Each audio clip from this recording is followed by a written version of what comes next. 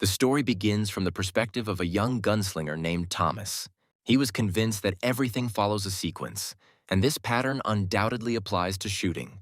In shooting, as in life, every step has its place. First come the eyes, then the fingers, then the breath, and last of all, of course, the waiting. Thomas hit the target again, not missing even by a millimeter, which surprised the sergeant, because he realized that the guy had hit the bull's eye. After a successful shooting, Thomas's partner suggested cleaning up a bit. He then asked how many times he had missed in his career, if indeed they could be considered misses. Sergeant Thomas, smiling, replied that shooting every day and not firing at least 10 rounds was indeed very strange. They continued to collect boxes of ammunition when suddenly something went wrong.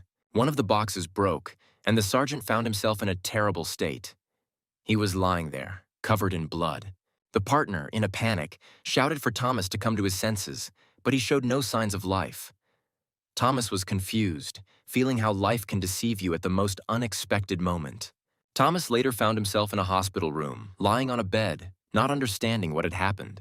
The news was on TV, and they reported that one of the best soldiers at the military base was wounded. All they told him at that moment was not to worry, not to be sad, and not to be angry. He was also informed that he had a check to pay for the operation, after which he would be able to recover and continue his life. As it turned out, after this accident, Thomas's legs failed. He tried to learn to walk again, but he was doing extremely poorly.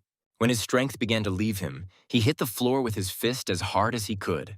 His mother, who watched her son's unsuccessful attempts to get back on his feet, could not hold back her tears. However, Thomas still had no intention of giving up. After this disaster, the hero began to be tormented by terrible nightmares. In one of them, he walked through fire, and it seemed as if some unknown hands were reaching out after him, trying to grab him. He screamed, begged for help, and thoughts that he would not survive were spinning in his head. In this nightmare, he suddenly realized that he had no legs, and then someone unfamiliar touched his face and called him. When Thomas looked down, he suddenly saw that he had no lower body at all. It was an unfamiliar spirit of a woman who seemed to come from the darkness itself, and she asked him if he wanted to learn to walk again. She explained that if he signed a contract with her, she would make sure that he found his legs again and could stand up. Thomas couldn't believe that such a power could exist and that it could help him walk again. He felt his reality starting to crumble. Suddenly, Thomas woke up, not understanding where he was. Soon, a young man approached him and asked if he had had another nightmare. Thomas, frightened, shouted that he was scared, and then the boy was offended that Thomas did not recognize him and did not understand what was happening. Then the boy asked why Thomas was so scared. Thomas explained that he was too tired and didn't notice how the boy carried him in his arms, because everything happened too quickly, and his thoughts were confused.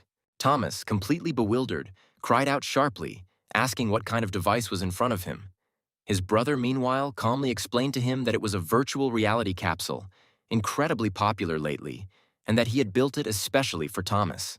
Thomas, still in shock, started shouting, indignant at how his brother could buy such a thing without his knowledge and install it right in his room without consulting him. His brother replied that his aunt paid for the entire capsule, which was about 10 million won. Then the hero, surprised, could not understand where they could get such money. However, his brother calmed him down again, explaining that his aunt had bought this miracle device especially for him, as a gift, and that everyone was worried about him.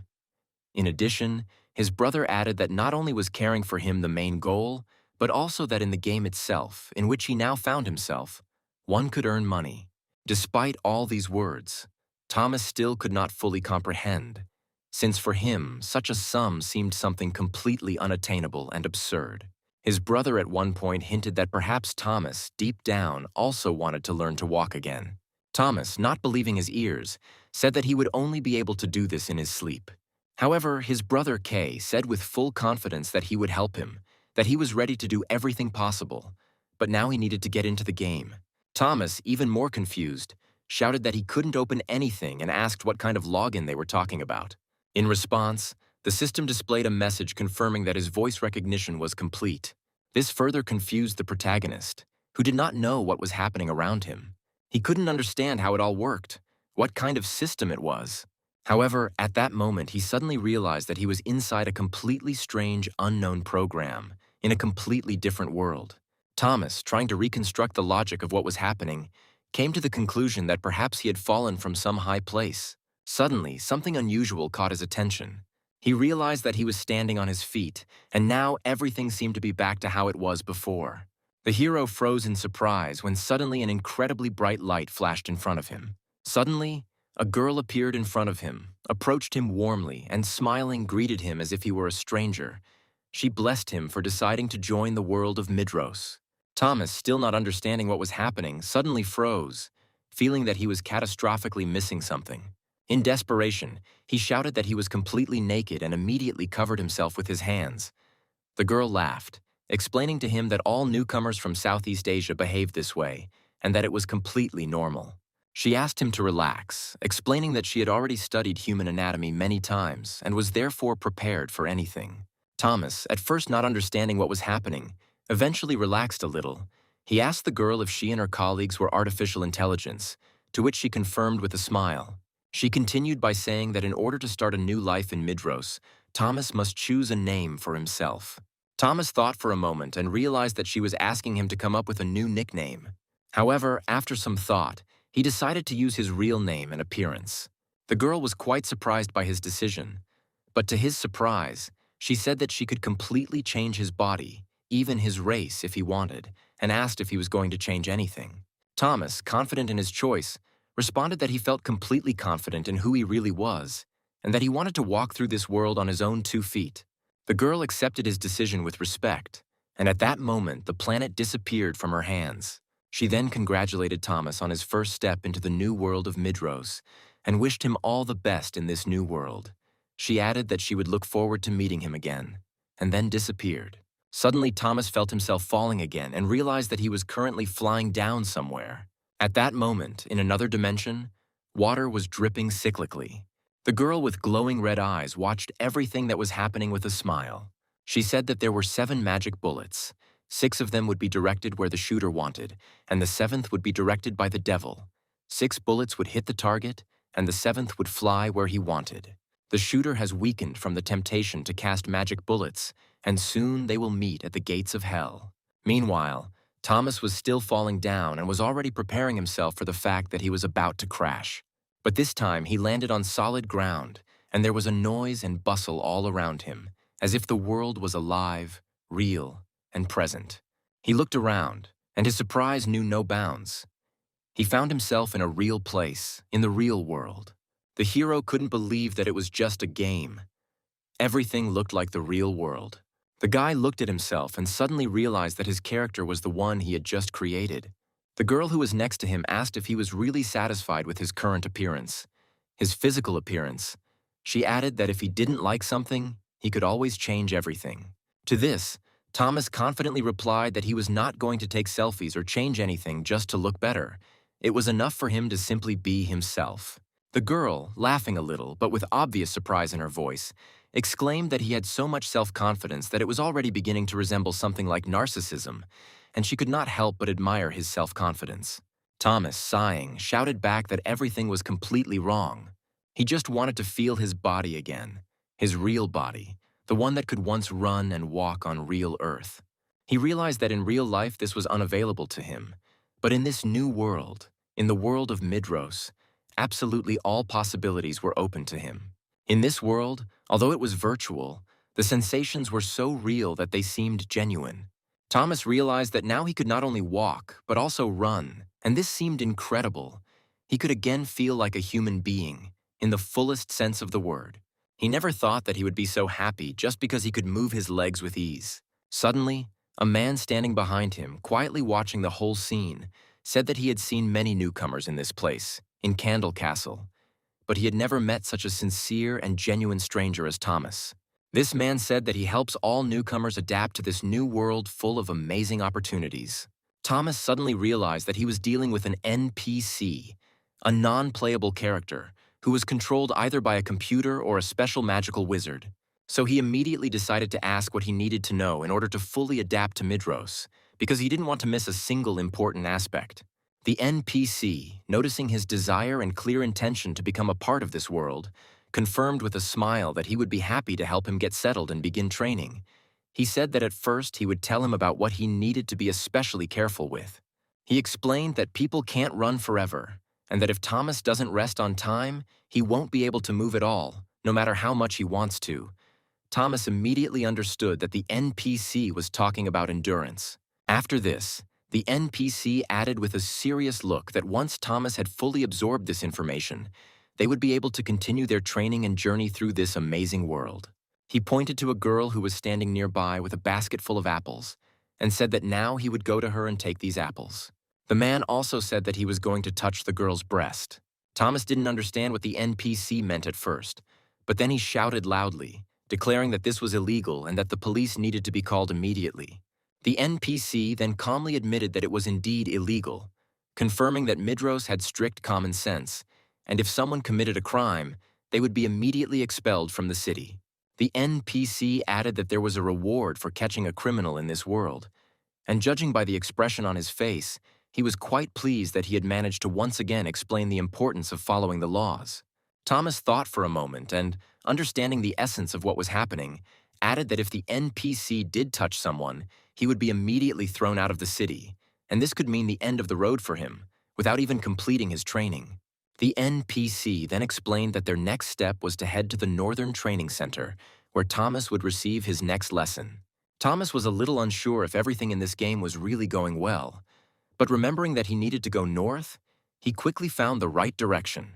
Having warmed up, he was ready for the further journey. With each step, he felt his self-confidence grow, and a new and exciting experience awaited him ahead. Suddenly, Thomas started running at an incredible speed.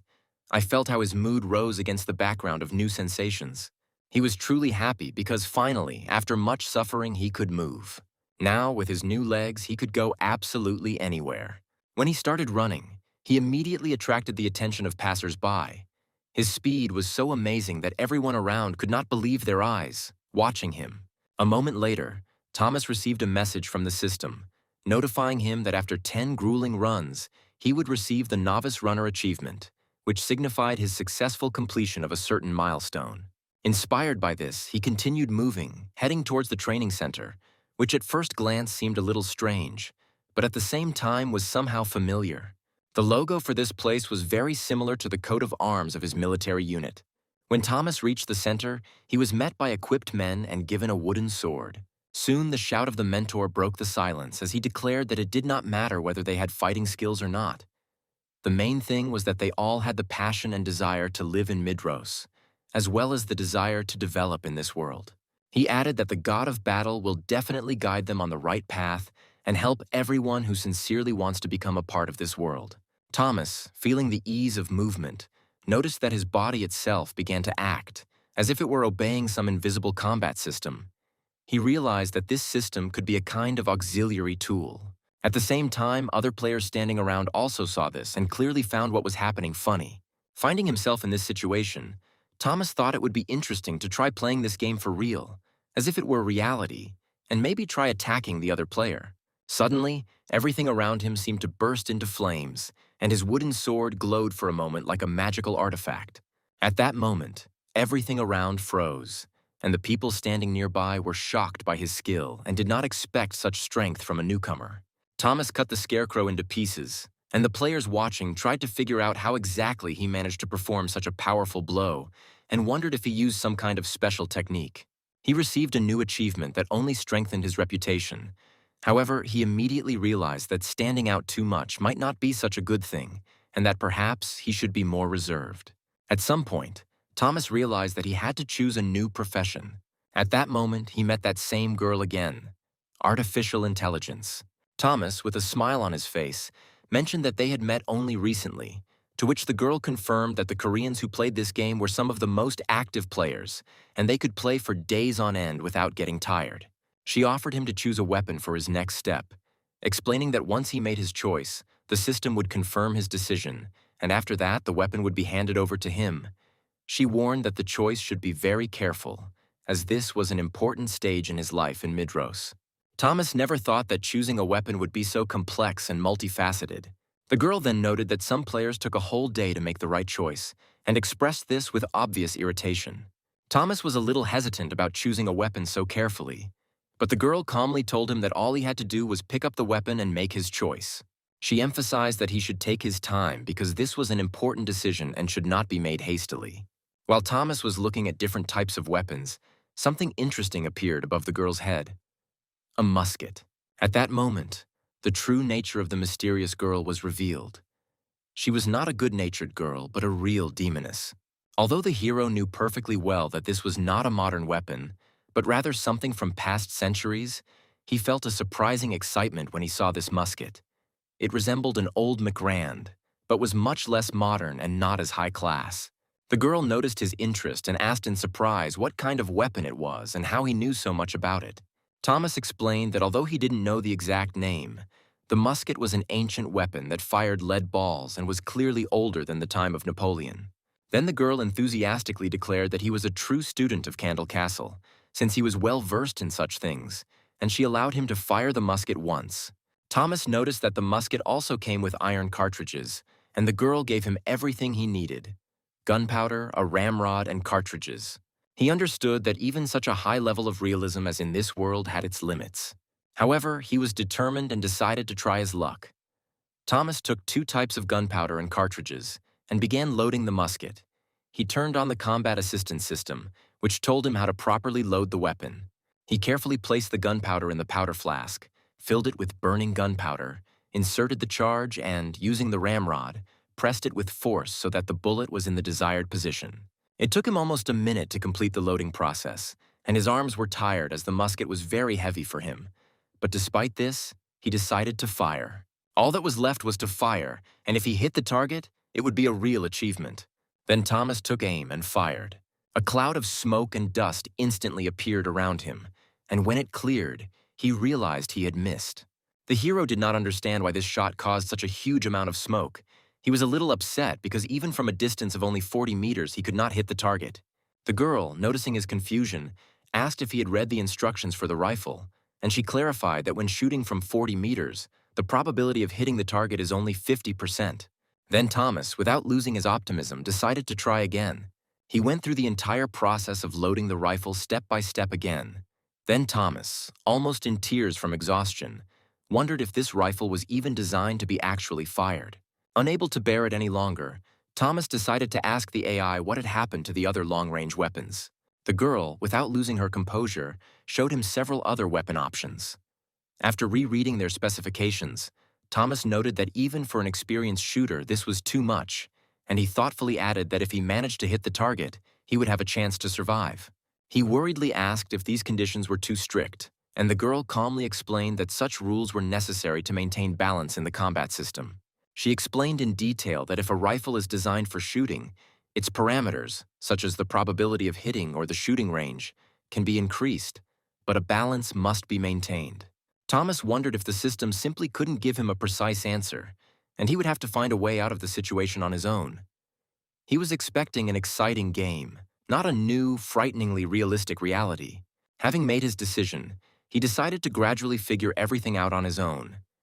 If he had the ability to shoot 10 times a minute or increase the probability of hitting the target to 80%, that would be simply ideal. Thinking about this, Thomas realized that in order to continue, he needed to choose a character class. Realizing that without this, he would not be able to leave, he shouted loudly, demanding that he be released. Then the girl calmly repeated what she had already said. Thomas realized that he hadn't even had time to determine which activity would bring him the greatest benefit, because for him, the game was not just entertainment. He needed to earn money, so he decided to change his approach. The girl looked at him carefully and asked if he really wanted to give up his musket, iron, or even his staff. After weighing his options, Thomas reached for the staff, but at that moment, something went wrong. Flickering pixels began to appear around him, and the next moment, everything disappeared, and he suddenly found himself thrown out of the game. Somewhere in the distance, he heard his mother's worried voice, desperately calling for him to wake up and answer. She continued to try unsuccessfully to reach him. Her voice trembled with worry, and when Thomas finally opened his eyes, he was genuinely surprised to see her in front of him. He quickly assured her that he was fine, but his mother, clearly worried, did not let up and continued asking if he was in pain and what had happened. Sighing, she explained that his moans were so loud that she had to pull the plug out of the socket, and only then did he finally come to his senses. Thomas realized that the exit from the game had happened violently. His mother was still worried, but he quickly reassured her, suggesting that next time she could simply press the call button. Then the woman nodded, saying that she would leave him, but asked him to rest a little when she left. Thomas thought, this game could really bring profit. However, one circumstance worried him the most. Since the exit from the game happened beyond his control, he did not have time to choose his class, and this meant that anything could happen. He remembered reading about this before and knew that in such situations the system would give the player a random class, but if he wanted to start over, he would have to wait 3 months, after which he would only be able to create a new character. His anxiety was growing, but he hoped that at the last moment he had managed to grab the staff, which meant he should have become a wizard. Trying not to panic, he immersed himself in the game again, and when he woke up, he discovered that he now belonged to the class of musketeers. Thomas tried to come to terms with this, deciding that since this was the case, he would have to become a musketeer. Dissatisfied, he went to test his skills, hoping for improvement, but to his disappointment, he had to use up all 50 units of mana he had. Then Thomas sank wearily to the ground, feeling that the musket was not at all what he had imagined it to be. In fact, it was not a musket, but some kind of useless spear. Suddenly, a man who looked like an NPC approached him. He remarked that he hadn't met the musketeers for a long time, and then offered Thomas to test his skills. The hero soon learned that to do this he would have to go beyond Candle Castle and catch rabbits. While Thomas was concentrating on loading his musket, the rabbit watched his actions closely. He methodically completed all the preparatory stages, trying to remember the skills acquired in the past. Taking a deep breath to calm his breathing, he took careful aim. A shot rang out, and again he was enveloped in a thick cloud of smoke and the smell of gunpowder. When the smoke disappeared, the main character saw only a running animal. As it turned out, despite the short distance, only 35 meters, it seemed that Thomas had missed again. The rabbit, who had seemed harmless a second ago, continued to sit in place, but now his eyes flashed a bright red light, filling with malice. Suddenly, he jumped up and rushed straight at Thomas. At that moment, the animal suddenly accelerated and hit the main character with its paws right in the stomach. Realizing the danger, he began to frantically load his musket, but the thought that some pathetic rabbit could kill him did not give him any peace. Realizing that he wouldn't make it in time, he rushed away, running away with all his might. The rabbit froze for a moment in confusion, but then rushed after the fugitive. Thomas hoped that he had already gained enough distance, but his pursuer was faster, reaching speeds of up to 80 kilometers per hour. At that moment, Thomas realized how ridiculous the realism of this game was, and before he could figure out how to get out of it, the rabbit pushed him away with all its might with its powerful paw. At this point, the players gathered around, watching the scene and arguing about how much mana Thomas had left, and whether he really had a staff in his hands and was a wizard. Thomas noted with alarm that he had lost more than half of his health, but the rabbit showed no sign of stopping, attacking with even greater ferocity.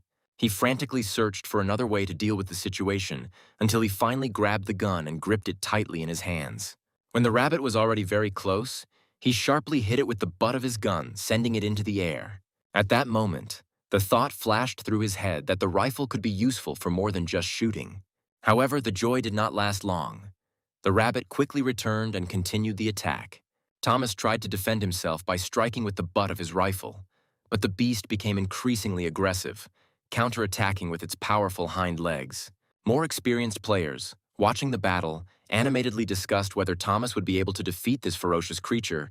He himself believed that since he had chosen the path of a musketeer, he must live up to this title and prove his accuracy. After a long and grueling fight, Thomas finally managed to catch that damn rabbit. However, his musket was a long-range weapon, and now, in his moment of respite, he was tormented by the thought that suddenly he would miss again.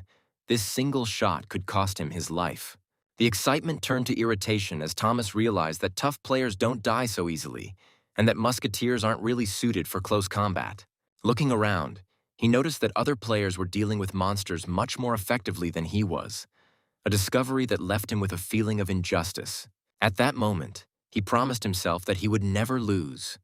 Neither to other players, nor to the gaming system itself, he intended to prove to everyone what he was capable of.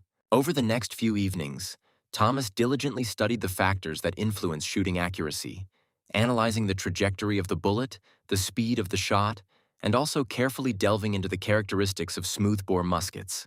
He learned that the ballistic coefficient can provide a firing range of up to 350 meters, but many external factors must be taken into account, and he realized that by properly using all the advantages available to him, he could significantly improve his shooting accuracy. However, as he thought about all this, Thomas wearily clutched his head, realizing that until he mastered the art of shooting, the most reliable weapon for him would probably be an ordinary bat. At that moment, the door opened slightly and his mother looked into the room. She asked with a smile if he would like some fruit. She gently ran her hand through Thomas's hair and asked if he was in a good mood. Thomas merely advised his mother to go to bed, but in response, she warned him against sitting at the computer for too long. Then Thomas thought that now was clearly not the time for food. He should focus on more pressing matters. First of all, he was interested in a way to make money quickly, although he could not become a prosecutor. But the role of a musketeer in the game seemed quite suitable. If he could accumulate 20,000 gold coins, it would earn him 2 billion in real life, meaning he would be able to walk again. Meanwhile, the players around were alarmed by the unexpected sound of a gunshot, but at the same time they doubted that firearms could exist in Middle-earth. When Thomas tried to perform a quick reload, they began to wonder if he was infusing the weapon with mana or performing a normal mechanical reload. The protagonist was pleased, as the reload time was now 3 seconds shorter than before. But when the surrounding players saw that it took a whole minute to fully reload, they were confused. 1 shot per minute was an indication that it was an ineffective weapon, and many believed that Thomas would soon become disillusioned and leave the game. However, he didn't pay attention to other people's comments. Confident that everything was going according to his plan, he was going to fire a series of shots to improve his accuracy.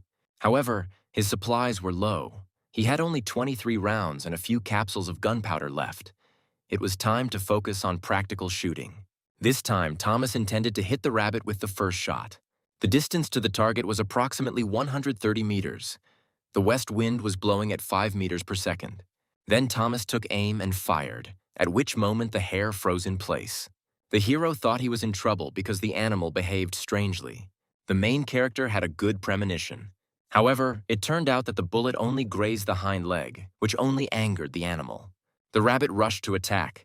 Thomas hoped that his opponent would soon give up, but he continued to attack. He threw the beast away and hastily reloaded the musket.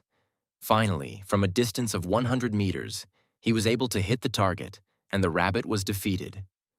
For the successful kill, Thomas received several achievements and even got into the Hall of Fame. The effect was twofold, allowing him to earn 42 experience points and reach level 8. But to his delight, there was also some bad news. The barrel of his musket was damaged. Sighing, Thomas thought that the spark should only be used at a critical moment. He decided to use his weapon as he pleased and activated the blunt weapon mode. Although this method could lead to the breakdown of important parts, he continued to mercilessly hit the rabbit with the butt of the gun. The players around him noticed his strange fighting style and gave him the nickname Bloodstained Butt. They could not understand why Thomas did not use the musket for its intended purpose. Thomas soon wondered why catching rabbits without a gun was so much easier, but he still caught one. The level up finally happened, and it made him happy. The players around him congratulated him on reaching the first level. While discussing Thomas's nickname, they admired his shooting skills. Thomas also thought about his skills, but decided to first complete one more task before acquiring anything new. When he completed the task, he received 1 rabbit skin and some experience as a reward. The man who gave the task asked if Thomas had dealt with the aggressive rabbits and offered to repeat the mission, but the protagonist refused. He had earned 5,050 copper coins, and now he had to accumulate 19,999 silver and 50 copper coins. Then Thomas headed to where the locals wanted to buy rabbit meat from him. After all, it was the freshest product. One of the women, upon seeing the carcass, exclaimed that she had not seen such appetizing rabbit meat for a long time. The Sacred Grill restaurant offered him 7 copper coins for the carcass. At this point, Madame Lu asked Thomas for help. He clarified what exactly was required of him, and since it was a meat restaurant, he was asked to go in search of a new batch of meat. Thomas realized that another quest had unfolded before him, in which he had to develop a new menu for the hotel. According to the terms of the task, he had to get 5 ordinary rabbits and 1 with black fur. This was a special, related quest. Looking questioningly at Madame Lu, Thomas asked what kind of black rabbit meat it was. Madame Lu explained in detail that the meat of these black rabbits has a truly unique taste that can only be experienced by tasting it in person, and she emphasized that to catch them, you will need special bait, which must be placed in a bag and hung on a tree. However, she immediately warned that this method would only work at night, meaning there was no point in wasting energy during the day. With a hint of sternness, Madame Lu added that she would not tolerate jokes or accept fake meat, and, moreover, she made it clear that those who tried to deceive her risked losing their legs. The first thing the protagonist had to do was replenish his supplies of gunpowder and cartridges. At the moment, he only had 1 silver coin and 27 copper coins left in his pocket. Black powder cost 10 copper coins, and each cartridge cost 3. So for the required amount of ammunition, he had to pay 1 silver coin and another 26 copper coins. The prices in the store seemed unreasonably high to him, and Thomas was perplexed as to why everything was so expensive. When he asked, the salesman replied that the reason was the rarity of musketeers in the area. Then the seller suggested an alternative, albeit riskier option, cheap but explosive gunpowder. However, Thomas, knowing the habits of these rabbits, immediately realized that such experiments would only lead him to losses. After weighing all the possible options, he came to the conclusion that after buying everything he needed, he would only have 1 silver coin left. If there aren't enough bullets, the only option is to use the rifle butt, but then the meat will spoil, and Madame Lu will simply kill him for it. Suppressing his regret, Thomas gathered his courage, bought 7 cartridges and handed over the money with a heavy heart, barely holding back his tears. The seller, noticing his despondency, grinned and suggested that he come back later. Thomas, thinking about how else he could make money, asked if the store needed workers. In response, the seller ironically noted that he would hardly be able to hire a person who had such difficulty parting with 7 capsules of gunpowder. Thomas could only admit that in the current situation he needed to look for other ways to survive. For example, magic, which could be used without financial costs, seemed like a rather attractive alternative. However, he was still wondering why the merchant hadn't offered him any task. Thomas remembered that there might have been some conditions involved, since the commander had given him a task as soon as he saw his level, and Madame Lu, upon noticing his loot, had also immediately offered him a task. However, here he received nothing, and this made him think that apparently in order to earn the seller's trust, it was necessary to fulfill some additional requirements. While he was thinking, another thought came to his mind. He urgently needed food. His energy level had already dropped to 40%, and if he didn't eat, he would soon simply not be able to function normally. Deciding not to delay, Thomas headed to the bakery, but by the time he finally got there, the sun was already setting. It turned out that he arrived too late. The saleswoman announced that the store was already closed. Thomas tried to appeal to her mercy, assuring her that it wouldn't take long, and if he didn't manage to buy food now, he simply wouldn't be able to continue the game. But alas, it became obvious that after sunset it was no longer possible to stock up on provisions. He urgently needed to choose something from the remaining assortment, but as it turned out, all the cheap goods had already been sold out. Confused as to why there wasn't a single bun left, he turned to the saleswoman for an explanation. The woman explained that rabbits were to blame for this. They destroyed almost the entire wheat harvest, which meant that it was simply impossible to bake enough bread. Thomas thought, the NPC seemed to be talking about some kind of difficulties. Perhaps she was trying to hint that she needed help. He decided to take advantage of her inattention and offered a deal, telling her that he had killed the rabbits at the request of the commander. He offered to exchange the meat for buns.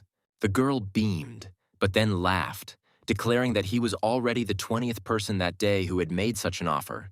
She explained that the rabbits were multiplying too quickly, and despite their abundance, she simply did not need the meat. Thomas was surprised. This NPC turned out to be unusually smart. He quickly changed tactics and said that he understood the situation perfectly. But, unlike the others, he received a special task from the owner of the sacred grill. He needed to catch a black fur rabbit. The girl then raised her eyebrows and asked if he was referring to Black Angus, the infamous beast. She believed Thomas was just joking, as such a young man could not have handled such a task. She added that whoever managed to catch Black Angus certainly had no money problems. Apologizing for his bluntness, Thomas silently took out the package Madame Lu had given him and offered the saleswoman a look. As soon as the package was opened, a foul smell filled the air. The saleswoman wrinkled her nose and muttered that only Lu could have caused such a disaster. However, the fact that Madame Lu had entrusted this guy with such an important task made her wonder if he really was reliable. Then the girl voiced her request. Thomas, pleased with the success, agreed to help without hesitation, believing that something simple awaited him. However, she explained that it was a truly risky undertaking, collecting rare herbs that grew in the place where the black rabbit had defecated, and moreover, the location of this location had to remain a secret. Thomas wondered if the game developers were crazy, then the NPCs might be the same, and he couldn't help but wonder if his life was really worth a few buns and a couple of copper coins. He then cautiously asked if the Black Angus and the black-furred rabbit were really the same creature. The saleswoman nodded affirmatively, explaining that, according to rumors, it was because of this beast that ordinary rabbits mutated into monsters. Black Angus received its nickname due to its ferocity. Then Thomas replied that he was ready to help in the current situation. But suddenly the saleswoman looked at him puzzledly and asked what was wrong with him. He sighed heavily and admitted that he was so hungry that he would soon pass out. If he had eaten a loaf of bread a little earlier, then perhaps he would have had enough strength to complete the task. The girl glanced at him sideways, asked again if he really wanted to ask her for bread, then, narrowing her eyes suspiciously, asked what would happen if he simply ate the buns and ran away. However, Thomas hastened to reassure her, assuring her that he would carry out the order and had no intention of deceiving her. Then the saleswoman offered him new conditions. 3 extra buns were added to the task, and a strict time limit was set. If he failed, his intimacy level with her would drop by 10%. However, showing generosity, she agreed to give out the buns in advance. Thomas accepted them with gratitude and promised to do his best. The girl said that she believed in him. After eating the buns, Thomas suddenly felt sad. They were so delicious that they surpassed even the best food in real life. Thomas walked along the road, thinking about his fate, the strangeness of this game and what awaited him next. Now he had only 12 hours left to complete the task. Suddenly, loud screams were heard behind the main character. A group of players was gathering a squad to hunt a black rabbit. Intrigued, Thomas turned around, listening intently to the discussion. He expressed a desire to join them, but in response he heard a direct question about his profession. Without hesitation, he revealed that he was a marksman, but the players, openly skeptical, began to discuss his appearance, quickly concluding that he hadn't even reached level 5. They couldn't understand how such a weak player could help in the battle with the rabbit boss. Thomas understood that he had no choice of the conditions, but despite this, he decided to clarify what exact task they were performing. The answer was quite simple. Their goal was to collect rabbit fur, however. This short dialogue turned out to be useful. Now he had at least some additional information. During his search, Thomas met other players completing various quests and realized that he would need at least 4 additional quests to reach level 10. Having done the math in his mind, he made the calculation. 1 bullet, 1 rabbit. He had 12 hours left to carry out his plan. Soon he managed to get 3 more tasks. He had to deliver wool to a clothing store, claws to a workshop, and horns to a jewelry store. By catching just 1 rabbit, he could complete 5 quests at once. But to do this, he needed to collect not only the fur, but also the meat, eyes, claws, and horns. The difficulty level of his task suddenly increased to very difficult, and now there were only 4 hours left to complete it. Then Thomas went into the forest and started hunting rabbits. Gradually his skill increased and he reached level 5. However, in the process, he realized that he had struck the musket too hard. The butt began to weaken. If the weapon breaks, his shooting skills will be compromised. Reaching for his backpack, he noticed something unexpected. Nearby were the same players he had seen at the fountain, getting ready to hunt. However, now they no longer looked so confident. They were desperately shouting that they were about to die and calling for the archer and the doctor. Thomas was puzzled. It was just a low-level quest. The guy then assumed that they were using magical attacks. Suddenly, a black rabbit appeared in front of the boys and furiously rushed at them. It was huge, and none of the players could resist it. Thomas quickly realized that the entire group consisted of mages who attacked once every 15 seconds, while his own recovery took a full minute. He watched as the rabbit attacked, its victims desperately trying to escape, calling for help. Then Thomas realized that in front of him was not an ordinary creature, but that very same Black Angus. His breathing resembled the heavy panting of a bull, and his very being was completely unlike the usual rabbit. He decided to analyze the situation, and at first his attention was drawn to the rabbits' tactics. They methodically pursued people and finished them off one by one. It was only after some time that Thomas noticed that there were two of them. He did not understand how this was possible. He could not believe that their number was growing so rapidly. Thoughts about what was happening threatened to drive him crazy. The game was becoming more and more unpredictable earlier.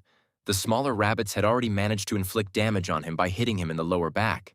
But these, at the level of the boss, could definitely break something more serious. Thomas thought about his situation. He himself had made contracts with 5 NPCs at once. Even if there was only one rabbit, he would not have a chance of winning. If he failed, he would lose 10 trust points from each of the NPCs, and at this rate, he would soon find himself in a situation where he would simply not be allowed back into the village. However, there was no turning back. He was a musketeer now, which meant he had to fight. If he hit the rabbit with one accurate shot, he could kill it instantly. And Thomas knew he was capable of it. After all, the world had been skillfully recreated based on reality, and his shooting skills, acquired in the special forces, had passed along with him.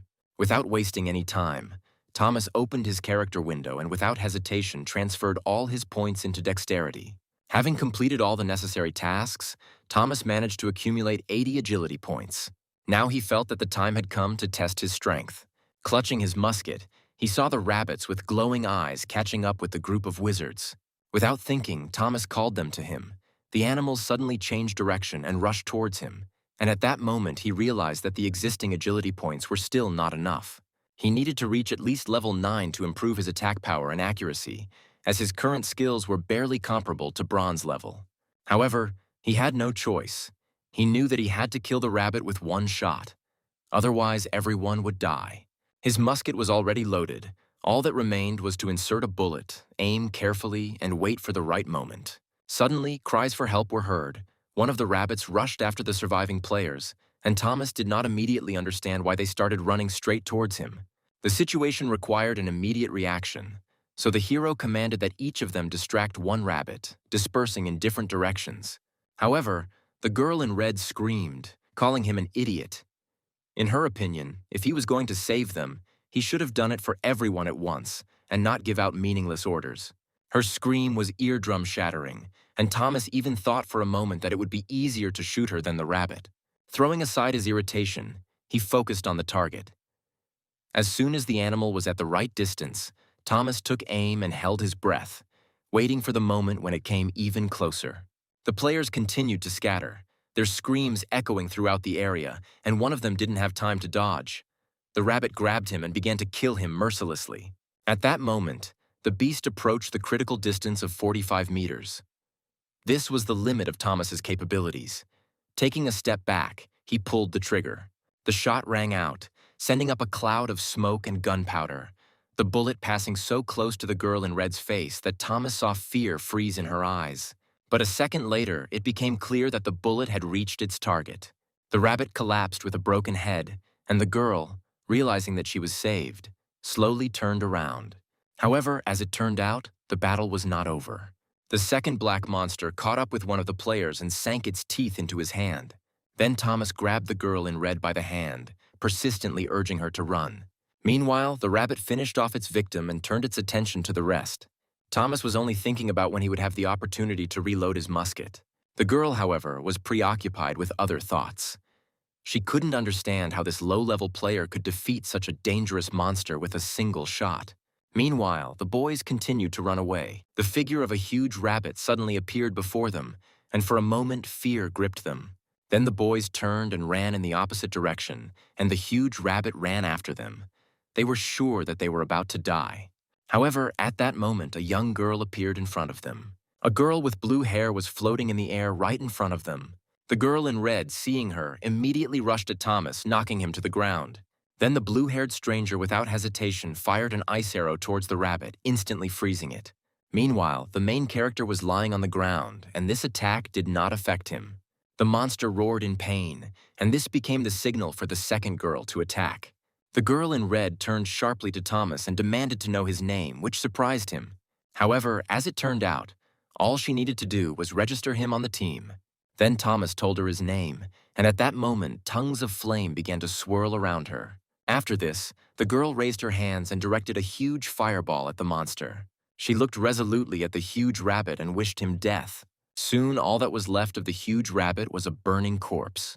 The two girls and Thomas watched him, and then thoughts crept into the hero's head. At that moment, his level increased, which the system informed him of. But the guy was worried about something else. Thomas wondered if they set the frozen monster on fire. The valuables would surely burn along with it. But the girl, sensing his hesitation, immediately suspected that he wanted to keep the loot for himself. In fact, she had no intention of taking anything from him. The rabbit was already lying nearby, and the entire spoils belonged entirely to Thomas. The girl in red only dealt the final blow, which meant she also had a right to her share. Meanwhile, Thomas had collected the necessary trophies, and his backpack instantly became incredibly heavy. The girls continued to follow him, but he did not understand what they wanted. However, they soon introduced themselves. The girl in red was called Scarlet, and the blue-haired stranger was Luna. Thomas calmly replied that he was not interested in their names. Luna was well known in the gaming community, one of the most popular players in Hong Kong, and her sister couldn't believe that the person standing in front of her was actually a Middle-earth user. She asked curiously if he was from South Korea, but Thomas only coldly remarked that they didn't know each other and that she should take her friend and leave him alone. After finishing the conversation, he added that hunting in their company had been quite fun, after which he turned around and left, leaving the girls slightly confused. They were haunted by the thought of how Thomas was able to destroy Black Angus with just one shot. Even though his physical strength was in perfect condition, there was still some anomaly in it. Then Luna suddenly shouted that the puak grass was on the opposite side and pointed confidently with her hand. The hero was shocked by this statement and instantly remembered the words of the saleswoman, who warned that this item should not be told to others. Thomas froze in bewilderment, not understanding how Luna could know about the existence of this herb. Scarlet, surprised by the reaction, cautiously asked what kind of herb it was. Then Luna, without hiding, answered that it was a special item for completing the quest. After which, as if wanting to calm Thomas down, she suggested that he simply tell the other players about it. He listened to her in complete shock. It seemed to him that the girls decided that he was nervous because he was afraid that they could take this item away from him. In fact, they were right. Then Luna recalled that Thomas had destroyed the monster with a single shot and admitted that she had been closely watching his actions, wanting to understand exactly how he had done it. The conversation smoothly moved to an analysis of the rabbit monster, and Scarlet asked how the protagonist managed to kill a creature that was in perfect health and had not a single wound. Then Thomas, not wanting to go into details, just shrugged and said that he was just lucky. At that moment, the system rewarded him with 3 achievements, the first being Black Rabbit Hunter, the second being One-Hit Miracle, and the third being Expert in entry-level monster weaknesses. This meant that the task was finally completed successfully. In honor of their safe return from such a dangerous adventure, they decided to have a drink. The girls ordered a generous meal and invited Thomas to sit with them in a cozy tavern. He hesitated for a while, but eventually joined them. As the conversation became more and more casual, Thomas couldn't help but ask who they really were.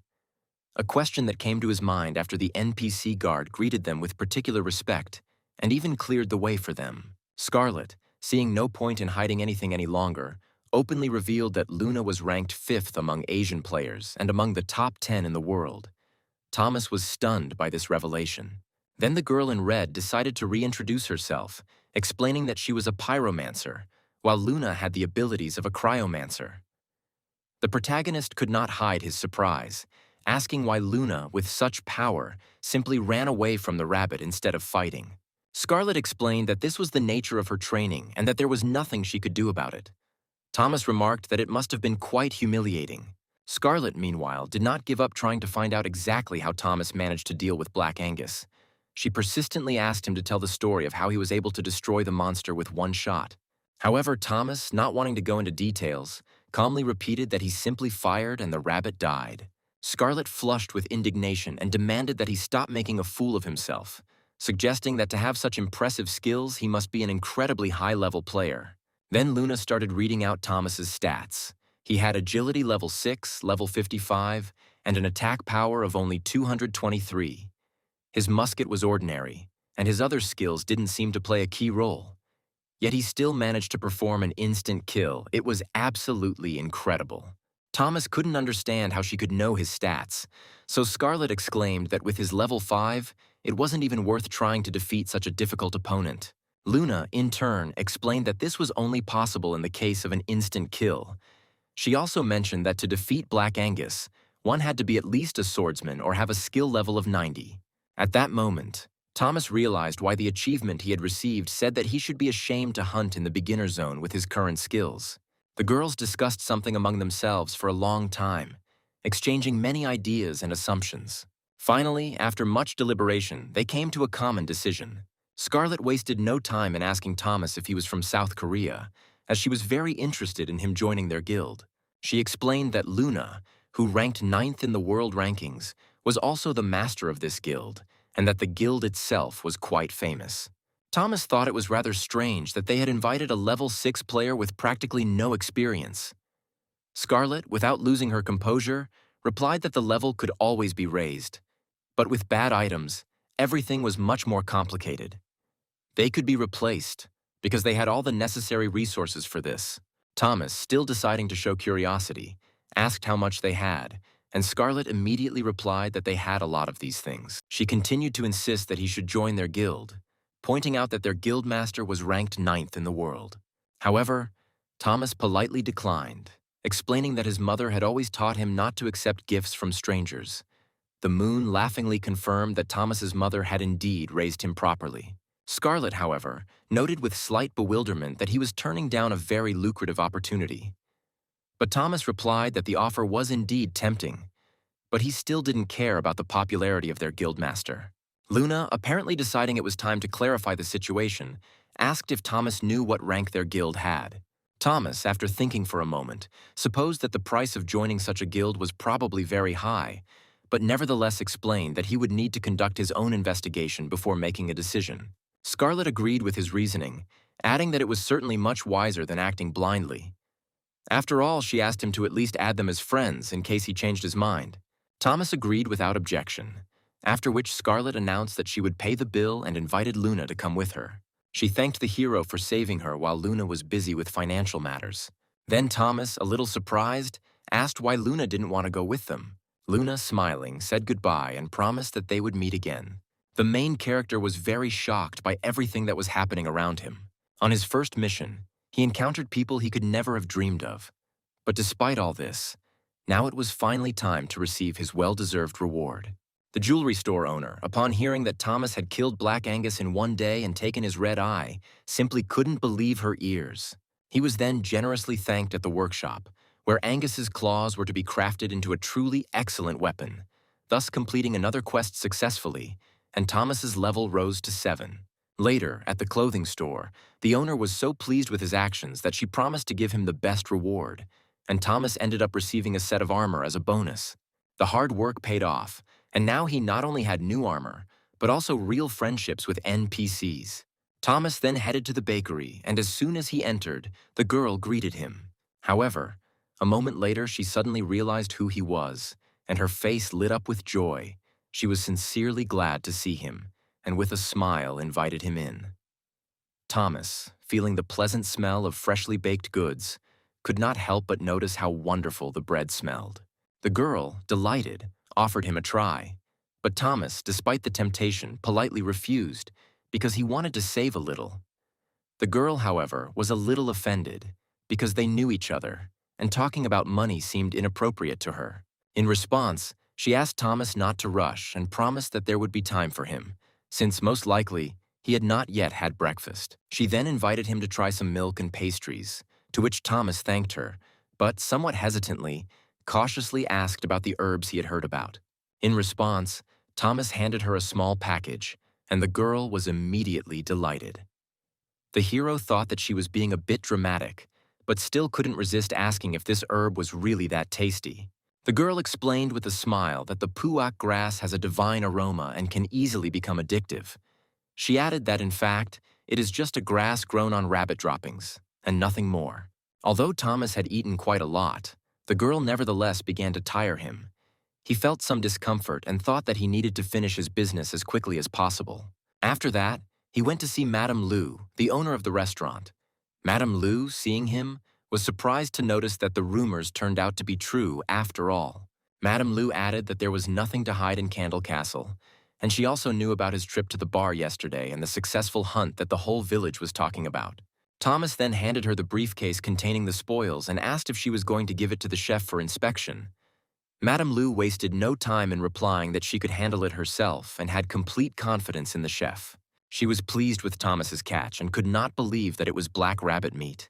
She promised him a big reward and asked him to wait while she prepared the food. Thomas, noticing that the situation looked a little strange, suspected that this might be another task and asked how much time she needed to prepare. Then Madame Lu, with a slight laugh, explained that she could cook everything quickly enough, but to do so she needed Thomas's help in creating a new menu for her famous sacred grill, and as a reward, she promised to provide him with a special lunchbox.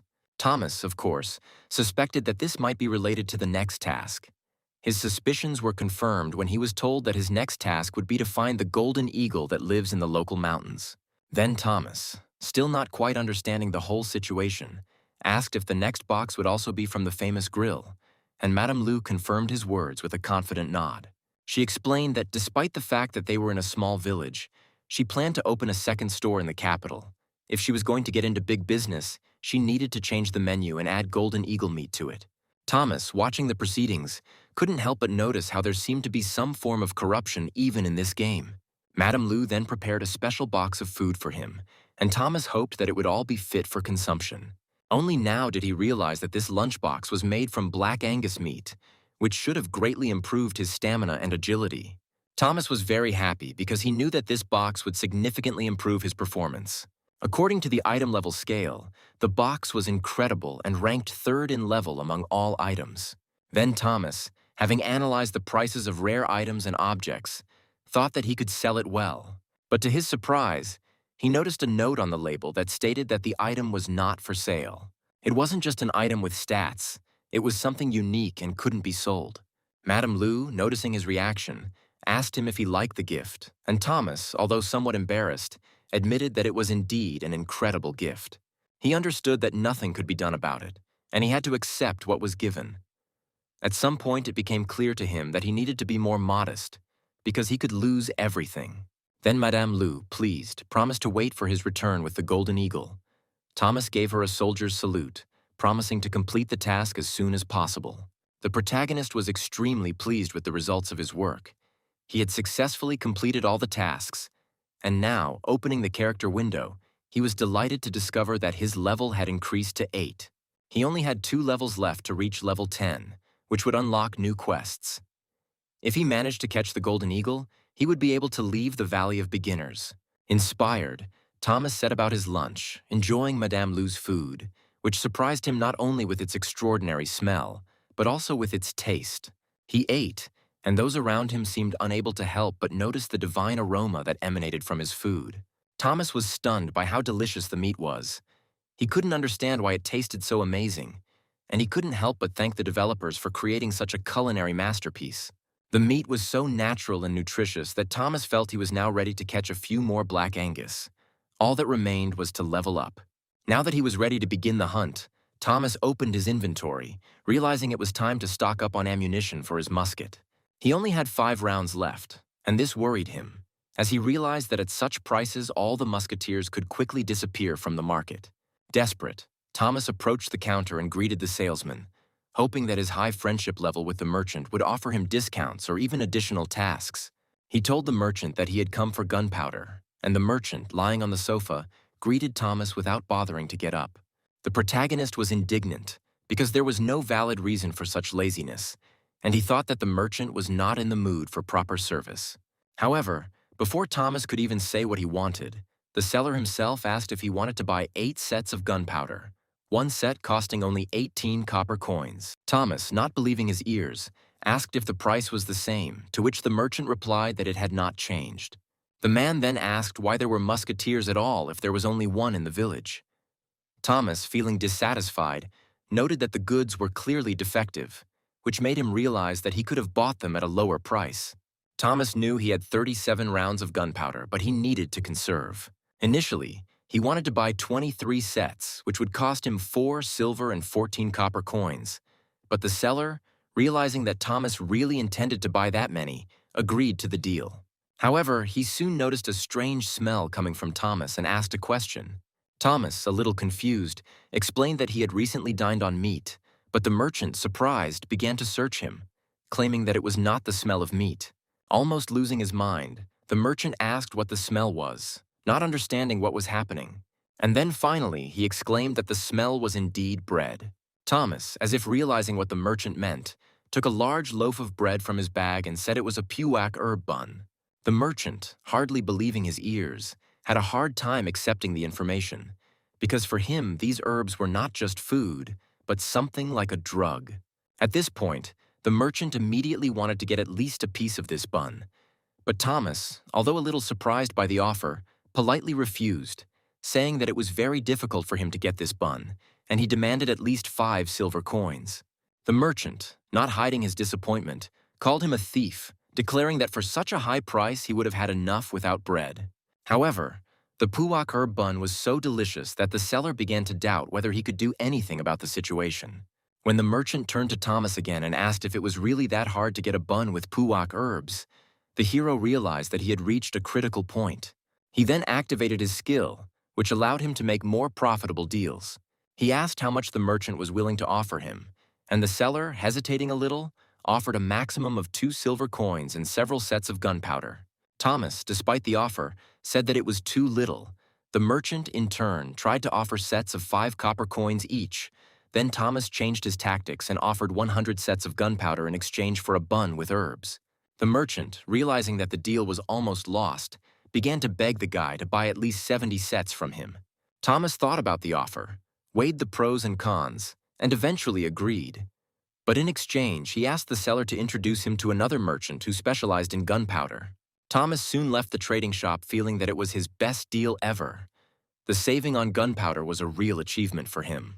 He was glad that he was able to save money, which was so important to him. With this in mind, he told himself that he needed to work even harder to earn as much money as possible and help his parents. Inspired by this thought, Thomas decided to check his tasks and their value. Turning on the TV, he accidentally heard the news about Midros, the game he played. The news reported that many interesting events happened in the game that day. The first news was about the change in the top 10 best players in the world, who seemed to have held their positions steadily for a long time. However, another message turned out to be more interesting. There were rumors that a famous player, Luna, who was quite famous in the circles of players, appeared in one small village. However, as it turned out, she was not alone. The news said that he was with someone. Thomas, listening carefully to the news, realized that this Ramlong company to which she allegedly belonged was one of the most powerful in Hong Kong. The news also said that they came to the village to recruit new members, and their attention was drawn to a Korean user, talking about a meeting that took place in this small village with a small number of people. Luna supposedly wanted to personally recruit this Korean user. Although his identity remained a mystery, it was clear that he was a truly outstanding player. And then Thomas realized that it seemed like they were talking about him. He hoped that his identity had not yet been revealed. But suddenly the news reported that this mysterious user was armed with a long wooden weapon that looked more like a rifle.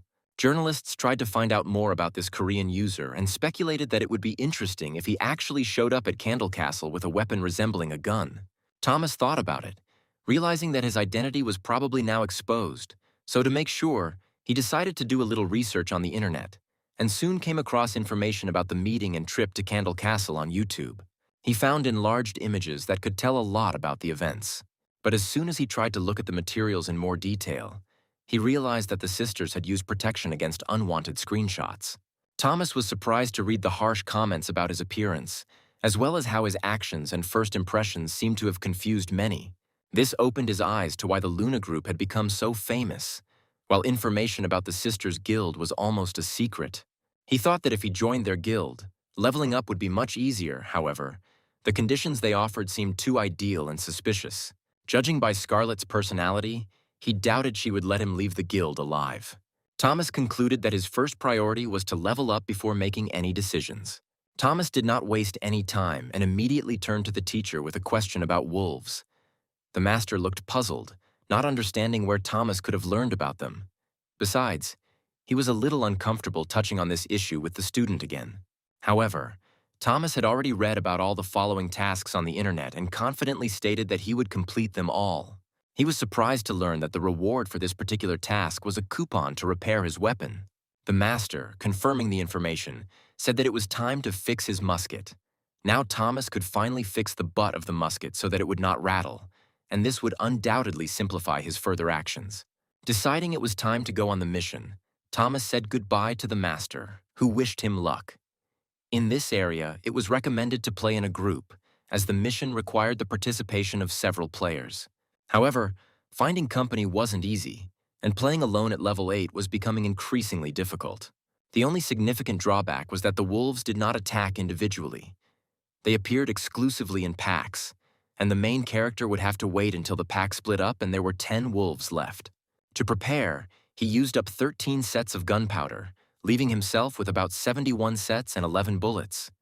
The plan was simple: level up to level 10 and then use the remaining resources to hunt the golden eagle. Suddenly, Thomas heard strange sounds and spells ahead. He decided to crawl closer, hoping to find a wolf that had gotten separated from its pack. As he approached, he saw several players who had formed a group to hunt wolves. There were quite a lot of people there. Some of them attracted the attention of the wolves, and others, in turn, had already attacked them. Thomas, standing aside, felt unsure of his strength. He realized that perhaps he simply wasn't ready for such a large-scale battle. Realizing that the wolves were falling under the blows of such strong players, he decided to retreat and not waste time observing. Soon, he noticed a lone wolf with bright red eyes lying on the grass. It was the perfect time to attack Thomas. Getting ready to attack, carefully removed the lid from the gunpowder pack and carefully poured it into the musket. Then he blew into the muzzle and tapped the butt on the floor, preparing to fire. He was almost ready when the unsuspecting wolf continued to rest, not noticing the threat. Thomas then quietly thanked his commander because thanks to this, he was able to reload the weapon in less than a minute. Then Thomas fired and hit the wolf straight. As it turned out, this time he managed to hit him in the head on the first try. He was already preparing to approach his prey when suddenly a second wolf appeared nearby, angry and hungry. Thomas didn't expect the second predator to appear so quickly. At this point, Thomas realized that his musket was not suitable for close combat, and he had no choice but to wait for the right moment. He hurried to prepare his musket for the next shot. However, the second wolf did not try to come closer. Instead, he circled around trying to surround Thomas. It was a very clever maneuver, and Thomas was amazed at how the animal used such a tactic. He noticed that the wolf seemed to be trying to get out of his aiming range. Thomas began to realize that the developers may have enhanced the wolves' intelligence, making them more agile and intelligent. Hitting a moving target, even if it was only moving from left to right, was much more difficult, and Thomas began to think that the wolf might be able to dodge the bullet. He considered moving a little further away to lure the wolf into a trap, but if he did so, he would not be able to reach his prey. He knew he couldn't afford to take such a risk, but at that moment, Thomas, without thinking, let out a loud, low sound, causing the wolf to growl in rage. The wolf rushed at Thomas with terrifying speed. However, the protagonist instantly took a step to the side and struck with precision, hitting the target. The predator didn't even have time to react before he was defeated. Thomas was surprised that animals in this game could die even from one bullet hit. But the most interesting thing is that the wolf reacted to the sound of the shot, which Thomas skillfully imitated with his voice. It was the right decision to wait for the right moment to shoot. Having examined the surroundings, the hero was convinced that there were no other wolves nearby. While he was admiring his prey, two figures approached him. They noted that they were amazed by his skill in hunting wolves. Then Thomas turned around and saw two strange creatures. At first glance, he thought they were other players, but then he realized that they were enemy mobs. However, they screamed and declared that they were not monsters, begging not to shoot. Then Thomas began to understand the situation, and soon realized that one of them was a lizard and the other was a druid. He even saw their images on the game's home page. Thomas wanted to leave, but these strange creatures tried to stop him. He apologized, realizing that he was mistaken in taking them for enemies. The lizard, noticing his misunderstanding, explained that for all newcomers at the initial stages, this was quite natural. The druid, in turn, offered to show the protagonist his crow, but the lizard immediately got down to business, asking whether Thomas hunted alone. Thomas confirmed that yes, he preferred solo forays. Surprisingly, the lizard was very impressed by this, especially the fact that Thomas was able to kill 2 wolves at once. Coming closer, the lizard asked if Thomas wanted to hunt with them. It seemed they were on the same level, and in that case, their hunt could be much more successful if they worked as a team. The lizard explained that because wolves often travel in packs, it was difficult for 2 of them to deal with such enemies. They needed a 3rd member, and Thomas turned out to be the ideal candidate. She noticed Thomas's weakness, his long musket reload time, and suggested they could cover him during this period. At that moment, Thomas realized that the lizard and the druid seemed to be pursuing him purposefully, and he decided that he could no longer rely on luck alone. These players were on his level, and there was no point in him refusing the proposed cooperation. He admitted that his level was 8, and the lizard was surprised that Thomas was so strong. However, they decided to hunt together. Lizard suggested that he would attract the wolves' attention, and the druid would act as a tank and healer, while Thomas's task was to film the moment of the attack in order to complete the task. Once the roles were assigned, the players began to introduce themselves. The lizard's name was BME, and he was a poison mage, and the druid's name was Carl, and he was level 9. Thomas, noticing a familiar atmosphere in Carl's behavior, asked if he was the same Carl who became a druid after the power outage. Then Carl, a little embarrassed, explained that he had already started therapy to cope with the effects of the stress he had experienced. Then the druid calmed the others down, saying that everything was fine and adding that he was already used to such incidents. The lizard, meanwhile, said that he was from Ho Chi Minh City in Vietnam and asked if the protagonist liked his appearance. Thomas thought for a second, assessing their appearance, and thought that their combination looked quite good. However, his disappointment was due to the fact that he seemed to be the only one dealing damage to her. Unexpectedly for himself, Thomas found himself on a team with 2 players whom he initially considered losers. During one of the attacks, the druid released his mad raven, which, as if on cue, frightened all the enemies. At such moments, Thomas could not concentrate at all, because the crow's cries were like the shrill quacking and crying of a small child. The lizard, meanwhile, wasted no time, successfully damaging the wolves with its poisonous saliva. However, this no longer seemed funny to the protagonist.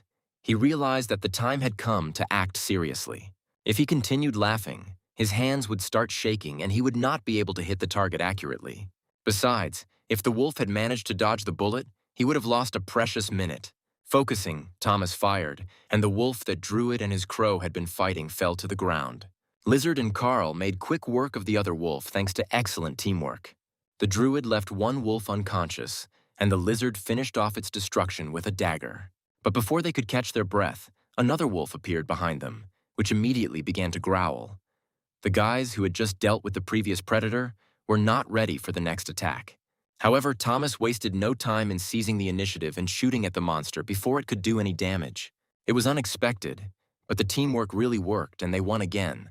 Thomas was so amazed that his musket skill increased to level 3.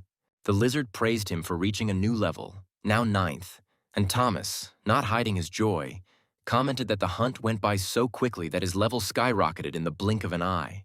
Then the lizard explained that it was all thanks to Thomas's high attack power, and Carl, playing the role of a tank, also performed his task well, earning gratitude from the team.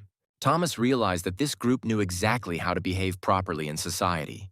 He said that he had collected all the necessary items for the quest, but the lizard replied with a smile that he would no longer need them.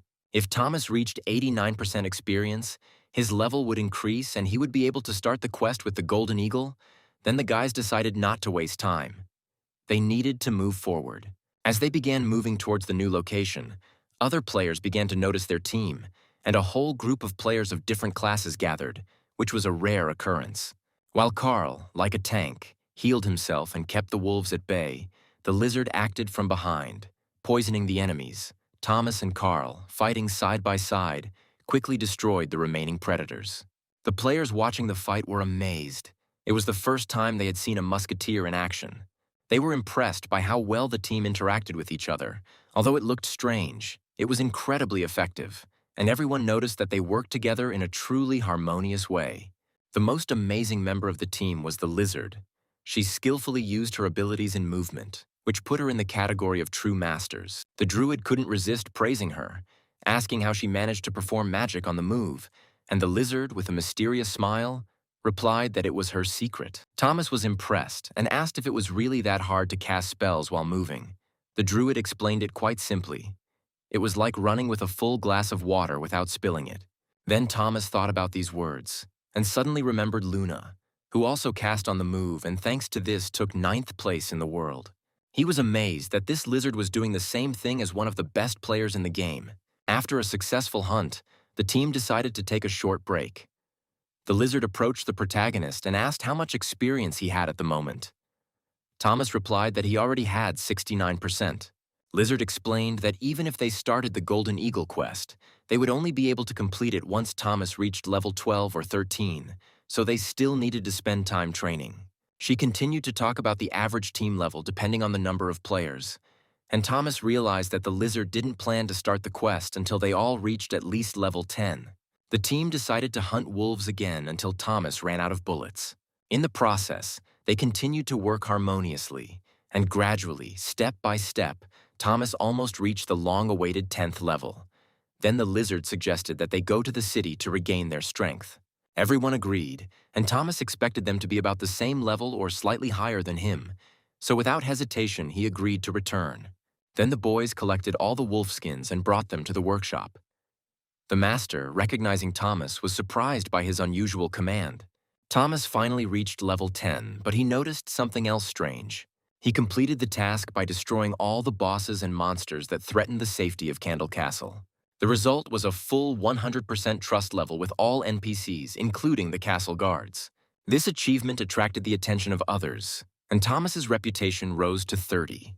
This made him very nervous, and if it had been possible, he would have preferred to run away. But the lizard asked him to wait. Soon the group rode out of the city, and Thomas noticed that the village was quite small, and it was almost impossible to avoid attracting attention here. The lizard said that nothing could be done about it, adding that everyone had just seen Thomas gaining reputation. Thomas, in a misunderstanding, asked how the lizard knew about it. However, the lizard brushed off the internet forums, and Thomas was surprised to learn that he himself had achieved 100% trust. He told the lizard that he didn't believe in the power of information from forums, since completing regular tasks usually only increased trust to 60%. Thomas himself didn't fully understand how this happened either. He suggested that it might have been a worthy reward for completing many tasks in a short time.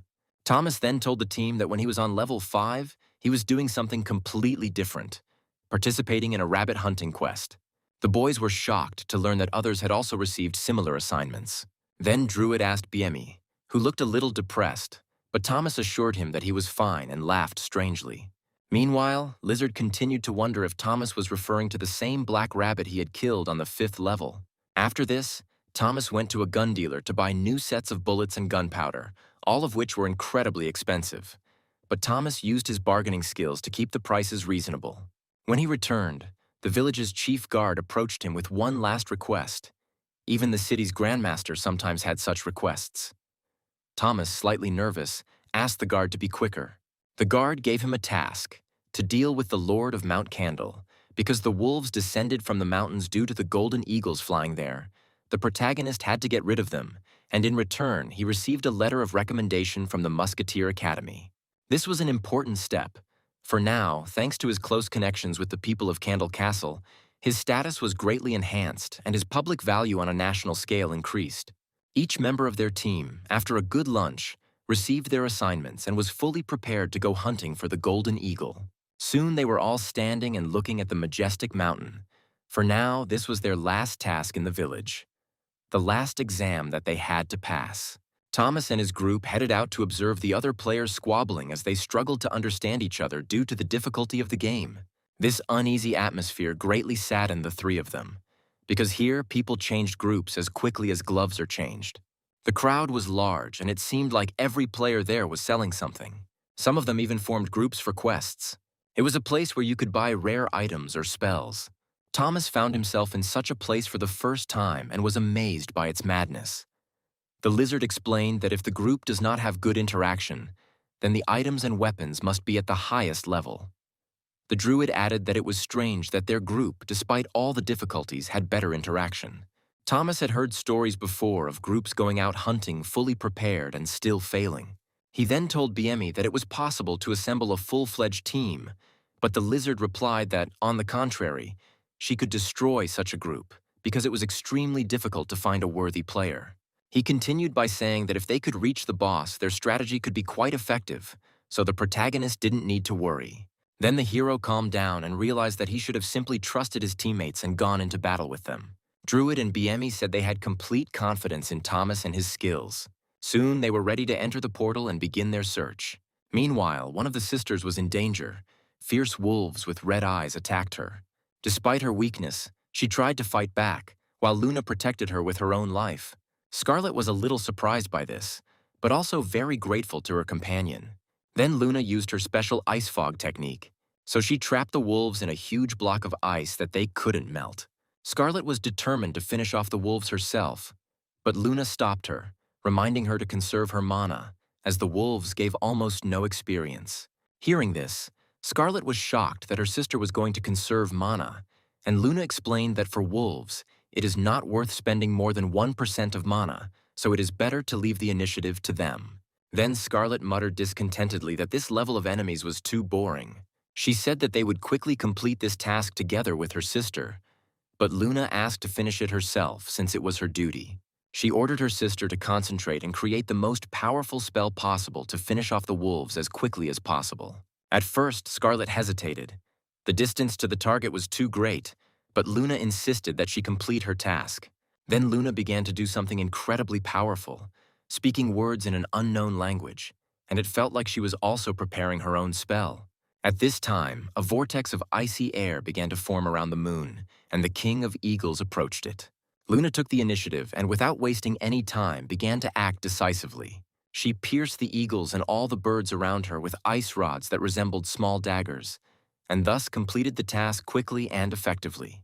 After this, the dead birds fell right in front of the girl's feet. Luna defeated the eagles and, having received another achievement, shouted to her sister to hurry and finish the fight. Scarlet, in turn, fought with the other eagles, using her firepower, which left no chance for the enemy. Luna, meanwhile, entered the portal and, already on the move, said that they would meet later when Scarlet caught up with her. Meanwhile, the protagonist's group also followed the portal. This place was called the Kings of Candle Mountain, and a new stage of their journey opened up before them. The lizard, not losing curiosity, asked Carl if he had skills in controlling water. Carl replied that he had such skills, but unfortunately, he could not use them in battle. The protagonist was surprised to learn that BME was so knowledgeable not only about his class, but also about others, which of course caused him some admiration. The lizard, turning to the protagonist, said with a smile that it would be nice if he followed her. Thomas, however, did not quite understand what she meant, but confidence appeared on BME's face. He hinted that if Thomas was more attentive, he would understand everything. The protagonist was filled with curiosity and could barely contain his desire to figure out what this mysterious plan was. Then BME, without wasting any time, activated his poison saliva skill and began to apply it to his body. At that moment, BME told Carl to use the spirit, which allowed him to become one with nature.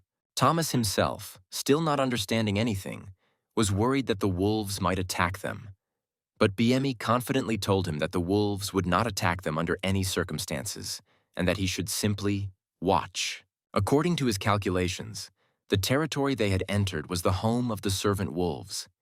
If they had destroyed at least 5 of the strongest wolves, all the others would have retreated. Thomas calculated that they would have to pass through at least 20 obstacles before they could get close to the golden eagle. At that moment, one of the wolves appeared in front of them. Thomas, still not understanding what was happening, watched warily as BME easily walked straight towards the wolves. This led him to believe that the lizard intended to escape while he continued shooting. Surprisingly, not a single wolf touched BME. Thomas, unable to contain his curiosity, asked how he had managed to avoid being attacked, and Lizard, with a patient expression, explained that the game's artificial intelligence was quite intelligent, almost like in real life. The wolves perceived them as prey, but they never attacked dead bodies, which is why they did not touch BME. Moreover, the poison he used made it clear to the wolves that the prey was already dead, and they did not waste their energy on a useless fight, and it also turned out that his race was resistant to various poisons. The lizard continued to explain that Carl had disguised himself as a tree using the spirit of oneness with nature, which allowed him to hide from predators and made his scent invisible to them. Now Thomas began to understand why Biemi knew so much and how he used his racial advantages effectively. Once in this game world, they not only fought, but also actively sought out the system's weaknesses, carefully examining both their strengths and weaknesses. Suddenly, Druid's crow rose into the sky and began to scream loudly. The crow's cry gave the wolves the feeling that prey was already close by and raised them to their feet. Carl tried to call the crow back, but she obviously had no intention of listening to him. At this moment, the wolves turned their attention to the boys. Then the lizard, realizing the danger, suggested that in that case it would be best for them to run away. However, the wolves surrounded them, and now more than 20 predators stood around the three players. Then Carl apologized, saying that it was his mistake and that he would take the hit while the others defended themselves, during which time they could escape. The lizard thanked him, and Carl, holding back his emotions, said that it was all his fault and they shouldn't worry about him. The main thing is that they find a new tank and complete the task. Carl, after thinking for a moment, wanted to say goodbye. But Thomas, without hesitation, said that they cannot leave him there to die. After all, they had played together for so long. Thomas was still convinced that the game's artificial intelligence was very close to reality, and therefore it was important to find a weak spot in it.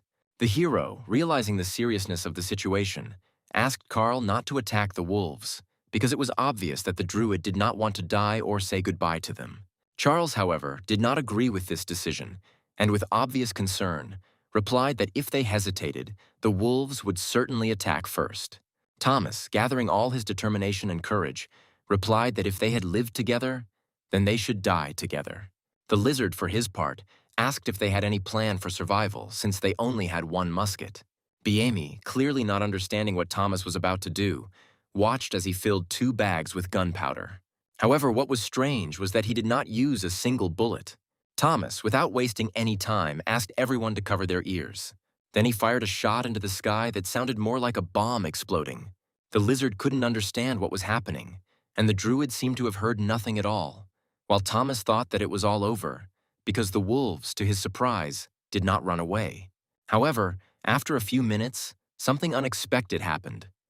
The wolves began to retreat from them. The lizard, irritated and not quite understanding what was happening, scolded the main character, saying that they could all die. Biemi and Carl, in turn, began to ask why the wolves, on the contrary, were running away, and Thomas, without wasting time, rushed to the side, shouting that he would explain everything as soon as they were safe. Then the boys, without thinking, ran away from that place. The lizard, still not understanding what had just happened, asked what it was. Thomas, having caught his breath, explained that he was trying to change the course of events. What he did worked much faster than he expected, and so he had to hurry and run while he had the chance. The effect it had on the wolves could be compared to the effect of poison. Then Thomas, looking at what was happening, said that, apparently, the aggression from the wolves had become much less, the druid agreed, because the wolves were no longer chasing them, but the lizard still could not understand what had happened. Biemi, still curious, asked if the smell of gunpowder had frightened the wolves, to which Thomas confidently confirmed that this was indeed the case.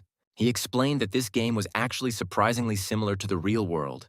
People really had a hard time breathing gunpowder, but for wolves it was almost like poison.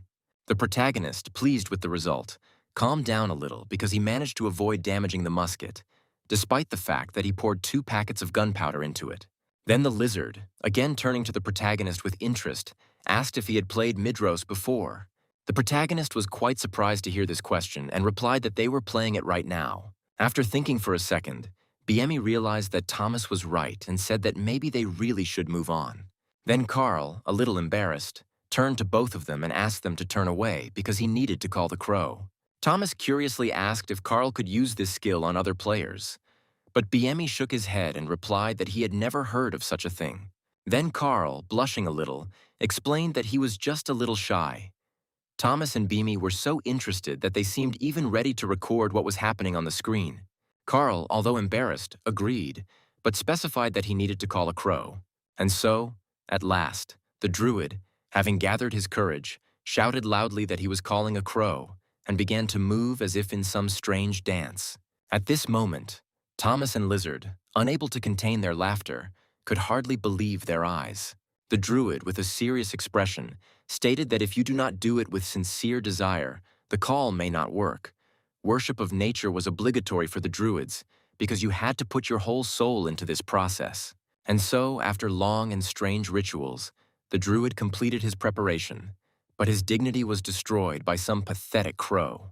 And that meant it was time to go. When the boys finally reached the mountain, they saw their last boss in the village. Berkut, a huge eagle circling around. The hero noticed that there was a certain logic to this game. The monsters became bigger and stronger with each increase in their difficulty. For example, if the rabbit was the size of a bull, then this eagle was the size of a giant airplane. If the wings of ordinary eagles reached 2.5 meters, then this eagle was 4 times larger. In other words, it was 10 times larger than usual. Then Lizard, without wasting any time, began to explain their plan of action to Carl. He suggested that they scout out the situation, after which they could begin the operation. Beamy, in turn, warned that they should beware of the eagle's attacks, because if it grabbed Thomas with its claws, he would be left without arms. Thomas, still perplexed, wondered how many more times he would have to risk his life in this game. This was followed by an attack using sonic waves. The eagle, with grace and power, perched on a tree branch and emitted a terrible, resonant sound that would have deafened anyone caught in its influence. And once its stamina dropped to 30%, the bird lost its ability to fly, which opened up an opportunity that needed to be taken advantage of.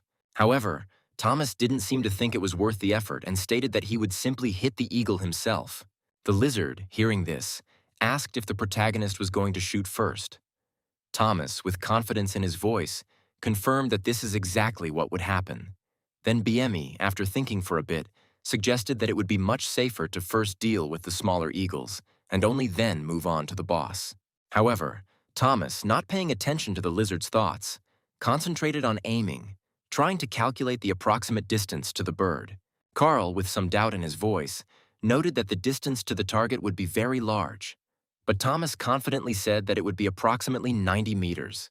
The lizard, in turn, became furious and objected that it was too far for them.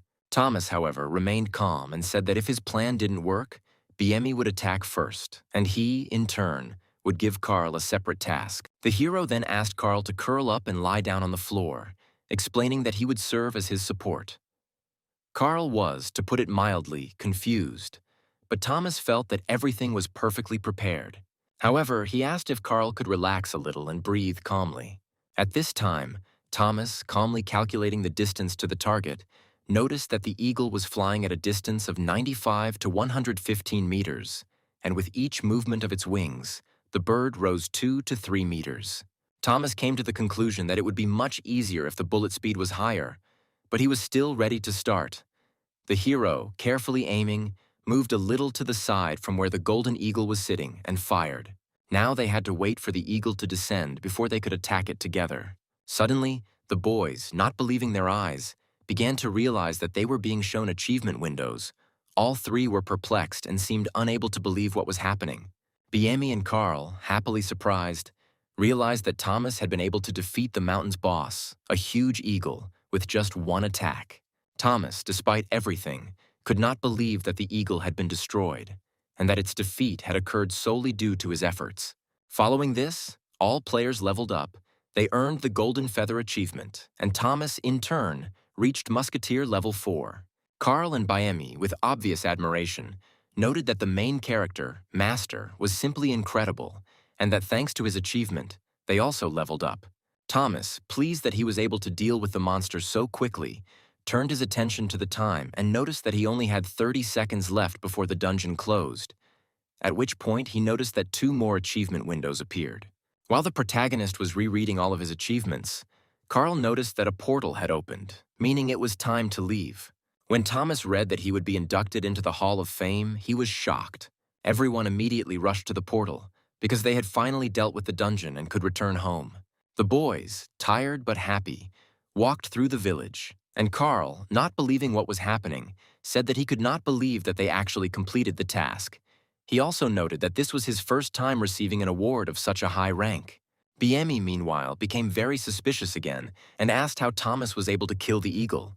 His doubts did not disappear, and he could not understand how this could have happened at all. The lizard, puzzled, also didn't understand how all this happened, especially considering that the eagle was the boss monster. Carl, noticing the lizard's bewilderment, approached her and asked what was wrong with him. He emphasized that the most important thing was that they managed to complete the task, despite all the difficulties. In response, BME, slightly annoyed, explained that it wasn't just that. It was simply impossible for their level to defeat such a creature, and he wondered if it was some kind of buff that increased their chances. Thomas, after hearing all these questions, said that they all stood aside and watched, and that he himself did not think that he could have dealt a critical blow. The lizard, still pondering, asked if it was just a critical attack. Then Thomas, with a smile, confirmed that he was just lucky. He really didn't know that the eagle would recoil from one shot. Carl, noticing the whole situation, also intervened and said that he felt like they had just won the lottery. Remembering the sniper's wise words about what to do so that others don't know you're shooting, the hero silently added that perhaps they should continue to follow that advice. The hero then went to the local platoon commander and reported that they had successfully completed the mission. Their level had risen again, and, strangely enough, Thomas received an unexpected invitation from the commander to the Brown Bess Musketeer Academy, which was considered the best on the continent. The commander, smiling, noted that Thomas should have been aware of his own shortcomings, but also suggested that he make his vision even sharper, which clearly implied new opportunities for development. Thomas, after thinking for a moment, remembered that he had already received achievements that indicated that he knew a little about his weaknesses. However, before he could fully comprehend everything, the commander came closer, put his hand on Thomas's shoulder, hugged him tightly, and thanked him. Suddenly, the commander said that Thomas had done a lot for their empire, which, of course, was flattering to hear. Then Thomas, a little embarrassed, realized that the level of intimacy between them had already exceeded 100. The guy, a little confused, said that he needed to thank the platoon commander. He was overwhelmed by memories of his time in the army, while the people around him were clearly surprised to see Thomas hug an NPC. They couldn't understand how that was even possible in a game. Then Thomas, looking around, asked his friends what they were going to do next. Carl, as if without thinking, said that he needed to go to the Emerald Forest, where the druids undergo their professional training. The lizard, without wasting time, said that he would head to the Tamba jungle, which was located next to the forest.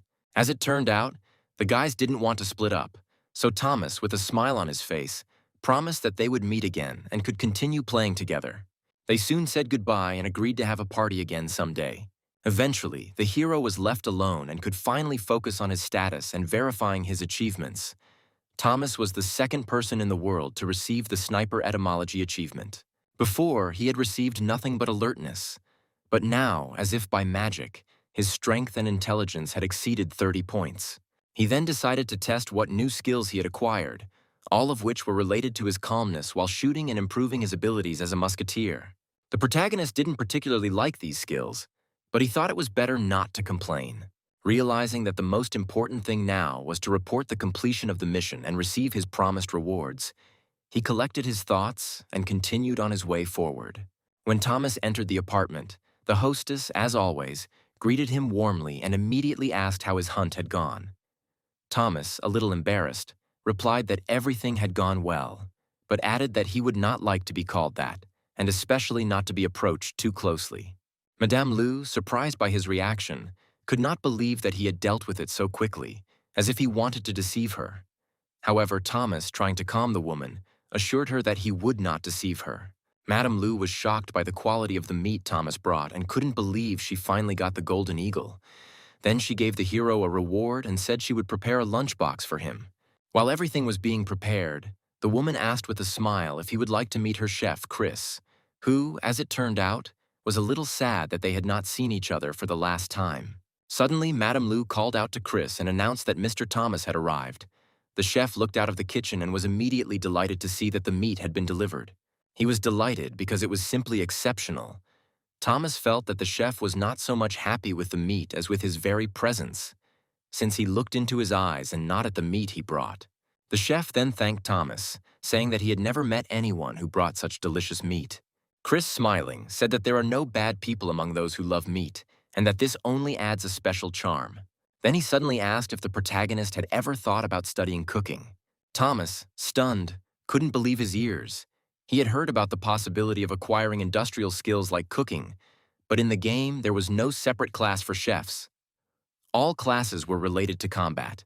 However, as he knew, there were industries in the game. Players could choose the profession of a blacksmith, and it was a rather profitable business.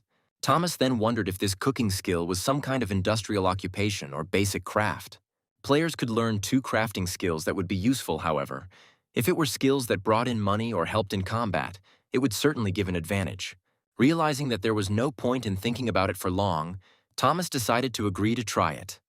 The chef, without wasting any time, said that it was an excellent choice, and added that from now on Thomas would take a short cooking course every day. The game allowed the skills to be mastered in just 1 day, and Chef Chris set about teaching Thomas the basics of culinary arts.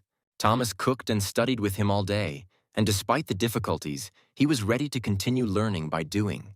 The protagonist was very experienced, having lived in an army dormitory for a long time and often cooked not only for himself but also for others. He felt that if it was simply a matter of preparing a dish, then no particular problems should arise.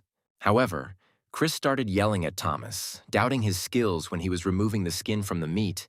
He claimed that the protagonist was only ruining the product and stated that if he wanted, he could show him how to do it correctly.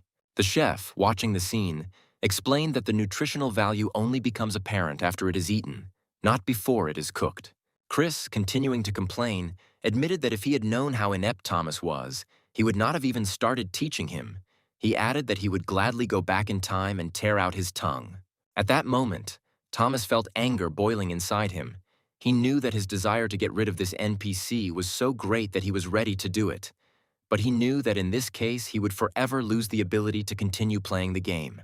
When it came time to taste the dish and the chef was preparing to taste it, Thomas mentally prepared himself for the worst-case scenario. He thought that if Chris didn't like the dish, he would immediately eliminate it and end this useless activity once and for all. However, when Chris said that the dish turned out wonderfully and that he never would have thought that he could cook it in just 1 day, Thomas felt the tension inside him begin to ease. But despite the praise, Thomas still felt like he was holding himself back and that every move he made required a lot of effort.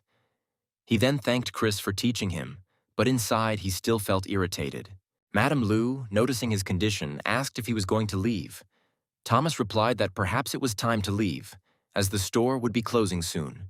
She reminded him to remember to pick up his lunchbox, and then Thomas, slightly distracted, almost forgot his reward. However, when he tried to pick up the box, it didn't seem to move. Madame Lu clearly wanted to offer him another task. Thomas wondered if this was a violation of the rules, since NPCs were initially asked not to listen to requests, but to accept them immediately. Then the woman, noticing his displeasure, took out another lunchbox and placed it in front of him. Thomas, feeling nervous, did not know what to do. He received a new task, to deliver this box, but the reward, as it turned out, was very strange. An invitation to open a restaurant. In his eyes, it looked almost like a joke, but the punishment for refusing the task promised to be much more serious. When he asked if he simply needed to deliver the box, Madame confirmed his suspicions, and Thomas, unable to contain himself, exclaimed whether her sister, Madame Zoe, was some kind of monster living in the deadly forest.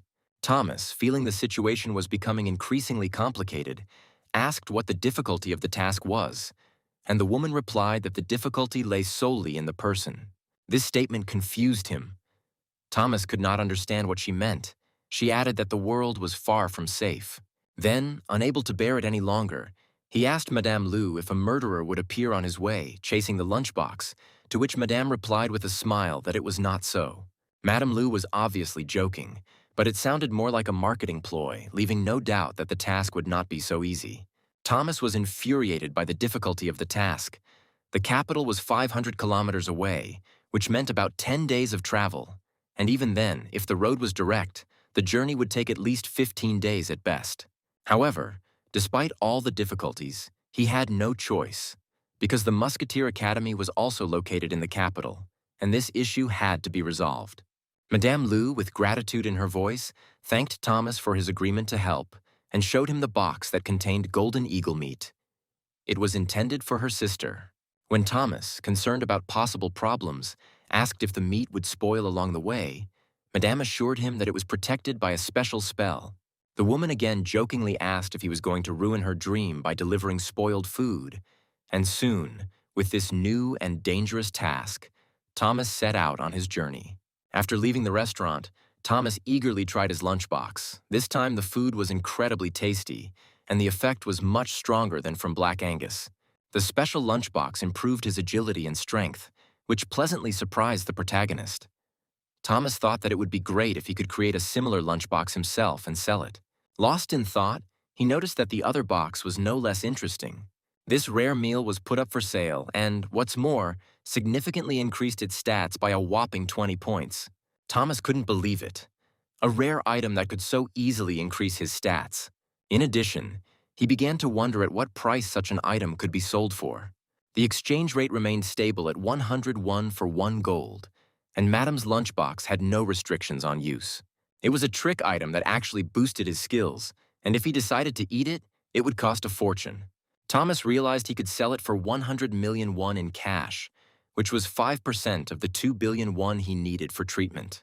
However, Thomas was well aware that he needed to control himself, because a shooter should not give in to emotions. He understood that if he decided to sell this item, he would lose good relations with the NPC, and the residents of the capital would be extremely unhappy. However, the hero wondered whether this was worth comparing with the opportunity to receive huge amounts of money. Even if the quest fails, his relationship with Madame Lu will still be damaged, and if he sells the item, he won't care whether he logs out or not. After all, he just wanted a reward for completing the task. But it turned out that the only reward was an invitation to the opening of the store. All these thoughts caused him great irritation, and he increasingly thought about selling the item, betraying Madame Lu. He consoled himself with the thought that there could be no deception in this game. However, remembering her words about being wary of a certain person, he suddenly realized that she was probably talking about himself. At that moment, his mother entered the room. Looking at her son with curiosity, she asked why he was breathing so heavily and if something had happened. Thomas, trying to hide his excitement, hastened to assure her that everything was fine and he was just going to go to bed soon. Mom warned him that she would be back late tomorrow and reminded him not to forget to eat, after which she left, leaving Thomas alone with his thoughts. A little later, he decided to go to a gun shop. The merchant greeted him warmly and immediately asked if he had managed to find the puwak herb. Thomas replied that it had become increasingly difficult to find lately, so it might be worth waiting a little. Then he asked how negotiations with the wholesaler were progressing. The seller enthusiastically announced that he was already on his way, and as a sign of hospitality, he offered the protagonist a cup of coffee. But he was more interested in another matter. He was interested in whether the store sold world maps. The merchant confirmed that such maps were in stock, and Thomas immediately asked about their price. It turned out that a map of the castle's surroundings cost 80 silver coins, and a map of the entire empire cost as much as 5 gold coins. Now it became clear to him why cards were originally considered luxury items and valued so highly. Having weighed all the pros and cons, the hero decided to put off this purchase for now and return to it when he had saved up enough money. The door of the store suddenly swung open and a man walked in. It was Bob, who apparently had arrived earlier than planned. He immediately asked if he really had an appointment today. He then noted that a real salesman is never late. Only now could Thomas see who this mysterious man was. Bob, without wasting any time, asked if it was true that the protagonist needed a large amount of gunpowder. He replied that he just wanted to buy it at wholesale price. Bob assured that everything was fine, and they shook hands. Bob offered 500 sets of gunpowder to start with. Thomas knew that even at the reduced price it would cost more than 50 silver coins. However, the merchant decided to intervene, stating that the goods first needed to be put in order, and Bob, in turn, said that the price of the set was less than a silver coin. Then Thomas pushed the salesman away and asked Bob directly about the price. It turned out that one set of gunpowder costs 4 copper coins, and a bullet costs 1 copper coin. The protagonist immediately felt disappointed and turned his gaze to the merchant, who immediately began to make excuses. He offered the main character to buy gunpowder from him for 15 coppers per set. But it was too late. The man then began to beg Thomas not to leave, promising to compensate for all the inconveniences in another way. This offer interested Thomas, and he asked if there were muskets or protective equipment in the store.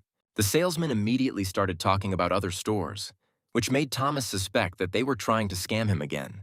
Then the merchant, not wanting to lose a customer, hastened to declare that Thomas could choose whatever he wanted in his store. In response, Thomas said that he needed flowers for the Pubial Kingdom map. The price of the map was 500,000 won. At this point, the merchant literally exploded, accusing him of stealing. But Thomas, without losing his composure, again resorted to blackmail, offering the seller to find the Puwak herb himself. Eventually, they came to an agreement. Bob, in turn, looked forward to their future cooperation, and as a result, Thomas received enough gunpowder and cartridges. In addition, he opened an account in a bank vault, which would greatly simplify all his future transactions, after which the hero decided to go to meet his friend Kay, who was currently on vacation with the members of his guild. During the conversation, Thomas mentioned that he had already managed to catch a golden eagle. Then his friend suddenly asked if he had ever met Luna. Thomas, hearing this name, asked if his friend was also part of the fan club, but his friend's reaction was unexpected. He suddenly changed his tone and coldly stated that these girls would have to be eliminated.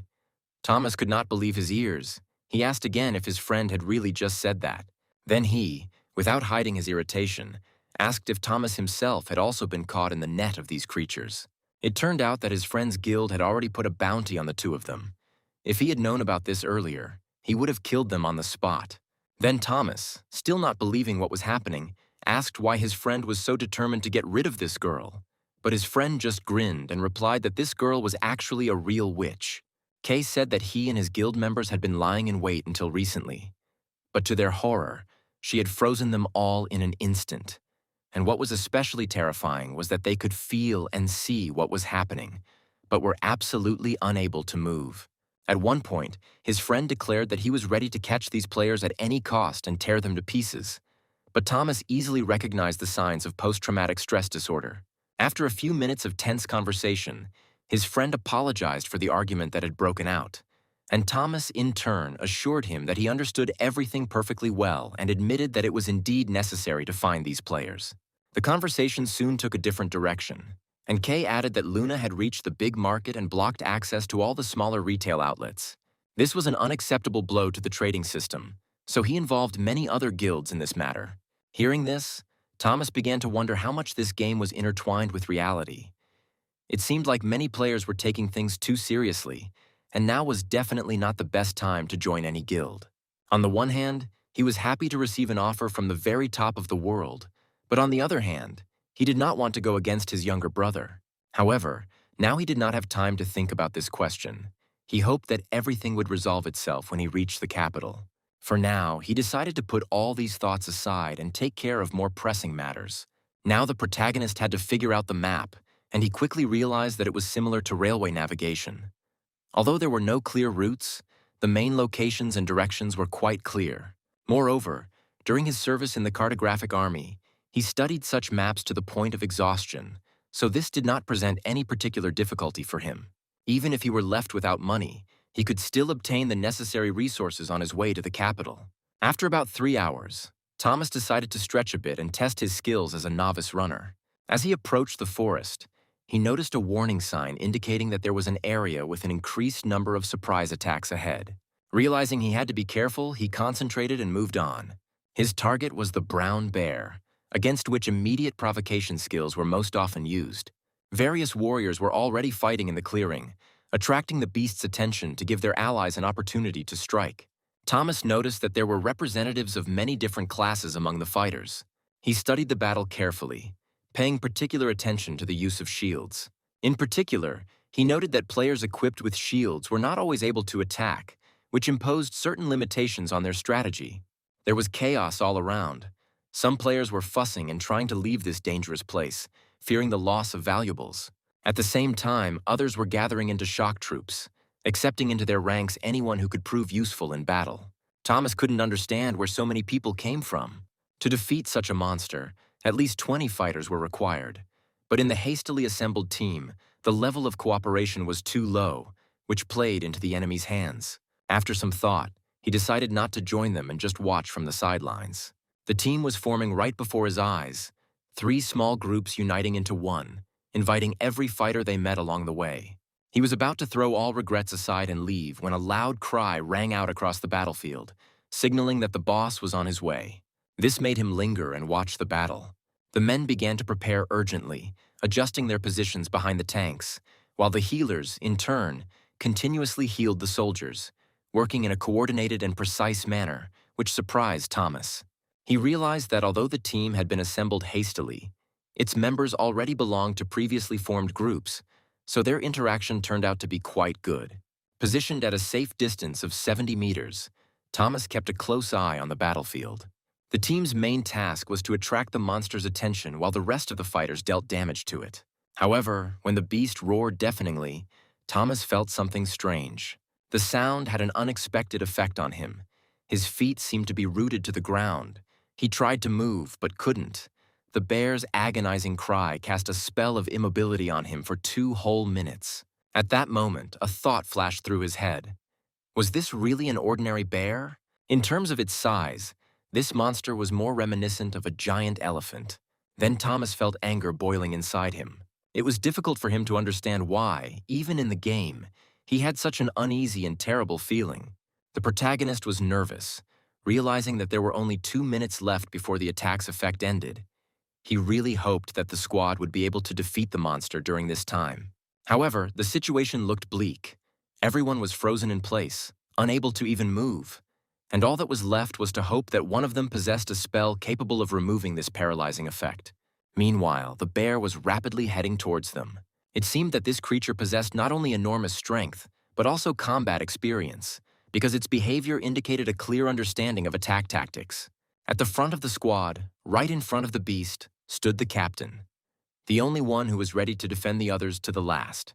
He knew he could only withstand 2 attacks from the bear, so he ordered the tanks that had been freed from the spell to prepare to take the beast's aggression onto themselves. At the same time, he ordered the doctors to immediately begin freeing the remaining fighters from the spell and prepare for the next attack. Using all his strength, the captain tried to hold back the monster's attacks, covering himself with a powerful shield. However, the monster's attacks were too strong. As a result, the commander's shield even cracked, despite the fact that it was reinforced with buffs. Then he ordered the rest of the players to attack the bear. Arrows and fireballs flew at the monster, but it fought them off quite easily with its powerful paws.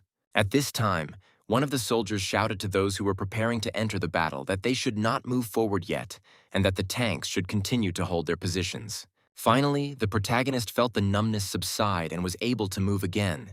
He hoped that their plan would still work and they would be able to deal with the bear. At this time, some players began to discuss the urgent need for a break, and some even relaxed so much that they considered recording the battle on video to sell it later and make money.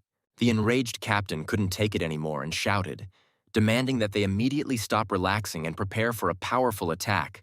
The bear's health had already almost reached the critical mark of 20%, which meant that they had to finish it off as quickly as possible. However, the team's fighting spirit had noticeably weakened. The shields were badly worn out. Many fighters had lost their former passion, and it seemed that the squad had simply run out of steam.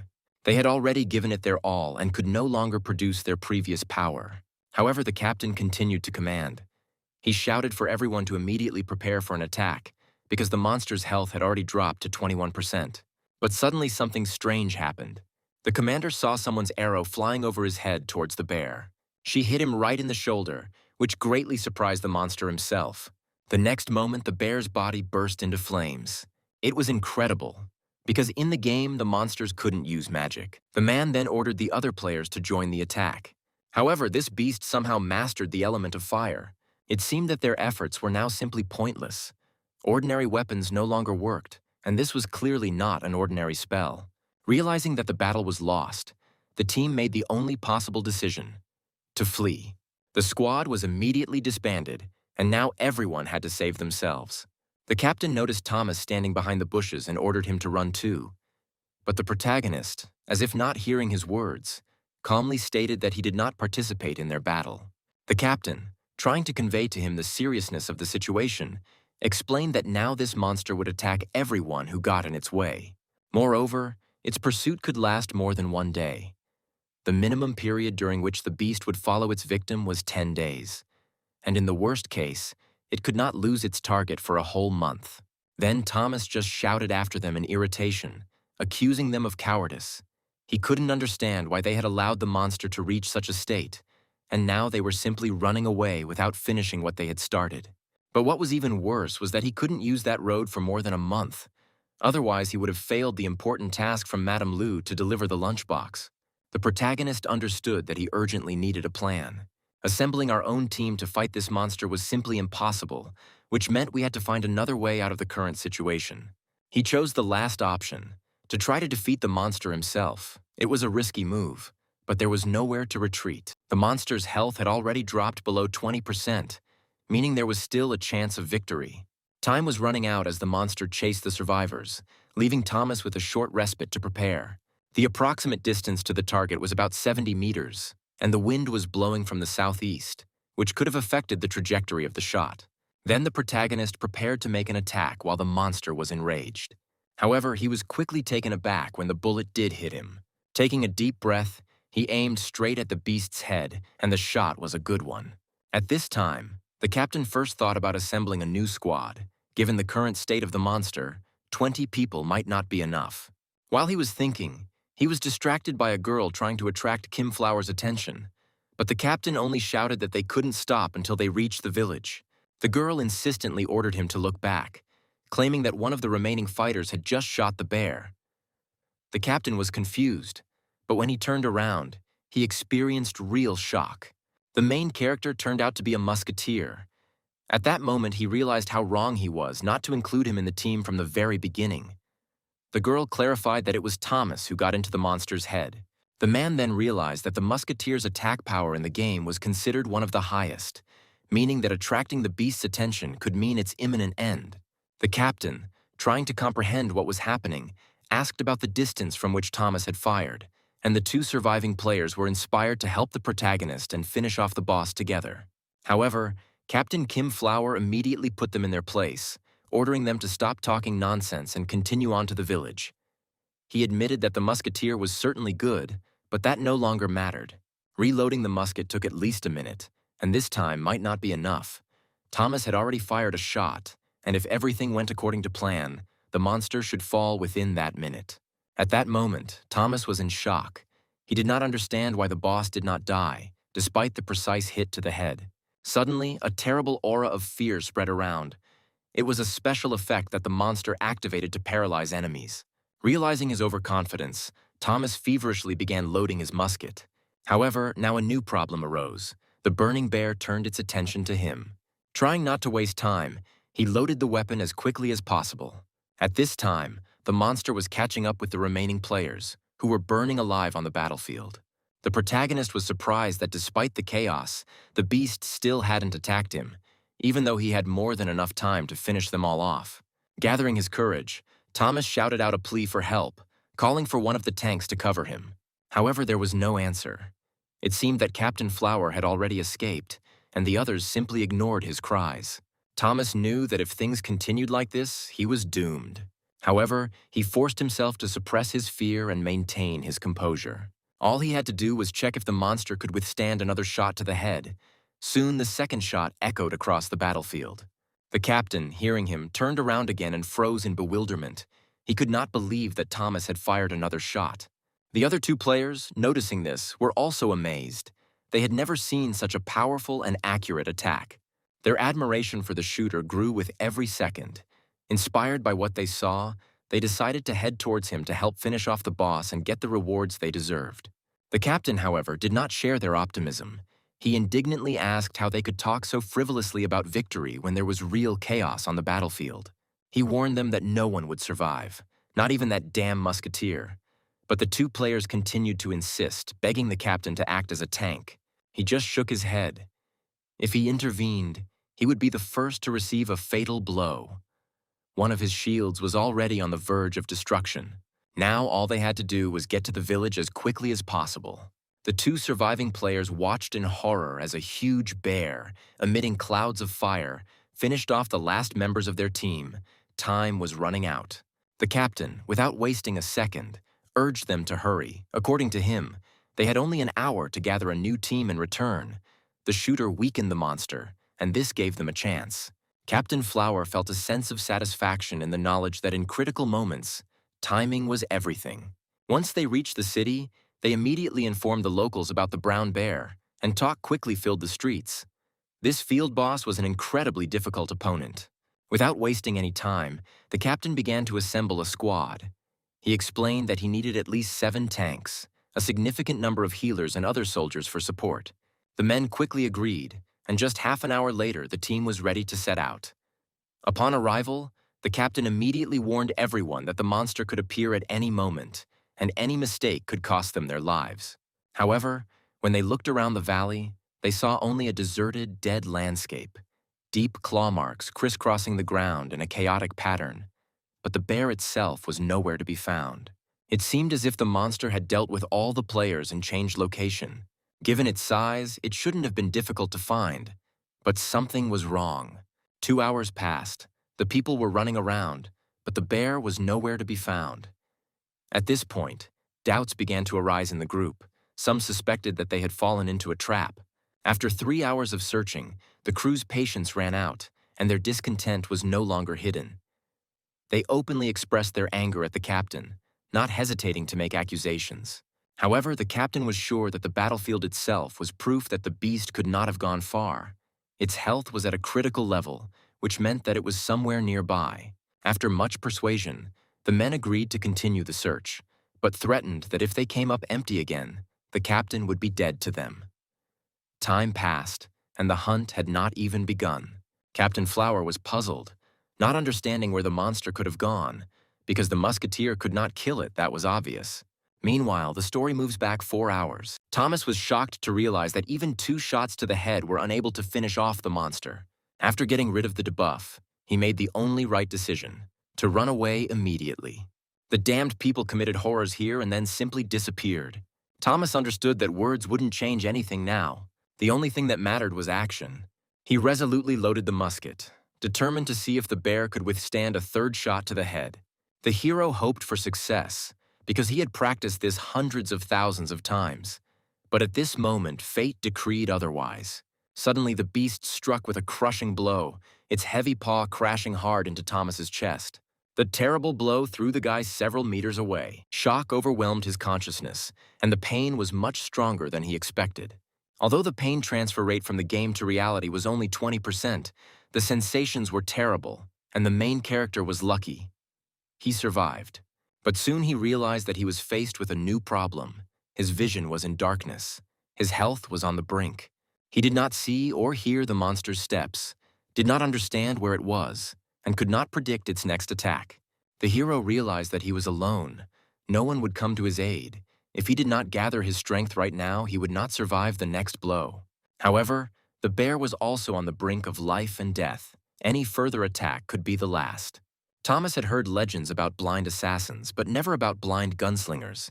He even thought there was something fascinating about it. Exhaling, he forced himself to calm down, to focus. Panic could have destroyed him, but now he was in control of the situation. Guided by intuition, Thomas took aim and fired. The bullet pierced the monster's head, but it was still alive. Scarlet blood was running down his fur, but he still did not fall dead.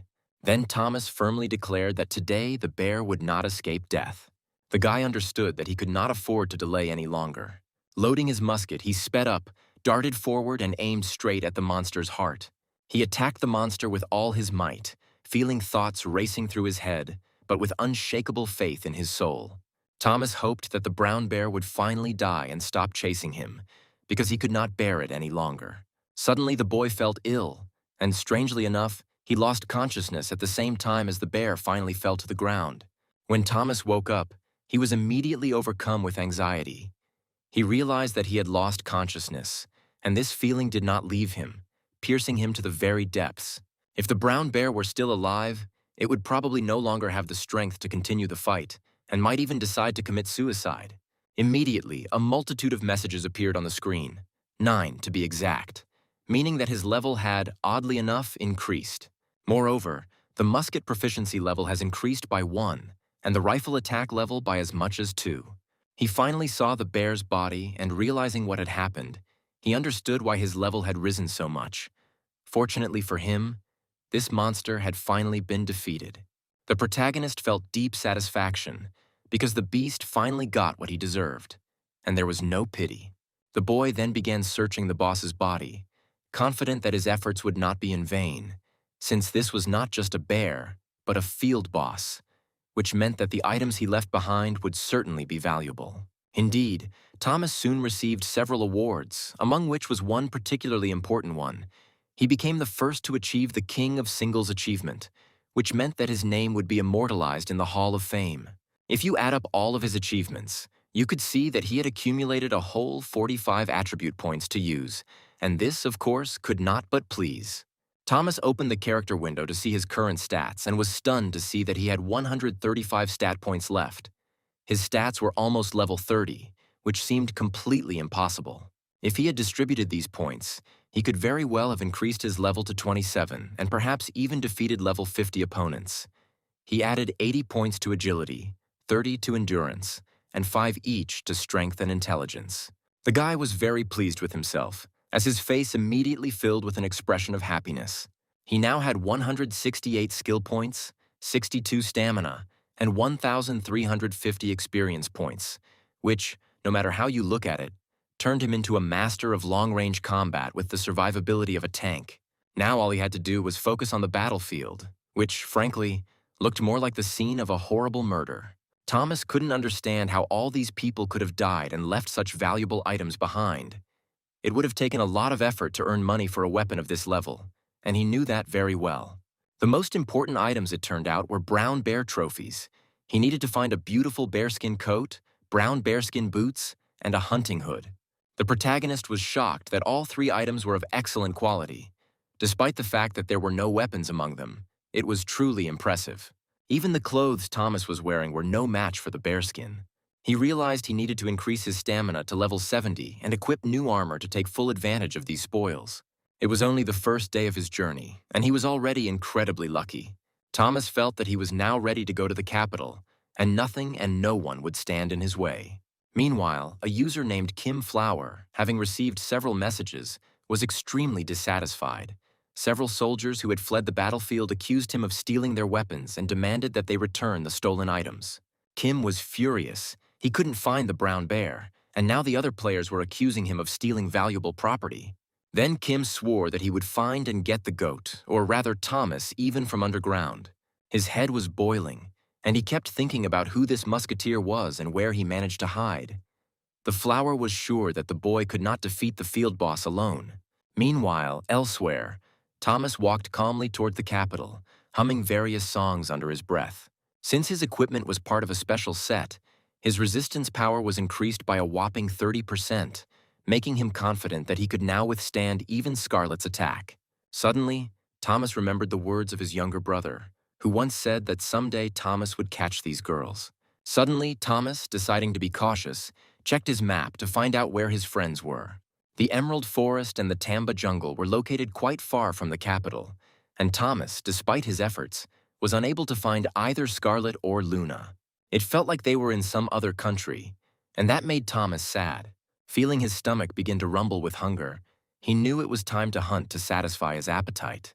He entered the area where bears usually appeared. It was already the 5th day of his journey, and by that time he had managed to reach level 25. Thomas walked through the thicket, looking around carefully for prey. And so, after a few minutes, he noticed a bear which was about 60 meters away from him. Luckily, the wind wasn't too strong, and Thomas fired accurately, wounding the bear. It growled, and Thomas immediately knew it would be better for both of them if the bear died from one shot. It was cruel, but he was facing a monster, and his task was clear. He had to end it. However, Thomas could not understand why the bear did not attack immediately, but simply growled. And then he laughed, realizing that it was the effect of the Bear King's skin, which included an increase in agony, preventing this predator from approaching him. Relieved, he shot at the bear again and ran up to it. At this rate, he could reach level 30 by the time he reached the capital. But while the main character was dealing with his prey, someone approached him from behind. As it turned out, it was a small, defenseless bear cub. Thomas could not understand where this cute creature came from, and shocked by its charm, he clutched his heart. Suddenly, the bear grabbed the guy by the leg and made strangely pleasant sounds, which made him confused. Thomas looked at him with kind eyes. He understood that it was extremely dangerous. But, on the other hand, his conscience tormented him, and he could not understand how he could kill such a miracle. Thomas then carefully asked the bear if he was hungry, And although naked meat did not seem the most suitable, he offered him a loaf of bread. The bear accepted the treat greedily, as if he had not eaten anything for a long time. In response, the bear obediently licked Thomas's hand, and he felt his heart fill with warmth. Although the boy wanted to leave, he could not bring himself to part with this cute creature, especially when the bear had become so attached to him. He thought that he needed to hurry and get to the capital on time, but there were probably many more monsters waiting for them along the way. He didn't know what to do and finally decided to apologize to the bear, asking him not to follow him. When the bear cub carefully took his leg, the hero couldn't resist. The bear was too cute, especially when he tilted his head so carefully. Thomas couldn't stand to watch it any longer and finally decided to take it with him. At this point, his younger brother wrote to him and asked if Thomas had already reached the capital. Thomas replied that he was still on the way and was already tired from the long journey. His brother laughed and warned him that with his level, he would hardly be able to escape from the bears. Then the hero asked why his brother wasn't sleeping, since he was studying at university.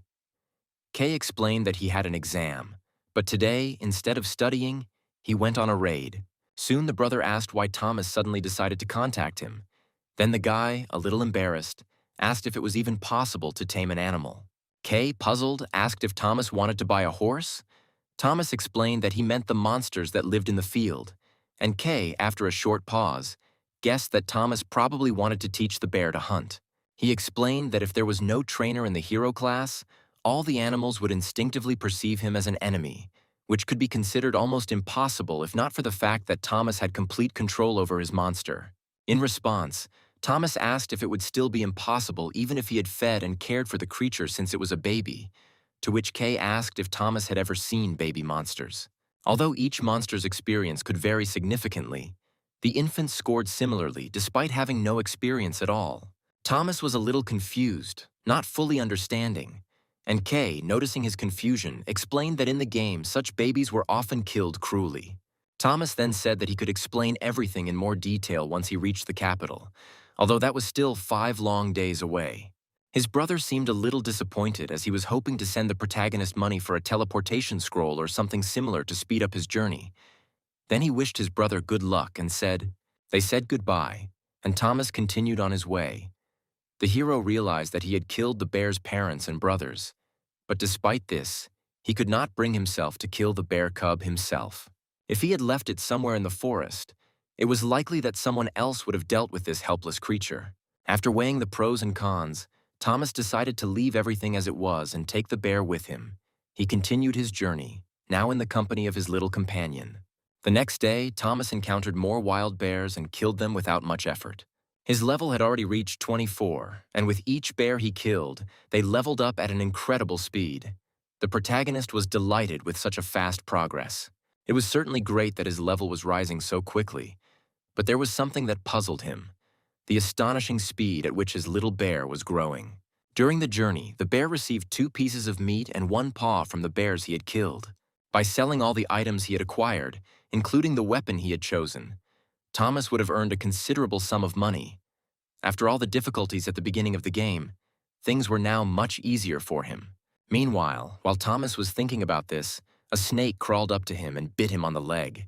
He didn't even notice how the snake got so close to him. Soon, a message appeared on the screen stating that he had been poisoned and that the poisoning would last for 3 minutes, during which his health would decrease by 50 points every 10 seconds. Thomas quickly calculated that if this continued, he would lose a large portion of his health. As much as 900 points out of a possible 1,300, in other words, he could die from a snake bite. Thomas cursed, noticing that in these thickets it was almost impossible to notice the snake. Meanwhile, his bear noticed the viper that had bitten the hero and dexterously caught it. Thomas ran up to his companion and, praising him, said that he was a good comrade for helping him in such a difficult situation. He sincerely hoped that the bear did this because he was concerned about him, and he was ready to praise him for his concern. But when the bear began to eat the viper, Thomas was stunned. He couldn't believe his eyes that this little bear cub was able to eat a snake without causing himself any harm.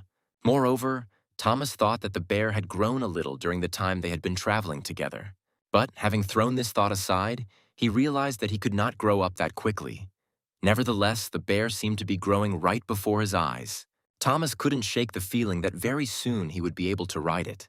The next day, the protagonist managed to mount the bear, and he was stunned by this event. He couldn't help but call the developers idiots, but he did admit that they had at least made the mob growth rate fairly realistic. Otherwise, given the huge demand for hunting, there simply wouldn't have been enough bears for everyone. Meanwhile, that same day, his bear was attacked 6 times. Teams of players passing by tried to kill it. Each time it seemed that the bear was about to die, and Thomas would not have time to help it. In this situation, it was absolutely clear that it was necessary to somehow identify your companion. A simple sign, as it turned out, was not enough. Moreover, Thomas predicted he would have trouble with the bear in the capital, and he was right. When he entered the village, the locals began shouting that he had brought a monster with him. Then Thomas tried to calm the players down, explaining that his bear was quite docile and did not bite anyone.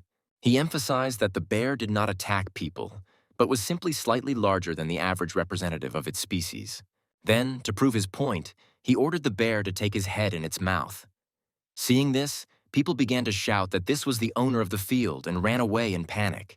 Thomas, realizing that the bear's size was impressive, but didn't think that he had fed it so much, was surprised. He couldn't even understand how the bear had become so huge. This puzzled him greatly, but in the end he decided not to waste time thinking and left the village. While he was leaving, he heard people whispering that he seemed to be a bear rider.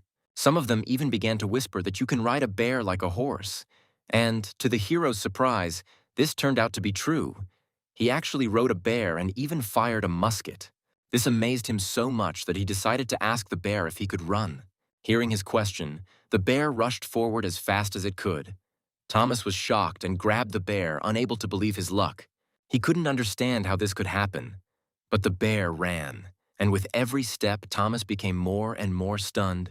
He was even more surprised that the bear understood his commands perfectly.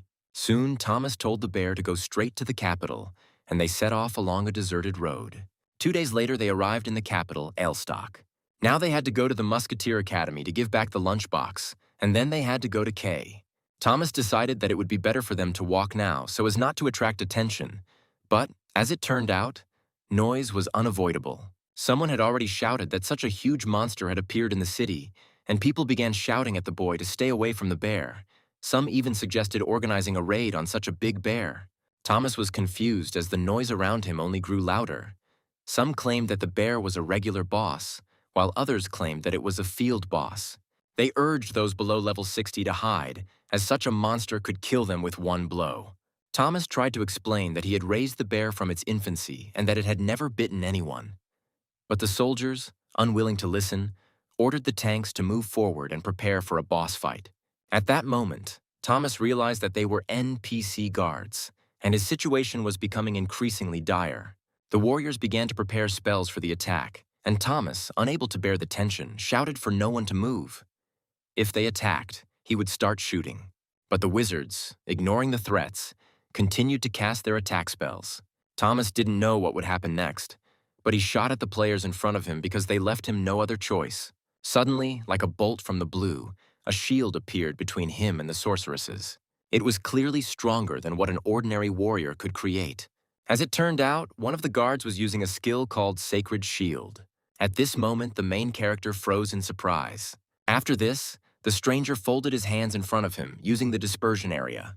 Due to such a bright light, all the players standing nearby began to close their eyes. The charge shattered the shield into pieces, and some unknown but incredibly powerful magic made everyone stop and freeze in surprise.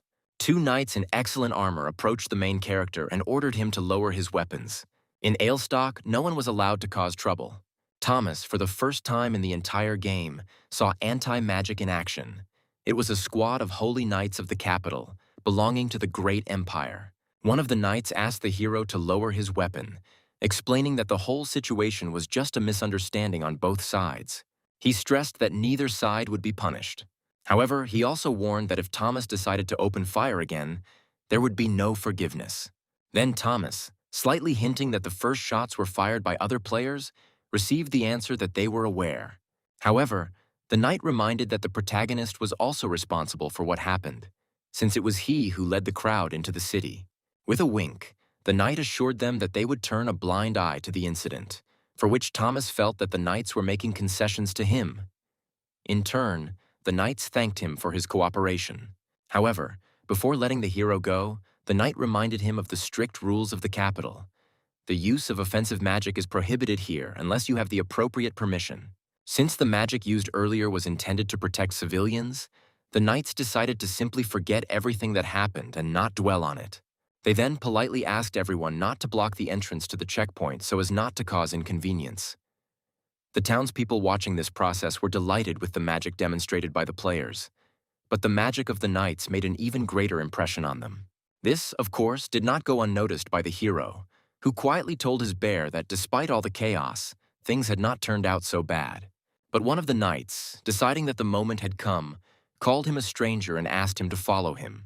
Thomas felt discontent rising within him, and the thought flashed through his mind that they were going to kill him quietly after he went with them to kill his bear. In response to his concerns, one of the holy knights confidently swore that neither Thomas nor his bear would be harmed. The knight asked if it would be appropriate for the hero to follow them, to which the protagonist shook his head in confusion.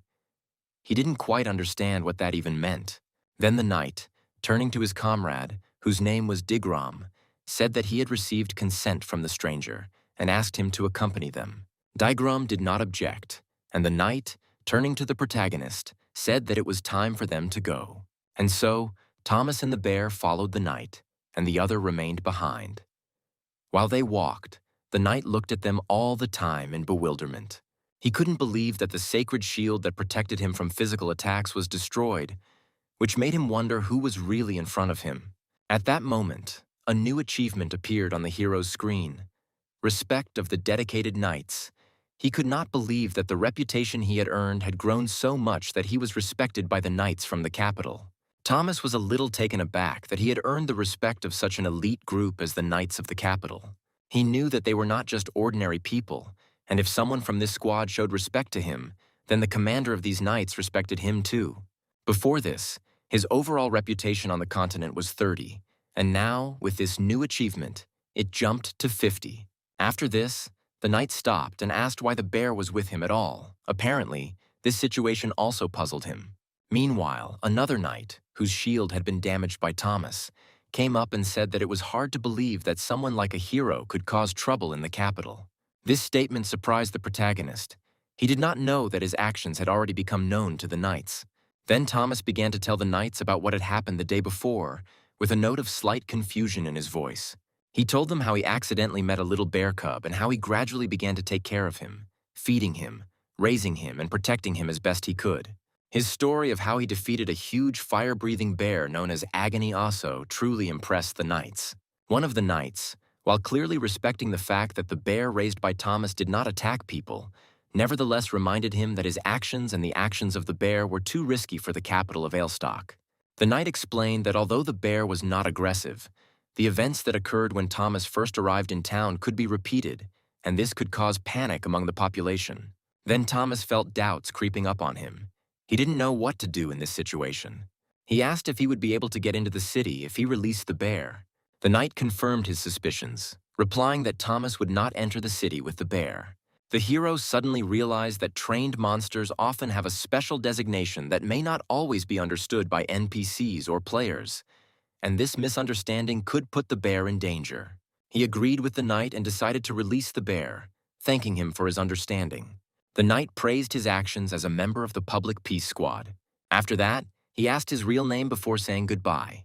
Thomas introduced himself as a musketeer, and the knights respectfully performed their signature gesture, materializing wings and soaring into the air. One of the knights commented with a grin on the hero's rather original name, adding that it was quite funny. The winged knight wished him luck on his journey, and while Thomas was grateful, he couldn't help but feel irritated by the way they acted, as if their equipment and demeanor alone justified their arrogance. As evening fell over the capital, Thomas and his bear headed into the dense forests away from the city. Now that it was time to say goodbye, Thomas felt sad and confused. He hoped that this would be the best choice for both of them. Then the bear hugged him tightly and let out a quiet growl. Thomas told him to go faster, and despite the painful thoughts, he felt good remembering all the good things they had experienced together. He joked that if the bear came back, he would shoot it, but something seemed wrong. Suddenly the bear growled loudly and rushed at him from behind, biting him on the arm. Thomas cried out in surprise, not expecting such a turn of events. However, the bear immediately began to lick the wound, and Thomas, surprised by this behavior, told him that it hurt. Suddenly, a strange glow appeared around them. The guy didn't understand what was happening, but suddenly a new achievement, Soulmates, appeared on the hero's screen. This meant that he now had an animal companion that was connected to his soul. But that wasn't all. He also became the first player to achieve this and be inducted into the Hall of Fame. The bear, sensing the change, became sad and began to cry. Thomas was deeply touched by this gesture of devotion. He promised the bear that he would never forget him, stroked his head and advised him to take care of his health and avoid hunting. Although, judging by his size, the bear would most likely become a hunter of others. With a heavy heart, Thomas said goodbye to the bear and headed towards the capital, leaving his friend behind. His mood immediately worsened, and even saying goodbye to BME and Carl did not cause him such strong emotions as this. Thomas suddenly heard a mighty roar from his teddy bear, which seemed to pierce the space around him. At that moment, a new achievement appeared on the screen. He could now summon his soulmate, but this discovery brought with it conflicting feelings. Thomas knew that even if his pet died, he would still have the ability to summon it back. He now knew that his pet would not disappear completely, and that they could still be together, albeit on the other side of life and death. However, his journey into the game was just beginning, which meant that he and the bear would develop their powers and abilities, becoming stronger and faster. Thomas sincerely hoped that the bear would succeed in this. Time passed, and by midday, Thomas increasingly felt that he did not understand the meaning of his journey. He literally spent the whole day on the way back to the capital. But when he finally reached Alestock, he was shocked by the crowd of people, so many that Thomas was immediately confused and did not know how he was supposed to find Kay among them. When he contacted his brother, he told him to head to the south gate, but it turned out that Thomas didn't know where that gate was. Feeling his discontent growing, he began to seriously doubt whether his brother was laughing at him by giving such instructions. But in response, he heard from his brother that it was quite normal to get lost in this area, since there were no landmarks around, which meant that searching was really difficult. In order to find this gate, Thomas had to pay attention. Before Thomas could even figure out what he was supposed to do, he suddenly turned around and noticed his brother standing right behind him, laughing, which puzzled him greatly, and he immediately realized his brother had caught him.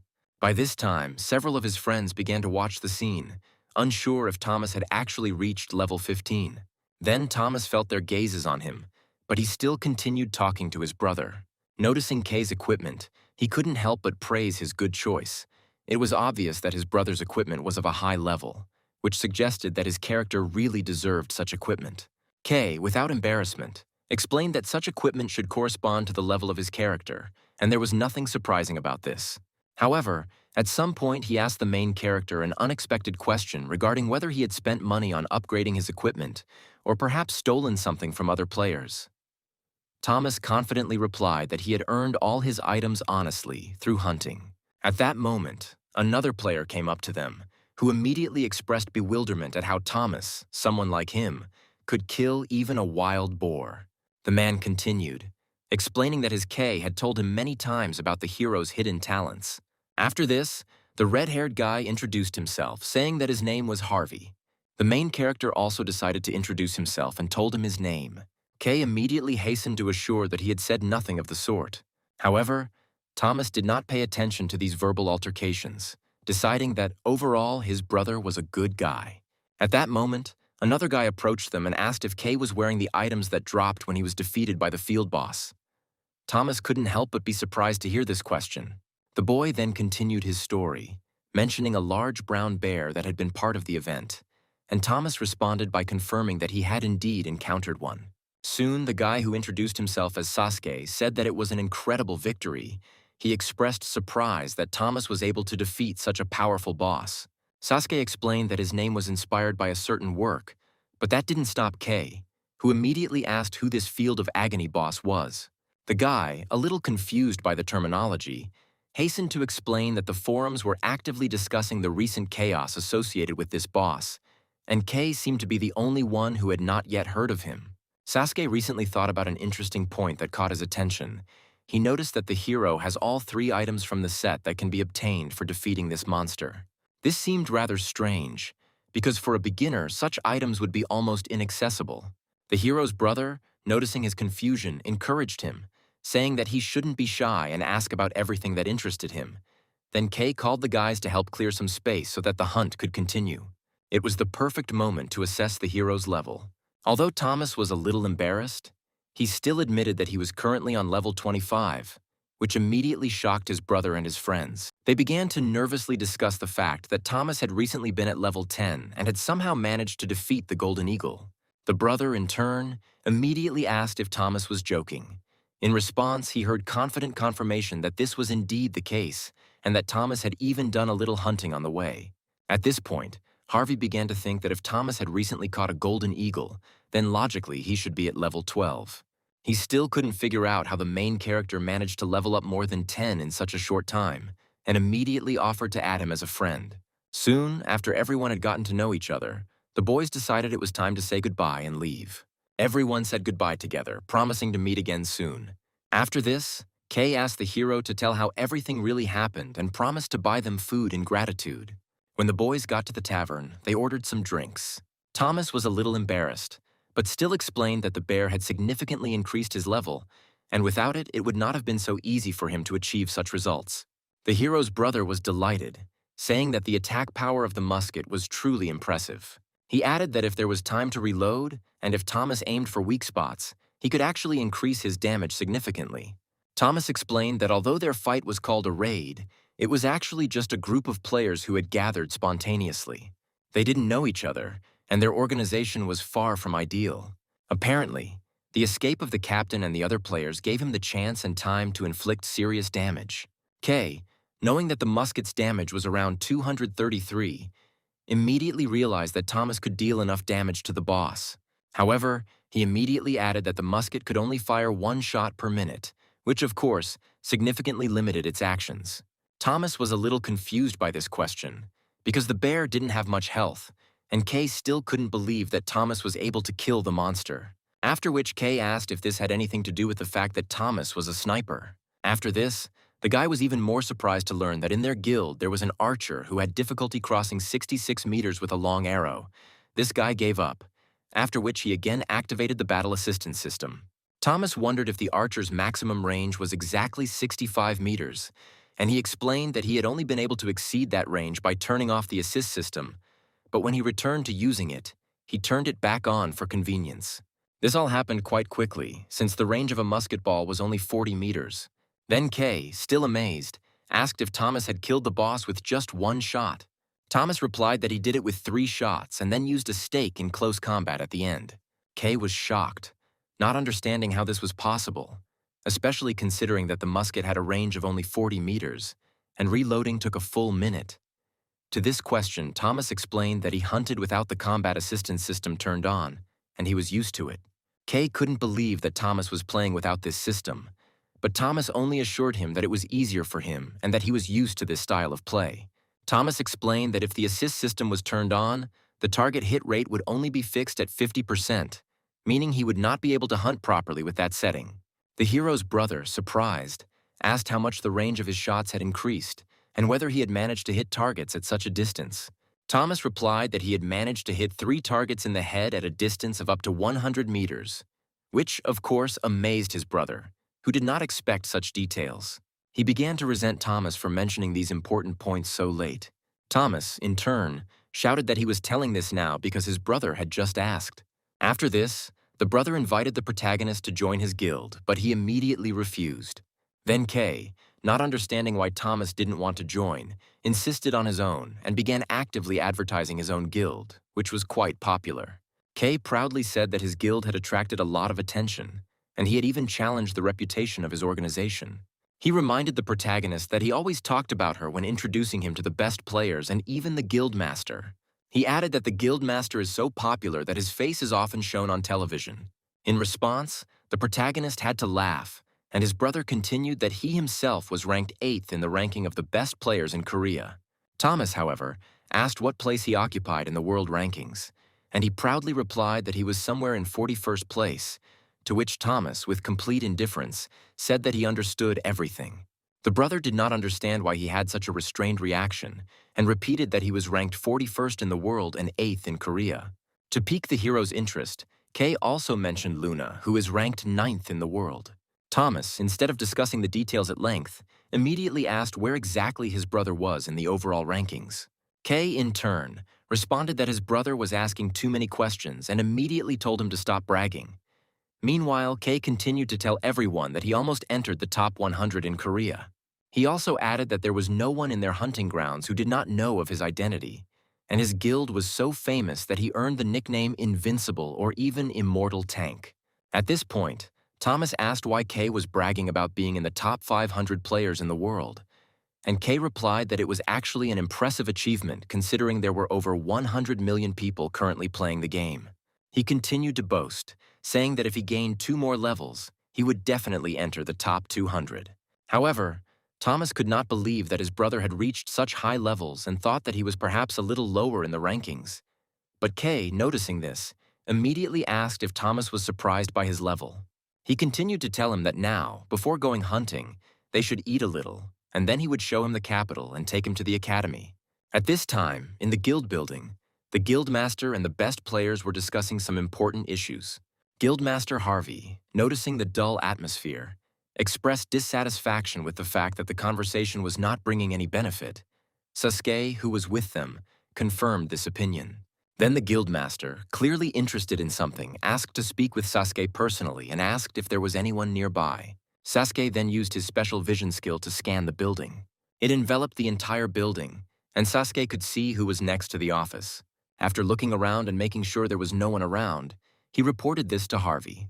Master Harvey, while praising Sasuke, noted that there was no one in Midros who could match his scanning skills. With this admission, Harvey obviously expected Sasuke to notice something unusual and immediately asked him about it.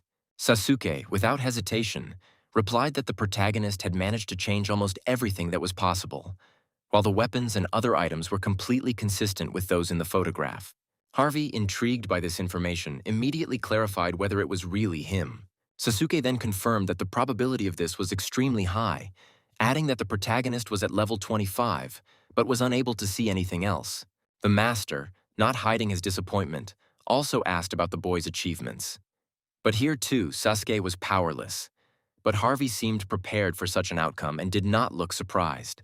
He spoke with obvious disappointment, mentioning that those 2 creatures had probably hidden all the information they needed, or perhaps were trying to lure him over to their side.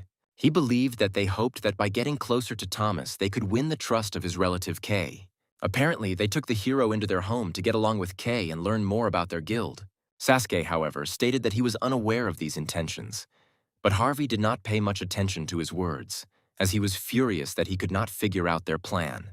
Sasuke then mentioned that he was able to discern the hero's title, and this certainly caught Harvey's attention. He explained that Thomas used the title of Knowing No Fear. Harvey curiously asked what exactly this title did, and Sasuke replied that it significantly increased the owner's attack power, and that to obtain such a title, one had to defeat a monster that was 20 levels higher than the player. Harvey, reflecting, noted that it seemed like these gypsies really appreciated the protagonist, especially if they gave in to him in the last attack. He suggested that perhaps Thomas was the Korean player the 2 girls were trying to recruit, and they could be sure it was him. There was no doubt that players like Scarlet and Luna had gotten close to him at some point and were now watching his back, even though they were never seen together. Harvey then suggested that Sasuke think logically, paying attention to the facts. The chain of logic began with the fact that when Thomas left Candle Castle a few days ago, he was on level 12.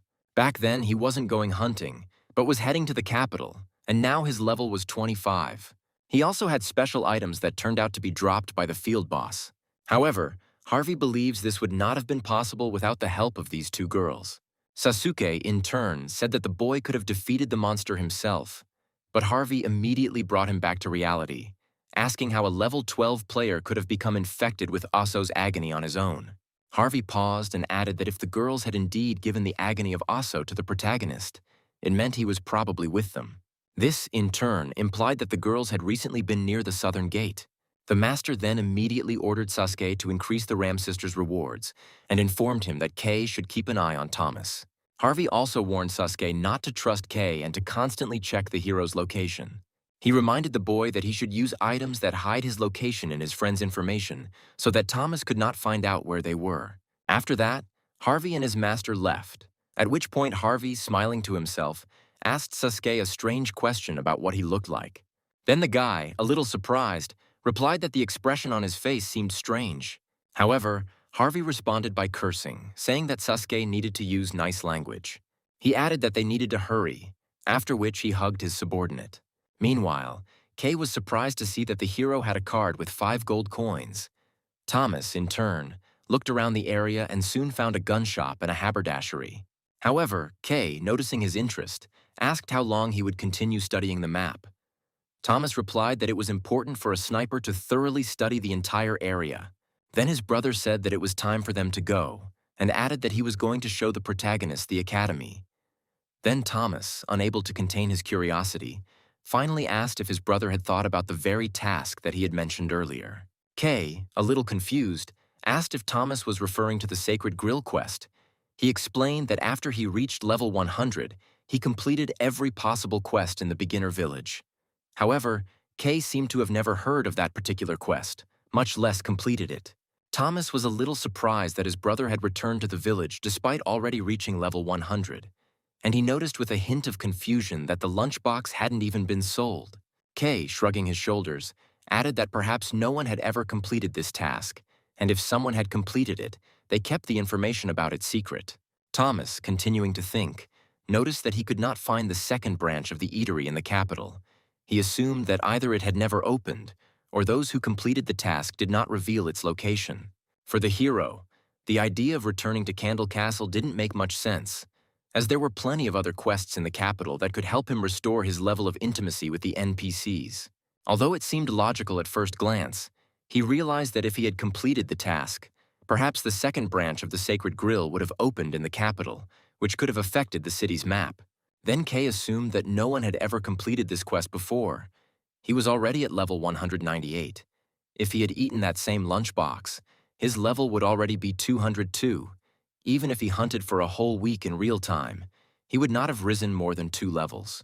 Kay then added that leveling up is no joke, and if it's that hard for him, then imagining himself among the top players is already a challenge. Time is money, as they say, and Kay was able to save almost 100 days in Midros, which certainly meant a lot. Then Kay, apparently having made an important decision, asked Thomas if he wanted to sell that very lunchbox. Thomas, taken aback by such a question, was unable to react immediately. Kay explained that it would be stupid to eat the lunchbox and only gain 4 levels, as Thomas would not be able to carry it around for long. If this item were sold, it could fetch a decent amount of money, much more than Thomas could have imagined. Kay's words were weighty. He correctly pointed out that if Thomas sold the box, it would allow him to earn money for treatment and daily expenses, which could help his mother. Kay also added that once Thomas meets the guildmaster, he will definitely meet the best players from Korea. Thomas thought for a moment, but then, without hesitation, agreed to the proposal. Kay said it was the right decision, however. Thomas added that he agreed, but only after thinking it over carefully. This apparently did not please his brother Kay. Barely containing his emotions, became angry and asked if Thomas was going to sell the lunchbox at all. Then Thomas, with a serious expression on his face, began to explain that a real sniper should not just pull the trigger as soon as he sees the target. He also added that information about the boxing is classified. Kay noted that, as a student of the Faculty of Business Administration, he perfectly understands the logic of such things. Before they could continue their conversation, 2 men approached them, representatives of the Holy Knights squad, and, surprising everyone, they saluted the main character. Kay, not believing his eyes, froze in place, he exclaimed, shouting at his brother, asking what had happened that the knights came looking for him. Thomas, calm as always, replied that he had done nothing. He explained that the knights were tasked with finding particularly dangerous thieves and checking for threats to the kingdom, and their visit was quite standard. Thomas, noticing his brother's bewilderment, suggested that his brother introduce himself to dispel all doubts. One of the knights, coming closer, introduced himself as Sir Wunderkind Guard. Then his partner, laughing amiably, put his arm around the man's shoulder. After this, he introduced himself as Sir Digger.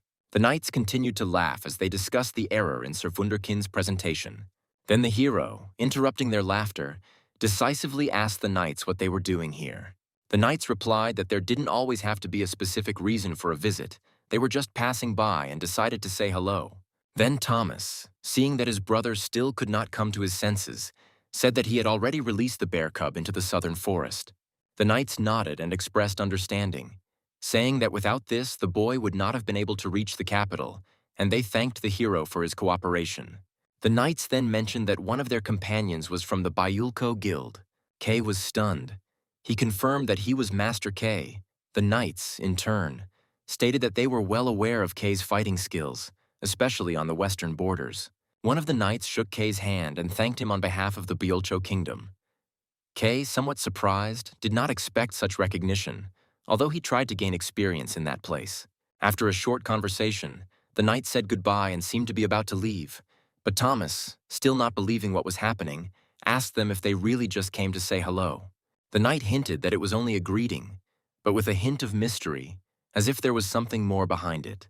As the men left, Kay, sensing something was wrong, noted that this was the first time the knights had initiated a conversation with someone, rather than the other way around.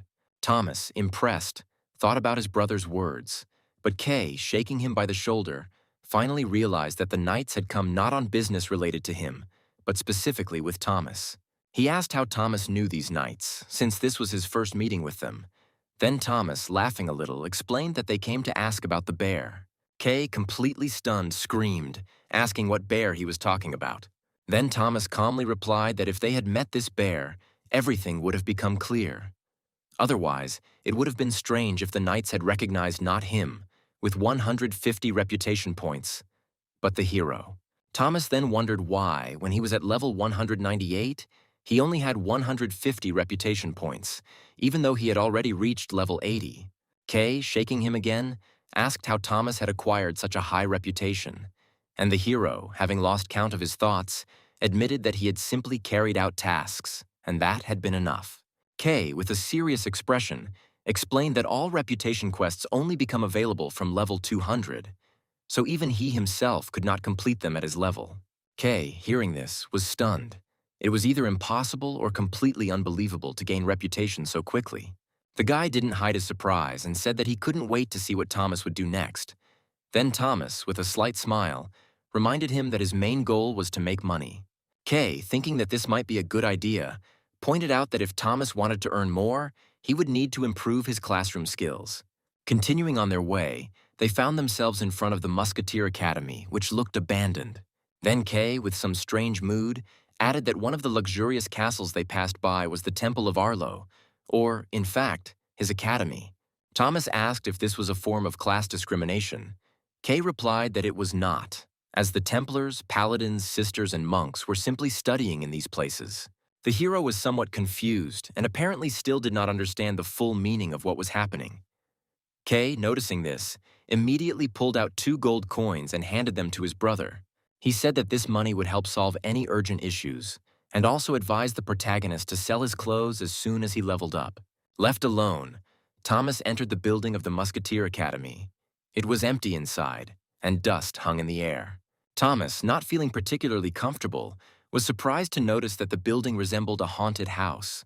He couldn't understand why the developers of the game Midros couldn't make something more decent for this academy. Suddenly, someone pointed a rifle at the hero's head and ordered him not to move or speak.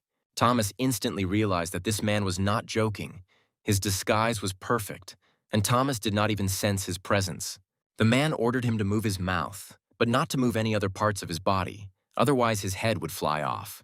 The man then asked sharply who the main character was. Thomas introduced himself, and the man asked with interest who had sent him here. Thomas explained that no one had sent him, but he had received an invitation to the Musketeer Academy. Hearing this, the man's eyes lit up and he ordered the protagonist to take exactly 3 steps forward, threatening that if he took more or less, he would hit him right in the head. Thomas understood that this was a standard musketeer method for dominating the enemy. At that moment, Thomas realized that he was clearly not the first one to find himself in this situation. The man then demanded that the boy put the invitation on the floor. The hero, with an unperturbed expression, said that he would also put the musket. The man was clearly a little annoyed, but ordered the protagonist to take 3 more steps back. Thomas, with a slight ironic grin, asked if his head would fly off if he took just 2 steps. The man, noticing the insolence in the hero's answer, asked curiously if he was a local, and Thomas, without hiding the truth, confirmed this.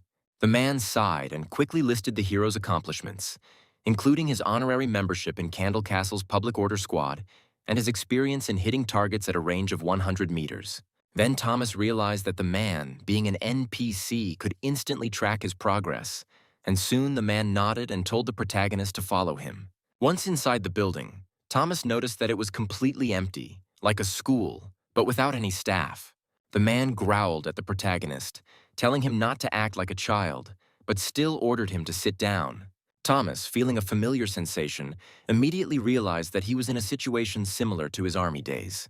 Thomas, deciding that it would be easier for him to imagine himself serving in the army because it created a familiar and controlled atmosphere, became lost in his thoughts. At this time, the man sitting opposite respectfully accepted the letter written by Ziyat.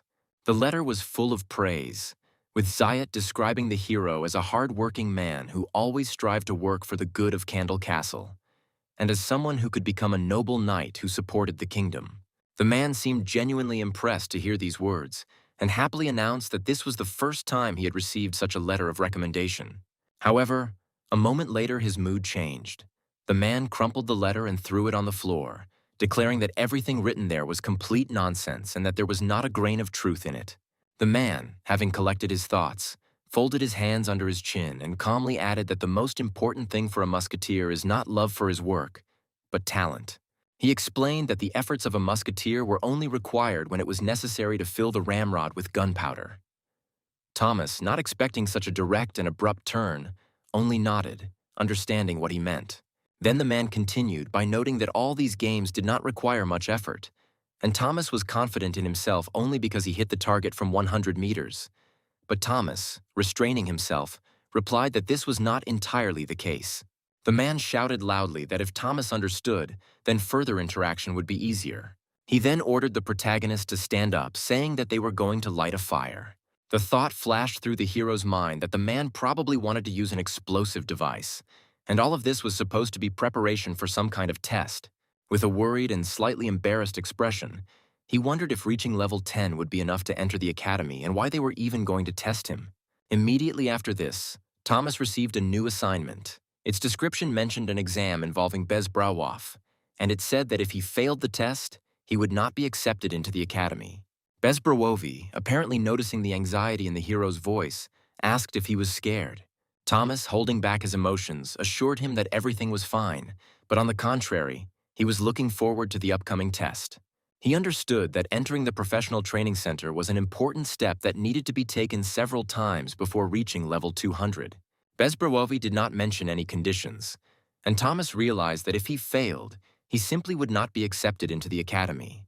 Thomas then thought about the nature of a musketeer and came to the conclusion that their work was similar to the role of a sniper, a type of task he was familiar with.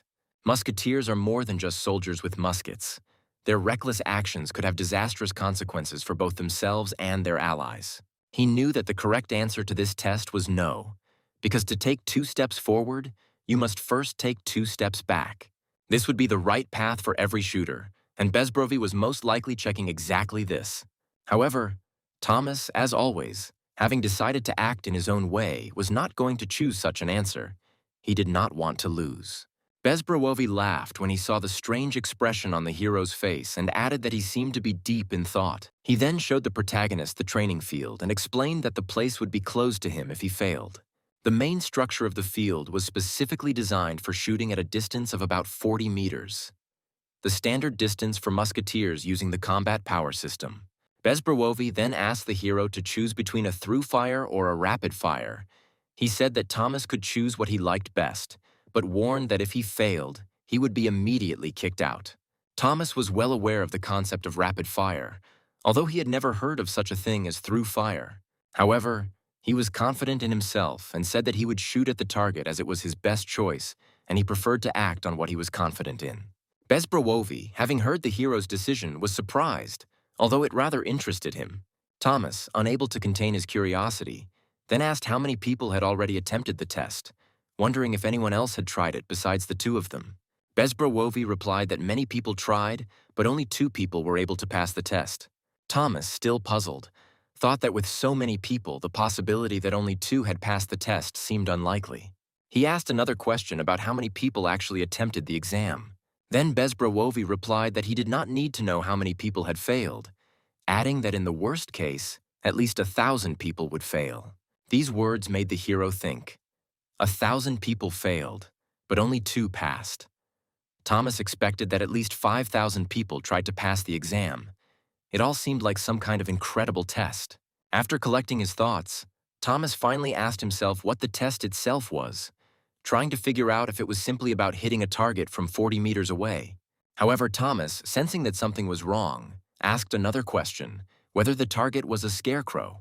But the man, without giving him the opportunity to continue his thoughts, went forward, and Thomas, not understanding what was happening, followed him. Thomas soon noticed that they had come much further than he expected. The distance was now more than 50 meters. The hero realized that the man intended to shoot him from 55 meters away, and this came as a real shock to him. Despite this, he understood that even from such a distance he had a chance to hit the target. Then Browlus thrust the purple feather into the wall, and Thomas, stunned, realized that this was more than just a target-hitting exercise. At that moment, Thomas realized why only 2 people passed this exam. He realized that the goal was much more difficult than it might seem at first glance. The guy took a closer look, and the feather that the man had stuck into the wall turned out to be no bigger than an ordinary dot. Meanwhile, Bezbrowovi, without waiting for the hero's reaction, told him to begin. The hero had no other choice. He had to try. He then opened the sync level settings and told the system to increase his sync level to maximum. However, as it turned out, its synchronization level could only be increased to 50%. Now that his senses were much sharper, almost like in real life, but still 50%, he knew he had to rely on his feelings and intuition. Resetting the synchronization could cause harm not only in the game, but also in real life. So he understood the full responsibility that lay on his shoulders. However, Thomas decided to increase the synchronization level to 50%. At that moment, he seemed to be enveloped by some previously unknown energy. He felt his senses becoming sharper, almost like in real life. Now Thomas was ready. He reloaded the gun very quickly without using the ramrod, which greatly surprised Bezbrowovi. The man nodded approvingly, and although Thomas didn't quite understand what he meant by that, it became clear to him that he seemed to be implying that Thomas was too slow. Then Thomas took aim. The distance to the target was 55 meters, and the target was only 10 centimeters in size, extremely small and almost invisible.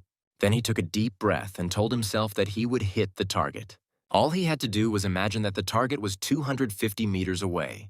He concentrated, and at that moment, Bezbrowovi thought that everything was fine with the main character. His aim was steady, his breathing was even, and his willpower was at its best. The man wanted this guy to show him what he was really capable of.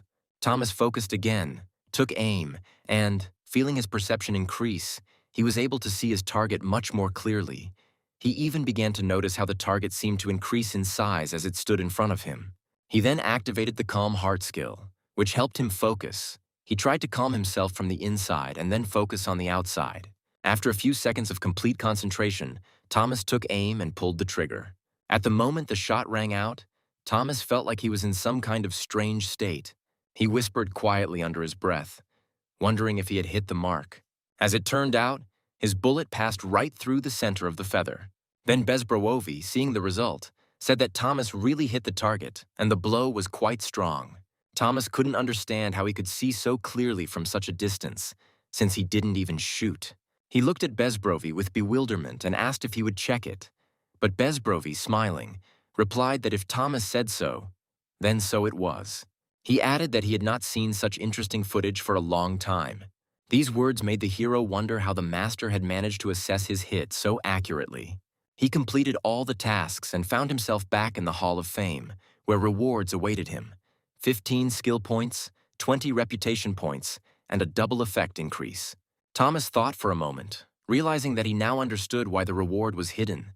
If people knew about it, many would rush to take advantage without thinking about the consequences. At this moment, Bezbrowovi approached the main character and asked why he was standing motionless like a pillar. Then he ordered him to follow him. On the way, Bezbrowovi asked if Thomas was happy with what had happened and poured him a cup of tea. Then Bezbrowovi, continuing the conversation, said that in fact the hero has real talent, and that is why he acted so confidently at the beginning. Thomas admitted that in fact it was all pure luck. Bezbrowovi responded that luck does not favor those who lack talent, and added that in order for luck to be on his side, he needs to learn to control his body and emotions well. At this point, Thomas was thinking about what was written on his achievement. It said that he was one of the 3 most famous musketeers of the Pubial Kingdom, as well as one of the founders of the academy, meaning that his skills were actually at a very high level. Bezbrowovi continued, saying that a person must maintain control over himself. Once this control is achieved, his thinking will become flexible, and agility and strength will improve significantly. He also noted that the main character is not a pushover, and, smiling, added that the main character should think about his future. Then Bezbrowovi said that if Thomas had come at least a year earlier, he could have prepared him as one of the 3 musketeers of the new generation. These words surprised the protagonist, and he immediately asked who these 3 musketeers were. The man explained that the protagonist still had a lot to learn before he could become one of them. He hinted that at his current level, the protagonist didn't need to teach him how much gunpowder to put in the barrel or how many times to use a ramrod. Then Bezbrowovi threw a large blue bag filled to the brim onto the table. Thomas, opening the bag, realized that inside were bullets with gunpowder, each worth 10 silver coins. The protagonist was stunned to see so many of them. 200 charges of black powder and 200 bullets. Bezbrowovi, meanwhile, hinted that basic training has absolutely no meaning for someone who wants to become a true master. Thomas realized that this was a reward for successfully completing basic training and accepted it with gratitude. Bezbrowovi, however, told him to hold back his gratitude as the work was not finished. And then, unexpectedly, the man said that they were starting a spider hunt. Thomas immediately received a new task. He thought there would probably be some kind of ceremony or celebration to mark the completion of his training. This was the academy after all, but things didn't turn out quite as he expected. However, there was a problem. The red spiders could only be killed at level 15, and Thomas was already at level 25, which significantly reduced the potential reward. He didn't want to waste time on this, and turning to Bezbrowovi, he asked if there were still bats living in that forest, and the man confirmed his guess. Then Thomas, using his negotiating skills, asked if it was possible to kill the spiders and bats at the same time. To which Bezbrowovi, with some severity in his voice, asked whether Thomas was really suffering so much because he had shown a little leniency. Thomas, a little surprised but not at a loss, replied that this was not at all the case. He explained that he was not so young as to confuse knowledge with certainty. Then, after a short silence, he added that if the director ordered it, he would be ready to complete the task in just 1 day. Then Bezbrowovi thought for a moment and then agreed. Thomas felt his ability to get on the right wave worked, and of course, he could not miss such an opportunity. With a feeling of satisfaction, he said that he wanted to ask something. He was curious if the task was successful, whether Bezbrowovi would teach him his own skill. This question seemed to spark something strange in the master's eyes, and Thomas immediately realized that he would now have to wait a little. He realized that whoever spoke first might find themselves at a disadvantage. Finally, Bezbrowovi said that he would agree, but only if Thomas fulfilled a new condition. The mission changed, and he now had to bring back spider legs and bat claws. The task had to be completed within 12 hours. Thomas was a little taken aback by such a short period of time. Then he turned to Bezbrowovi and said that he would leave immediately. High risk, as he understood, meant high reward. Bezbrowovi, observing Thomas, admitted that he was quite interesting, which only spurred the hero on. He was ready for the challenge, and without wasting any time, he ran. His plan running through his mind, he needed about 2 to 3 hours to reach the hunting area. Taking into account the time for the return journey, he had only 6 hours left for the hunt itself. And this is considering that he had to not only kill 30 creatures, but also collect items from them.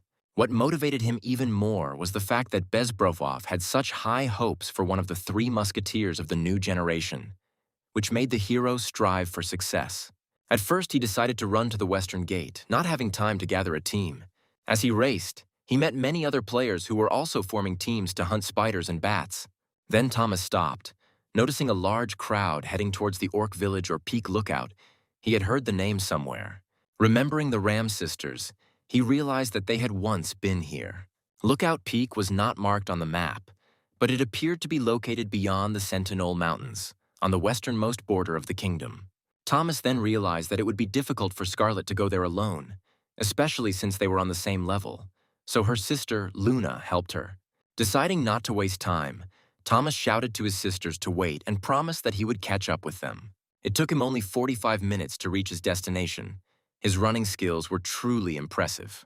Thinking about time, Thomas realized that if the return journey took the same amount of time, he would only have 10 hours left for the hunt itself. However, on the way, Thomas noticed something strange.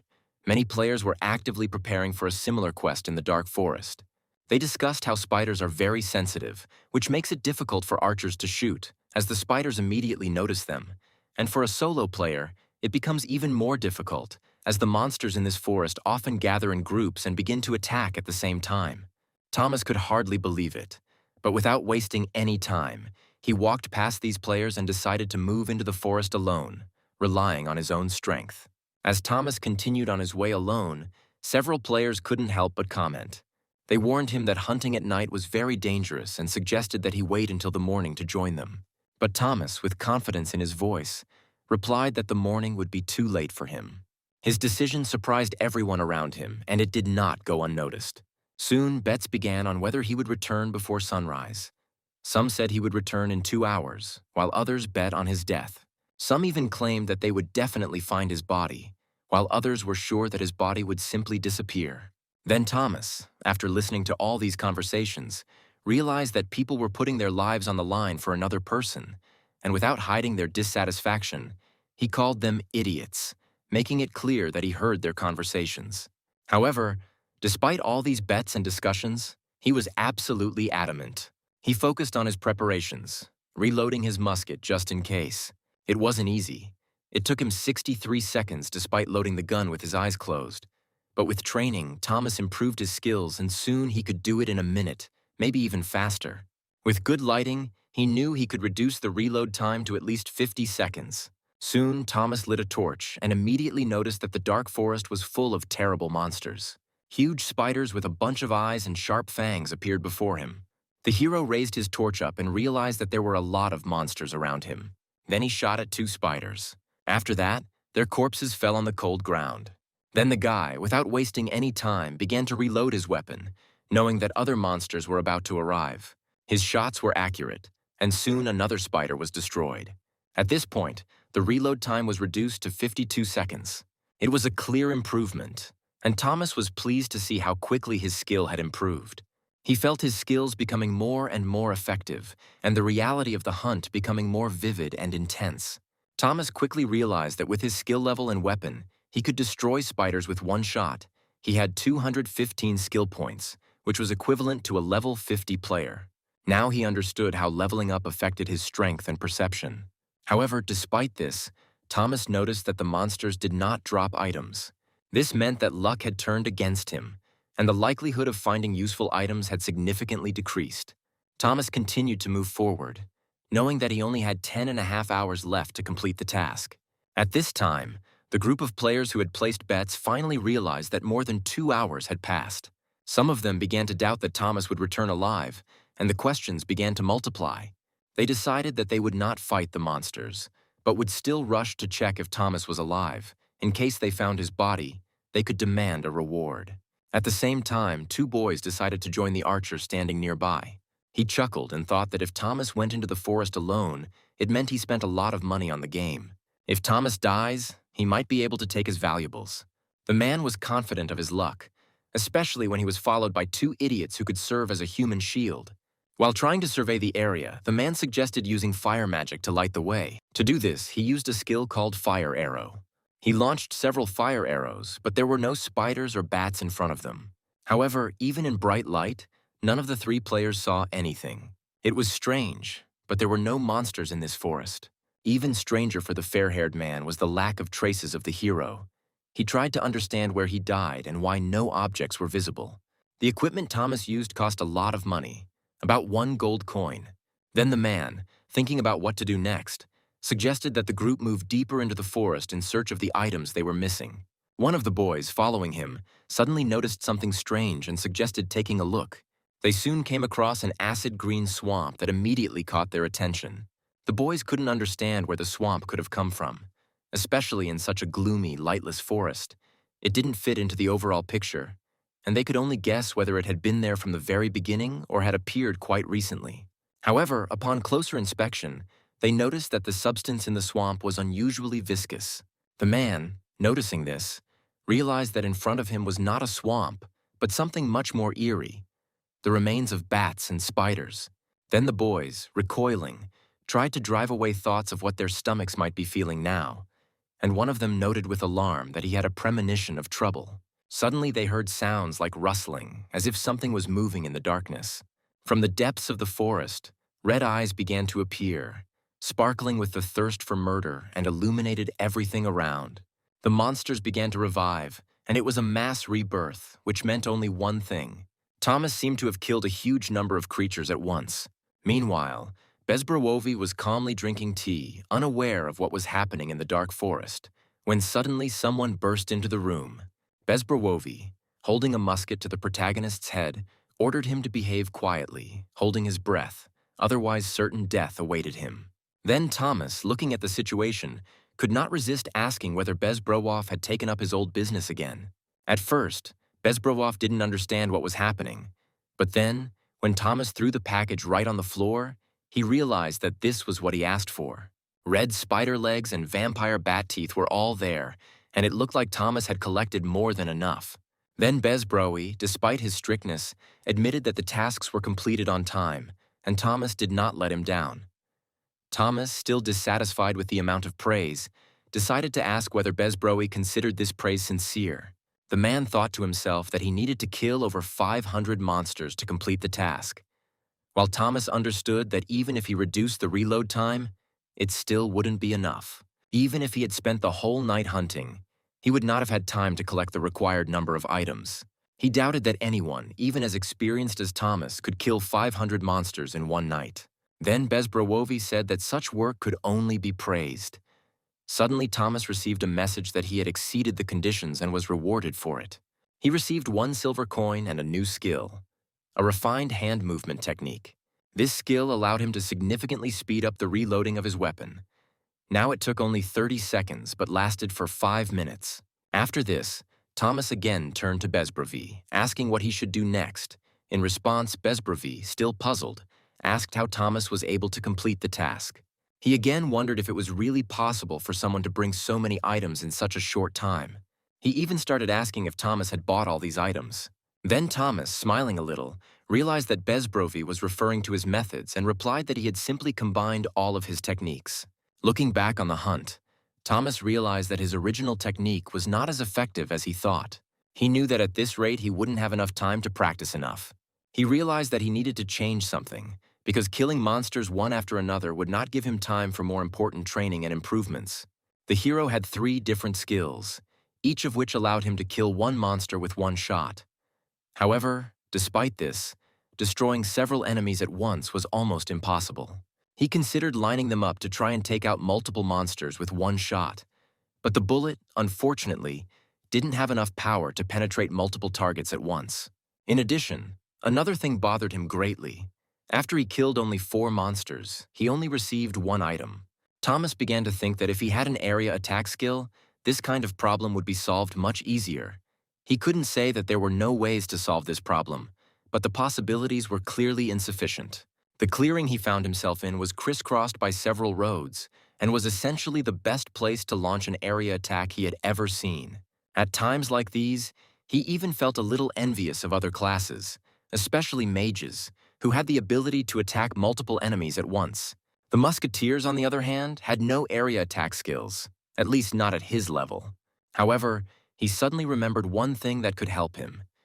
The gunpowder smoke he used on the Golden Eagle mission was not classified as a skill, but at that moment it proved to be quite effective in scaring off the wolves. This suggested that perhaps it could be used again.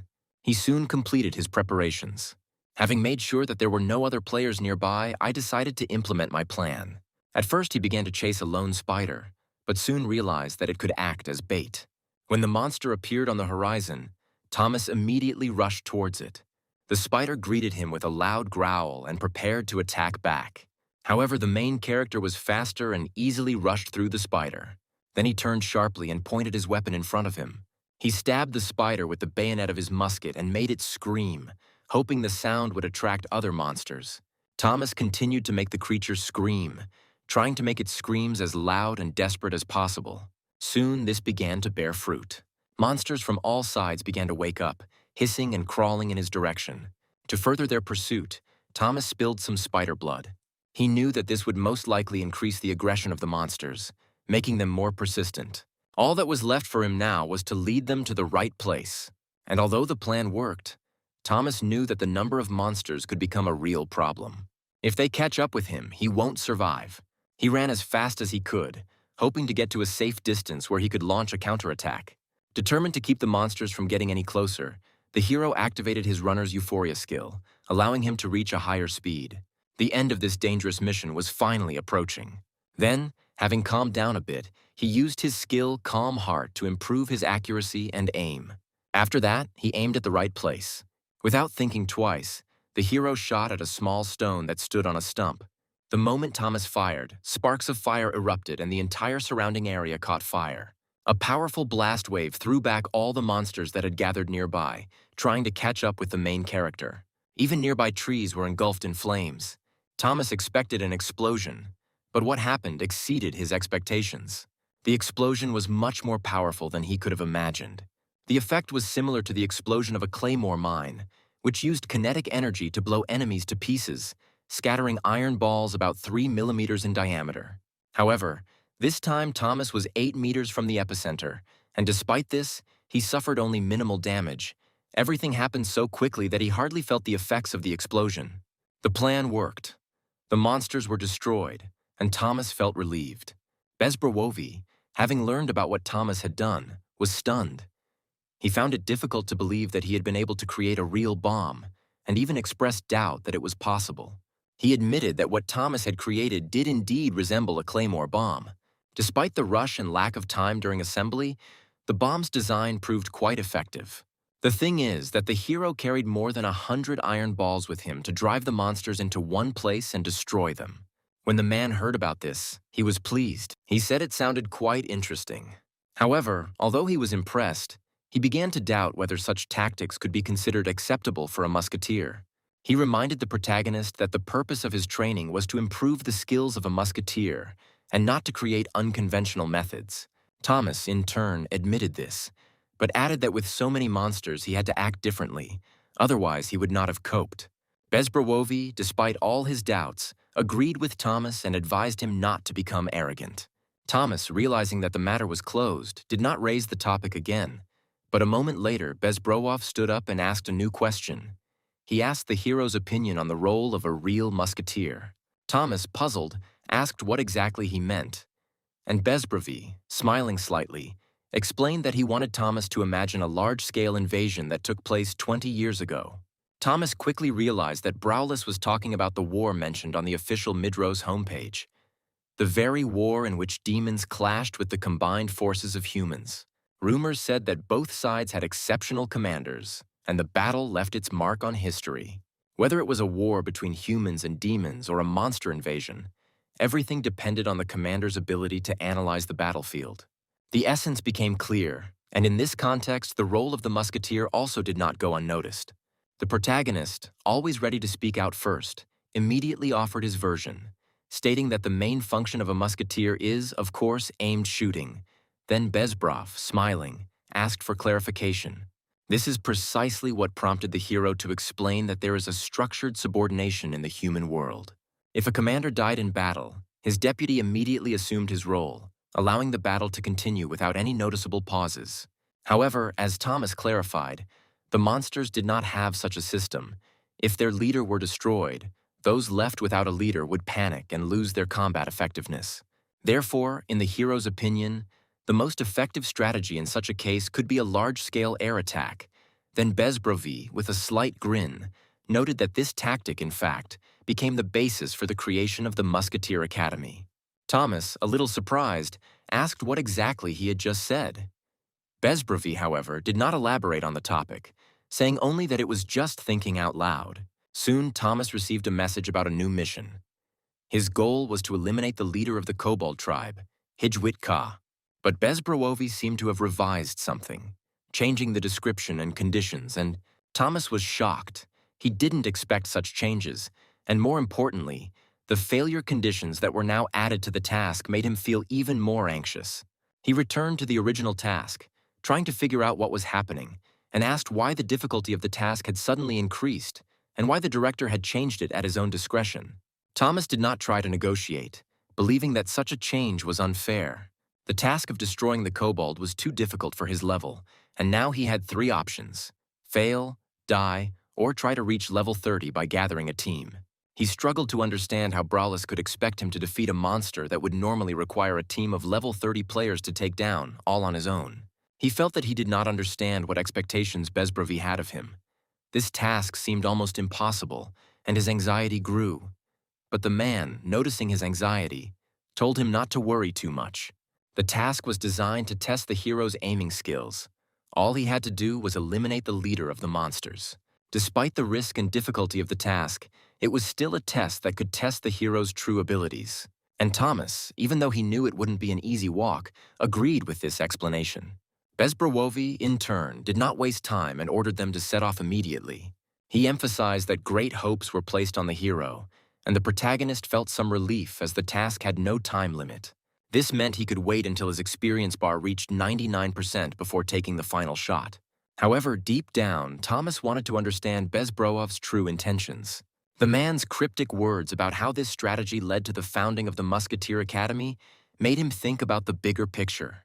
He became curious and decided to ask Kay about it, but despite several attempts, he did not receive an answer. This made him think that if Kay was not answering, then most likely he was somewhere hunting right now. Then Thomas decided to check Kay's location and opened his friends list. He saw that all 4 of his friends were in the narrow Thievy Gorge.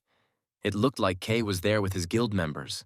Thomas, having made a couple of quick conclusions, realized that if he himself joined the guild, it would make it easier for him to create a team and solve more complex problems. He remembered his friends and also decided to check their location. His surprise was great when he discovered that they were also in that same gorge. Meanwhile, Kay's guild announced in chat that they had trapped the Ram sisters. The guild leader, in turn, acted decisively. He ordered his subordinates to surround the Ram sisters, hoping that the Night Knights would soon arrive to help. Sasuke, who was part of the squad, was given instructions on the proper retreat route and was tasked with detaching 5 men for long-range attacks. Harvey also instructed the doctors to use the enhancement to increase the speed of long-range attacks. He then ordered the troops of his subordinate Tobias to pursue the girls. He knew that there was no room to maneuver in the narrow Thievy Gorge, and that this was the perfect moment to finally corner the Ram sisters. Kay was appointed to lead a squad of tanks and drive them forward. The guild leader estimated that there were about 60 high-level players in their ranks. Even the moon itself will find it difficult to break through such a formation. He hoped that this time they would be able to win, since teleportation was blocked and all escape routes were sealed. Harvey then cast a spell that caused the dimension to close. At that moment, a huge energy arrow shot into the sky. This fact became a signal for Kay that the Ram sisters needed to be captured. And it was at that moment that Luna cast a spell. As it turned out, she was preparing to use Ice Blast. Meanwhile, Kay was running towards the moon when he suddenly noticed a strange glow ahead of him. It seemed like she fired hundreds of enchanted arrows, and several players from the guild fell without having time to defend themselves. Kay, however, did not lose his composure and immediately activated a protective shield. Literally the next moment, he realized that one of the most dangerous opponents stood in front of him. He sarcastically remarked that a lot of time had passed since their last meeting, and now they were meeting again, but in a completely different situation. The girl was indeed standing in front of him. Her hand, with which she had controlled the spell, stretched out forward. The distance between Kay and Scarlet was approximately 70 meters. Kay then ordered the tanks to keep their distance. He knew that Luna was preparing another volley of ice spears that could kill. He was confident that this blow would be fatal, and so he ordered his crew to take a defensive formation, hoping that they would be able to withstand it. However, Kay couldn't believe that she launched hundreds of ice spears at once. Everything that happened was too fast, and only a powerful explosion was able to destroy all the ice projectiles, shattering them in the air. Kay couldn't determine who exactly had dealt the blow, as his squad was still defending against the ice attack, but he knew for sure that it could only have been Scarlet using her firepower. Meanwhile, the girl grabbed Luna and quickly disappeared into the shadows. Kay was furious that a low-level player would dare to attack his party. It disappointed him, especially because he had encountered players who simply left the game after dying. He then ordered his unit to minimize damage and move forward despite the losses. He knew that despite all their efforts, the Ram sisters would be difficult to defeat, and there would still be many obstacles in their way. With significant losses, but with determination, they managed to corner the Ram sisters. One of the guild members, clearly optimistic, informed the leader that everything was going according to plan, but Kay couldn't help but notice that they were still remaining cautious. The girls were too strong and cunning. Luna, for example, was ranked 9th in the world, and Kay could not predict what she would do next. As they tried to escape, Luna left behind a trail of ice which, to everyone's surprise, began to expand unexpectedly.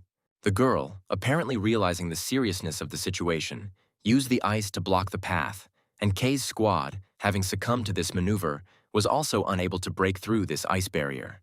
Kay, shocked by the unexpected situation, angrily slammed his shield against the ice wall and exclaimed that the sisters could not seriously believe that such a barrier would stop them.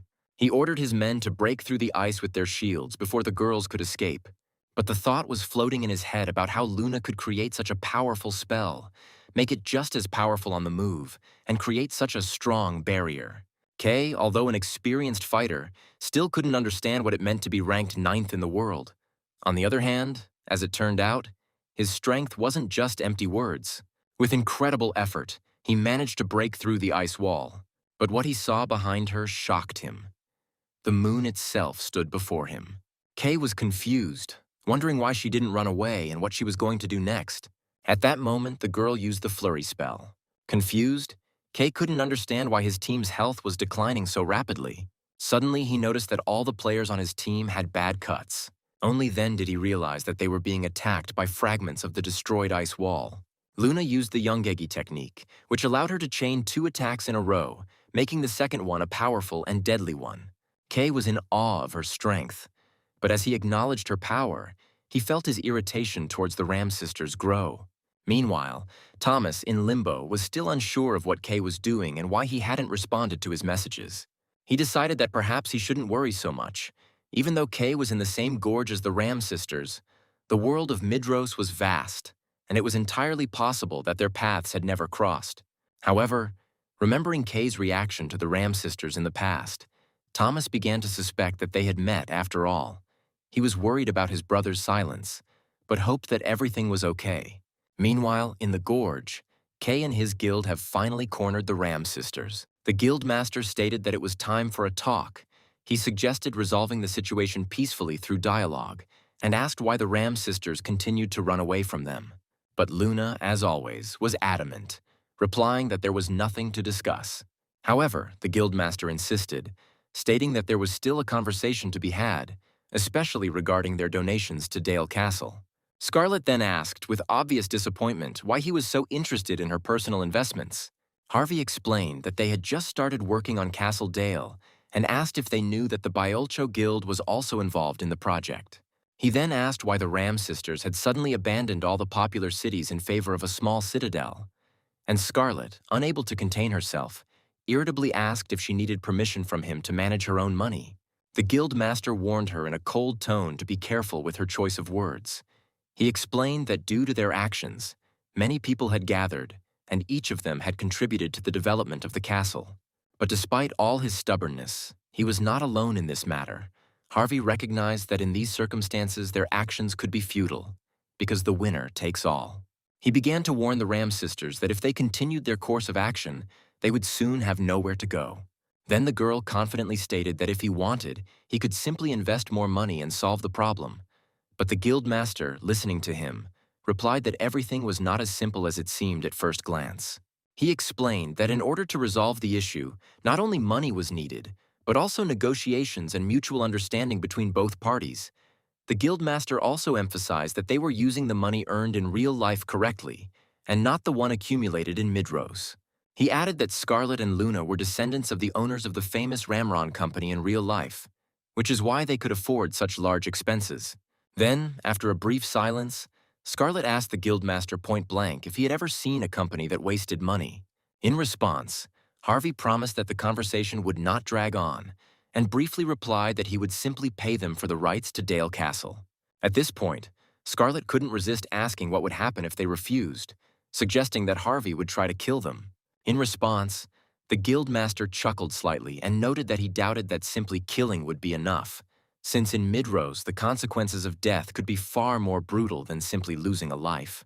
Scarlet, hearing this, could not contain her rage and accused him of stupidity, saying that further negotiations were pointless. Soon she gave the command to Luna to prepare for attack. Luna, as always, understood her intentions accurately and immediately began preparing a spell.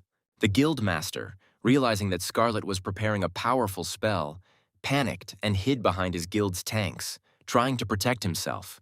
Meanwhile, Luna stated that 10 people who stood in their path of retreat had been destroyed.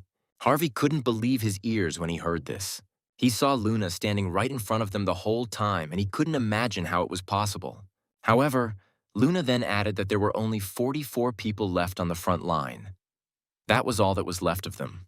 Scarlet, surprised and a little disappointed by the number, commented that their forces were much smaller than she expected, expressing her disappointment in the Koreans. These words made Harvey very angry.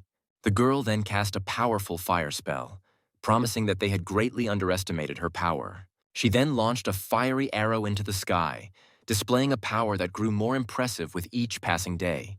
But despite this powerful demonstrative gesture, the guildmaster remained confused. He began to wonder if this was her way of signaling for help, but quickly reassured himself by remembering that teleportation was blocked, meaning no one would be able to come to her aid. He was still confident in his own abilities, believing that Sasuke's group, located along their retreat route, would be able to deal with this threat. He considered Scarlet's actions to be an empty bluff, an attempt to intimidate them, but nothing more. Then, with the air of a smug leader, he remarked that if the Ram sisters had simply given in and accepted his offer, the situation would have been much simpler. But their stubbornness had only made things more complicated. In a mocking tone, he stated that now, apparently, all that was left for them to do was to experience shame and disgrace, which, in his opinion, were much worse than death. He then gave the command to his squad to prepare the spell. Suddenly, the order to stop was given, and the guildmaster did not immediately understand what was happening. A powerful, completely unknown force intervened, unexpectedly stopping all the knights in their tracks. All of them found themselves in critical condition, apparently under the control of this mysterious force. Harvey was completely confused and, not understanding what was happening, asked what the healers were doing.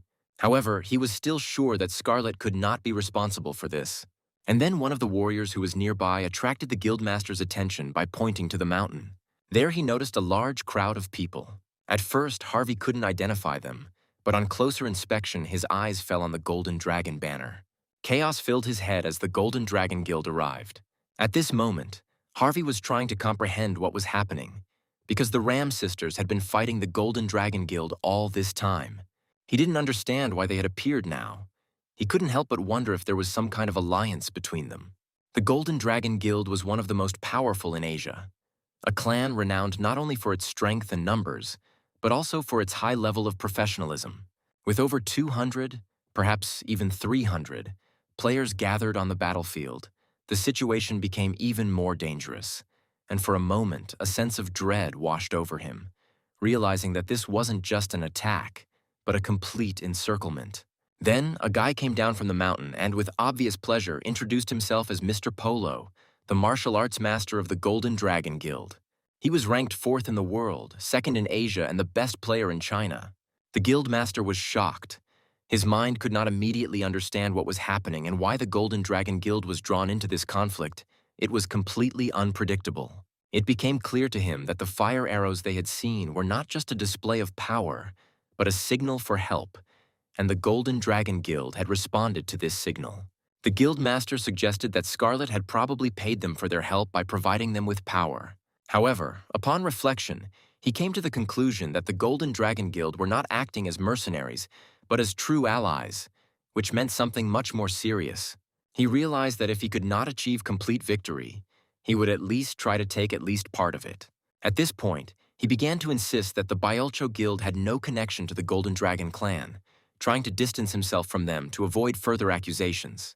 Then Polo, after listening to him, calmly replied that although his clan had no dealings with the Byolcho Guild, they would not allow anyone to harm the Ram sisters. This statement immediately made Harvey realize that they were completely trapped, and he demanded an explanation about the nature of the relationship between the Ram sisters and the Golden Dragon Guild. However, Scarlet dismissed his question, saying that he didn't need to know the details. Instead, she laid out her conditions.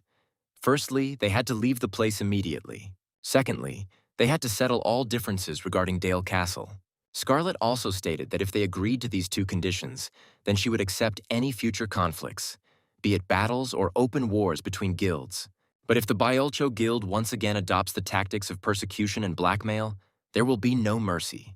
This statement made the guildmaster furious. He felt that the sisters were looking down on them just because they had the support of the Golden Dragon Guild. He realized that a fight of wills would not be in their favor, but he continued to look for ways to save face in this conflict. Then Polo, watching the situation unfold, noticed that Harvey was thinking too much about what was happening. He doubted whether the guildmaster really intended to challenge their clan. Polo warned him that if that were the case, they would focus all their efforts on completely destroying the Byolcho Guild. Scarlet then assured him that they had no reason to worry, as the only requirement from the Byolcho Guild was to fulfill their promises. Meanwhile, quiet conversations broke out among the guild warriors. They expressed concerns about the war with the Golden Dragon clan, doubting whether they would be able to cope with such a powerful elite. Then Harvey finally admitted that the Ram sisters were serious opponents. At this point, Polo turned to the guildmaster, asking him to make the final decision. Just as the guildmaster was about to reply, a sharp cry came from the mountain where the Golden Dragon clan stood. Something happened, and everyone noticed that Polo, standing next to his sisters, was prepared for what was about to happen. No one understood what was happening. Everything on the mountain was shrouded in a bright red light. If all of these people died, the light would change to ash and they would all leave the game. The guildmaster, observing what was happening, began to suspect that this was the work of the girls. But even Scarlet herself could not understand what was happening around her. At that moment, Polo shouted to Luna, telling him to prepare for battle, while she warned her sister to stay behind. Scarlet, not understanding what was happening, shouted out, asking what was going on, to which Polo replied briefly and confidently that someone had arrived. Suddenly, Berserker appeared on the horizon, and seeing this whole picture, he cried out in surprise, noticing that they were all gathered in one place. A berserker named Enormous Igor, a majestic figure ranked third in the world, was confident that no one had stopped him from hunting for several days. However, now that they were all here, the situation was becoming extremely tense. Then Enormous Igor immediately began to cast the Great Cross spell. Polo quickly assessed the situation and realized that he needed to transform into a wolf in order to act faster and with greater flexibility. At this time, Harvey, with a smile on his face, began to laugh. He gave the order to everyone who was still alive to attack the Ram and Polo sisters. He assured the squad that if they got rid of these two, they would be able to escape immediately and avoid further problems. Meanwhile, the sisters were confused and at some point froze in one place. At the same time, Thomas wanted to ask Kay a few questions about Bezbrowoff. But since his brother didn't answer him, the hero decided that he should instead turn to the NPCs for information. He hoped that at least in the hotel there would be people who could tell him something about Bezbrov. Meanwhile, other people in the game were discussing some kind of commotion on the internet, and Thomas soon learned that something serious had happened in the Thievy Gorge. It was said that Scarlet, Luna, Polo, and Igor engaged in a massive battle that resulted in complete chaos. More than 200 people had already been killed, and among the participants in the battle were the Golden Dragon clan, as well as some Korean guild. People began to speculate that the cause of this conflict was clear. Recently, Chinese players had interfered with the Great Igor's hunt, and it seemed the clan had defeated him. But unfortunately for the Korean guild, they found themselves drawn into this bloody conflict. Thomas, in turn, came to the conclusion that the Korean guild most likely meant the Byolcho guild. He wasn't entirely sure if Kay was okay, but he was at least relieved that he was still online. Suddenly, something strange started to happen. Sasuke went offline and left the game, and soon the same thing happened to other players, including Kay. Horrified and confused, Thomas decided to find out what happened to Kay in that gorge. He quickly logged out of the game and found himself back in his room. The first thing he did was call his brother, wondering if everything was okay and what had happened to the other players. Then Kay, with an exhausted voice, apologized to Thomas for not informing him of what was happening and not warning him about the situation. Thomas, concerned, mentioned that there had been a lot of noise on the internet about their fight and asked if everything was okay. Then Kay admitted that the world-ranked players were so strong that he felt real fear. His body trembled, and he advised the protagonist to level up as soon as possible to avoid encountering such players. Kay was completely exhausted and stated that he would only focus on leveling up, then said that he was very tired and was going to sleep. After a short farewell phrase, he hung up. Thomas, left in the room with complete anxiety, decided that it was necessary to urgently investigate what really happened to Kay and all the other players. After browsing through numerous forums and online groups, Thomas finally came across a video from the battle scene, and at first glance it was obvious that something unimaginable was happening, and even he, with all his knowledge, could not understand what exactly was happening on the screen. In the comments, users suggested that it was most likely Berserker, but even this did not fully answer the questions that arose in the hero's mind. One of the strangest phenomena was that after each player died, a bright red light would appear. Moreover, this red light seemed to be absorbed by the Berserker himself after each death. Instead of simply killing, the Berserker would exhibit unusual behavior when someone accidentally made eye contact with him. Igor approached, and without showing a drop of regret, mercilessly killed them. The situation became increasingly bizarre, and at some point Polo intervened, pushing two players away and saving their lives. Igor stuck his sword into the ground and looked displeasedly at his opponent. Then Polo, in turn, asked if he had come there specifically to interfere with his plans. While Berserk and Polo continued their conversation in the gorge, the Ram sisters were trying to hold on and fight off the players of the Korean Guild. Great Igor, laughing, said that now he understood why Polo looked at him like that. Now it became clear to him that those girls were his weakness.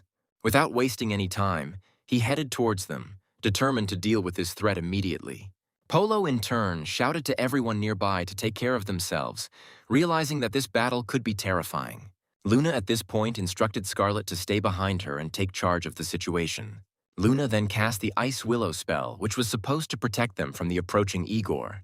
Berserker, noticing the powerful defense, immediately decided that his first target would be Ice Willow. The other members of the Byolcho Guild began to move towards the massive ice structure created by the moon's magic and planned to unite to defeat the sisters. Meanwhile, at the crucial moment, Berserker, already prepared for a new attack, attacked the Korean Guild.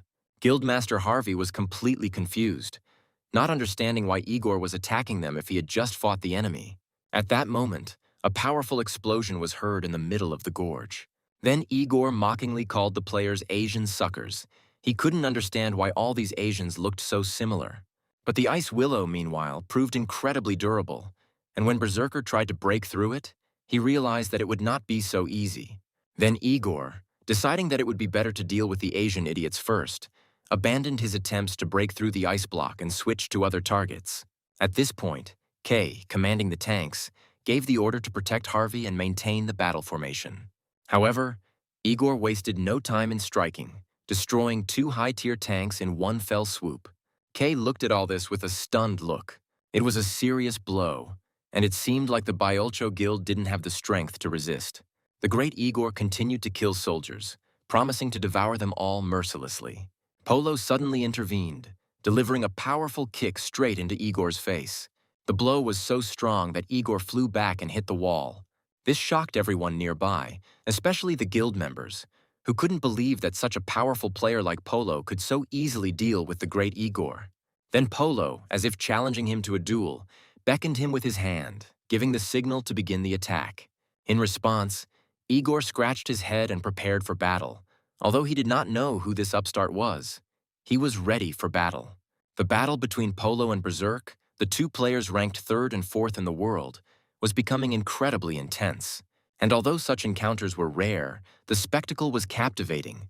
The fight was so fast that the spectators did not have time to follow every movement.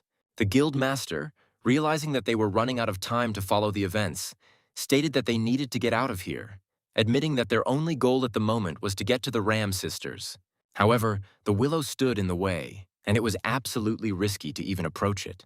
It was difficult to understand what exactly was happening, but something strange was pouring out of her, and this added to the anxiety.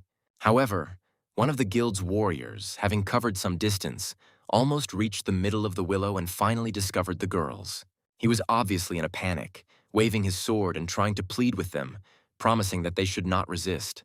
Polo, who was watching this, noticed that this boy was clearly going to harm his girlfriends. There was a note of furious protest in his voice as he shouted a warning. But despite this, the man still tried to strike with the sword. However, the guy from the guild fell into a magical trap. He couldn't believe his eyes, because such thin willow branches seemed unable to hold his sword, and certainly shouldn't break. Suddenly, Polo appeared in front of him. He approached, decisively calling him the last abomination. He declared that the guy did not have the slightest idea what was going on. After this, Polo demanded an explanation. He demanded that this boy explain how he could dare to attack the moon, which, unlike him, helped them at the moment of the attack. The guy, putting his doubts aside, still found the strength to think that his attack on Polo was an interesting moment. Even though he was ranked 4th in the world, he believed that his status allowed him to swing his sword with greater effect. But this was a mistaken belief. Polo dealt with him in an instant with a kick, and the youth was defeated. However, at that moment, Kay, seeing that his friend was in trouble, immediately rushed to his aid. Then Polo, without wasting any time, asked him if he could at least for a second act like a noble man and not interfere in their fight. Polo was just about to deliver the finishing blow to the boy when Kay ran up and, covering him with his own shield, protected him. Although Kay managed to block the blow, he knew it wouldn't last long. He knew he couldn't withstand another blow like that. Quickly grabbing his friend, Kay decided to retreat. Polo was furious that this boy dared to interfere in their duel. At that moment, Berserker, who had been hiding in the shadows, crept up to Polo and agreed with his opinion, stating that he was absolutely right. The eyes of the great. Meanwhile, the guild member tried to collect his thoughts, but alas, to no avail. The guy continued to remain unconscious. Kay, unable to watch what was happening, calmed his friend and promised to find a doctor who could help him. At that moment, the sound of a powerful blow was heard behind him. As it turned out, the Berserker hit Polo with all his might, throwing him against the wall. Kay didn't know what to do in this situation as the great Igor approached, his steps loud and merciless. Igor began to mock, declaring that the blood of these unfortunate boys was clearly not enough for him. He needed more. He looked closely at Kay and his friend and repeated that he needed much more blood. Unable to bear it any longer, Kay yelled back at him to shut up and rushed straight at him. But alas, Kay recently used up all his defense points. Then Igor, using his unimaginable strength, grabbed him by the neck and lifted him into the air as if he were just a toy. At that moment, Kay realized that the difference in their strength was too great. He was absolutely helpless against such an opponent. Igor, as if not noticing his despair, repeated again that he needed more blood and began to squeeze his throat harder and harder. Kay, with the last of his strength, begged him to stop, but it was too late. The great Igor, a level 260 giant, was more than just a human. His ability to transform into a werewolf, or, as he called himself, a berserker, gave him immense physical strength. But, worst of all, his power was depleted, and in order to replenish it, he needed to absorb blood and death from both monsters and players. Unlike Kay, the chances of survival for the main character, who was level 26, were practically zero. Thomas couldn't believe that Kay, whose level was close to 200, was killed in such a horrible way. With that level of synchronization, the pain must have been unbearable. Thomas, shocked by what happened, could not calm down. The one who was so dear to him was killed in the most terrible way. He swore that he would never forgive the great Igor, and, if necessary, he would tear him to pieces. In that moment, full of rage and pain, Thomas made a firm decision. He would level up like hell. This was the only way to catch up with and defeat this monster. He shouted furiously at Igor to wait for him. Meanwhile, under the protection of the ice willow, the Ram sisters stood in anticipation, listening to the dying screams of the players echoing in their surroundings. Scarlet couldn't understand what exactly was happening. Everything around was engulfed in horror, and the only thing she knew for sure was that ugly bastard Igor was behind it. If only the Berserker and Polo had fought one-on-one, perhaps Polo would have had at least a small chance of winning. But now that there were so many extra players on the battlefield, neither he nor his sister could concentrate. Scarlet began to think that the smartest move now was to simply run away. She called out to her sister, but Luna was preoccupied with something important, and all her attention was focused on something that seemed to be related to magic. The girl said something in an unfamiliar magical language. She then looked down, apologized to her sister, and said that she would have to sacrifice herself for their safety. Then Scarlet, sitting under the mountain, calmly agreed with this, claiming that she was ready to die, but she would not allow her sister to die. In response to these words, Luna began to act decisively, declaring that she would destroy everyone who got in her way. Luna quietly chanted a spell, and something extraordinary began to happen. All the players nearby immediately took notice. Even Great Igor felt this magical impulse, which made him think for a moment. Meanwhile, the girl continued to cast a spell in an unknown language. Harvey then wasted no time in ordering everyone else not to disturb Luna, who warned that if Luna completed her spell, everyone nearby would become corpses. Then Scarlet shouted loudly and furiously at those around her, saying that it was too late to try to stop her. The next moment, a huge ice vortex rose around the moon, seeking to destroy all living beings within its radius, except for the moon itself. The players who were nearby immediately froze, as if they had been overcome by a deadly cold, and everyone around began to panic. Meanwhile, Scarlet seemed to have accepted her fate and calmly said goodbye to her sister, reminding her that they would definitely meet again in 48 hours. But at that moment, on the shopping streets of the capital, Thomas was going about his business. He was trying to earn some money by buying and selling equipment. In one of these deals, he was able to earn 4 gold coins for the equipment he collected during the quest with Bear Osso. However, when he looked into the store to buy a musket, he realized that it would cost him all the money he had just earned. 3 gold coins were too much for him, and he was about to give up on the purchase when he was distracted by someone behind him. Suddenly, a man in red leather called out to him and declared that he had finally found him. He asked if Thomas remembered him, and this question immediately attracted the protagonist's attention. However, Thomas looked at him but did not recognize him. The man then pulled out 2 shields and proudly declared that this was the very warrior who had assembled the team for the Agony of Osso quest. Thomas instantly remembered him and understood who they were talking about. The man immediately accused him of allegedly stealing the loot and running away with it, claiming that all the clothes Thomas was wearing were from the Agony Osso set. However, Thomas didn't understand what nonsense this guy was talking about. He didn't know where this man came from, and he wasn't in the mood to listen to his accusations. He said he had been ridiculed online and was now demanding that he return everything he had allegedly taken. But the protagonist remained unperturbed. He reminded the boy that he was the one who first invited them to join the team after the battle. Thomas explained that after they started running away, he tried his best to find help, but all they did was leave him alone on the battlefield. He was left alone, and while Kim gathered the surviving team members and managed to escape, Thomas fought the bear alone, almost dying in the process. However, Kim couldn't believe that a player with such a low level could defeat the bear alone. To prove his point, Thomas showed his clothes laid out after the battle and asked if that would be enough. He then added that if Kim really wants to prove that Thomas didn't kill the monster, he should provide evidence. Otherwise, he should keep his mouth shut and leave. However, Kim continued to insist on his own and demanded the return of items that dropped from other players after their death. However, the hero believed that since players were unable to return to the game for 48 hours, these items should be returned to those who lost them. Kim, unwilling to stop, continued shouting, demanding that Thomas reveal his level and insisting that a player as low level as Thomas had no right to act so arrogantly. The protagonist, becoming increasingly irritated by the boy's insolence, shouted at him to shut up and stop barking. In response, Kim aggressively asked if Thomas knew which guild he was dealing with before speaking to him so rudely. But Thomas, remaining calm, replied that he didn't care and that the only thing he wanted was for the guy to leave immediately. He said that if he continued to irritate him, he threatened to call the Holy Knights squad for help. Kim was obviously a little surprised by this statement and asked with bewilderment whether the Holy Knights were the hero's friends. Thomas explained that they were not his friends, but it would not be difficult for him to call them for help. Then Kim, unable to contain himself, shouted another insult at the hero and ordered him to stop running. However, the main character, smiling, continued humming something under his breath, quickly quickening his pace. Kim, shouting more and more insults, tried to keep up, but was clearly unable to catch up with the hero. After they ran a little more, Kim finally ran out of breath. Thomas stood and watched, not believing his own eyes. His agility was at level 247, and this meant that if Kim did not have significant bonuses, he would never be able to catch up with him. However, he knew that Igor had killed his brother, who was at level 260, and Thomas himself was only at level 26, and he knew that he needed to level up before he could even begin to match the likes of Igor.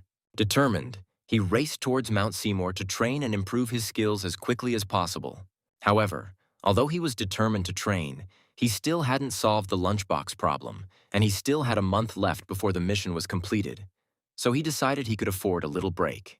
When Thomas arrived at the foot of Mount Seymour, he was amazed to see a large number of players forming teams to complete tasks. Almost all of them were looking for players level 40 or higher, and Thomas felt extremely uncomfortable, as his level was significantly lower than the required one. He remembered that he needed to find the head of the kobolds, but in reality, he knew very little about him. His task was to train with the leader of the tribe, who was the strongest boss at that time, despite the fact that Thomas had not even reached level 30. This raised many questions for him, and before rushing into battle, he decided to figure out what could have been in Bezbrovov's mind when he entrusted him with this task. But before taking on the task, the protagonist decided to level up to 29 to at least prepare a little before meeting the boss. However, his plans were soon interrupted by an encounter with a warrior heading towards the entrance to the village of Hijwit. Thomas watched closely as the warrior spoke to someone about finding a ranged player for his team. Having said that the experienced healer was already on the team, the warrior suddenly noticed the hero's weapon, which resembled a musket.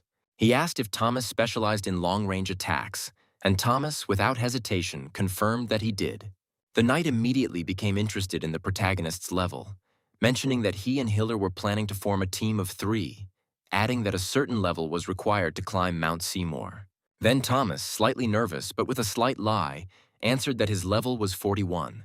The knight seemed pleased with this answer, and then the hero immediately asked where the third player was, since logically, if he is a long-range player, and the knight is a tank. Then the knight asked if Thomas meant the handsome Hiller. At that moment, the knight, noticing movement in the crowd, turned to someone and called out to a girl named Hana. A pretty girl emerged from the crowd and introduced herself as Hana. Thomas froze for a moment, for she seemed elegant and very gentle to him. The knight, noticing his reaction, teased him, saying that Thomas had not lied. Hana really was a real beauty. Thomas agreed with slight discomfort, but pretended to be indifferent. In fact, his reaction was caused by the fact that all the girls he had interacted with before were either aggressive or cold. Meanwhile, the knight proposed to make formal introductions. He revealed that he was a level 42 knight named Matsushige, and Hana was his sister, who was level 40. Thomas introduced himself as a level 41 musketeer. After exchanging introductions and formalities, the team was ready for the adventure. Reaching the dense fields at the foot of the mountain, the knight noticed 2 kobold workers in the distance. He suggested going around them on the left to avoid confrontation and remain unnoticed. Thomas was surprised that they decided to avoid a fight. The knight explained that it was better to conserve his strength and added that the protagonist still needed to gain experience. In his opinion, they should have waited and seen how Thomas performed in combat before getting involved in any serious fighting. Hana, standing nearby, commented that they were taking too long, which made the knight laugh nervously. Thomas, a little irritated by this remark, decided not to hesitate and took aim with his musket, preparing for action. Meanwhile, Hana, noticing his actions, asked about his attack range. Thomas replied that his firing range was 100 meters, but just in case, he added that it was only 50 meters. Then the knight became interested and asked why the hero's weapon had a shorter range than the arrow. In response to this, Hana turned to Matsushige with a somewhat mixed expression, noting that it was, to put it mildly, tactless to talk about this. The knight, noticing her reaction, immediately apologized to Thomas, explaining that he did not mean to hurt his feelings. At that moment, the hero realized that this was one of the reasons why the musketeers were not very popular among the players. The knight, noticing his reaction, hastened to assure him that he should not worry, adding that he would attract the attention of the kobolds. Then Thomas wondered if they really needed someone to take the hit and attract the monster's attention. Then, to everyone's surprise, he fired his gun. He apologetically said that he might not have warned them in advance because the sound of the gunshot was so loud that the entire area was covered in smoke and there was little time.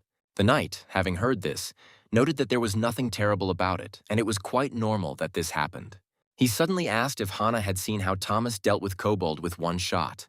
Hana didn't immediately understand what he meant, but after a moment she noticed that the protagonist had indeed killed the kobold with the first shot.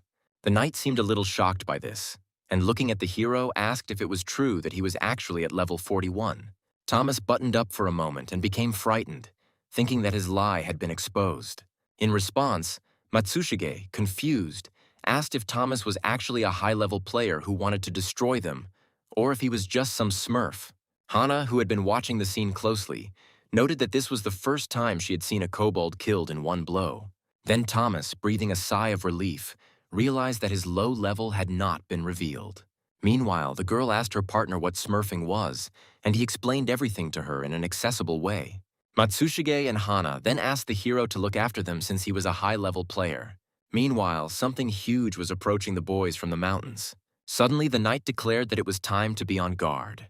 At that moment, a huge mountain worm just emerged from the ground. As soon as he saw the main character, he immediately rushed at him.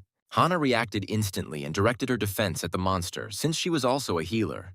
At that moment, a huge glowing shield appeared in front of the guy, which protected him from the worm's attack. Then Thomas took aim and shot into the middle of the monster's mouth, killing the worm with one hit.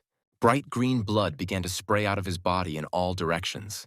After this, the monster's body fell dead to the ground. At that moment, Thomas noticed that the knight, for some reason, began to direct all the monsters specifically at him, despite the fact that he knew when the worms would come to the surface. Matsushige asked worriedly if the protagonist was okay. Thomas, holding back his irritation, replied that everything was fine, but he needed to talk to him. He finally couldn't stand it any longer and asked him point blank if he was really a tank, and he replied that he was. Thomas didn't waste any time and continued asking if he was a tank. Then why all the monsters had stopped attracting his attention lately? The knight, slowing his pace slightly, explained that this happens sometimes, but in reality he didn't even use his tank skills. Thomas then, slightly shocked, asked what the knight would do if he couldn't control the monster attraction skills. With suspicion in his voice, he asked if it was true that the knight wanted to kill him. Matsushige, frightened, hastened to justify himself, stating that everything was not as it might seem, which is why he did not use his skills, so as not to provoke unnecessary aggression. However, Thomas, becoming increasingly irritated, asked if he admitted that he had not used his abilities on purpose. The knight, hunched over under the pressure, admitted that he had indeed not used his tanking skills. He tried to explain that, in fact, knights did not have the same skills as tanks. He also added that their role was not to control the behavior of monsters. Thomas was shocked, because he always thought that only tanks wore armor, but it turned out that the knights had completely different tasks.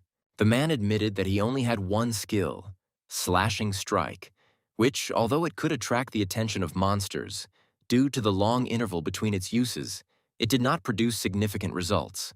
Thomas felt some relief when he heard that the knight had something useful, but once the knight explained that this skill only allowed him to protect girls, Thomas couldn't help but notice that the knight was controlling the monster's behavior with slash, even though it would slightly reduce his attack speed.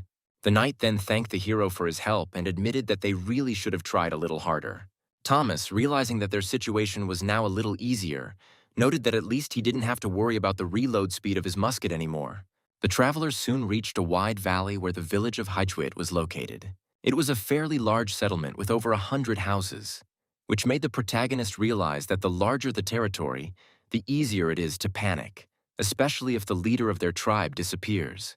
Seeking more information, Thomas asked if there was an old mine in the center of the cave. The knight explained that there was actually a warehouse and a children's room there, which greatly increased the security of the place. It would be difficult to break through the guards unless they were part of a strike force. Thomas knew that this place was ideal for hunting, but it was not suitable for target shooting. There was too much cover for enemies. He decided that it would be better to first find a more suitable place for the attack, and, standing up, loudly announced that they were beginning the hunt. With these words, he hurried down the mountain, heading towards the village. The kobolds, noticing him, immediately took aim at the knight. However, Matsushige wasted no time in fighting them off with his sword. He dealt one of the monsters a crushing blow right to the torso.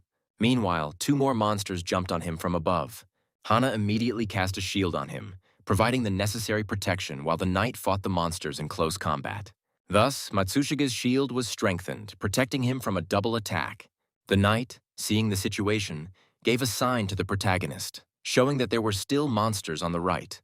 He announced that he was going to attract their attention and asked the protagonist to focus his firepower on other enemies.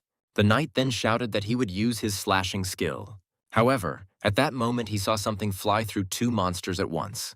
The man realized with surprise that this musketeer had pierced two kobolds at once.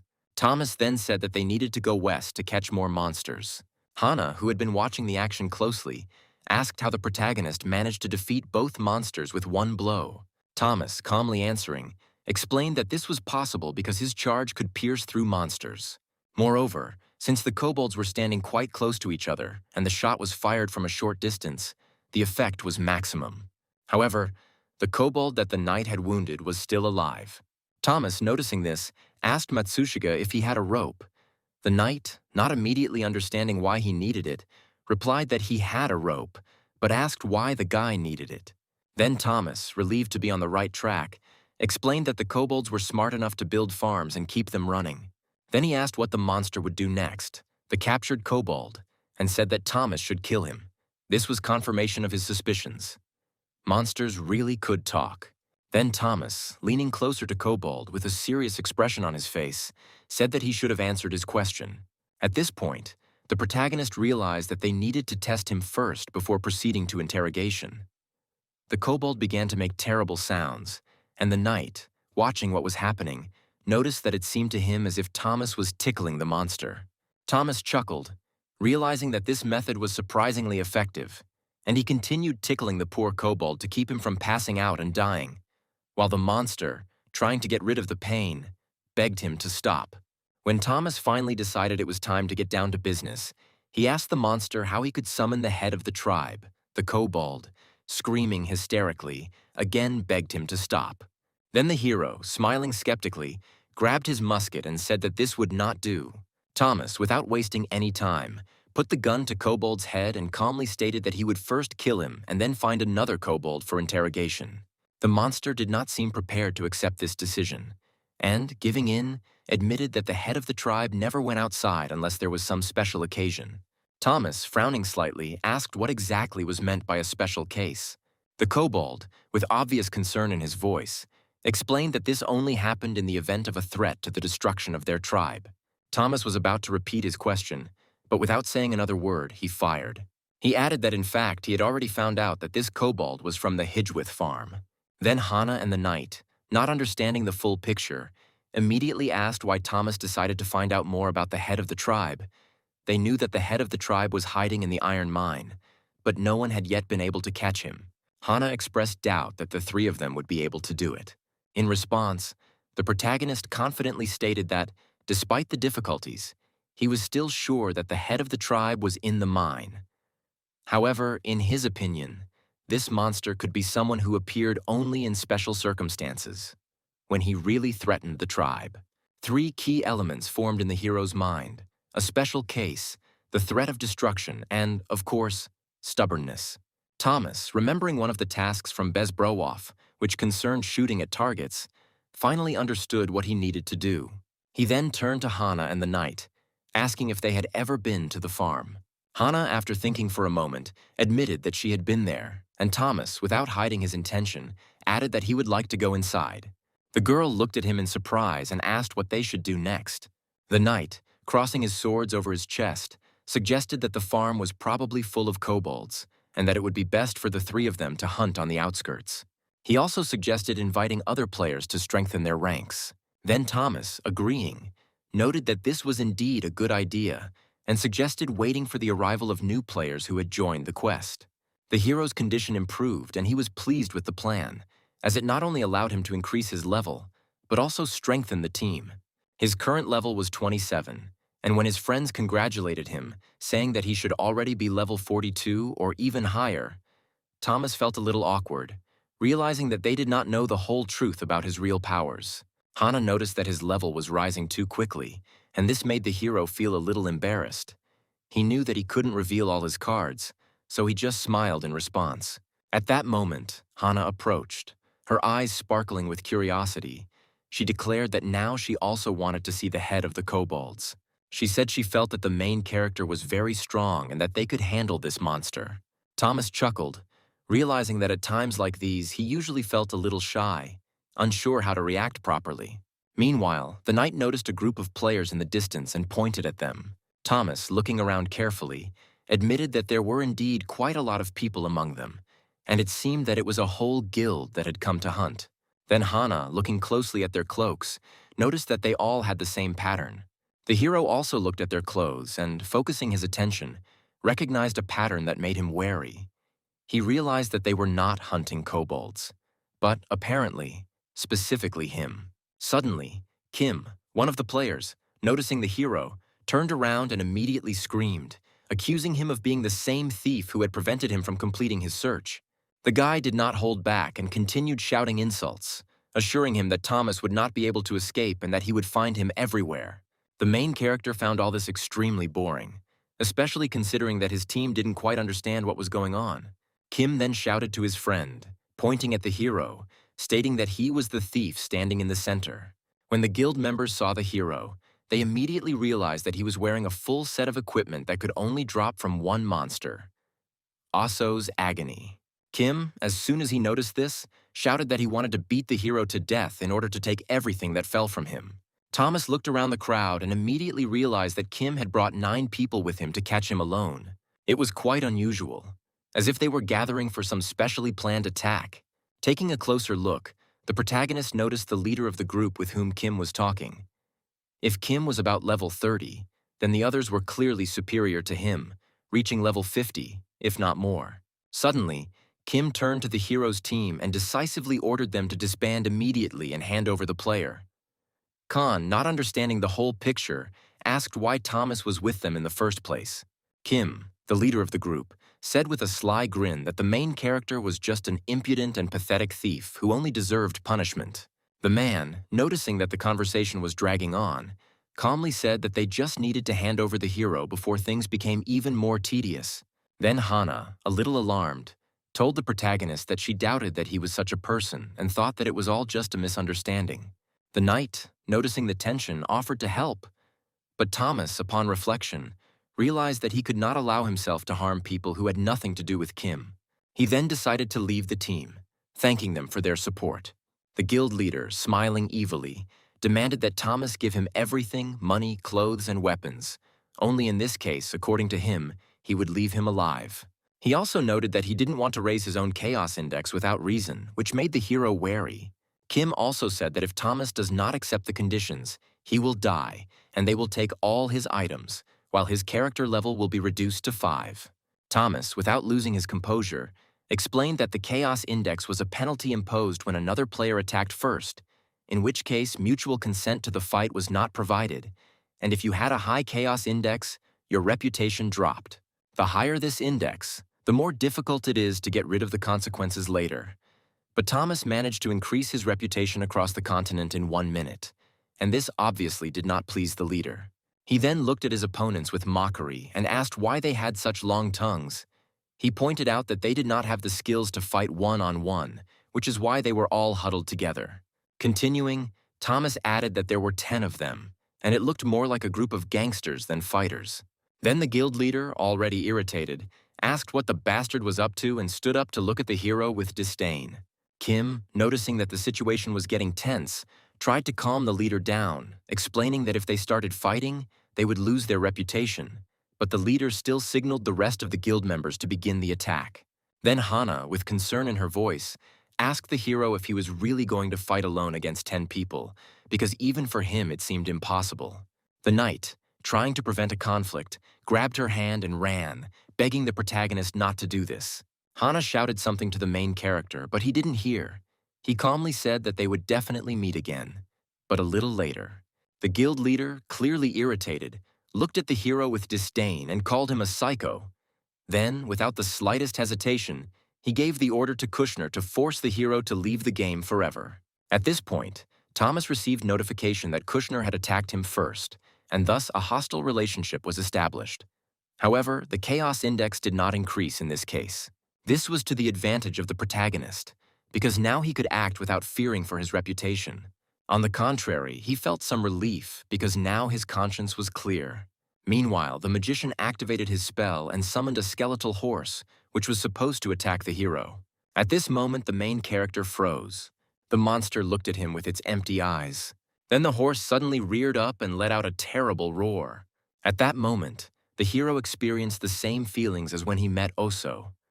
He remained numb, as if his whole body froze with fear. The guild leader, seeing his reaction, began to doubt that Thomas would be able to escape from this trap. The necromancer, observing him, said that any low-level player would be stunned by such an attack and would hardly be able to resist it. The guildmaster, meanwhile, explained to his subordinates that if they could shake the hero, they would receive useful items. These items will help them bribe more influential players and thus increase their guild's rating. He was confident that with such items they would be able to manipulate players and extract money from it, which, as he added, was common in the game. Finding himself in this position, he immediately ordered an attack, intending to inflict a terrible death on the protagonist. However, just as the guildmaster began to outline who exactly would strike first, one of the dark mages shot at the hero. The magician who summoned the horse fell dead as a bullet hit him right in the forehead. Since he died, his summoned horse also began to evaporate. It was at this moment that the hero's set effect activated. Resistance to Oso's agony, or more precisely, resistance to the numbness effect, which allowed him to avoid complete paralysis. Thomas also activated his hand technique skill, which allowed him to use his musket even more skillfully for 30 seconds.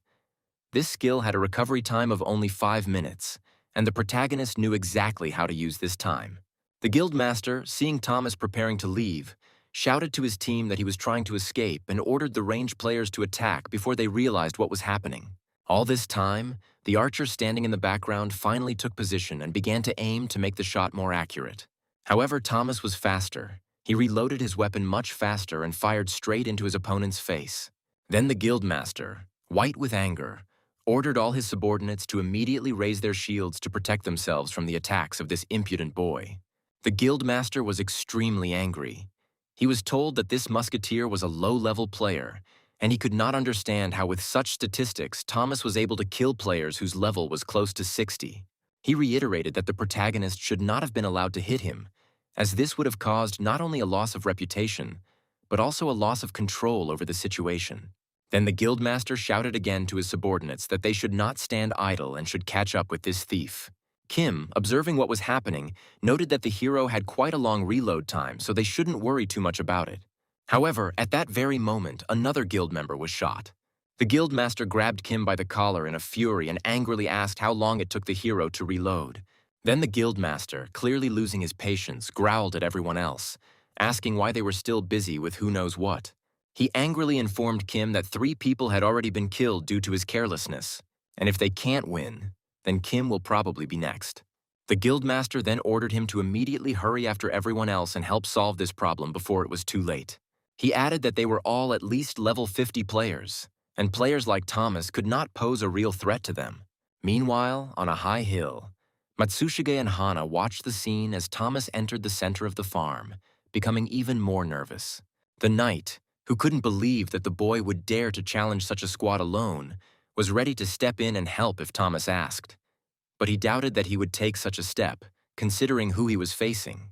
Then Hana, deep in thought, said that everything that was happening was reminiscent of a scene from a movie. She stated that they still would not be able to help the main character if the situation got out of control. The knight, a little upset by her pessimism, asked why she was so sure of this, since he had a whole arsenal of interesting and powerful skills. He was confident that he could destroy all of these players in 5 minutes. He even mentioned that he got these skills from his mother, who taught him wind magic and how to use it when his life was in danger. The girl, however, was not impressed. She asked if there was a Rising Sun Guild before them, because she knew that their guildmaster was named Kyokujitsu. But the knight, seemingly oblivious to her doubts, suggested that she follow Thomas slowly as the protagonist went deeper and deeper into the slums of the farm. The girl became interested, asking if the knight thought that he could also be a hidden threat. The knight nodded and replied that it was safe to say that the musketeer was a very dangerous man. Meanwhile, back in the village itself, the Rising Sun Guild was at war with the kobolds, fighting at every turn. The guild members complained that that idiot came here when they were the only ones holding back the monster attacks. They cursed the hero, saying that once they caught him, he would be forced to leave the game. Thomas, observing the situation, listened to their conversation and, hiding on the branch of a tall tree, noticed how they were looking for their comrade named Tikal, who seemed to have fallen behind the group. While the soldiers complained about their failures, saying that if they had known how it would all end, they would have gone catching lizards, Thomas listened to their complaints. They regretted chasing Tikal, thinking his Agony Osso outfit looked cool, but ended up in the most unpleasant situation. The guild master of Tikal came up behind them and aggressively asked which of the blacksmiths had said that they were in a bad situation. The soldiers were stunned when they heard his voice. He began to ask them if they felt contempt and anger towards him because they were forced to follow him. Then Tikal angrily said that today's youth were simply terrible and began to scold the soldiers for not taking on difficult work. He then demanded an explanation, asking why they were silent, and he brutally ordered them to answer. At that moment, Thomas felt the presence of the Tikal master unnerving him. However, his patience ran out, and he decided that he could no longer waste time on empty talk, and fired. The master let out a heart-rending scream and was instantly wounded, while the guild members quickly surrounded their master, trying to ensure his safety. The guild master looked around, noticed where the shot had come from, and pointed his finger towards the tree from which Thomas had fired. At that moment, he received a message that the player Thomas had attacked him, and immediately recognized the name of his opponent. Chairman Tikal, inflamed with anger, ordered an immediate announcement to the entire guild, and soon the list of victims was updated, and a new name appeared on it. Thomas, surprised, learned that this guild was called the Eastern Sun. He was amazed not only by their behavior, but also by their tactics. Apparently, they looked more like helpless third-class bandits than real players. Meanwhile, the guild leader, realizing that they were under threat, ordered his members to immediately protect him. The shooter, he said, was already aiming at him, and he ordered 3 fighters to be sent to eliminate the scoundrel hiding in the tree. However, all of these players were melee warriors, and they didn't know how to deal with this, as their weapons and tactics were completely unsuitable for this situation. Then Thomas, sensing that the situation was getting tense, ordered the 3 players not to move. He warned them that even the slightest rustle would lead to their death. In fact, the problem was much more serious. Thomas didn't know how to escape. He needed to think of something before those 3 decided to attack. Moreover, his fine hand movement technique required a long recovery time, and there were no kobolds available to use as living shields. And then, in the midst of this tense situation, something completely unexpected happened. Everyone suddenly heard the ringing of bells. The players turned around and saw something absolutely terrifying standing in front of them. It was a huge humanoid monster, the head of the Hijwit tribe. Thomas couldn't believe his incredible luck. The chief himself came down from the mountain and he was right in front of him. But at some point, his enthusiasm turned to anxiety. He did not understand how this creature could be similar to ordinary defenseless kobolds.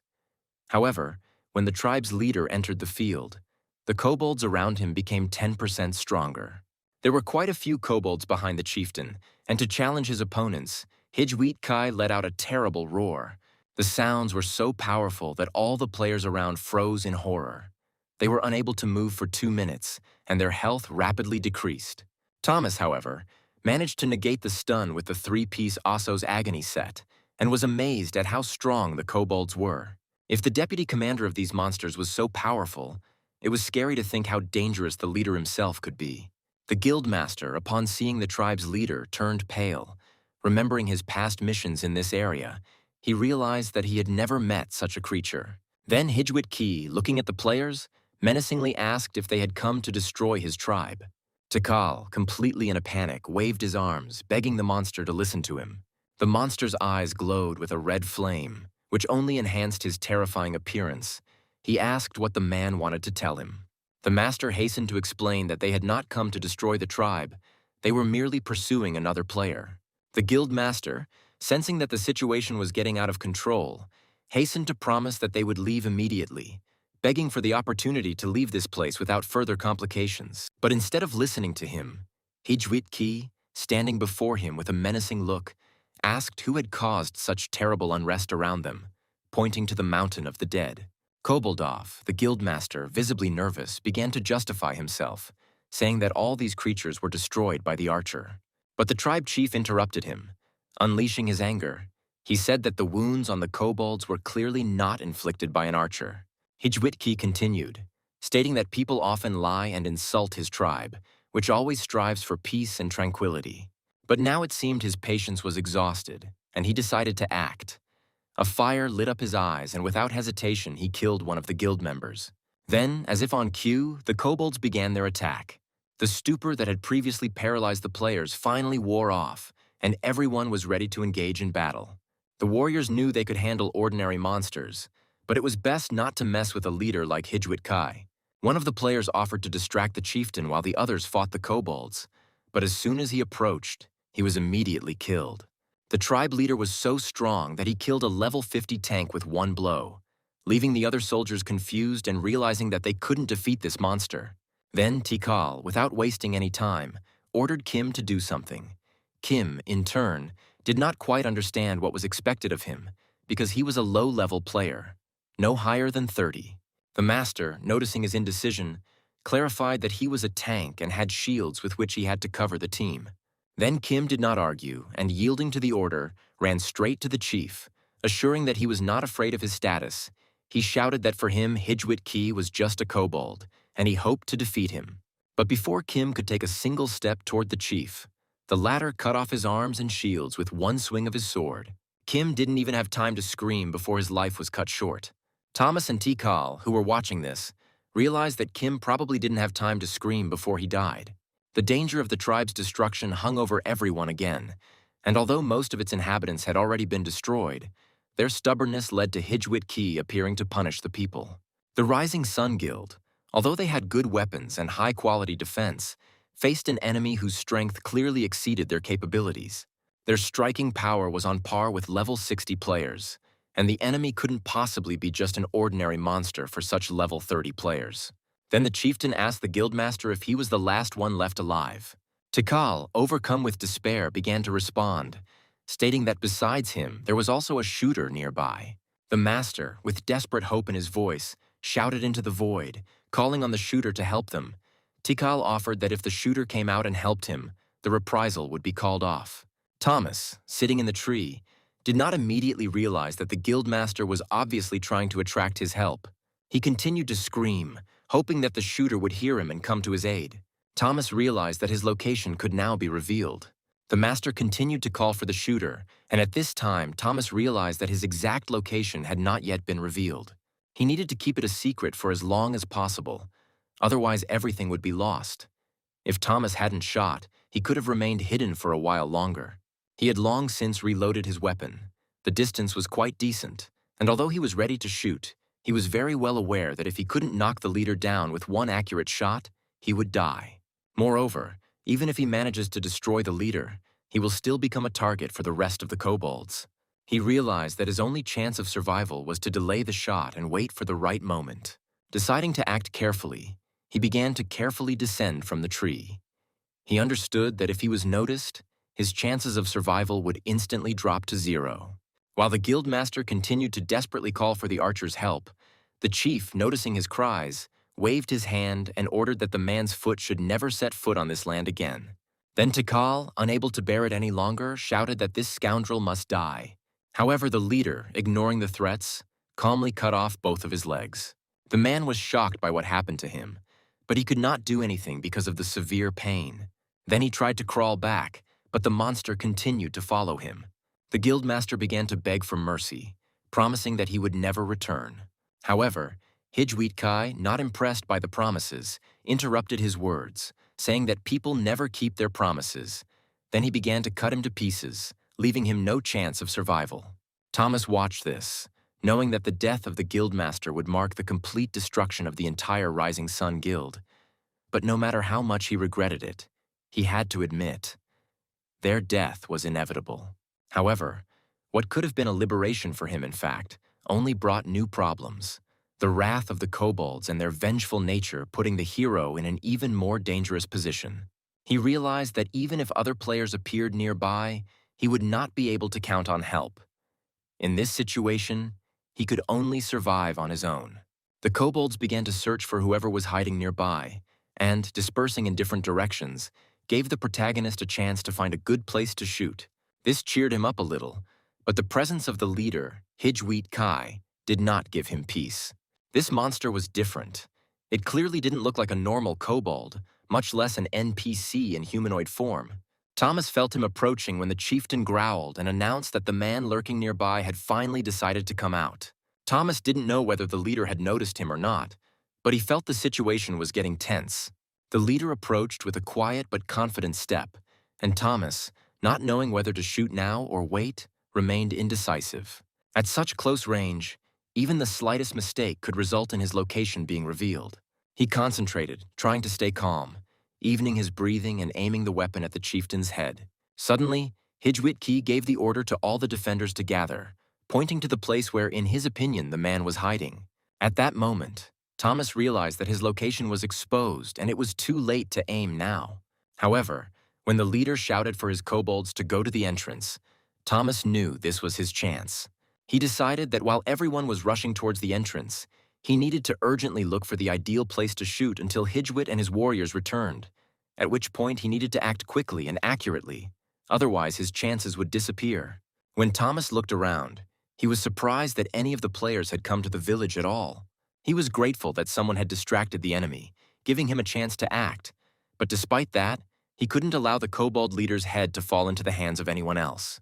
As it turned out, Hana and Matsushige were trapped. They had gone too far and now paid for their curiosity. The knight warned Hana not to go any further, but the girl couldn't resist the urge to see the kobold leader up close. Hana then worriedly asked the knight how strong the monster was, and the knight, with bated breath, replied that, judging by how easily Hijwit Kai dealt with the members of the Solar Guild, they most likely would not be able to resist him. Soon, the tribe's warriors caught up with them, and Hana and the knight simply could not believe that the protagonist had actually managed to summon the leader himself. It was almost impossible, especially considering he seemed to have figured it all out based solely on clues left by the captured monster. Then Hana, feeling her strength leaving her, tried with difficulty to continue moving. She admitted that she was no longer able to keep up the pace. Then the knight, without wasting any time, tore the scroll and summoned a wall of fire, trying to hold off the monsters at least for a while. As they tried to escape, Hijwit Kai cried out in anger that these insolent people dared to harm his tribe and his other people. The knight encouraged Hana, reminding her that their only goal was to escape from the village and escape peacefully. But despite all her efforts, Hana, even though she ran as fast as she could, felt the tribe's leader break through the wall of fire. He continued to follow them, unhurriedly, but clearly determined that his only goal was their death. At this point, Matsushige said that they were almost there. He took out another scroll and asked Han to take his hand. When they finally entered the portal, something incredible happened. The monster suddenly collapsed to the ground. They stood stunned, not understanding what had happened, but at the same time suspecting that the leader had simply lost consciousness. However, Matsushige decided not to hesitate. He jumped very high, holding his friend by the hand, and carried her to another place. Meanwhile, the monster continued to kneel. As it turned out, Thomas had climbed up to the observation tower a few minutes ago, which of course wasn't the best option for shooting, but he knew it would still work. Thanks to fire magic, he could accurately assess the direction and speed of the wind, watching the smoke. Thomas, feeling gratitude to the stranger, mentally thanked him. The wind was blowing from the southwest at a speed of 1 meter per second. He took aim and fired at a target 150 meters away. Thomas could feel the monster moving away, but he could still keep it in his crosshairs. The distance increased to 180 meters, but Thomas did not lose his composure and found the perfect place for a shot. He saw the leader and at that moment pulled the trigger. The monster seemed to be struck. The bullet pierced his head, and he didn't even have time to utter a word. Surrounded by his subjects, he fell dead to the ground. Suddenly, as if in response to his victory, Thomas received several level-up notifications. Standing on the tower, he looked at the night sky, feeling victory in every cell of his body. Immediately, he received a notification that the clan leader had been defeated, and as a result, all kobolds nearby were weakened by 50% for a whole hour. Thomas was shocked by the game's generosity, and he realized that even the kobolds that the Sun Guild had destroyed had not yet been resurrected. As he continued to analyze the situation, it became clear that the level of these monsters ranged from 15 to 20, which is not that high by the standards of the game. However, Thomas remembered that the Sun Guild members had not taken the items from the monsters they had killed, which gave him the opportunity to take everything that remained from the killed monsters and players. He decided that the first thing he would do would be to analyze his achievements, since he managed to eliminate one of the deputies with just one shot, and he also became the third and final player to be inducted into the Hall of Fame as the one who killed the head of the kobolds with one shot. Thomas realized that with each quest, the rewards became more significant and the conditions became more difficult, meaning that even high-level players would have a hard time dealing with such raid monsters. Although Thomas was inducted into the Hall of Fame, which certainly added to his status, he still believed that the best players in the world could easily defeat the chief. He knew he was incredibly lucky. Without his previous achievements, he couldn't even imagine how he could defeat such a powerful monster. It was thanks to this quest that he received an additional 20 stat points. After thinking about it, Thomas decided that he needed to level up his skills one more time before continuing, but he was already ready for new achievements. He concentrated, feeling his powers grow. He leveled up again and was now at 32. In that hour, while the kobolds were weakened, it became much easier for him to track them. After some thought, Thomas decided to stop and check his updated specs. Looking into his character window, he discovered that he now had 18 achievements and 35 stat points. Initially, he thought about investing all his points into skill, but then he remembered that strength was no less important. After all, if health was significantly increased, it would help him survive and last longer in battle. In all of this, as in the same approach to strength, one rule was important: the more, the better, and this worked the same way with other characteristics. Becoming a musketeer was not easy. It was a class designed for long-range combat, but success depended on each specific situation, because one shot is one life, and it does not matter whose life it is, the enemy or the shooter. Thomas then decided to leave 5 points untouched and distribute the rest among skills. Now he had 327 skill points. He knew he needed to level up his skills to level 63. It would take time and effort, but Thomas was confident he could do it. Then he recalculated all his parameters again, closed his eyes and whispered, saying that he would soon come for Igor. After all these preparations, it was time to return to Alestock. Thomas was going to report the completion of the task and sell all the collected items. His head was full of thoughts and plans. He knew that new challenges awaited him, but he also needed to decide what to do with the lunchbox since time was short. He hesitated, wondering whether to give it away or sell it. If the reward for passing the lunchbox had been more clear, it might have been easier for him to make his decision. But the reward for completing the task was an invitation to the opening of the second branch of the restaurant. Thomas, however, did not understand the true value of this invitation. It seemed like the Midros developers weren't too forthcoming when it came to rewards. Meanwhile, an interesting situation occurred in one building. The girl who received the letter 3 months ago finally reached Alestock. However, she couldn't understand why she hadn't received an answer for so long. Meanwhile, Thomas, having checked all his items, noticed that while hunting kobolds, he did not pay attention to what fell and simply threw everything into his bag. And only now did he wonder what he had actually received from the old man. Thomas was surprised at his luck when he discovered that the dead monster had dropped a ring on him. It was a special protective ring that provided 70 defense units and was also linked to a unique skill. The skill itself promising that no enemy would be able to get close to the player. For the hero, this was an incredible gift. He realized that with this ring, in essence, he could have an extra life in reserve. Thomas couldn't believe his luck. He remembered that the deceased had not used this item, and he didn't understand why this happened. In addition, the defeated monster dropped 2 unique items, which was an additional reason for surprise. The description of the bone necklace that belonged to the kobold leader was impressive. It gave 30 points of defense and provided an additional 10% protection against fatal blows. Although he didn't manage to collect the complete set, the item was certainly useful, and he felt like he had won second prize in the lottery. In any case, it was a very lucky trophy. Now the main character only had to hand over the task to Bezbrowov. When he reached the academy, he was greeted by a somewhat unexpected landscape. It seemed that the academy looked much worse than most of the buildings in the capital. Compared to the more modern buildings of the capital city, this building was shabby. However, what awaited him inside was much stranger. Thomas stepped inside and immediately heard the sounds of gunshots.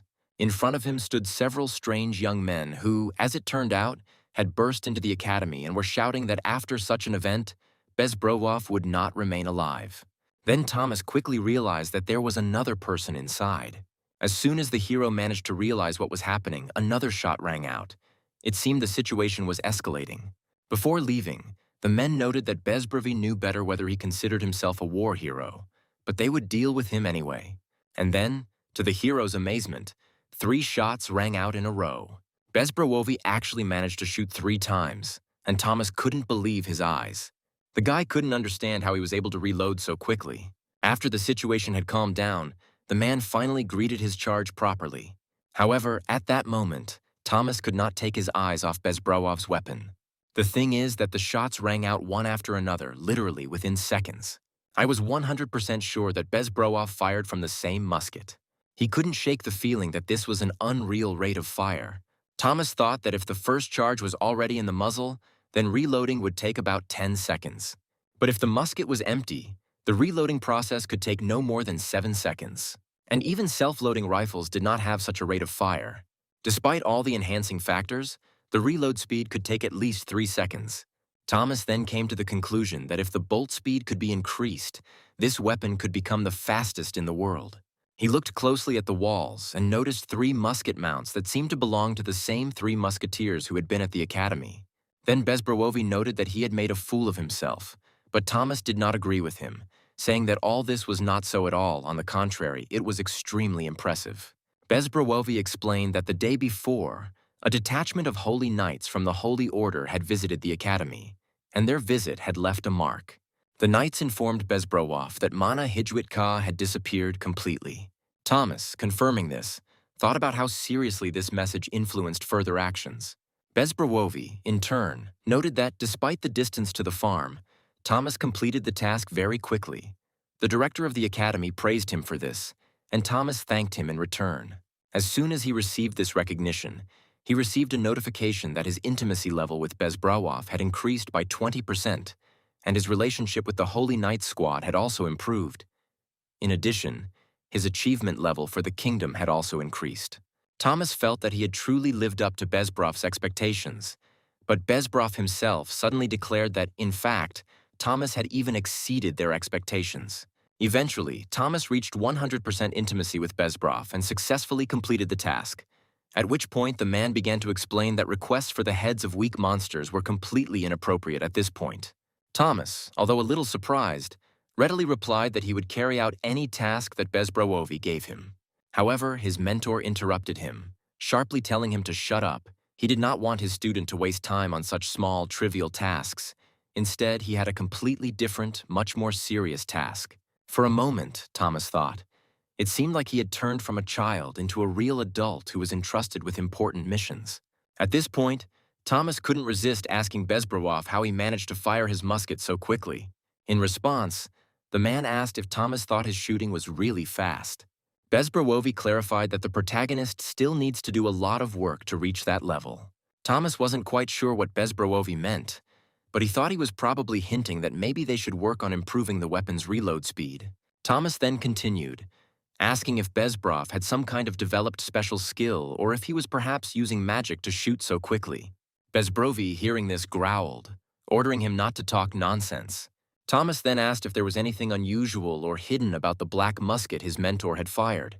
This question clearly surprised Bezbrov, since Thomas was sure that there was something hidden in the musket.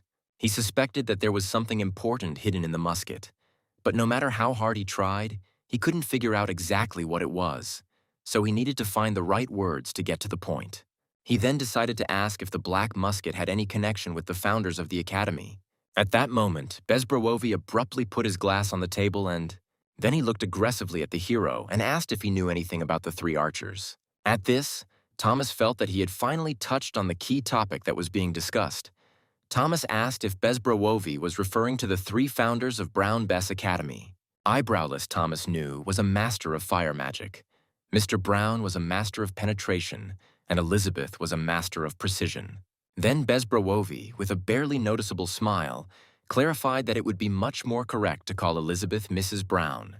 Thomas didn't immediately understand what the man meant, but it seemed the name of the academy was connected specifically to her name. Bezbroev continued, explaining that in those distant times, when 3 legendary archers ruled the kingdom of Pubiel, the academy was experiencing its glory days. In those days, rumors circulated about marksmen who became true heroes on the battlefield. People literally grabbed their muskets and headed to the academy to learn from these masters. Bezbroev said that in those years it was impossible to walk through the academy's corridors, as the firing lines were never empty. The man added that the 2 musketeers were very different from him, not only in how they ran the academy, but also in their attitude towards people. And after a short, tense pause, Thomas asked where those two shooters were now, and Bezbrowovi replied that they had disappeared without a trace during the war. Now the man entrusted the main character with a new task. He had to find traces of Mr. Brown and Mrs. Brown within 20 days. Thomas was stunned. It was a difficult and very responsible task. He could not believe that he just needed to find out if these two legendary shooters were alive. Then Thomas felt that something was wrong here. He suspected that there was some kind of trick hidden here. After all, the creators of the game never created quests without a reason. People who went missing during the war were usually presumed dead, but the assignment he had been given clearly lacked that obvious endpoint. They weren't just vanished without a trace. But Thomas understood that if he refused the assignment, not only would he fail to live up to Bezbrowov's expectations, but he would also have to face punishment, a fine, and possibly even more serious consequences. After some thought, he made up his mind. Thomas said that he was ready to try to find out what really happened to the founders of the academy. In response, Bezbrowovi sharply asked if Thomas thought he would succeed. However, the protagonist, without hesitation, replied that he could not give up without even trying. Hearing this answer, Bezbrowov smiled faintly and, perhaps remembering the past, added that Miss Elizabeth would certainly have hugged him for such determination. He then went on to say that during the days of fighting on the march, when their strength was running low, they had no time to look after each other. Brown and Elizabeth set out to find the perfect shooting spot. Bezbrowovi acted separately, together with a detachment of the Military Union mini-pupil. Thomas, in turn, was disappointed with the game's algorithms because he only knew about one marching plane and a place for shooting at targets, and there were no other clues. The mission to Midros, if carried out in real time, would have taken no more than 4 days, but for the hero, it seemed like an eternity. He understood that if he failed, he would be returned to his previous position, a catcher of bats and spiders in the dark forest. However, what was especially difficult was that 2 other players had already successfully completed this quest. Thomas couldn't afford to fall behind and decided to start by searching for information in the shops located near the academy. The process was quite confusing, but the sellers seemed to treat him like a close friend, sincerely wishing him luck. Furthermore, his trading skills were obviously improving, as he successfully sold several items and had now raised his skill level to level 5. Having decided that he needed to gather information at the weapons store, Thomas headed there. The merchant, seeing him, was glad to meet him and readily listened to the hero's request. He said that he needed to know about Mr. and Mrs. Brown, the founders of the Musketeer Academy. The salesman, without hesitation, explained that Brown and Elizabeth were the couple of the century whose love blossomed during the war. Thomas realized he had entered the conversation at just the right moment and immediately delved into the details. The merchant continued that although many people believed they had died during the war, the earliest rumors that circulated about Brown and Elizabeth were very different from those that have survived to this day. The hero's question about the rumors prompted him to reveal even more sensational details, and as he approached the merchant, he waited for further revelations. Then the merchant began to whisper something extremely strange in his ear. Thomas recoiled, not believing his ears, and, a little confused, he stepped back sharply, while the merchant, noticing his reaction, tried to justify himself, saying that it was just a rumor. However, Thomas could not completely dismiss this information, despite the fact that it was not only the most detailed, but also the most senseless of everything he had heard. He categorically rejected this theory, saying that he could not believe such a thing because people defeated the monsters and put an end to the war. Suddenly the merchant became gloomy and added that the people's victory was granted to them by some miracle, which puzzled the protagonist. The hero didn't expect the NPC to be so serious and persistent about the situation, but Thomas sensed that there was more to the story than met the eye and decided to investigate further into these strange rumors. Despite his skepticism, he asked if there were any other rumors or stories the merchant could tell him, and the merchant replied that Thomas might not believe what he was about to hear. However, the hero persistently asked whether there was any story about an escape for love among these rumors. The merchant, with visible excitement in his voice, hinted that half of the people who claimed to have seen Brown and Elizabeth died at the hands of the director of the academy himself.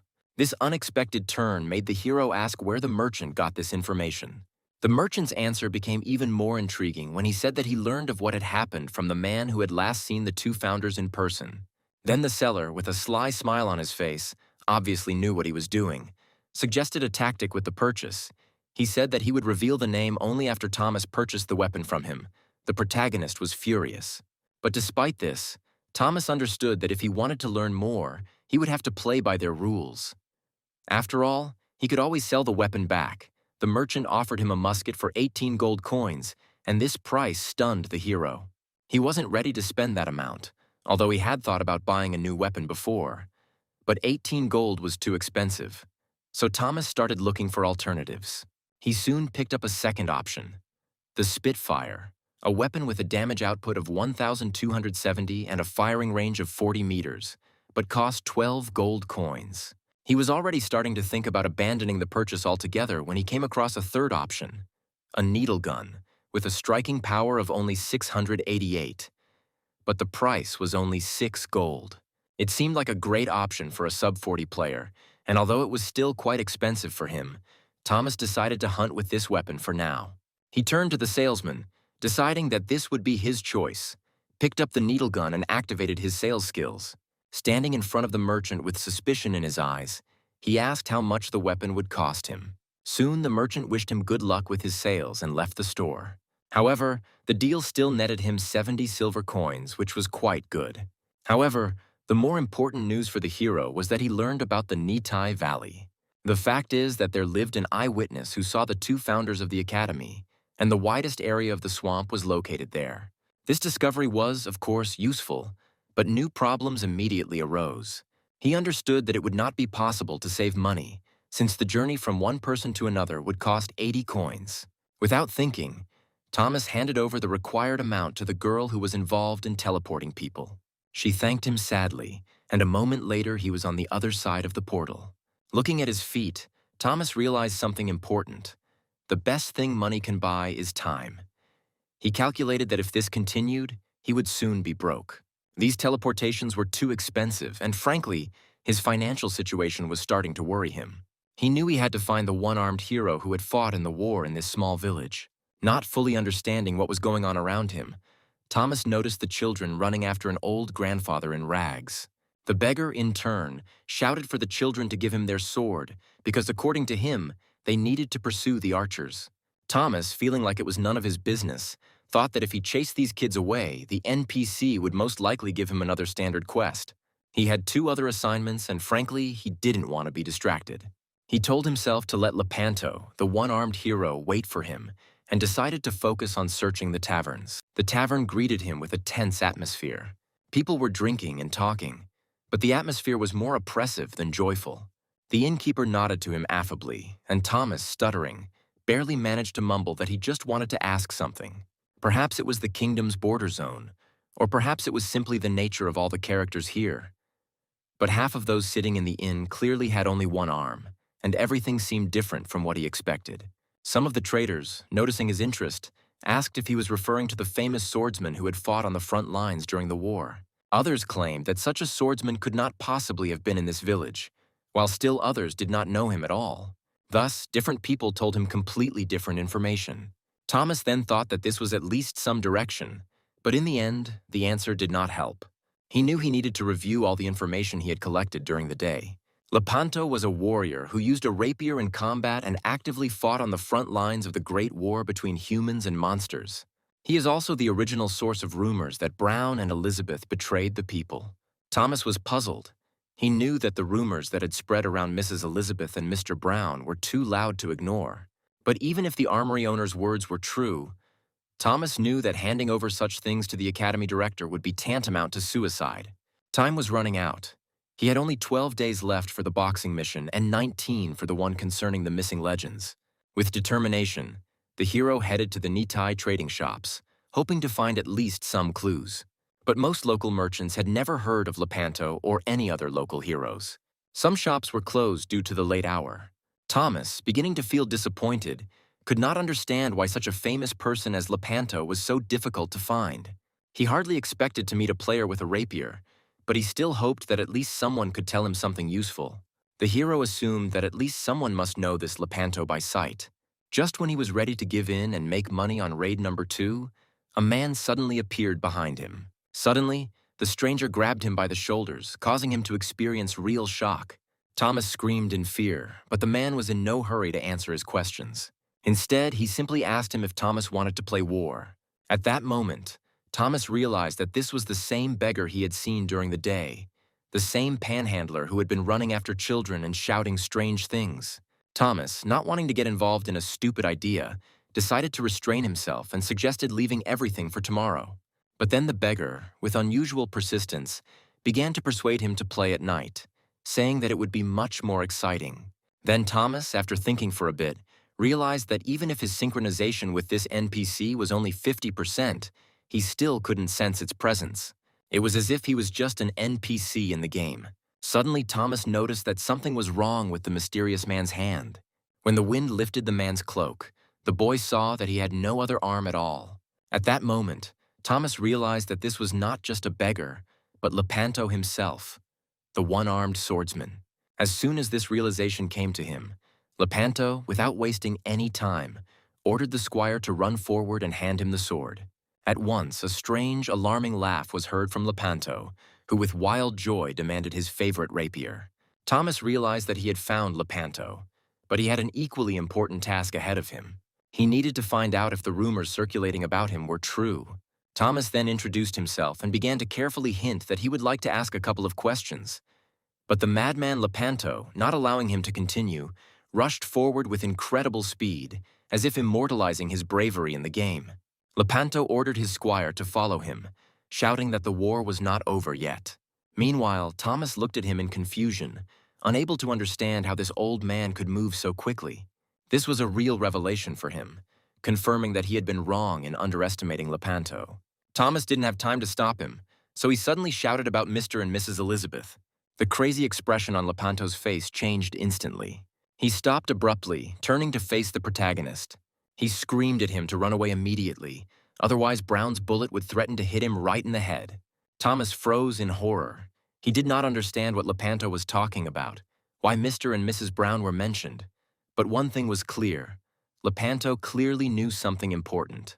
As Lepanto ran again, Thomas, still in disbelief, heard him shout that at least 5 layers of cover were needed to protect against Brown's bullet. Shouting at him to run as far away as possible, Lepanto added that Elizabeth was watching them from afar. These mysterious words stunned the hero. He didn't know what to do with this information. Madman Lepanto undoubtedly knew something, and that something was clearly important. He suddenly stopped, making strange sounds that could hardly be described as anything other than crying. There was a hint of helplessness in his voice, and he began calling for Mr. and Mrs. Brown, begging them not to leave him at that moment. Thomas, observing him, immediately realized that Lepanto had post-traumatic stress disorder. Moreover, in his case, it manifested itself in its most severe form. He remembered being told about this in the army. Thomas understood that such symptoms often occurred in those who had survived brutal wars. It seemed as if Lepanto still lived on the battlefield. In this situation, there was no point in asking questions, because Lepanto was in such a state that any conversation could only make things worse. Thomas realized that he needed to approach this matter differently. He decided to attract Lepanto's attention in a different way, through something more elementary and close. The protagonist was a level 5 chef, so he invited Lepanto to come over, convincing him that he might be hungry. Lepanto, attracted by the delicious aroma, could not resist and approached him. As Lepanto, still stunned by the experience, looked at the food, Thomas casually mentioned that he had actually prepared it to give to someone, but he didn't know who. This caused a strange reaction from the man, who, having lost all sense of reality, began to shout, addressing a non-existent squire, that the meat was cooked perfectly.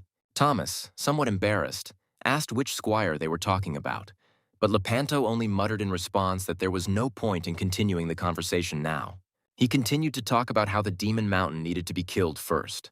After finishing the meal, Lepanto, suddenly inspired, announced that the time had come to deal the decisive blow to the remnants of the Demon King. Thomas thought about these words, and after a short pause, told Lepanto to wait a bit.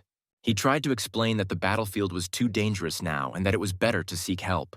Then Thomas, hinting again, said that perhaps they should ask Mr. and Mrs. Brown for help. Suddenly, Lepanto, hearing this, recoiled in fear, declaring that these two would never return. He conveyed their words that at the next meeting they would all definitely become enemies. At this point, he continued that as soon as he reported this to the highest leadership, he would definitely face punishment for such words. The consequences were absolutely obvious. The fate of two heroes of the country should not be denigrated. The hero understood that Lepanto was not only aware of the events, but had also actively participated in the final dialogue with the musketeers. Thomas was confident that with the right approach he could extract the necessary information. Then Lepanto took to his heels again, shouting that Thomas must take his rapier because he had to punish someone. The hero noticed that this conversation led to nothing, and did not understand at all why the madman decided to run away again. Suddenly he received a new assignment. Now he had to protect the war hero. If he did not find the madman's rapier, Lepanto would simply die. But in case of success, Thomas was counting on a significant reward. Lepanto again rushed off somewhere in a hurry, and Thomas, unable to resist, asked him where he was going in such a hurry. Once he arrived, he realized that Lepanto was moving towards the battlefield. They were on the plain of marches which formed the outer boundary of the kingdom, and it was precisely here that Mr. and Mrs. Brown had gone in search of the ideal spot for target shooting.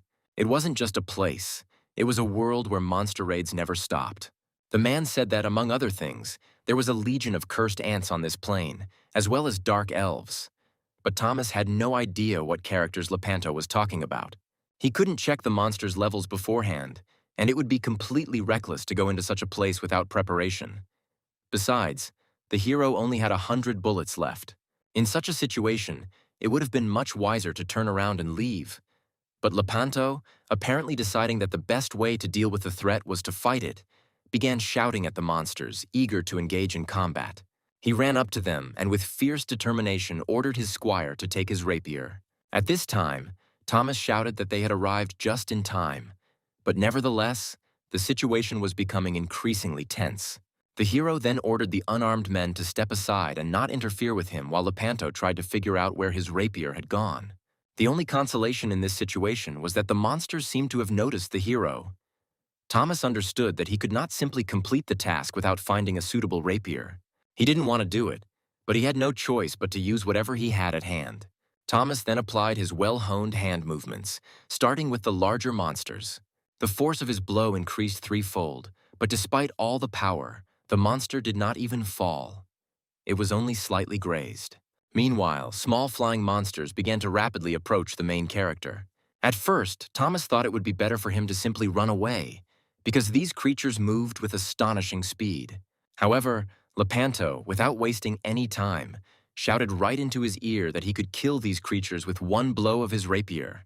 Thomas replied that they hadn't found the rapier yet, but without wasting any time, he quickly reloaded his weapon, threw the old man aside, and began shooting at the small flying monsters.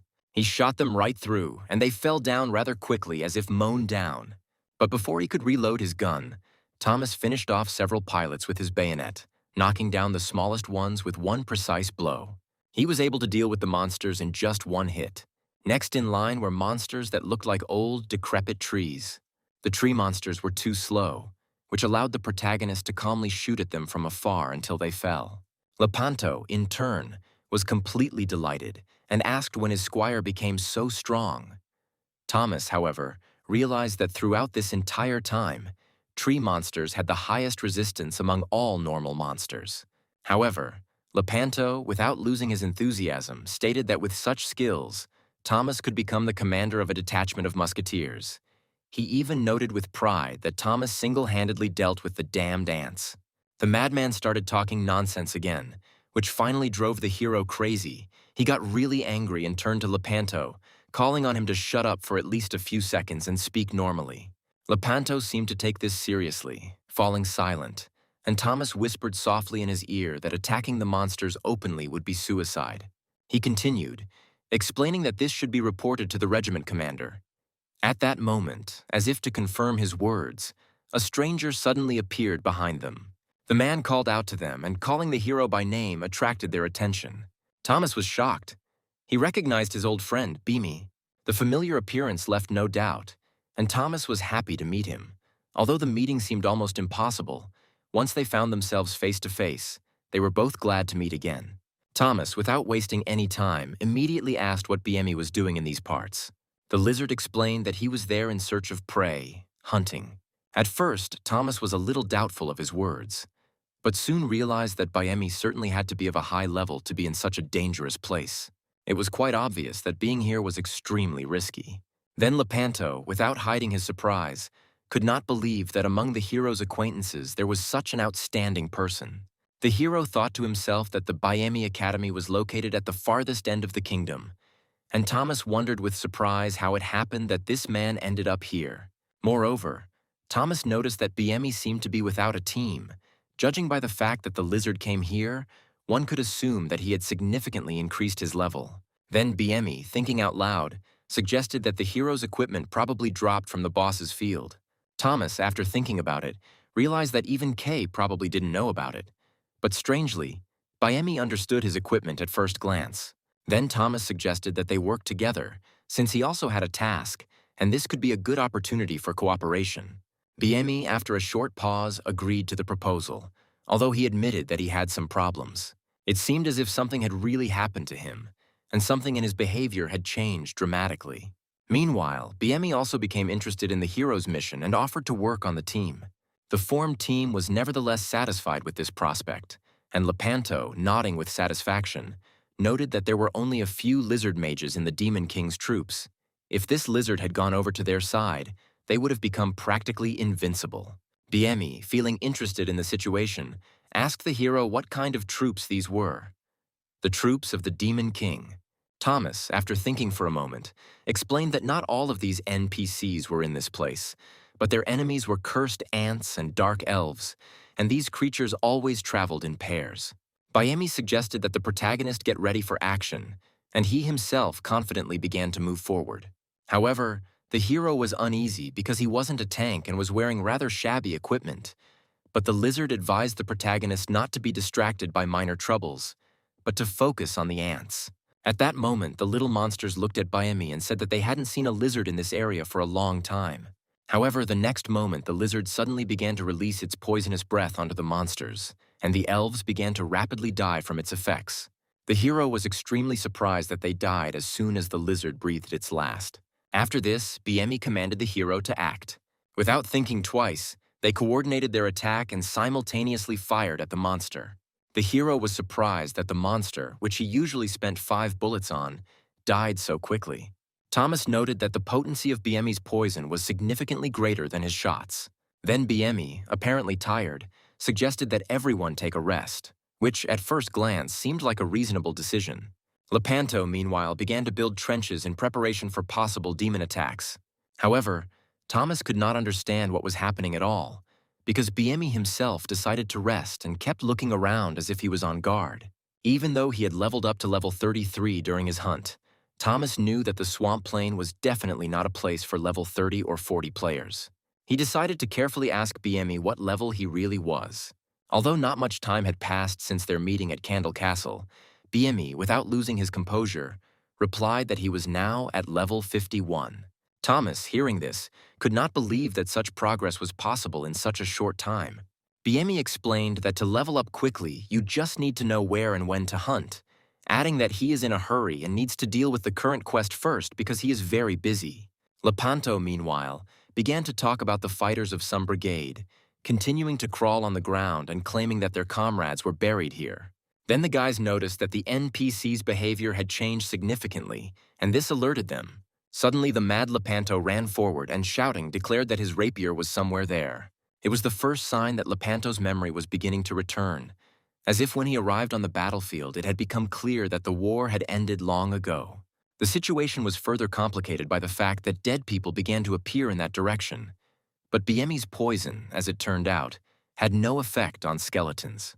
Despite this, Lepanto continued to persistently search for his rapier, guided by his memories. The hero was pleased that the task of protecting the war hero was almost completed. And then, suddenly, Lepanto cried out that he thought he saw his rapier. She was in the very place where the 2 musketeers left on Victory Day.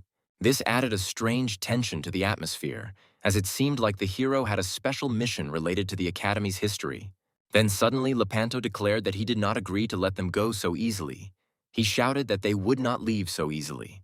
Biemi immediately turned to the protagonist, offering to urgently calm Lepanto. At that moment, the man raised his hand and began calling his musketeer friends. Suddenly, the ground beneath their feet began to glow with a mysterious purple light. At this time, zombies and skeletons began to crawl out from underground. Biemi, without wasting any time, informed the protagonist that these monsters were awakened by loud sounds and screams. Then Thomas, instantly assessing the situation, began shooting at them, trying to minimize the threat. The hero quickly reloaded his weapon and instructed Biemi to try not to kill the monsters, but to separate the upper part of their bodies so as not to cause too much harm. Then Biemi rushed to cut off the creature's legs with his dagger, trying to act quickly and decisively. Thomas understood that he had too little time to reload his weapon. Then he decided to kill the skeletons with his sharp musket bayonet. In an instant, the monster fell to the ground, and its body began to emit strange energy. Then Thomas realized that this was apparently the last monster. Meanwhile, the Rising Sun Guild appeared on the horizon. Biemi, noticing the approaching enemies, advised the protagonist to quickly run away while he dealt with them. However, Thomas took his time looking at Lepanto and told Biemi that the NPC was a bit unstable and that escaping the battle would be quite problematic. He also added that he had a certain debt to these guys, and this complicated the situation. At that moment, the lizard became wary, as if sensing something bad was about to happen. Biemi, already irritated, declared with rage in his voice that these goats would not let them go, even if he gave them everything they needed. Biemi then asked the hero to attack first to start the battle. In turn, Thomas asked the lizard to listen to his request. Meanwhile, the members of the Rising Sun Guild began shouting insults, mentioning that the chaos meter did not increase outside the kingdom. They threatened to continue killing the hero no matter how long it took. But Thomas didn't wait and immediately shot one of them straight in the head. Biemi, without hesitation, also began to actively attack, releasing his poisonous saliva on the enemies. Then the squad leader ordered the others to immediately prepare an antidote. The enemy's response was lightning fast. They reacted to the attacks, and their actions already showed confidence that they were at least level 60. Thomas, realizing that saving time to reload would be difficult, quickly retreated, acting in the same way as in the battle with the ants. If Lepanto died, it would not only ruin the quest, but also jeopardize their entire success. Meanwhile, the protagonist was attacked from all sides, and he was forced to fight back with a bayonet, since his musket was useless in close combat. One of the warriors tried to kill Lepanto, but then something unexpected happened. A curtain of dust suddenly appeared around Lepanto, hiding it from the eyes of its enemies. Then the hero thought that he had apparently failed the quest. And so, a moment later, Lepanto came to his senses and, slightly stunned, asked who these people were. He turned to the protagonist with a question whether they were his enemies. Thomas, without hesitation, shouted that yes, they were enemies. Then Lepanto, without wasting any time, easily dealt with the guild warrior even without a weapon. He lunged forward, launched a straight attack, and then delivered a powerful right hand. From this, Lepanto concluded that it was probably fashionable not to ask the hero who these people were. The soldiers, however, decided to finish off the beggar first, and the whole group rushed at him. But the knight, fighting back, answered them with a smile that the Demon King's army would only laugh at their attempts. In literally one instant, he used several techniques on his opponents at once, knocking them out. Biemi and Thomas were in complete shock because Lepanto killed all those soldiers without weapons. Biemi, unable to contain his admiration, said that he envied the main character because he too would like to have such a companion. To this, a shocked Thomas replied that the man was just an NPC from his quest. Suddenly, Lepanto thanked the hero with all his heart for his help. He was truly grateful, because if it weren't for Thomas, the knight would have ended his life in complete oblivion, without memory and with contempt from those around him.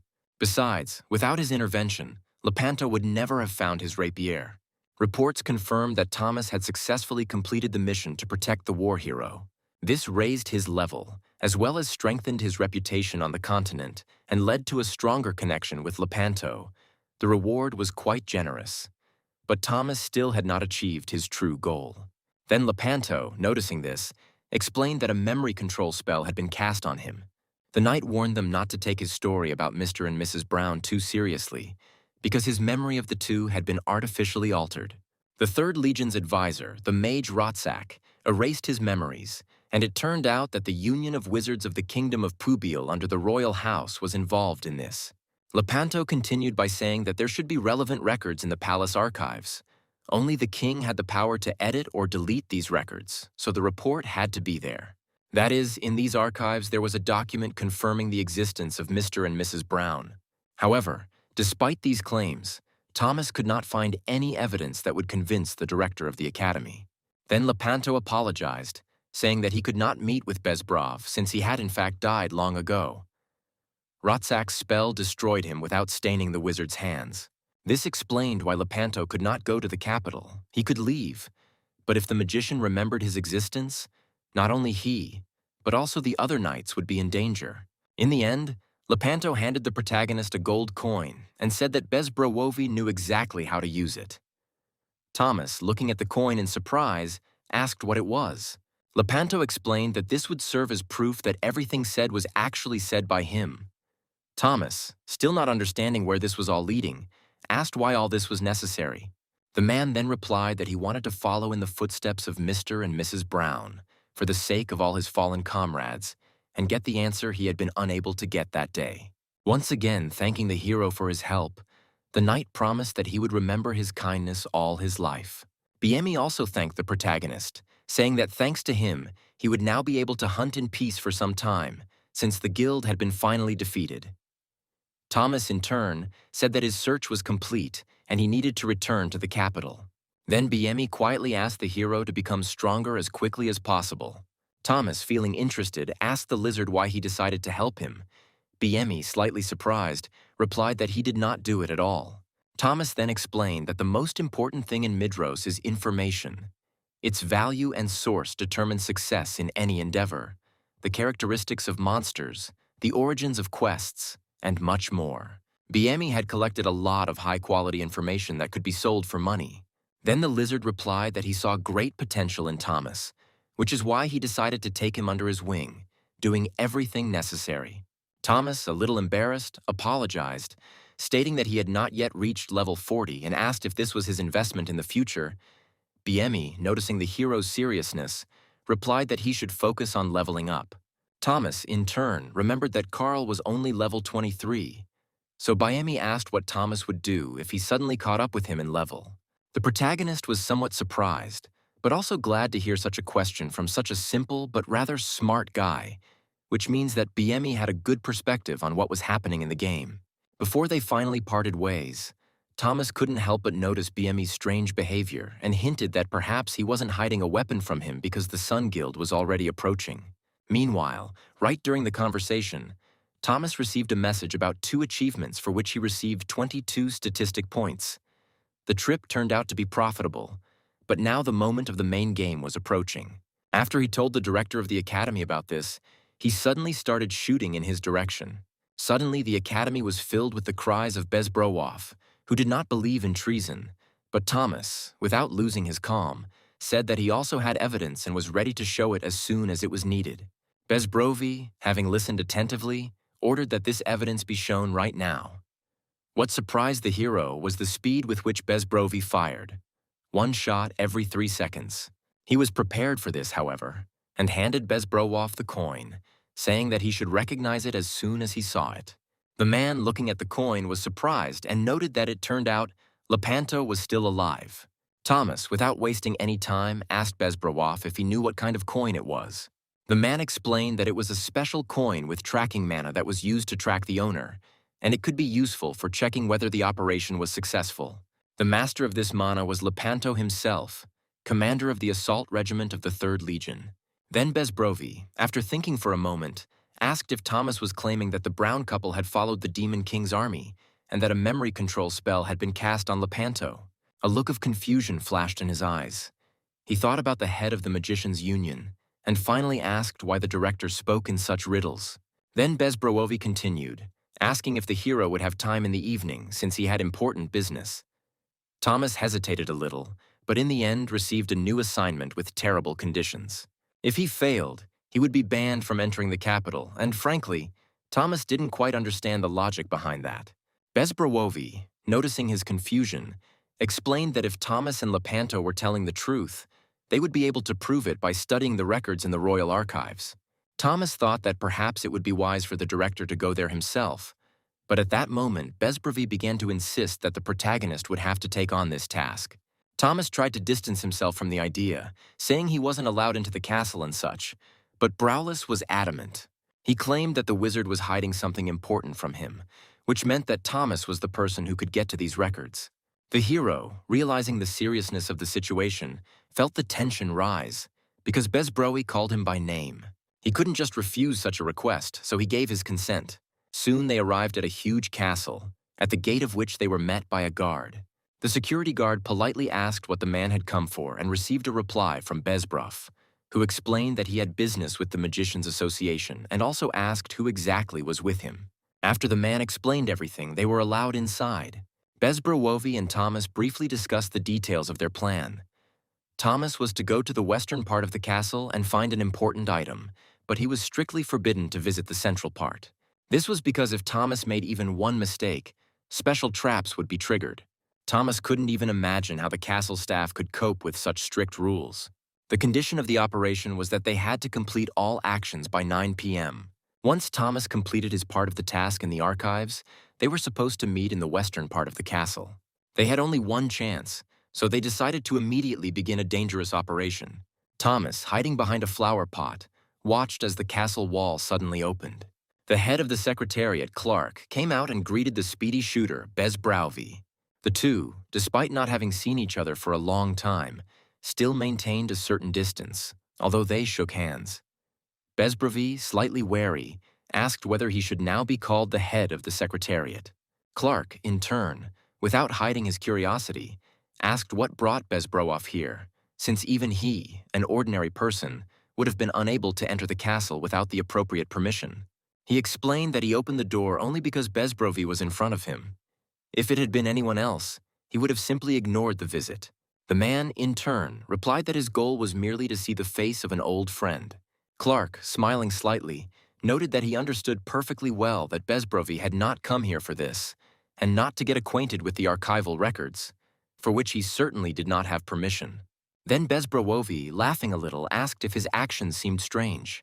Clark, raising his eyebrows, noted that for him, in fact, it was much more common to see Bezbroe among completely different people. At that moment, Clark abruptly turned the large vase containing the flower and joked that perhaps Browless could have hidden someone right there. But looking inside, he was convinced that it was empty. Then Bezbroe, smiling, noted that over the years the clerk's imagination had indeed become very vivid.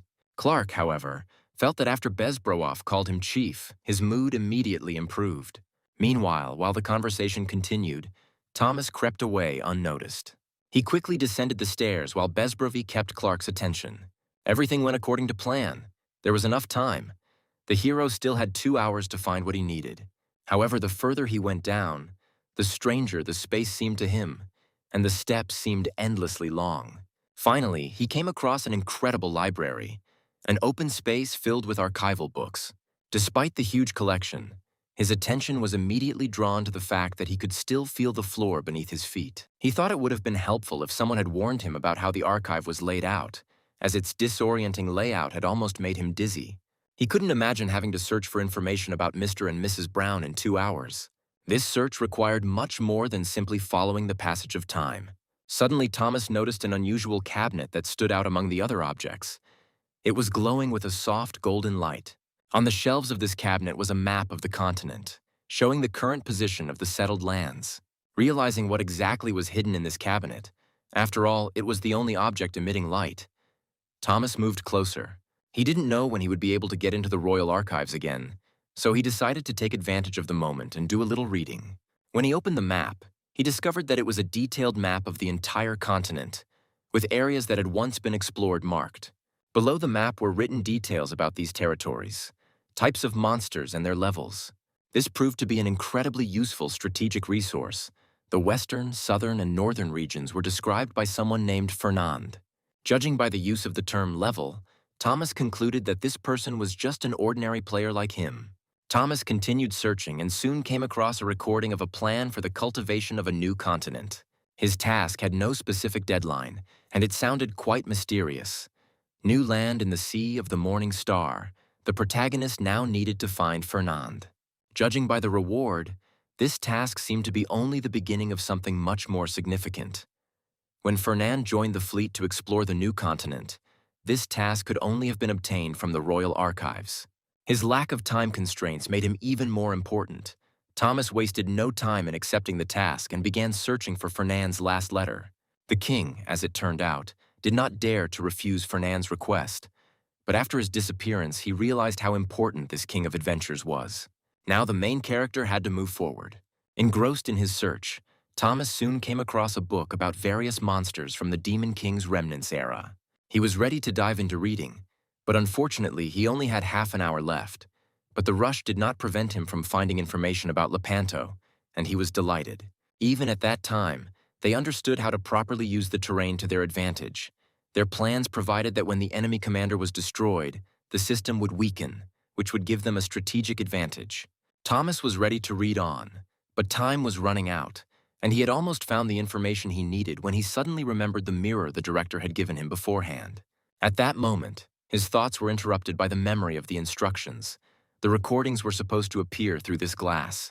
When he used the mirror, various strategies were revealed to him, as well as many details that he would not have noticed without this device. Thomas realized he had wasted too much time not using the mirror from the start. It proved to be a critical tool in completing the task. Suddenly he heard voices in the archive.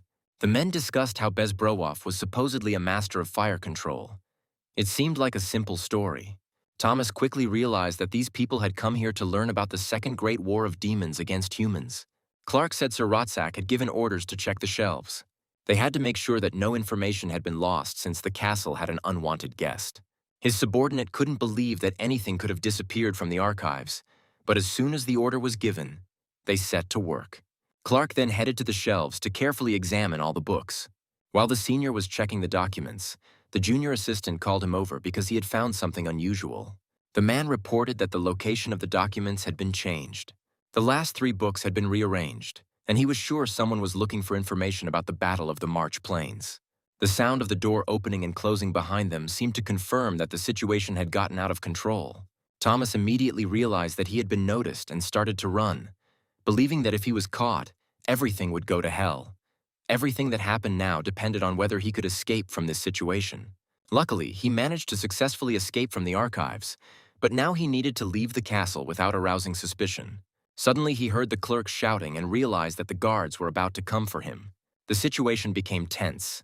The guards split up and began searching every corner of the castle, confident that the thief could not have gone far. Thomas realized that apart from the guards, he was completely alone in the castle. Instead of hiding, he decided to take a risky step, to get out quickly.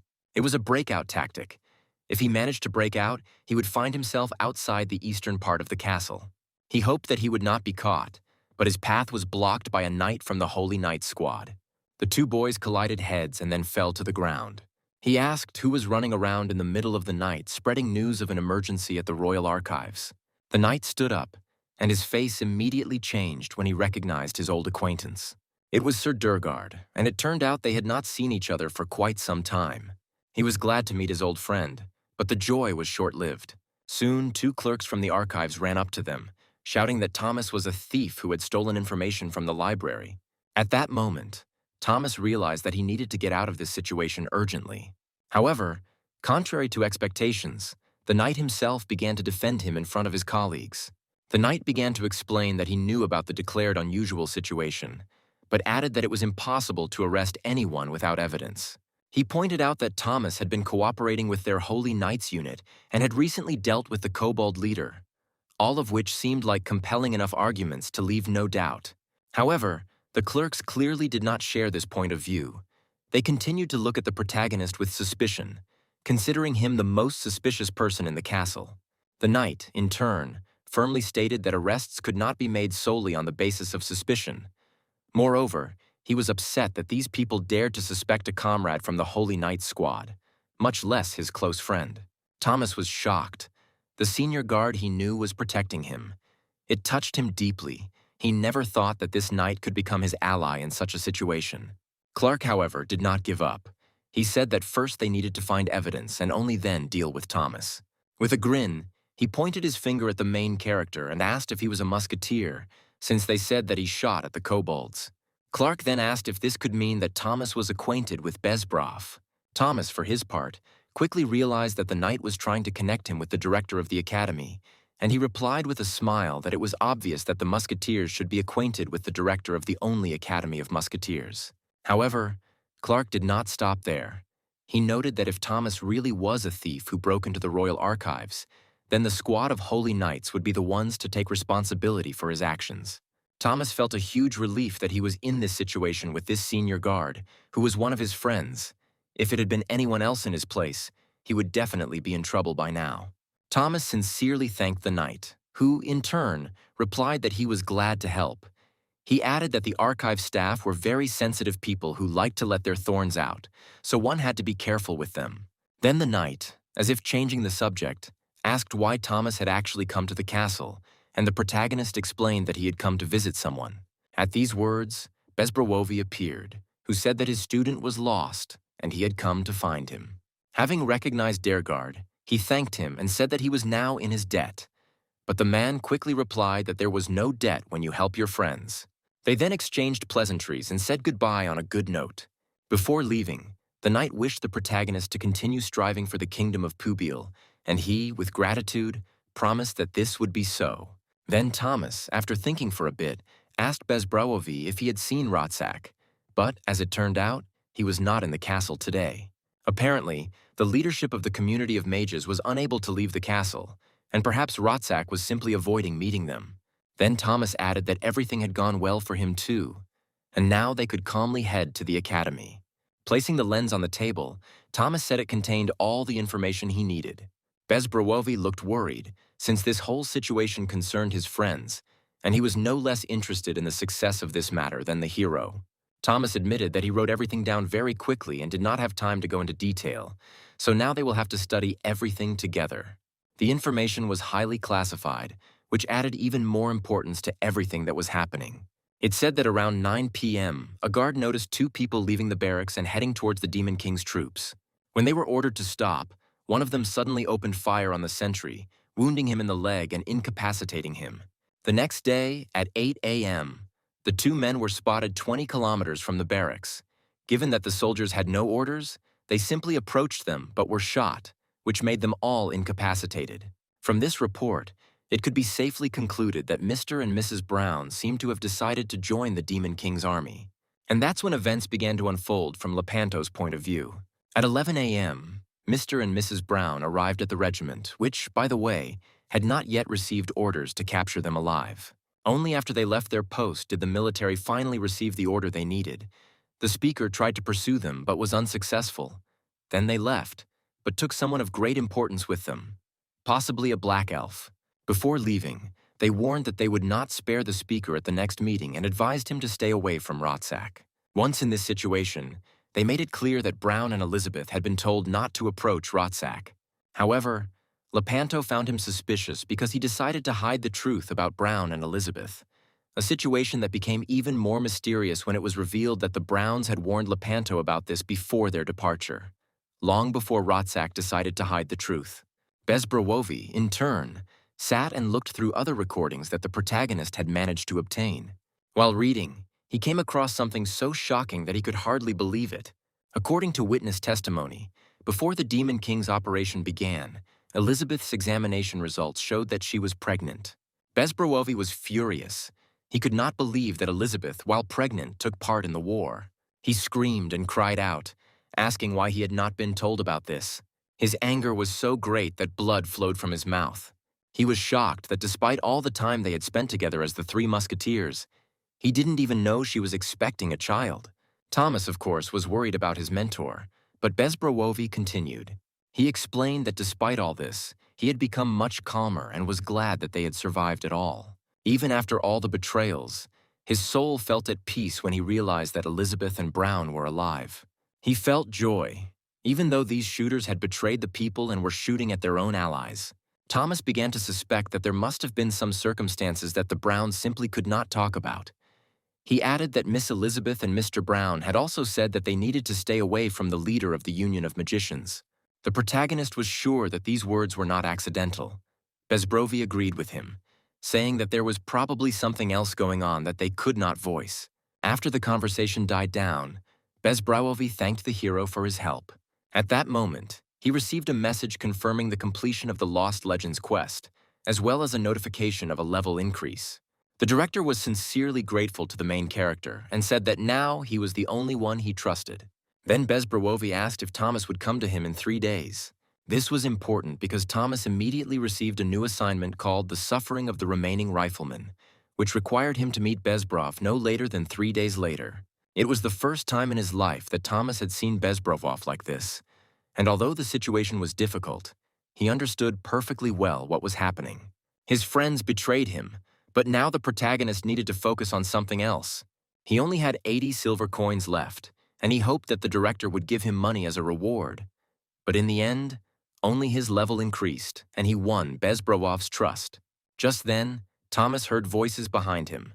Players were selling some items, and among them was a sword that required a level above 50 to use. The price of the sword was lower than at the trading post, which attracted attention. People sold their goods at the auction, where a wide range of weapons was available. With a 5% commission, players could sell weapons and other items directly, bypassing traditional stores. Thomas suddenly remembered that he still had the item he carried with him everywhere. The sickle-shaped axe he had received from the head of the kobolds. This axe was not just a weapon, but a real artifact of a special class. Thomas understood perfectly well that it would be pointless to waste time and money on registering a direct contract with him, so he decided to try to sell it at auction. But before he put it up for sale, he wanted to look at current prices a little, so that he would have at least a rough idea of how much he could sell it for. As Thomas began to look through the offerings, he was shocked to find himself among the auction lots, noticing that high-grade spears were selling for an average of 60 gold, which was equivalent to a whopping 6 million won. He wondered if high-class weapons were worth that much. Then what price could a sickle axe have? Moreover, this axe was not only rare, but also had impressive characteristics. At that moment, Thomas couldn't help but laugh. He decided to sell it immediately without thinking. Meanwhile, the hero's mother worked as a waitress in a cafe. During her shift, the boss was extremely nervous and constantly yelled at her. The woman thought to herself that this was the time when there were most visitors, but the man didn't even offer to help her. At one point, she received a message on her phone, and her boss, who did not tolerate extraneous noise while working, sharply shouted at her to turn off the sound. However, the hero's mother, looking at the message, immediately realized that it was probably her son. He always worried about her eating late, and now he was suddenly asking for her bank account number. From the message, she understood that he had won some kind of prize, but she could not understand what the prize was and why he needed her account number. She was genuinely perplexed, but ultimately decided to immediately check her balance through her banking app. Imagine her surprise when she saw a full 10 million had been deposited into her account. Now, for the first time in a long time, she and her son could afford something tasty. Thomas was delighted that, after deducting the commission, he managed to earn 110 gold. He sold the axe for considerably more than he expected, which was quite a nice profit for just 2 weeks of playing Midros. He still had 10 gold pieces left, and he couldn't even remember the last time he felt such relief. It was all thanks to the game. Now, with money in his pocket, Thomas could get back on his feet. There were only 3 days left before the meeting with Bezbrov, but in the meantime, he had to complete an equally important task. The lunchbox was about to expire, and he needed to take care of it. Before his mother returned home, Thomas decided to return to Midros and resolve the food issue. Meanwhile, Kay, in his sleep, recalled his own recent battle with Igor. However, just like last time, it all ended in defeat for him. Igor attacked him with his huge sword, and Kay seemed to be reliving the moment of his death. Suddenly, he woke up screaming, as he had dreamed that Igor had brutally killed him. Kay was very scared, but he quickly realized that it was just a dream. However, the memories of that day never left him. At that moment, Thomas called him. Kay picked up the phone and asked what happened. Kay was a bit busy as he hadn't been able to connect with Midros yet and said he had plenty of time. Thomas was happy and invited Kay to dinner. Kay happily agreed and said he would come around 8 p.m. Thomas was very excited, and Kay, in turn, immediately realized that it seemed that Thomas had made a little money from Midros. The boy thought that this was not surprising, considering the actions that Thomas had taken that had left him speechless. Kay still couldn't believe how quickly Thomas had leveled up in such a short time. He also realized that since the protagonist was starting to catch up with him, he couldn't sit back. While playing, Thomas felt a little sorry for the loss of precious time, but still decided that in order to truly relax, He needed to resolve all issues before dinner and rest with a clear conscience. The hero had a box of food in his inventory, the value of which was a whopping 100 million won. The first thing he needed to do was figure out whether this product was really worth that much money. And the answer to this question could only be given by Madame Lu's older sister, Madame Zoe, with whom it was necessary to meet and talk. After some thought, Thomas headed to her house, which turned out to be really huge. When he approached the door, a pretty girl opened it and immediately asked who was looking for her at such a late hour. Thomas quickly realized that it was Madame Zoe's sister. Her height was impressive, and this immediately attracted attention. Then he asked her if she really was Madame Zoe. The girl looked at him and asked what had brought him to her at such an inappropriate moment. Thomas, a little nervous, didn't know how to start the conversation properly. He realized it was best to think of a plan before opening his mouth. He decided to take some trained rabbit meat from his inventory and told the girl that he had come at the request of Madame Lu from Candle Castle. The hero explained that Madame Lu had prepared a new product and wanted her sister in the capital to appreciate it.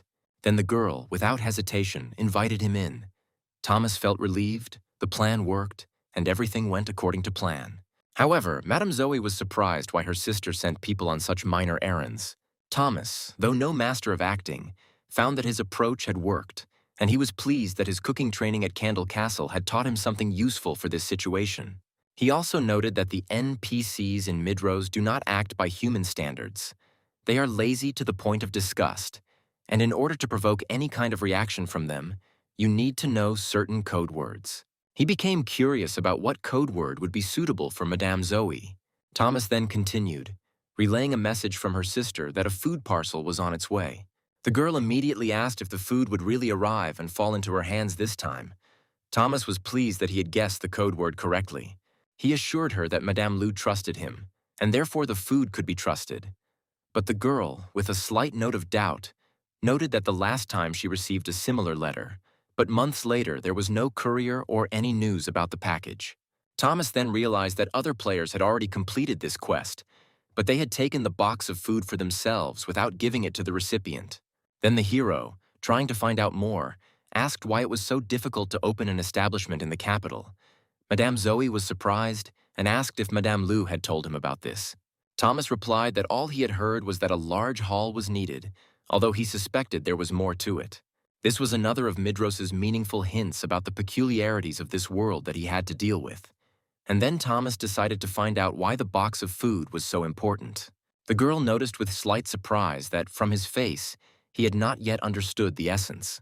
She explained that inside the box was the meat of a rare bird, known for its unusual taste, which was popular at Candle Castle, and, most importantly, the dish was prepared by her sister. Those who appreciate exquisite delicacies would certainly want to at least smell its aroma, meaning the food box would become a real treat for influential people in the capital. Then the hero thought that most likely these people were very rich, and the box of food would go to the most influential person in the capital. Thomas was completely perplexed and exclaimed that this simply couldn't be. In response, the girl immediately put her finger to his lips, asking him to be quieter. She explained that she was simply following her sister's instructions, and then, noticing the hero's curiosity, asked if he had any questions. The girl decided to give an example to explain her point.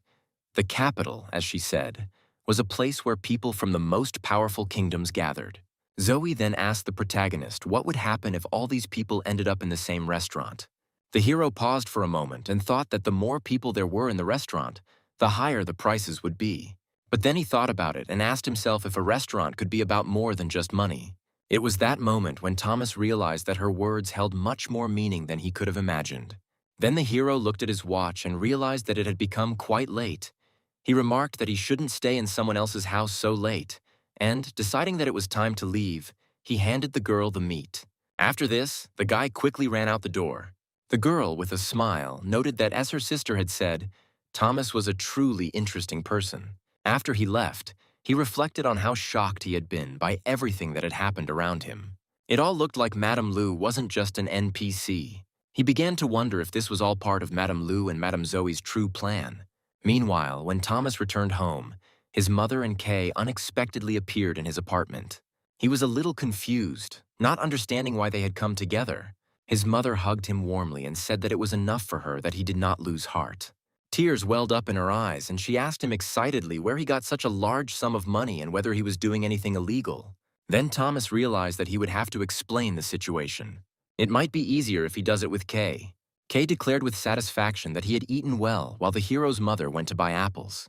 Then Thomas turned to Kay, reminding him of the food bag they had discussed earlier in Midros. Kay, with slight surprise, replied that he had recently decided not to sell it, but to complete the task. Thomas was a little shocked by this, and Kay, shocked, grabbed him by the shoulders and asked if he realized how much such a package could cost.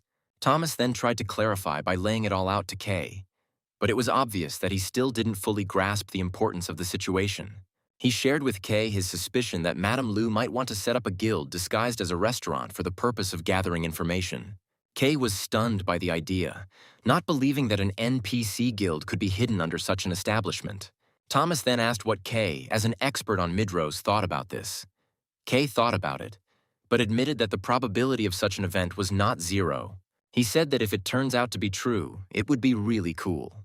Recalling one of his mercenary assignments, Kay recounted how he'd stopped by a guild to gather information, and the owner had quoted a price of 30 gold. Thomas noted that even information bureaus didn't ask for such exorbitant sums. Kay then explained that the information provided by such guilds was so valuable that even criminal guilds and mercenaries paid large sums of money for it. Besides, if the guild was run by an NPC, it could be considered a kind of paid strategy book provided by the system. Then Thomas asked if there was an information guild in the capital. Kay replied that all of this was being managed by the authorities, adding that serious problems would arise if dangerous individuals started asking questions such as how to kill the king, and that is why they wanted to hand over the box of food to the king personally. Kay, noticing that Thomas was clearly getting along well with the NPCs, added that perhaps this was indeed true, and asked what the reward for the quest would be. And the hero replied that it was an invitation to the opening. But Kay couldn't shake off the feeling of uneasiness that there was some kind of trap behind this task. Then Kay suggested using the capital's information guild, because with such a reward, anyone would be willing to complete the task. He also mentioned that he had suspected something was wrong from the very beginning. Kay couldn't understand why such a valuable item would be created just to be eaten, especially if it was part of a mission. The protagonist found it strange to even think that it could be sold at all. Kay, as always, was right. This task had a much higher difficulty level, which meant that the reward was clearly more than just an invitation. Thomas realized that if Kay's predictions came true, then his choice could really affect the entire situation in Midros, and perhaps everything would turn out in his favor. The protagonist was then brought back to Zoya's house, and the girl, opening the door, was surprised to see him again. She was shocked because it was the same messenger who had come to her a few days earlier. Thomas wanted to apologize for the lie, but instead he simply introduced himself. He explained that he was the same musketeer who was supposed to deliver the food parcel at Madame Lu's request. The girl, smiling slightly, admitted that she already knew about this and added that she was very interested in him. She confirmed that the package was in perfect order and offered him tea, coffee, alcohol, or any other drink he liked. Thomas, after thinking, asked if she could offer him anything else besides drinks. Then Zoe, with genuine interest, asked what he would like. Thomas, after a moment's hesitation, asked if she could offer him information. He was a little surprised that she found out about it so quickly, but the girl explained that he had only delivered the box after he and Madame Lu had completed what he and she wanted to do. She continued that last time Thomas came only to find out what reward he could get for all his efforts. Then the guy, slightly embarrassed, explained that everything was a little different from what she implied. Thomas wondered if Madame Zoe was an NPC because she seemed too perceptive.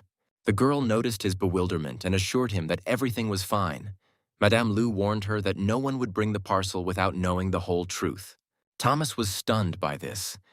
The girl explained that her sister understood perfectly well that most people would not deliver the package to its destination. And if someone did carry it out, it could only be for one of two reasons. Either they were real idiots who weren't out to make money, or they knew about the plan and were trying to profit from it. Zoe found it quite funny because those who didn't come weren't smart enough and just wanted to fill their stomachs with delicious food.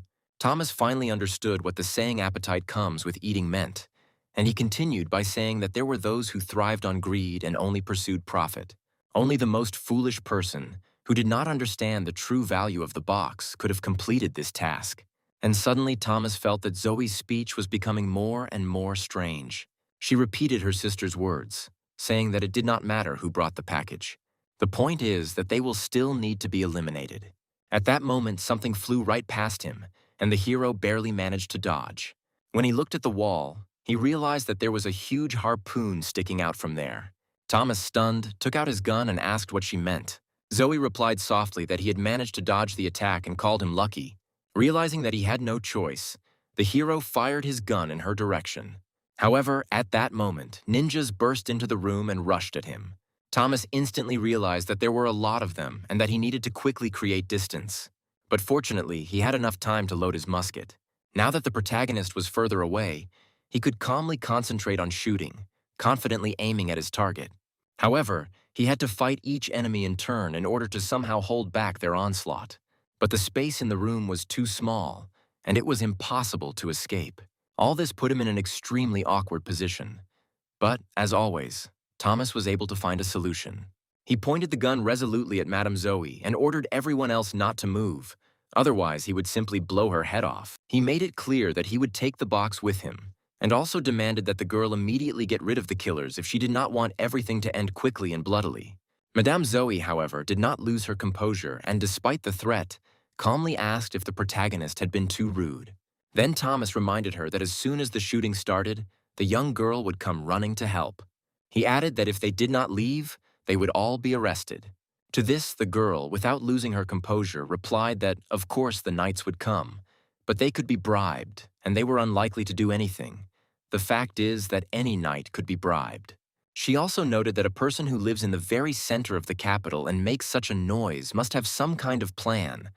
Although she found the hero's idea of taking a box of food in such a tense situation quite original, Thomas, however, remained vigilant and was well aware that something was hidden behind Madame Zoe's calm.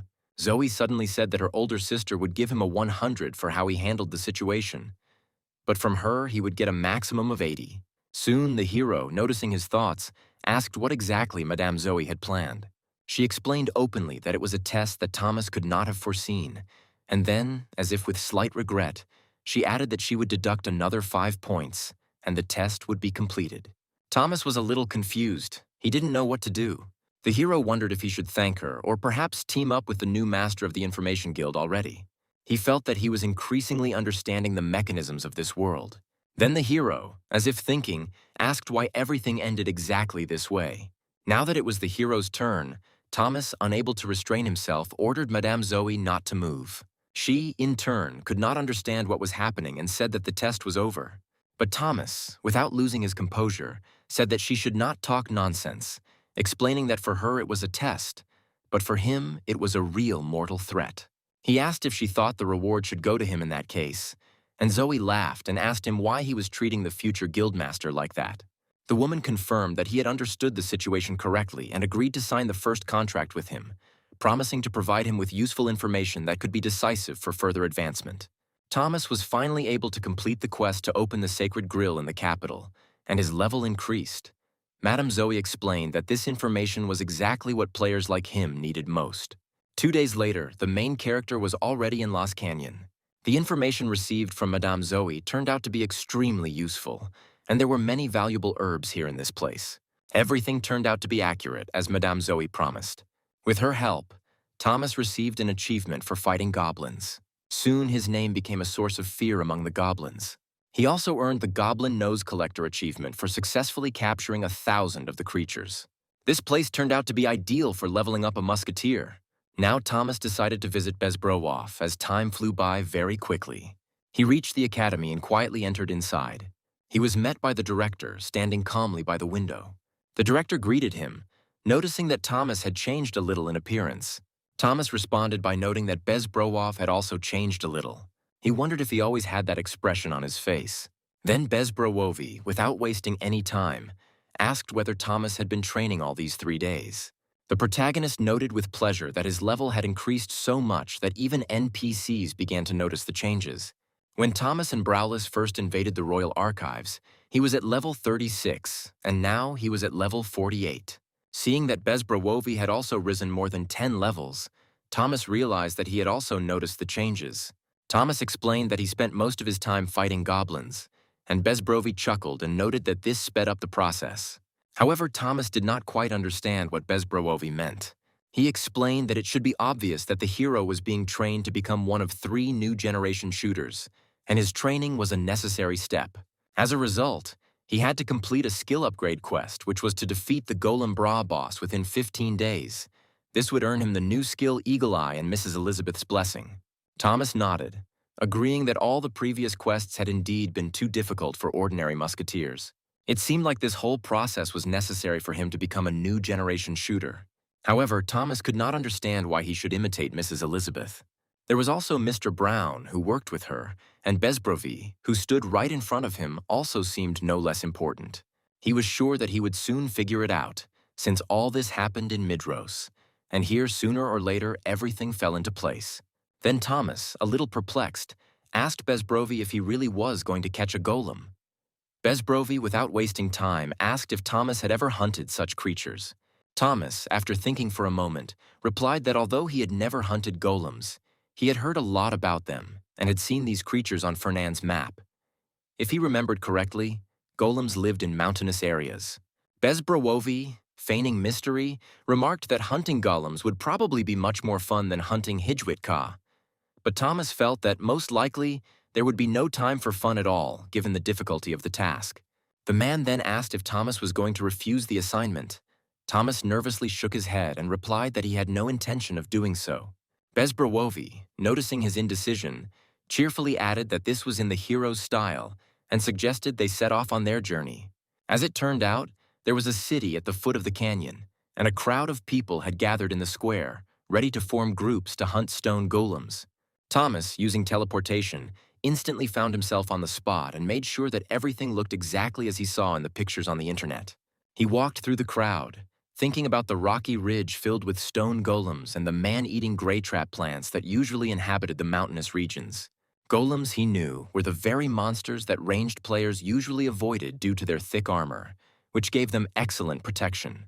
Gray trap plants, on the other hand, were nasty creatures that warriors couldn't stand at all. These plants were very difficult to spot and would grab the player if they got too close. Thomas understood well that in Midros, in the same region, there would always be opposite types of monsters. This was done on purpose to avoid creating an ideal hunting ground for any one type of player. Of course, it wasn't easy for the musketeers in such places, but if the hero had a different profession, he would have had to look for completely different paths. Having realized this, he began to move forward with more confidence. It soon became more obvious, especially after he learned about the 3 new generation shooters. This quest could only be activated by the first 3 men who passed the browless test, and Thomas was among them. The hero, who had been watching the events with interest, thanked his mother for pressing the button at the right time when the player was selected. Suddenly, the hero heard someone's voices behind him. Thomas turned around to watch as several guys fought with a stone golem, shouting that they needed to hit its manhood. He thought they were probably perverts and decided to stay away from them. Golems, as he knew, couldn't do much except destroy things or just stay in place, which made them less scary. Suddenly, Thomas accidentally kicked a pebble and it rolled. By touching a strange pile of stones, he started a chain reaction that later led to the emergence of a new rival. However, the hero was glad that he now had an opponent on whom he could train. The guy reloaded his musket in 42 seconds, which was much faster than before. The distance between them was approximately 50 meters, and the wind was blowing from the southeast at a speed of about 6 meters per second. Thomas took aim and fired, hitting the golem right in the head. He thought that one shot would be enough to defeat him. However, to his surprise, the monster did not die, despite the fact that the shot was accurate and powerful. Thomas improved his skills a little, realizing that he had overestimated his strength. But this did not mean that he could destroy all the monsters with one shot. He decided to try again. Quickly reloading his weapon, he took aim again. However, the golem was very close and was ready to crush him with its giant foot. Then Thomas activated the skill Peace of Mind. The golem was about to kick him, but the hero remained standing. Thomas, as if talking to a monster, said that he apparently didn't think he would die so quickly. Then he put the muzzle of his gun to its stone head. Thomas fired again, and this time was glad to see the golem fall. The hero noted with joy in his voice that he had defeated the first golem. Thomas then turned and started to walk away, thinking that if he only had to deal with this golem, everything would be much easier. However, he still did not forget about the gray traps that could be anywhere. But then the hero heard a strange sound behind him. Suddenly, the monster came to life, restoring the missing parts of its body. Thomas found himself in trouble. The golem delivered a powerful blow with its stone hand, splitting the ground beneath it. The main character was thrown several meters and was in shock. He didn't expect the monster to attack from such a large area. He had no time to think. All that mattered now was the precise movements of his hands and the ability to remain calm.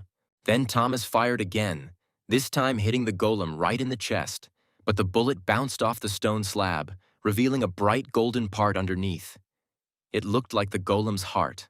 Even though the monster appeared soulless, it should not have had anything resembling a heart. Thomas, seeing the weak spot, thought that that was it.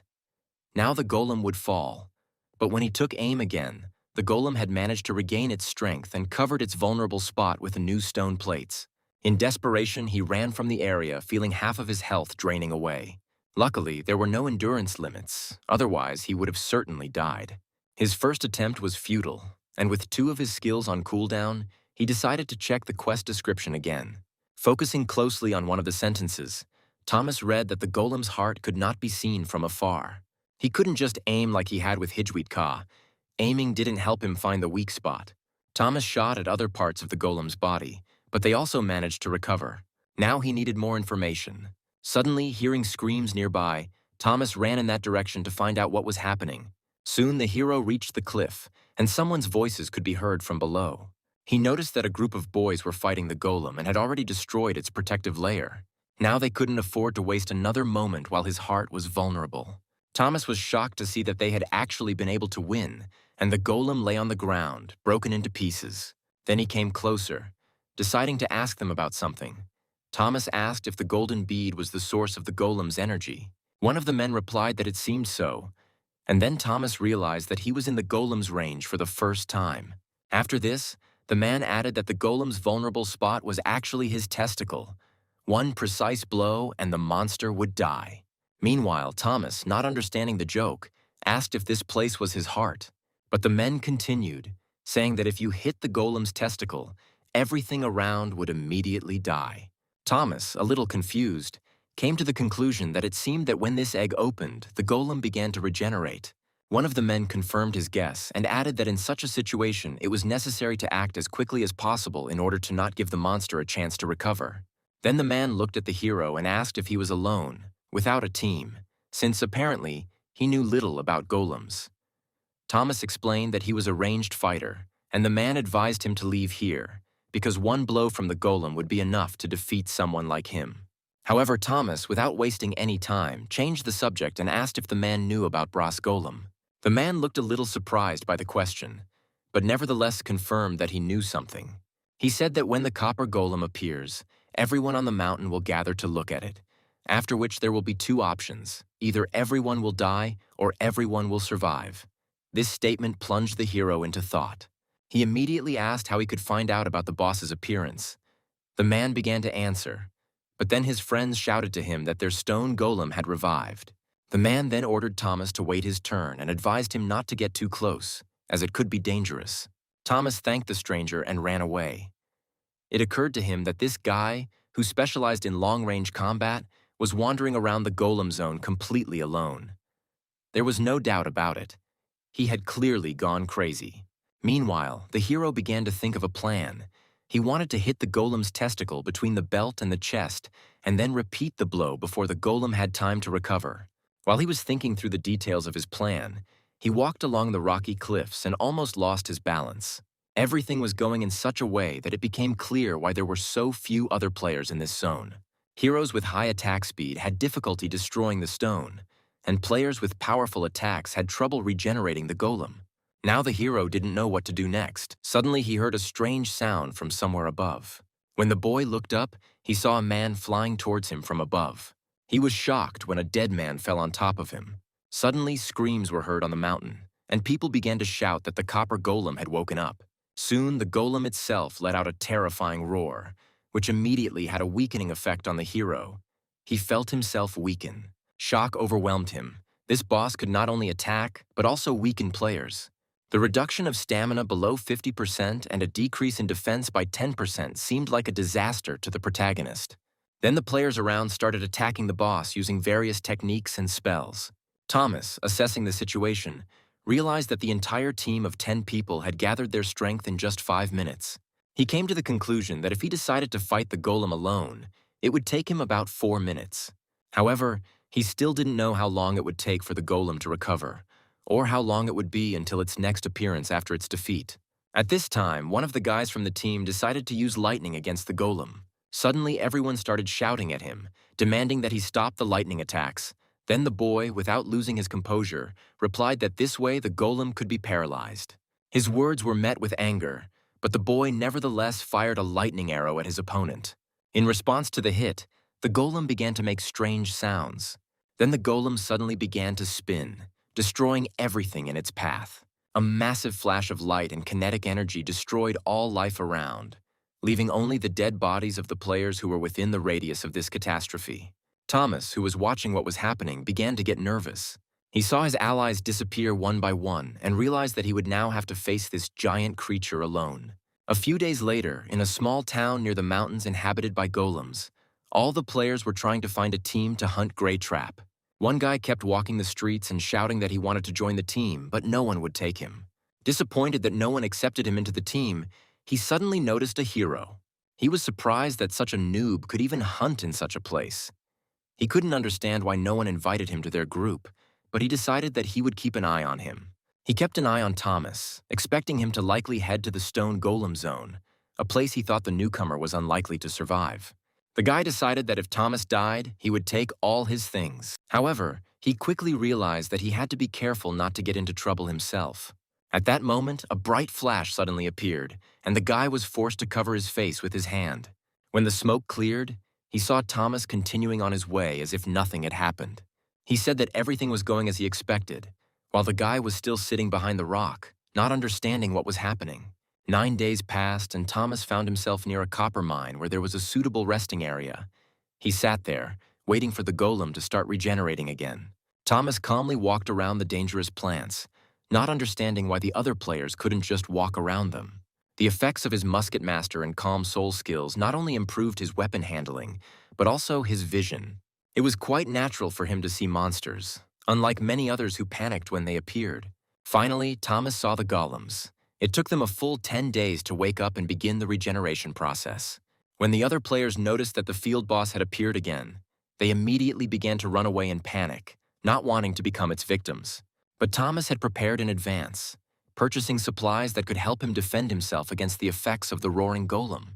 All restrictions imposed by the golem were removed, and its resistance to weakening effects was increased by 20%. Without wasting any time, Thomas activated his precision hand movement skill and dealt the first blow to the golem. But as he expected, the stone only bounced off his armor, causing almost no damage. However, Thomas did not lose his determination. He threw several explosive devices towards the smaller stone golems. A second later, they exploded with a terrible crash, causing severe damage to the monsters. Thomas shouted, asking them if they expected such an attack. By his actions, he convinced himself that if they did not expect it, then it was right to act by analogy. He then fired at the stone golem's cores, knowing that this was the weak point of their armor. During previous quests, Thomas learned how to make claymores. These were weapons resembling shotguns that split into bombs or bullets using gunpowder. If there was enough money for materials, there was only one question left: the quality of the work. But now he saw that the bombs had done no damage to the golem. He realized that one more blow was needed to achieve this. However, the hero realized that the golem surrounded him on all sides. But Thomas did not give up and decided to check which of them would be stronger. And so, when he approached the field boss, an alarm signal rang in the hero's ears. He found himself in an interesting situation. He couldn't afford to die, otherwise the other players wouldn't be able to help him. He knew that if he ran away now, he would not be able to complete the task on time. This was his last chance. The monster, meanwhile, began to spin its giant hand, creating a vortex that was terrifying. When the hero saw this, genuine horror appeared on his face. After that, he turned around and ran away until a hand touched him. Thomas realized that he needed to increase the distance as much as possible to aim and stay out of his attack zone. Suddenly, the golem hit the ground with such force that Thomas was thrown forward, losing some of his health. Huge cracks appeared on the ground due to such force. The main character flew back somewhere with a crash. He found himself pressed against a large stone block. The golem continued to approach, giving him no chance of escape. However, the golem's heart was open, which meant that he was vulnerable, but that didn't mean that defeating him would be easy. The golem, in response to the threat, began to deal powerful blows to the protagonist, forcing him to defend himself with all his might. But Thomas was ready. He formed a power barrier from mana, a powerful barrier of professional level. It was supposed to last for at least 5 minutes, creating a protective field with a radius of 3 meters around it. Inside, Thomas felt his strength straining. Mentally saying goodbye to the yellow robot, he fired at its core. As it turned out, that day Thomas became the first shotgunner to open fire in Midros. In an instant, the core of the huge golem shattered into a pile of small fragments. The boy, who had been secretly following the protagonist, was shocked by how calmly and confidently Thomas dealt with the field boss. The boy couldn't believe that Thomas, being a newbie, was able to defeat such a powerful golem on his own. All the boy could do was continue looking for a team to hunt. However, once he realized that Thomas was in this situation, he was doubly pleased, because if the hero survived and won, it would be a chance for him to profit from the hero's success.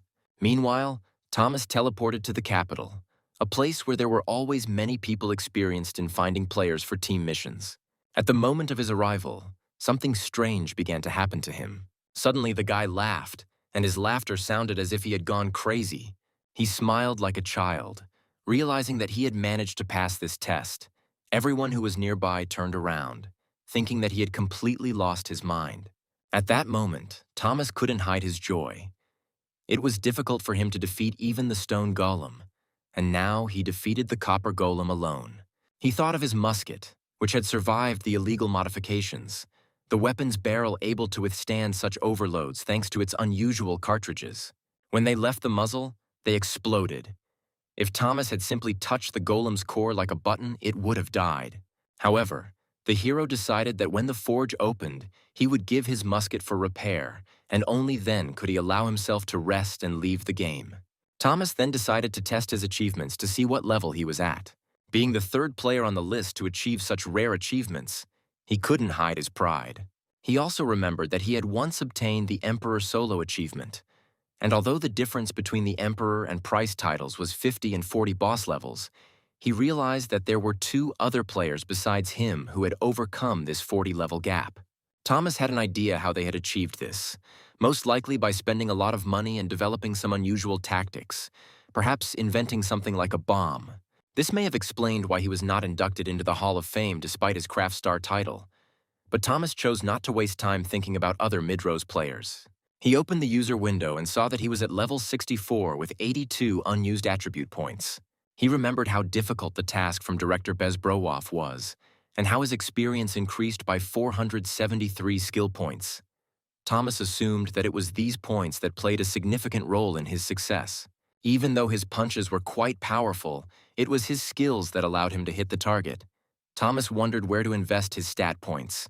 He thought it would be wise to put everything into dexterity, but he ended up allocating 16 points into intelligence and the remaining 66 into dexterity. But he realized while creating shotgun shells that the penetration effect was related to craftsmanship, and since it was related to intelligence, it also reflected his mental abilities. Thomas then began to regret his decision to spend all his points on one single skill.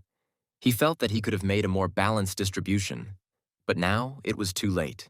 A spark of curiosity ignited within him. He decided to try out a new skill that he had recently discovered. This skill allowed him to name objects as they were created, and although he had seen something similar before, Thomas was not entirely sure how exactly this skill worked. However, he was determined and decided to test it out. Selecting one of the items from his inventory, he used the skill, and based on the analysis of the materials and components, the item was given a name. Thomas was surprised to notice that it resembled a real jackpot. An idea immediately popped into his head. He decided to use this new skill on his bomb and then sell it. He thought he would call it the Thunderclap Bomb. However, once the system assigned a name, he was stunned. Instead of his suggestion, the bomb was automatically named Category 3 Low-Rank Igniter. Thomas was completely perplexed. He did not understand why his creation turned out to be an incendiary cord and not a powerful bomb. He tried to figure out what had gone wrong, but in the end, simply frustrated, he logged out and went to bed. He felt confused and a little upset, as he had expected more, but he reminded himself that in Midros anything was possible, and even the strangest events could turn out to be commonplace. Meanwhile, the nonsense that Thomas had been expecting was happening elsewhere. About 12 hours later, Thomas woke up feeling terribly hungry. He went to the kitchen, but when he opened the refrigerator, he discovered that his mother had only bought him tonics. Thomas realized with regret that she had not thought of something more filling, and he felt a little cheated, but quickly switched to more important thoughts. The idea was spinning in his head to earn more money so he could buy better equipment as soon as possible. If he could keep getting useful items, he could earn the required 20,000 gold and enter the game with more powerful items. Sitting down at the computer, he decided to check the world rankings. There were no noticeable changes on the screen, but something caught his attention. A video appeared in which he was fighting the copper golem. It was billed as a solo play against brass golem. Thomas opened it with interest. The video, it turned out, was posted on YouTube, and the person who posted it was unknown to him. Thomas, recognizing himself in the video, felt mixed emotions. He was surprised that someone had filmed his fight, but at the same time, he was worried about who exactly had published the video. After reading the comments, Thomas realized that people couldn't figure out who he was. The comments mentioned that he used explosions, a shield, and other abilities, and couldn't figure out whether he was a mage or an elementalist. The hero then wanted to delete the video, but soon realized that if he did so, his identity would definitely be revealed. On the other hand, no one recognized him, and the video did not attract too much attention. Thomas calmed down, but still felt a little uneasy. However, this did not stop him from entering the game. As soon as he was inside, he immediately called Kay. He told him that he had seen the video and asked if he knew about the achievement. Kay replied that he should not brag, because he himself was far from professional compared to Thomas. Then the hero realized that his acquaintances would immediately recognize his face in the video, and he would need to be careful in the future. During the conversation, Kay noted that the hero's jokes had become much better and even lifted his spirits. The shield he offered to Kay was truly impressive. It provided a whopping 410 points of defense, added 8 points of stamina, and carried the energy of the copper golem itself. Thomas was certain that his brother would never be able to find a similar shield anywhere else. Then Kay examined it carefully, assessing its defensive characteristics, and after a short thought, he agreed that the shield was indeed good. However, he noticed that his own shield was even better. Thomas couldn't believe his ears and shouted loudly to his brother that he thought he could sell the shield for 180 gold. Then Kay confirmed that his shield was indeed better. But Thomas still didn't understand why his shield was worse. Perhaps he underestimated Kay due to his younger age. Laughing, Kay thanked the hero for the offer, and then, without wasting any time, said that one day they would still play on the same team. After which the brother went hunting, and Thomas said goodbye to him. The hero's mother and Kay believed in his abilities and supported him at every step. Thomas then promised that he would someday repay them for everything they had done for him. After their conversation, Thomas decided to check the prices for the shield at auction and was pleasantly surprised. The price rose to 188 gold. He quickly calculated that during this time he had accumulated some gold.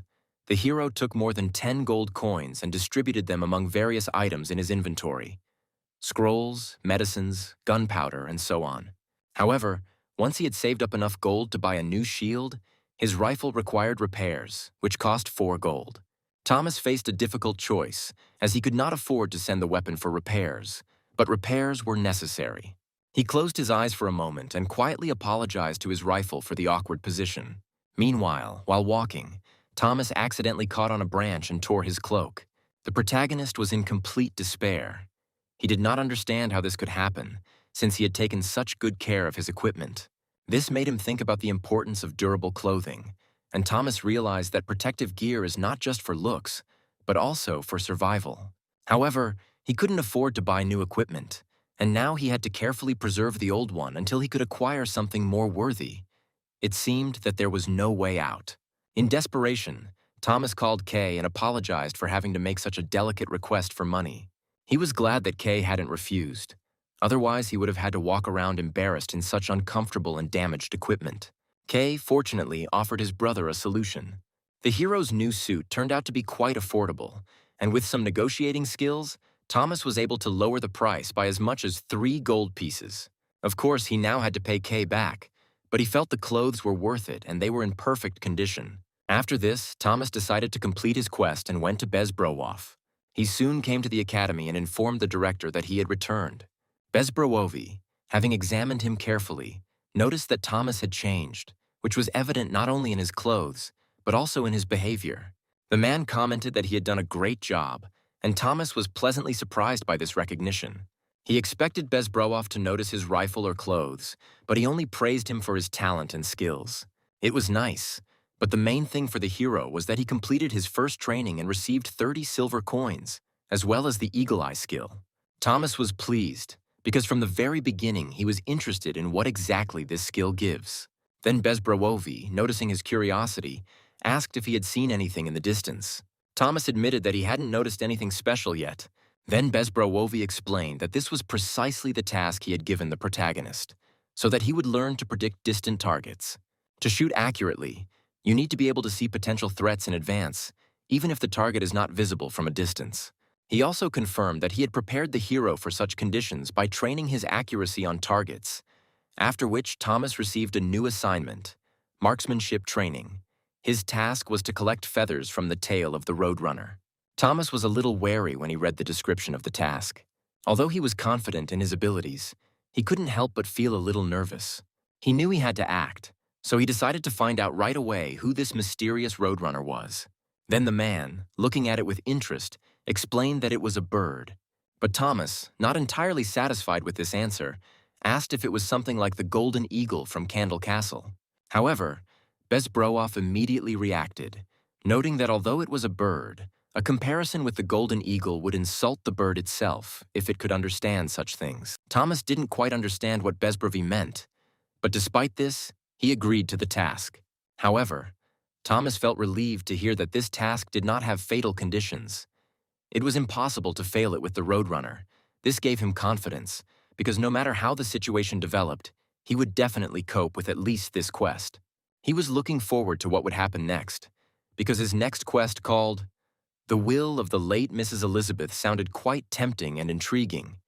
He had to hit the target accurately from a distance of 444 meters, and Mrs. Elizabeth's musket was waiting for him as a prize. Bezbrowovi seemed to know that Thomas would be interested, and added that the words in the will were far from being an ordinary announcement, but significant instructions. Besides, as it turns out, Mrs. Elizabeth's successor will be the one who can hit the target from such a distance. Thomas immediately felt a certain anxiety, shooting from 444 meters. Then the hero thought that he was being played, but Bezbrowovi was serious. He needed to hit the target with a musket at a distance that roughly matched the effective range of the K2 rifle. Since it was too difficult for him at the moment, he asked if he needed to do the task right now. But to his relief, Bezbrowovi replied that he could do it whenever he saw fit.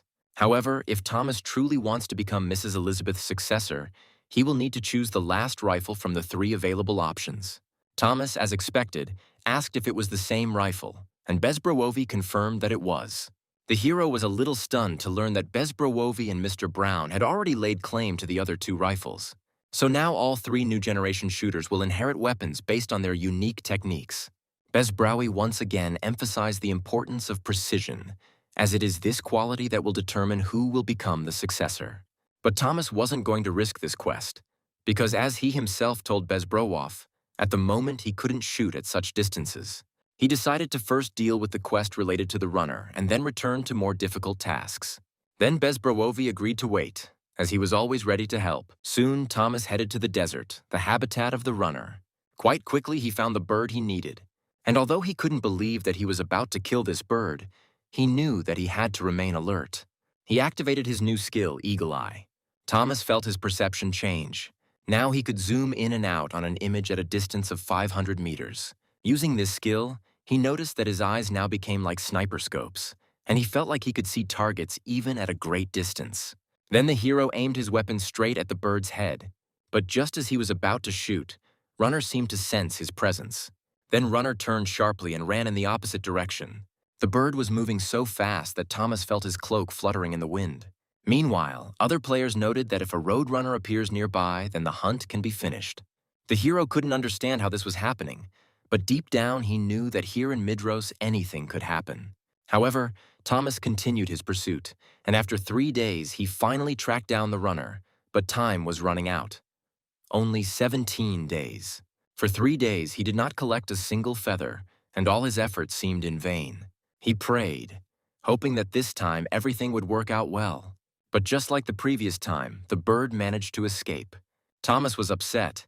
He didn't know what would happen if he just killed the bird, and whether it could somehow affect the further course of the task. But despite his confusion, he continued to act. However, something strange caught his attention while he was in a deserted field. Thomas suddenly realized that the runner was not running along a certain trajectory by chance. This fact made him think that perhaps his strategy was not good enough. Then he decided to use the skill Calm Soul. Suddenly, on the horizon, he noticed a rider on a horse. Feeling the presence of the protagonist nearby, he immediately noted that he was a musketeer. Thomas didn't have time to see his face, as the distance between them was 200 meters. From such a distance, the enemy could not see his face and had no idea who exactly was shooting at him. And to the hero's surprise, this rider turned out to be the third registered user who had already achieved this achievement, and there were 2 more waiting for him. Once Thomas had killed all the runners he needed to complete the mission, he felt relieved. Finally, he could complete the quest in peace, and at that moment he realized what hunting and target shooting really meant. The runner wasn't just a target. He was a creature that had a unique habit of running across the desert and then turning sharply and changing direction as he ran through the forest. Thomas realized that if he followed this pattern, he would easily hit his target. But then he thought again. He was a sniper, not a hunter. Hunting was about pursuing the target, while target shooting was more a matter of waiting, of patience. Thomas then thanked his lucky stars that he was smart and sensible. He knew that many other players were spending all their energy trying to catch the bird, but not realizing that the main thing is planning and calculation. But at that moment, when he was about to complete the task, something unexpected happened. A man came up to him from behind, shouting loudly that Thomas was an idiot and demanding that he give up his ring. Thomas immediately recognized the man as a member of the Guild of the Rising Sun, Tikal. He never thought they would return after Hijwitka was killed, but now here they were, standing right in front of him. Luckily, there were only 10 of them, and they didn't know how much the hero's level had increased since the last meeting. Considering they had attacked him during the march, it could be assumed that their levels were lower than his. Thomas quickly calculated his chances. Then Tikal demanded that he immediately give up the ring. Otherwise, he promised to tear out all the hair from the hero's head. He also added that they were going to take the golem's copper shield, which Thomas had put up for auction, as compensation for the mental and physical damage they had suffered. One of the other guild members tore up the scroll that prevented teleportation. Thomas realized that he was in a very difficult situation. At that moment, the opponents raised their swords in front of them, and Tikal warned the hero that now he would not be able to escape. He immediately called Kay, asking him to track his location and come urgently. Kay seemed to understand everything and promised to help, asking for a little time. Thomas realized that now he just needed to survive until help arrived. He tried to buy time and told the guild members that he would return the ring and they could go their separate ways. But Tikal responded aggressively that the ring had always belonged to him and he would take it back no matter what. He also added that the protagonist would have to give up everything he had. Then Thomas, without wasting any time, pulled the trigger of his musket, and the bullet flew at incredible speed straight towards Tikal. But then something unexpected happened. The man with 2 shields, Kim, whom Thomas had met on the battlefield with Agony Asso, stepped in at the last moment and deflected the bullet, defending Tikal. He yelled at the hero, calling him a coward and accusing him of trying to drag things out. Tikal, grateful to its protector, thought that everything was now complete. But it was not so. Then he promised to kill the hero as many times as he killed his guys that day. He immediately gave the order to all the soldiers to finish off the hero, and they rushed into the attack. Thomas quickly assessed the situation. Among the attackers were 2 truck drivers, and the rest were armed with conventional melee weapons. They acted quickly, and he had neither time nor opportunity to reload. In response, he decided to use his secret weapon, a package of explosives. The explosion occurred and several soldiers were killed. The group was stunned. They could not understand how this happened, because there were no magicians around and no spells were used either. This stumped them and gave the protagonist a few precious seconds to get his bearings. He knew he had to act quickly because he simply couldn't afford to die here because of these scumbags. But at that moment, the situation took an unexpected turn. A strong player appeared from behind the guild soldiers and launched a powerful blow straight at the hero. He reacted instantly and materialized a force barrier. Thomas was shocked. Against a melee player who used long-range attacks, it seemed impossible for him to defend himself, but he had no choice. He stood there, stunned, looking at this new, strong player who had suddenly appeared in the guild. Tikal, standing to the side, began to flatter and praise Mr. Jacko, saying that such a man could have been terrorizing them all this time. He called for the others to return to the guild, but Thomas would not let them leave without an answer. Suddenly, he threw a new bag of explosives in their direction. The explosion destroyed the weaker players, but the stronger ones, including Tikal and Jacko, remained unharmed, and they decided to strengthen their positions and began hiding behind the trees. Tikal ordered everyone to take cover and ordered Kim, one of his associates, to guard Mr. Jacko.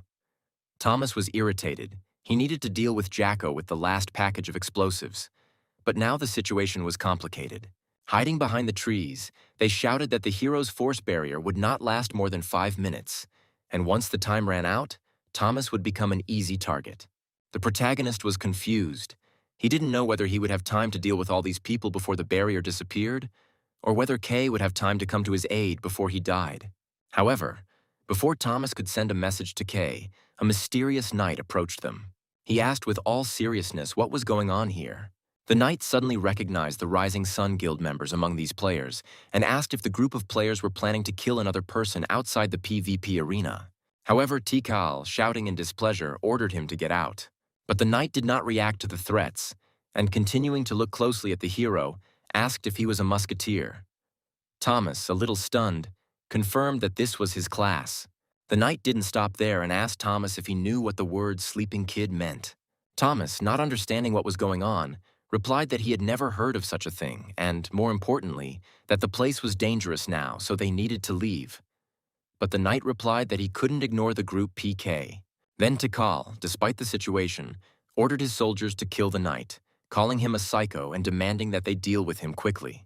An arrow fired from a bow struck the knight, almost knocking him off his feet. But suddenly the hero found himself outside his force barrier, trying to save the stranger. At that moment, the arrow hit the hero in the shoulder. Then he cried out for the knight to leave immediately, otherwise he would be drawn into the conflict. The knight was surprised and asked if Thomas had tried to save him. At this point, Jacko, who emerged from behind the trees, declared that now that the knight had left his barrier, there was no time to waste. He then directed the blast straight at the knight. The knight ordered the protagonist to retreat. At this point, Thomas, trying to stop him, realized that the situation was close to disaster. However, the knight used his powers to dispel the fire, and everyone, including the guild members, were stunned by this turn of events. When the knight removed his helmet, a beautiful young woman was revealed underneath. She began to explain that while she didn't like attacking people, she couldn't let them get away without consequences. Her gaze slid over the guild warriors before she turned to the protagonist. The main character felt a little awkward. He was stunned by what was happening, especially the fact that such a pretty girl was helping him. She muttered something under her breath, but Thomas couldn't make out what it was. Before he had time to come to his senses, Kim, shouting something about revenge, ran up to them. Thomas immediately noticed his approach. He wanted to stand in front of his protector, but she was faster. Thomas didn't see her move, but he soon noticed how Kim's lungs had been punctured. After this, Kim fell to his knees in helplessness. His cry of pain rent the air, and the girl muttered softly that she knew the blow hadn't been enough to stop him immediately. Kim continued to scream, overcome with terrible pain, but the girl seemed oblivious to his suffering. She even asked him how he was feeling, which sounded a bit out of place at that moment. Jacko, who was watching what was happening, realized that the girl made a barely noticeable movement with her leg, but this was enough for the saber to pierce Kim's stomach. Meanwhile, she returned to the hero, asking what had happened. She quickly brought the small bottle to his lips and told him to drink its contents. Thomas didn't understand what it was, but the girl explained that she did it as thanks for him trying to help her. The hero was instantly healed and said with admiration that this was an incredible remedy. The girl looked pleased with her decision to help and save him. She then turned to the guild and said a few words that she could just tell them to leave, but she was sure they wouldn't. Jacko was clearly angry because they had everything under control. He couldn't understand how such a strong player had appeared and was probably thinking about leaving quickly. Jacko, seeing that the situation was getting worse, muttered that leaving was no longer possible. Then he shouted to everyone to attack at the same time. He assured his guys that their only opponents left were the almost dead shooter and this girl. The girl took a deep breath and quietly said that there was nothing they could do in this situation. And before anyone could react, she attacked all the players. Thomas was in shock. He wanted to support her with fire, but it was too late. Before he could fire, all of their enemies had already fallen dead to the ground. The two seemed to have dealt with them all without any effort, and they didn't look weak. Moreover, she dealt with them all alone. He still couldn't figure out who she really was. Then the girl extended her hand and said that now it was definitely over. She added that Jekko was quite a talented player, but she wondered why he did such things. Thomas, a little embarrassed, handed her the bottle of medicine, begging her to take it to help her. She replied that she kept it for herself because she wanted to give the main character a gift. The girl blushed and added that the main thing was that Thomas was the first to rush to her aid, which was important to her. Then Thomas also blushed from her words, after which the girl, smiling slightly, advised him to drink more medicine since it was quite effective. Thomas was shocked and thanked her. He couldn't believe that all the guild members were dead again, and now she saved him. The girl seemed to be about to leave when Thomas, a little confused, apologized. He approached her and thanked her again for saving him, asking her to at least state her name. At that moment, Kay shouted from afar, and Thomas remembered that not long before he had asked his brother to come to his aid. The girl approached the protagonist, asking if Kay was his companion. Thomas confirmed this, and then asked to wait just a second. He quickly messaged his brother in the chat, telling him that this girl had saved him and that he was still alive. However, Kay didn't seem to notice the chat and started. Then Thomas started shouting at him that this girl was not from the rising sun, but on the contrary, she saved him. Meanwhile, Kay had already activated his Saint Soul and Turtle pressure skills. He screamed furiously and declared that someone had dared to touch his brother. The girl, however, did not lose her head. She quickly activated her feather's lightness skill. Suddenly, a barrier appeared right in front of Kay, preventing him from hurting the girl. Then she offered to talk to him, but Kay could hardly believe his eyes. Thomas was completely confused and didn't understand what was going on, especially when he saw this mysterious girl standing so close to his brother. Kay was confused, unable to understand why she was even standing next to him. Then Kay finally explained that this girl was one of the most famous players in the game.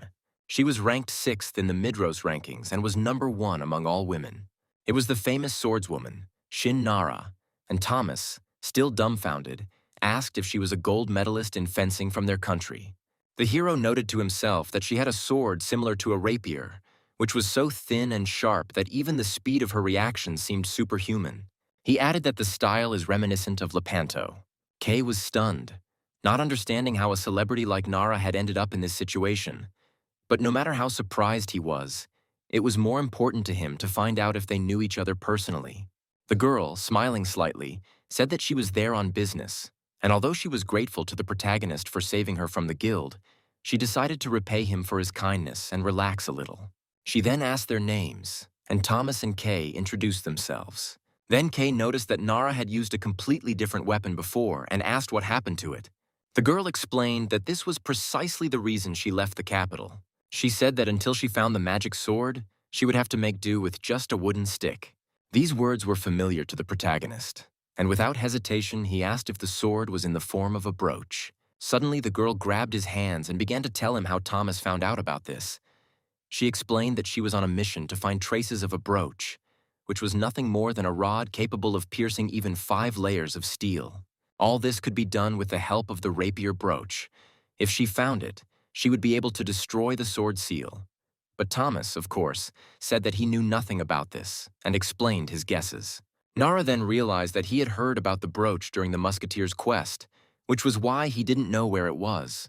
Thomas apologized for not being able to help properly, but the girl assured him that according to his testimony, all this was located near the borders of Minis, so she knew exactly where to go.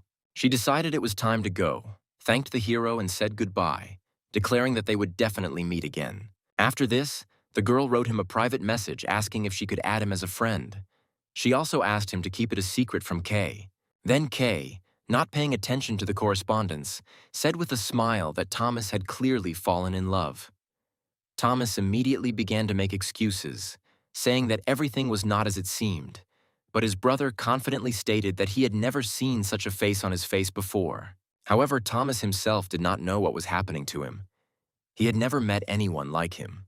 Soon, blushing, he shouted out that the girl also asked him to write to her when he was in the capital. It seemed to him that all the ranking players had accepted the capital as their home. Kay said it was obvious since Nara was from the Holy Knights. She is the first user and the only person to receive the title of knight. Then Kay, remembering the Rising Sun Guild, thought about it and asked the hero what happened. Thomas said that it seemed like these people saw the video of him killing the golem and immediately headed towards him. Kay couldn't help but comment, calling them assholes and claiming they were real professionals when it came to finding the information they needed. Then Thomas, sighing, said that if it weren't for Shin Nara, who happened to be nearby, he would have truly died. Kay confirmed his words, adding that until Thomas reached level 100, he should be more careful and choose more crowded places for his actions. But Thomas, however, was not in the mood to just sit idly by. He said that he would pay these people back in the same coin. Thomas really suffered greatly from their actions. When the day came, he reflected on the fact that, as Kay had correctly pointed out, the problem was that the members of the Rising Sun Guild were like cockroaches. There were so many of them that if they all gathered in one place, even Candle Castle would not have room for new players, and if that happened, the protagonist would have to fight them alone. One of the reasons why the Rising Sun Guild had survived for so long despite their reckless actions was precisely because of their numbers, which made it nearly impossible to cause them any serious damage. But no matter how hard it was, Thomas decided that he would do nothing now. He carefully opened the door and greeted Bezbrov. He looked at him and asked if Thomas understood the difference between hunting and target shooting. Thomas, without blinking, replied that of course he understood, although it took him a bit of work. Then the man looked at the feathers and said that he couldn't believe that Thomas had completed this task in only 10 days. As a reward, Thomas received 5 silver coins and a new skill. Marking, it seems that Thomas really mastered the new skill. Bezbrowovi, however, said that despite all of the hero's achievements, he was still underprepared. In his opinion, if Thomas had not had information about his goal, his efforts could have been useless.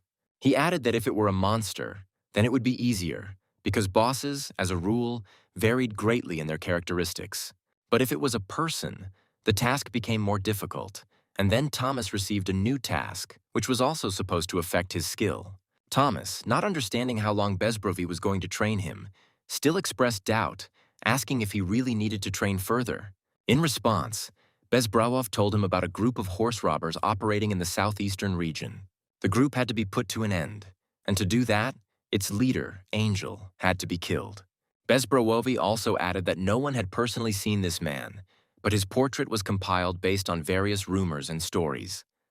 Thomas said that he would kill Angel and return alive. Then the hero admitted that he understood that this question was not so important, but he had one important clarification for Bezbrov. Thomas shared his guess, stating that if the leader was indeed killed, the group of robbers would not disappear, because most likely new leaders would appear, the second and third followers, so he doubted that such an approach made sense. But Bezbrowi explained that there is a possibility that with the death of the leader, the group will simply disintegrate, or internal conflicts will arise within it over who will take the place of the leader. The boy, frowning slightly, asked what would happen if this whole plan didn't work. But Bezbrovi, without losing confidence, replied that it didn't matter and suggested tossing a coin. Only when they flip it will it become clear whether it is heads or tails. He added with a grin that he himself would not know the result until the throw itself. Thomas nodded, understanding the point. He realized that until the trigger was pulled, everything remained in the hands of fate, and it did not matter whether the bullet hit the target or not. Then Thomas said goodbye to Bezbrov, who wished him good luck and a safe return. Thomas thought to himself that whether this person was an NPC or a real person, such a person should be respected. Leaving the academy, he shouted loudly for Angel to wait for him, and without wasting time, rushed off in an unknown direction. Meanwhile, in the Sandlands, a group of robbers continued their dirty deeds. At the head of the detachment rode a man whom Bezbrowov showed to the protagonist. When night fell, loud male laughter began to resound in the gorge. Angel, the leader of this gang, was having fun as always, drinking and spending time with beautiful women. The fortress guards standing nearby were confused. They couldn't understand why everyone was having fun and drinking, while they were just standing there doing nothing. One of the guards suggested that maybe they should come in and have a drink too, but they knew they had to remain on guard. Meanwhile, Thomas, wasting no time, set about carrying out his mission. The first thing he did was find his target and immediately use his new throwing skill, which significantly reduced the chance of missing. This skill, however, could only be used 3 times with a 3-day cooldown. But despite this limitation, it proved incredibly useful. With this skill, Thomas could not only spy on robbers, but also study their lair. He spent over 10 hours carefully analyzing their behavior, movements, and the terrain surrounding their base. Within 17 days, he managed to collect all the necessary information.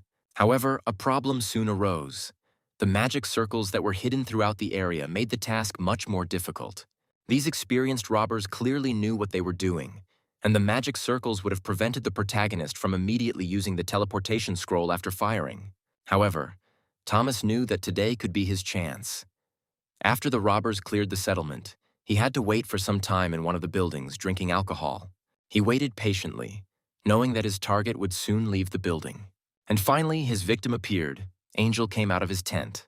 He burped and started a conversation with the guards. Everything went according to plan.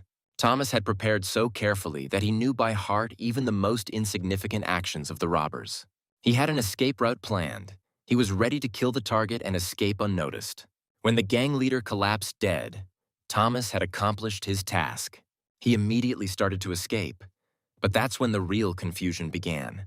The guards started shouting that the shadow was dead, but Thomas couldn't understand what was happening. Soon, other guards ran up to the screaming guards and reported that there was a murderer nearby who needed to be caught immediately. At that moment, Angel, the real leader of the gang, came out of the building and gave the order to strengthen the magic circles so that no one could escape. At that moment, Thomas realized that he had made a huge mistake. The leader of the wild bandits, Angel, was not at all who he expected to meet. In fact, it was a completely different person, and now the situation had become much more serious than Thomas could have imagined. In response to his actions, Angel ordered all the soldiers to capture the king's dog to demonstrate the full power of his gang. Then Thomas realized that he was in serious trouble, and his task was now much more difficult than he thought. The situation quickly escalated, and Thomas realized that there was no longer any point in risking his life. Remembering the homemade bomb that had been lying in his inventory all this time, he took it out just as the wild riders were about to catch up with him. However, the real Angel, without losing his composure, stated that the main character should not hope for an easy outcome. Meanwhile, Thomas, exhausted and furious, ran to the neighboring village. He couldn't believe that this man was just a cover and that the whole mission had gone down the drain. As Thomas approached the fake Angel to mark him, he suddenly made eye contact with the real Angel. The protagonist was sure that he would now be pursued. Moreover, it was already dawn, and Thomas spent the next 18 hours in vain searching. The boy knew that he had to act very carefully, moving slowly and thinking about every step. Meanwhile, Angel gave the order to burn everything in the village and told his subordinates to find the killer. The main character was frightened by this. They were so close to him. Meanwhile, Angel questioned a local resident, trying to find out if he had seen the stranger. The resident denied all charges, apologizing to the bandits. Disappointed, Angel said he had no use for the man and gave the order to kill everyone in the village. He then turned mockingly to the protagonist, calling him the king's dog, and asked him if he thought he could live to see his doomsday by sitting quietly. Angel claimed that such situations were nothing new to him, and that he had long ago learned not to jump to conclusions. To make sure Thomas didn't escape, they used magic to block all possible escape routes. Realizing this, Thomas decided to set off an explosion to distract the bandits. The soldiers, hearing the explosion, began shouting at him to come out of hiding, threatening that if he did not come out, they would gladly watch the villagers die.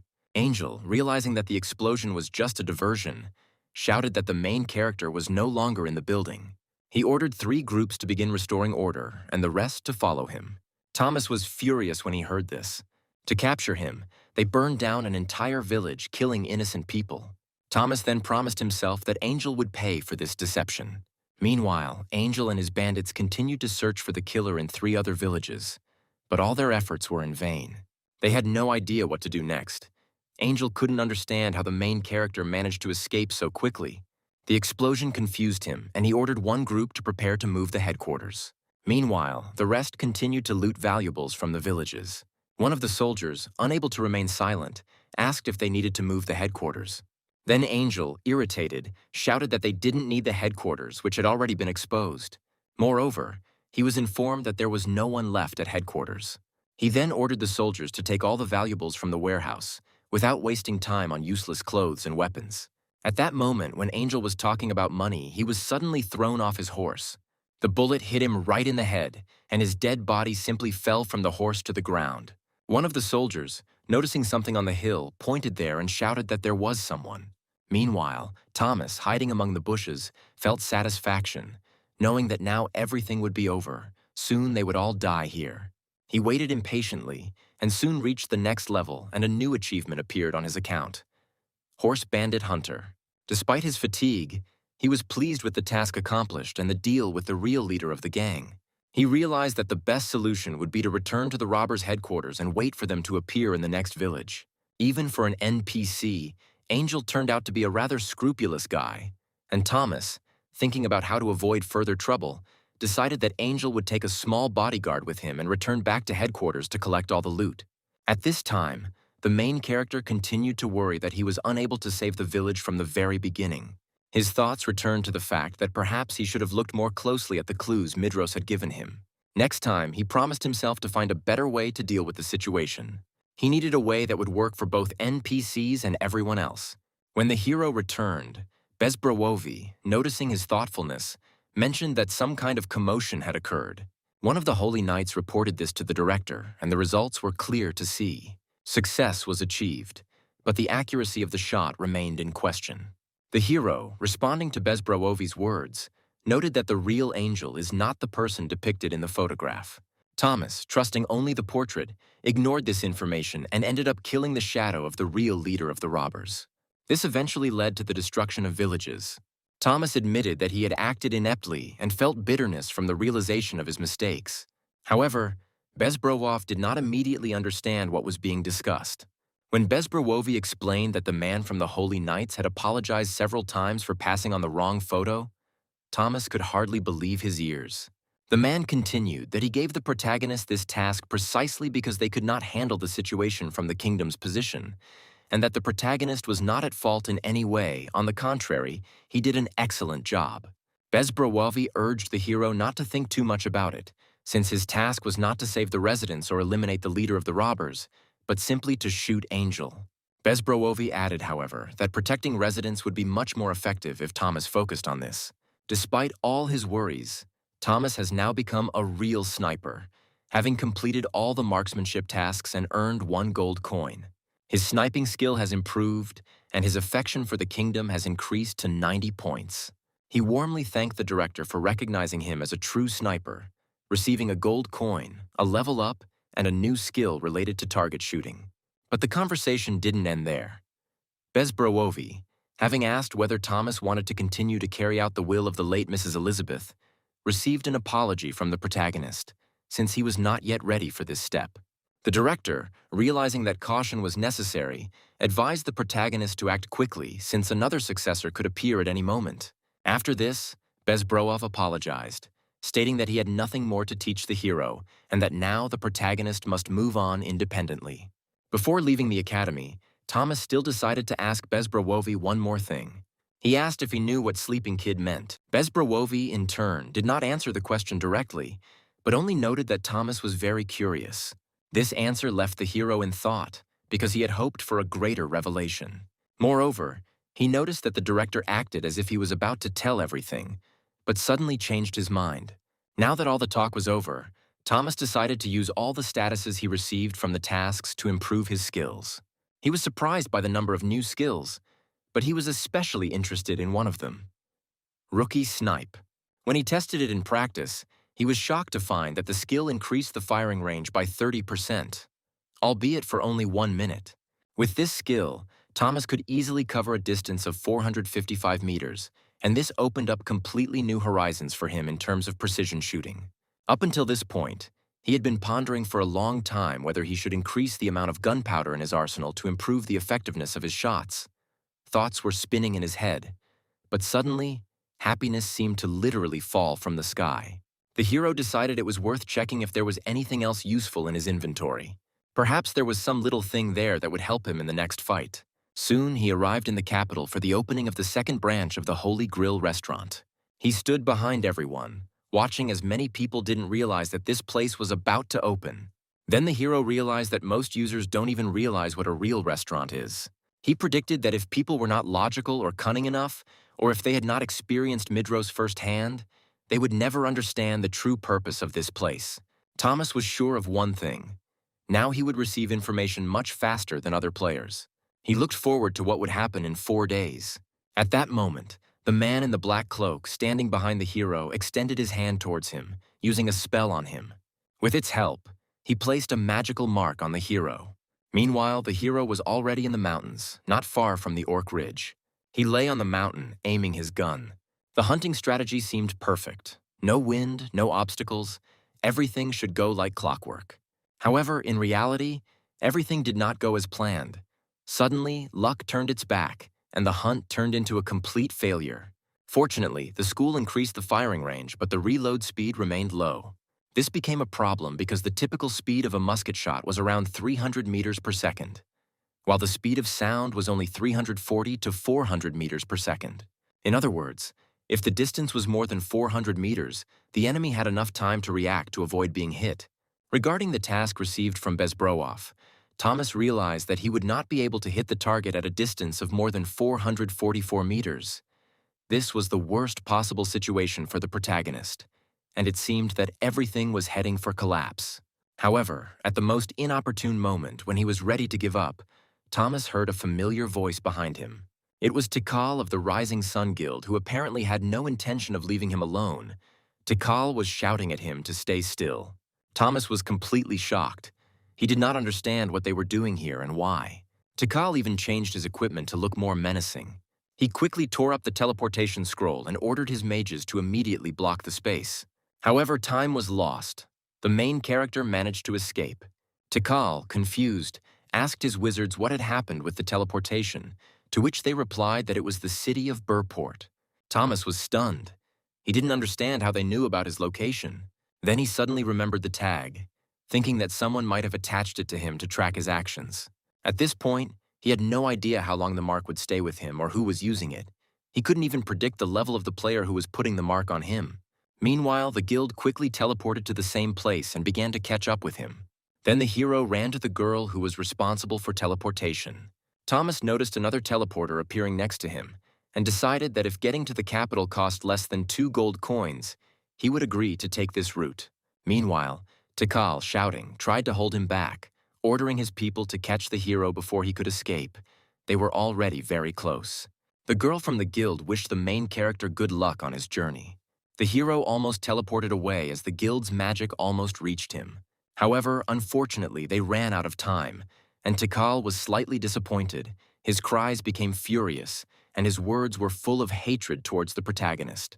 Despite this, Thomas calmly teleported to the capital. He could not believe that they decided to use magic in the kingdom's village. It was not only madness, but also a clearly forbidden practice. This didn't fit with what they knew about the consequences of using magic in places like the Pubial villages. Besides, the teleportation scroll cost at least 50 gold coins, and if Thomas kept running away from them, he would quickly find himself broke. His situation became increasingly tense, and he began to feel that he could no longer remain alone. At that moment, Kay sent him a message, wondering why Thomas hadn't leveled up yet. The protagonist didn't hide anything and immediately told him about the current situation. Thomas relayed all the details to his brother, including the fact that they had used a marking skill, meaning the guild could now easily track and hunt him. Meanwhile, Kay, also on the hunt, asked the protagonist about the number of enemies and their level. Thomas replied that he did not have exact information about the levels, but there were about 20 enemies. Kay, hearing this, recommended that the protagonist remain in the capital, claiming that if he were attacked, the Holy Knights would quickly deal with the attackers. The hero then also inquired whether it was possible to remove the mark. Kay explained that the item needed to remove it could only be purchased from the traveling merchant Archon, and that it would be extremely difficult to obtain. Thomas knew that calling Kay here right now would definitely hinder his hunt, so the protagonist had to stay in the capital for another 3 days, or risk being pursued beyond its borders. Then Kay couldn't resist asking what the hero's brother's plans were. Thomas, in turn, told him not to worry, because there was one important thing that he had been afraid to voice all this time. He then gathered his strength and declared that he was going to completely destroy the Rising Sun Guild. Kay exclaimed into the screen, begging him not to joke, because even if her master died, the right to the guild would pass to others. He reminded the protagonist that guilds are like cockroaches.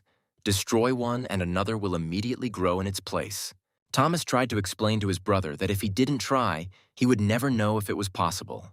Kay, perfectly understanding the hero's stubbornness, realized that he would not give up his decision.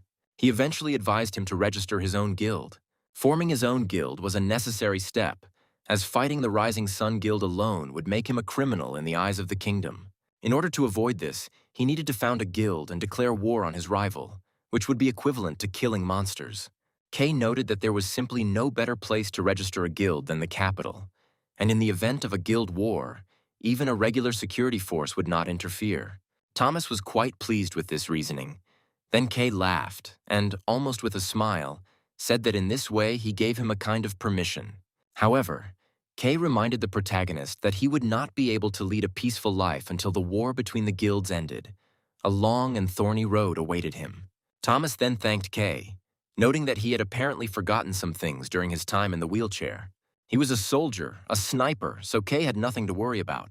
Thomas promised that the results would not be long in coming. At this time, the story moves to the reception hall of the Rising Sun Guild. There was an award ceremony for the leader of the team that was able to generate the greatest profit during the week.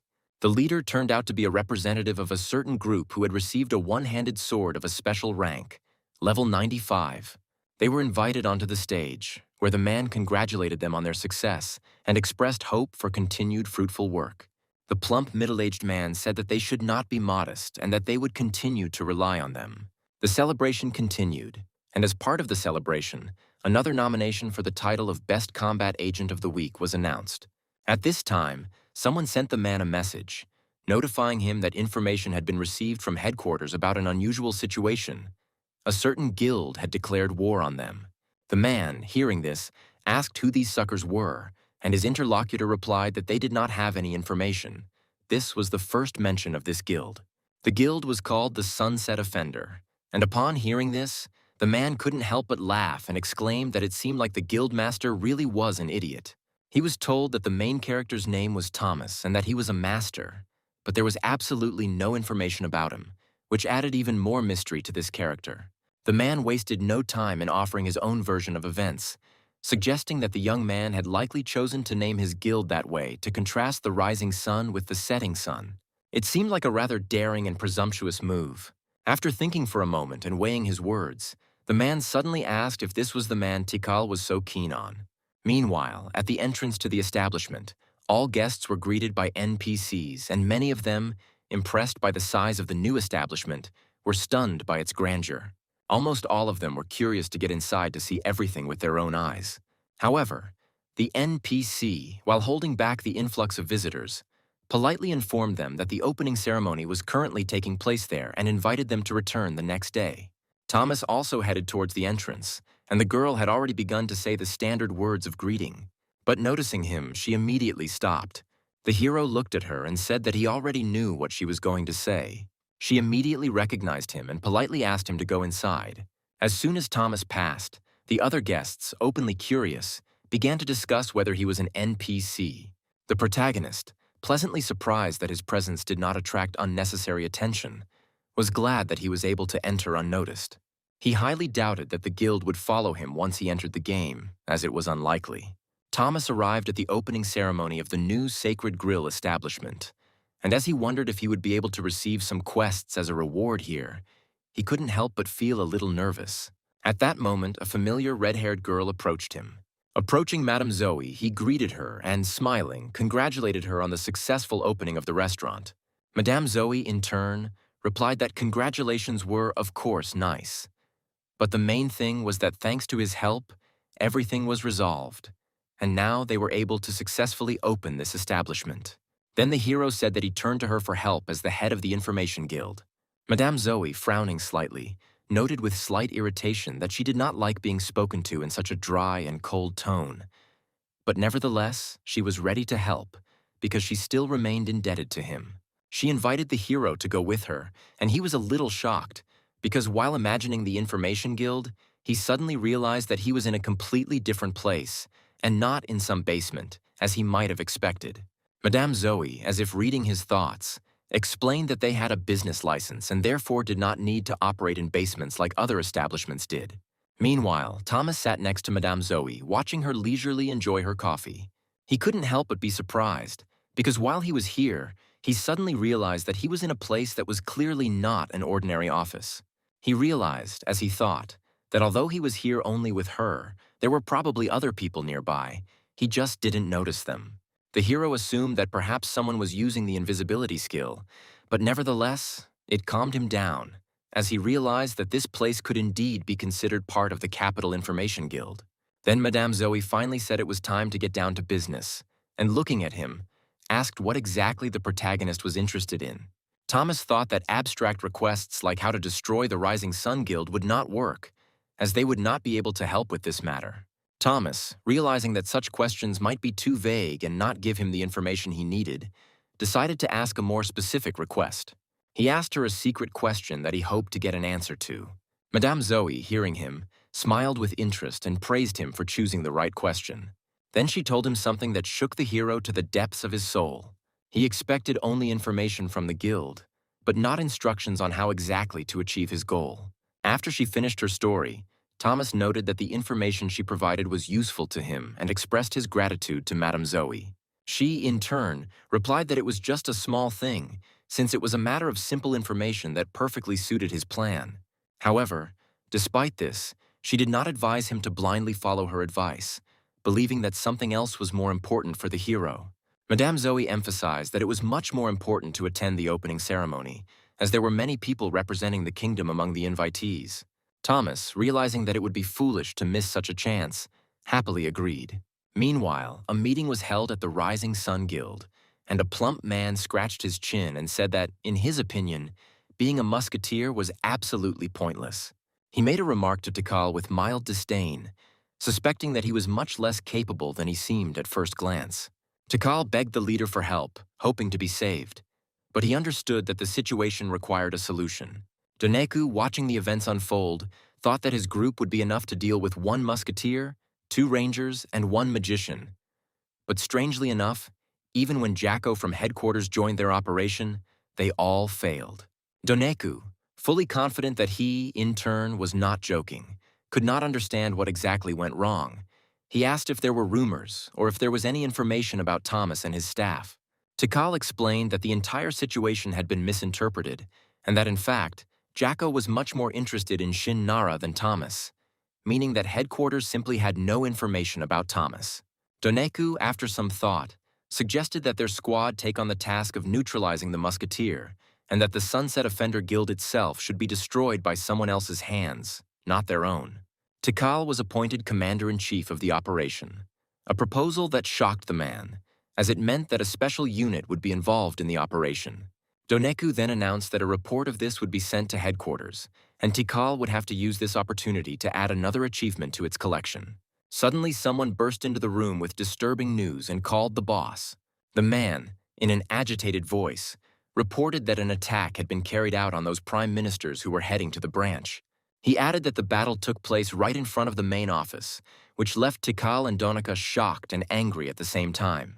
Doneku, unable to contain his anger, asked who dared to carry out such an attack. The guy who delivered the news continued that he did not know who the attackers were, but there was complete chaos in front of the building. High-ranking prime ministers were attacked, but unfortunately no one understood who exactly was behind it. Doneku frowned and suggested that perhaps this was the same musketeer who had previously declared war on them. He added that if it really was the same shooter who threatened them, then this would be their chance. Doneku then ordered Tikal to gather equipment and prepare for battle. He also gave him orders to seize the musketeer and bring him to him alive. Tikal immediately began to carry out the order, and soon all the soldiers were outside near the branch building. However, they could not figure out where the player was hiding. The enemy attacked them from an unexpected side when they were already moving. The Tika, who was with them, did not know where the musketeer could be hidden, and it seemed that they simply had no cover. Suddenly, one of the soldiers shouted that the player wouldn't be able to do anything as long as they were inside the building. and there was confidence in his voice. But the other soldier, on the contrary, did not agree with him, claiming that they did not even know how many enemies were hiding around. So the soldier ran towards the building, thinking that in this way he would avoid the attack of the musketeer. Unfortunately, his attempt was unsuccessful and he was simply shot. Another soldier died, and the rest could not understand what kind of skill was used. All they heard was the sharp sounds of something slamming. But it certainly wasn't magic. If the attacker had been a wizard, they would have heard his voice. Tikal, puzzled by this, began to speculate that the attacker could not have been Thomas, as the blow had been delivered at close range, clearly ruling out the use of small arms. He thought that perhaps the musketeer had used an invisibility skill, but that theory had to be ruled out since the invisibility spell had clearly been cancelled at the moment of the attack. The soldiers, left in confusion, could not figure out who this mysterious attacker could be, while the main character, sitting in ambush, calmly took aim for his shot. Suddenly, Doneku, climbing out of the building and covering himself with a shield, was ready to repel the attack, as expected of the squad leader. Calmly and confidently, he defended himself from the attack, deflecting the shot with his shield. His subordinates believed that this only confirmed his experience and resilience in such situations.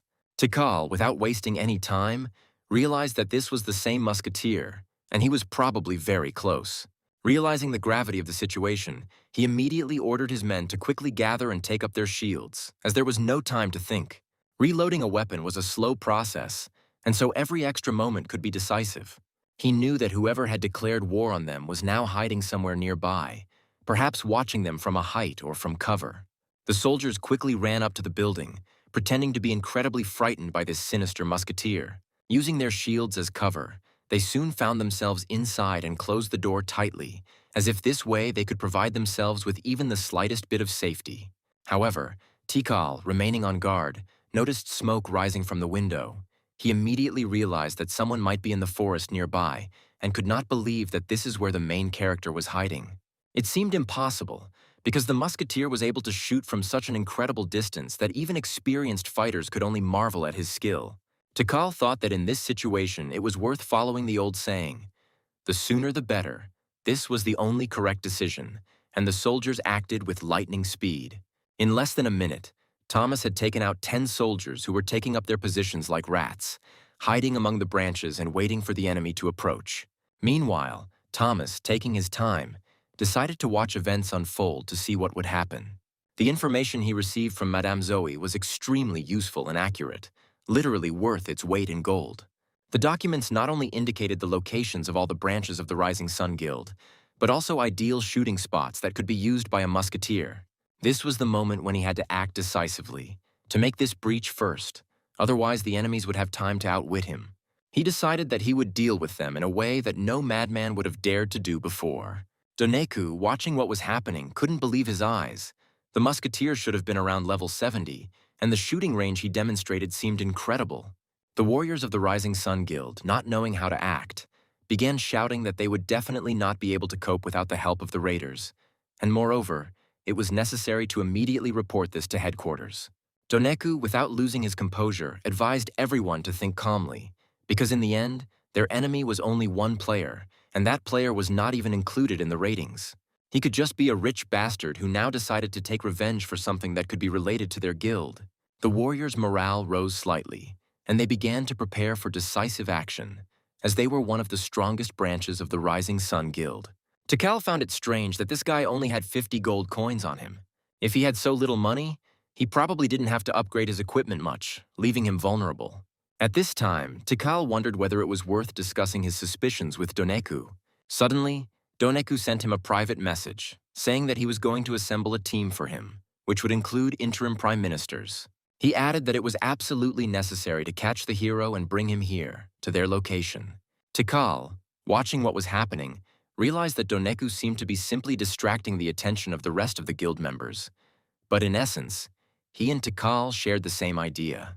The man, knowing that Doneku might be planning to abandon everyone, was wary, but none of them really knew what was really going on. Meanwhile, the hero began to understand why armed partisans always went only through the mountains.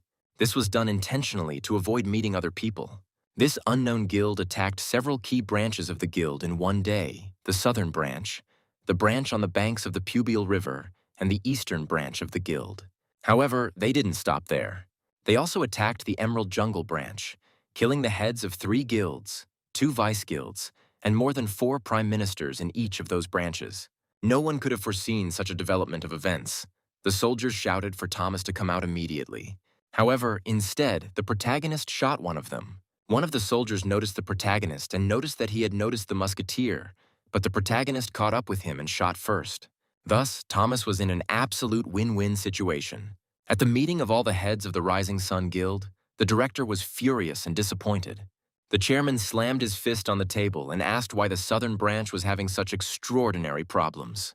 Seeing such a furious mood of his commander, Doneku showed his readiness to answer all his questions. He was told that this musketeer had originally attacked the southern branch in the city of Pubiel. The attack caused each division's profit to fall by 43% compared to the previous month. The chairman then asked why no changes had occurred in the south of Pubiel. Doneku couldn't understand why the musketeer hadn't shown up in the south of the kingdom since that day. It seemed like the fool was trying to set them up. The chairman said this was Donek's last chance. He demanded that he bring him a screenshot showing that Thomas would be removed from the game this week. Doneku assured him that he would do everything necessary. Then the chairman ordered that he needed to gather information about the hero's whereabouts. As it turned out, he was going to visit him personally. Meanwhile, Thomas didn't understand where all the members of the Rising Sun Guild had gone. He didn't see anyone and thought they must be angry. However, he had not yet been brought to justice. Thomas wondered if he had scared them too much. Finally, someone came into his sights. Thomas didn't want to miss a single warrior from the guild. He was satisfied that he had hit the target and was now looking for someone else from the Rising Sun Guild. Suddenly, a strange glow appeared above his head. Finally, the Rising Sun Guild tracked him down and shouted for the others to capture him. Thomas realized that the guild had prepared a separate unit, which meant that they had finally begun to act. Then Kim and the rest of the soldiers ran after him. Thomas deliberately drove through hilly terrain to make it harder for them to follow him, but they moved much better than he expected. Thomas knew that if he made even one mistake, they could catch him. Then he ran towards the dark forest to hide from the soldiers. In response, Kim and Jacko shouted to him that they would catch up with him no matter what. Other players nearby saw the commotion and realized that the Rising Sun Guild was pursuing someone. However, the neutral players did not understand why the guild members ran into the forest, where nothing could be seen. The soldiers explained to Jacko that the forest was blocking the light, making it difficult to see. Jacko remembered that he had once been in the forest as a newcomer. He then tore up the scroll prohibiting teleportation and told Takal that he knew that Mr. Kyokujitsu had given him the authority to give commands. In response, Takal said that with such powers he could gather all the Baps in the area. After this, Takal called Mr. Donek. He invited all the Baps to gather near the Great Forest. Doneku then headed towards the section of the Great Dark Forest where everyone else was currently located, along with the other guild members. In total, 531 Baps were collected at their disposal. The Baps from the Rising Sun Guild, including the fathers from the headquarters, starting with Mr. Jacko, took on the role of group leaders. To create an offensive unit, it was necessary to form 20 groups of 20 people. Thus, the Rising Sun Guild began to employ encirclement and destruction tactics. Finally, Takal seemed close to his goal. He would finally be able to deal with the jaded musketeer Thomas. After that, he allowed himself to breathe a sigh of relief for a moment. However, Thomas, in his confidence, continued to watch what was happening from his hidden position, knowing that this time everything would be more difficult. 530 people gathered to catch him, and their number was impressive. He was well aware that such a number of soldiers was a real threat, and he might have to face a serious problem, but the protagonist was ready to see how the situation would unfold. The forest they found themselves in was so vast that even with the lights on, its expanses seemed endless. The soldiers would certainly have liked the battlefield to be something more suitable for novice hunters, but unfortunately, its size meant it was easy to get lost. Meanwhile, Jacko began to explain to his soldiers that, despite the fact that their enemy was only a musketeer, he should not be underestimated. This musketeer was a master of his craft. Jacko, apparently, was completely confident that this would not be just a hunt, and ordered all his subordinates to split up in order to search for the hero in the forest as effectively as possible. He stated that as soon as he encountered a musketeer, he would immediately tear off all of his limbs. But before he could finish his monologue, the soldier next to him was shot. The atmosphere became increasingly tense, and it became clear that Thomas had begun to attack, but his location remained unknown. At this point, Jekko ordered everyone to lie down on the ground and bend down as low as possible, since at this stage it was important not to be seen by the enemy. There were no explosions or smoke anywhere to be seen, which led one to wonder if Thomas had used some kind of magical skills to conceal his presence. However, at that moment, the hero shot at one of the soldiers again. Then Jacko, armed with a sword, began to shout, calling on the musketeer to come out of his hiding place. One of the warriors tried to advise him that shouting in such a situation was simply suicide, but Jacko, not listening to him, ordered him to be silent and immediately attacked his soldier. Meanwhile, Thomas dropped his signature bomb on them, which was supposed to help him distract the enemy. Immediately after this, a powerful explosion was heard in the middle of the forest. The hero, sitting on a tree, reflected that light camouflage should not be underestimated. If he was going to fight in the dark, there was no point in him going out into the open. He had to stay in the shadows. There's a reason he's only been visiting Pubile's western branch lately. First of all, a war begins on one front, and since Thomas was alone, this huge forest was the most suitable option for a battlefield. Jacko, in turn, ordered his soldiers to urgently cast a light spell to at least improve visibility a little. One of the soldiers, to his surprise, warned him that this might attract the enemy's attention, but Jekko insisted that everyone follow his orders. As soon as the soldier began to cast the spell, Thomas immediately knocked him down. It seemed to the hero that everything was going according to plan. However, killing one soldier attracted attention and brightened up the area where Thomas was a bit, as he received a level-up notification. The guild warriors immediately noticed him. When they realized that their enemy was nearby, they immediately ran to the right tree. Meanwhile, the soldiers found a rope and began trying to climb it to catch the musketeer. The squad leader ordered all the mercenaries to climb trees to surround the target. After this, the men immediately crawled up the ropes. But when they tried to carry out the order, the ropes tightened and something exploded, destroying everyone who tried to grab the hero. Finding themselves trapped, the soldiers realized that it was a carefully prepared trap. Thomas predicted this move and planted landmines around it, saving himself from the imminent attack. Tikal, meanwhile, did not understand what exactly was happening in the dark forest. His subordinates did not respond, and he began to doubt whether they had lost to this musketeer again. Time passed, but there was no news. Tikal began to suspect that everything was already over and that someone had to get out of this forest. And finally, Tikal saw something strange and began to point it out, shouting at the soldiers. As it turned out, Thomas, safe and sound, emerged from the forest. He commented with a grin that Tikal was screaming that it would take revenge on him, but Thomas was willing to wait.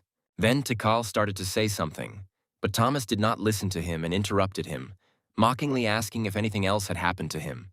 Kim, standing nearby, exclaimed that Tikal would simply stand and watch, and another soldier confirmed that it was time to act. Then Thomas, without wasting any time, pointed his musket at them and told them to try it. And if they had the courage, he would show them again how to single-handedly destroy an entire army of 500 men. Tikal raised his hand, signaling everyone else to prepare for battle, but as soon as they began to act, a girl approached them and with a cry stopped them, demanding that they stop. It turned out it was Hana, who said that this had all gone too far. Thomas, as soon as he saw her, immediately recognized his old friends. He asked in confusion what they were doing there. They explained that they were nearby and decided to come over to understand the noise coming from the battlefield. Matsushige, understanding the seriousness of the situation, suggested postponing the conversation until later, because it was more important to focus on the fight against the Rising Sun Guild. Previously, when there were many more of them, they held back. But now that the situation had changed, they could no longer afford to waste time. Other players also joined the discussion, stating that the Rising Sun Guild had been stealing and taking things from others for a long time. They shouted that this time their numbers had increased significantly. Thomas then asked them whether Tikal was attacking or surrendering. He explained that one wrong step could have been fatal for him.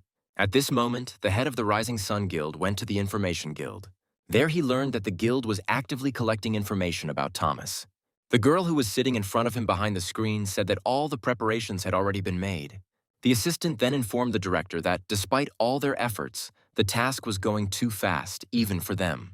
He added that they were most likely being confronted with false information because these people had a goal of putting a higher price on the musketeer's head.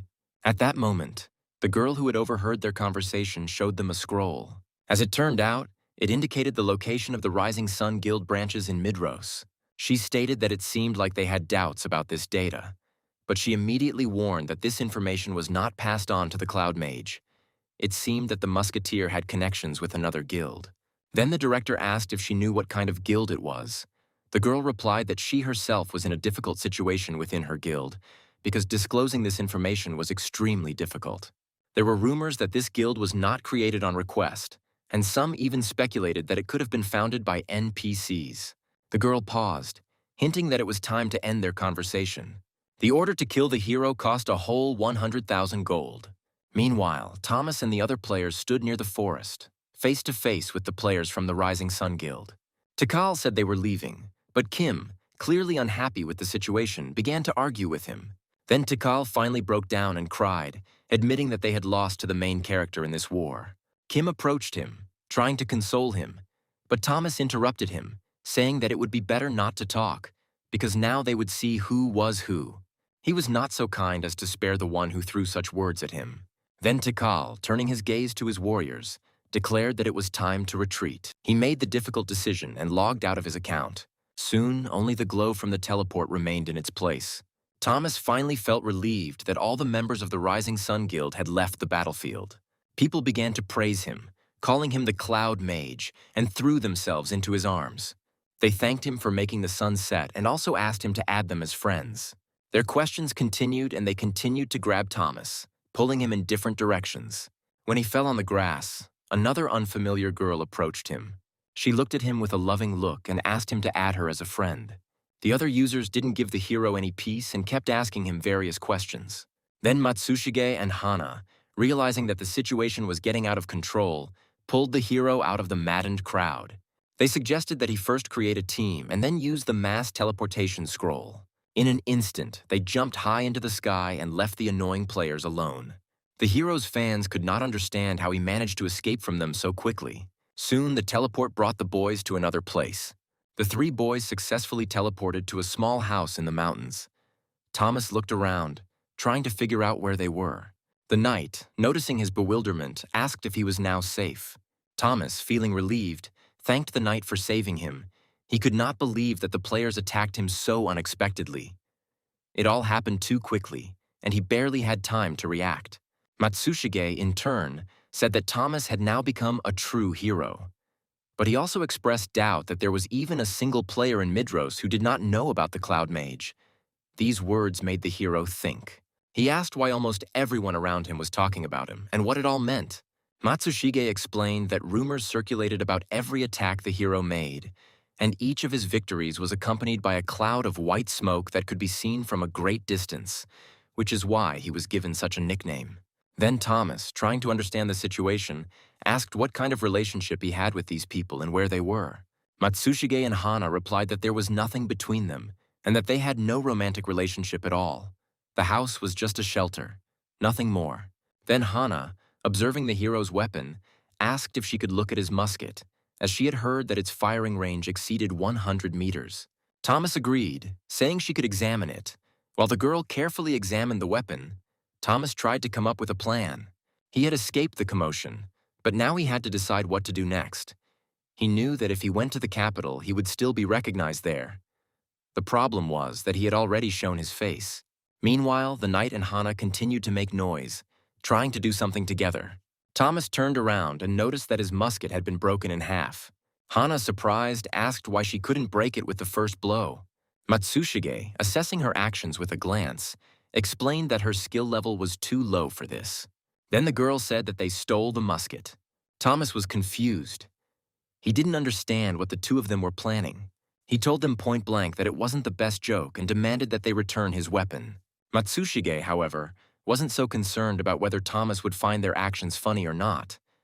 What mattered to him was that without a weapon, Thomas didn't pose a threat.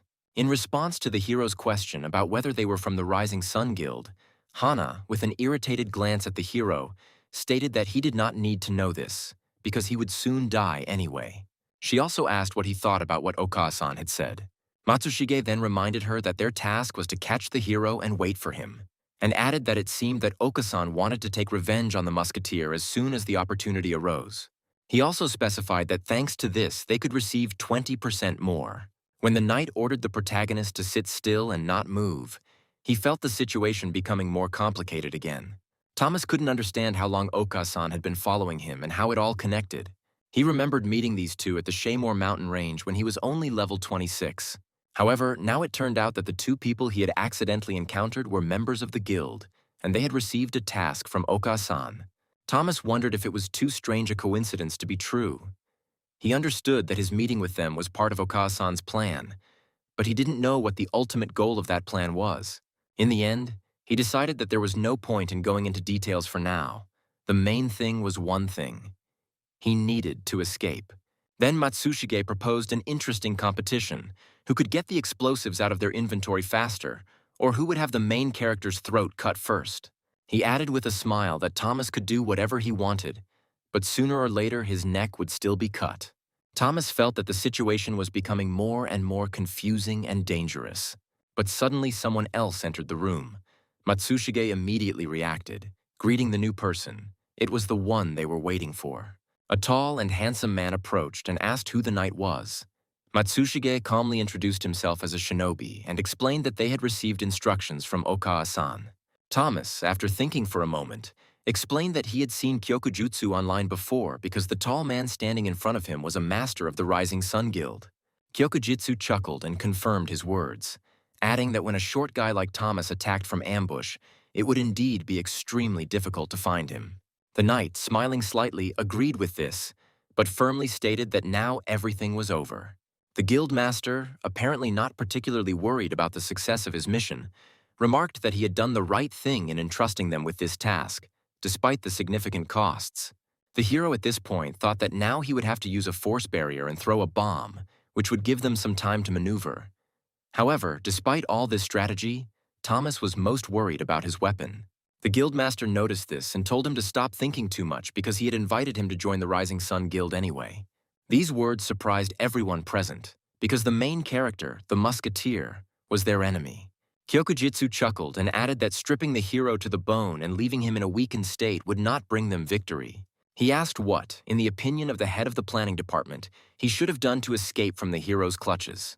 But the man could not give a clear answer.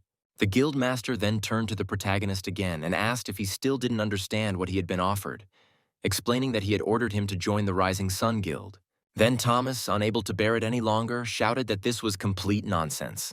The guildmaster, calmly continuing his speech, suggested that the protagonist think carefully, because such talent should not be wasted.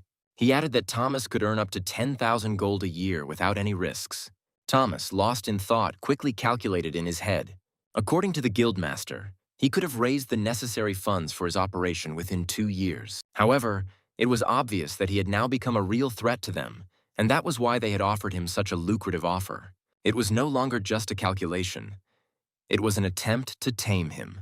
Thomas, with a grin, clarified that, in other words, this means that the Rising Sun Guild is on the verge of its destruction, and they are ready to do anything just to survive. Then he turned around and told them all to go to hell, not forgetting to warn them that in such a tight space they couldn't let their guard down. At that moment, the house exploded due to the explosives that the hero had hidden in his pocket.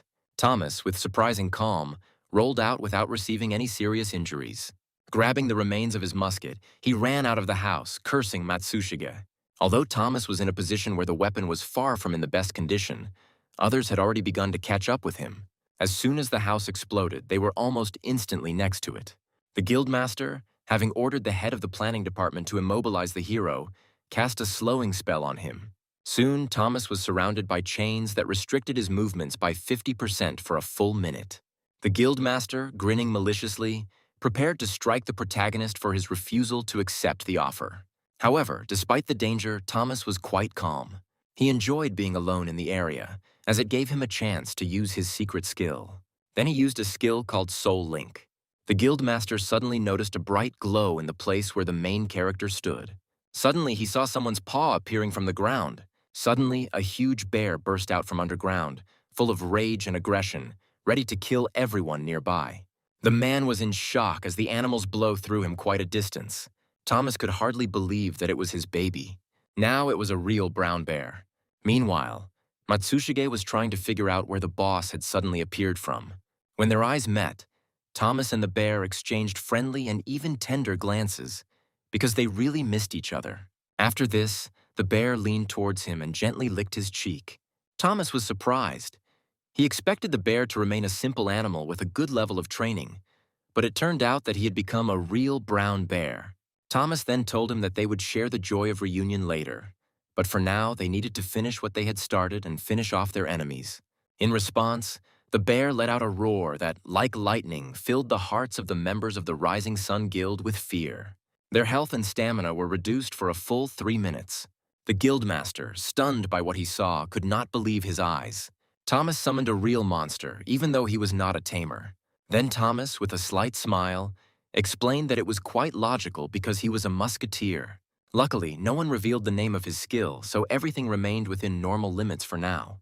Thomas summoned a bear that was level 66, but since summoned creatures add half the owner's level, it was now level 112. It was impressive, and obviously no one expected it. The hero thought to himself that a fight with these freaks would attract attention to him again. Then Hana, in despair, begged the hero to spare their lives, explaining that they were only following orders. However, Thomas couldn't take it anymore and sharply told her to shut up. He knew that the two of them were the main problem, and all he needed now was to get rid of them. With this decision, he told the bear to start with them. In response, the girl, clearly irritated, called the hero a bastard for such a situation. In the next few seconds, both she and the knight disappeared, and Thomas felt the tension ease a little. Now that his heart had calmed down a little, Thomas prepared to talk to the guildmaster. Meanwhile, the man lay on the grass, awaiting his fate with fear in his eyes. He, as before, did not waste any time and immediately began asking him about the knight and the girl, and it soon became clear that they definitely did not belong to the Rising Sun Guild. The guildmaster, slightly embarrassed, began to justify himself by saying that he couldn't just reveal their names. Thomas, having already lost his patience, said irritably that it seemed that his interlocutor had not yet fully understood who he was dealing with. At this point, the guildmaster, clearly trying to avoid further trouble, began to cover his face with his hands, as if trying to avoid a stronger blow. He apologized and, giving in, explained that his guild was called Shinobi Gumi. He continued by explaining that he did not know the exact terms and criteria for working in the guild, but he knew that they were involved in information selling, espionage, and intelligence activities. All this time, there was a shinobi standing behind them, and her name was Oka-san. Then the hero noted that he seemed to be on their list. Thomas knew there was very little time left, only 20 minutes before the bear disappeared. And so he decided to finish the interrogation about the Information Guild. Turning to Kyokujitsu, he asked what he planned to do with the Rising Sun Guild next. The man, not quite understanding what this all meant, frowned slightly. The hero then paused and suggested that perhaps the best solution in the current situation would be to disband the guild. Thomas, wasting no time, asked if the guildmaster realized that even without their intervention, the guild would inevitably collapse. He also did not forget to remind that rumors about the mass murder of 500 people, which was allegedly committed by his hands, had probably already spread throughout Midros. Thomas then, visibly irritated, shouted that his musket had been broken because of their actions and that they should pay him back for it. The guildmaster began to persuade the hero to calm down and offered to compensate for all the losses. But Thomas was not in the mood for peace. He shouted that all this was not worth a damn. Meanwhile, the guildmaster, deep down cursing everything that was happening, prayed that Thomas would still take pity on him. He promised to do everything as he asked, even if it meant disbanding the guild. Thomas, ignoring his pleas, explained that disbanding the guild was only the first stage. In the second stage, the guildmaster would have to pay for all the evil he had done to ordinary players over all these years. Then the guildmaster asked if Thomas had asked for gold. Thomas, smiling slightly, explained that he was not interested in money, but asked that the money be divided between the victims. Showing the guildmaster the contract, he demanded that all players be paid a reward for the actions committed against them. Then Thomas, confidently explaining, noted that if they were given an order, then they had to carry it out. Finally, after much negotiation, Kyokujitsu signed the paper, and from that moment on, it became an official document. Thomas read it several times before finally the dissolution of the guild was officially completed. At that moment, as if to mark the completion of this stage, fireworks exploded throughout Midros, signaling that an important event had finally taken place. The war between the guilds has finally ended. All players witnessed the victory of Thomas and his guild. Then the guildmaster, standing at full height with fire in his eyes, declared that he would certainly take revenge on the main character. But Thomas, without losing his composure, directly asked the head of the planning department if they planned to recreate their guilds. Thomas suggested that he not waste time and abandon the idea of restoring the guild. Instead, he suggested trying to create his own, stronger and more independent organization. He explained that sooner or later someone would still try to create a rising guild, but he had no desire to work under Kyokujitsu again. The head of the planning department seemed to hesitate, but eventually agreed with Thomas. He admitted that he no longer wanted to work with Kyokujitsu. It was a decision for him that he may have been putting off, but now he realized that the way forward lay in a different direction. After this, Clark used the teleporter, telling the man that this time he would be the first. Following him, the man also teleported, leaving the guildmaster and the hero alone with the bear. Thomas, relieved, hugged his bear tightly, happy that he had finally won. But at that moment, it dawned on him how it was that the bear had become so small again. Then he threw the bear cub into the air, celebrating his victory with it. Meanwhile, the story moves to Texas. A stranger in a cowboy hat sat in a gun store, absorbed in the news on the screen. The seller, noticing his concentrated attention, asked him what was so interesting he was looking at. The guy replied that it was a video about the game. As it turned out, it showed footage of Musketeer Thomas fighting the Guild of the Rising Sun. The man noticed that the boy shot quite accurately. However, the guy added that although his shooting was excellent, it would be great if it was a little faster. Time passed, and when the clock struck 9:30, the man told his boss that he was going home. The director, with a touch of irony, noted that at the end of the workday he looked like a bayonet and suggested that the man stay for another 30 minutes. The guy responded by asking if his salary would increase by half, and the boss quickly told him to forget about it and just go home and rest, although he added that he himself would probably still continue working. The man wished the director sweet dreams as he left. Meanwhile, the story moves to the Ram sister's house. The moon called her elder sister. But there she told her that it was time to go to bed, because she stayed up too late too often, and because of this, she did not grow. Luna then mentioned that Thomas had defeated the Rising Sun Guild. Scarlet, hearing this, could not believe her ears. She immediately rushed to Luna, screaming for her to make room for her. But when she heard more, she exclaimed in surprise that this might have been the same Thomas from the popular video. It seemed incredible. Now they knew who the Cloud Mage was. Luna then told her sister with a serious expression that Thomas was the master of the Sunset Offender Guild, and that he had posted a note on his homepage titled Genocide. Scarlet watched the video again and her face changed. It was indeed Thomas, and she was amazed at how many soldiers he was able to defeat single-handedly. She also read that Thomas was able to lay down 500 people and was in complete shock. However, Luna seemed to remain calm, although she could not believe that Thomas had achieved such success so quickly. She admitted that she had once considered inviting him to her guild, but back then, the Wahan Guild was constantly held back by the Byolcho Guild. She didn't offer the protagonist to join because she thought he needed to become much stronger. But now that he had already reached such heights, she thought about it. Then Luna blushed a little and, tucking her legs under herself, said that she agreed. Scarlet, noticing this, came up to her and said with a smile that it seemed her sister was in love. The moon, of course, denied it, but Scarlet was confident in her assumption. She thought that if her sister agreed, then Thomas would definitely bring a lot of benefit to their guild. Scarlet, in turn, added that they must definitely make sure to send the hero to the guild. Meanwhile, in the midst of the action, Thomas logged into the game and was literally bombarded with hundreds of messages from his fans. 873 of them. The game, as always, advised him to check his mail, and Thomas opened the messages with a hint of bewilderment. He quickly realized that Kay, as promised, had warned him about the possible noise. Most of the messages called him a cloud mage and asked about the Rising Sun Guild. However, despite all this unexpected popularity, Thomas was too busy to fully immerse himself in it. He hoped that after using the needle rifle, he would get the long-awaited Black Devil, and he was also going to sell the rifle, but here's the problem. It broke. From a financial standpoint, the guild situation was frankly unfavorable. Thomas donated 50 gold pieces, leaving him with only 30 silver pieces. But it wasn't all bad. Thanks to the guild war, he earned 3 related achievements, which earned him a whopping 35 stat points. But his achievements didn't end there. Thomas also earned the Special Achievement Embodiment of War for killing over 500 enemies in a single battle, which turned out to be what got him into the Hall of Fame.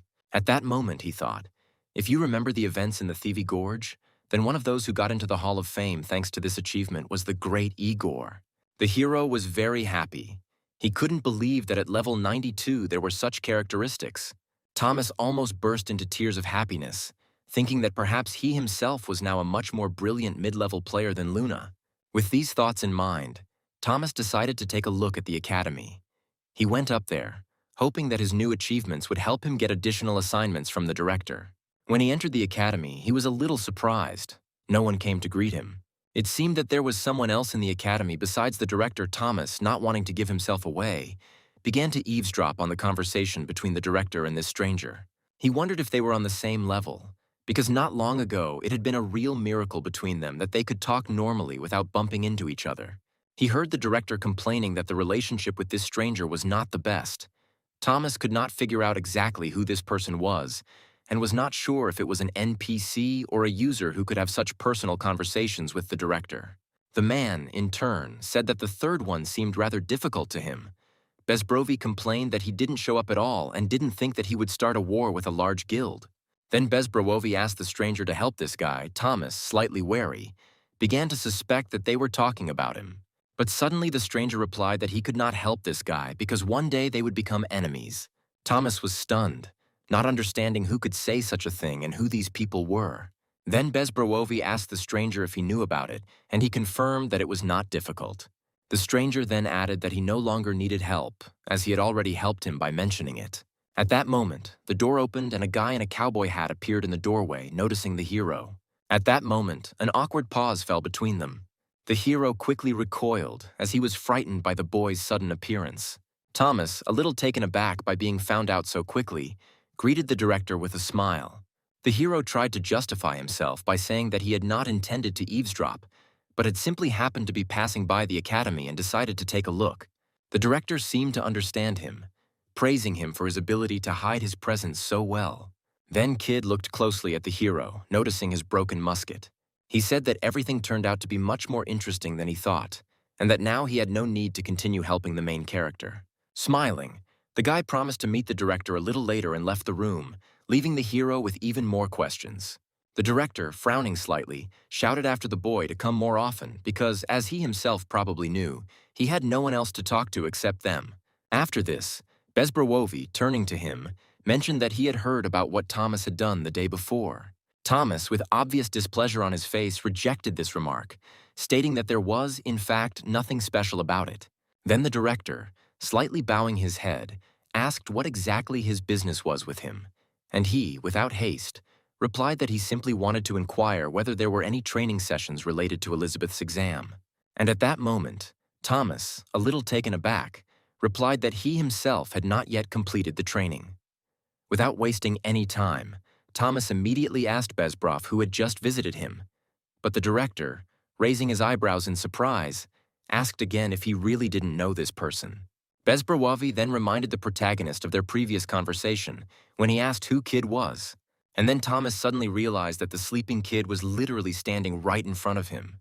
This discovery shocked him, but this time the protagonist decided not to waste time and began to quickly catch up with Kid. What surprised him was that the more he moved, the more it became clear that Kid had been playing in Midros for quite some time. However, as soon as he approached the tree, he realized that Kid was standing there and seemed to be waiting for him. This struck the hero to the depths of his soul. He was even a little confused, apologized, and introduced himself, feeling that it seemed Kid had been waiting for him all this time. Then Kid, without rushing, gave a short but clear introduction about himself. This was the same Kid who looks like a character from cowboy movies. Thomas, in turn, was completely perplexed. He did not understand why Shin Nara was looking for him, and the thought immediately crept in that Kid was her boyfriend, although everything indicated that this was absolutely not the case. Then Thomas, slightly embarrassed by his behavior, apologized for overhearing the conversation with the director. But Kid, not paying any attention to this, calmly replied that everything was fine. However, Thomas, deciding to clarify something, asked him about what he said about his level. But Kid, as if not noticing his questions, calmly stated that Thomas had not yet renewed Elizabeth's will, and his level, according to him, should have been close to 100. And then Kid suddenly added that it was too low, but Thomas didn't understand what exactly he meant. Then Kid, as if nothing had happened, repeated his phrase, implying that Thomas was behind him in every respect. In response, Thomas, feeling growing irritated, said that when someone ignores another like that, without saying anything about themselves, it becomes extremely unpleasant. But Kid didn't seem to react at all and walked off somewhere, not paying attention to his words. Thomas, even more irritated, realized that he would have to follow him, and so, raising his voice slightly, asked if he was not listening to him. He said that if a person addresses someone, that person should always respond. However, Kid didn't say a word, but instead kicked the tree. He then claimed that exactly 13 leaves fell from him with one blow. He explained that it was his exam. Then Thomas felt his irritation growing. He couldn't resist exclaiming that he was always talking about his own things. But Kid didn't seem to take it seriously at all. Then, as if oblivious to all this, he introduced himself as Kid Rapidfire. For the hero, this was no less an interesting discovery. Considering Kid was a master of rapid fire, it's no surprise that he was Bezbroov's heir. Thomas felt that they had something in common, and this premonition seemed to kindle within him a fire of desire to know more. However, Thomas, still not fully understanding what was going on, asked if it was necessary to fall onto the leaves from the tree, and Kid confirmed that it was a necessary condition. Thomas, a little hesitantly, asked from what distance in meters he needed to hit the sheet, since Elizabeth's exam, as is well known, required a considerable distance. Kid then explained that the distance was less than 2 meters because the target had to be reached from where they were standing.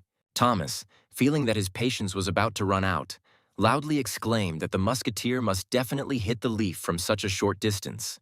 However, the hero thought that the director really loved all sorts of strange tasks. Finally, Thomas, after some thought, concluded that if this really was a quick shooting test, it would have to do something like hit 2 or more leaves at the same time. After that, Kid hit the tree again. The next moment, exactly 13 leaves slid off the tree. Then Kid told him that he would have to hit all the leaves. Thomas, standing nearby and watching this, realized that in order to hit each of them, he would need to knock down 1 leaf every second. That is, 3.25 leaves in 1 second. This meant that he would have to fire 0.3 seconds per leaf, which seemed completely impossible, especially considering that he had to use a regular musket. He couldn't help but ask Kid if he had passed the test, because he thought it was impossible. He then asked if it would not be better to call him Sunbai, emphasizing that he did not have a musket. Thomas added that this made it hard for him to believe it all. Since Kid had inherited the rapid-fire technique from Bezbrov, Thomas thought that perhaps he should get the exact musket the headmaster had. But strangely enough, Thomas could not notice the weapon on him. In his view, it was impossible to put a musket in the inventory, since the inventory in Midros was a materialization of a bag that opened like a window. Kid assumed Thomas already knew why it worked that way and rhetorically asked if he made bombs. But without waiting for an answer, he added that he already had all of this. Then Thomas couldn't take it anymore and angrily shouted at Kid, demanding that he speak more clearly and specifically, explaining what he needed to know. Kid, as if not paying attention to the hero's irritation, calmly replied that he should hurry. Thomas exhaled, calming down a bit, and said that if Kid didn't want to answer, he would still find something to ask about. And immediately the hero, feeling that he needed to lighten the mood a little, asked why Kid was helping him in such a mysterious and incomprehensible way. Kid thought for a moment and said that all that was required for success was accuracy and a strong enough blow. Thomas, standing in front of him, felt his disappointment growing. With every word Kid said, his patience wore thin, and he could hardly bear this meaningless muttering. After thinking for a few seconds, Thomas finally turned to Kid and stated that he thought he knew exactly who Kid was. Pointing his finger at him, Thomas shouted that he was a tsundere. He couldn't help but wonder why he was acting so strangely, since he needed his strength. But due to his awkwardness, he didn't dare say it directly, and so he simply hid his true thoughts. However, Kid, slightly shocked, did not understand what exactly Thomas meant. Then the hero replied that if he didn't know, then it was okay. Then Thomas, having calmed down a little, stated that he understood him, and that everything he had just said was just a hint that he could give him. Then, having regained his composure a little, Thomas promised that he would quickly pass the test and receive the title of marksman. Suddenly, Thomas noticed that Kid smiled, not even trying to hide his joy. This gave him a strange feeling. Either this guy was acting like a little child, or he was actually just a braggart. As Kid was about to leave, he said goodbye to Thomas, who in turn replied, promising that they would definitely meet again. Thomas came to the conclusion that Kid was the strangest person he had ever met. Finally, Thomas returned to the academy director, not hiding his tired expression, and asked point blank if this was really the test he had to take. The director, looking at him with an expression of understanding, said that he listened to the explanation, and then came to try in 3 days. Bezbrowovi said that of course he highly valued Kid's skills, but nevertheless, he couldn't shake the feeling that everything was happening looked a little strange. And in the end, he had to give him the musket. However, Thomas couldn't understand how this was even possible. Even if someone used the skill of stealthy hand movements, he still calculated that it would take at least 25 seconds to reload the musket. Then Bezbrowovi, as if nothing had happened, offered him another cup of coffee, but Thomas refused, saying that it was time to leave. However, the director was in no hurry to let him go and urged him to stay at least until the end of the conversation. Bezbrowovi, with a barely noticeable smile, advised the protagonist not to try to think about everything at once, adding that he never asks questions expecting a precise answer. When Thomas left the academy, he couldn't help but wonder what he had actually meant when he said that he shouldn't think about everything at once. He was also curious about the meaning of that odd detail about the musket he had given Kid in the plural. In the end, Thomas got angry and thought that these two clowns were just making fun of him. Besides, Thomas couldn't help but think that Kid was, to put it mildly, very strange. He had no idea what exactly Kid had received from the director, but one thing was clear: he didn't have a musket. At least he didn't see one. He knew he was in trouble if he didn't take his broken needle gun with him. As soon as he thought about this, an uneasy feeling came over him. He remembered how, while running away from Kyokujitsu, he himself did not understand how he managed to put the musket in his inventory. This memory spurred him on and decided his further action. Then he decided to visit the forge and talk to the head blacksmith, Zig. As soon as Thomas entered, Zig, noticing him, grinned and said that he hadn't seen him for a long time, asking what they would do this time. Thomas did not respond with words, but simply handed the blacksmith his musket. Zig, looking at the weapon, turned pale and exclaimed that the musket had broken in half. This couldn't help but cause concern for the hero. Zig explained that now Thomas would not be able to use this rifle and that it would be much easier to buy a new one. However, Thomas stubbornly insisted on trying to fix the broken weapon. He began to explain to the blacksmith how exactly he wanted to modernize his rifle. Zig, clearly frightened by such a request, fearfully asked if the musket would even fire given its current condition. Then Thomas confidently assured him that everything would work out. After several hours of hard work, they finally managed to achieve the desired result. Once this was done, Thomas realized that he could now put the musket in his inventory, wear it on his belt, or hide it under his clothes. He became much more mobile. Then Zig, having examined the results of the work, was satisfied, but still asked if this musket was worth that kind of money. Thomas, without hesitation, answered that it was certainly worth it. At this point, another question arose in his mind. Thomas, coming closer, asked Zig if it was possible to make spiral cuts inside the barrel at a certain interval. Then Zig looked closely at the barrel and, shaking his head, said that it would be very difficult, especially with the interval. Thomas, not giving up, asked if the great Zig was capable of performing such a task.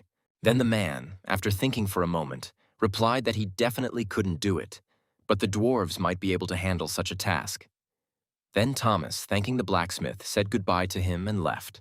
His thoughts continued to revolve around Zig's words, for the blacksmiths knew that the dwarves were capable of creating even demonic weapons. The place where dwarves could be found was the Adamandir mountain range, located on the western edge of the continent. This mountain range, running from north to south, had a special significance, as it meant that the dwarves lived outside the kingdom of Pubiel. Anyway, Thomas, deciding not to waste any time, headed out of town to practice shooting with his new pistol. To begin with, as if observing the situation from the outside, he decided to measure the required distance for the shot. The gun's barrel was quite short, which in turn meant that loading it was much easier and faster than he expected. It only took 10 seconds. The weight of the weapon felt normal, but the balance was perfect.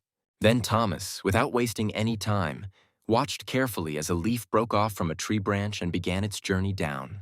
However, no matter how hard he tried, Thomas fired but missed, and despite his efforts, he could not understand why this happened.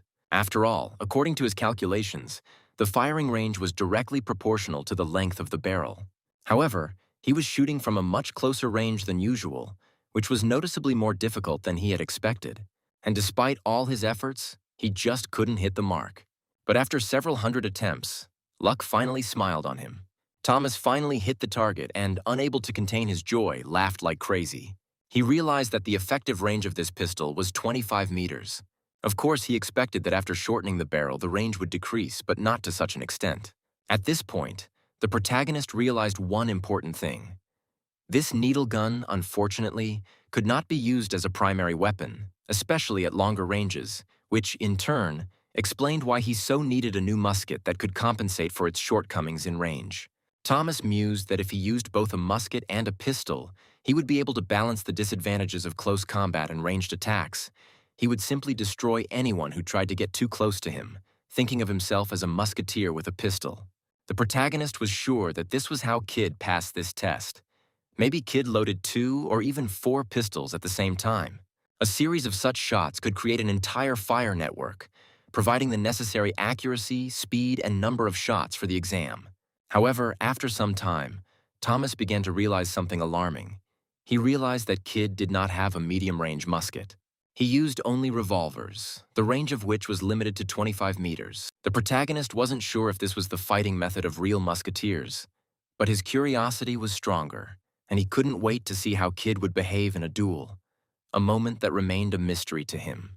And then, at the most unexpected moment, Nara appeared on the horizon. She noticed the hero and, without thinking, decided to approach him. The girl asked how long ago he had arrived in the capital and remarked that he was supposed to write to her as soon as he got there. Thomas, somewhat embarrassed, apologized and explained that it took him a little longer because of his equipment. However, Nara, noticing that he did not have a musket, asked if he had changed his equipment. Thomas explained that when he fought against the rising sun, his strength was drained. The Nara apparently couldn't believe their ears. She said that she had seen the video and still couldn't believe that Thomas himself was able to defeat so many Rising Sun warriors. This gave the protagonist a certain confidence, but in turn, he was slightly stunned by how she perceived him. However, a moment later, Nara said something even more surprising. She said that she wanted to show him something. She held her sword in her hands. Thomas, shocked, asked if the same seal had been removed from it.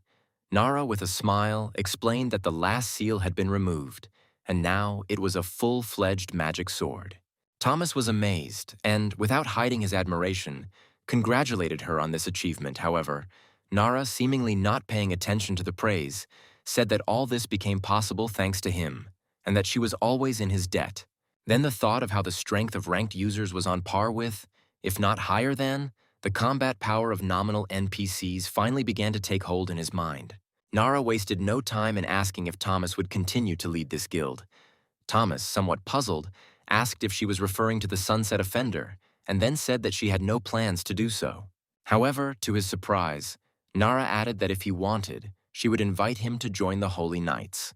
Thomas could hardly believe his ears, because at that moment his face simultaneously expressed both shock and pleasure. At some point he even froze, not knowing what to say. Nara, noticing his reaction, explained that he was good friends with the Holy Knights, and in her opinion, if he completed a few tasks, he would be able to join the squad without any problems. Moreover, she could recommend him. Thomas, thinking about this proposal, realized that the Capital Defense Knight unit was one of the strongest in the kingdom of Pubiel. He had already imagined himself in this role, but for a moment it seemed to him that the very idea was almost impossible. Then he thanked Naru for the offer, but honestly said that he was not yet ready to join any guild. The hero didn't even have time to get used to and train with the pistol, let alone try using it in a real fight. Suddenly, the girl's attention switched to the hero's pistol, and she asked about it. Thomas, ready to explain, pulled out his pistol and said that after fighting with the rising sun for too long, his musket had broken, which is why he now had a pistol. In response, Nara, barely containing her anger, asked if Kid had given him the weapon. The hero was very shocked by her behavior and asked what was wrong with her. Nara explained that she had never seen anyone other than him use such a musket. Thomas then explained, somewhat sheepishly, that he had made the gun himself, but Kid had actually given him the hint. Nara, not understanding what kind of hint he meant, asked if he had seen Kid. Thomas said that they had met briefly at the Musketeer Academy. Then Nara, hearing this, calmed down a little. She said that this scoundrel had run away from her again. Thomas, intrigued, could not resist asking what had happened between them. The girl, sighing slightly, explained that she had lost a kid in a duel a long time ago. Then Thomas, trying to lighten the mood a little, joked and asked if she had lost to him in a game of rock, paper, scissors. But Nara, with a serious expression on her face, firmly replied that no, it was a real one-on-one duel, and she lost that day. Thomas, despite his surprised reaction, couldn't believe that Kid could win a duel with such a strong opponent as her. He thought for a moment and asked if this had happened so long ago, when Nara was still at a low level. However, the girl explained that at that time she was already one of the best players, and this duel did not happen that long ago.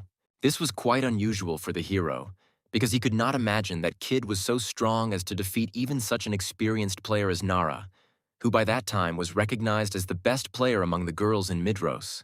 After a short silence, Nara asked again if Thomas knew how Kid got the second part of his nickname, Slipping. She explained that Kid was rumored to be so fond of sleep that he even slept in Midros. This made the hero surprised, and he, with a smile, called Kid a weirdo. However, Nara didn't stop there. She continued her story, saying that one day Kid received a new item, and the Rising Sun Guild immediately rushed to search for him to return this item.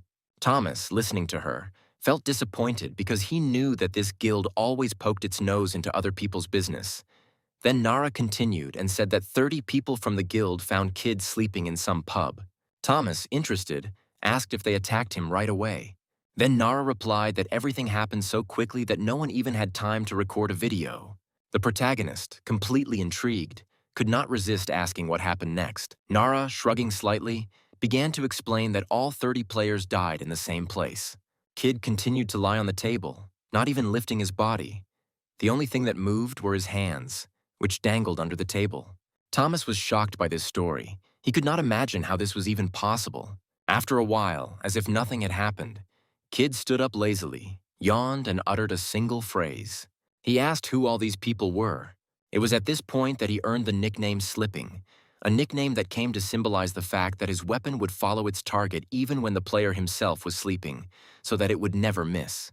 Thomas, not believing his ears, said that this simply couldn't be true. Kid had single-handedly killed 30 people while he was sleeping.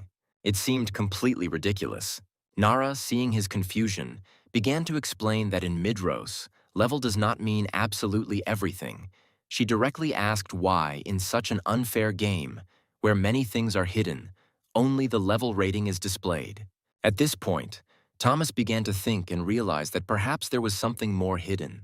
The girl continued that rankers were often discarded as food to be caught, while other strong users who were not rankers were known as outsiders. They were famous for their incredible strength, which did not depend on their level. Then Nara, looking at the hero, asked with interest if he understood what she was talking about. Thomas guessed that she meant characteristics that could be obtained not only by leveling up, but also through rare achievements.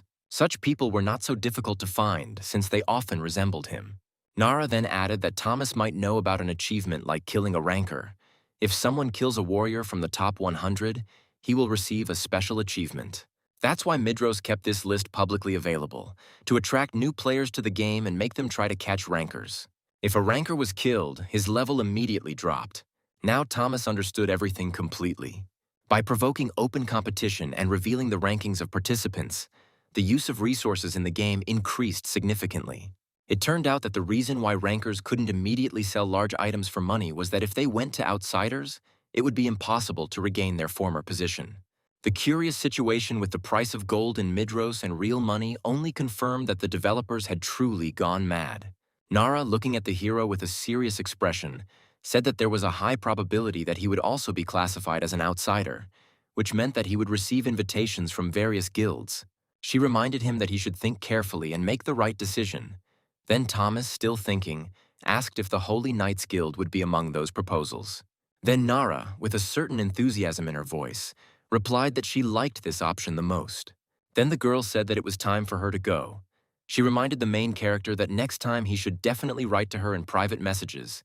Thomas, with a smile, wished her a good trip. At this time, the story moves to the Biolcho Guild. Harvey demanded that the Ram sisters remove the ice blocks from his face. Scarlet said that Sasuke should leave her first. After all, it was they who disrupted the negotiations between the guilds. Then Scarlet, without holding back her displeasure, began to say that what kind of negotiations could there be when it was easier to get to the wall than to strangle them? She did not understand why they always acted as if they were still in the game. The guild master, noticing her irritation, was surprised that she would speak like that and offered to settle the last bets at the expense of Dale Castle so that everything would be clear.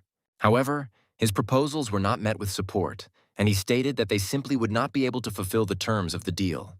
Scarlet then asked if he was suggesting a war between their guilds.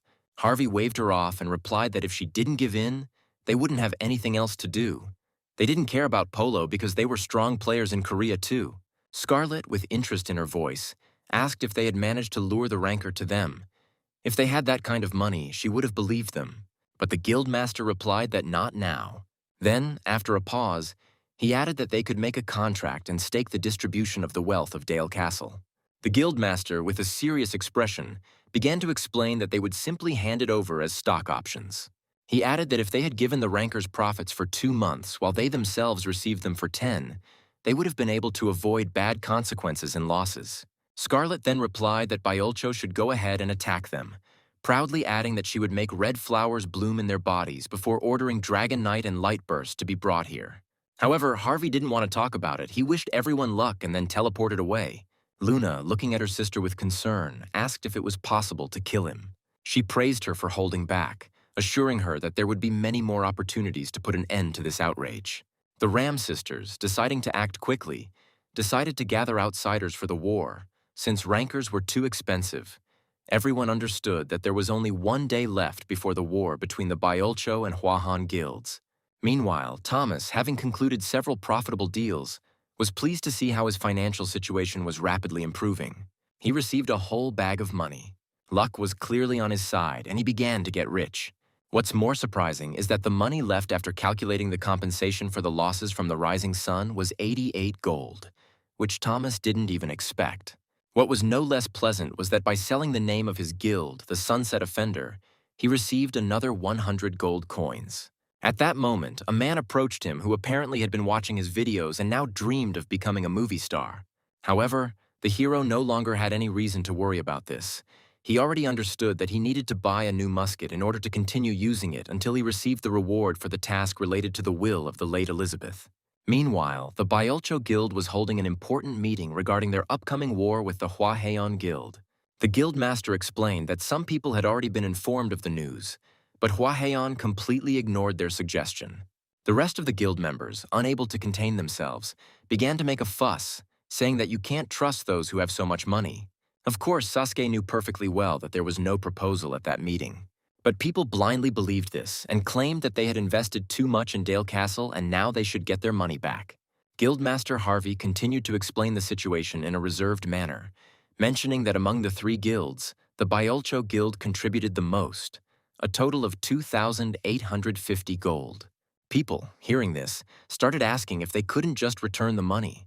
However, it turned out that the funds invested were merely capital investments and therefore could not be returned. This caused a storm of emotion. People started shouting that they had invested their own money because there was a guarantee of getting 30% of the profit from Dale Castle. Meanwhile, Kay, chatting with a friend, remarked that the whole problem was precisely about money, and this was the only way that the current situation could be resolved. After all, they were only considered the founders of the guild, but all the other members had their own doubts. Harvey then continued, saying that given all the obstacles and problems, there was only one way out of the current situation: a guild war. He reported that they had already managed to contact the masters of the Dragon Knight and Light Blast guilds, who, like the other 2 guilds in the alliance, agreed to return the money.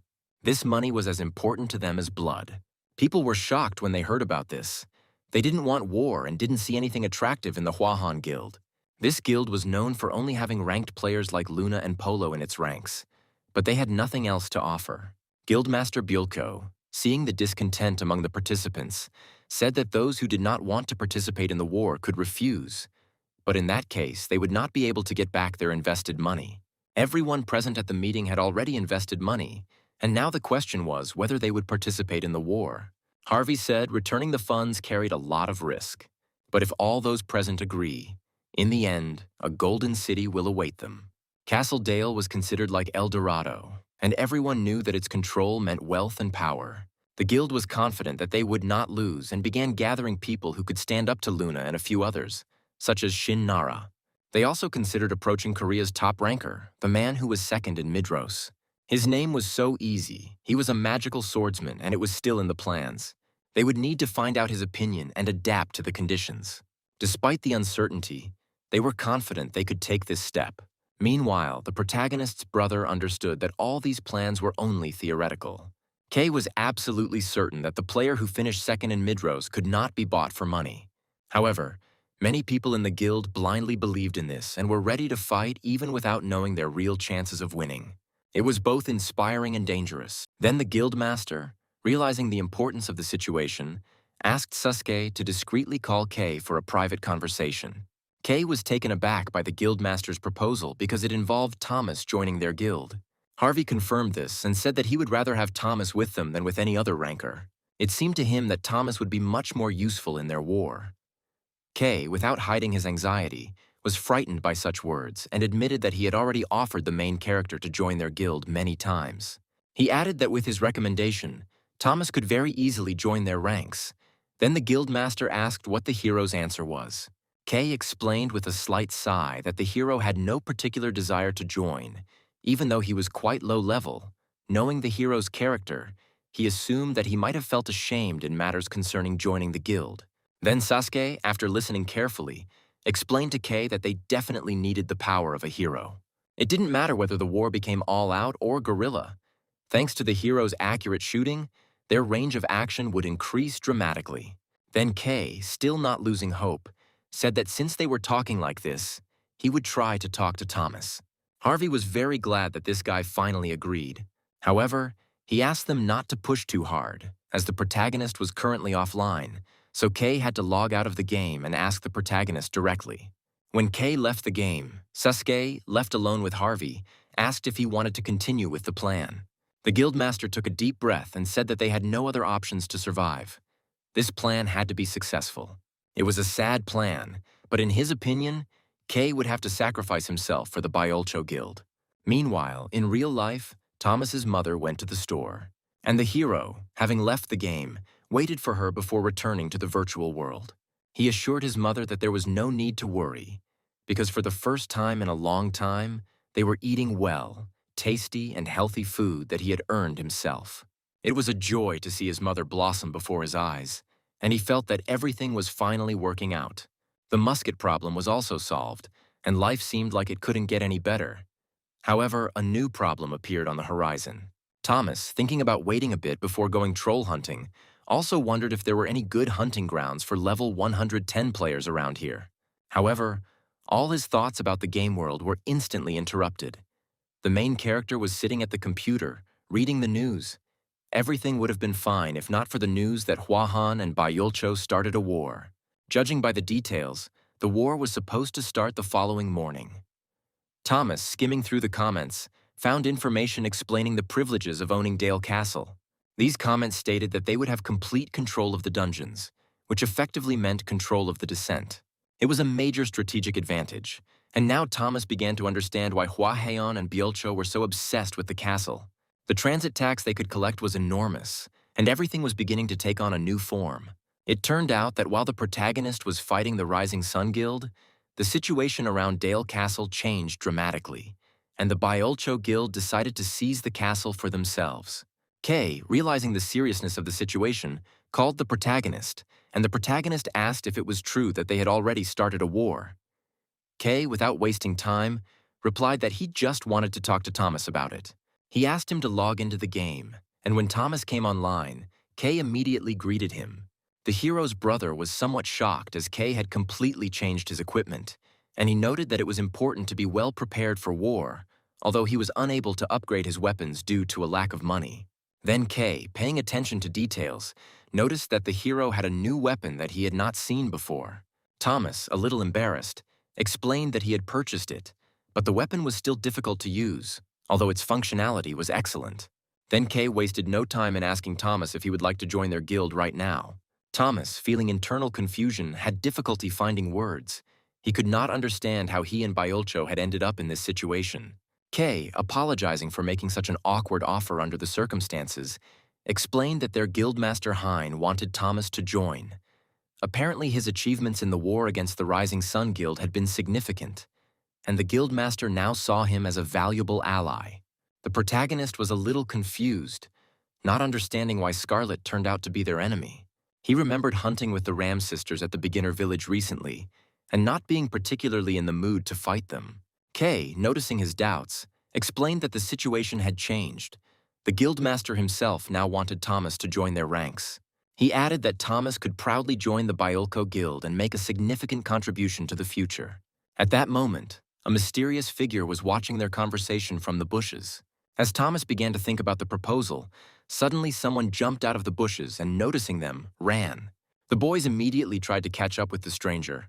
The spy and the main character, without wasting time, loaded his musket.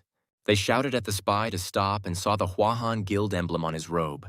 Thomas immediately realized that it seemed they had already planted a spy for Kay before the war even started. He realized that if it was Scarlet, she had decided to take radical action. Despite their efforts, the boys were unable to catch the spy.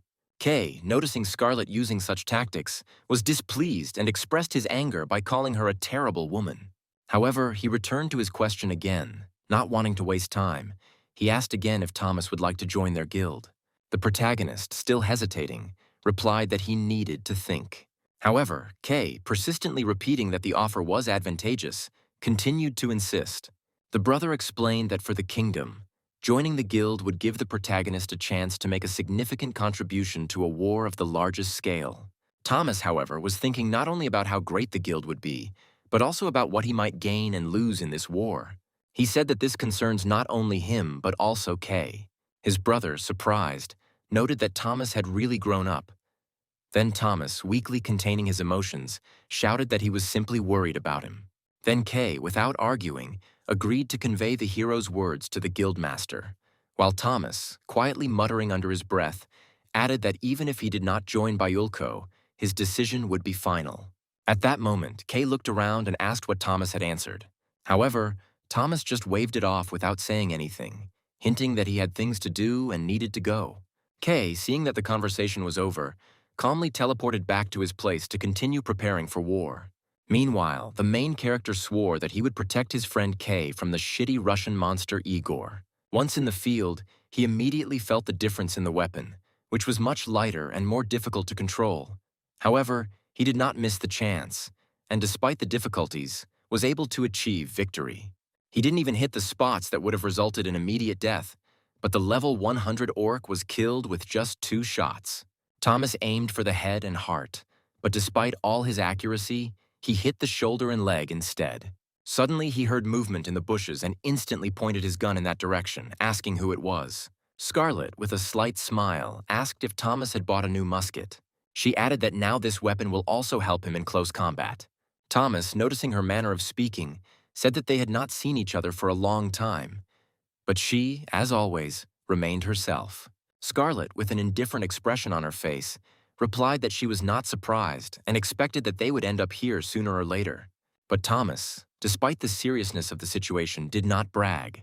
But deep down he was sure that, as always, someone was watching him, because as they say, in war, extra hands never hurt. Then Scarlet, not wanting to waste time on long conversations, bluntly stated that Thomas should join their cause, because with their strategy, they had a 100% chance of winning. Thomas, slightly puzzled, couldn't understand how they could be so sure of this. Of course, he knew they always loved to play to the crowd, but this time it seemed too much. Scarlet, as if anticipating his thoughts, explained that to win this war they only needed a few simple strategies. She explained that the lion would destroy one parasite in its den, a key tactic that she believed guaranteed success. She added that the Byolcho Guild doesn't always keep a close eye on who joins them, which allows all their secrets to be revealed. Thomas, once he understood the gist of her words, realized that there was a traitor among them who had decided to side with Hwahaeon. Meanwhile, Kay returned after completing his business and tried to find the guildmaster. When the guy came in, he apologized a little for being late and said that everyone seemed to be waiting for him and was ready for a serious conversation. At that moment, a bright sphere appeared above his head, illuminating the entire room. The guildmaster did not waste time, and looking at Kay, said that he could not afford to be late when he was called. Then Kay apologized again and took his seat, expecting everything to be cleared up. Unable to comprehend what was happening, Kay asked what had happened and if it had anything to do with the recent spy. He noticed how everyone around him was looking at him with displeasure, even with slight hostility, and he did not understand what could have caused such emotions. Suddenly, he received a message from a user named Harvey saying that he had been attacked. However, when the enemy player attacked, the chaos level did not increase and Kay entered a quarantine state. It seemed to him that they were simply exaggerating, playing some kind of joke. But the guildmaster said that after Kay watched the video, he would realize that it was all just a joke. They showed him a recording that they claimed was of a spy. As it turned out, it was a recording of their conversation with Thomas, but at that moment they were being watched by a figure in a cloak. Kay, seeing this, exclaimed that he was going to catch whoever was following them.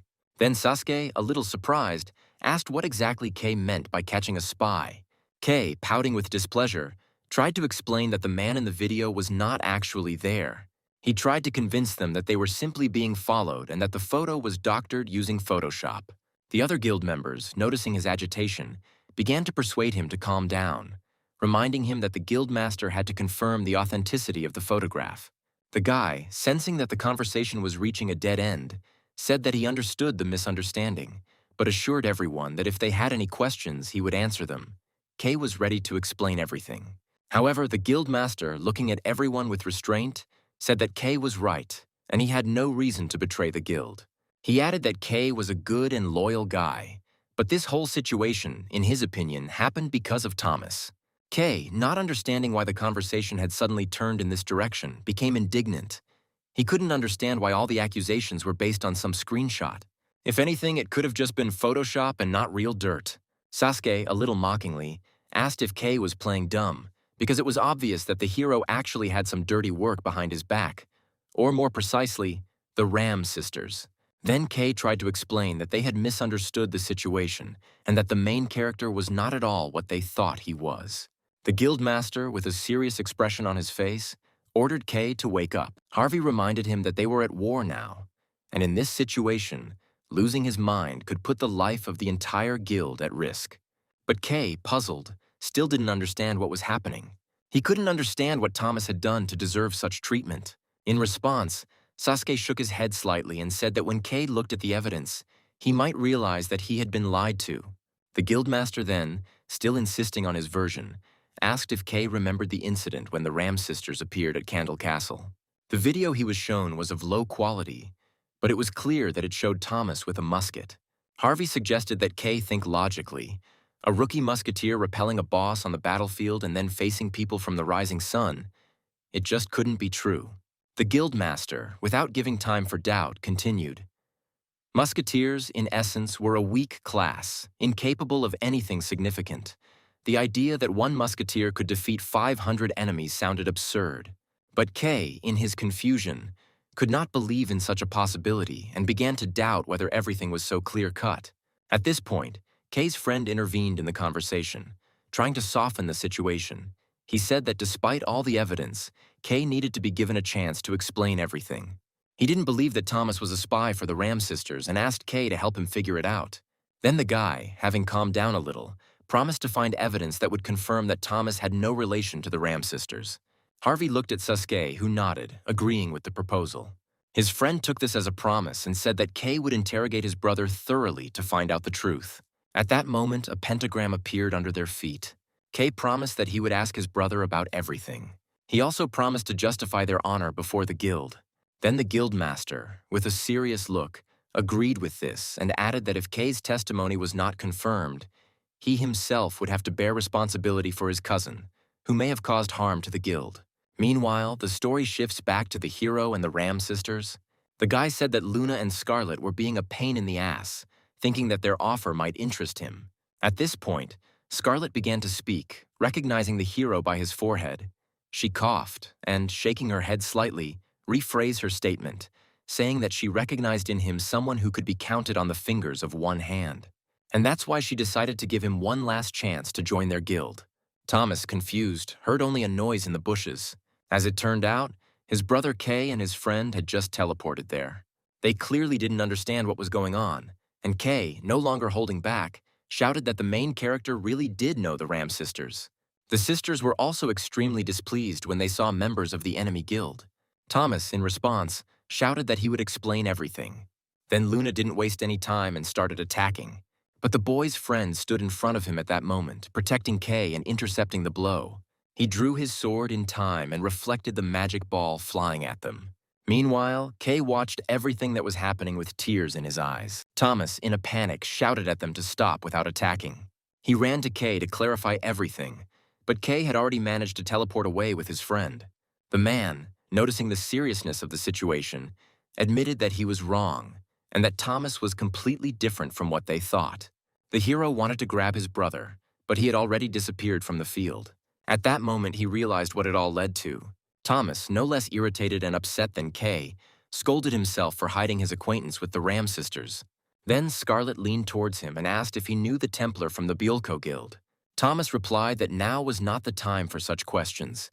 But soon he asked again where she got the information about the guild. Scarlet, not quite understanding what he meant, hesitated a little, and Thomas clarified that by speaking of the parasite living inside the lion, it meant that there was a traitor in their guild.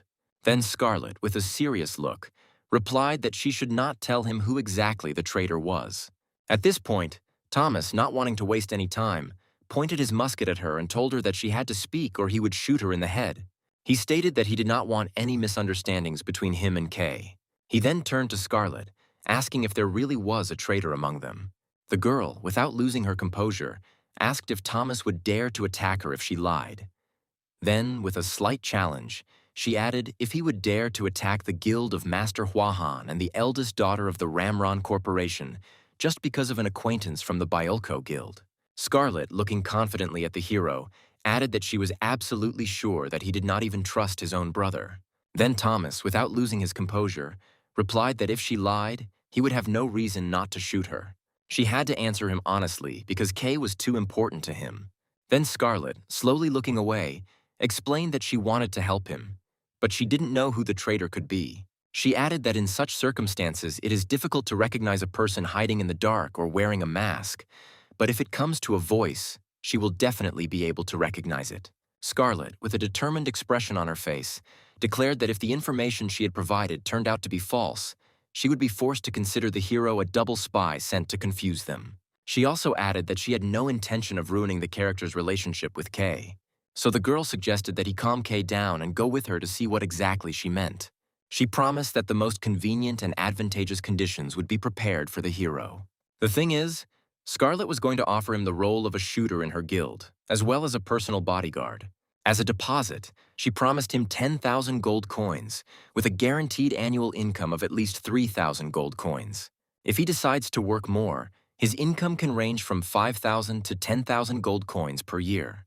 Thomas, listening to her, quickly realized that compared to the offer from Rising Sun, this was an offer on a completely different level. If it wasn't a lie, he could have raised enough money for treatment in 3 or 4 years. This could be his only chance in life. All he had to do was close his eyes to everything that was happening and sign the agreement. At that moment, his thoughts returned to Kay again. Everything could be resolved by talking to him, because they were relatives. However, Thomas knew that if he were anyone else, he might have agreed. But in the end, he apologized to Scarlet. The hero honestly said that he could not accept such an offer. He explained that Scarlet was right about Kay not being his real brother, but at the same time, he could confidently call him his savior, the person who brought him out of despair into a world similar to Midros, which is why Thomas could not join the Huahan Guild. He would rather fight them than betray Kay.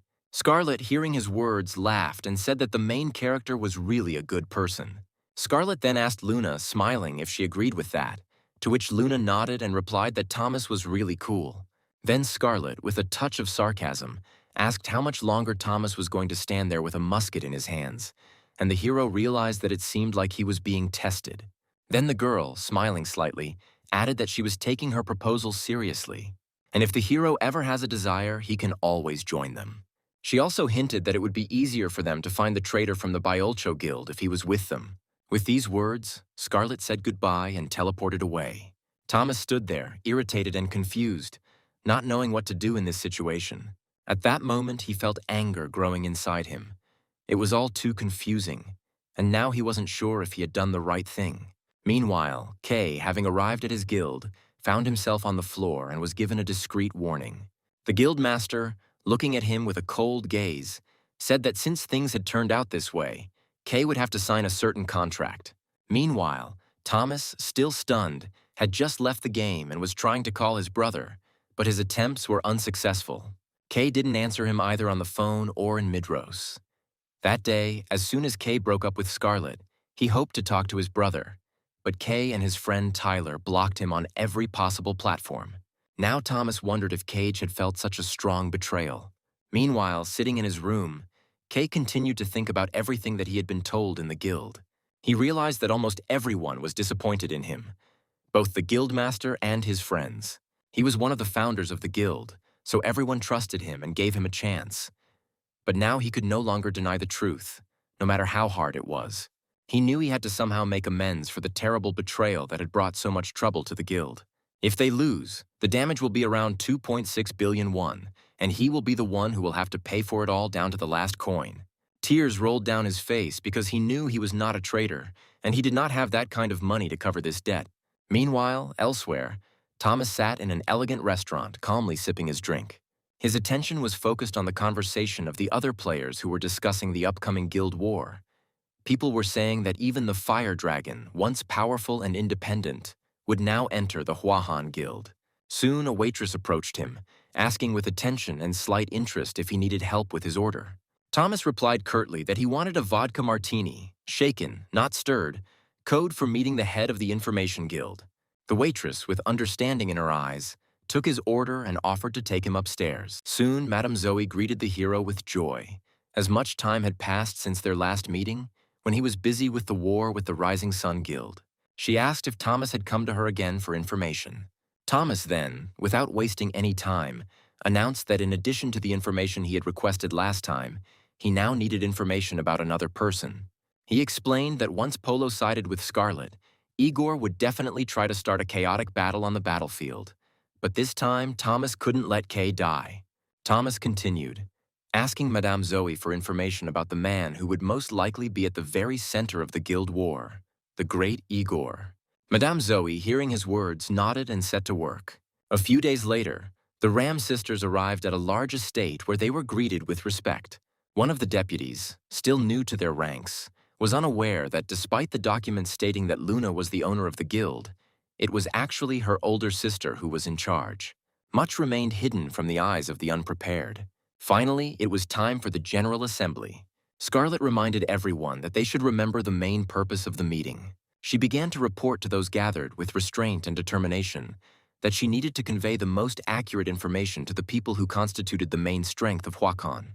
The first thing she wanted to discuss was the first battle. Byulko was already prepared for the fact that only 15 warriors from the Hwahan Guild would meet them. The information was accurate, and one of their spies had supplied her with such information. Scarlet explained that it happened on the first day of the war, when less than an hour had passed since the fighting began. During that battle, they suffered a crushing defeat. The location of one of the guild's most heavily guarded vaults has been revealed. This thus allowed the enemy to attack with precision. Byulcho sent enough forces to the right place, and as a result, all 9 hideouts were attacked, destroying 132 Hwahan Guild members. Everyone present was focused on the important fact that secret information had leaked out, which allowed the enemies to act so effectively. Then Scarlet, feeling the need to immediately correct the situation, invited the alchemist outsider so that perhaps he could bring the necessary solutions to the current situation. The Byulcho warriors were shocked to learn that this alchemist was quite powerful, and there were many unexpected surprises with him that they would definitely not like. The Byulcho Guild was going to call Faust, but he said that that smelly guy would never take part in a battle like that. So he decided to take the initiative and solve everything that concerned their current problems himself. The alchemist continued to wink at Luna and call her cutie. This clearly irritated the girl, who did not understand why they brought this man when she could have handled the situation without him. Meanwhile, the alchemist seemed to be absorbed in something important. He poured some strange potion on the ground. Soon, blood-red golems began to grow out of it. These creatures immediately began attacking the Byulko soldiers, leaving destruction and horror in their wake. Scarlet wasted no time in explaining that the battle took place on the Taiganas Plain, a place where several guilds clashed. However, despite the fierce fighting, the Huahan Guild suffered the greatest losses, which was certainly a heavy blow to their forces.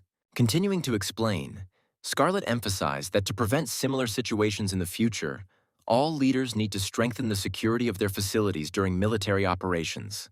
It all sounded logical and seemed obvious, but due to her busy schedule, she didn't keep anyone at the meeting and soon ended it.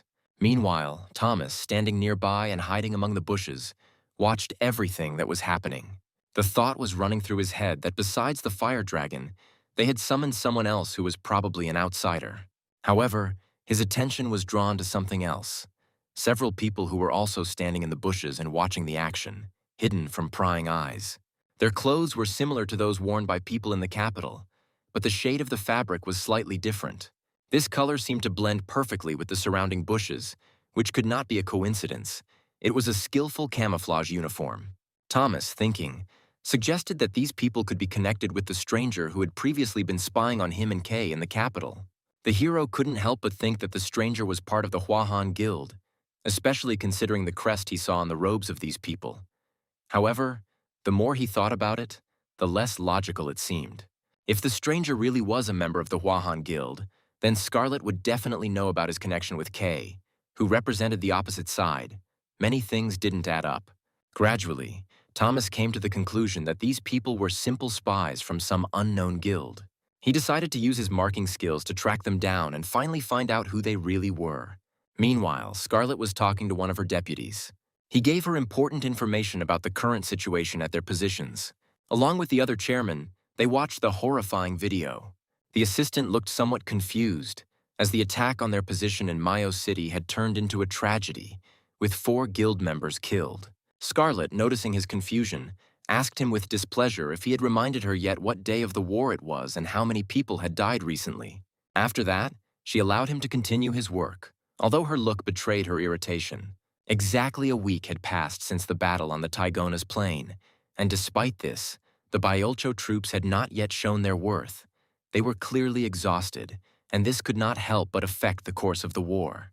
The Huahan Guild, despite the difficulties, began to act aggressively. They gathered in groups and immediately attacked the Byolcho Guild, striking from the rear. Apparently, they decided to use guerrilla warfare tactics, and this made their actions even more dangerous. Scarlet was sure she was missing something when things didn't go according to plan. Meanwhile, at the Byolcho Guild, the guildmaster received an important message. All 3 guerrilla groups had successfully completed their operations. He was pleased with the new news. Previously, he considered Sasuke just a strange guy, but now his value to the guild became obvious.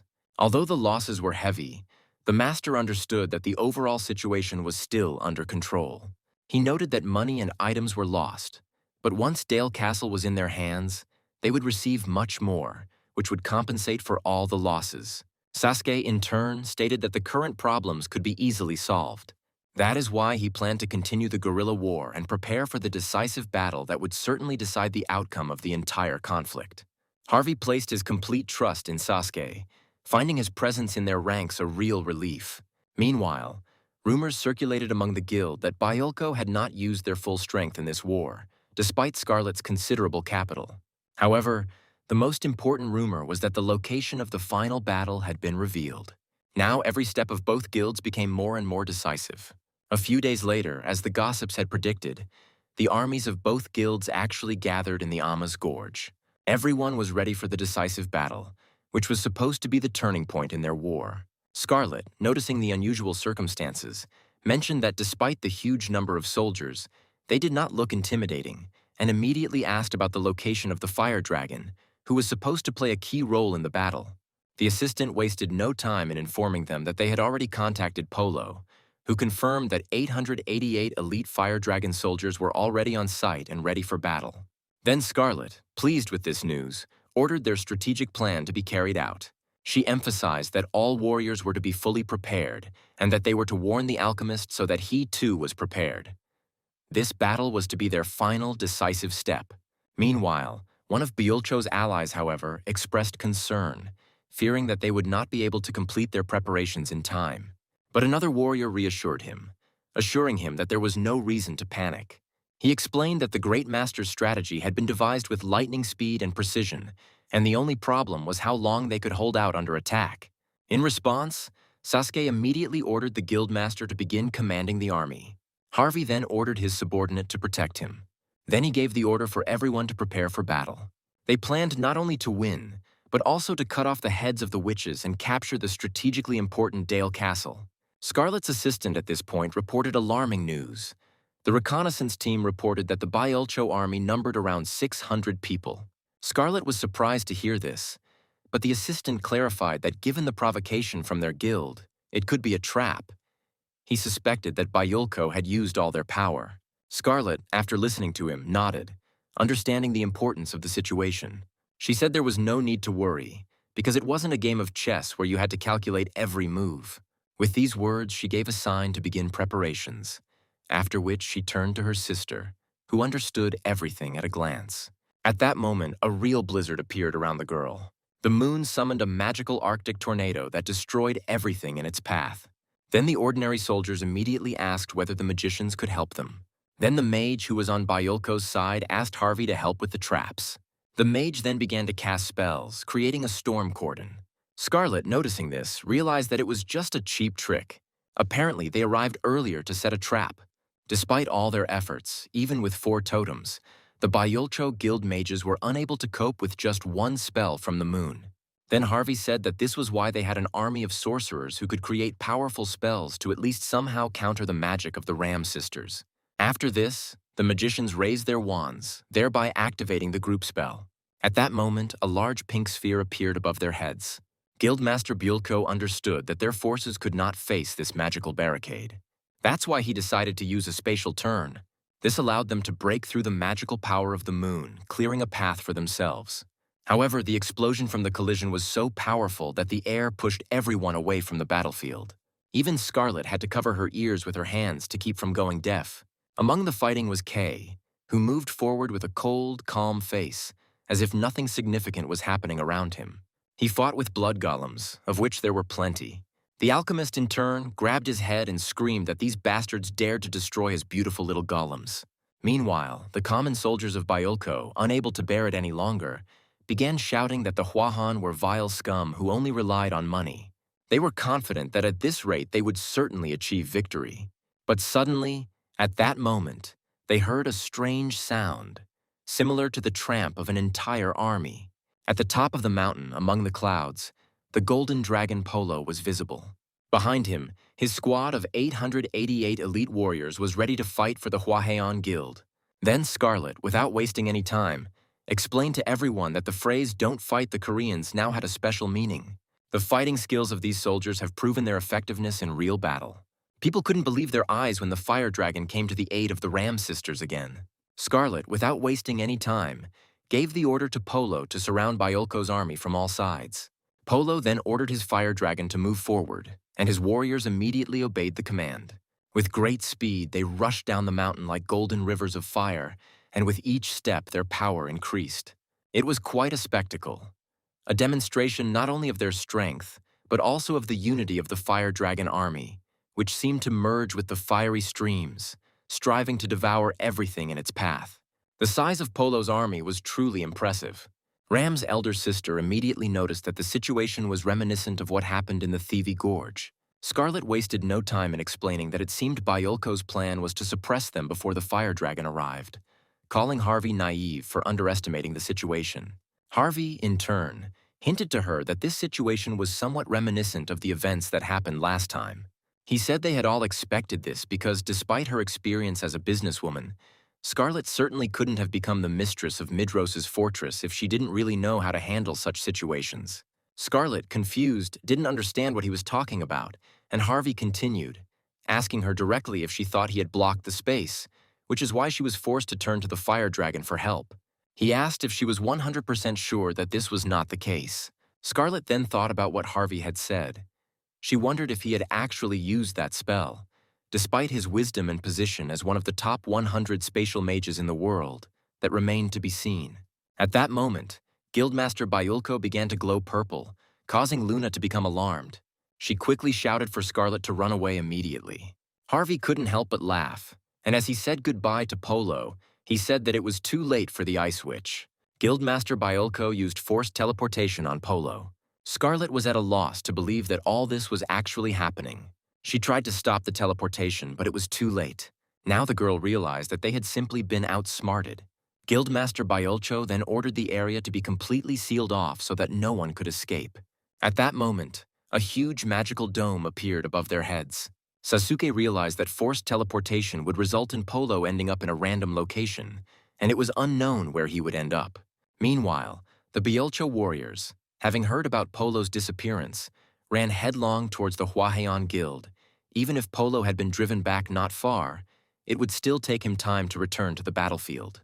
At that moment, Scarlet couldn't believe that the Biolcho Guild had pulled off such a cunning trick, so she ordered Assistant Chan to take command of the fire dragon until the squad fell apart. Scarlet mentioned that even though there were only a few of them left, 888 of Polo's subordinates remained in place.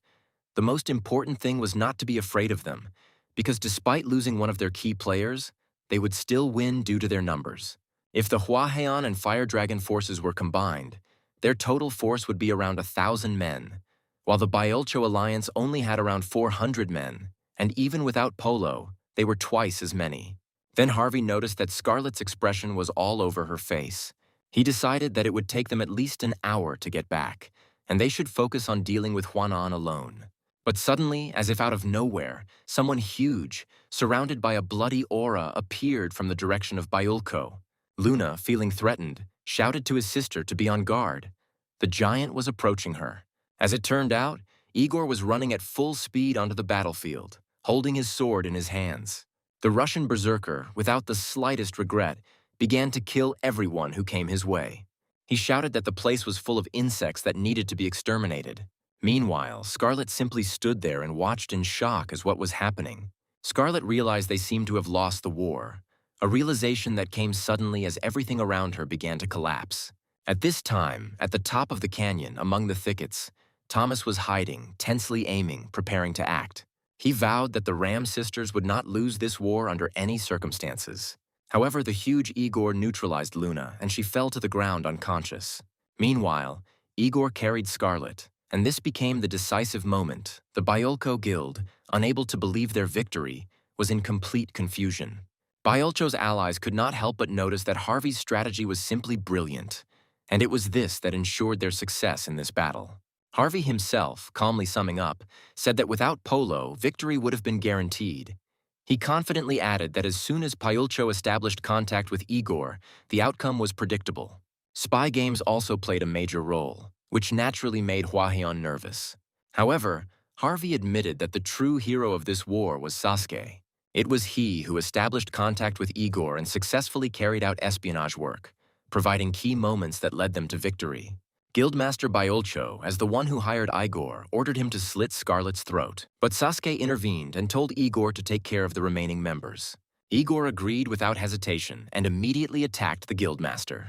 The impact was so strong that Guildmaster Biolcho fell to the ground, unable to understand what was happening. Igor, with cruel certainty, asked if he was dying, but Sasuke reminded him that there was no need to kill him yet.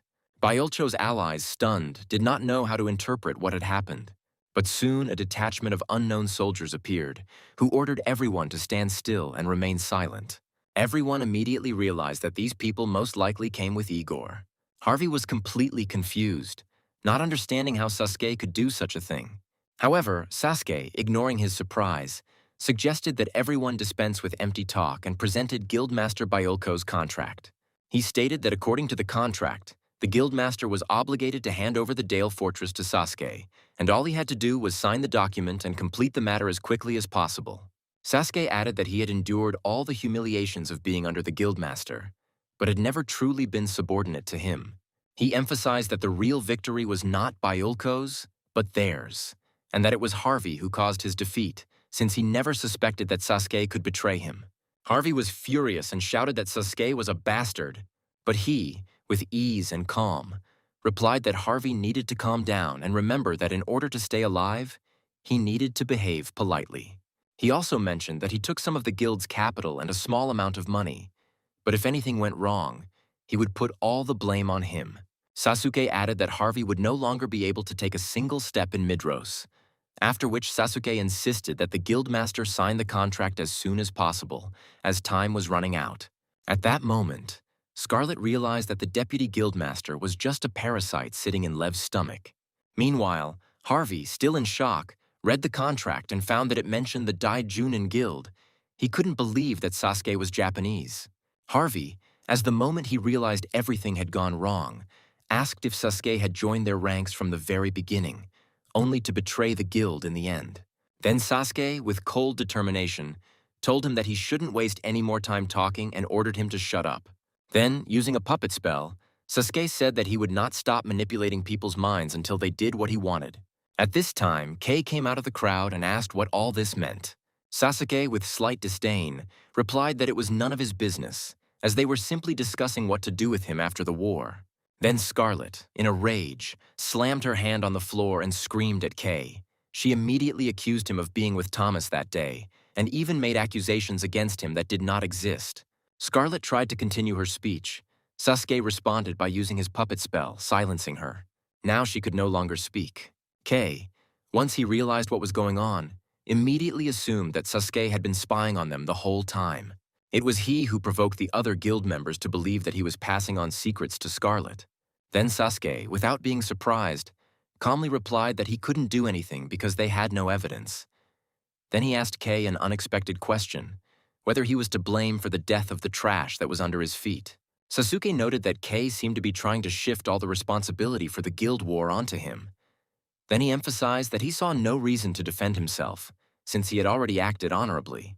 The guild master, unable to bear it any longer, tried to intervene, admitting that the real traitor was right under his feet. He apologized, although his apology could sound like an excuse. In response, Sasuke, with an unperturbed expression, was the first to offer to take the blame, suggesting that Harvey had resisted in vain. The guild master, of course, tried to justify himself by saying that he was not obliged to agree, but he was simply frightened by the currency, which was growing too quickly. Kei, in turn, did not hold back his emotions and said that they were thinking only about themselves. He admitted that he got involved in all this only to protect the main character, and they, in turn, were blinded by money and missed something important. It was the Baiolcho Guild that, according to Kei, needed protection. To this, Sasuke, clearly irritated, replied that all these suckers were starting to irritate him. After which, without any hesitation, he ordered Igor to deal with Kei. Igor, as if on command, immediately headed towards Kei and, almost mockingly, said that he remembered their previous meeting. He asked if he was the child who was trying to protect someone. Kei, trying to remain calm, reassured himself and said that he had nothing to worry about as he was making good progress. He also promised that when he meets Igor, he will definitely punch him in the face. Then Igor, with a slight grin, asked if Kei was ready for the meeting and immediately activated his blood jet ability. However, at that moment, his friend from the guild, trying to help, ran to Kei but did not make it in time. The bullet pierced the air and hit Igor straight in the head. The great Igor fell to the ground in surprise and pain, dropping his dangerous sword. Kei, not believing his eyes, stood rooted to the spot. He didn't even have time to understand what happened, but was saved by Thomas, who helped him deal with Igor.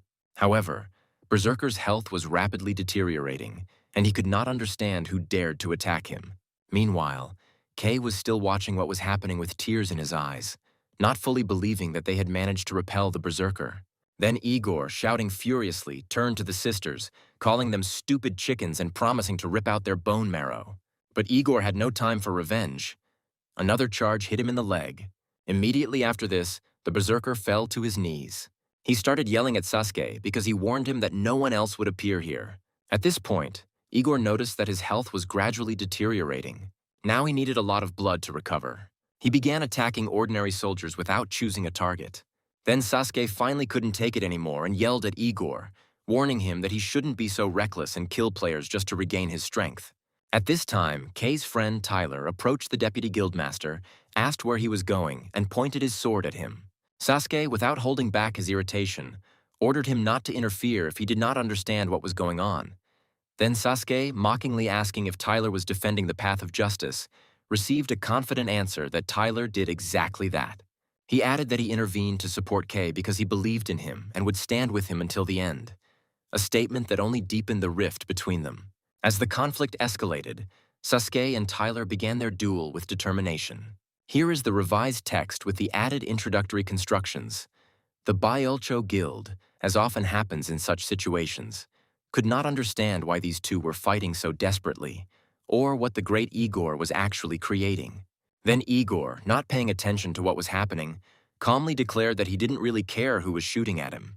The only thing that mattered to him was completing his task. According to the contract, he agreed to neutralize only Guildmaster Byulcho.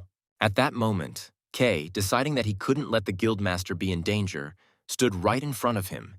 He said with full determination that even if he had to cut off his own hands. Moreover, he warned the enemy not to think that he was still that inexperienced boy. In response to this, Berserker chuckled, laughed, and called Kay funny.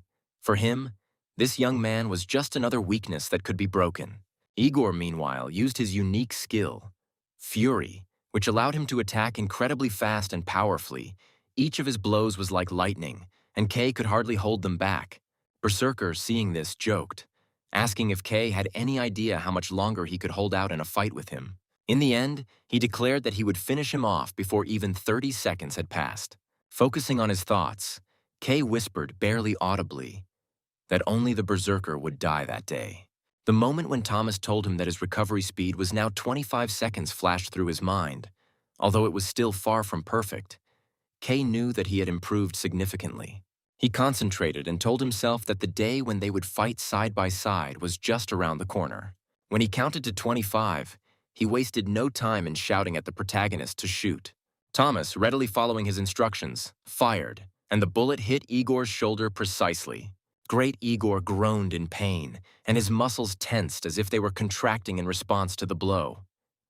Kay, in turn, decided to use a skill. It was a Holy Spirit skill that dealt incredible damage. Then Berserker collapsed to the ground, drained of strength, which surprised both him and everyone else. However, Kay ran into a problem. The sword he had thrust into Igor's body was too firmly stuck to be removed. At this moment, Igor's eyes lit up with a bright red fire, and he began to twitch, as if waking up.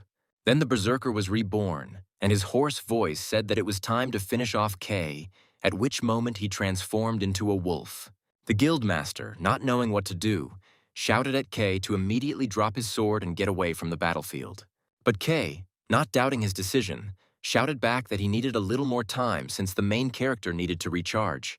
At this moment, despite being seriously injured, Luna used her freezing magic to help, so she dropped a block of ice on his mouth, preventing him from using attacks for a while. The girl's strength was almost exhausted, but this decision saved everyone present. Even if it was just a small part of it, it was enough to delay Berserker for at least a moment. At that moment, Harvey, the Guildmaster, shouted at Kay again, warning him that if he didn't leave, he would get into serious trouble. But Kay, without losing confidence, calmly replied that everything would be fine, and he believed that Thomas would have time to make his move. At that moment, the monster broke free from the ice trap. Harvey watched the whole thing with horror, realizing that the boy would not be able to survive this attack. Meanwhile, Igor's claws were already pointed at Kay. But, as if by a miracle, Thomas managed to land an accurate shot, which avoided disaster.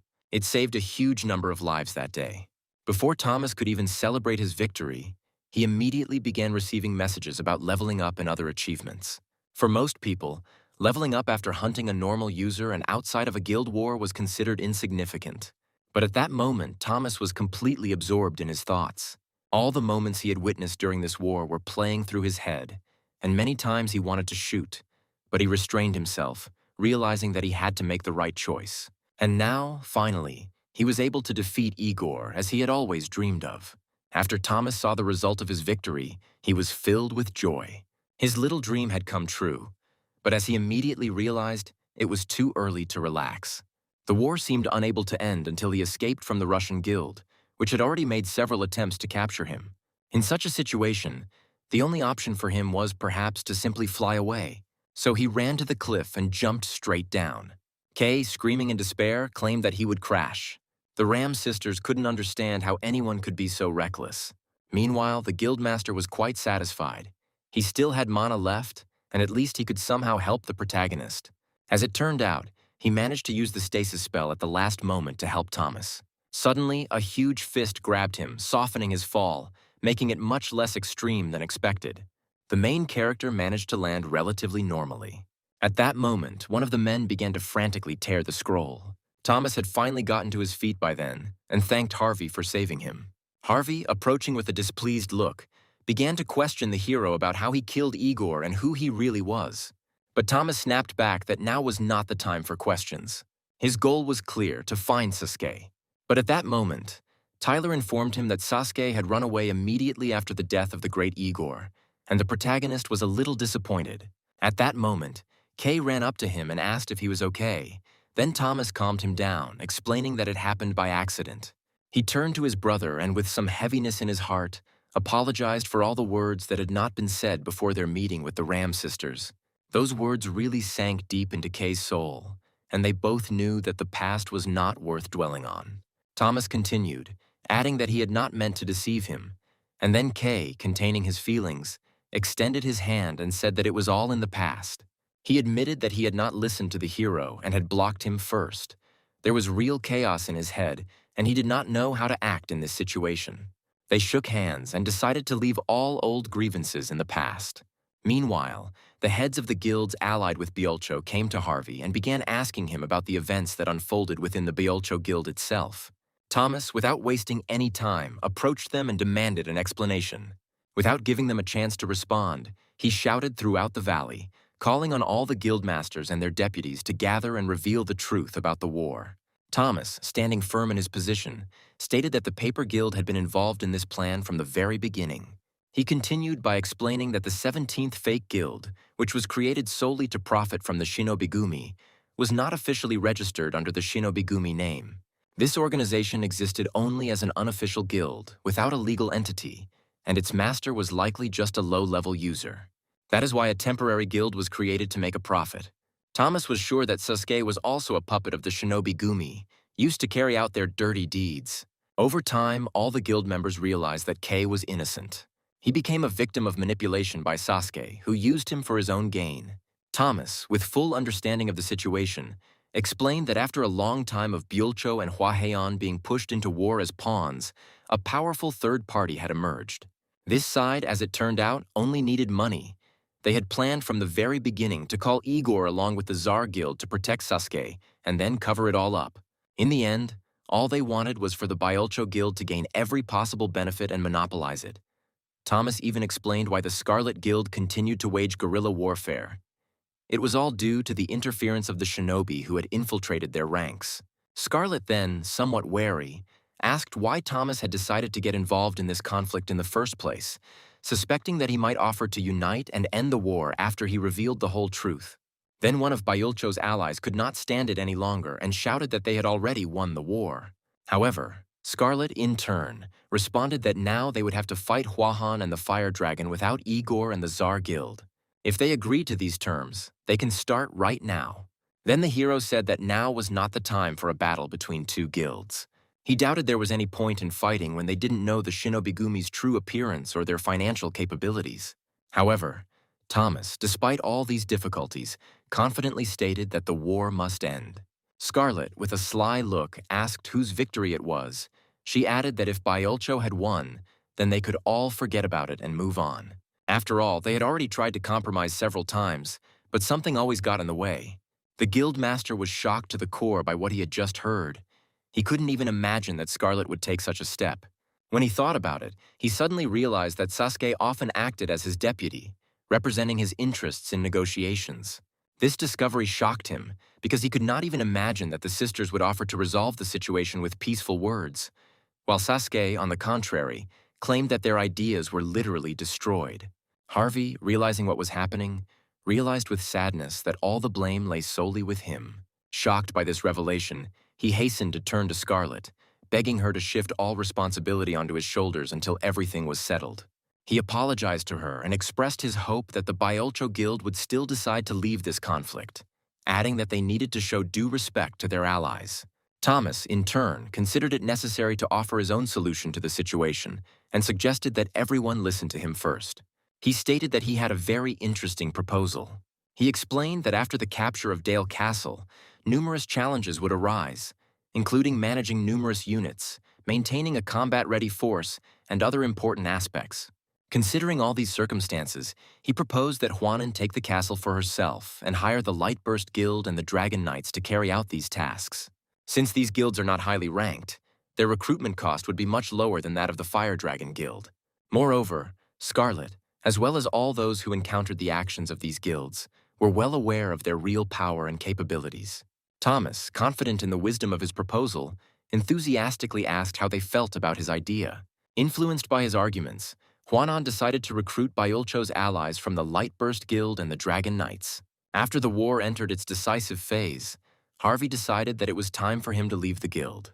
So he handed over the title of Guildmaster to Kay.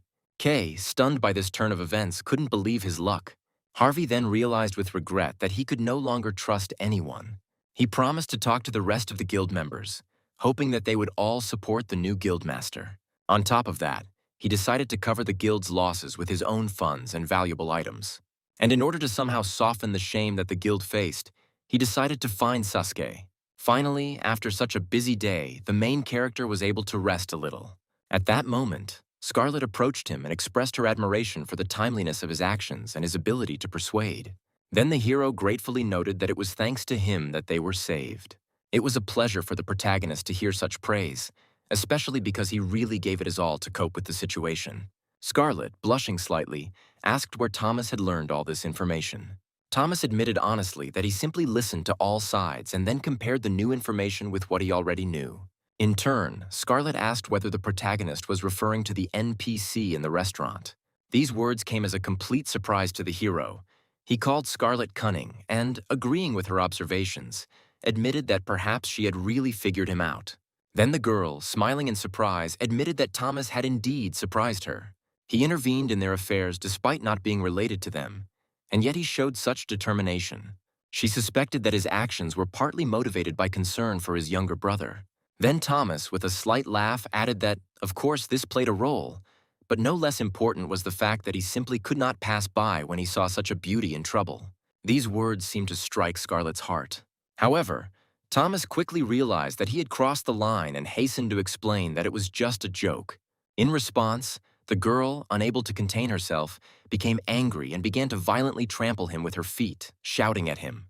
Meanwhile, two bloggers were watching the guys. They successfully recorded all the events that took place and did not miss the opportunity to discuss them. One of them asked if there was any original phrase to describe the guy who killed Igor. The second blogger confidently noted that it must be Thomas, who had the nickname Cloud Mage. However, the first blogger was clearly unhappy with this option, considering that this nickname was too weak for a real hero. He suggested coming up with something more colorful. Remembering a character from some book, he suggested calling the hero the Free Shooter. A few days later, the main character found himself in the capital. But despite the numerous events, he was not freed from a feeling of uneasiness. After the viral video of him being called the Free Shooter went viral in the news, he, of course, was unable to enter Midros properly. He could not understand how and who managed to film him in this video. Questions were raging in his head, and deciding to act quickly, he decided to first check all his achievements while there was no one around. Standing in front of the screen, he saw that his achievements were truly impressive. He had risen by as many as 15 levels. His range had reached 400 meters, and on top of that, he had received temporary stat points. These points were given to him along with hunting experience, and the character's level seemed to increase somehow by itself, without any declaration of war. Thomas, of course, immediately noticed this, because Igor, with whom he fought, was not a monster. However, despite all this, not everything was perfect. When an outside player kills a ranker, their relationship with them usually becomes hopelessly damaged. After a quick calculation, he found that he had 2,133 free stat points to distribute as he saw fit. The protagonist, however, was not sure what exactly he would need in the future, and after some thought, he decided to first level up one of his skills to 1,000. After he took out the pendant belonging to the great Igor from his inventory, this pendant was not just some decoration. It was a heroic item with a dark elf crystal attached to it. The hero who owned this pendant was a class significantly higher than rare, and this pendant immediately gave him a plus 100 bonus to friendship with dark elves and plus 50 to black magic resistance. Thomas was simply amazed. He called this item a real scam, since these were products of the highest class of rancor. He said goodbye to the kobold head pendant, thanking it for everything, and then gratefully put on the new accessory. Now that he had completed all the necessary preparations, Thomas felt that he was ready to go to Dale Castle. In addition, he received a new skill called Forbidden Rage, which clearly gave him additional confidence. Meanwhile, Sasuke was in his boss's office, apologizing to Okaya-san, explaining that the plan to take over Dale Castle had failed. Okaya-san, however, reacted calmly, saying that it was nothing special. Perhaps they had indeed set the bar too high for themselves this time. She added that the most important thing is to maintain balance. The force that held Hwanong back from expanding further was the Byocho alliance. But now it seems they have united. Sasuke then promised that he would definitely find a new guild that would help stop Hwanon. Oka-san then reported that she had already contacted Minas and the Shazrashian Federation. Sasuke, somewhat surprised, asked if she meant users from other countries, to which Oka-san confidently replied that power should not be limited to the borders of one state. Meanwhile, something truly terrifying was happening in the dangerous and creepy castle. A man with a huge gun was fighting some monsters that looked truly scary. He said that when dialogue no longer produces results, there is no point in it. Meanwhile, the disfigured monsters ran straight towards him. At that moment, the man loaded his weapon and fired at the enemies, piercing several creatures with one shot. After that, he smiled triumphantly and said goodbye to them. Dead bodies of monsters fell at his feet, but he simply walked calmly forward. Then the stranger added that in that case they would have to trust rumors, since that man was of no use. This man also showed interest in the identity of the free shooter. Meanwhile, the main character was walking through the city streets. He was absorbed in his thoughts about life. Then Thomas suddenly noticed that there were a lot of people here today. He knew there must be a lot of money in a place like that, but he still felt a little confused. Thomas couldn't help but admit that Scarlet was a really cool girl. Scarlet had approached him shortly before and asked if Thomas would refuse her business proposal again, and she had mentally counted how many more times he would tell her no. Thomas thanked her, truly appreciating that she understood perfectly. Then the girl offered him the opportunity to become the deputy guildmaster, and, as she noted, for the same amount of money that few others could offer. She added that she had learned a lot about his life during the war, and based on this, the conditions were chosen accordingly. Moreover, she expressed a desire to keep him close to her, guided, of course, by her personal interests. Thomas, despite the tempting offer, replied that the conditions were certainly excellent, but he would still most likely refuse. Kay really needed his help because the guild was in a lot of trouble and he had to come to his aid as soon as possible. Then he added, smiling slightly, that if Scarlet wanted to seduce him so much, she would be better off offering him a share of the profits from Dale Castle. Suddenly, the girl agreed without hesitation, promising to give him 10% of the profits from the castle. The protagonist was quite pleased with this turn of events because he said it as a joke, and she took it all very seriously. Now, it seemed, he too had become a co-owner of the Dale Castle. Unexpectedly for himself, Thomas accidentally stepped on a stranger's foot. At first, the man got angry and started yelling at him. But soon, apparently having learned who was in front of him, he suddenly calmed down. This situation attracted the attention of everyone around, and, to the hero's surprise, everyone began to recognize him as the main character, the very same free shooter. People could hardly believe their eyes, for they were standing before the one who was known as the silver-armed archer. Almost instantly, they rushed towards him, demanding either an autograph or a photo together. Everyone tried to touch this legend, as if not believing that here he was, alive and not so unattainable. The hero tried to push away the annoying players, asking them to stop groping him. Meanwhile, someone teleported towards them, trying to push through the crowd. The man ordered everyone to move aside and asked what was going on. It was a security guard, and Thomas, completely unaware of what he was doing, just watched silently. The man then asked the hero if he was Thomas, to which the hero replied that he was. The guard, without wasting any time, put his hand on the protagonist's shoulder and asked him to follow him. And then, literally in that moment, they immediately teleported away. The crowd of annoying players was left in complete confusion. When Thomas found himself in a new place, he discovered that he was sitting opposite Scarlet's chief deputy. He was, to put it mildly, puzzled, because he had absolutely no idea why he had been brought here. Of course, he didn't rule out the possibility that he might be interrogated about the guild war, but Assistant Chang began by reading out something completely unexpected. It turned out that the main character was Korean. He was 30 years old, and he was the same nationality as Miss Ram. The man also asked whether the hero's game character matched his real appearance and whether he had any chronic or hereditary diseases. He then said casually that it was just standard procedure. They were making inquiries. He also mentioned that he was aware that Thomas had served in the Korean ground forces and asked what the main character was doing now. Thomas, a little puzzled, asked him to stop, wondering where he got all this information from. Then it became clear to him that they were clearly digging into his past. Chant explained that researching those who might become part of the Ramron Company is a necessary process. Thomas, with a slightly irritated expression on his face, said that he had never contacted this company. Then the man said that he simply didn't know yet, but added that there was no need to worry, because everything would be under control. He said it didn't matter whether it was Scarlet or Luna, everything was fine, and at that moment 2 girls entered the room. Scarlet stated with obvious interest that someone had a very loose tongue, to which Luna, holding back her emotions, promised that they would destroy it. The hero, unable to bear it, asked if they understood that in addition to their deputy, he was also in the room. After this, Scarlet, sincerely apologizing for what had happened, explained that Chan was, in general, a very capable person, but alas, had a tendency to jump to conclusions. Thomas, raising an eyebrow in displeasure, asked if she was simply going to apologize for the incident.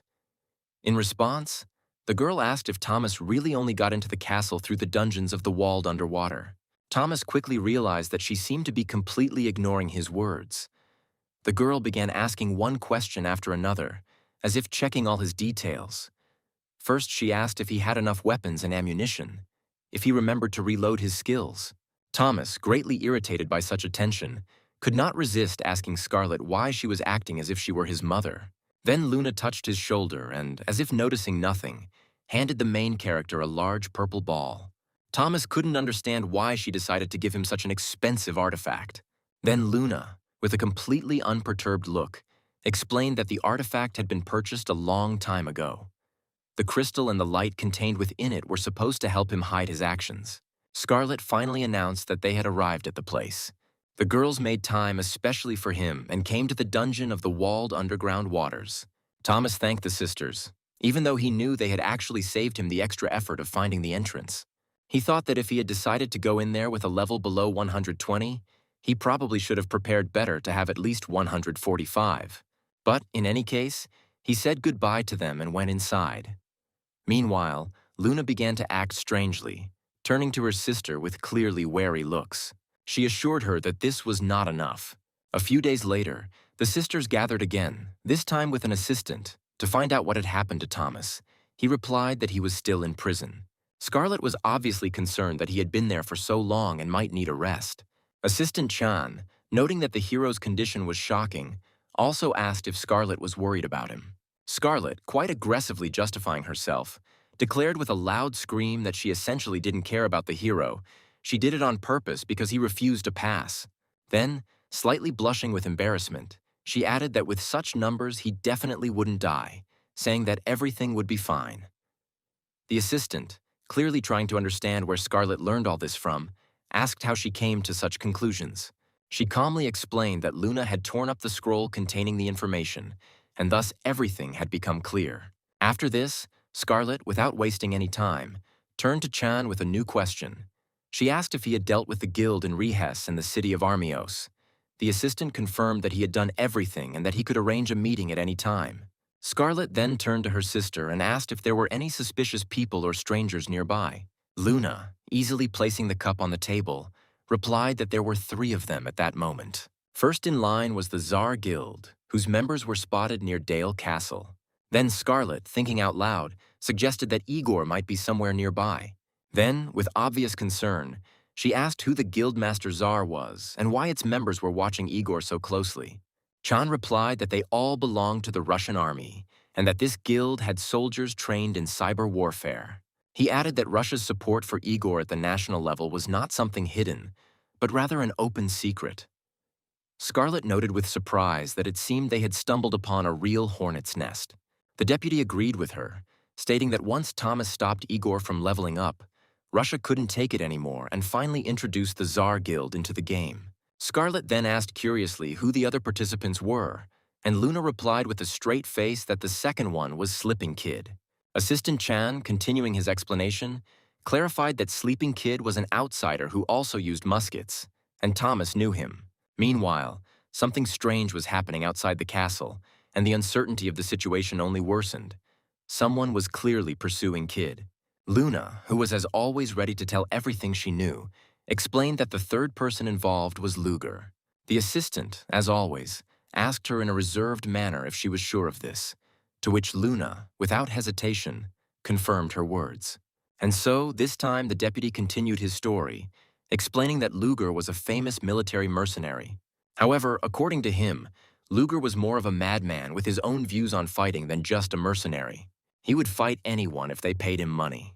Scarlet then asked with obvious interest how strong Luger was, and the deputy, after a short pause, said that he himself had never seen Luger in person.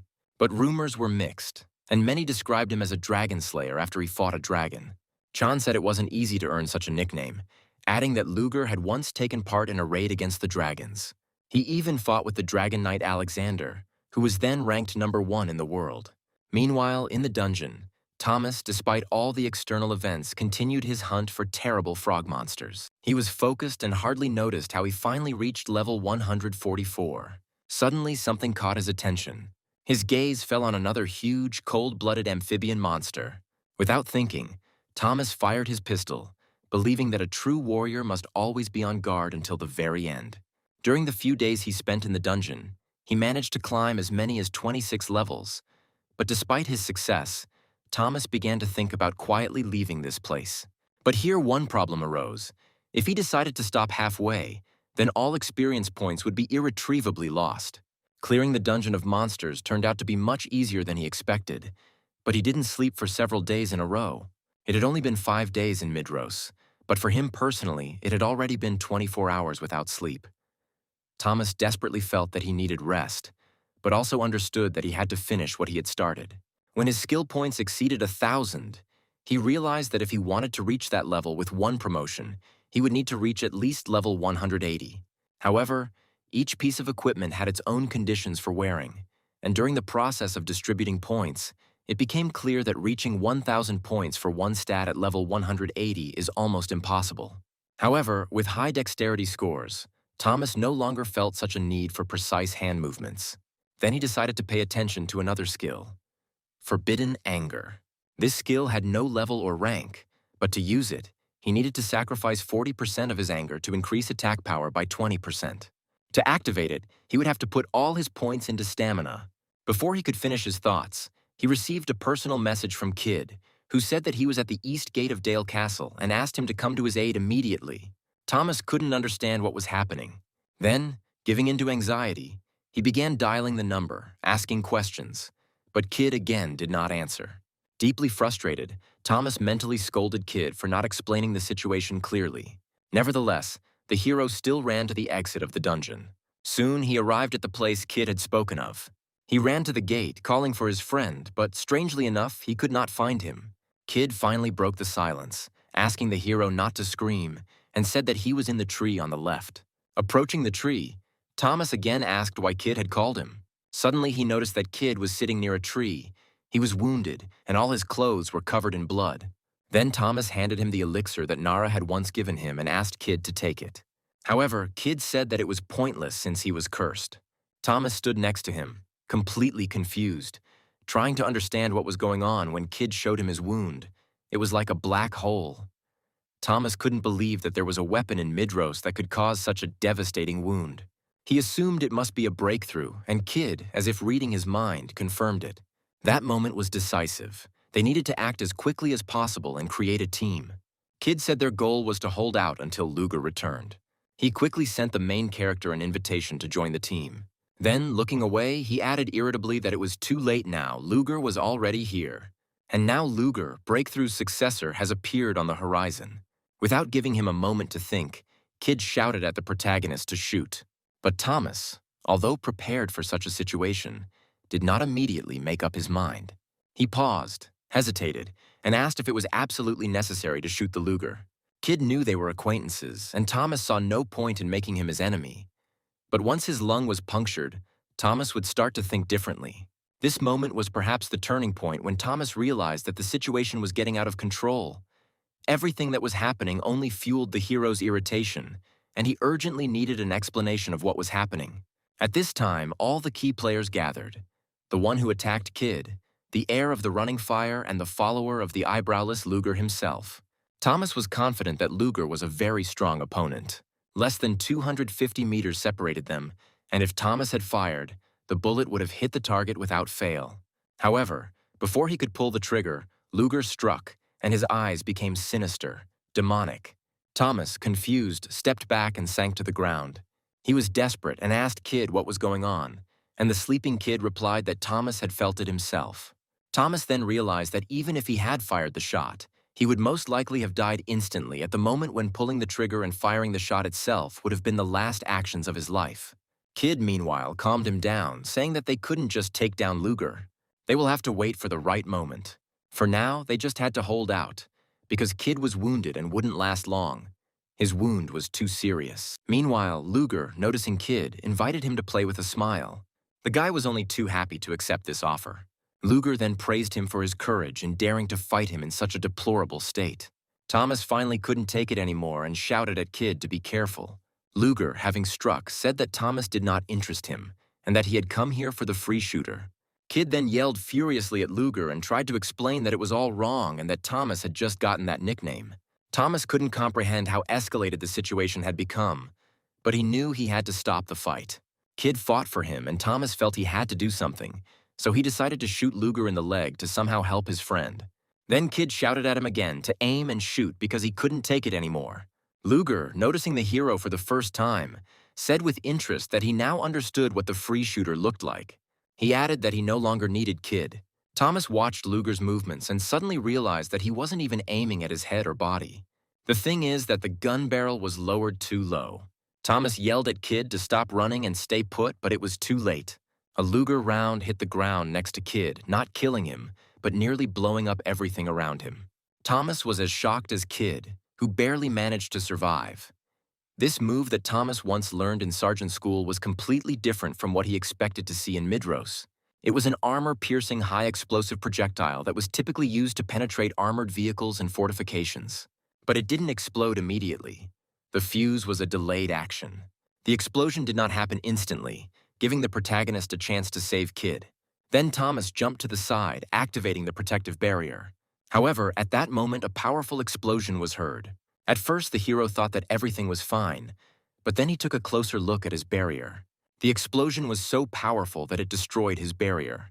Thomas couldn't believe that the barrier, which could withstand even a blow from a copper golem, was destroyed just like that. He helped Kid up, quickly assessing his condition. Thomas said they needed it urgently, but Kid was in terrible shape. The curse was taking its toll, and he could barely stand on his feet. Thomas knew it would be very difficult for him to escape with the wounded Kid on his shoulders, so he decided to hide him under a nearby tree. But at the same time, he already had a crazy plan in his head. He was ready to go to the end, despite all the risks. For his plan to work, he needed to use the Soul Link skill. He knew it would take a lot of concentration, but if he could do it, he would give them a chance to save themselves. Therefore, the hero decided to call on his bear for help. At that moment, his clawed paw appeared from the ground. A moment later, the bear emerged entirely, rose to his feet, and growled loudly. Meanwhile, Luger was greatly surprised when a field monster appeared on the battlefield. For a second, he thought it was the free shooter, but he quickly realized that it was just a misunderstanding and shot straight at the monster. The powerful shot hit the bear directly in the body, incapacitating it. Luger, not without a hint of mockery, praised the hero, noting that the trick of summoning a bear to block his view worked surprisingly well. He noticed, however, that the trick worked in both directions, as Thomas couldn't see anything either. In response to this, Thomas continued to act, and soon he shot Luger through the bone in his leg. This caught Luger off guard, and he could not understand how it happened. But for the hero, it was a small achievement of sorts. Luger lost his balance. Taking advantage of this moment, Thomas ran, carrying Kid on his shoulders. Every time the huge Luger gun fired, he concentrated with utmost concentration, keeping his arms and legs in the right position so that the recoil would not throw him back. One thought was going through his head. If his supporting leg was hit, the whole idea of a weapon would be useless, and he would no longer be able to shoot. Now his task was simple: to leave this place until Luger came to his senses. However, at that moment the blonde opened his eyes. Luger, watching what was happening, began to think that Thomas had somehow figured out his location in the fog and hid him. The hero's name came to mind, and he said with a grin that he would remember this interesting man. Meanwhile, Thomas and Kid headed to the temple, which was located in Dale Castle. Thomas, of course, couldn't shake the thought that all this happened because of the enemy. He felt how adrenaline was warming up his body. But despite his fatigue, he knew that he couldn't allow himself to relax. It seemed to him that in front of him was not just an enemy, but something much more dangerous. A real demon. He didn't even say a word when they shot at him, which made the hero think that this someone was clearly very experienced. Of course, Thomas could have fired again and destroyed it, but there was no way to take any chances. The main thing now was that they both survived. Then Kid, noticing that Thomas was lost in thought, extended his hand to him. The hero shook his hand in return and told him not to be ashamed of what had happened. They walked outside Dale Castle and decided to talk in the fresh air. Thomas, unable to restrain himself, asked Kid why he came here and what kind of leech was on his tail. Kid, without changing his expression, explained that in fact it was the other way around, and Luger had appeared first. He continued the story, explaining that Luger was the heir to the penetration technique and that he was trying to find leads on the free shooter. Thomas, however, didn't understand what Kid meant when he spoke of a gunslinger. Slipping Kid explained that Luger got his nickname after the Guild War. Thomas was still confused about how it all connected, but the guy explained that Luger wasn't just trying to make a name for himself. He was trying to steal the real original. Some details about whether this was an achievement or a title were unknown, but the essence was clear. It was about a person who was able to shoot magic bullets. Someone who had the right to do so.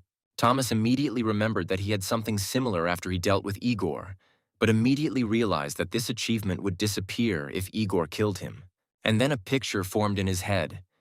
The free archer must have had the same system, where, by killing others, you could steal their achievements. Luger must have believed that the hero had this achievement and wanted to steal it. Then Thomas couldn't help but ask if Kid came to help him for this very reason. Kid, without hesitation, confirmed that he came for this very reason. He added that he had originally planned to explain to Luger that the information he had received was incorrect, but Luger did not even listen to him. It was absolutely obvious. Talking to him was almost impossible. Thomas, watching this, realized that it was the same with Kid. Kid then said that when they became next-generation shooters, they would always be able to sense each other, knowing each other's exact location. This moment made him think, and with a small spark of curiosity, the protagonist asked if this was like adding each other as friends on some social network. Kid, smiling slightly, replied that that wasn't exactly true, but he was glad he'd met Luger. It had led him to an important clue. However, the main character had one more request for his friend. He asked him to show him his quick-fire musket, but Kid, responding with characteristic calm, said he couldn't do that. Thomas didn't understand, and asked if the fact that he had saved Kid's life would influence his decision.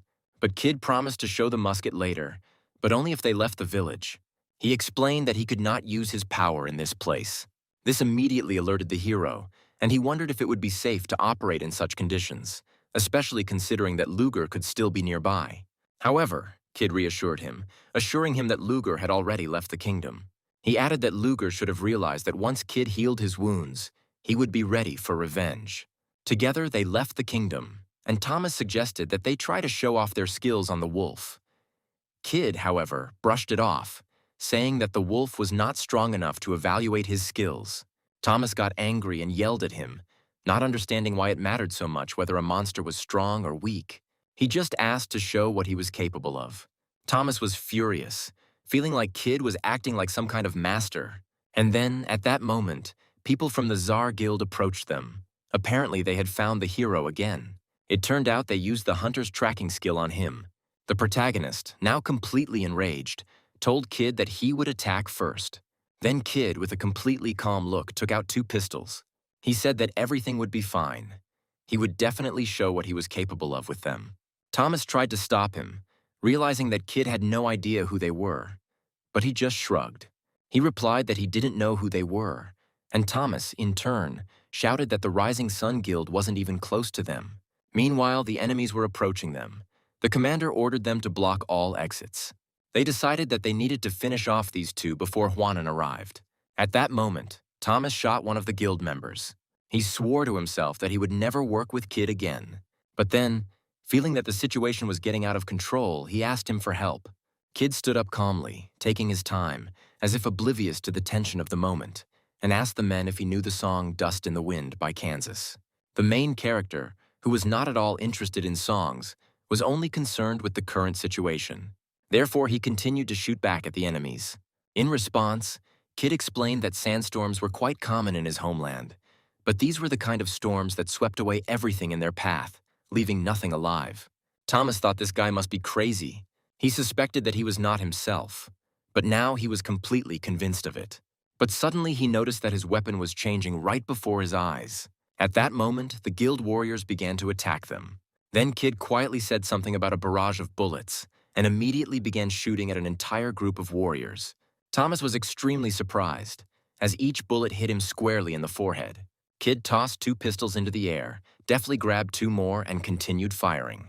He continued to shoot the members of the Tsar Guild, not giving the enemies a single chance. Thomas, looking at this, could not believe his eyes. Kid's speed was incredible, and his accuracy was impeccable. All the warriors died without ever understanding how someone could wield weapons so professionally. Kid then explained that he hadn't used this technique for a long time. Thomas, realizing that he had just witnessed something truly remarkable, he realized that Kid's weapons were 4 revolvers, and this shocked him to the core. Then he rushed towards him and shouted at Kid, claiming that it was only the 17th century in Midros and there was no talk of revolvers. Such technology was too advanced for that time. Kid expressed genuine surprise when Thomas mentioned that after seeing Luger's gun, he realized he was the most impressive of the 3. However, despite this, Kid insisted that his own weapon was far more advanced. He explained that compared to Luger's weapons, which resembled the cobalt blue python and the crimson gecko, there was nothing extraordinary in his arsenal.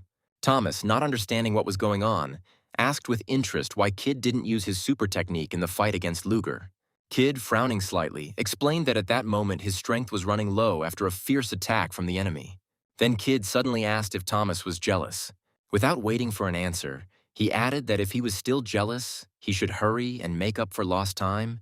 He said that at that time he would be waiting for him. And as soon as Kid said these words, he teleported away, leaving the hero in complete confusion. The protagonist, not understanding what had just happened, was unsure whether Kid was mocking him or, on the contrary, sincerely supporting him. Despite Kid's warnings not to follow him, Thomas would of course still decide to do so. While Thomas was thinking about all this, he suddenly remembered that he had recently noticed someone spying on him. After quickly counting to 3, he went to check who it was, and then Assistant Chan came out from behind the tree, realizing that his presence had been discovered. The assistant, a little embarrassed, admitted that he simply wanted to help after hearing about the Tsar Guild's attack. Thomas couldn't help but find it ironic that this assistant had decided to help by hiding in the bushes and watching as Kid destroyed the guild. Thomas, not hiding his displeasure, asked what would happen if he were caught spying. The assistant, clearly concerned about the consequences, said that if this information was revealed, he would lose Scarlet's trust, which in turn could lead to a bad outcome for all parties. Deputy Scarlet also agreed with this, and noticing that the situation was becoming quite tense, asked if the main character needed anything. Suddenly, the man began to pull out everything he had in his inventory. He laid out several scrolls, medicines, and other items, trying to figure out what exactly the main character needed. Thomas, trying to find the necessary things in the inventory window, noticed that the assistant did not stop. He laid out all his supplies, and without wasting any time, asked if the protagonist needed anything else, ready to help in any way he could. However, Thomas, as always, was a little out of sorts. He said he needed something else, and with determination in his voice, asked his assistant to put his head under the musket. Moreover, he recruited some unfortunate player to help them. At that moment, in an attempt to lighten the mood a little, Thomas gave his assistant and another soldier the task of helping with the measurements. He needed to calculate the distance between them precisely. The soldier ran and, without a measuring tape, simply estimated the distance. He reported that it was approximately 444 meters, with a slight margin of error. In response, the soldier asked why the protagonist needed such precise measurements. It all looked pretty complicated, and Thomas thought that it would be easy to die if he wasn't careful. Thomas, after a brief silence, estimated that the distance was most likely about 450 meters, but he needed it to be exactly 444 meters. Not a meter more, not a meter less. Without outside help, it was almost impossible to get an exact number. But after thinking for a while, Thomas decided that if he had an electronic rangefinder, such measurements could be done much easier. But even in Midros, creating such technology would have been impossible. Thomas longingly recalled the good old days when the army had access to tools such as rangefinders and other equipment for precise measurements. And then an assistant ran up to him and suggested using other methods of measuring distance. He proudly explained that something similar to binoculars could be used. Then the hero said that his vision was much more accurate than that of most people. However, he noted that it is difficult to obtain accurate measurements using binoculars, as they only show approximate distances and point to the closest points. In response to this, the boy asked a curious question. Wouldn't it have been easier to make binoculars with a mark, for example, at 444 meters? Thomas, thinking about it, realized that this would be an excellent solution, because it would be possible to create a monocle with a clear mark, which would allow him to accurately estimate distances. It was almost the perfect solution. Thomas immediately asked Mr. Chang if there was a Huahan Guild vault in Dale Castle. Sometime later, he and his assistant stood in the castle square discussing possible options. Chant congratulated the hero on successfully creating a monocle with a mark of exactly 444 meters. The main character could not hide his joy. After much trial and error, he managed to create a real technological achievement in Midros. Thomas then thanked his assistant for his dedicated assistance. In response, he modestly waved his hand and said that there was nothing special about it. He was just glad to help. Thomas, in turn, asked if the assistant would be willing to help again next time. However, a second later, Thomas said with a smile that he was joking, because if he needed help, Huahian would sit on his neck. In response, Chan said that they would be happy if this actually happened. The protagonist, slightly stunned by his assistant's frankness, decided it was better to take a step back. He expressed bewilderment as to why his assistant was being so frank with him, especially given his age, and noted that such short sentences frightened him, especially when they came from a 40-year-old man. The assistant then apologized and explained that he believed that Thomas would one day become a huge force for their guild.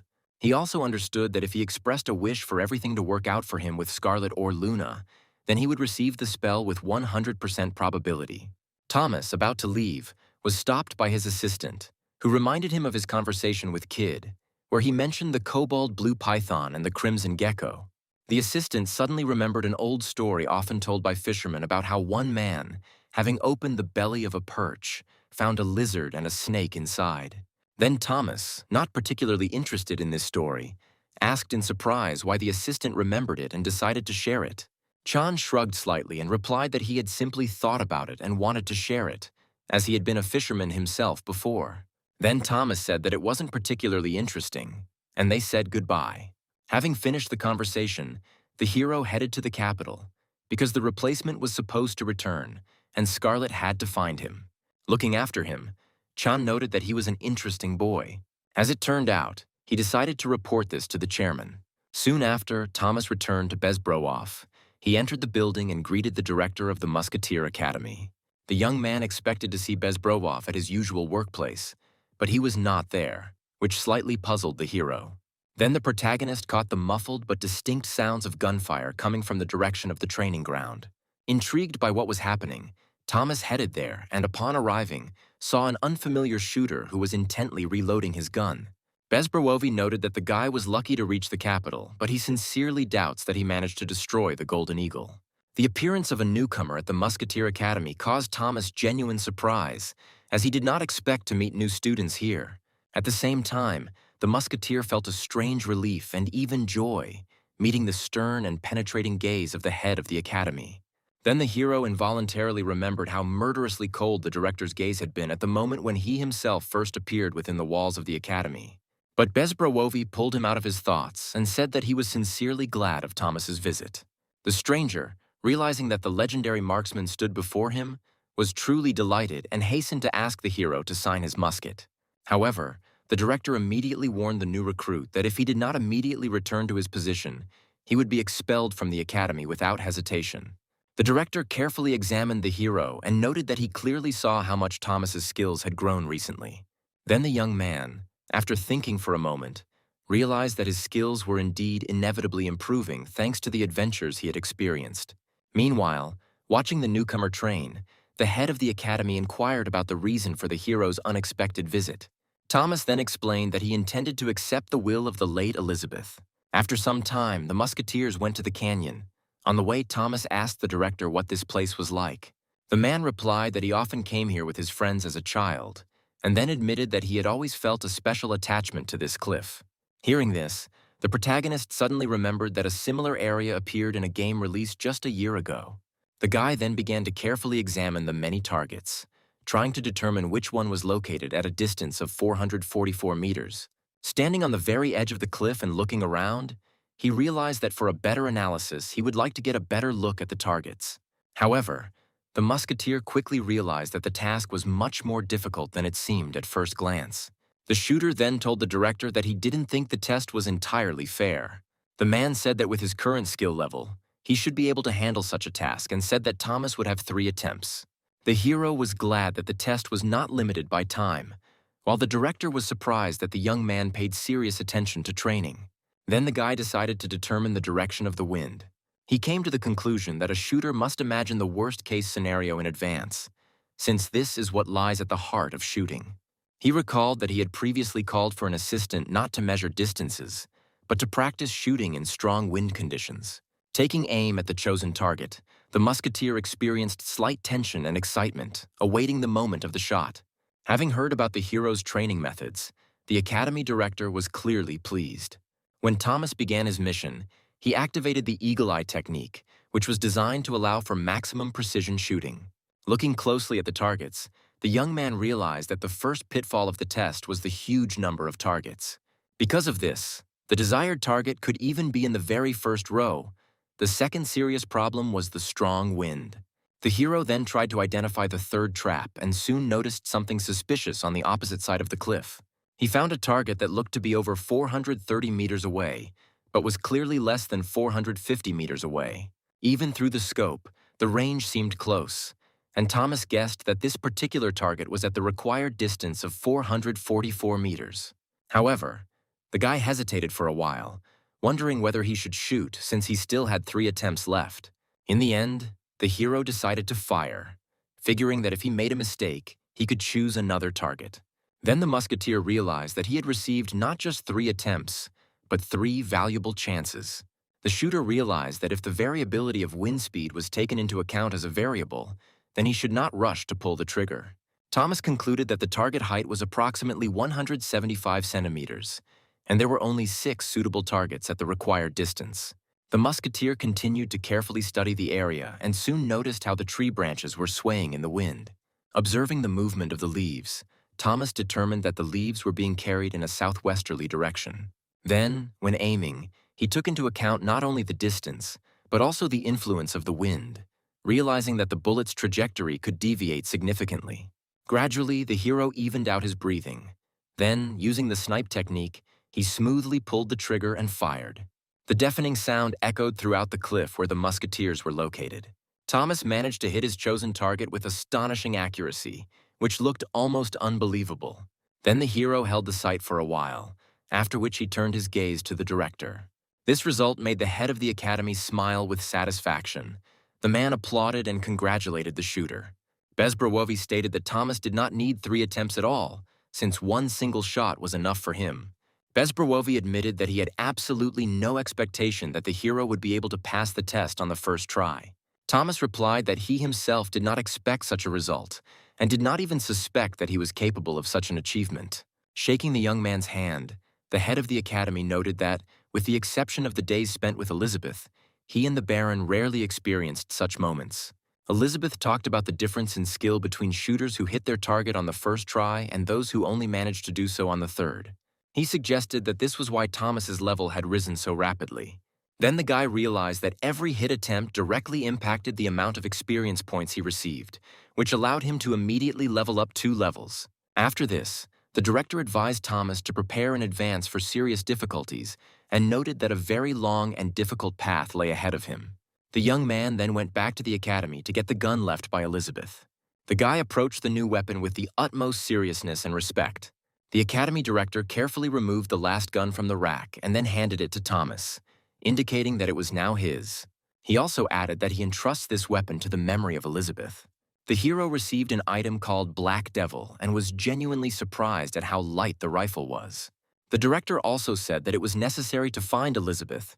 If she and Brown were really part of the Demon King's army, then the situation was bad. Recently, alarming reports have begun to emerge about a sharp increase in monster activity on the borders of states. Bezbrowovi noted that the monsters began to act en masse and in an organized manner. Hearing this, Thomas realized that if the Demon King had truly revealed himself, then the world was most likely threatened by another war. Then the protagonist remembered how after the battle with Hijwit Ka, while looking through the achievement he had received, he noticed suspicious wording. Then the hero felt that the task he had received would probably lead him directly to the main storyline of the game. Furthermore, the assignment contained no failure conditions, so he had no reason to refuse, and he soon agreed to carry out the mission. After this, Thomas informed the director that he intended to first find out in which direction the Demon King had gone. Then the guy asked Bezbrowovi how his new rifle could be used. At that moment, the hero noticed that he saw Luger and Slipping Kid modifying their weapons. Thomas expected to see how his new weapon would change, but it turned out that Bezbrowovi himself did not know how to modify this rifle. Bezbrowovi explained that the Black Demon was used exclusively by Elizabeth, and also admitted that he himself had once fired this rifle. However, the director said that even he was not able to modify it. Then the man noted that it was impossible to know the result until you try. Then Thomas realized that the head of the academy had entrusted him with a task, while simultaneously shifting all possible difficulties onto him. After this, he announced that he was going to set out on his journey, as the matter was extremely important and required speed. Bezbrowovi added that the direction would probably be the same. The hero looked at the director but did not understand what exactly he meant. The man then advised the musketeer to go to the Adamandir mountain range, where the young man would be able to find the answers he needed. The boy began to ponder the information and soon realized that the director was probably hinting at the dwarves living in the Adamandir Mountains. Before setting off on his journey, the hero decided to test several features of his new rifle. Thomas carefully examined the musket that Elizabeth had previously used. There were rumors that the weapon might have been created by the legendary dwarves. The young man was surprised to discover that the weapon was of hero rank. Then he remembered that the pendant he received from Igor also had the same rank, and now he owned a weapon of a similar level. Thomas then became interested in the rifle's attack power characteristics. The guy knew that the attack value of his current special-grade weapon, called Hummingbird, didn't even reach 5,000 units. The hero then came to the conclusion that Sleeping Kid and Luger looked like nothing more than swindlers with flashy weapons. Furthermore, he realized that if he had obtained his Black Devil earlier, his capabilities would have been much greater. The thing is, this rifle converted all dexterity points into attack power. At that moment, he received a notification that he had finally completed Elizabeth's task. Then the hero heard the voice of Slipping Kid and was glad to realize that he was alive. The young man inquired about his comrade's condition. After looking at the map, Thomas asked what Sleeping Kid was going to do at the inn, and he replied that he was getting ready for bed. Kid then advised the hero to check on Luger's whereabouts from time to time, adding that the misunderstanding with the free shooter had already been resolved. However, he said that it was still impossible to relax, and he also noted that it was extremely difficult to conduct a dialogue with Luger. He often becomes problematic and likes to insist exclusively on his own point of view. Thomas thanked Kid for the information he had provided, and then asked if he was planning to head to the Adamandir Ridge. Kid replied that he didn't need any ammunition. The hero was surprised by such a statement, after which the conversation ended, and the interlocutor hung up and went to bed. The boy felt proud of himself, realizing that he had managed to naturally extract useful information from his communication with Kid. The young man then came to the conclusion that he should learn more about the new weapons and ammunition when he met the dwarves. This means he needs to go to the mountains as soon as possible. However, first the musketeer decided to check Dale Castle with the help of a magic sphere. In the real world, Thomas's mother reported that she had already returned from work. The woman looked into her son's room and noticed that he was busy with something. Coming closer, she realized that the young man was playing a virtual game again. The mother felt a huge sense of relief when she noticed that her son no longer looked depressed and sad. Meanwhile, Thomas recalled the moment he first entered the game, and these memories warmed the hero's soul, reminding him of his acquaintances with friends. Then the boy thought that one day he would be able to play with all his friends. Suddenly, a memory of Scarlet appeared in his head. She came up to him and said that she would see him again. This caused the young man a slight bewilderment when he looked at the girl. Meanwhile, using the magic sphere, the hero moved to the main street of the castle. The young man did not immediately understand what events had surfaced in his memory while using the artifact. However, he remembered that he had previously experienced a sudden influx of memories when using the sphere. At that moment, he suddenly received a new notification, which described Luna's favorite places. Then the boy realized that he was holding a moon crystal in his hands. Meanwhile, a girl named Luna was frantically going through her things. She was very upset to find that her crystal had disappeared. Scarlet then asked her sister what was going on, noticing that she was nervously looking for something. The girl explained that her crystal was missing and she had already searched the entire room. Scarlet noted that she rarely sees her sister lose things and said that she could buy her a new crystal. However, Luna explained regretfully that this was not the problem at all. Then the girl realized that she had accidentally given the crystal to Thomas in the dungeon, after which Luna screamed loudly throughout the house. Meanwhile, the hero, holding the crystal, suggested that the girl had probably confused it with the item she had originally intended to give him. However, he decided to mind his own business, realizing that if he headed a little further north, he could reach Sazrashian. In addition, the hero came to the conclusion that the route to the Adamandir Mountains would be much faster through minis. However, Thomas did not want to cross paths with the unpredictable Luger, as the three shooters could track each other's locations. The hero understood that Luger would begin pursuing him as soon as he arrived in minis. Thomas already had the followers of three valiant shooters and the weapon of the best sniper. Inspecting the rifle, the young man noted that at first glance it resembled a standard frontline musket. Then the guy decided to check whether he had the necessary skills for such a transformation. The hero soon discovered a modification ability for the PVS weapon that allowed him to remove the legendary seal of the dwarves. Thomas realized that in front of him was a special purpose rifle with an optical sight, a first-class weapon with a guidance system. Moreover, it was a rifled gun, which had previously been considered impossible to create in Midros. The young man looked at the weapon he had received with noticeable excitement, feeling a sense of anticipation. Then the main character used a modification of the PVSN weapon. Suddenly his rifle began to glow brightly. The glow was so strong that for a while the guy couldn't even see what exactly was happening to the weapon. The hero then came to the conclusion that after such an improvement, Luger and Slipping Kid could no longer be considered such impressive shooters. The young man then headed towards the fork, next to which was the territory where the Kratman lived. The hero decided that this was where he would conduct the first test of his new weapon. After all, being one of the new generation of musketeers, he wanted to test the capabilities of the improved Black Devil rifle. Thomas set up an ambush and tried to take aim at the monsters, but soon noticed something strange. Meanwhile, the monsters became aware of the presence of a human nearby. Thomas then realized that he had no ammunition for the rifle because no one had given him the improved bullets with the gun. While the guy was pondering the situation, he noticed that the monsters behind him began to slowly approach him. The hero tried to buy himself time in his mind, as if asking the monsters to let him recharge, but the monsters didn't care. Then the young man began to defend himself, trying to use the bayonet of his rifle. Thomas desperately tried to fight off the creatures pursuing him. Forced to retreat, the guy headed to the city of Sazrashian in the city of Vonudevo. The musketeer, who barely managed to escape from the monsters, continued moving towards his intended destination. Then the hero realized that even as a new generation shooter, he again found himself in a situation reminiscent of the beginning of his journey on the first level. Upon entering the city, the young man noticed that the climate here was much harsher and colder than what he was used to. Various groups of adventurers gathered around, one team of 4 looking for a healer for the expedition to Celia Cave. Then Thomas heard talk of a trek to the Adamandir Mountains and decided to join the travelers as a companion.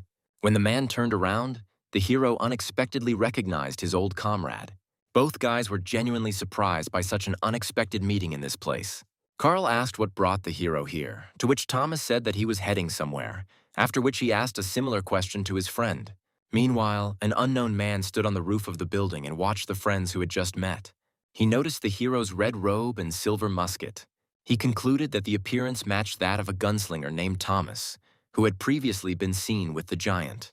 Meanwhile, already on the snowy mountain, Thomas was glad to have the opportunity to fight in a group again with Carl.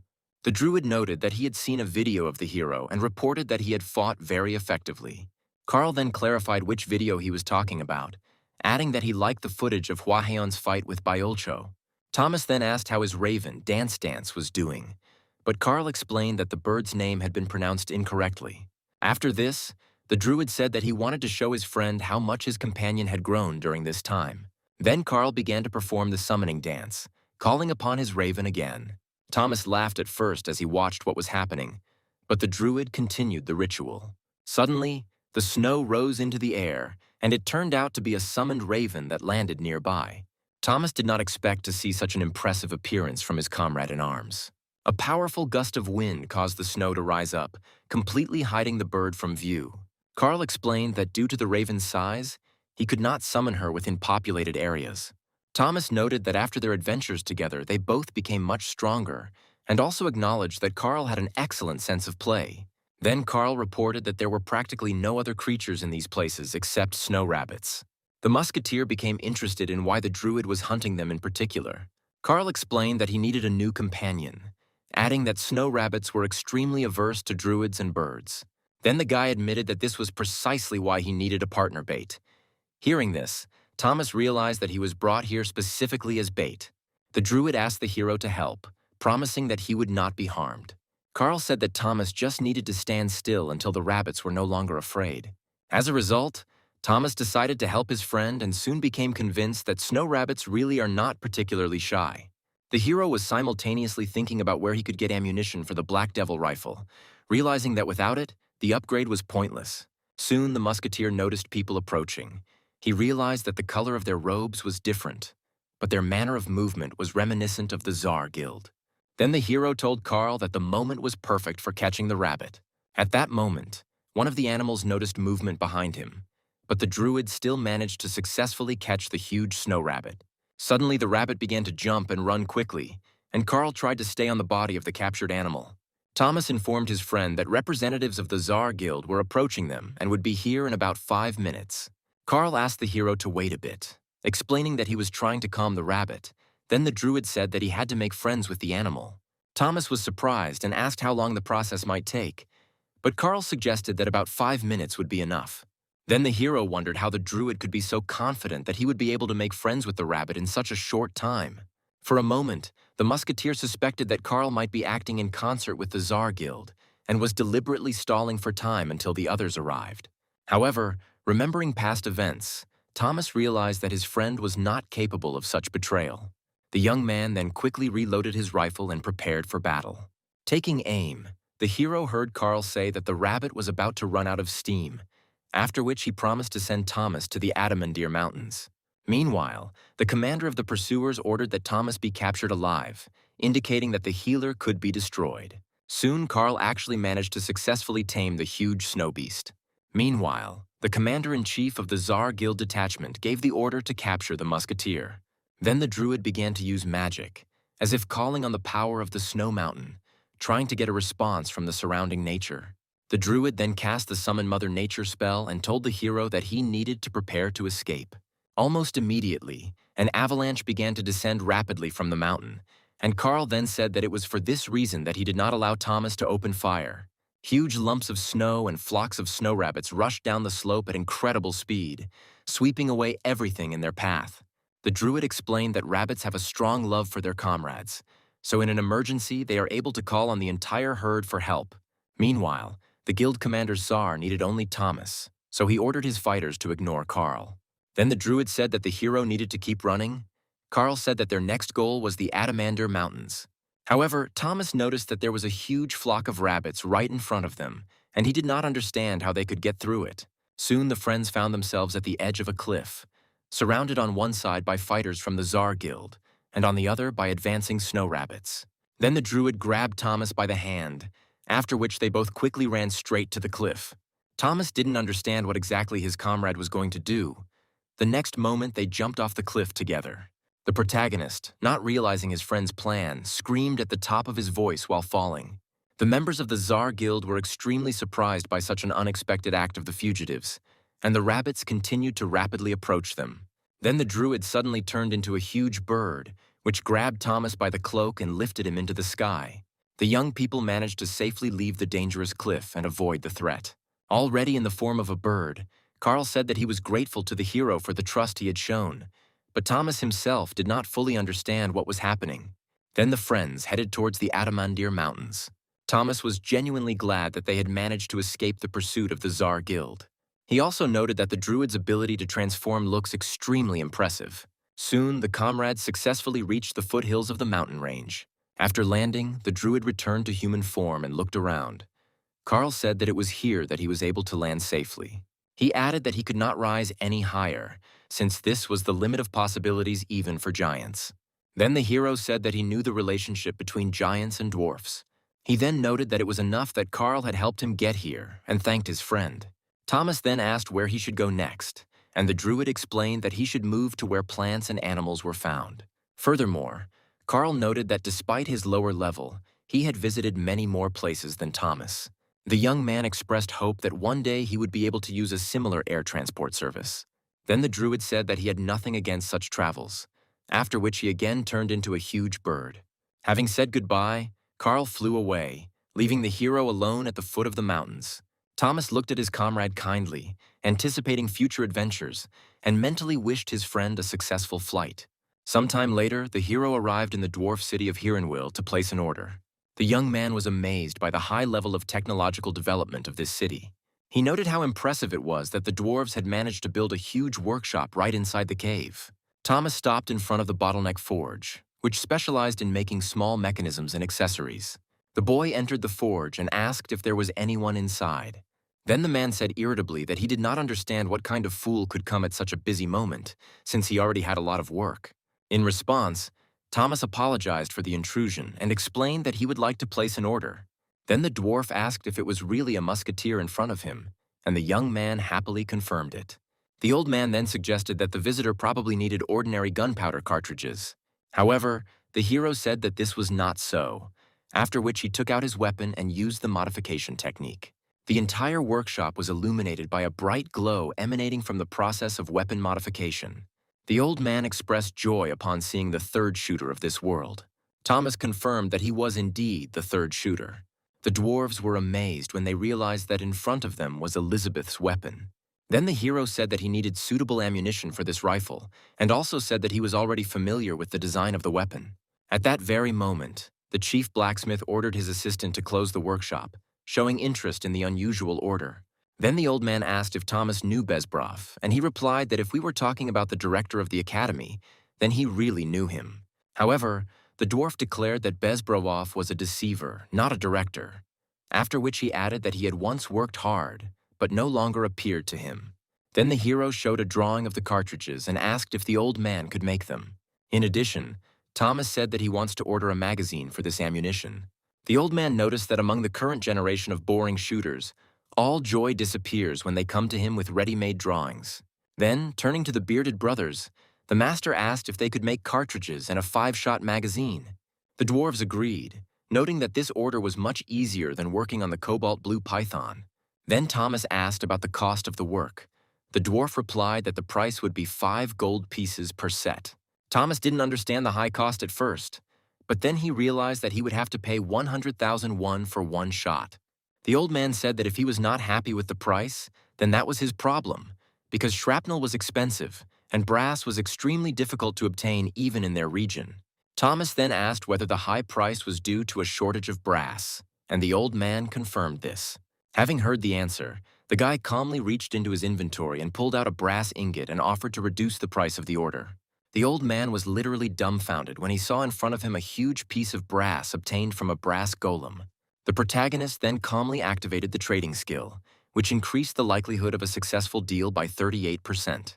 Thomas then said goodbye and announced that he intended to return in 3 days, while also asking them to handle his musket with the utmost care. In the end, the cost of the set amounted to only 1 gold coin, and the workshop was forced to cover part of the costs itself. Later, Thomas thought about converting the rifle into a more compact pistol.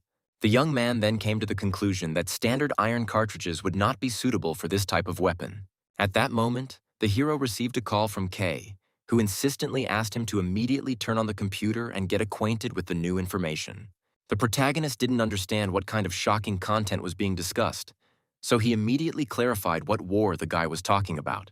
His brother then explained that they were talking about the war in Midros, adding that the game had officially entered its second phase of development. Upon hearing this, Thomas felt a sense of unease, as he realized that the plot was beginning to unfold much faster than he had expected. Kay then added that the hero's successors have already been determined, so players need to act quickly.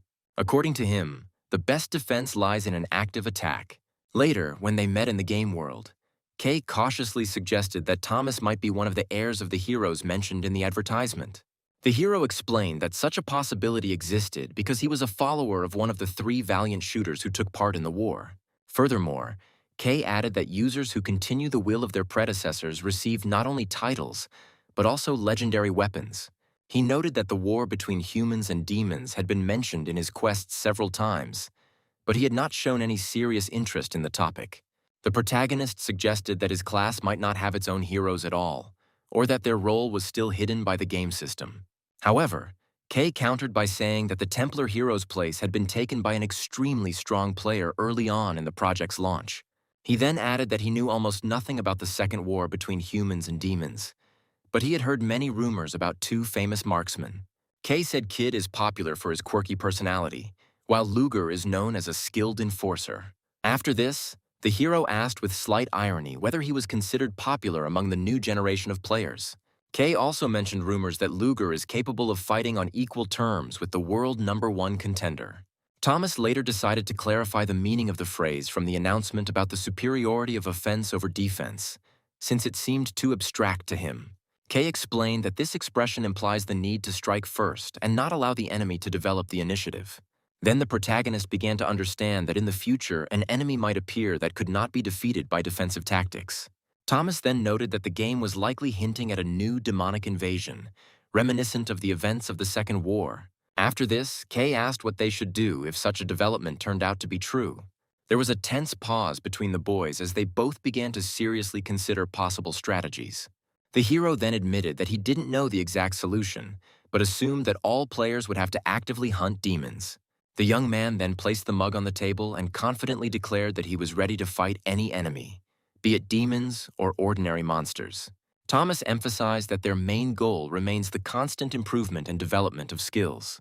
Kay noted that Thomas looked impressive, to which the hero replied that such thinking is typical of most experienced participants in the game. After they finished eating, the young man looked at his watch and realized that it was already late evening. However, Kay asked to see the new rifle he received after completing Elizabeth's mission. Thomas agreed and headed towards the workshop. However, he was very surprised to find it closed, despite the time. Hearing the sounds of work inside, Thomas realized that the craftsmen were still working on orders. Then he knocked on the door and asked about the status of the order. The tired dwarf opened the door and invited him in, explaining that the head of the workshop was already expecting a visitor. After examining the master, Thomas cautiously inquired about what had happened, suggesting that an accident might have occurred in the workshop. The dwarf explained that the war had begun, and this was the first such complex order for their workshop, adding that the boss would be able to explain the whole situation. Approaching the old man sitting next to the hero's rifle, the young man immediately understood the seriousness of what was happening. The protagonist noticed bandages on his boss's body and realized that he had been injured while carrying out an order for him. The old man angrily declared that it was Thomas who had caused the entire industrial disaster. He shouted that such a thing had never happened before, and that even the orders of Luger and Sleeping Kid were much simpler and safer. The master then handed the rifle to the hero and demanded that it be put out of sight, expressing strong irritation and fatigue. He explained that the dwarves called this weapon the Shining Hammer, and sealed it for a reason. But Thomas did not fully understand the master's words. Thomas then cautiously suggested that the musket might not have been created by the legendary blacksmith of antiquity. However, the dwarf sharply called the young man a fool and ordered him to carefully examine the weapon himself. The protagonist remembered that after Black Devil's transformation, he never checked the rifle's description, so he decided to do it now. The guy then opened the information and was surprised by the lack of data on the firing range, bullet speed, and even the conditions of use of the weapon. In addition, the hero noticed an unusual system for calculating the force of a blow, where the dexterity indicator was immediately multiplied by 8, which looked extremely unusual. After this, the young man asked the dwarf about the characteristics of the cobalt blue python and crimson gecko weapons, wanting to compare them. Thomas finally realized that Luger and Kidd had heroic weapons, and he had the legendary one. The hero then declared that he was obliged to use Black Devil and promised to handle the rifle with care. However, the old man gloomily noted that this musket probably should never have appeared in the world at all. After this, the young man politely inquired about the reasons for the problems with ammunition. Thomas noted that the result of the work was perfect, as this was exactly the level of quality he expected from the best blacksmiths among the dwarves. Then the young man thanked the dwarf for his help and added that the old man would definitely visit them again. The old dwarf sarcastically remarked that the main character's level of insolence surpassed even Bezbrowoff himself. Later, at the Tenero copper mine, the hero realized he needed more brass to ensure a stable production of ammunition for his weapons. Thomas patiently waited for the brass golem to appear, hoping to obtain the necessary resources immediately after its awakening. After some time, the young man heard the players' cries about the appearance of the golem. He realized that luck was clearly on his side today. Having taken a favorable position, the hero was able to determine the distance to the target at approximately 330 meters, while simultaneously calculating the wind speed. Then the guy realized that the conditions for the shot were far from ideal. The hero understood that he should have calibrated the sight in advance, but he decided to take the risk. Then the protagonist thought that in the past he would have simply ignored such difficult conditions, but now he decided to take the shot. Thomas didn't expect such a strong impact at all, so he experienced a sharp shock. He barely managed to hold the weapon in his hands before looking carefully at the target. Then Thomas noticed the result of the hit with great surprise. The brass golem suddenly shattered into many small fragments. The hero couldn't believe that he had managed to destroy such a powerful enemy with just one shot. Moreover, the monster's core was completely pierced by a bullet from a new rifle. After this, the young man sat down on the rocks and silently looked at the destroyed enemy for some time, still not believing what had happened. However, the guy then quickly realized that now was not the time to give in to emotions. Thomas decided that he urgently needed to collect the dropped items and resources. The protagonist then carefully picked up the used cartridge case so that other players would not learn about the characteristics of his new weapon. Humming a cheerful tune, Thomas headed to the place where the monster died, anticipating valuable prey. He really wanted to see what this golem had dropped on him. As Thomas got closer, he noticed brass boots and a huge metal ingot, intended for crafting rare ammunition. The young man then examined the ingot and realized that the probability of its dropping was 100%, which made mining it especially profitable. Thomas was extremely pleased with the result, as one such ingot could be used to produce about 100 cartridges. However, the hero soon heard other players talking about the brass golem and realized that it was impossible to use super speed spells against it. Then the guy noticed that a group of users were watching him, so he decided to leave the place as quickly as possible so as not to attract attention. The young man then used a scroll of movement and instantly disappeared from the sight of those around him. One of the players carefully examined the battlefield and could not understand where the golem had disappeared to. There was no longer a single trace of the stone monster left in the canyon, although it had been there just a minute ago. So the players didn't understand what had happened here. The hero later put the brass boots up for auction, setting the starting bid at 120 gold coins, expecting to make a good profit. The young man then went to a tailor shop and ordered a long rifle case to safely carry the weapon. After this, the hero decided to look at his new achievement. Thomas reflected on the fact that he had reached a level of power that allowed him to destroy golems with one shot. However, he was surprised by the lack of mention of him in the Hall of Fame. The guy then suggested that there were many players in the game who were capable of destroying similar monsters just as quickly, but now the main character has officially joined the ranks of elite shooters. Then he decided to check all the field bosses in order to catch up with the leaders of the rating. Soon, the young man received notification of his first successful hunt using Black Devil, after which a new task opened up before him. The hero was very surprised by the lack of buttons to accept or decline, since the system simply required that the specified conditions be met. From the text of the task, Thomas understood that the Black Demon was still in a sealed state, and that 7 seals were placed on the weapon. Then the young man realized that for a level 146 player, fulfilling the conditions of the quest would be an extremely difficult test. However, the guy suggested that after removing the seals, the rifle could gain incredible power, although he did not even imagine its limits. Anticipating the results, the hero decided to accept the challenge. In addition, the young man noticed the absence of failure conditions, so he decided that he could gradually work on removing the seals without the risk of losing his progress. Thomas then realized that he needed to find a place where he could complete the one-shot kill achievement, as well as boss areas. Then the main character thought for a while, after which he decided to contact someone. He knew that this woman had previously shared useful information with him. But at the guild building, he was informed that Madame Zoe was currently holding a meeting, so the young man remained to wait for an invitation. While he was sitting at the bar, he began to look around. While the hero was in the waiting room, he assumed that someone else might have started collecting information like him. Then Thomas remembered that most users receive information about quests through regular NPCs. At the same time, they themselves collect information from visitors' conversations. Soon the waitress addressed the guy by name, after which he turned abruptly to her. The girl said that the main character could go upstairs, since Madame Zoe was already waiting for him.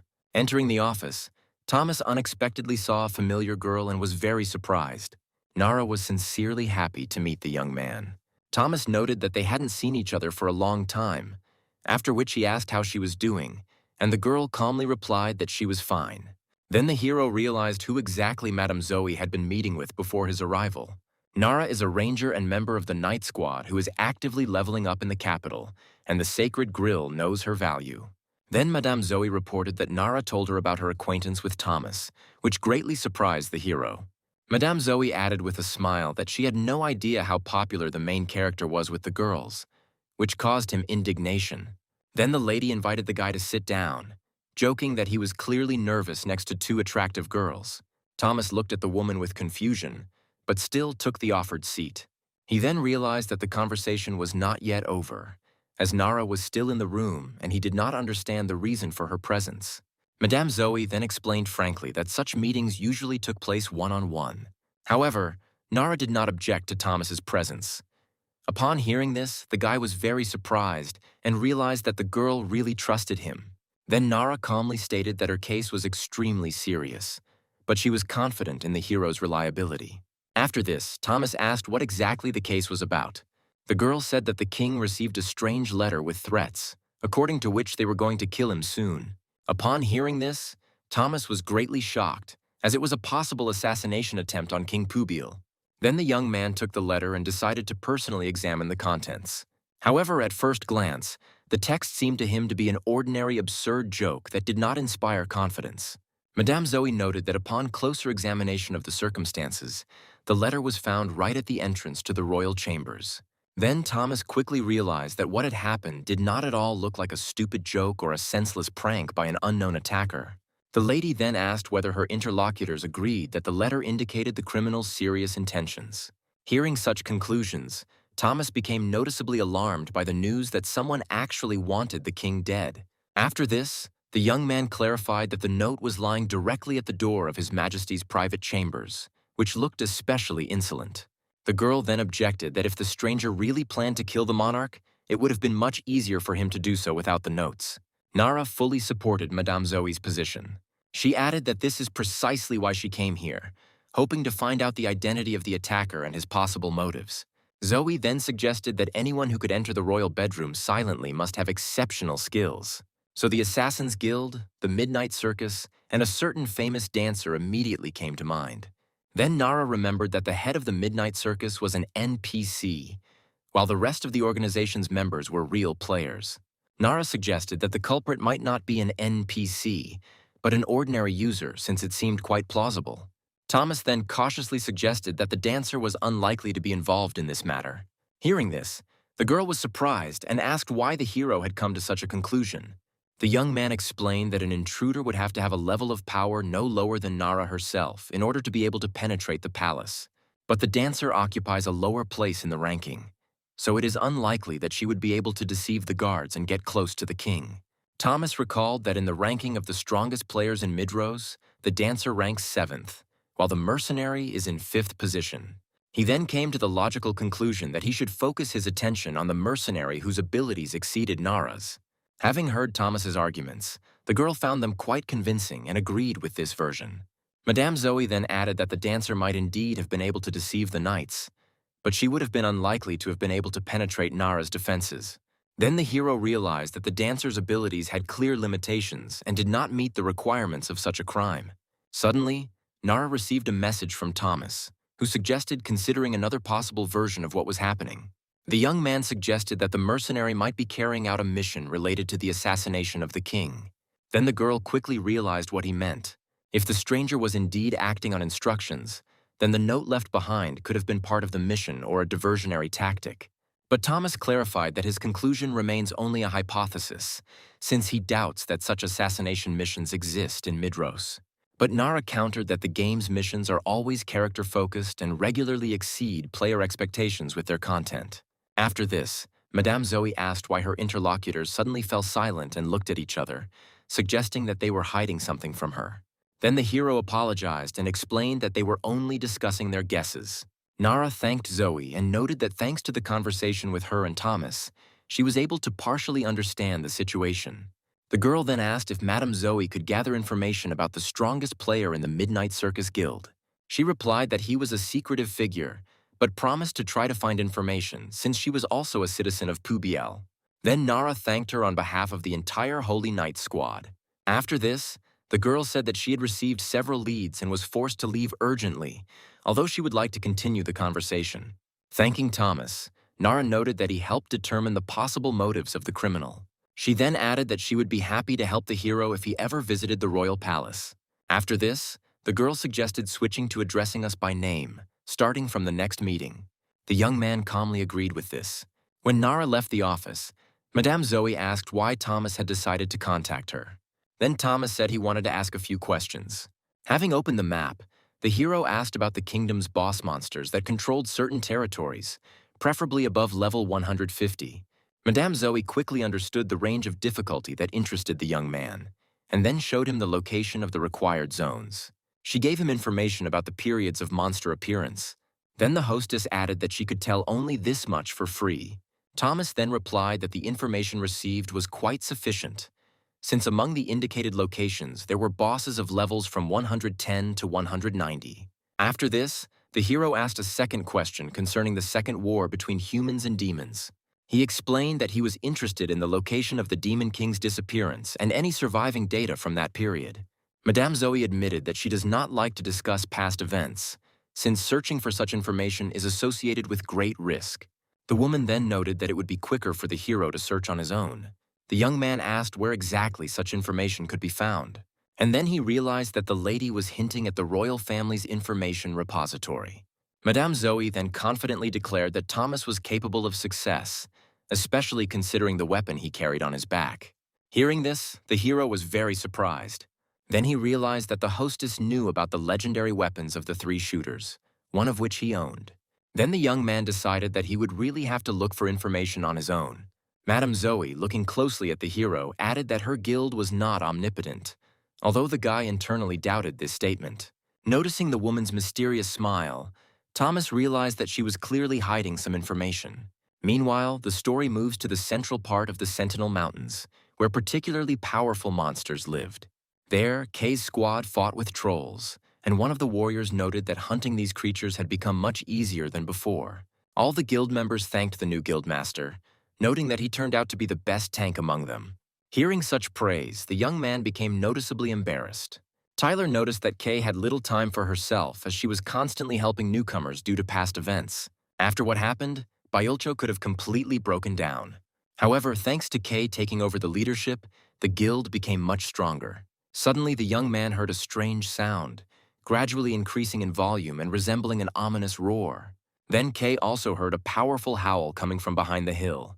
The entire group instantly became wary when a huge ogre suddenly appeared next to them. Then the leader ordered the entire squad to immediately prepare for battle. At that moment, one of the players, rapidly approaching them, shouted that everyone needed to run immediately. Turning around, the guild members realized with horror that a cyclops was chasing their comrade. Then everyone saw how the giant monster crushed their comrade with one blow. The Byulcho Guild had completely unexpectedly encountered such a monster in this area, so most of its members were truly terrified. Then the whole team began to retreat in panic, shouting loudly about the appearance of the Cyclops and trying to save themselves by running away. Kay informed all members of the Byulcho Guild of the need for an immediate retreat. However, one of the players tripped and was unable to get up. The young man lay helplessly on the ground, watching as the monster picked up a giant boulder, intending to throw it straight at him. Tyler tried to warn the foreman, who rushed to help his comrade. He said it was too late to save him, but he ignored the warning. Then Kay quickly activated the sacred defense stance technique, after which the Cyclops threw a huge stone. The young man covered his ally with a magical shield. However, the boulder fell right on them with a deafening roar. Tyler couldn't believe his friend's actions, but everyone hoped that the guys had managed to survive. Meanwhile, the Cyclops growled, shouting furiously at the pathetic humans. The monster's powerful scream plunged the players into a state of fear, rendering them unable to move for approximately 3 minutes. But Tyler still declared that the deputy foreman must be saved at any cost. He added that they couldn't abandon their own people, as he was the master of the Buellco Guild and had no intention of retreating. Tyler then stated that if they were to live together, they must be prepared to die together. Then he tried to attack the monster. The Cyclops was not going to give in to him either and rushed into a counterattack. At that moment, a huge column of dust rose into the air, completely blocking visibility around. The players and the Cyclops himself did not immediately understand what had happened. However, it soon became clear that the monster had been destroyed by a precise shot to the head. The system then informed all participants that Kikero, the ruler of the Sentinel mountain range, had been defeated. For the next hour, all humanoid monsters in this zone are weakened by 30%. One of the warriors suggested that Tyler had destroyed the Cyclops, and everyone was surprised, thinking that the Highlander had single-handedly defeated a level 180 monster. However, the guy immediately stated that he had nothing to do with it. At that moment, he realized that in the heat of the battle, he had forgotten something very important. He then rushed towards the boulder that was pinning Kay and the other guild member. Sensing the presence of the players, Tyler announced that he was going to cut the stone. Hearing this, the allies were surprised to realize that their master was alive. Then the guy split the boulder with one powerful blow of his sword. Kay breathed a sigh of relief, no longer holding back the weight with magical protection. He noted with a smile that he had been thinking all the time about when he would finally be released. The guild members immediately began to thank their master for asking them to leave in time. The young man thanked everyone for their help, but was surprised that Kikero did not kill Tyler. The guy then suggested that the monster was destroyed using a speed control skill. He tried to guess how many Midros players could destroy a Cyclops with one blow, deciding that there were no more than 10 rankers who could do so. Tyler added that judging by the monster's condition, the shot was fired by a long-range player. This was indicated by the fact that there was no loot left on the monster. Kay then noted that among the top 10 there is only one fighter with similar capabilities. He suggested that it might be a ghost archer. The young man began to look for her, reminding her that her attack radius reached 250 meters. At that moment, Guildmaster Buellco noticed the shooter who managed to destroy the Cyclops with a single shot. However, once he realized who exactly it was, Kay was horrified. Coming closer, Kay saw his cousin with great surprise. Approaching them, Thomas asked what they were doing in this place. Then Kay clarified whether it was true that he was the one who destroyed that Cyclops. However, the shooter himself decided that it was better to leave all questions for later and first pick up the loot, since the monster's corpse could soon disappear. Then Kay, more seriously, asked what exactly the hero wanted to tell him. At this time, the brothers were sitting in one of the drinking establishments and discussing what had happened. When Kay learned that the main character in the stories about how field bosses began to disappear without a trace was Thomas, he was truly shocked. Thomas, in turn, explained that apparently, he was with the guild not far from the place where he spent time with his relative. Then Kay loudly asked if Thomas was really already at level 157, and upon hearing this, Thomas only smiled smugly. Kay was shocked, because just 10 days ago, the main character was only level 120. The young man added that at this rate of development, Thomas would soon swallow up all of Midros. The hero had extremely high stats, which he increased through achievements, but he chose not to tell his brother about it. Gradually, Kay began to realize that a person like Thomas was truly capable of dealing with boss monsters. Then Kay noted that he had not called Thomas here for this reason at all, and informed him that Nara was currently on a royal mission. The protagonist was slightly surprised, as he did not expect that the rumors had already spread. Then the young man wondered how the girl was doing after their last meeting, because then she looked extremely tired. Kay then added that, according to players, this is a group quest. He also recalled that Thomas was close to Nara, but he did not immediately understand what his brother was getting at. After this, Kay asked the hero to try to persuade Naru to include them in his mission. Then Thomas clarified whether it was true that the girl was going to carry out the mission together with Kay and Tyler. Kay nodded affirmatively and explained that he heard about it completely by accident. The girl is looking for fighters among her acquaintances due to the demands of the royal family, and that is why she cannot find enough people yet. After this, Kay asked him to put in a good word for them with Nara, and Thomas thought about this proposal for a while. He became curious to know how she was doing, because he wanted to visit his friends sometimes. Moreover, the hero realized that by visiting Naru, he could help Kay at the same time. In the end, the young man agreed to help his brother and said that he would go to the capital and talk to the girl. Then Kay thanked him, and Thomas, using the magic crystal, moved to the capital. Then he decided to check the previous task related to the Cyclops. Thomas managed to break one seal with the help of Black Devil. As a result, he received a new quest, the reward for which was the Mana Clairvoyance skill. Looking at the quest description, the protagonist realized that he had again received an ability without a rank or level. He suggested that, like the rifle itself, this skill worked in a special way. If his guesses are correct, everything will be exactly as he expected. Thomas suggested that the new skill was similar to infrared vision, and that it would make hunting much more interesting. Thomas then realized that this was only the first seal removed from his rifle, so he became extremely curious about what would happen in the next missions. Upon opening the new quest, the hero was shocked. He had to kill a level 160 monster with one shot from a distance of 1,500 meters. The conditions of the mission greatly surprised the shooter. Hitting the target from a distance of 1.5 kilometers was extremely difficult. In addition, the monster level has increased by 10 units, and the distance has increased by 500 meters. The young man even hoped that the next assignment would not force him to shoot from 2 kilometers away. Thomas then decided that it would be a good idea to enter Ailstock Castle as a hero, renowned for his exploits and achievements. Once inside the castle, Thomas noticed a huge number of guards. He suggested that it was connected with the recent assassination attempt on the king. In addition, Thomas noticed that the holy knights and ordinary guards looked extremely stern and were fully prepared for defense. Suddenly, one of the guards asked the hero to wait while he informed the lady about the guest's visit. Thomas agreed calmly, but wondered what might have happened if he had failed to prevent the king's assassination. When the young man entered the office, he assumed that the game had probably moved on to the second chapter. At that moment, Nara asked him via private message if he had gone to the castle. Thomas confirmed this and asked if she was busy now. The girl replied that she had already finished her business and was heading towards him, asking him to wait a little. Soon the door opened and the hero saw his friend Naru. Upon seeing her, the young man was struck by her appearance. Then he cautiously asked what had happened to her. The girl asked if her face really looked worse than usual. Nara then reported that since their last meeting she had not logged out of the game or slept once. 24 game hours had passed, which meant 48 hours in real time without rest. After this, the girl asked what had happened to Thomas, and the guy explained that he had heard that she was looking for people to carry out a mission. However, Nara hesitated to agree, as the hero's level might not be high enough for such a task. However, looking at Thomas, the girl understood that she could trust him. She knew that Thomas was capable of sacrificing his own life for strangers. Moreover, now he was the only user she could really trust. The girl then asked if he was ready to find out what she had been doing all this time, after which she showed him another letter. Nara explained that thanks to his actions, the number of suspects was reduced to 1 person. Thomas suggested that the killer could be one of the top 10 users.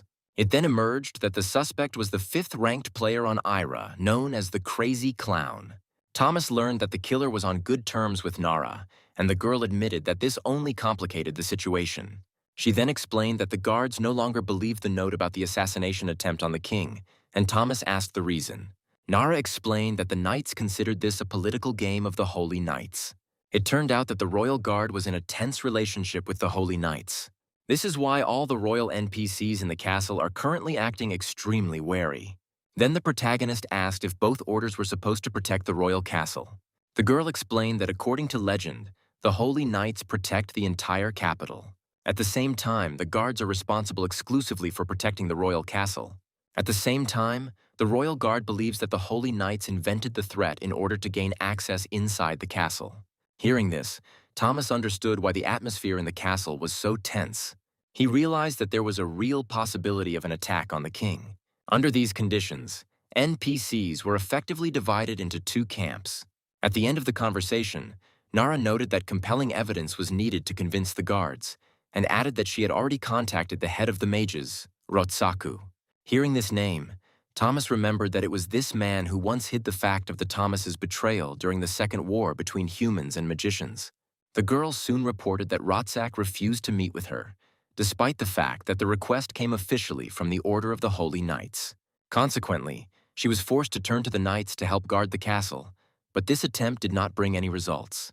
Nara then showed the young man his task, after which Thomas, having carefully read the assignment, realized the terrible truth. If it fails, if the assassination attempt on the king cannot be prevented, a bloody war could very well break out between the two kingdoms. The girl added that the proposed reward was completely out of proportion to the possible punishment for failure. But she explained that she still managed to find two performers, and she named herself as the first one, and her friend as the second. At this moment, an awkward pause hung between the guys. At the same time, Nara openly admitted that she had never even participated in tasks of this level of difficulty before. Hearing this, Thomas suddenly offered to help Nara complete the mission.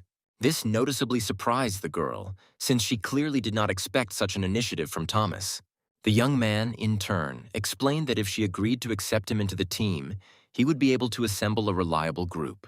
Meanwhile, having overheard the conversation, Kay assumed that Thomas and Nara had allegedly kissed. After this, an awkward pause reigned among those present, which was soon broken by Thomas. He irritably asked what kind of nonsense his cousin was talking about, and also asked if he was even listening to him. In response, Kay stated that, of course, he was listening carefully, and that was why he asked such a question. He added that the story of a girl in danger and the young man who came to her aid seems like a fateful meeting. Kay continued to make fun of his cousin, but he didn't understand such jokes and began to get noticeably angry. Soon, Kay asked how things were going with his request, to which Thomas replied that he had already received permission to participate in the mission. He also added that Nara promised to help him get into the Royal Guard regardless of the outcome of the mission. After this, Thomas asked Kay if he was sure that he really intended to complete the assignment. He stressed that there is virtually no reward for success, while the punishment for failure can be severe. However, Kay did not understand what the protagonist was getting at, since, in his opinion, Thomas himself had previously convinced him to take part in a similar mission. Tyler, in turn, added that the most important thing is the fact that the task is directly related to the king. If word of their participation spreads, their guild will certainly gain fame and recognition. After these words, Thomas announced that they were both included in the team. His words brought genuine joy to Kay and Tyler, as they were happy to be among the participants in such a significant mission. Now the story moves to Dale Castle. The streets of the town looked unusually quiet and peaceful. Opening the doors, Thomas politely greeted Master Chan. However, he did not expect to see the hero in the castle at all. Chan then noted that the young man had appeared to them again completely unexpectedly, after which Thomas asked what he meant. At this point, Scarlet asked who was opening the door so unceremoniously, to which the man replied that Mr. Thomas had arrived. Meanwhile, the girl, who was working on her paperwork, was very surprised by Thomas's visit. They looked at each other awkwardly for a moment, and then suddenly Scarlet hurried to hide behind the table, trying not to show her unprepared appearance. The protagonist did not understand what was happening, and noted that even local government bodies did not usually operate in such a hectic manner. He then hastened to point out how diligently Scarlet worked, but she asked the guest to ignore her. In response, Thomas politely assured that he had no intention of considering anything at all. Then the girl, having come to her senses a little, asked why he had appeared here so suddenly, assuming that he had come for money. After this, Chan pointed to a bag lying nearby and added that the young man appeared just in time. Thomas then asked what exactly was in the bag, and Scarlet explained that it was his share of the profits. She added that 10% of the castle's net income was in front of him. When the young man received his payment, it turned out that it amounted to 581 gold coins. The hero was sincerely amazed by such an impressive sum received from Scarlet. The girl explained that the war with the Alliance had a positive impact on the economy, due to which the flow of visitors was significantly higher. She added that if he one day became a master of their guild, he would also receive a fixed salary. Meanwhile, Thomas, mentally comparing the numbers, realized that the amount he received in game terms was approximately 70 million won. Then the protagonist understood where such a high interest in managing such territories came from. After this, Thomas asked where Luna was, but the girl looked at him with obvious bewilderment, not understanding why he needed her sister. He asked to call her, to which Scarlet carefully clarified what he was up to again. In response, the hero explained that the matter was connected with the royal palace. Thomas noted that this could be an opportunity to establish contact with the royal family. He further added that if they could establish close relations, it would be possible to agree on a reduction in the tax rate for the castle or even the city. Scarlet admitted that the idea did have some merit, but she was going to think it through carefully. But she was suddenly interrupted by Luna, who declared that she was ready to take part in the mission. The older sister was extremely surprised by her relative's hasty decision, but she only emphasized that this was exactly what they wanted. Then the young man stated that since they had agreed, he would be extremely grateful for any material and moral support. The very next day, at exactly 6 o'clock in the morning, all the players began to gather at the main gate. Scarlet expressed dissatisfaction with the fact that Thomas had gathered them here without any prior explanation and was simply wandering around somewhere. However, at that moment the hero appeared before them and apologized. He explained that he had not had the opportunity to discuss everything in person, which noticeably surprised Scarlet. It soon became clear that Thomas had brought his old friend Biemi to the meeting. Kay asked Thomas who this unusual lizard was, to which the hero replied that he had met him back in the starting location. The protagonist then introduced Biemi to the entire group, explaining that he would help them, while the Ram sisters were frightened by the mere sight of the lizard. Kay admitted that he had never heard of such creatures, but suggested that his participation in the mission should not pose any problems.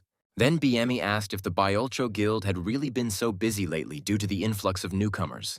The lizard then noted that players of that level should be heading to the Patchoula jungle, not the Guardian Desert. He said that development there is happening much faster. Kay asked with interest how Biemi knew about such places. Scarlet asked where the last member of the team was, because if no one joined from Nara, they would need one more member. Thomas then reported that the man was nearby, but Tyler stated that he did not sense the presence of strangers. Suddenly, an unknown man jumped from the roof straight towards the assembled group. Everyone instantly turned around, hearing a strange sound behind them. Soon they saw a stranger approaching, whom Chan immediately recognized. It is now clear to everyone that the last member of the team was Slipping Kid. Soon Nara thanked everyone for coming. However, when she noticed Kid, the girl did not understand what he was doing there. She even tried to pull out the sword. Nara was truly furious when she saw him. However, Thomas hastened to reassure her, explaining that he himself had invited him because he believed that he would be useful to the mission. Kid, in turn, noted that he cannot stand the emergence of problems. Then, looking at the girl, he added that he hated putting off their decision even more. He suggested that they should consider that they had already begun to eliminate the threat. Meanwhile, Biemi noticed that they didn't have much time for discussion and suggested getting straight to the point. The girl sighed heavily but agreed to this proposal. Then Nara thanked everyone again for their participation. Then she ordered the boys to follow her. Soon, the entire group was seated around a large table, facing each other, preparing to discuss the joint task. Kay stared at the girl sitting opposite him, while Scarlet gave him an irritated look. Biemi noticed that a very tense and unhealthy atmosphere had developed between them. At the same time, Kid only pulled his hat down over his face and sighed heavily. Nara looked sternly at everyone present, getting ready to begin the meeting. Thomas thought they could make a great team of Avengers, but Nara herself was determined to get even with Kid. Watching what was happening, the protagonist began to doubt whether they would be able to cope with the task at hand. He also wondered whether Kid would be able to function effectively as part of the team. Suddenly there was a knock on the door, and Nara allowed entry, and when the new guest entered, Chan was surprised again. In front of them was the player ranked 10th in Midros, Miss Bobe's Bow Ghost. The girl politely greeted everyone present.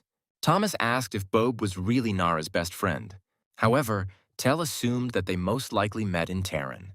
Sitting down next to his comrades, the girl asked the hero if his name was really Thomas, to which the hero confirmed her guess.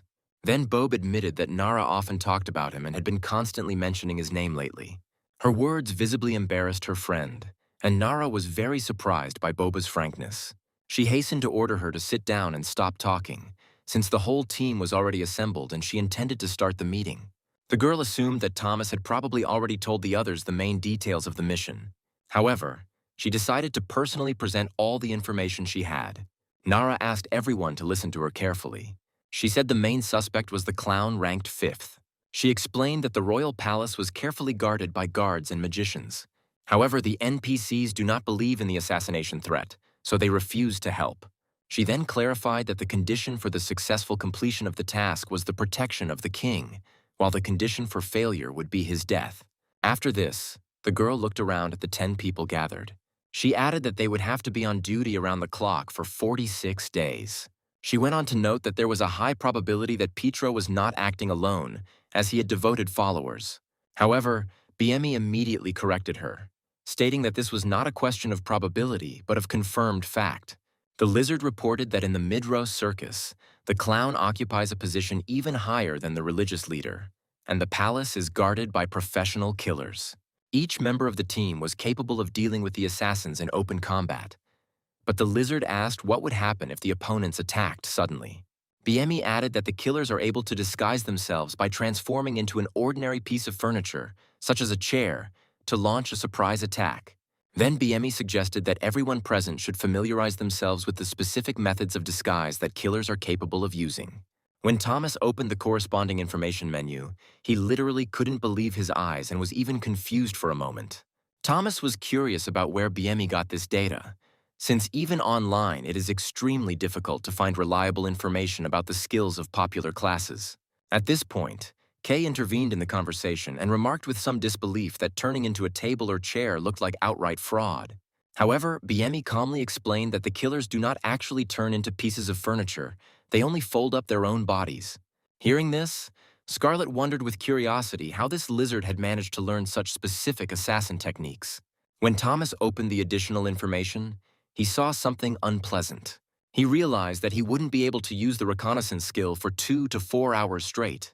Then, having studied the personal reports, the young man was completely amazed by what he saw. At first he froze, not believing his eyes. Suddenly, the hero pulled out his gun, causing Scarlet to ask in surprise what exactly he was going to do. Thomas looked seriously at Scarlet, but the girl did not understand his intentions. Then the young man asked if she could trust him. The girl just smiled and confidently replied that, of course, she trusted Thomas.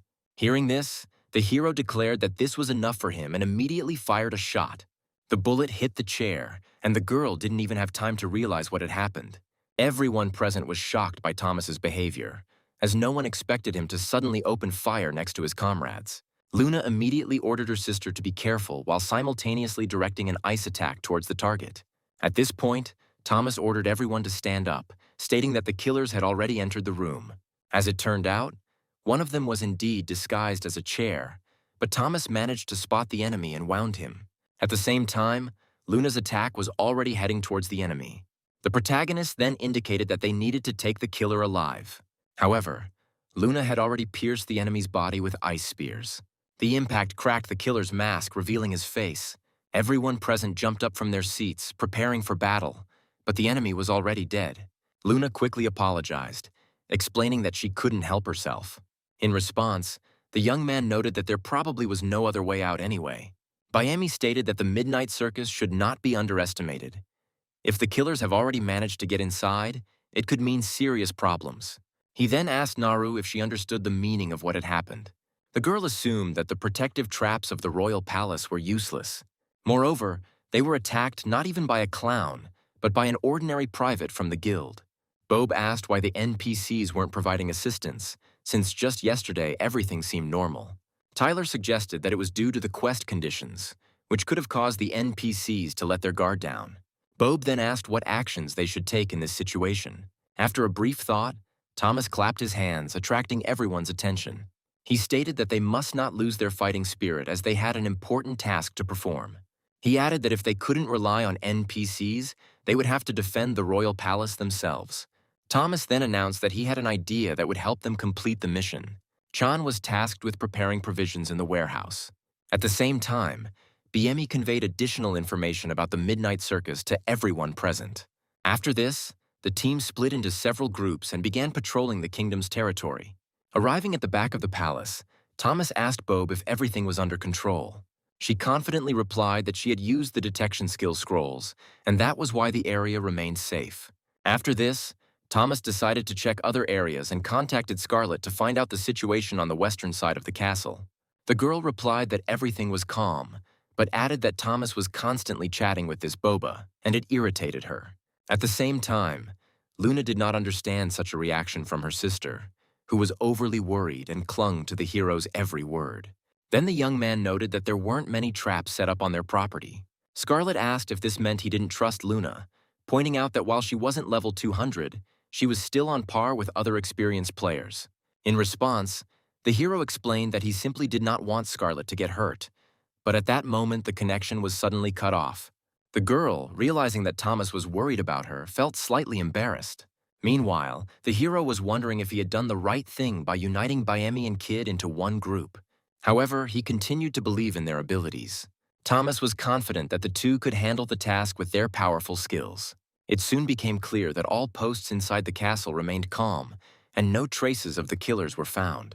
Suddenly, Thomas received a message from Kay, who sounded extremely worried. The hero replied that he understood his cousin's worries, since he personally guarded the king. He then asked if anything suspicious was going on. Kay answered negatively, but soon reported that a man was on his way to see the king. It soon became clear that the head of the community of magicians, Rotsak, had arrived at the palace. He entered the hall where the king was guarded by Nara and Kay. The man bowed respectfully and inquired about His Majesty's health. He dropped to one knee and declared that he had come in response to his call. The king noted that Rotsak always showed great diligence. He assumed that the mage had already heard about Nara's attempts to strengthen the protective traps and asked the mage's opinion on the matter. Rotsak confidently replied that the community's magical protection was strong enough that no one could overcome it. However, the girl reported that they had already managed to destroy the intruder, who had managed to get past the traps and enter the palace grounds. Then Rotsak asked with irritation why she had caused a commotion in the castle. He stressed that she did this based solely on a suspicious note. Rotsak also doubted her words about the killer who allegedly broke through the borders. He pointed out that they did not have the body of the enemy. He then added that he had doubts about Nara's actions. The girl then stated that if his conscience was clear, he should show a list of the items he used to summon the spirits. And then suddenly one man abruptly hit the floor with his staff and demanded that this ridiculous performance in the throne room be stopped. The head of the guard then pointed out to the girl that Sir Rotsak was the leader of the mage community, adding that she was being overly insolent. Realizing the seriousness of the situation, Nara apologized. The king said that he had listened to her report, after which he allowed her to leave. Moreover, he ordered Rotsak to continue to closely monitor the kingdom's borders. The magician obeyed the order and left the throne room. However, before leaving, he noticed that Nara expressed doubts about the reliability of the traps. Rotsak offered to test the magical protection himself if she truly didn't trust his work. The girl asked if she had understood his words correctly. The man then explained that if she doubted the effectiveness of the traps, she should test them herself. Only after checking will she be able to be completely sure of their reliability. Kay was genuinely amazed by the behavior of the NPCs, who, in his opinion, instead of fulfilling their duties, behaved like children. As a result, the young man decided to immediately report this to his cousin Thomas. After receiving the report, the protagonist came to the conclusion that Rotsak could not be completely trusted. He spoke with excessive confidence about the reliability of the traps, although in reality they worked inconsistently. Thomas then suggested that the killer might have entered at the very moment when the magical protection was temporarily disabled. Moreover, the hero remembered that it was Rotsak who hid information about the musketeers' surrender to the Demon King. Thomas still didn't understand the reasons for this action, but he felt that the magician was clearly interfering with something more large-scale. Reflecting on this, the protagonist wondered what Rotsak's true goals were, since he had opposed Nara too openly. Thomas then suggested that the mage might have influenced the captain of the guard, orchestrating the events in advance. The hero became increasingly convinced that it was Rotsak who could be behind the assassination attempt on the king. At this point, Tyler remarked that being on duty didn't seem difficult, but Chan responded that at his age, maintaining constant communication was quite difficult. Meanwhile, Slipping Kid and Bayemi were also on guard and guarding the castle walls. 5 days of in-game time had already passed, which in the real world corresponded to only 1 day. Thomas concluded that if the killers had stopped connecting to the game for a whole day, then they were probably planning something serious. When Bayemi once discovered one of the assassins in ambush, the rest of the opponents managed to quickly escape. The team didn't know how the game might have changed without their presence, but Thomas suggested that the assassins were unlikely to remain offline for long.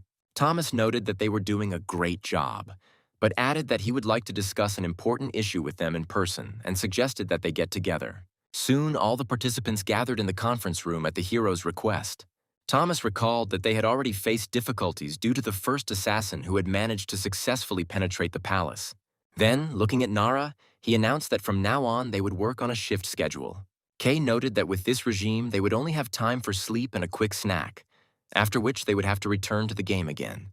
Thomas agreed that it would be extremely difficult, but reminded them that they still had 42 days of duty ahead of them. Thomas then suggested that he, Nara, Luna, Tyler, and Bayemi take first duty, adding that the rest of them could temporarily log out of the game and rest. Scarlet stated that her sister was tired and offered to replace her, but the younger one confidently replied that she felt fine. Thomas noted that such a substitution would not affect the result in any way, but on the contrary, would make the second shift more comfortable. The hero realized that Thomas was very worried about his sister and gently advised her to still let Luna rest. The girl couldn't contain her emotions and, bursting into tears, rushed to Chan, while Thomas reminded everyone that they would see each other again in 2 days. Soon half the team left the game on Thomas's orders, and he wished them a good rest. The hero was surprised to see that Kid had not left the game and asked why he had not left, assuming that he too was tired. However, Kid replied that he saw no point in relaxing in the outside world, since by staying here he could easily spend 2 full days of rest. And then suddenly something happened that attracted the attention of the guys. Thomas received a message that Rotsak was behaving suspiciously. Thomas became wary, but noticed that Nara had previously claimed that the mage was fine. Then the interlocutor said that he constantly watches Rotsak whenever he approaches the walls of the fortress. Kid added that every morning the mage walks along the garden, regardless of which side, and Biemi suggested that this resembles setting traps. Thomas asked what exactly the problem was, to which Kid replied that Rotsak had not been doing his usual thing today. Thomas was very surprised when he heard this. Nara looked at the hero, who suggested that the mage could have removed the protective spells. However, Kid noted that it was unknown whether he installed them at all. Thomas realized that if it were someone else, he might not pay attention to such trifles. But this situation required analysis. The hero realized that it was impossible to completely ignore what was happening, but that excessive actions could also lead to a waste of energy.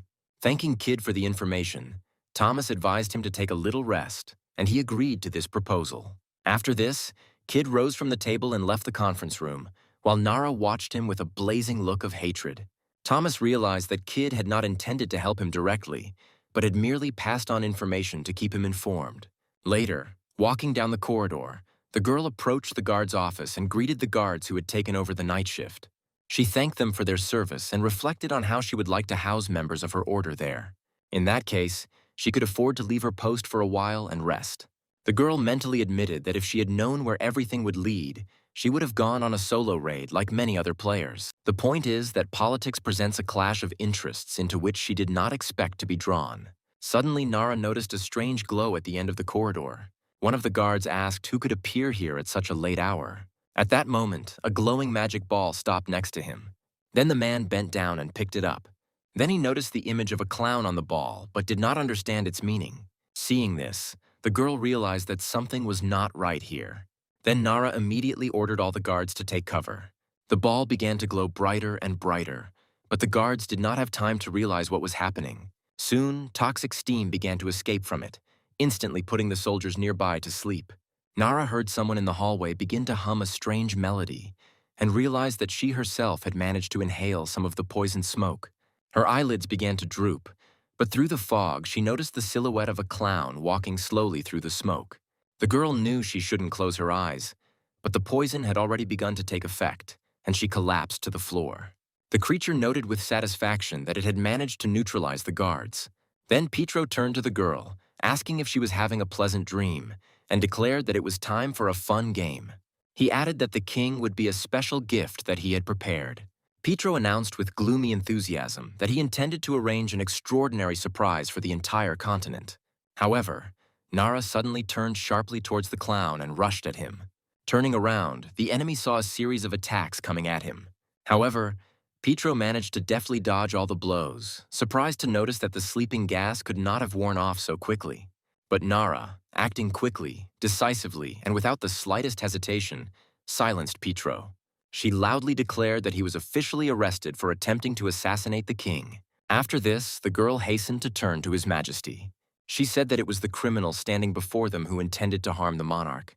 At the same time, Nara herself was deeply convinced that she had managed to protect the ruler because she had used the magic scroll in advance. Thanks to him, she was able to establish that the trap set by Rotsak had in fact been bypassed. Then the girl turned again to the king, who, despite what was happening, remained absolutely motionless. At this point, Petro, with open mockery, asked if she really believed that the king was still alive, despite the fact that the girl categorically refused to believe the enemy's words. She, having looked closely at the ruler, suggested that the clown could have used sleeping gas not only on the guards, but also on the king.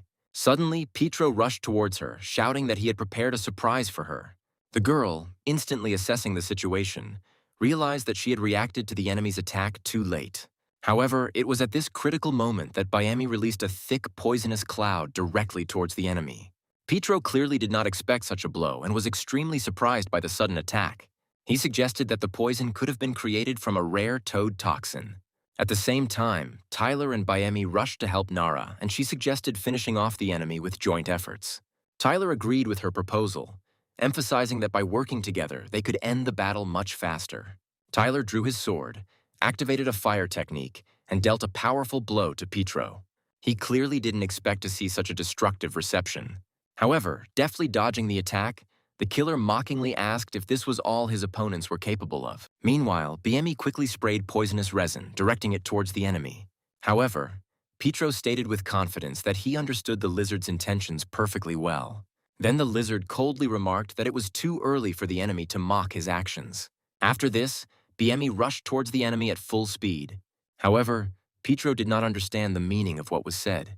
Then Biemi pulled out his blade and attacked him, while Petro immediately retreated back, increasing the distance. At that moment, the killer noticed with surprise that Biemi was using a dagger that was familiar to him. However, just a second later, Petro stepped on the resin that had been sprayed earlier. The lizard explained that the substance contained a potent poison, which would now begin to spread throughout the enemy's body. Because of this, his evasion skill will no longer be able to protect him.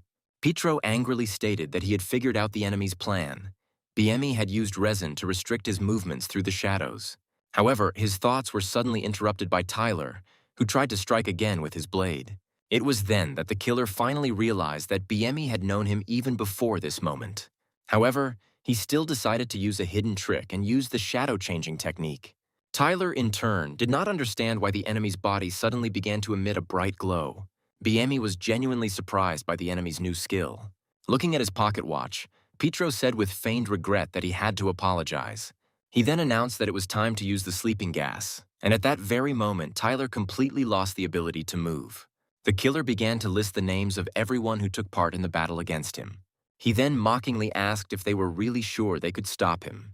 He added that the past 42 days had been just a warm-up for him. After these words, Petro, smiling, declared that they would definitely meet again, and then disappeared without a trace.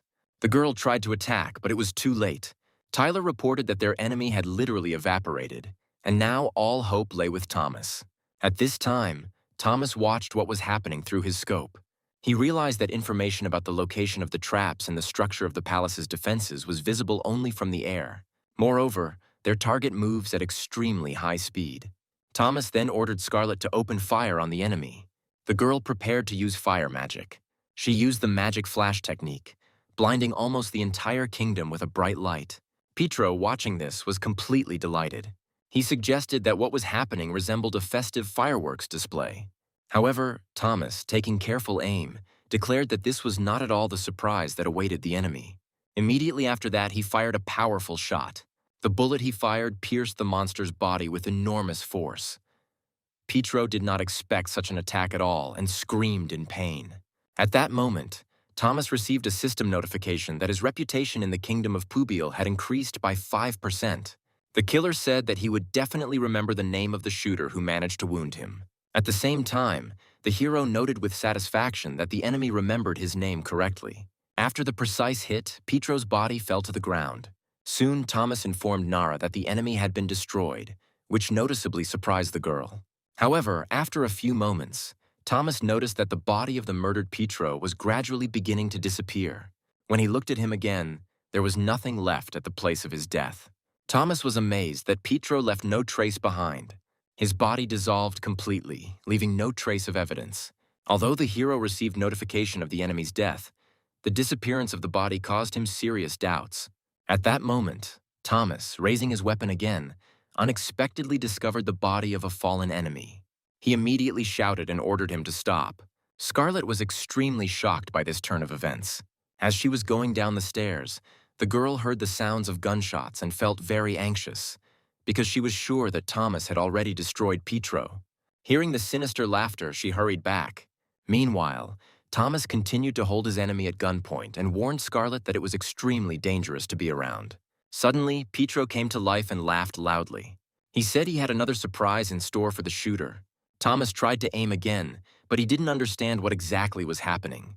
He tore off the killer's arm with a shot, but he survived, as if not feeling the fatal wounds. At the same time, Pietro managed to quietly approach Thomas, who was watching what was happening. The attacker grabbed a knife and took the girl hostage without her even noticing his approach. Pietro smugly declared that he was better at arranging surprises than anyone else. Thomas felt real horror when he realized that his girlfriend was being held captive. Then he ordered Pietro to release Scarlet immediately. In response, the monster mockingly asked if he really wanted this, after which he declared that he had no intention of letting the girl go. The killer added that Thomas could die with them. The girl noted that Thomas should shoot without thinking about her, and emphasized that if they managed to capture the enemy, the mission would be completed. The protagonist finally realized that he was faced with an extremely difficult choice. He did not understand how to act in such a situation, where any decision could lead to tragic consequences. It was at this tense moment that BME overheard the conversation and felt that things were going too strangely. The lizard noted that Thomas had improved his skills significantly, as he was now able to reload his gun twice in a row. Meanwhile, Pietro did not understand what movements the lizard was using and what their meaning was. Soon the hero, concentrating, took aim at the enemy and, preparing to shoot, pulled the trigger. Pietro, having been hit, cried out in terrible pain. Thomas managed to fire at the enemy without hitting Scarlet's body, and then Pietro's lifeless body fell to the ground again. Immediately after this shot, Thomas's level increased, and his affinity with the pubial kingdom increased again by 5%. Additionally, the hero received the Ranker Hunter achievement, as well as a reward related to the Midnight Circus goal. At that moment, Scarlet burst into tears and asked Thomas if he was going to shoot her too, after which the girl, hugging the guy standing next to her, admitted that she was afraid that Thomas might kill her too. Nara, watching this scene from the side, looked at their embrace with noticeable irritation. Meanwhile, BME informed those present that this time Pietro was definitely dead. Then he looked closely at the dead monster. The lizard added that objects fell from the body of the deceased. Then BME advised Thomas to go down quickly, hinting that otherwise the objects would disappear. Nara soon reported that the captain of the guard personally checked and confirmed Pietro's death. She added that under such circumstances, Rotzak would have no way of escaping responsibility. BME, in turn, noted that since the fact of death had been established, Pietro would not appear in the castle for about 10 more days. Hearing this, the girl carefully asked if she could now breathe a sigh of relief, and BME nodded affirmatively. Thomas then turned to the lizard, wanting to know what he had talked about with Pietro, since the lizard apparently knew the enemy well. The lizard, who had not expected such a question, explained that the man was a famous ranker. He then added that it was quite unusual to meet him here, and that he had only decided to exchange a few words with Pietro. However, it became clear almost immediately that this explanation sounded unconvincing, and the lizard became noticeably nervous. Nara then asked BME what the so-called spare character was, suggesting that it might be a smurf. She noted that she also knew of a character named Gwen. It was Pietro's partner who specialized in poisons. Tyler also recalled that within a month of the game's launch, he was among the top 10 rankers. If Igor was considered a huge figure in the Tsar Guild, then in Miao it was Gwen who occupied a similar position, although he then suddenly disappeared. BME, on the other hand, was well-versed in assassin skills, had close ties to the Midnight Circus, and had also chosen a class that dealt with poisons. Therefore, those around him, having looked at him closely, began to assume that he was that very Gwen. Scarlet noted that she had heard her sister tell stories more than once about how Gwen had tried to destroy her under the pretext of hunting the best rankers of Midros. Then BME explained that Luna was considered the genius of Midros. This is why their first attempt at destruction, undertaken together with Pietro, ended in failure. Nara then asked why BME created a new character when Guan and Pietro were at the height of their popularity at the time. Thomas, carefully observing the expression on his interlocutor's face, noticed that this story seemed to be extremely unpleasant for the lizard. He suggested that the reason could have been betrayal on the part of Pietro. Thomas suggested that BME had probably returned to take revenge on Pietro.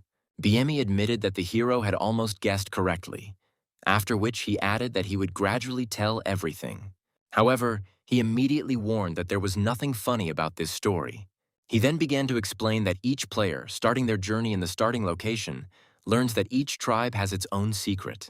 When Thomas asked what kind of secret he was talking about, the lizard explained that it was a special task connected with the legends and folktales of the tribes. Moreover, representatives of other tribes cannot complete it, and the rewards, achievements, and items exceed everything that can be imagined. The hero assumed that something similar had happened to BME. The lizard confirmed the correctness of his conclusion. He added that in his case, the assignment was initially related to murder. He explained that Pietro, who was ranked first in almost all indicators, and he, Guan, decided not to compete, but to cooperate. Eventually, they reached the secret place of the Miao tribe together. BME then recalled a common belief in Western culture that cats have 9 lives. He explained that this was precisely the reward for the task. The player received 9 lives. Moreover, each one appeared when certain conditions were met, and all of them went to Pietro. Tyler, upon hearing this, realized that such an ability was, in fact, a pure scam. Thomas then wondered whether it was even worth destroying Pietro several times if he was still going to die in the end. He suggested that if he were to come back to life, it would make sense to simply deprive him of the ability to function, for example, by cutting off his limbs. BME noted that everyone had already seen Thomas's impressive attack power. He explained that Pietro had done nothing in the previous fight precisely because his skills were sealed, preventing him from using them. Thomas made sure that Pietro kept coming back to life, but defeating him was still not particularly difficult. The lizard then went on to say that the items from that secret place were of legendary rank, something that even in Midros very little was known about. However, to obtain them, it was necessary to commit treason. Hearing this, Thomas looked at BME in amazement. The others also listened to the lizard with bated breath. He then explained that, according to the terms of the task, a loyal player completely loses his character. Thomas didn't believe what he heard and noted that it was wrong to do so. But BME reminded him that this rule was described in the assignment. He admitted that when he recalls what happened, it feels more like a defeat than a betrayal. Being Guan, he did not want to lose until the very end and fought with all his might. He added that he truly wanted to destroy Pietro and everyone who was connected with that mission. After this story, an awkward silence reigned in the room for a while. The lizard then noticed that Thomas had received an achievement related to the circus mark. The guy confirmed this with a nod. While Tyler said that he also received it, Scarlett was surprised that she did not receive such an achievement. Nara said she received it and wondered why everyone was suddenly talking about it. BME explained that this is why he is participating in this mission. If he is connected with the Midnight Circus, his enemies will come to him themselves. The lizard then added that he accepted the task just in case, but in the end, he was lucky. Thomas realized that the game system was capable of displaying the player's rights. He then came to the conclusion that Midros was a much more frightening game than he had previously imagined. When there was very little time left until morning, Thomas decided to stay on guard at the castle. The hero was sure that without sealing Pietro's skills, they would never have been able to catch him without BME's help.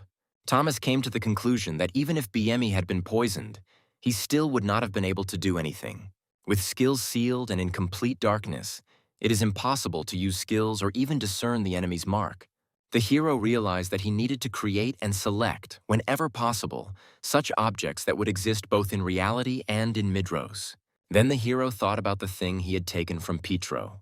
He came to the conclusion that this object was most likely related to dexterity.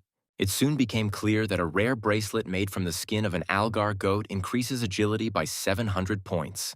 After putting it on, Thomas realized that this item could only be used if he had a special scroll sold by a traveling merchant. Then the young man, carefully going over his trophies in his memory, felt that the overall picture looked suspicious. A heroic necklace, a rare bracelet, a legendary weapon, all of this together seemed like too strange a coincidence. Even the old cloak he continued to wear seemed unusual to him. Although it was old only because the hero had once darned it with his own hands and had not changed it since then. Thinking about this, Thomas couldn't help but think that someday he would still like to find armor that suited him in size and quality. Meanwhile, during the day, everyone in the castle was awaiting Rotzak's arrival. The king was informed that the magician was already on his way to him, and the ruler was ready to meet him. Nara was sure that the mage had already been informed of the events of the previous night, since the commander of the guard had personally seen Petro's body and should have reported it. Therefore, the girl had no doubt that Rotzak would not be able to avoid responsibility. When the magician arrived, the king asked why he had been absent from the castle for so long. The man fell to his knees and apologized to his majesty. Rotzak explained that after hearing about the events of the night, he spent the entire night without sleep, checking the mage units. However, the commander of the guard sharply objected, noting that the head of the magicians was talking utter nonsense, since he should now be concerned with completely different things. His magical traps failed to work, meaning the king's life was in danger. Rotzak, having heard this, calmly noted that this was exactly what he was talking about, although the commander of the guard apparently did not understand what he was getting at. The chief magician explained that besides him, there were several other people who were capable of controlling magical traps. Then, looking at the king, he added that ultimately the responsibility still lay with him. He said he was prepared to accept punishment for putting the king's safety at risk, but asked for a chance to clarify the situation. The king agreed to listen to him, and Nara did not like this at all. The magician reported that, having received bad news that night, he immediately found the man who controlled the traps with the help of spirits. His men then interrogated the prisoner all night and eventually obtained a confession. When the king asked what exactly the captured man had confessed to, Rotzak replied that the information had been obtained with great difficulty. Nara was shocked to learn that the captured man turned out to be a spy from Minis. As Rotzak recounted the events of the night, the throne room was filled with amazement, and many could not believe what they were hearing. Nara especially could not accept the fact that the traitor turned out to be a native of this state. The king himself was also not entirely sure whether the magician was telling the truth. However, the chief magician confirmed that the information was reliable. He added that the prisoner confessed that he acted on the orders of the ruler of Minis, and that the assassination attempt had been in preparation for 7 years. Rotzak proudly declared that the kingdom of Minis was an enemy, as he sought to destroy their ruler.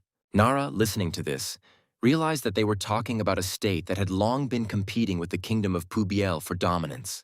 The girl came to the conclusion that in the current situation, all responsibility is being deliberately shifted onto Minis.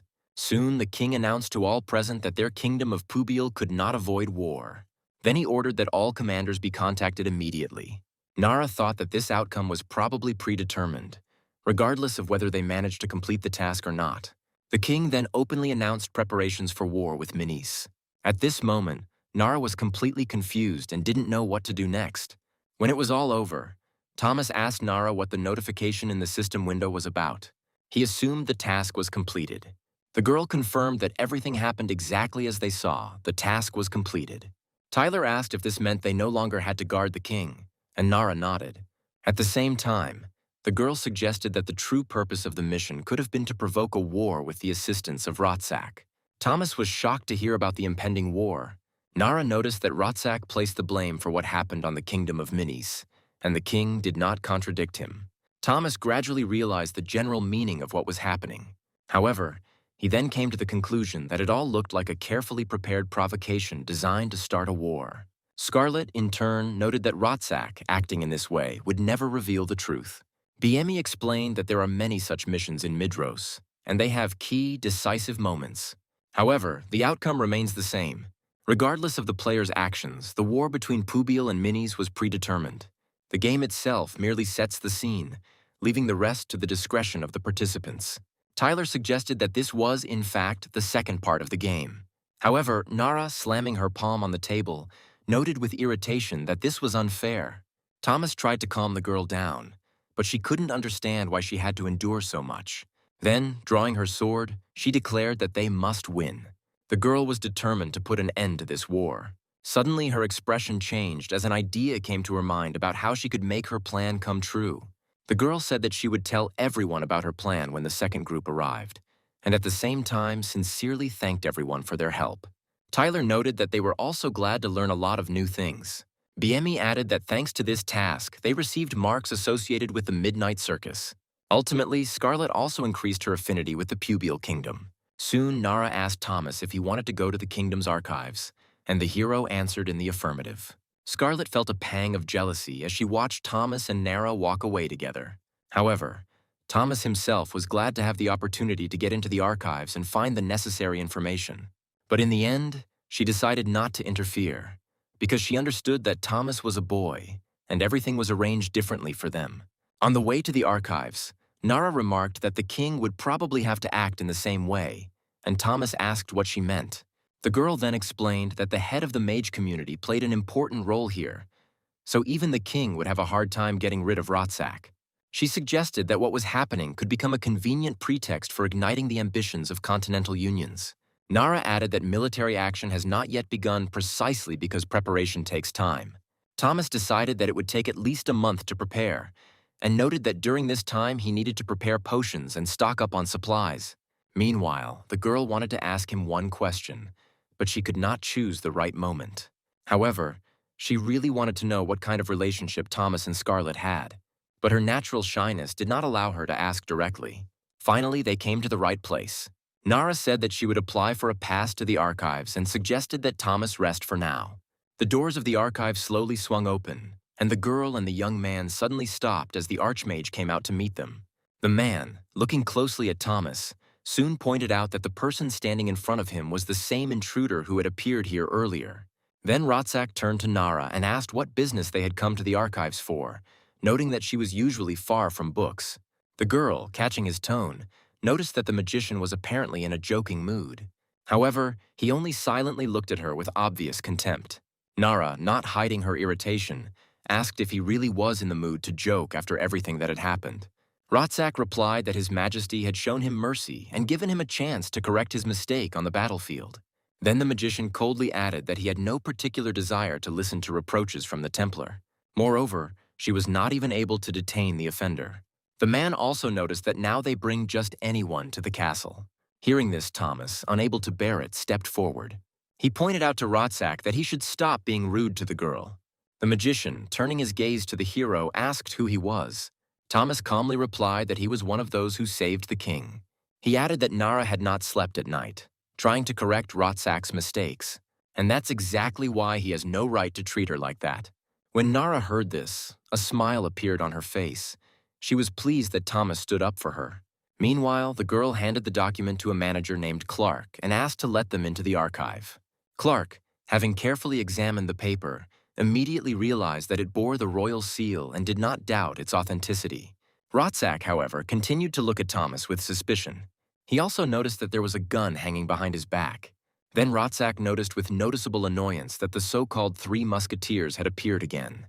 Nara asked to let them through since she had permission, and also asked to allow Thomas to go where he needed to go. After this, the girl said goodbye, wished the hero to find everything he needed, and he thanked Naru for her help. In response, Nara herself noted that without Thomas's participation, they would never have been able to complete the task. Then, after a slight pause, she asked if he was from Seoul. The girl asked sharply if he would find time to have dinner with her. Thomas was somewhat stunned by this proposal, and at first even thought that it was about a date. However then, remembering his condition and the fact that in real life he cannot move around without a wheelchair, he decided to refuse. He explained that he was unlikely to be able to get out in the near future. The girl treated his words with understanding and only noted that he would probably be busy. Then, as she was leaving, she asked him to call her when he had the opportunity. Left alone, Thomas felt that he might have offended her with his answer.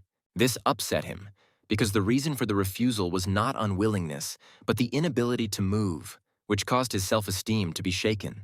Then the young man firmly decided to save money for treatment and recovery as quickly as possible. Soon, the hero turned to Clark with a request, and he, not expecting to hear the question so quickly, listened to him attentively.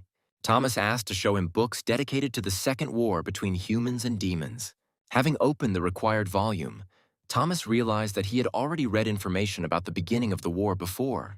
Then he decided to go straight to describing the events that followed the battle on the plain. The book reported that the Demon King's army retreated to the strait between the Craven Kingdom. With her territories, she managed to break through the sea area surrounded by Craven's ships. This was made possible by the creatures the demons kept in reserve, the serpent and the kraken, and it was this that led to the defeat of Craven's army. Then the remnants of the Demon King's army headed to the Sea of Dawn, and a high-speed ship was sent after them. After reading this, Thomas realized that without the help of the fleet, it would be impossible to find traces of the demons. He also remembered that the Sea of Dawn is located in the east, where the sun rises. The hero was especially interested in the fact that the demons crossed the sea. After reading to the end of the section, he found a mention of a mission involving searching for a new continent with Fernand. Then he realized that if this mission was still active, it meant that Fernand had still not been found. The text went on to say that the Demon King's army heading east crossed the Sea of Dawn. Thomas concluded that Fernand had apparently gone in the same direction. Although the conditions of the task were already considered fulfilled, the hero realized that he still had the opportunity to explore the new continent. Thomas learned that the distance to the demon army was about 5 nautical miles, and that a fast ship could easily cover this distance. However, the book then described a strange incident. It said that a strange sound was suddenly heard on the ship, after which the helmsman's head unexpectedly exploded. Moreover, no traces of mana, magic, or other unusual phenomena were noticed. Control was temporarily handed over to another sailor, but he too suffered the same fate, after which the distance between the ships increased to 6 miles. According to the Wood Elves' assumptions, there was a certain free shooter among the remnants of the demon army, and the pursuit had to be stopped. Thomas didn't immediately understand why there was a free shooter in this story. Since 5 miles is approximately 9.5 kilometers, he concluded that even in reality it would be impossible to hit the target from that distance. Then the hero realized that the shot had probably been made taking into account the curvature of the horizon. Now he was finally convinced that this was, after all, a game world in front of him, and not Earth. At the same time, he thought that if a certain free shooter was able to achieve something like this, then he himself could one day reach such a level. Later, already at the academy, the director admitted that he himself did not like Rotzak's participation in this whole story. Thomas said he found the magicians suspicious, even though they had no evidence. Bezbrowovi noted that the head of the mages was extremely sensitive in such matters, and therefore it was worth trying to contact the royal palace. The director then mentioned the information he had heard about the records related to the Demon King's army. He said that those very last words still haunt him. Explaining his point, the director said he was referring to the references to a free shooter. He had heard legends about it in the version of Brown and Elizabeth, and the very possibility of hitting a target from such a distance could not fail to amaze the imagination. He then noted that the evidence found in the archives looked somewhat strange. The director wondered why nothing had been heard about the free shooter during the entire Second War. According to the stories, the one who defeated the deity and learned to control the power of demons is the free shooter, but this seemed unlikely. Thomas then asked if the free shooter was a legend associated with another race, and the director replied that this was exactly the case. Bezbrowovi added that the Dark Elves were, in all likelihood, just a legend associated with the so-called Cursed Tribe. After leaving Thomas Academy and going about his business, Thomas soon realized that finding out the truth would be extremely difficult. To do this, he first had to find the Dark Elves on the mainland, and then try to find out something from them about the free shooter. At the same time, Bezbrowovi said that elves are not known for their friendliness towards people, and their place of residence remains unknown. Thomas also wanted to understand whether everything really happened as the sources claimed about the Second War. He remembered that the assignment specifically mentioned a free shooter. The hero wondered how far Kid and Luger could go in completing this mission. However, Thomas came to the conclusion that even if he asked them, they were unlikely to give him a straight answer. Remembering how conversations between shooters usually went, the hero was finally convinced that he couldn't count on their help. After checking his stats, Thomas discovered that he had already spent 36 hours in the game. Before leaving, he decided to stop by the auction. He was sure that the items he had put up for sale had already been sold. At that moment, he couldn't help but wonder how his mother would react when she saw the amount of money he would transfer to her bank account. When he returned to reality, his mother immediately called his name. The woman, having shown him the amount received, tried to find out where such money came from. She could not understand where her son was able to earn such a large sum. Then Thomas cheerfully replied that he earned this money in the game. To reassure her, he added that he considered it a kind of Christmas present and asked her not to worry. The woman was genuinely happy to learn that her son was able to earn money doing what he loved. Then Thomas suggested to his mother that they could go to Germany together next year. The fact is that the operation needed to treat his legs can only be performed there. Having thought about this, The hero felt satisfaction from the fact that he could make such plans. When he visited Madame Zoe, she noted that at present it was still difficult to obtain any information about the founding king. The woman also said that war was rapidly approaching. However, she said that she would, for her part, mark the data concerning the Dark Elves. Thomas soon learned by chance that Siand was also a relatively new settlement. For a long time, there was a wasteland in its place, but after this territory was discovered by one of the NPC kings, they began to build a village there. This land did not belong to any state. Its inhabitants existed essentially on the rights of birds, without any protection. Realizing this, Thomas realized the difficulties he might have to face. Madame Zoe, speaking of this, noted that even if Thomas managed to find the Dark Elves, he should not hope that he would be allowed into their settlement. The hero, hearing this, understood that since he had spoken about his intention, he was obliged to see it through to the end. Having estimated the supplies, he decided that 100 shots should be enough. However, he remembered that he had already used up 40, and then he began to think that the remaining 60 might not be enough. Using the teleportation scroll, the young man set off on another journey. Once there, he opened the doors in a good mood and greeted everyone. However, the dwarven blacksmiths did not expect to see Thomas at all, and upon hearing his voice, they were thrown into complete confusion.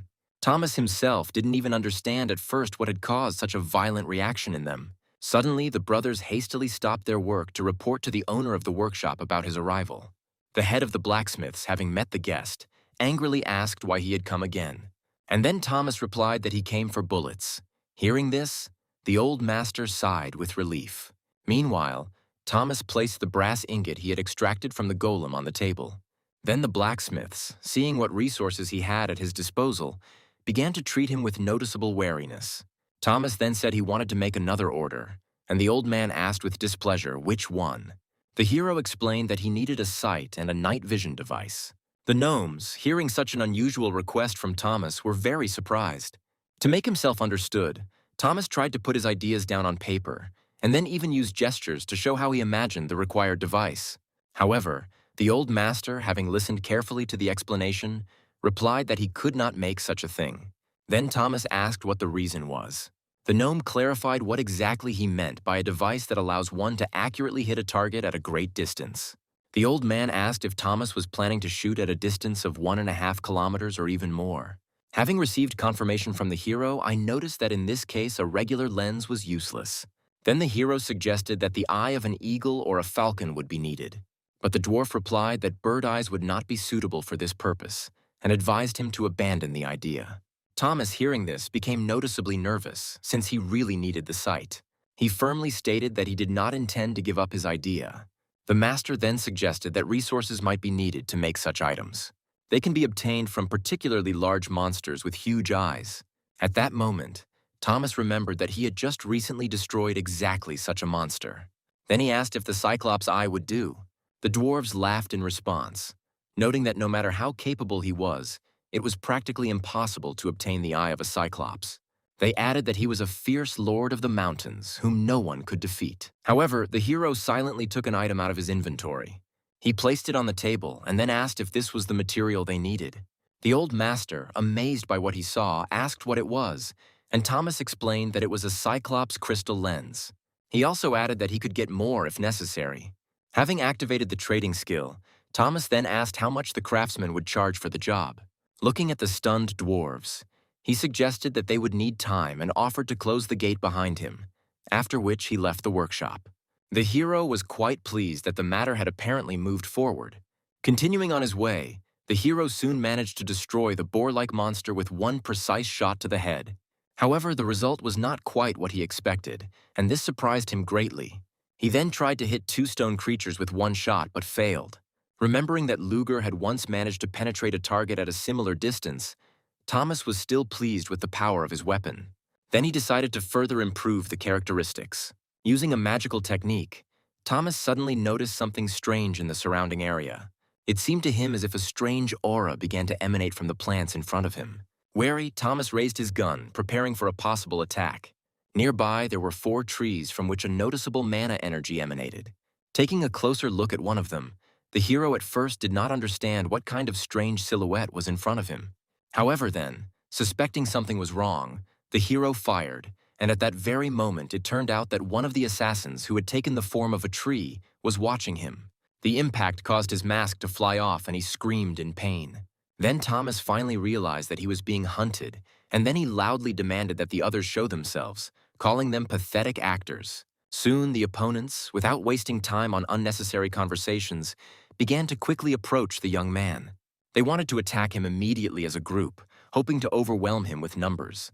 However, Thomas, keeping his cool, took careful aim and fired an accurate shot, resulting in the bullet hitting the head of one of the assassins. Another attacker, acting much faster, used a dagger-throwing technique, but the hero managed to dodge. The hero then pulled out a preloaded musket and pointed the weapon at the enemy, who clearly did not expect such a turn of events. He opened fire, firing a flurry of shots at the enemies surrounding him. Despite this, one of the assassins managed to survive, and he pushed off from the ground and jumped onto the stone, preparing for a new attack. Thomas immediately fired, but the enemy managed to dodge in time and avoid being hit. Almost immediately, the enemy attempted to strike a treacherous blow at Thomas's back. But the hero, having anticipated such a maneuver, already had the attacker's head in his sights and was ready to pull the trigger. In the end, he managed to destroy all the opponents who attacked him, and the last of them fell to the ground without having time to finish his blow. Looking over his fallen enemies, Thomas sighed. He noted with a grin that the assassin should have warned him about such an attack even earlier. The hero also noted that the habit of always keeping his weapon loaded saved his life again. Recalling his recent conversations with Bayemi about assassin skills, the hero realized how useful those tips had been. After the events at the palace, where he managed to impress Pietro, Thomas began to monitor the activities of the Midnight Circus Guild especially closely. He understood that they could now pose a serious threat to him. Checking the time, Thomas realized that he was still several hours away from the base in Sianda. It was only after some time that he reached the right place. But first he decided to watch from a distance to make sure that no one was following him. Using the magic eye technique, he carefully examined the surroundings. Looking at the people nearby, the hero hoped that there were no clowns or members of the Tsar Guild among them. Not noticing anything suspicious near the Sianda base, Thomas was already getting ready to move on. However, he was suddenly surprised to find a stranger next to him. The hero did not immediately understand whether he was a monster or a member of the Midnight Circus. At that moment, the strange creature suddenly disappeared from the place where it had been a second ago.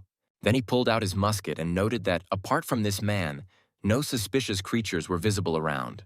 However, he realized that in order to complete the task, he would still have to go inside, although he would have to be careful when doing so. As he walked through the area where a crowd of users had gathered, he heard one of them offering to train in one-on-one duels. Many players recruited people to join their groups for various raids. Thomas himself noticed that people in this place behaved a little rudely. He decided to first gather information related to the mission, for which he headed to a local bar. Thomas was sure that he could meet NPCs there who knew useful information. However, upon entering, the hero was shocked by what he saw. A whole group of assassins from the Midnight Circus was already waiting for him inside the room. He asked in amazement if they had really been sitting there waiting for him. And then he noticed that there was not a single NPC in the tavern. Almost immediately, a column of smoke began to rise from the building, and Thomas noted with grim irony that the show seemed to be beginning. The next moment, one of the walls of the bar exploded with a deafening roar. Soon, one of the visitors, observing what was happening, began to encourage one of the parties, as if it were an ordinary spectacle. Thomas thought that perhaps this place had a similar atmosphere to begin with. In the midst of the battle, one of the assassins managed to wound Thomas. Due to the injury received, the hero's movement speed was reduced by almost 40%. Then, using the soul-binding skill, Thomas summoned his bear. The next second, the beast furiously rushed to defend its owner, entering into a fight with the assassins. One of the opponents mockingly noted that a new beast had appeared in their circus. At the same time, the surrounding players were amazed that Thomas was able to summon such a creature. Many believed that he was only capable of long-range attacks. At the same time, a mysterious man whose face was hidden under a hood was watching what was happening. As the battle continued, Thomas tried to reload his gun as quickly as possible, intending to hit one of the attackers. He soon managed to reload and pointed the weapon at his opponents. But suddenly he noticed that another assassin had appeared behind him, preparing to strike. The enemy, confident of his victory, even mockingly stated that he was behind him. He laughed, thinking that Thomas wouldn't have time to dodge. But at that moment, an unknown person ordered all the clowns to retreat from Thomas, and almost immediately a deafening sound of impact was heard. The stranger cut the bodies of the attackers to pieces with lightning speed. The next moment, numerous flashes of light and lightning erupted around him. Thomas looked at his savior in amazement, not immediately realizing who was in front of him. However, people around were already beginning to guess who it was. Although the stranger tried to hide his face from the players surrounding him, everyone soon recognized him as the magical swordsman Jivan. This was a man ranked second in the world. When the killers were dealt with, Jiwan stepped aside a little. The bear, noticing that his owner was no longer in danger, joyfully approached him, but at the same time he looked warily at Jivan. The swordsman himself extended his hand to Thomas, offering help. However, Thomas replied that he was fine and did not need support. Then Jiwan, having made sure that the wounds were not too serious, nevertheless offered him a healing potion for recovery. Thomas accepted a vial made of rare holy water. After this, the swordsman said that he would like to ask a few questions and invited the hero to join his group. He explained that it was better to discuss such things elsewhere, since there were too many prying eyes here. Having received consent, he used the teleportation technique. The next moment, both boys disappeared, leaving those around them in complete amazement. For a long time, many players could not believe that it was really Jiwan in front of them. Some claimed that there was a free shooter next to him. Meanwhile, Thomas and his companion found themselves in a cave, and Thomas, looking around, realized that he had not expected to be transported here at all. He remembered that Jiwan was ranked second in the Midros rankings as a magic swordsman. Then the hero involuntarily wondered why a man who, according to rumors, avoids communication with people, decided to help him. Thomas had previously seen an interview with Jivan on TV. In the program, the presenter noted the significant difference between him and the player who was in first place. He asked if he could defeat him if they met. Then the swordsman replied that he was used to defeating his opponents with ease. After his words and gesture, the whole crowd roared with delight. At that moment, Thomas was struck by his carefree confidence in his own strength. Now, being next to him, the hero remembered that Jiwan had previously seemed to him to be a harsh and extremely self-confident person. Their conversation began with the swordsman asking his name. Thomas introduced himself, after which Jiwan noticed with surprise that he was also Korean. The swordsman then admitted that he wanted to know how Thomas managed to summon the field boss. As it turned out, he meant the bear, which the hero affectionately called Baby. Then Jiwan directly asked to teach him the same summoning technique. He was frankly amazed that ordinary Thomas was able to summon a brown bear, while he himself was unable to do so. Thomas, hearing this, asked doubtfully whether Midros was hiding such things. He added that if such a skill were known to only one player, it could well become his decisive trump card. Jivan was genuinely surprised that Thomas was in no hurry to share such a skill, especially considering that he had just saved his life. Thomas, however, calmly thanked the swordsman for his help, emphasizing that in general he could have handled it on his own. Hearing this, Jiwan was frankly shocked and declared that he was the one who saved Thomas, and there was no point in denying it. At that moment, the hero realized that, unlike Luna, Jiwan was practically devoid of any social skills. Taking a closer look at him, Thomas came to the conclusion that he was hardly older than 20 years old, judging by his behavior. He then remarked that since they were both from Korea, he could talk to him as a fellow countryman. Jivan clearly liked the proposal and readily agreed, but Thomas responded by noting that he still wanted to ask one question. Then he asked if he knew where Fernand was now. Jiwan clarified whether he was talking about a man who looked like Indiana Jones. Having received confirmation, he reported that he had seen Fernand only 5 days ago. This news noticeably inspired Thomas, and he immediately tried to find out in which sea exactly their meeting took place. Jivan opened the map and showed the approximate location where he encountered Fernand. After this, Thomas asked the next question regarding the Dark Elves, but Jivan admitted that he did not know where their lair was. He only mentioned that this place was located near a new settlement, and he also reported that he had already killed several elves today. Thomas was shocked to hear this, as he knew that such actions would only increase the elves' hostility towards humans. Then Thomas suddenly grabbed Jivan by the hand, and Jivan, not understanding what was happening, looked at him in surprise. Jiwan asked for more details about the summoning skill, but the hero replied that he wasn't sure if he had already told him everything he needed to know. Jivan, irritated, declared that Thomas was being petty and demanded to get down to business. He then added that Luger was a real maniac, and that Thomas himself, in his opinion, simply had a disgusting character. Thomas, in turn, asked if he knew Luger, and Jivan replied that he was always hanging around him. However, he added that he was frankly tired of Luger despite his strength. But Thomas couldn't understand why Jivan needed the summoning skill at all, considering that he was considered the strongest swordsman. The answer he heard truly stunned him. Jiwan stated that if he learned to summon the beast, he would be able to defeat Alexander. Thomas assumed that he simply wanted to summon the bear and thus level up. However, the swordsman immediately objected, explaining that simply increasing his level would not help defeat Alexander. Then Thomas asked what exactly he was going to do. In response, Jivan coldly stated that he intended to kill Alexander. He was going to methodically lower its level until he himself took first place. This statement struck Thomas so much that he did not immediately find an answer. Jiwan soon added that the main problem was that Alexander had a dragon, which made him practically invincible. According to him, if he had an animal that could last in a fight for at least 5 minutes, victory would be quite possible. He then looked at Thomas and noticed that he had the feeling that Thomas was able to summon more than just one bear. These words shocked Thomas, as he was sure that he could only summon one beast. At the same time, he understood that the only one who became his real friend in this game was the baby. Thomas couldn't help but wonder what might have happened if he had approached things differently. He didn't know what would have happened if he had paid attention to the other monster. At that moment, he realized that the second-ranked player's thoughts were noticeably different from those of most others. Jiwan then asked again to show him the summoning skill, promising that he would definitely help him again in the future. When Thomas asked if this was really true, the swordsman confidently stated that if he did not keep his promise, he would delete his character. Thomas was sincerely glad to hear such a serious oath and agreed to help the magical swordsman. In response, Jivan expressed satisfaction that Thomas had agreed to teach him the summoning skill. Then Thomas added that in that case he would be obliged to help him too, which noticeably surprised the swordsman. Thomas explained that he would show him 2 achievements related to agility. The hero, with a sly smile, declared that this would be enough for him. In response, Jiwan stated that he didn't need much, but Thomas's expression made him wary. Not far from the base, Seon Thomas ventured into a forest that was rumored to be devoid of survivors. Aware of the danger, he moved with extreme caution.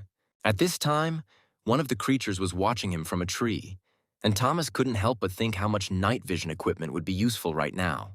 The creature did not attack, but continued to follow him. Soon, Thomas heard a strange sound. He immediately began to aim in the direction from which it came. Then the hero used the technique of magical vision.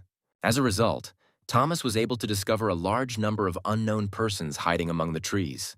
He realized that if he wanted, he could shoot and certainly hit one of them. However, realizing that dark elves lived in this forest, he decided not to open fire. The hero understood that the shot could seriously harm the completion of the mission. At that moment, an unknown assailant released a poisoned needle which entered Thomas's body. The poison quickly took its toll, leaving his body partially paralyzed. For 2 minutes, he was unable to move the affected limb.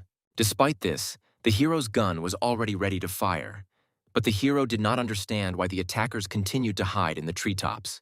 Suddenly, an unknown voice asked if he was sure that one gun would be enough. Then Thomas replied that he was not going to fight them. He jerked sharply to the side, trying to escape pursuit and throw the enemies off the trail. However, the clowns quickly moved after him. One of them said that if they caught him, he would pay dearly for it. Realizing that the situation was becoming critical, Thomas decided to use the teleportation scroll. He had already started preparing it, but as he was running away, he suddenly realized something. The hero realized that his opponents were deliberately distracting him. He was ready to shoot, but one of the clowns was too close to Thomas. He tried to attack him, bringing the blade to the protagonist's throat. It was at that moment that an arrow shot rapidly towards the attacker. She hit him right in the head, instantly stopping the attack on the hero. Stopping, Thomas noticed with amazement that the unknown archers had destroyed all the clowns who were chasing him. Then a powerful explosion was heard in the forest, which made the whole area tremble, and it became clear that all the attackers were dead.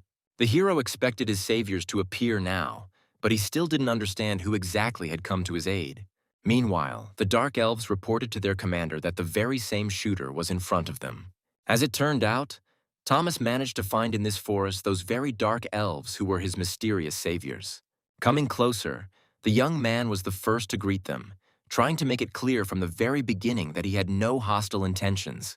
Then, acting cautiously, Thomas offered one of the dark elves a small gift, a supply of tasty food. He brought it with him on purpose, because he had heard beforehand that representatives of their people were especially fond of meat. The dark elves, hearing about this, noticeably perked up and, without hiding their curiosity, wanted to try the treat as soon as possible. Upon seeing the meat, they literally pounced on it, so amazed were they by the dish that the man brought. However, the elven girl suddenly abruptly ordered everyone to stop, considering such behavior inappropriate towards a guest. Everyone present immediately obeyed her order and stopped eating. After this, one of the elves reported that Thomas had no need to bring them gifts at all. However, they are still ready to accept any gift with gratitude. Another dark elf added that the hero had the strength of a hero, and therefore they were willing to trust him. Hearing this, the young man was genuinely surprised, as he never expected to hear such words.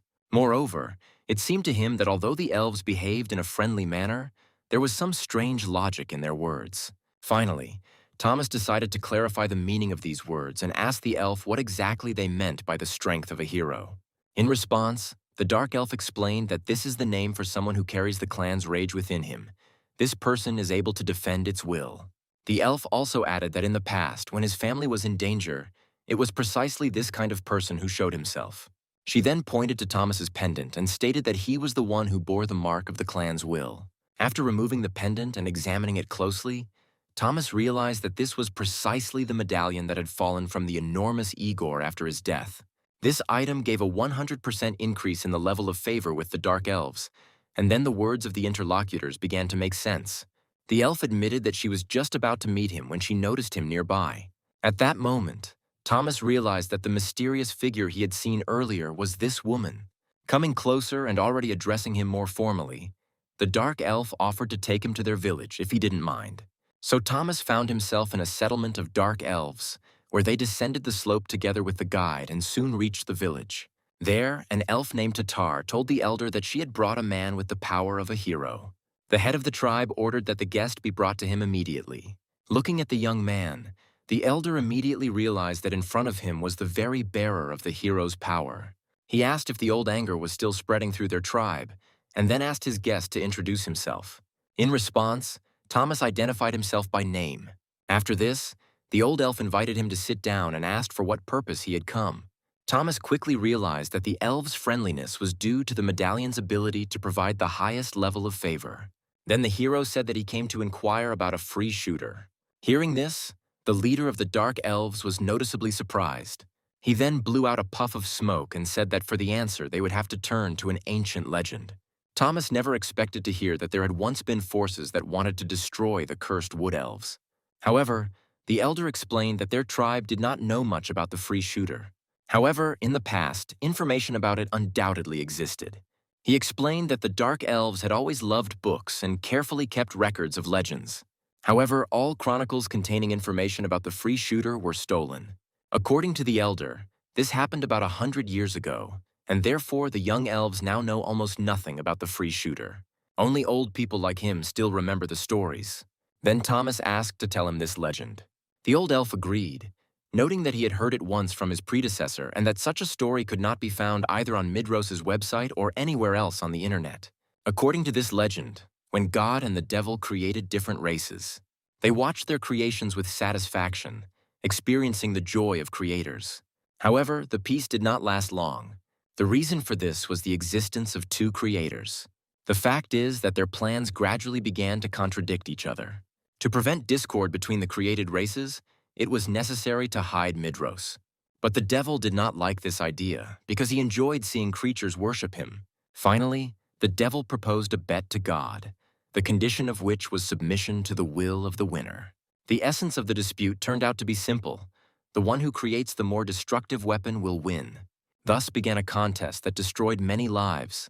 God's creations destroyed the demonic, and the demons in turn destroyed the divine. This was repeated 6 times in a row, while both sides alternately demonstrated their strength, but nothing could surpass the power of the creators themselves.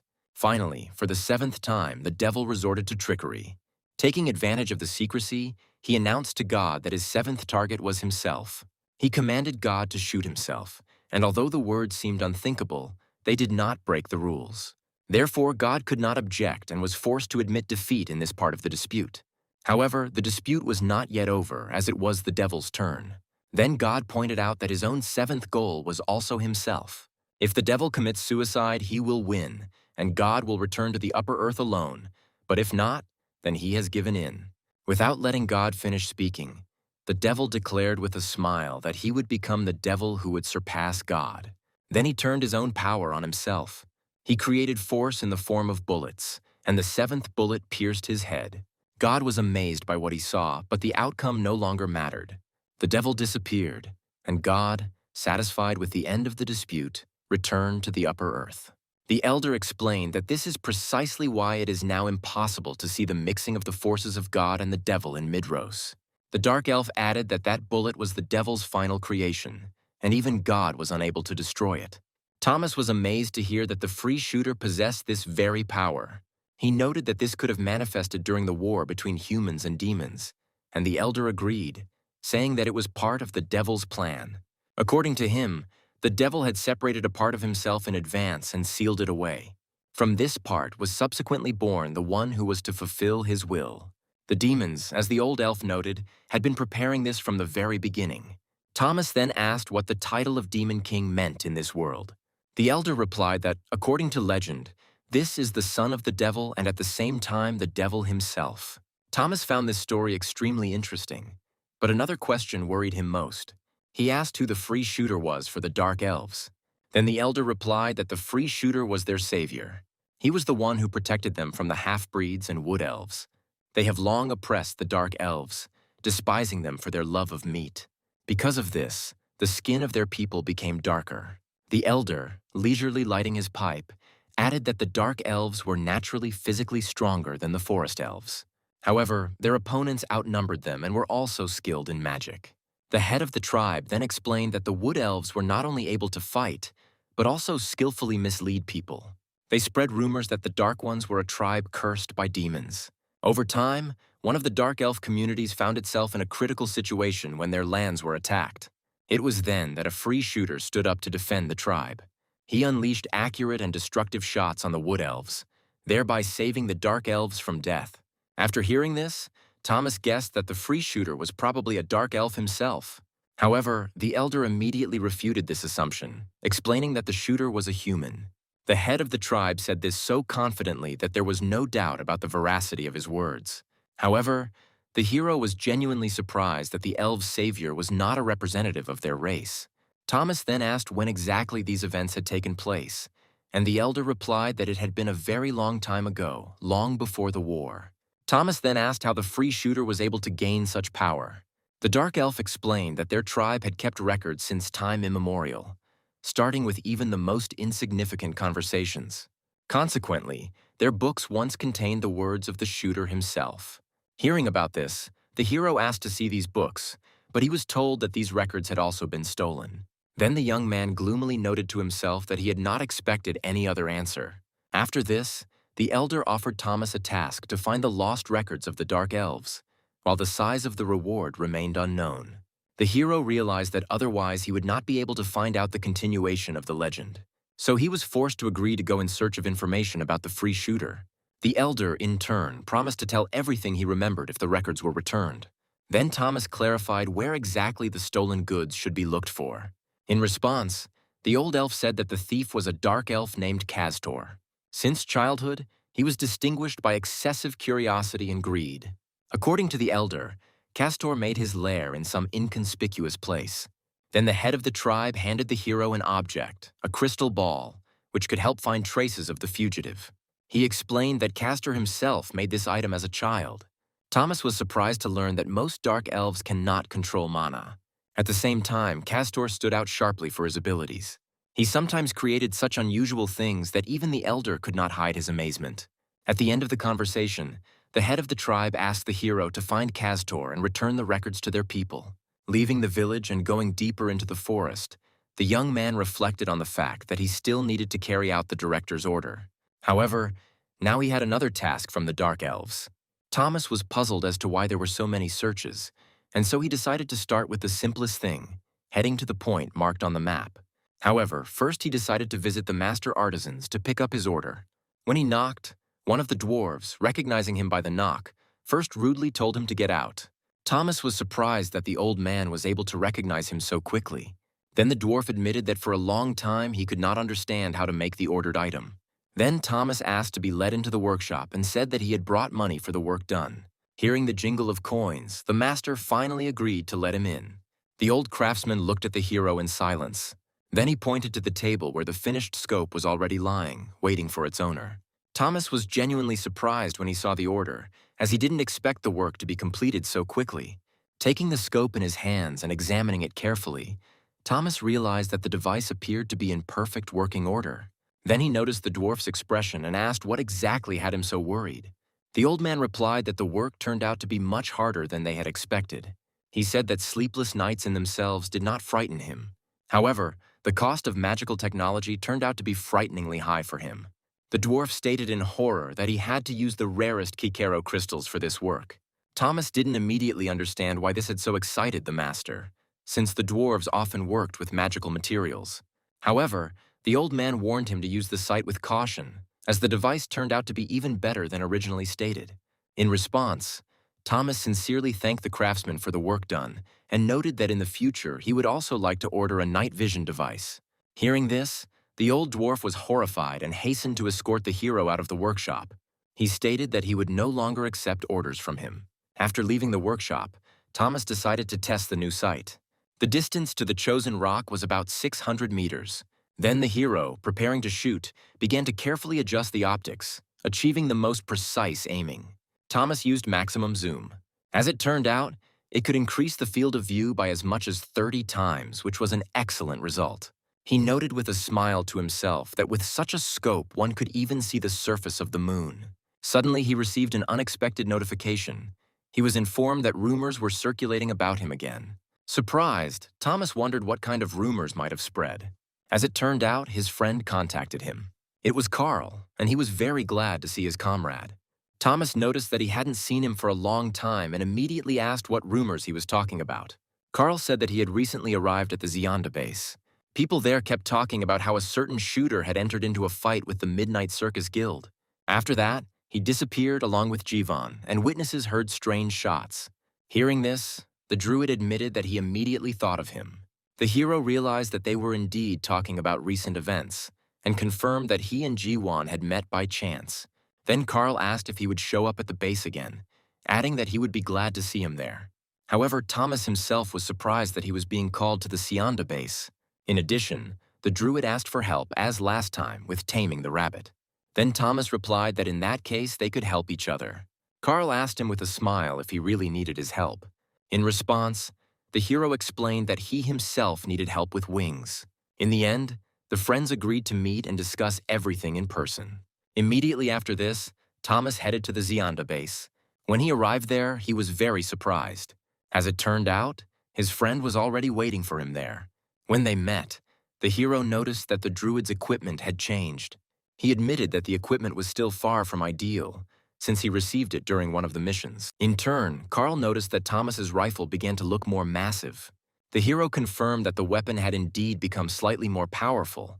Surprised that his friend had managed to notice this, even though the rifle was in its case. Thomas then asked to tell him in more detail about the request for which Carl had called him. The druid explained that this time he would need help working with a special plant. Thomas didn't expect to hear something like that from his comrade. Then Carl explained that this plant is a real man-eater. At the same time, the protagonist noticed that there were no traces of Castor near the Sion base. Then he reasoned that if the Dark Elf really was somewhere nearby, the Dark Elves would have discovered him on their own long ago. Nevertheless, what was happening around him still caused Thomas genuine surprise. Flying over this area, the hero pointed out that this place was suspiciously reminiscent of the Amazon jungle. The reservoir beneath them was teeming with various predatory fish. Then the druid asked the hero to pay attention to what was ahead. As it turned out, in front of them was something resembling a giant bud, located at the top of one of the trees. Thomas, noticing this strange growth, was truly shocked by what he saw. Then he asked what kind of monster they were dealing with.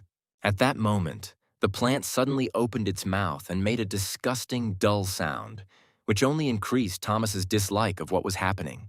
The hero could not understand why this plant had reached such a terrifying size. Then the druid said that in front of them was one of the seeds of the world tree, which over time spread throughout the world. However, Carl immediately added that the main danger lies not in the flower itself, but in the monsters living around it. Soon, hypnotic powder began to spray out of the plant's open mouth. Thus, Thomas realized that the plant was able to control the surrounding creatures, using them as its servants. Then Thomas clarified that it was the monsters who grabbed people and carried them straight to the flower. Carl added gloomily that the plant then eats away at the victims' bodies using a special liquid. Having realized this, the protagonist understood why in Midros such a death is considered one of the most terrible and painful. The druid confirmed his guess and explained that this was precisely why he needed Thomas's strength. Carl then proposed a plan. While he was establishing a connection with the plant, Thomas should protect it from attacking monsters. Thomas, in turn, asked if there was a way to remove hypnosis from enslaved creatures. The druid explained that to do this, it was necessary to destroy the organ that spreads pollen. He was referring to the yellow part located in the center of the plant's mouth, from which jagged powder flew in all directions. Carl confidently stated that if this organ were removed, the remaining problems would be much easier to deal with. This offer made Thomas genuinely happy. The hero asked if it was difficult for Carl to stay in the air in one place. The druid then replied that it was practically impossible in the body of an eagle, while simultaneously asking what exactly Thomas had in mind. The hero jokingly asked him not to drop it under any circumstances, otherwise he would supposedly curse the druid. Carl found it hard to believe that Thomas was seriously planning to shoot while in the air. The druid noted that he could not fly any closer, adding that from such a distance even an experienced shooter would be unlikely to hit the target. Despite this, the protagonist began to aim at the plant bud, fully aware that the conditions for the shot were truly terrible. However, he realized that while he was in the air, his life was not in danger.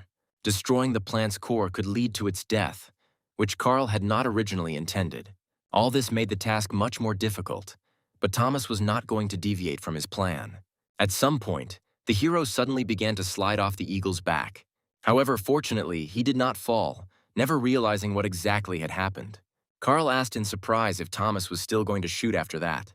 Then he offered to help him fix the position for an accurate shot. Thomas was sincerely glad for his friend's support and thanked him.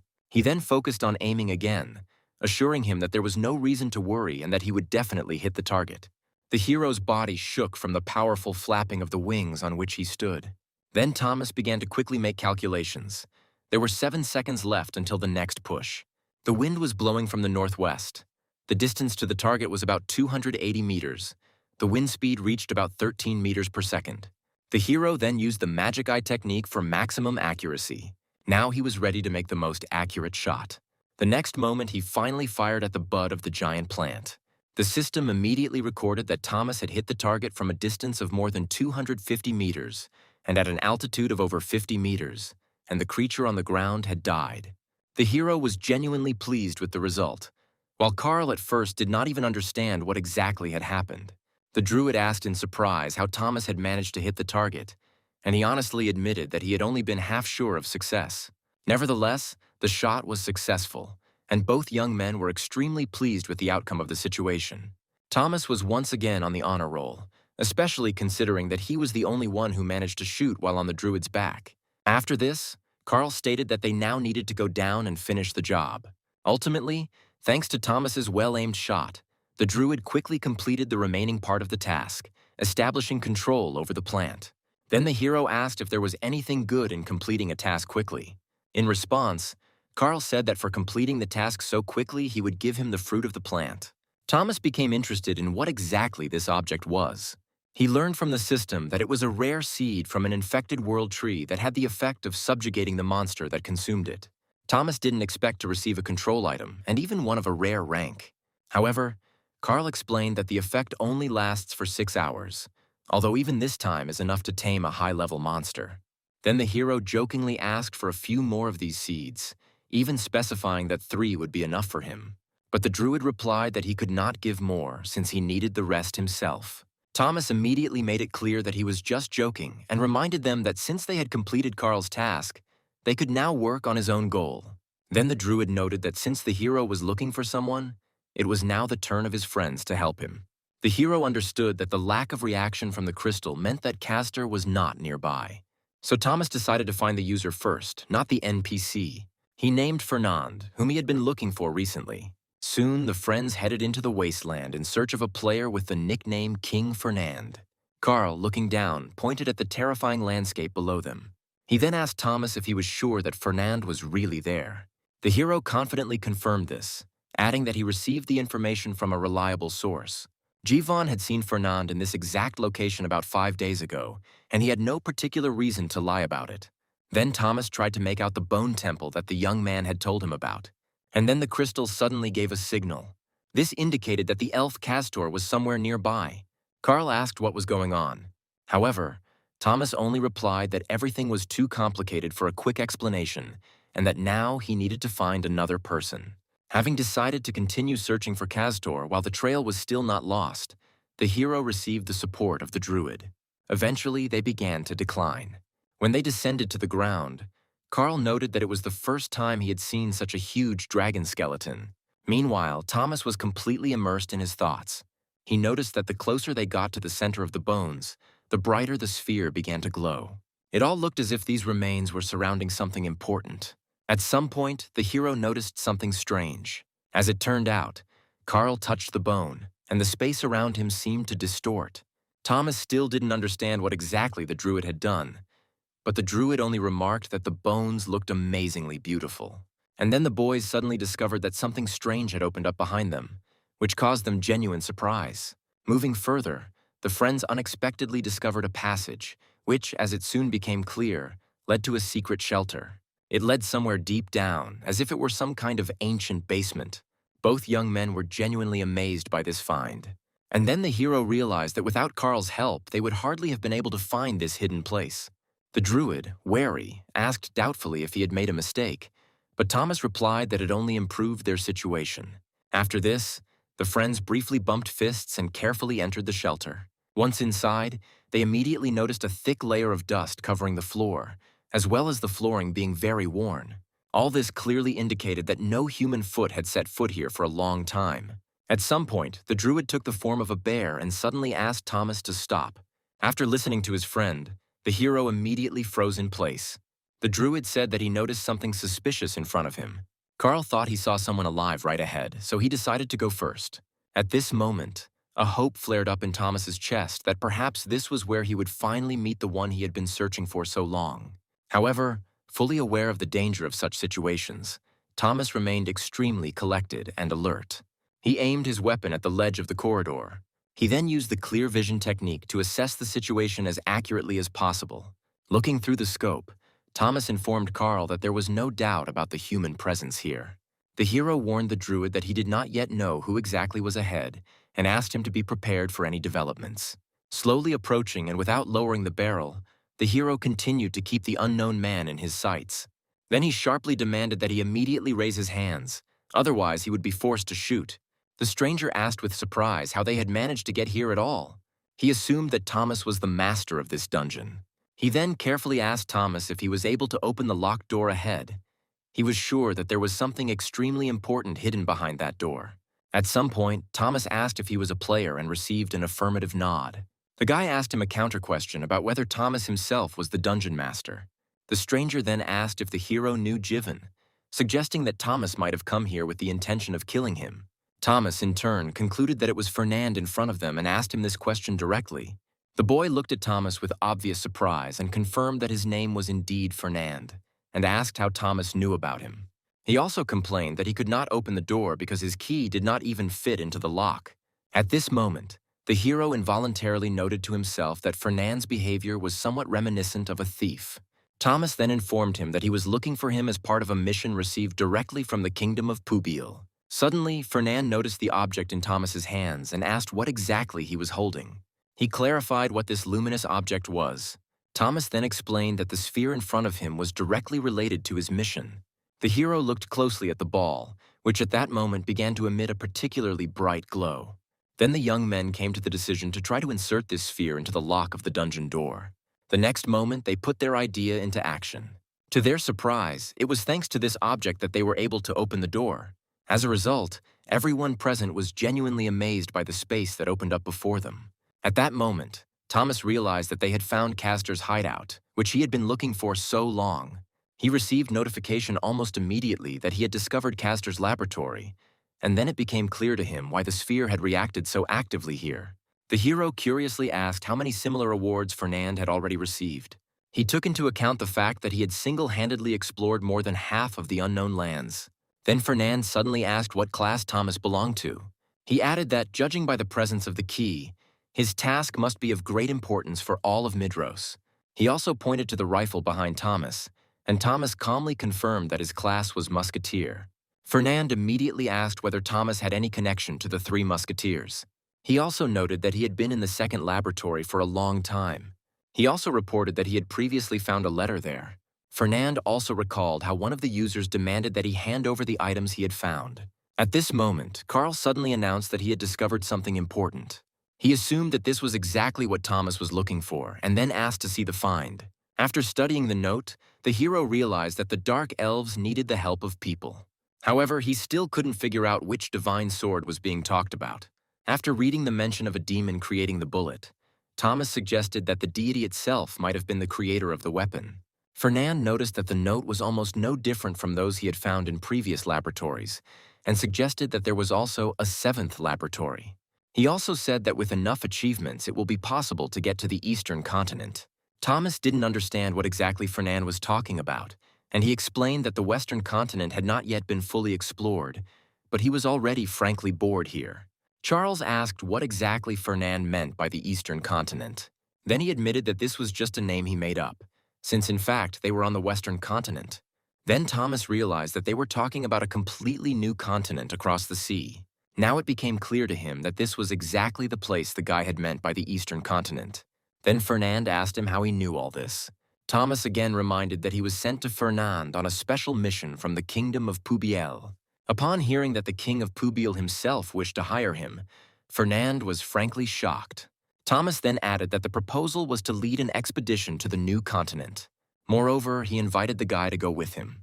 Fernand thought for a moment and then replied that he would like to take part in the expedition, but now was not the best time for it. He had already participated in a similar expedition with NPCs as the users were too low level, and that expedition ended in failure. According to him, neither magic nor weapons worked on the opponents, whom he called sea monsters. Fernand didn't know what an ordinary user could do in this situation, even if they hadn't succeeded. From his story, Thomas understood that they even had a cannon, but it was useless against these creatures. At that moment, everyone received a notification that a guard had appeared in Castor's 6th laboratory and that they needed to leave that place immediately. Fernand warned that there was a guard in this laboratory too, and strongly advised moving towards the exit. He added that if they do not hurry, this place could very well become their grave. Soon, the skeleton of the huge dragon began to collapse, covering everything around with sand. However, the friends managed to get out alive. Once outside, Thomas noticed something truly strange. A giant bone dragon appeared before them and then soared into the sky. Fernand reported that it was likely a Von Drake around level 220 and noted its weak point was in the chest area. Having risen, he suggested that they run away immediately, since the three of them would not be able to cope with such a monster. However, Thomas, taking out his rifle, calmly stated that there was no reason to panic. The hero directly stated that he was capable of destroying Von Drake. Then he asked again if Fernand would agree to go with him to the new continent if he killed this creature. The enormous bone dragon let out a deafening roar that reverberated throughout the area, causing the air to literally tremble. Fernand, looking at the monster, asked with obvious doubt what exactly Thomas was counting on if he was going to engage in battle with Von Drake. Moreover, he immediately added that, in his opinion, Thomas did not have a single chance against such a monster. However, Thomas himself, without being distracted by conversations, calmly aimed his weapon at the target and asked his comrades to be more quiet. The hero waited patiently, carefully tracking the monster's every movement, intending to shoot directly at the chest bone. Moments later, Thomas fired. It was this shot that proved fatal. By destroying the guard, Thomas not only defeated the enemy, but also increased the level of his character. Fernand couldn't believe his eyes. He had no idea how Thomas had managed to destroy Von Drake with just one shot. After all, this Von Drake was not an ordinary level 220 monster, but a guardian whose strength significantly exceeded the standard indicators. Fernand was convinced that only Igor or Jivon were capable of something like this, and so what he saw left him in complete shock. Watching the general jubilation, He suddenly realized that even Luger would hardly have been able to repeat such a feat. It was then that he began to want to find out who this Thomas really was. Thomas soon received an achievement for destroying Von Drake. He began to eagerly examine the items that had fallen from the defeated monster. Among the loot, he found an engraved bone fragment. Then, looking closely, he noticed a star that seemed vaguely familiar to him. Fernand, without hiding his curiosity, asked how strong Thomas's attack was, and also asked how he knew about the Drake's weak spot. In response, the hero calmly noted that Fernand himself had previously mentioned the vulnerability of the sternum. However, it was difficult for him to imagine that an ordinary shooter would be able not only to get to this place, but even to reach such a location at all. Thomas, with a slight chuckle, pointed out that he ended up here precisely thanks to Fernand's tips, summing up that they were a great team. He also added that by working together, they were quite capable of reaching the new continent. After this, the stranger apologized to the main character for his rudeness. He finally introduced himself, calling himself Fernand Maglas. Moreover, he suggested that Thomas address him simply by his first name. After shaking Thomas's hand, he said he was glad to meet him. Fernand then asked if Thomas had really come from the kingdom of Pubiel to find him. He immediately added that he would be happy to take part in this kingdom's expedition to the new continent. After returning to the capital of Ailstock, Charles said goodbye to his comrades. He offered to contact him when they had completed their exploration of the new continent. At the same time, Thomas noticed that the druid showed no interest at all in the expedition overseas. Then Thomas suggested that Fernand go to the royal castle together. However, he admitted that he had never been to the capital of Pubiel before. Thomas asked if he was a resident of that kingdom, but Fernand replied that he was a citizen of Esven. The hero was surprised, since this state was considered sacred, and asked why he chose such a small country. Fernand explained that he simply likes small states because he finds them more interesting. Then Thomas realized once again that all outsiders in the world of Midros have an unusual way of thinking. Meanwhile, Nara informed the knights that the upcoming passage through the gorge would be extremely narrow. She ordered them to focus only on defending the capital. The boys' attention was suddenly drawn to loud screams coming from Nara's office. Thomas immediately realized from the voice that it was his friend, and that she was clearly in an irritated state. However, as soon as the girl saw that Thomas had come to her, her mood instantly changed for the better. Nara asked why he didn't warn her about the visit, to which the hero replied that he didn't want to bother her. The girl said with a smile that there could be no inconvenience between them. Not understanding the meaning of her words, the hero clarified what she meant. However, Nara immediately realized that she had misspoken and decided to change the subject. Then Nara asked what business they had come for and who was accompanying Thomas. Then the hero introduced Fernand, pointing out that in front of her was the very same discoverer Fernand Maglas. The dark-skinned guy smiled broadly and waved at Nara, greeting her. The girl was genuinely glad to meet him, and in a fit of emotion she called him Dog Fernand. However, Thomas immediately noticed that such an address sounded rather rude, after which the girl quickly apologized, citing a slip of the tongue. At that moment, an employee approached the young men and pointed out the direction, saying that they should go there. Thomas then said goodbye to Nara, explaining that they needed to go to the king, and the girl wished them good luck. Already in private messages, she asked Thomas to write to her when he broke up with Mr. Fernand. The hero only replied with a smile that he understood her. Soon the guard reported to the king about the arrival of the discoverer Ferdinand Maglas and Thomas. The king looked closely at the guests and asked whether Fernand was indeed the famous discoverer. He, bending his knee, confirmed this, and the ruler thanked him for responding to the kingdom's request.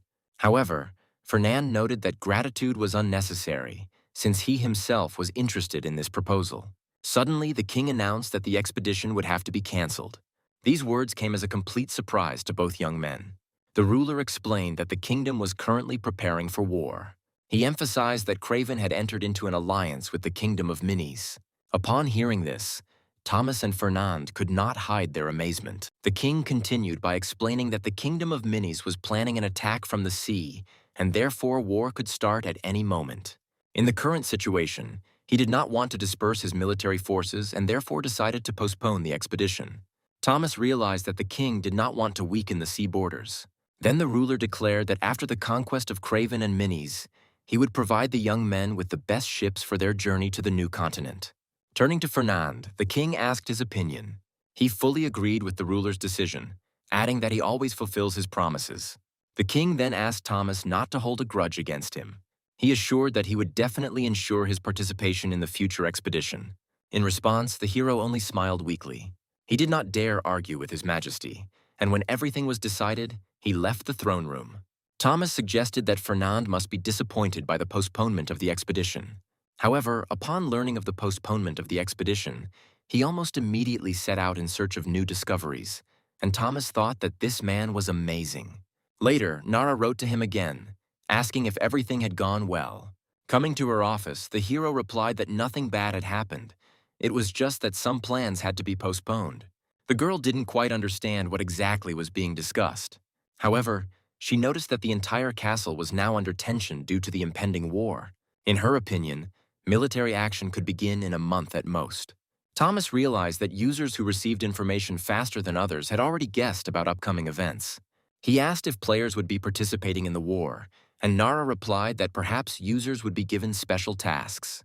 At the same time, she emphasized that without precise information, it is premature to talk about this, since she herself is not sure whether players will be drawn into the war. Thomas gradually began to realize that in the coming war, users would likely have to turn their weapons against each other.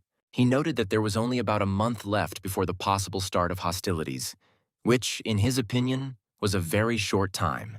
Nara, in turn, regretfully announced that it was time for her to log out of her account. The hero agreed with her, but still decided to clarify why she had called him in the first place. Initially, Thomas assumed that the girl wanted to talk to him specifically about the war, but she immediately made it clear that this was not the case at all. For a while, Nara seemed to be collecting her thoughts, searching for the right words to finally say what she had long wanted to say. Then she called out to Thomas and cautiously spoke about the previous proposal to meet in real life. The girl added that if he felt uncomfortable meeting her alone, Thomas could come with his brother and she would invite Bobby. After this, she directly asked Thomas how he felt about the idea of a meeting of the four of them. This proposal surprised the hero, and he involuntarily hesitated.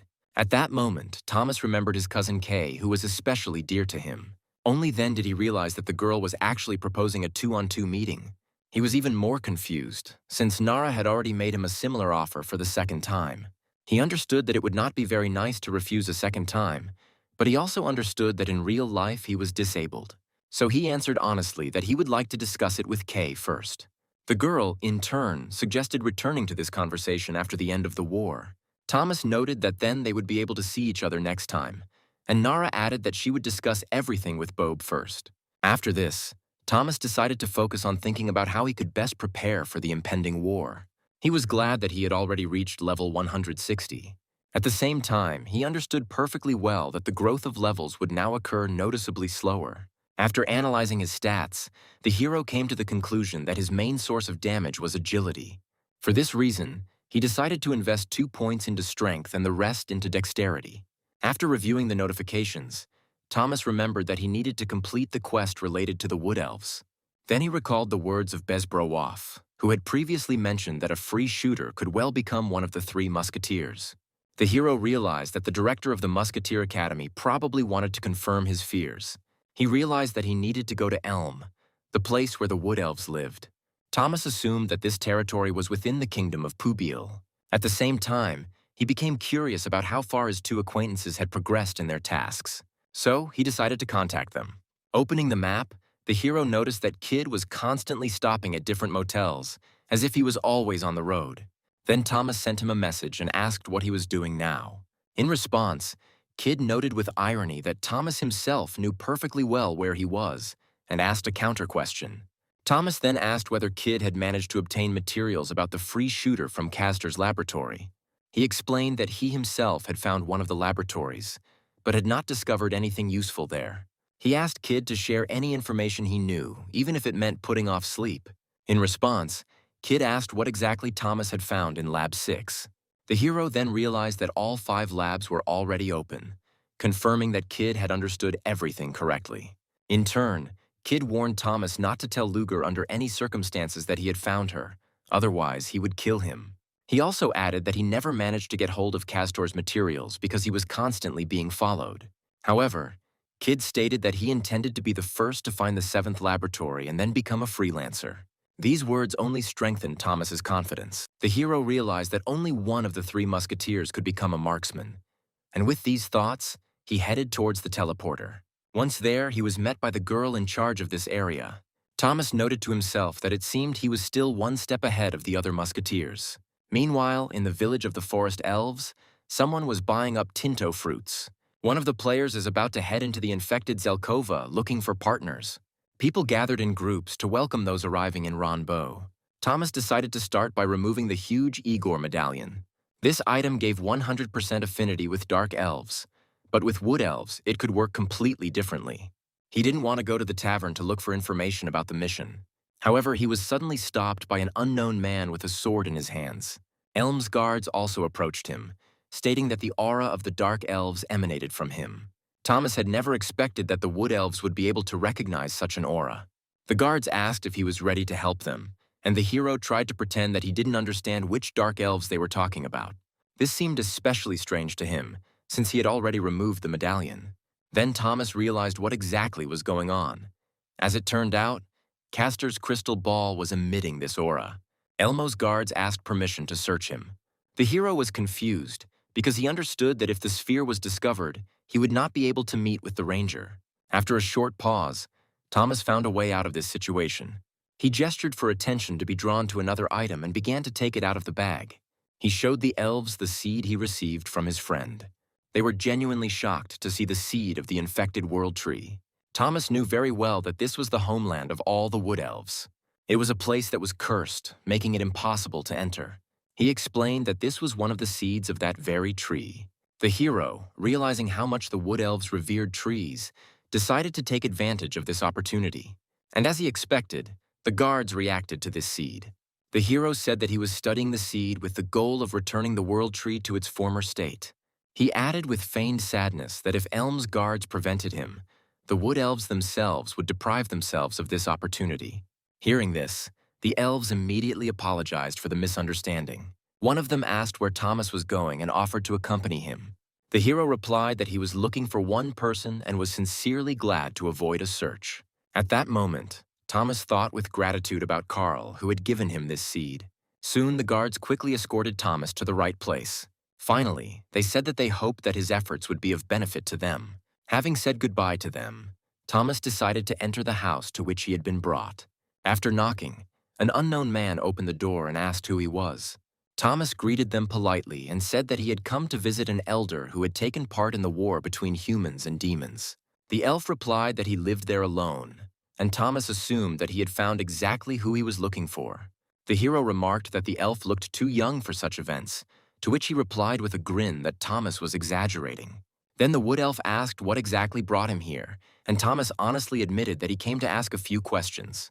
He specified that he was interested in a war hero who had served in the pursuit squad, and at these words the elf's ears twitched slightly. Thomas added that he was talking about a military hero whose achievements he felt might have been forgotten. The elf, with a sad smile, noted that he had been afraid of precisely this in vain. In the end, after a short pause, he invited Thomas to come inside. Once at the house, he asked Thomas what exactly interested him, and the hero explained that he wanted to know about the pursuit of the demon army at sea. He recalled that, according to the records, some unknown force was holding back the pursuit party. Thomas then asked point-blank if it was true that there had been a free shooter among them back then. In response, the elf admitted that at that time he did not feel mana at all. He added that magic capable of working over such a great distance exists only in legends. The forest elf admitted that he did not know for sure who exactly the free shooter was, but he was sure that they were talking about him. Thomas, having listened to him attentively, clarified that from what was said, it seemed as if the free shooter was a dark elf. In response, the wood elf explained that such an ominous and heavy aura, as a rule, comes from dark elves. However, he cannot say this with complete certainty.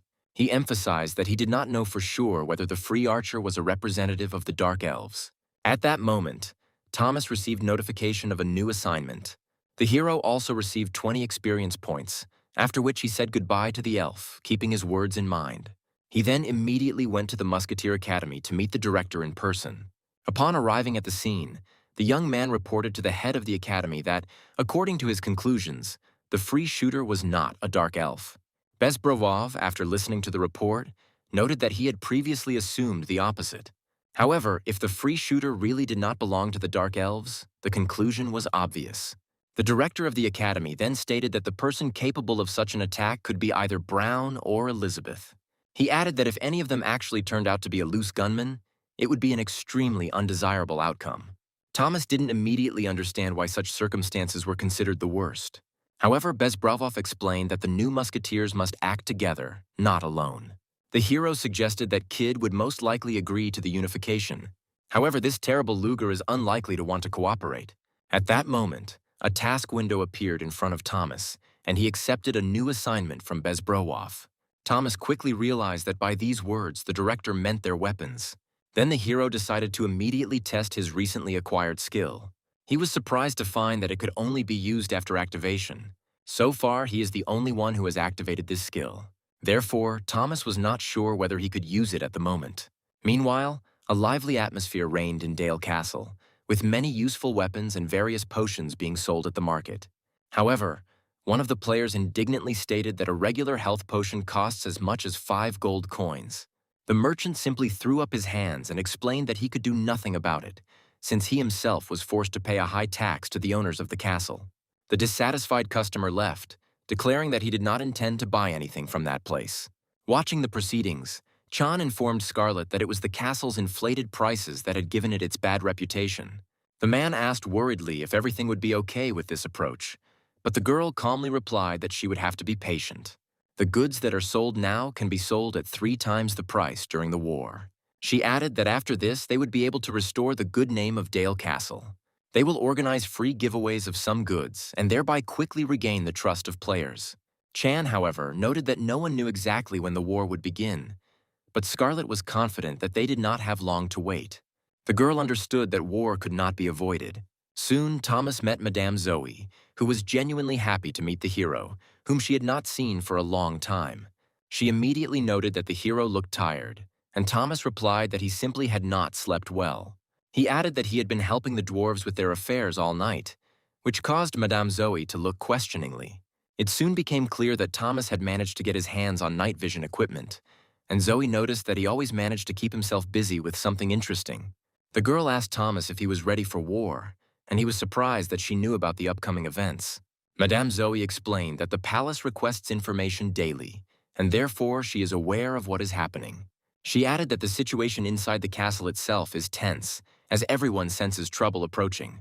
Realizing that Thomas had come to her for a reason, Madame Zoe asked him directly what his business was this time. She suggested that he needed monster habitats where he could effectively develop his agility. Thomas confirmed that he was indeed looking for such monsters. However, he clarified one important condition. The woman was glad to listen to her guest.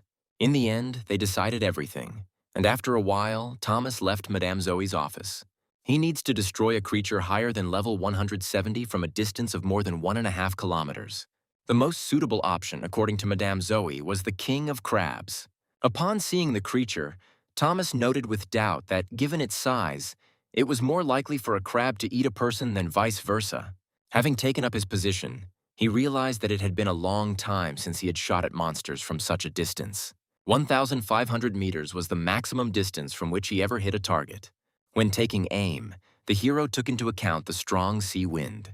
Having assessed all the conditions, he determined its speed to be approximately 13 meters per second. He knew he couldn't afford to fire a series of shots. For this reason, he intended to destroy the Crab King with one precise hit. Based on this, Thomas concentrated extremely hard and took careful aim. He understood that at such a distance he would be able to hit the enemy even without using the skill.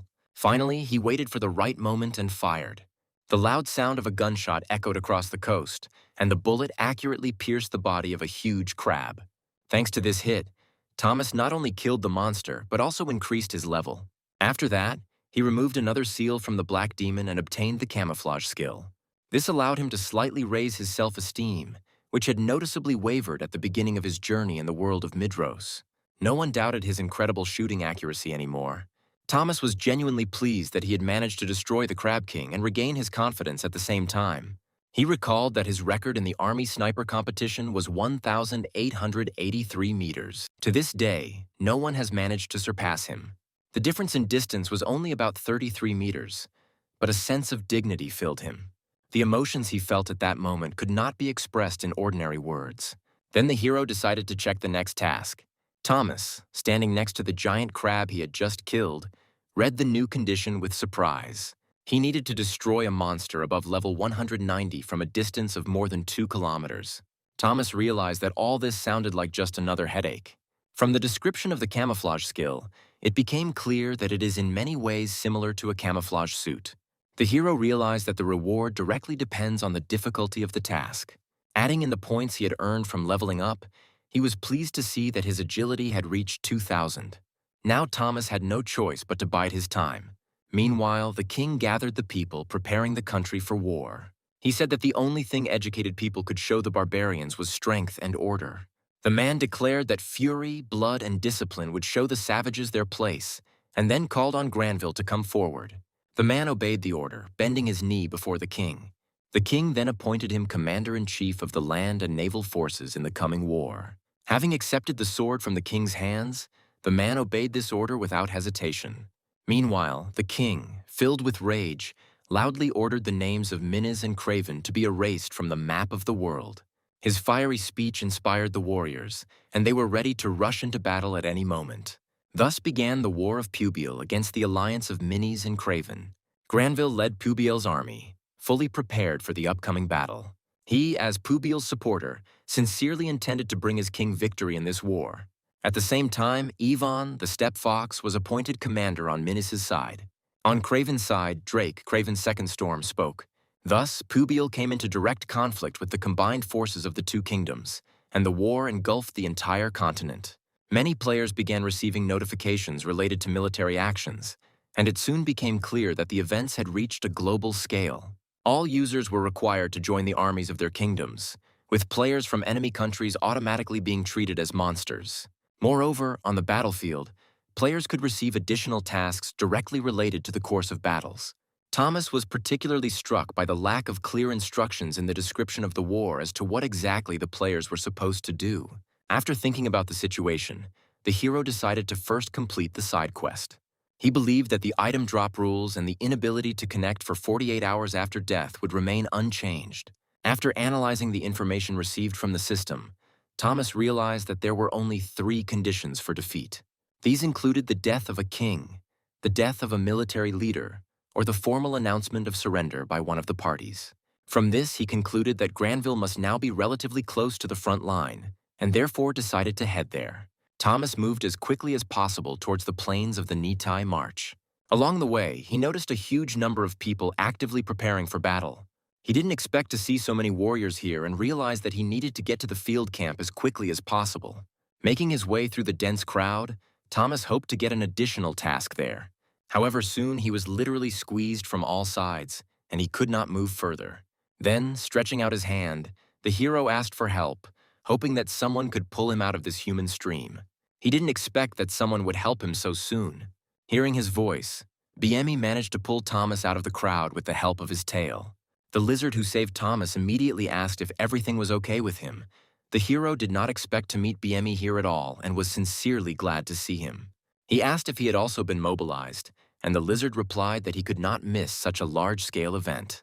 Thomas asked how he was doing and was told that BME was doing well, largely thanks to Thomas himself. Then the lizard asked him if he had heard the latest news. BME added that he had joined the Biolko Guild, which he was extremely happy about. However, the hero himself was slightly shocked by this news. Soon, other comrades approached them and warmly greeted Thomas, not expecting to meet him there. Thomas replied to Tyler and Kay that he hadn't seen them for a long time and was very glad to meet them. Kay then remarked that Thomas was well prepared for war, to which Thomas replied that he had no intention of shirking battles. He didn't expect to hear an offer from Kay to join their team. At first, he even froze a little, thinking that he had misheard. He explained that since Thomas did not want to join any guild, accepting him into the team was a completely different matter. In the end, Thomas immediately agreed and asked for an invitation from his cousin. Meanwhile, the field camp was fully prepared for war. The soldier informed the young men that they were now part of the Plains of March Army and assigned to the 1st Platoon, 2nd Company, 3rd Battalion, 4th Regiment, 5th Division. Thomas was given a mission that required him to plant his flag in enemy territory. 15 days were allotted to complete the task, and the reward depended directly on the success achieved and the lands captured. Thomas was quite happy with Kay becoming their team leader, and Tyler expressed his joy at the fact that they would be fighting shoulder to shoulder. Then Kay finally confirmed their team's participation. After this, the guy thanked his friends for their trust. After this, he immediately began giving orders to his squad of knights. He said that they would have to fight a worthy opponent. He added that in such a war, the tasks often turn out to be simpler than the battles themselves. Kay also advised everyone to remain calm. The squad of warriors and magicians listened attentively to the speech of their commander. However, Kay was momentarily at a loss for what to say next and turned to Thomas to ask about his next steps. The hero clarified what the NPCs had explained to him earlier and advised his cousin to first obtain the quest scroll. Kay said that he didn't understand wars at all, and then the hero decided to help him. In the end, they all decided to study the map and the quest conditions together. The map showed the location of enemy forces and the projected attack route of Kay's team. Thomas noted that the map displays the situation in real time. After carefully studying the data, he noticed that the first company had bypassed the area and entered the forest, assuming that they were preparing to attack. At this point, BME noted that Thomas was very good at reading maps, and the hero was sure that at least one person who could do this was needed. He then said that they needed to move towards the first company first. However, he was alarmed by the too slow advance of the first company. It soon became clear that at site number 130, huge rocks were falling on the soldiers who were trying to attack the enemy. One of the fighters who threw the giant boulder reported that everything was happening exactly as the commander had warned. He stated that he had no trouble throwing stones at his enemies. Meanwhile, the Naga heroes entered the forest and, using the map as a guide, headed towards the first company. Thomas carefully monitored what was happening on the battlefield using a magic map. He soon informed his comrades that the identification marks of the first company had disappeared. Kay was shocked by this outcome of events, and Tyler assumed that the first company had been destroyed. Thomas agreed with this conclusion, noting that such huge losses look extremely suspicious. He was interested in what kind of enemy they would face. Then Thomas suggested starting with finding out all the circumstances of what was happening on the battlefield, and the others supported this idea. At that moment, powerful explosions were heard, and the hero realized that the entire 5th Division was fighting in this area. The total number of soldiers in Pubil's army was about 7,000, and the forces of Minis numbered about the same. Suddenly, a strange sound came from the bushes. Thomas instantly aimed his weapon at the wounded warrior who appeared in front of them. The hero demanded to identify himself and explain what he was doing there. The wounded knight revealed that he was a soldier in Pubil's army. Then, convinced that he had an ally before him, he fell to his knees, begging for a healing potion if there was one. At this moment, Thomas immediately called the others to him. Kay was shocked to hear the mention of an outsider and an earth mage. The wounded warrior, gasping for breath, added that the enemy was using extremely powerful magic. He noted that as long as the enemies continued to push huge rocks from the top of the mountain, they had no chance of capturing that height. The girl next to him quietly said that they would not succeed if Sin remained on the hill, and the other warrior agreed with her conclusions. Listening to the conversations within the squad, Tyler felt a strange uneasiness. He noted that what was happening seemed suspicious to him. Thomas asked what exactly was bothering him, and Tyler explained that Sin had anticipated their progress in advance and was already waiting for them on that hill. BME, in turn, countered, noting that this was not at all like Shin, as he usually simply loved fighting. Thomas, however, came to the conclusion that the magician who controlled the stones occupied an advantageous position, which indicated that the enemy had a competent strategist. Realizing this, Thomas suggested moving to the side of the front from which the wounded warrior had arrived. Thomas added that they just have to be extra careful around Sin, suggesting that he is the main problem. He said that there was a person who could solve this problem, but Kay did not immediately understand who he was talking about. However, when Thomas and Biami simultaneously punched each other, they made it clear that they were thinking the same thing. Both were pleased that they knew how to deal with this threat. Kay looked closely at his friends, but still didn't understand who exactly they had in mind and what plan they were going to implement. Meanwhile, Thomas reloaded his rifle, and the knight asked doubtfully if Thomas was sure he could handle the task. The wounded warrior cautiously suggested postponing the battle for a week until all the soldiers of the first company were resurrected. Thomas firmly stated that he was confident in his squad. He added that defeat is not part of his plans. Meanwhile, Commander Sin was informed of the latest information. The soldier reported that more soldiers had arrived at the position. Sin was extremely surprised by this speed, as he didn't expect the enemies to appear here so soon. He was confident that the enemies would be able to attack this area no more than once a day. He had previously been told that they would come no more than once every 10 days. Annoyed, Commander Xing noticed one warrior and was outraged that he was distracted for such an insignificant event. At that moment, Kay rushed towards Sin's squad at great speed, loudly shouting that he was, after all, a Templar. Commander Sin looked at the screaming fighter and at first thought he was looking at a madman. However, Kay, using throwing techniques and high defense, quickly approached the enemy unit. Sin quickly realized that he was dealing with an extremely high-level opponent and ordered him to be stopped by using magical techniques. One of the warriors offered his help to the commander, but Sin ordered him not to interfere. He stated that such madmen should be driven into the ground. At that very moment, a deafening shot rang out, and Sin's body was instantly covered in blood. The warrior standing nearby did not immediately understand what had happened to his commander, and looking at Sin, he could not believe his eyes. The commander collapsed to the ground, and his subordinate initially thought he was only wounded. Meanwhile, Kay continued to approach the enemy unit. He happily announced to his team that the operation was a success. As it turned out, Thomas managed to kill Commander Sin with just one shot. With this incredible action, he shocked the other warriors. For his contribution to the war, Thomas received 17 points. He continued to fire accurately at enemies located on the battlefield at a distance of up to a kilometer, hitting targets even without using skills.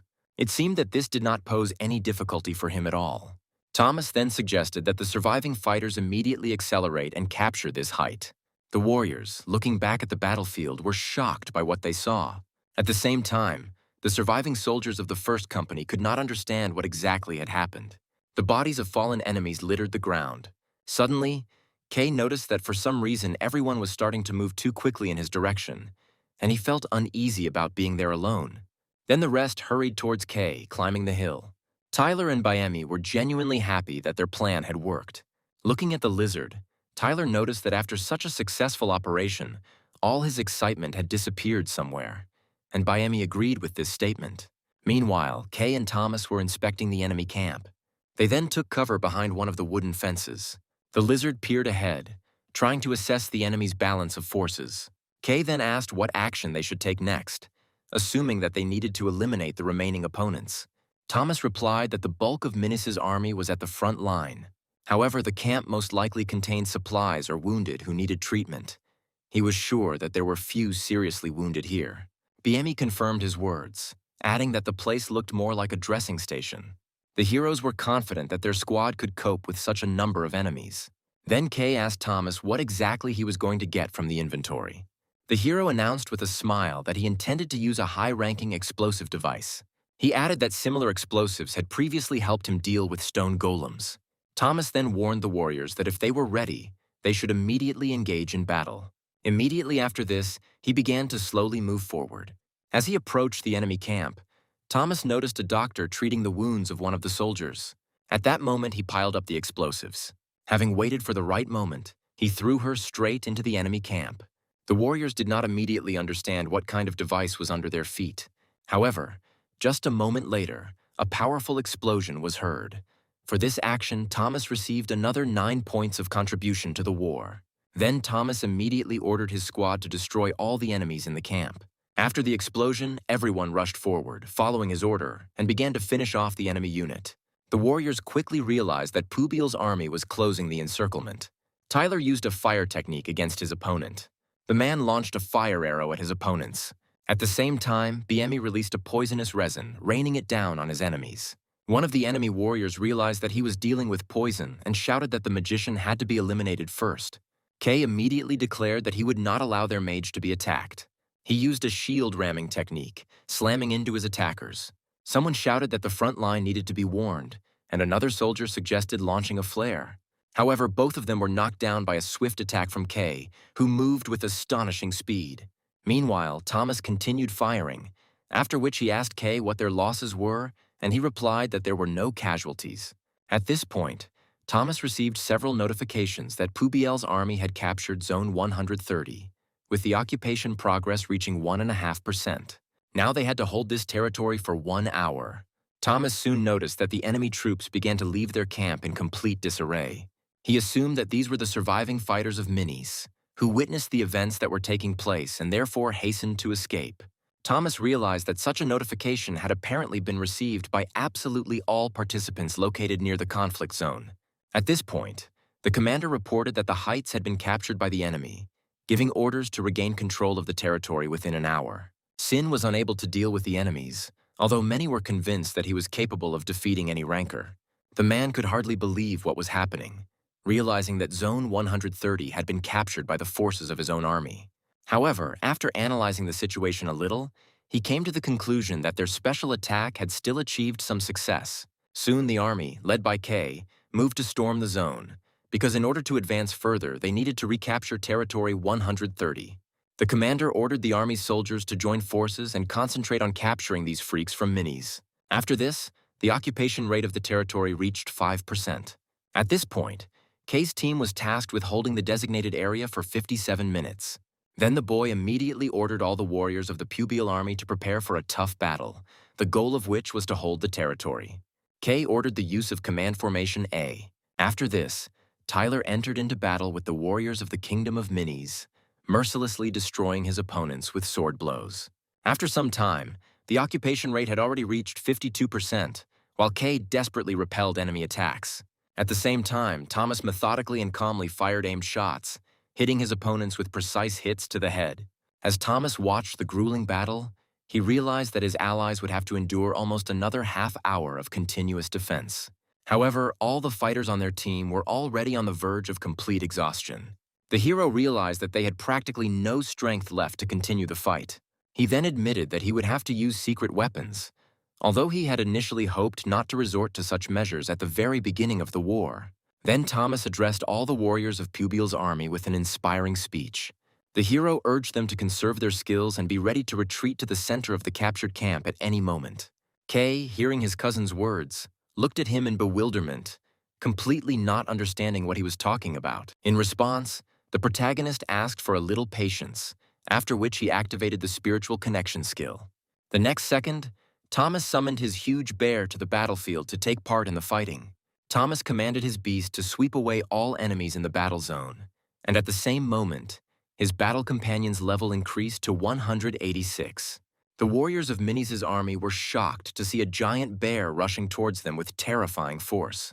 The huge beast began to furiously attack its master's enemies, scattering them in different directions. Thomas himself, comfortably seated on the animal's back, continued firing his musket, which looked impressive. Thomas's allies were so astonished by what was happening that they could not hide their amazement. It seemed that the battle was now one-sided. One of the warriors, watching the battle from the top of the hill, did not understand at all what was happening on the battlefield. Thomas then turned to him, reminding him that he was part of Pubial's army and therefore had to follow him, adding that they had little time. Thomas also reported that the guildmaster Piolcho was in the combat zone and was unlikely to be able to hold his position for long. The fighters soon learned that it was the Biolco guild that was capturing territory 130. The protagonist ordered the bear to move forward to the edge of the territory, while simultaneously ordering his allies to follow him. After some time, Pubial's army finally occupied Zone 130. All participants in the operation received 377 points for their contribution to the war. Meanwhile, the military leaders were talking in one of the tents. One girl noted that the 6th and 7th divisions should be moved to another location. The man asked her if she was truly confident in her decision, to which she confidently answered in the affirmative. The man supported her, stating that moving these units would indeed be more expedient. Hiding her face behind a fan, the girl softly remarked that everything would definitely turn out the way the man wanted. After looking at the map, he agreed to follow her advice. Ivan, the commander-in-chief of Minis, known as the Steppe Fox, inquired whether the cunning advisor had appeared yet. The girl replied with a slight smile that he was exaggerating, but added that 2 foxes could be much more useful for the kingdom of Minis. She said that confronting Granville, the commander-in-chief of the Pubial army, would indeed require a joint strategy. The girl knew perfectly well that Ivan and Granville felt mutual hostility, and so she was curious to know the true reason for their conflict. Suddenly, a warrior ran into their tent and urgently asked Commander-in-Chief Ivan to follow him.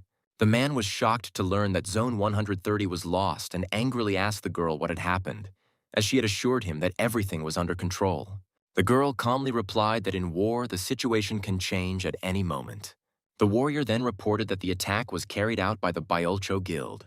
Hearing this, the girl noted that she was not at all surprised by the fact that they managed to reach the 30th zone. Then Ivan asked what exactly she knew about this guild. To this, the girl replied that she was more interested not in the guild itself, but in those who acted in conjunction with it. Ivan then asked what action should be taken. In response, the stranger stated that such a development of events was even more profitable, since Ivan's plans could be realized much faster.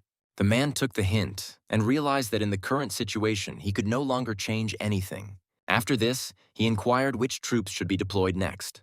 As it turned out, his interlocutor was Chio, a dancer who was ranked 7th in the Midros world ranking. The girl noticed that Ivan had a better understanding of the current situation. Meanwhile, Ron, the master of the Rush Guild, was extremely surprised that Kay was able to stop thousands of opponents with just one blow. After that, he shook hands with Kay and Thomas. The man also apologized to the protagonist for his request at the first meeting.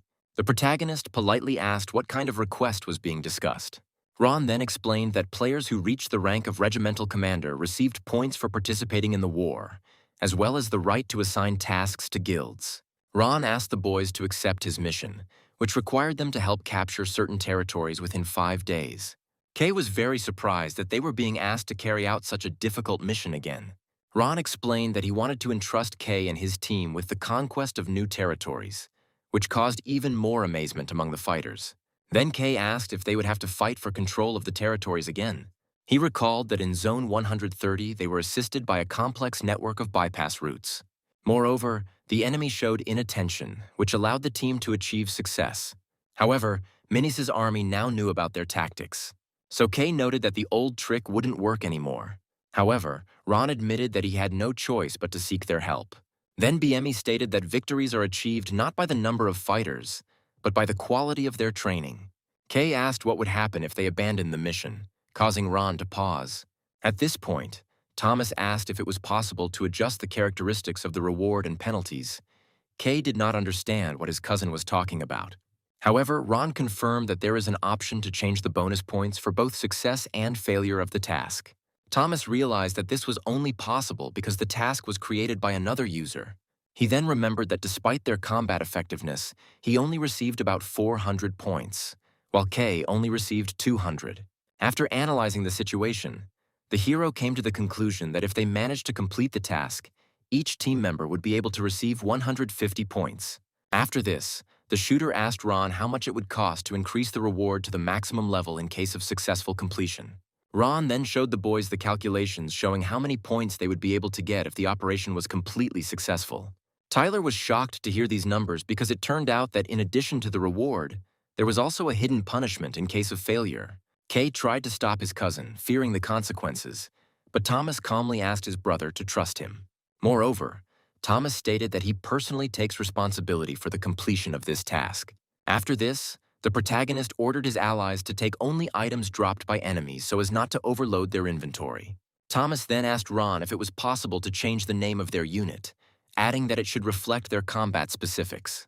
Ron replied that they could indeed choose a new name if they wanted. Hearing this, the main character smiled contentedly. Thomas then suggested calling their elite squad the Byolcho Special Squad. 15 days later, a large-scale battle unfolded in Zone 274. The knights, exhausted by continuous battles, no longer understood when this endless confrontation would end. The first company was ordered to drive Pubiel's army out of the captured territory. At the same time, the commander simultaneously informed the second and third companies that they needed to temporarily retreat. However, at that moment, a precise shot struck the commander and he died instantly. The knights were shocked to see the death of their leader. At this moment, the warriors realized that a special detachment of Bielko had arrived on the battlefield. One of the commanders noted that if Biolcho's unit was already here, then the outcome of the battle was essentially a foregone conclusion. After this, he ordered preparations to seize the territory. Hearing the order, the warriors immediately rushed into the attack. Fierce fighting in this area continued without interruption for 2 weeks. The unit that was called Angelic in Pubiel's army and Devilish in Minis's army turned out to be exactly that same special squad of Byolcho. At the same time, The opponents did not even suspect that the fighters of this detachment had already destroyed most of the key military leaders of the Kingdom of Minis. It was only after players left the game that users began to learn about the appearance of this legendary unit. The battle continued for another 13 days. After this, Pubiel's forces entered the battle, and the standoff in Zone 274 was over in just 41 minutes. Thomas noted that they were accompanied by 30 fighters who served as a reliable rear guard. Moreover, the number of enemies destroyed by the main character himself has already exceeded 100 people. Beamy, looking at Thomas with admiration, declared that he was a real monster on the battlefield. The lizard asked if Thomas could actually see a target at such a great distance, and the shooter confidently confirmed this with a nod. Then the magician offered Thomas a restorative potion, and the knight added that he had an elixir of vitality. At that moment, all the boys realized that the main character had kept his promise and had significantly increased his contribution points to the war. Thomas soon received notification that Pubiel's special unit needed to return to headquarters immediately. Thomas asked his brother in surprise why they were being called, but Kay admitted that he himself did not know the reason, assuming that they wanted to present them with a special award. Ron soon reported that he had heard of the boys' outstanding achievements, and they greeted each other warmly. The protagonist asked why they were called. Ron explained that Commander-in-Chief Granville wished to speak with them personally. The guild master then reported to Granville that the Bayolko strike force had arrived and was ready to meet. Thomas was the first to enter the Commander-in-Chief's tent. Suddenly, Scarlet, who was there, told him that if he was going to behave like this, he could at least mention her name. The hero was surprised to see Scarlet and asked what she was doing there. The girl herself looked a little dissatisfied and offended. Kay, who came in next, assumed that it was the girl who had called the main character, but Thomas replied that he had not invited her. A man standing nearby asked if they knew each other, and the girl confirmed to the Commander-in-Chief that they did indeed know each other. Granville was pleased with this news, as he could now fully disclose vital information about the upcoming operation. Thomas became wary when he heard the seriousness of the topic being discussed. Then he looked around at those present and understood why the Commander-in-Chief had gathered them here. Then Granville demanded to see the commander of the Special Forces unit, Pyolko. Kay invited Thomas to step forward, but Thomas stated that Kay should be the commander, since the unit formally belonged to him. Scarlet just watched as the brothers shifted responsibility onto each other. Suddenly the girl laughed, realizing that the two had confused the situation considerably. In the end, Thomas told the Commander-in-Chief that he was the commander of the Special Forces unit. Granville then asked him if he realized the magnitude of what he had done. He said that thanks to the actions of Pubiel's unit, the battle on the Plains of March, which was supposed to last 90 days, was reduced to 30. The Commander-in-Chief added that they now need to develop a completely new plan of action. In the end, Granville thanked Thomas for the work he had done. The hero happily accepted the words of recognition, replying that he was simply doing his duty. This was followed by a short discussion of the current situation, during which it became clear that the capture of each territory had accelerated significantly. Pubiel's army managed to defeat the enemy on the Plains of March with practically one decisive blow. Granville also noted that Even was being extremely cunning and suggesting that everyone look at the map. There it was clear that Minis's troops were retreating from the occupied territories, but Thomas did not understand the reasons for this retreat. Pubiel's army had not yet broken through the main front line, so he assumed that their commander-in-chief had a hidden strategy. Granville then declared that their army planned to completely break through the defenses on the Plains of March within 30 days. Thomas was surprised to hear that the army intended to begin a siege of the fortresses. The commander-in-chief explained that after regaining control of the plains, he would begin to concentrate his troops. After this, he plans a direct attack on the capital of Minis, capturing 7 castles along the way. He stressed that there was no point in extending the front line. That is why they will advance directly towards the capital. Then Thomas realized that this really was the fastest way to end the war. However, he doubted the feasibility of such a risky plan. He noted that the breakthrough would have only one supply line between the main base and the front line. And if this line is destroyed, Pubiel's troops will suffer enormous losses. The protagonist realized that the outcome of the operation directly depended on the stability of supplies. After that, looking at Scarlet, I remembered her fire magic. Granville then stated that since everyone present understood the general strategy, he would move on to explaining the mission for the Byolcho unit. The Special Forces were tasked with destroying the cornerstone of Mercury, an operation that had to be completed 2 days before the arrival of the siege forces. The fighters must find the stone and the magic circle and destroy it, thereby opening the way for the army to further advance. The condition for failure of the task was a penalty of 3,000 contribution points for every minute of failure. Thomas asked Granville if their detachment had time to think things over, and the commander-in-chief allowed them to do so. The hero then turned to Scarlet, asking if she was confident that the commander-in-chief's strategic plan would be successful. The girl stated that the situation remains under control, adding that Minis's army will not be able to approach their troops so easily. Moreover, she reported that Polo and the Fire Dragon were already heading to this region through the Sentinel mountain range. Then Han noted that if Thomas saw the weapon of another warrior walking towards them, he would immediately understand who they were talking about. Thomas guessed that Scarlet was talking about his friend Kid. As it turned out, he was also going to take part in this task. The hero understood perfectly well that the Sentinel mountain range was an extremely difficult-to-reach area. However, it was also an excellent habitat for crimson geckos. Thomas knew that Kid would face a tough battle in these dangerous lands. Scarlet also explained that the siege would begin the moment Pubiel's troops advanced towards the central regions of the Kingdom of Minis. However, by that time, Polo and Kid should already be at the key point of the operation. The girl was sure that Minis's army would be forced to split its forces into two fronts and would simply not notice the threat looming over their capital. Thomas, after listening to this plan, noted that there were too many unpredictable variables in this situation. Scarlet then asked in surprise what exactly he meant, and was shocked when Thomas mentioned the player Alexander. He explained that despite Alexander's belonging to Minis's army, he never appeared on the battlefield, which was suspicious. In response, Scarlet reported that Jiwon had recently publicly announced his intention to have a one-on-one fight with Alexander. Hearing this, Thomas concluded that Alexander would be busy with this duel, while Polo and Kid could join their operation. As a result, this plan now seemed quite feasible to the protagonist. Granville, having listened attentively to the discussion, asked whether the special unit was ready to take part in such a difficult mission.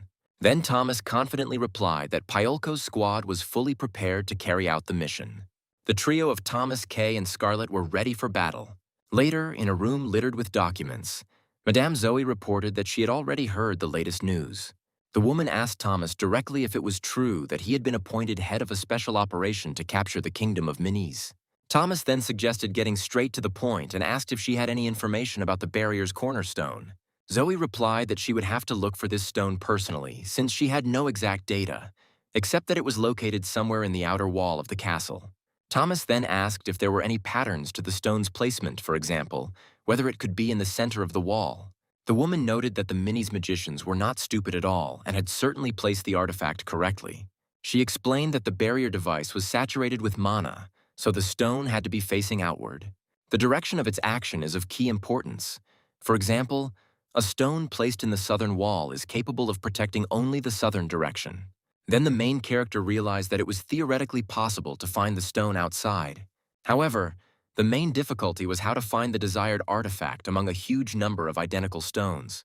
Thomas decided to calm down and apply probability theory, carefully analyzing the possible options. He soon found possible solutions. The first option was to get close to the walls and examine them carefully. However, Thomas realized that if Minis's army discovered him, the mission would fail. As a result, their unit will suffer colossal losses of points. Realizing that this wouldn't work, the hero thought of another solution. The second option involved observing the walls from a long distance using optical instruments. However, Thomas realized that this method would take too much time. In the end, the war will end faster than he can find the right stone. Finally, he came up with another solution. The third option was to arrive early and begin searching before the siege began. However, the hero came to the conclusion that the longer the search lasted, the higher the likelihood of exposure. Therefore, this option also turned out to be unacceptable.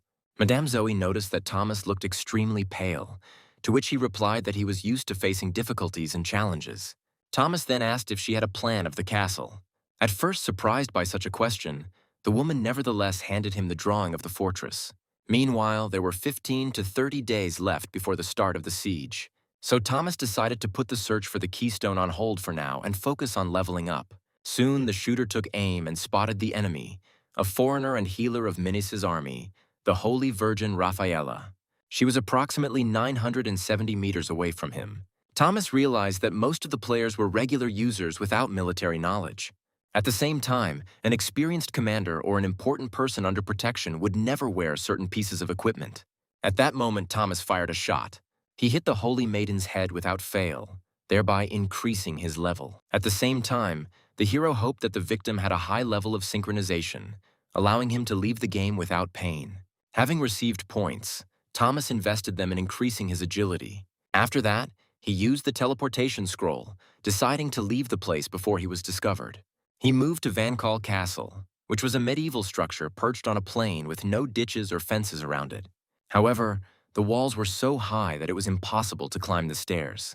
However, Thomas understood that using magic would attract the attention of the guards on the walls.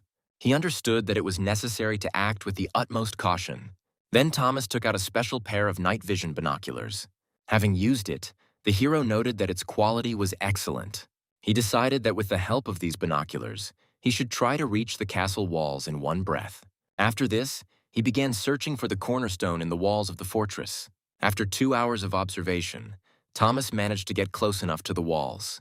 However, he realized that he would be discovered immediately at dawn. He doubted that he would be able to find the right stone before morning, and he realized that he was in a desperate situation. Then the hero decided to act, realizing that he had never challenged fate, being completely confident in the outcome. Approaching the wall, Thomas activated his camouflage technique. At this time, the patrol riders noticed something strange around them and became wary.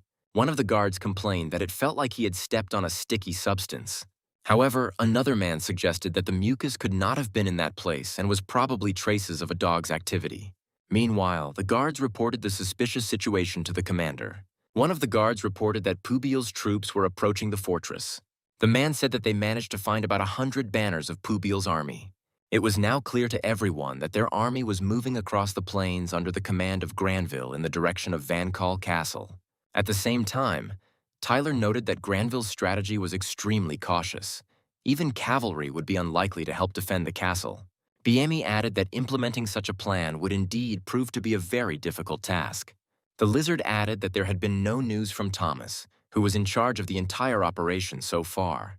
Kay, looking intently at Vankal Castle, also hoped to receive news from his cousin as soon as possible. The main character himself, being far from his allies, was completely confident that he was capable of destroying the cornerstone alone.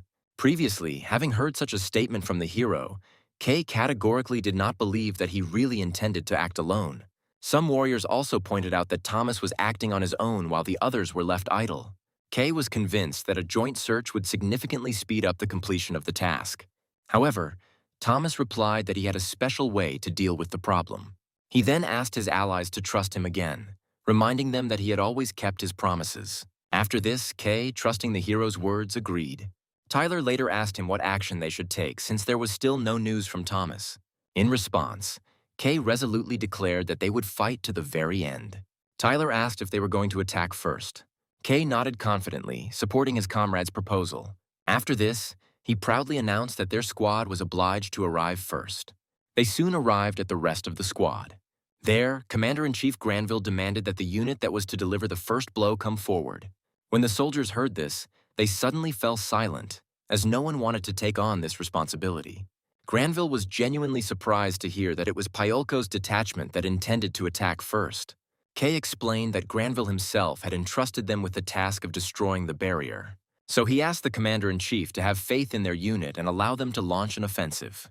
Hearing this, the representatives of the other guilds were astonished that a squad of only 30 people was going to be the first to attack. Meanwhile, Granville ordered his soldiers to prepare signal trumpets. After this, he gave the order to begin a new attack on Vankal Castle. Soon, a powerful trumpet blast was heard, announcing the start of the attack. The warriors immediately raised their weapons. Kay asked his soldiers if they were ready for battle. Having received confident answers, he emphasized that once the battle began, they would have no more than 1 minute, strictly ordering that no one should die. At this moment, the trumpeter sounded the signal to advance. At the same moment, Kay ordered the squad to move forward. The Byolko fighters covered themselves with shields and rushed towards the walls of Vankal Castle. The magicians on the walls of the fortress noticed the approaching army, and one of them declared that they were heading to certain death. However, the girl mage noted that in war there are always those who are ready to go ahead of the rest. Observing the advancing troops, the commander ordered the activation of the protective barrier. The girl mage touched the wall, trying to activate the barrier, but she discovered to her horror that it did not work. Meanwhile, approaching the castle, Kay ordered everyone to act simultaneously, immediately after which he began the countdown. At the crucial moment, he threw his shield, hoping to break through the wooden gates of the fortress. Following him, dozens of shields equipped with powerful explosive devices rushed towards the walls of Van Kaal. There was a colossal explosion that momentarily blinded everyone nearby.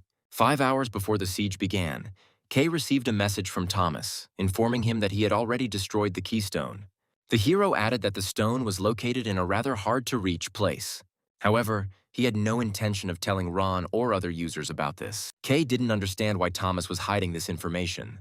The hero then explained that during a siege, the decisive factor is who gets into the enemy's castle first. Thomas wanted the Bayulko squad to be the first unit to break into Van Kaal Castle. He then ordered Kay to go to Bottleneck's forge and informed him that he had already prepared everything necessary to break through the gates. The hero asked to make shields with powerful explosive charges, which the fighters were supposed to throw at the gate. In the end, this plan worked flawlessly. The fortress gates were destroyed. After this, Granville ordered the army to move forward, since the protective barrier had already been destroyed. Earlier, Thomas also tasked Kay and his squad with being the first to penetrate the fortress in order to obtain the maximum amount of contribution points.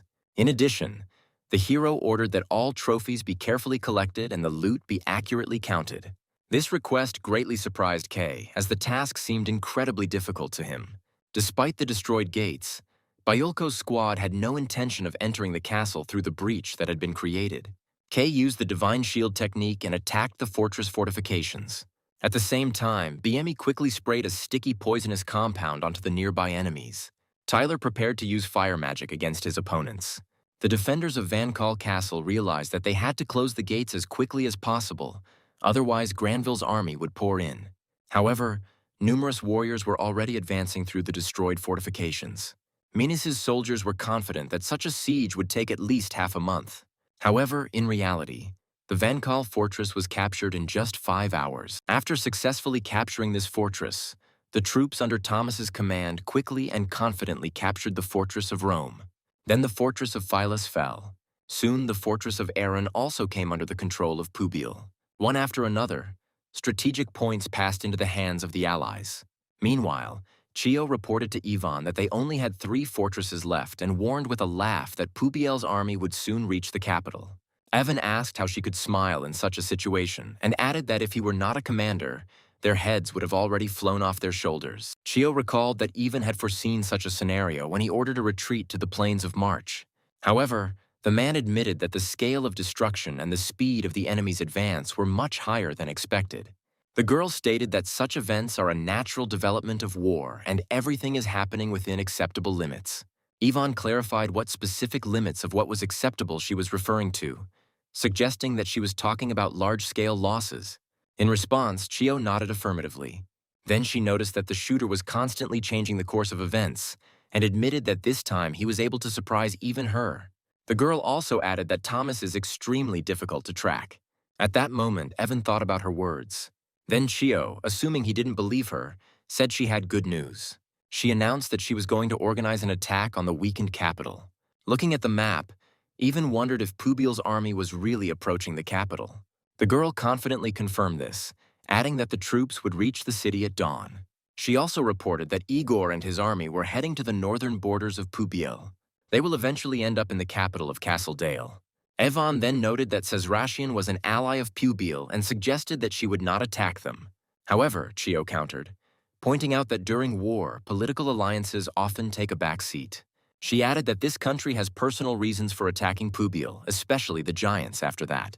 Evan asked what consequences awaited them after these events.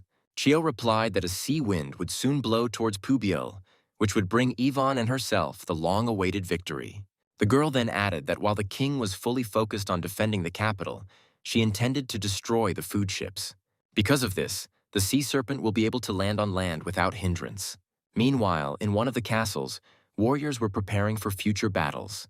One of the fighters, having destroyed the monsters, asked when they would finally be allowed to go to the real battlefield. However, his comrade replied that they had not yet reached level 100, meaning they could only continue to increase their strength. Suddenly, one of the training warriors noticed something suspicious, and his partner asked what happened. And then they both noticed the rapidly approaching threat, which made the fighters noticeably wary. They thought they were seeing warriors approaching them, but at first they thought it was some kind of joke. However, the very next moment, the Tsar Guild instantly destroyed the two training warriors. The other participants in the training saw in horror the monster approaching them. As it turned out, it was none other than the huge Igor. The monstrous ogre, attacking the newcomers near the walls of Pubil's castle, contemptuously called them the scum of Pubil. The warriors stood frozen in shock, not knowing what to do against this huge monster. Meanwhile, Igor himself began to mercilessly destroy people. Igor loudly declared that his true goal was Castle Dale. After this, he ordered his horde to destroy the Hwahan Guild, and all his subordinates moved to carry out the order without hesitation. At the same time, Chan was shocked by what was happening. He could not even imagine that he would one day have to understand such complex aspects of the game. Now he had to learn how to properly secure the anchor ropes. However, Luna told the man to hold on tighter, and he, in turn, advised her to grab onto something reliable. The girl, meanwhile, was thinking about more important things. At the very beginning of the war, Craven's fleet had already attacked the Hwahan Guild. However, now the enemy appeared again, and the number of enemy ships was rapidly increasing, and they turned out to be no fewer than those of the defenders.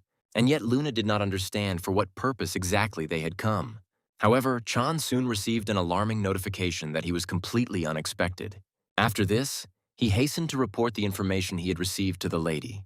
The girl learned from him that Dale Castle had been attacked. Moreover, the attackers turned out to be the Tsar Guild and Igor's forces. Chung also reported that the enemy had already broken through the outer fortifications of the fortress. Luna assumed that this was exactly what was to be expected. Craven's fleet was just a diversion. The girl then declared that she would go to Dale Castle, which greatly surprised Chan. The man warned her that she needed to return as quickly as possible before Craven's men opened fire on her. At this moment, the girl was already preparing for teleportation. Meanwhile, on one of the ships, a sailor was extremely surprised that the moon suddenly disappeared from the ship. Just now she was in front of him, but now in her place there was only a cloud of dust. Suddenly, another sailor reported that Craven's ships were approaching them, with a flag depicting a serpent flying from the main mast.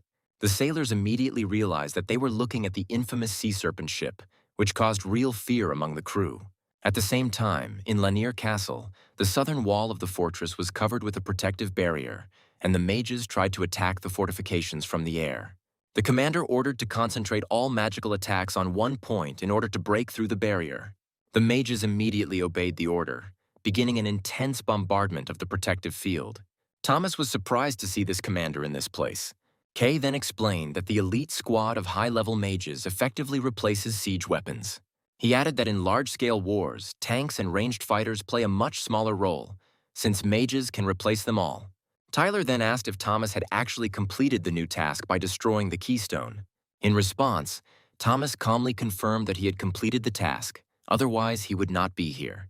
Kay noted that if he was able to destroy the stone, then the protective barrier must have been too strong for a normal hero attack. However, Thomas replied that the attack he used was not direct at all, but Kay did not understand what he meant. Nevertheless, Tyler assumed that he had guessed the hero's plan. At this moment, Allied troops began to arrive towards them. Thomas reported that Kid's detachment would strike on the northern side, where the barrier had already been destroyed. At this moment, the guards on the fortress walls noticed the approach of a new army from the north. However, everything went exactly as the main character thought. At first, they did not pay any attention to this until suddenly Pubil's army of about 20,000 warriors appeared. Thomas assumed that the battle could be over within an hour and decided to report the situation to Granville. Kay reiterated that in such wars, tanks and gunners usually do not play a key role, to which Thomas looked at him in surprise. Then he added that Thomas was an exception. The hero jokingly noted that Kay knew how to accurately hurt him with words. 40 minutes later, Lara Castle was captured, and Thomas's team received 1,685 contribution points. Soon, Thomas reported to the commander-in-chief that the Pyolko detachment had returned after successfully completing the mission. At this point, Polo greeted Thomas and inquired about his condition. He added that thanks to his fame, the Allied forces were able to reach this place without serious obstacles. At this point, Kid intervened in the conversation, asking if Thomas had managed to collect much loot, to which he replied in the affirmative. The hero asked him a similar question, but Kid mysteriously stated that it was a secret. Thomas then noticed that he had 3 times more points than Kid. This left Kay perplexed, as he couldn't understand the childish squabble his comrades were having. Their conversation was interrupted by Granville, who said that after exchanging greetings they should get down to business. After this, he ordered the advisor to begin the briefing. The advisor reported that Pubiel's forces numbered 1,600,000 warriors, and that only 2 fortresses remained to pass before reaching the capital of Minis. He explained that after 2 sieges, the Allied forces would be able to penetrate the capital, which was defended by Minis's army of 1,200,000 fighters. The advisor noted that this was a significant force, but it was still inferior to the combined army of Pubiel and his allies. Thus, there is nothing more to prevent the offensive. Then the commander-in-chief ordered that, immediately after the delivery of supplies, they be ready for an immediate attack. Later, Kay noticed that the Ram family had incredible abilities, and Thomas asked why he admired them so much. Kay explained that the implementation of their plan became possible thanks to Scarlet and her timely assistance. The hero was surprised by the idea that the daughters of wealthy families were taught such serious skills, but he noticed that Ram and Ron were acting together. Kay still couldn't believe that Ron was fighting alongside the Hwahaeon Guild, while Thomas noted that the Baiolcho Guild was far from weak either. Finally, Kay decided to ask the hero an important question. He asked how he thought the war would end and whether Pubiel would achieve final victory. After this question, Thomas was lost in thought for the entire evening as he began to worry that everything was going too smoothly. What worried him most was the destruction of the stone. He assumed that after retreating, they intended to lure Pubiel's army into a trap. However, by destroying the cornerstone, Thomas unexpectedly accelerated the siege of the fortress, thereby disrupting the enemy's intended plan. The protagonist began to suspect that the enemies might have deliberately left the stone unguarded, but he could not understand the reason for this risky step. Reflecting on this situation, the young man realized that some forces had not yet entered the war. At the same time, the fighting was already approaching its final stage, which seemed extremely suspicious to him. Suddenly, Thomas received an urgent message asking for help regarding a healing potion. Literally a moment later, Scarlet rushed towards him. The girl looked wounded and, barely able to stand on her feet, asked him for a healing remedy. Thomas immediately rushed to her aid, while trying to figure out what exactly had happened. The girl, with difficulty catching her breath, said that it was a trap, demanding that the commanders and the others be gathered as quickly as possible. She added that the army's supply lines had been completely cut off, and the news shocked Thomas so much that he was momentarily speechless. Scarlet confidently stated that Minis's military command had prepared this insidious plan in advance. Soon, all the allies gathered to discuss the events of the previous day. Scarlet officially reported that the supply line to the March Plains had been destroyed. Upon hearing this, Granville was genuinely shocked by such information. At the same time, the advisor refused to believe the girl's words, since not a single enemy army was observed on the territory of the plains. He added that neither the ministry nor neighboring states were capable of moving troops in such a way as to cut off supplies without being noticed. The girl agreed that the enemy did not really belong to Minis's army. However, she explained that the attack came suddenly and was carried out from the rear, following the supply trains. Thomas asked if he had understood correctly that the attack was aimed specifically at the rear of the column, and the girl nodded affirmatively. Scarlet said the enemy managed to break through the end of the supply line, and there were only 2 attackers. She also added that the Rising Sun Guild had joined the supply line, and the Hwahaeon Guild had spent a lot of money on them. Despite their recent involvement in a guild war, Rising Sun agreed to work for a fee. The guild members justified this by saying that it was impossible to predict what would happen the next day. As it turned out, Scarlet had previously checked the condition of the carts. Then the knight reported that everything was calm at the borders and there were no serious problems along the road. However, soon the girl heard a strange noise and became very scared. She asked the knight if he heard any sounds, and he confirmed that the noise seemed extremely suspicious. After this, he ordered his men to explore the surrounding area. Soon, sudden battle cries of warriors were heard. At that moment, Scarlet froze in front of the growing cloud of smoke. The knight demanded that the unknown enemy emerge from the cloud of dust and show himself. The stranger then mockingly asked how much time had passed, adding that the troops had been breathing this air for more than an hour. At this point, the magician shouted at Crowley, saying that despite this, their opponents were still on their feet, so he was no alchemist.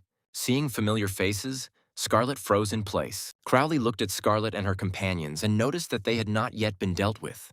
Then the magician declared that he could now deal with them using spells. The next moment, half-decomposed corpses began to emerge from the ground. The knight immediately realized that they were facing a necromancer. This necromancer was none other than Faust. The knight ordered Lady Scarlet to retreat for safety. After that, he threw his phantom spear at the necromancer, trying to protect his mistress. Following this, a multitude of spears fell upon the bodies of the summoned dead. The sorcerer attempted to use the Room Guardian technique, which sealed the opponents with a special seal. She blocked the use of skills for 10 minutes. At the same time, a paralyzing spell was cast on Scarlet's team, slowing their movements by 40% for 5 minutes. The sorcerer realized that they could no longer resist. Faust, however, mockingly said that the fog not only blocked abilities, but could literally tear them apart. The necromancer sent an army of undead towards the girl's squad, which was practically unable to move. But despite the dire situation, the Guardian's necklace that hung around Scarlet's neck was able to save the situation. The girl managed to break the scroll that removed paralysis and slowdown. Scarlet informed her allies that she was unable to remove the skill seal, so they needed to act immediately. The knight was shocked that the girl was able to move at all. However, the sorcerer told Scarlet that she must leave the battlefield immediately, as without skills they would not last long.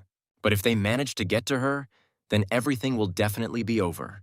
Hearing this, the girl still decided to retreat. She said that she had crossed the border of minis with difficulty using a teleportation scroll. On the way, she learned that the Tsar and Igor Guild had already captured Dale Castle. The girl assumed that Chan and Luna were most likely there. She also explained that Igor took advantage of the situation and invaded the north, while Crowley and Faust destroyed the supply line. In her opinion, there were too many coincidences, so everything looked like a carefully prepared plan. Thomas realized that Scarlet had managed to escape, but the coast was left unprotected. The hero came to the conclusion that the enemies were trying to cut off supplies from all directions in order to isolate the Allied forces from the rest of the world. At the same time, he understood that the war was taking place in virtual reality, so a lack of resources should not become a decisive factor. However, he assumed that the enemy would definitely strike again. It was at that moment that a magical symbol suddenly appeared above Thomas, after which celebratory fireworks began to explode all over the sky. All of this was accompanied by system notifications congratulating the first user to reach the maximum level in the world of Midros. The hero instantly understood what had happened. At the same time, Kid grimly reported that this was extremely bad news. This meant that Alexander from the Kingdom of Minis had reached level 300. The player managed to raise his level to the maximum during the war. This enraged Jivan, who vowed to destroy Alexander. Many warriors could not believe that someone had managed to achieve such a result at such a critical moment. Some have suggested that this was all part of the Minis command strategy. Thomas informed his allies that Alexander was also a user of the Minis army, and this news deeply shocked the hero. Soon he received a report from the sailors that Craven's fleet had been discovered. He was informed that the enemy was operating under the command of the Ninth Fleet. Thomas was amazed to learn that this force was led by Drake, the Second Storm. At that very moment, a snake flotilla was approaching them at full speed. Hearing this, everyone present was stunned. At that moment, Thomas was finally convinced that his suspicions were correct. He remembered the retreat of Minas' army, the destruction of the supply line, the invasion of the north by Igor's forces and the Tsar's guild. The appearance of Commander-in-Chief Craven and Alexander reaching the maximum level, all of this looked like elements of a grand plan. Realizing the scale of what was happening, Thomas began to wonder who exactly in Minas' army had managed to organize such a complex strategy. He was interested in who had complete information about the entire continent. Granville inquired about the current situation on the coast of Dyke, and the warrior reported that the enemy had a significant numerical superiority. He stressed that the key figure in the coastal defense, Luna, had left the battlefield. Because of this, the entire defensive line was noticeably weakened and became extremely vulnerable to a large-scale enemy offensive. Scarlet immediately asked the knight if her sister had really made such a decision after learning about Igor's attack on Dale Castle. The girl came to the conclusion that her country was in mortal danger, and she went to defend Dale Castle. After this news, a heavy and awkward silence fell between those present. Thomas, however, clearly understood that this was becoming a problem. Under such circumstances, allies often begin to blame each other for mistakes, and this could lead to even more catastrophic consequences. However, his thoughts were interrupted by Granville, who firmly stated that now was not the time to give in to fear. He added that the enemy, whom he called the steppe fox, was only trying to act cunningly and confuse them.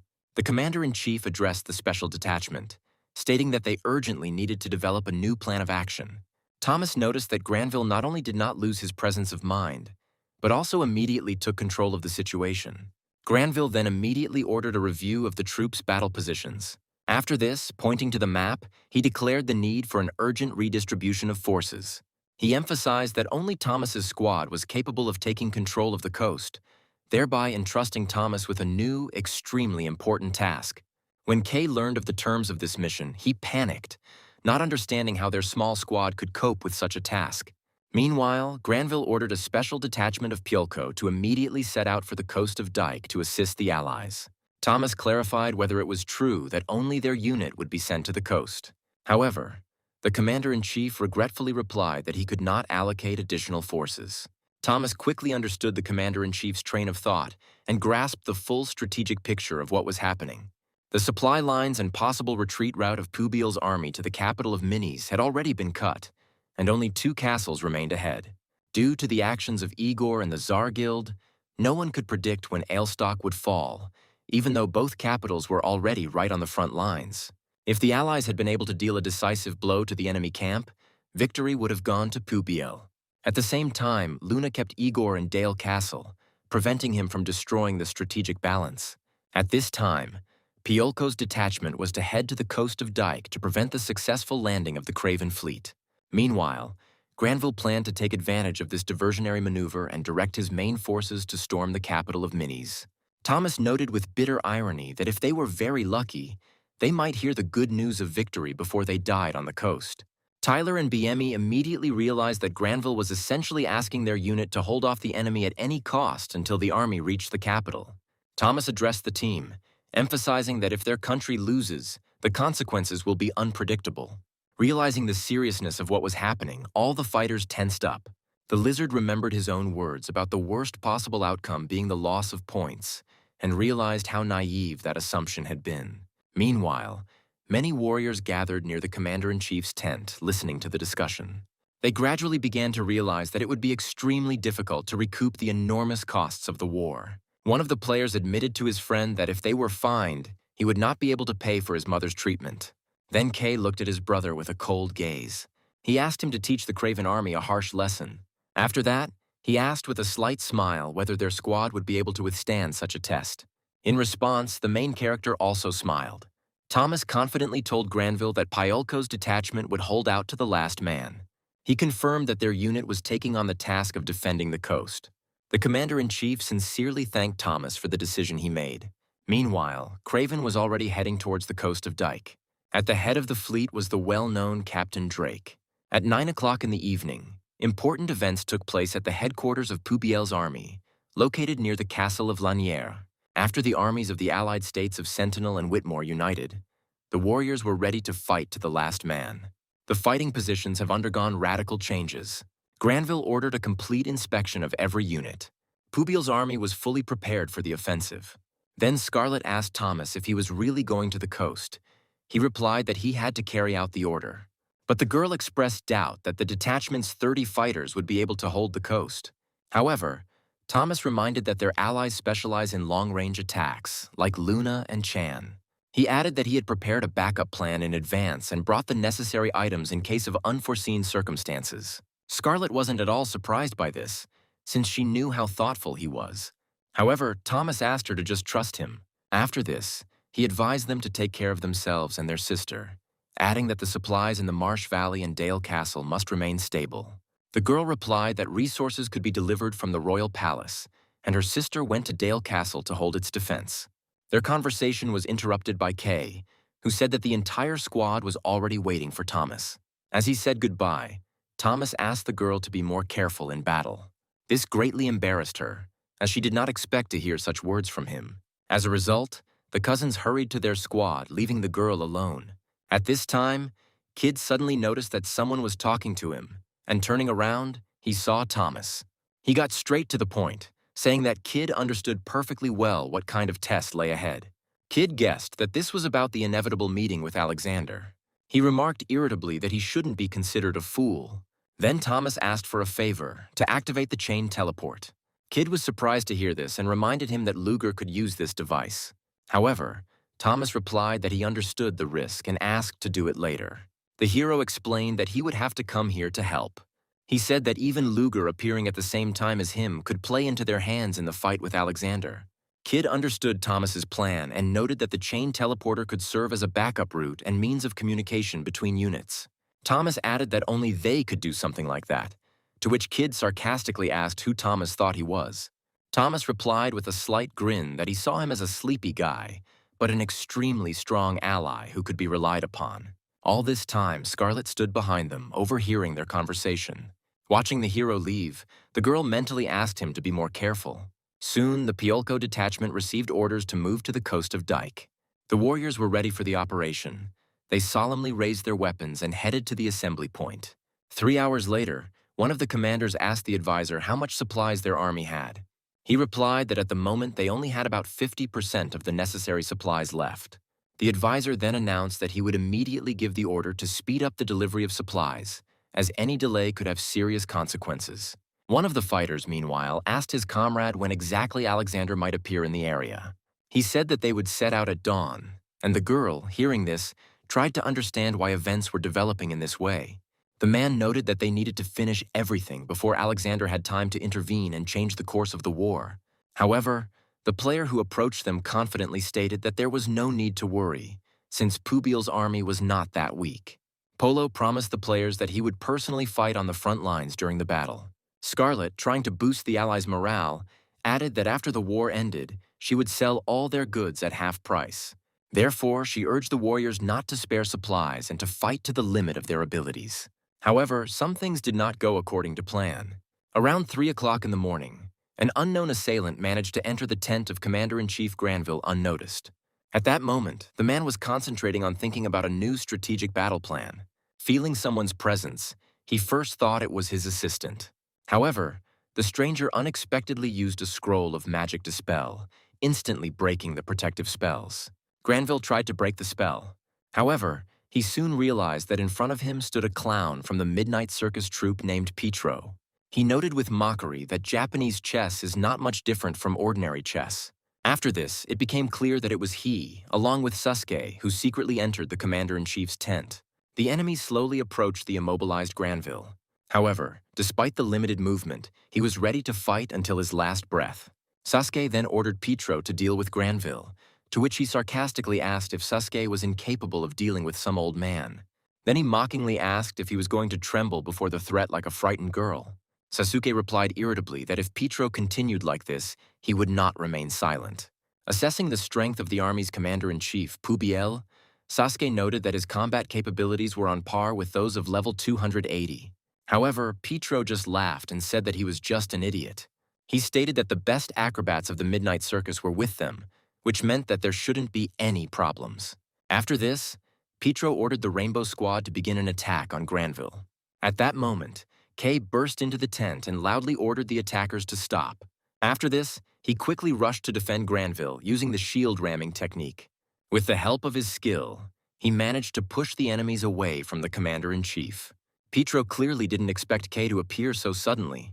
The fighter immediately activated a powerful protective seal, strengthening his allies. Sasuke and Petro couldn't understand how he managed to master such a complex technique.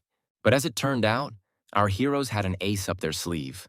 3 hours earlier, Thomas had informed Kay that he was going to go alone and that the others should return to headquarters. The night was deep, and the area on the border of Minis remained suspiciously quiet. Kay didn't understand what exactly Thomas had in mind. However, he explained that if Alexander entered the battle, the Minis users would immediately unite and act against Pubil. They will do this even if they had no intention of participating in the war in the first place. He added that Granville was in a hurry to complete the offensive before he lost his strategic advantage. He also suggested that Minis' command had already figured out the commander-in-chief's plan. Therefore, they will try to take advantage of the haste of Pubil's army to strike at the very center of control. Kay found it hard to believe what he was hearing and asked BME for his opinion, to which he replied that such a scenario did indeed seem plausible. Kid added that the camp was now in chaos due to preparations for the offensive, and security at headquarters had noticeably weakened. Thomas noted that Petro was a real psychopath who would not miss such an opportunity and insisted that they return immediately. But Kay doubted how Thomas could hold the front alone. However, the hero assumed that advisor Minis, who controls Igor, Cravel, and Alexander, would definitely not miss such a chance. This is why Kay must return to headquarters. In the end, the squad returned in time and managed to protect the commander-in-chief, and Kay realized with relief that his cousin was right again. Petro noted that he himself saw Pubil's detachment leaving the camp. However, Kay coldly replied that among them there was a man who also liked to arrange surprises. Sasuke and Petro were surprised by this turn of events, but Sasuke stated that Kay still couldn't stop them. He confidently replied that while the enemies were making their insidious plans, their detachment was also not sitting idle. But Sasuke noted that the defensive technique Kay used to protect Granville was impressive, as he had never seen it before. He added that Kay had grown noticeably since their last meeting. Irritated by these words, the guy ordered him to shut up. He then gave Tyler the order to attack the enemies. Tyler immediately used a fire strike, declaring that he would take on Sasuke. He managed to deliver a powerful blow, piercing the enemy's body. However, Sasuke used a wood carving technique, instantly moving behind Tyler and leaving a wooden log in his place. The remaining fighters continued to hold off the enemy, protecting Granville. The man himself told Kay that he understood how wise and brave they were, and asked them not to underestimate him. He activated the assistant commander-in-chief's buff, declaring that even though they were far from the front lines, his troops would still be indomitable. As a result, the battle continued. However, the Midnight Circus fighters gradually realized that they would not be able to destroy Granville. Meanwhile, BME prepared to engage Petro in battle using his poisonous techniques. Petro, smiling, addressed the lizard by his old name, Gwen, hinting that he remembered him very well. At this point, BME took up a fighting stance. He then released a powerful stream of poison, but Petro deftly dodged it and laughed, calling what was happening funny. The lizard angrily declared that Petro was crazy. He had warned him before that if he lost, he should run as fast as he could. However, Petro objected, saying that BME did not understand him at all. After this, he tried to attack him, continuing to mockingly call him Gwen. The enemy quickly approached the lizard, but at the last moment he simply flew past him. Instead of BME, he attacked his servant, which greatly surprised everyone around. Kay didn't understand why he suddenly decided to kill his only servant. BME realized that Petro had sacrificed what was most precious to gain an extra life, and he realized that his opponent was ready to fight to the end. Then Petro proudly declared that this was precisely the greatness of the circus. Sasuke asked irritably if he was done talking. Petro replied that today's game was over, after which the enemies began to retreat. However, Tyler asked in surprise where they were going. At that moment, Sasuke activated the Shadow Mist technique, completely concealing his movements. He then used the Thousand Birds Scatter Shuriken technique.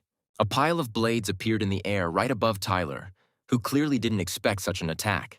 He tried to deflect the flying projectiles, reflecting them one after another. However, the enemy used a sound technique, due to which the warrior lost the ability to normally perceive what was happening. Sasuke and Petro, taking advantage of the confusion, managed to quickly climb to the upper levels of the cave.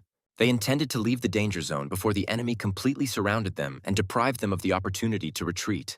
Almost disappearing in the smoke, Petro turned around and with a sarcastic grin told BME that they would definitely meet again. Meanwhile, at Minis's camp, the commander-in-chief received an urgent report that the plan to assassinate Granville had failed miserably. One of his subordinates reported that only Sasuke remained alive, while Petro's fate remained uncertain. After this, Commander-in-Chief even himself noted that Petro could well have avoided death thanks to his unusual abilities. Yvonne decided to ask Chio's opinion about the current situation, reminding her that she had previously told him about the so-called 4 aces. The girl calmly confirmed her previous words, but even noticed that, in his opinion, one of the cards in this deck had still torn. However, Chio calmly replied that it was not the ace card that was torn, but only the joker. After this, she confidently added that her main trump cards remained completely safe. Despite her confidence, Evan reported with disbelief that another problem had arisen with the giants that Pubil had sent north. The girl explained that Igor and the Tsar Guild had already dealt with the threat in the area of Dale Castle. Luna and the Hwahayan fighters continue to hold the line, and if Pubil's army sends reinforcements, Igor and King will be forced to retreat. However, The girl stated that this would be enough to radically change the situation on the Dike coast. Chio was confident that after Craven's troops landed on the coast and advanced towards Ailstock, it would become clear who really had the advantage. Moreover, she stated that it was not at all necessary to storm the capital. All they need to do is build powerful defensive lines along the entire coast of Dike and take a favorable position on their own territory. Ivan, thoughtfully analyzing her words, noted that if he could push the enemy's despair to the limit, the spectacle would be truly impressive. Chio also said that Moru's troops were continuing their advance, and that when the right moment came, they would erect an impenetrable barricade. After that, she asked Ivan if he was ready to crush the strongest man in history, Mora. However, he indifferently noted that readiness does not matter. If you have a hammer, all that remains is to spin it in your hands and strike. They decided to find out where this hammer was now, mentioning Alexander. Chio reported that Alexander was already on Minnie's territory and would join them within an hour. Even noted that Pubil's guilds would also soon begin to move. However, Chio emphasized that once they arrived, they would have to immediately flee to the Marsha Plain. The commander-in-chief intended to conduct this battle with minimal losses. Thanks to the staged defeat on the Plain of March, Pubil's army was forced to break into a pre-prepared trap. After that, he planned to surround her from all sides. Ivan asked if Chio was going to ignore the shooter, to which she replied that Thomas was smart enough. But if Thomas were really that smart, he would have already returned to his allies, and now he is halfway to defeat on the coast of Dike. Chio was convinced that Thomas would not be able to return to his comrades anytime soon, and Ivan ordered her to continue watching him. The girl wondered why Ivan was paying so much attention to Thomas, assuming that he considered him so dangerous. She noted that the steppe fox should not worry about any hunter. However, Ivan replied that this was not the case at all. He said that 20 years ago, during another war in Pubil, there were 3 extremely annoying gunmen. Meanwhile, the hero was already sailing towards the coast on a ship. The local coast guard greeted Thomas cautiously, asking warily about his identity. Thomas then produced the medal and explained that he was acting on orders from Granville, who was currently in Minnie's territory. After this, he announced that he had arrived to meet with the fleet commander. As usual, life in the port was measured and calm. Soon the protagonist was brought to the port commander. The commander of the Pubil fleet, Albert Burke, received a message about the arrival of an important guest and personally met Thomas. They shook hands, showing mutual respect. The hero also noted that this man had incredibly strong arms. Albert was extremely surprised that, knowing the real capabilities of the fleet, Granville asked him to stop Craven. He even suggested that Uncle Granville was starting to have mental problems, and his subordinates supported the commander's words. At the same time, Thomas didn't understand the mess these NPCs were making around him. He tried to convey his order to them, but they constantly interrupted him, claiming that they already understood everything. Albert stated that he immediately guessed Granville's intentions since he sent Thomas. Therefore, he proposed to first discuss the general state of the war. When Thomas began to recount the latest news, the sailors were shocked by what they heard. They realized that Drake had already sent his forces deep into the kingdom, and the main army was probably hiding elsewhere. At this point, Thomas was surprised by the lack of a proper military conference among these sailors. He then asked if they had a map of the battlefield, but the sailor did not understand the question. Albert then pointed to a crudely drawn diagram right on the ground, declaring that this was their map. And then Thomas realized that if everything continued in the same spirit, he himself would begin to think just as chaotically. So he told Albert in all seriousness that he had to convey some extremely important information. He began to explain in detail the situation and the order with which he had arrived as reinforcements. At first, Albert tried to remain calm. However, the men then just laughed, surprised that he was the reinforcement. Albert ordered him to continue his report and carefully outline the opinion of the commander-in-chief. Thomas was very irritated by this attitude towards him, but he had no choice. Some time passed, and he finally managed to bring the sailors up to speed. Albert soon realized that the main problem was the man riding the dragon. One of the sailors suggested that Craven's seizure of Pubil's northern territories and the blocking of supplies on the plain was merely a diversionary tactic. However, Albert abruptly stopped their conversation and stated that now was not the time for ridicule. His abrupt behavior greatly surprised his subordinates. Then he seriously asked Thomas if he was telling the truth, and he confidently confirmed every word he said. Thomas then conveyed Granville's orders that the fleet must hold out for 20 days. After that, he began to get ready, as his real goal was to return to the main camp as soon as possible. However, Albert stopped him and once again clarified whether Granville had really asked to hold out for exactly 20 days. And then he suddenly ordered everyone to get ready. He admitted that he was even interested to see how Granville would manage to cope with such a situation. He stated that the commander-in-chief was demanding that they speed up their preparations, drive Drake out of the port and go to his aid as soon as possible. As Thomas watched the work on deck gradually come to life, he became increasingly aware that the sailors had decided to act at their own discretion. Soon, one of the senior sailors, addressing the entire crew at once, announced that the ship was completely ready to go to sea. After this, even more intense activity began, part of the crew hoisting the sails, while others, on the contrary, pulled the ropes with all their might. Watching this, Thomas couldn't help but think that the sailors had been strictly trained and obeyed orders impeccably. This was probably the very discipline that at all times distinguished the Navy from the land forces. Here, order, as it seemed to him, often depended on circumstances much more strongly.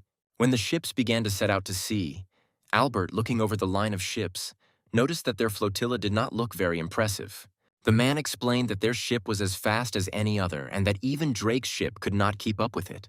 At this point, one of the sailors, unable to resist, pointed out that the high speed was achieved because they had taken fewer guns on board than usual. Hearing this remark, Albert became noticeably angry, since, as the hero understood, the commander clearly hoped to impress him. After this, Thomas asked what their next plan of action was, noting that the rest of the team had not yet come to a unanimous decision. Albert replied that they were not going to do anything special in this case. They intend to simply move forward, acting according to the circumstances. Hearing this, Thomas wondered how their relatively small sailing vessel would be able to withstand the huge serpent ship. However, he no longer had a choice, and the ship sailed on. Seeing the confused expression on Thomas's face, Albert nevertheless asked him to listen to him. He reported that the main forces of Craven's army had already moved out and consisted of 8 flotillas. If you try to strike at them, the real leader of the battle will appear, hiding behind the main forces. After this, the 9th Fleet will fall upon the enemy like a destructive hurricane.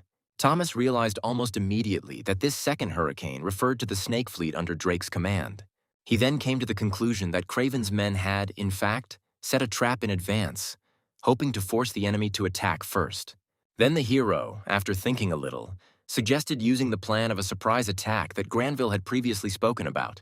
However, the commander interrupted him, explaining that it would be extremely difficult, almost impossible to implement such a plan in practice.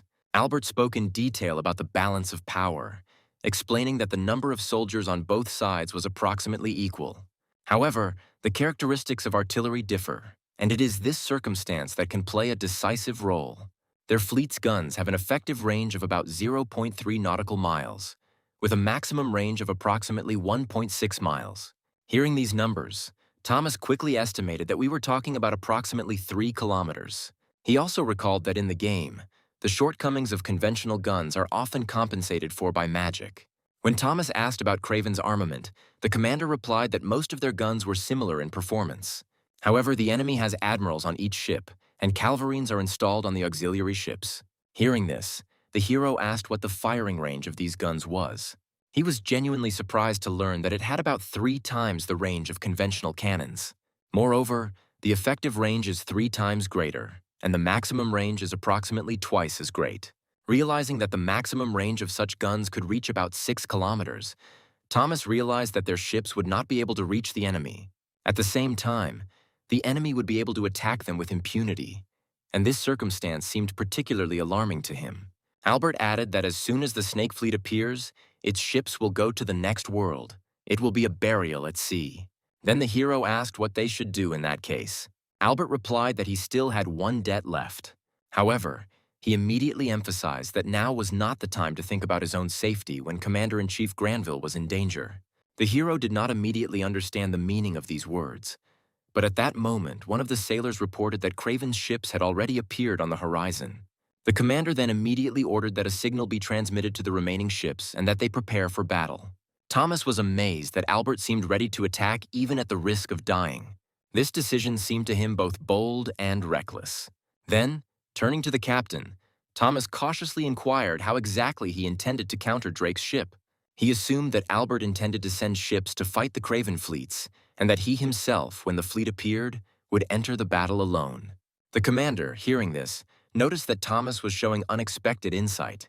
However, the hero understood that it was difficult to call this a full-fledged plan. He knew that if their plan failed, the entire coast of Dyke would be completely destroyed. Albert said that for this reason the army must hold the plain of Marsh so that the main force could retreat and escape. After hearing this explanation, Thomas agreed that joining forces with the troops on the coast did indeed seem reasonable. However, he continued to doubt the likelihood of success. Thomas understood that even a superior ship could not fully compensate for the crew's limitations. Its effectiveness, he estimates, is unlikely to exceed 20%. So he decided not to hesitate and turned to Albert, offering him a new plan of action. Meanwhile, while they were discussing further actions on their ship, the 8th Craven Flotilla was already moving by sea towards the coast of Dyke. The sailors of this flotilla reported to their commander that Pubiel's ships were approaching. Observers shouted that the entire enemy fleet was visible to the naked eye. The admiral ordered the anchors to be raised and inquired about the situation in other areas, to which the adjutant replied that so far everything was proceeding calmly and without change. The admiral then inquired about the actions of Commander-in-Chief Drake. He was informed that the 9th Fleet was in ambush and waiting for the right moment. After this, the admiral ordered all flotillas and escort ships to move forward. He also ordered that Pubiel's maneuvers be closely monitored and that they be prepared to turn around. As we got closer, new orders followed. First, turn at a certain angle and sail to a distance of 5 nautical miles. Then he ordered to prepare for the next maneuver, focusing on Pubiel's movements and to prepare a charge of Calvarine. The sailors immediately began to carry them out. The charge of Calvarine was ready, and then the order was given to open the starboard gun port. The commander said that the distance to Pubiel's ships was approximately 4.5 nautical miles. However, many of the sailors were puzzled as to why Pubiel's flotilla was not retreating and was, in fact, heading towards an almost inevitable collision. However, the admiral, paying no attention to such conversations, ordered preparations for the first salvo.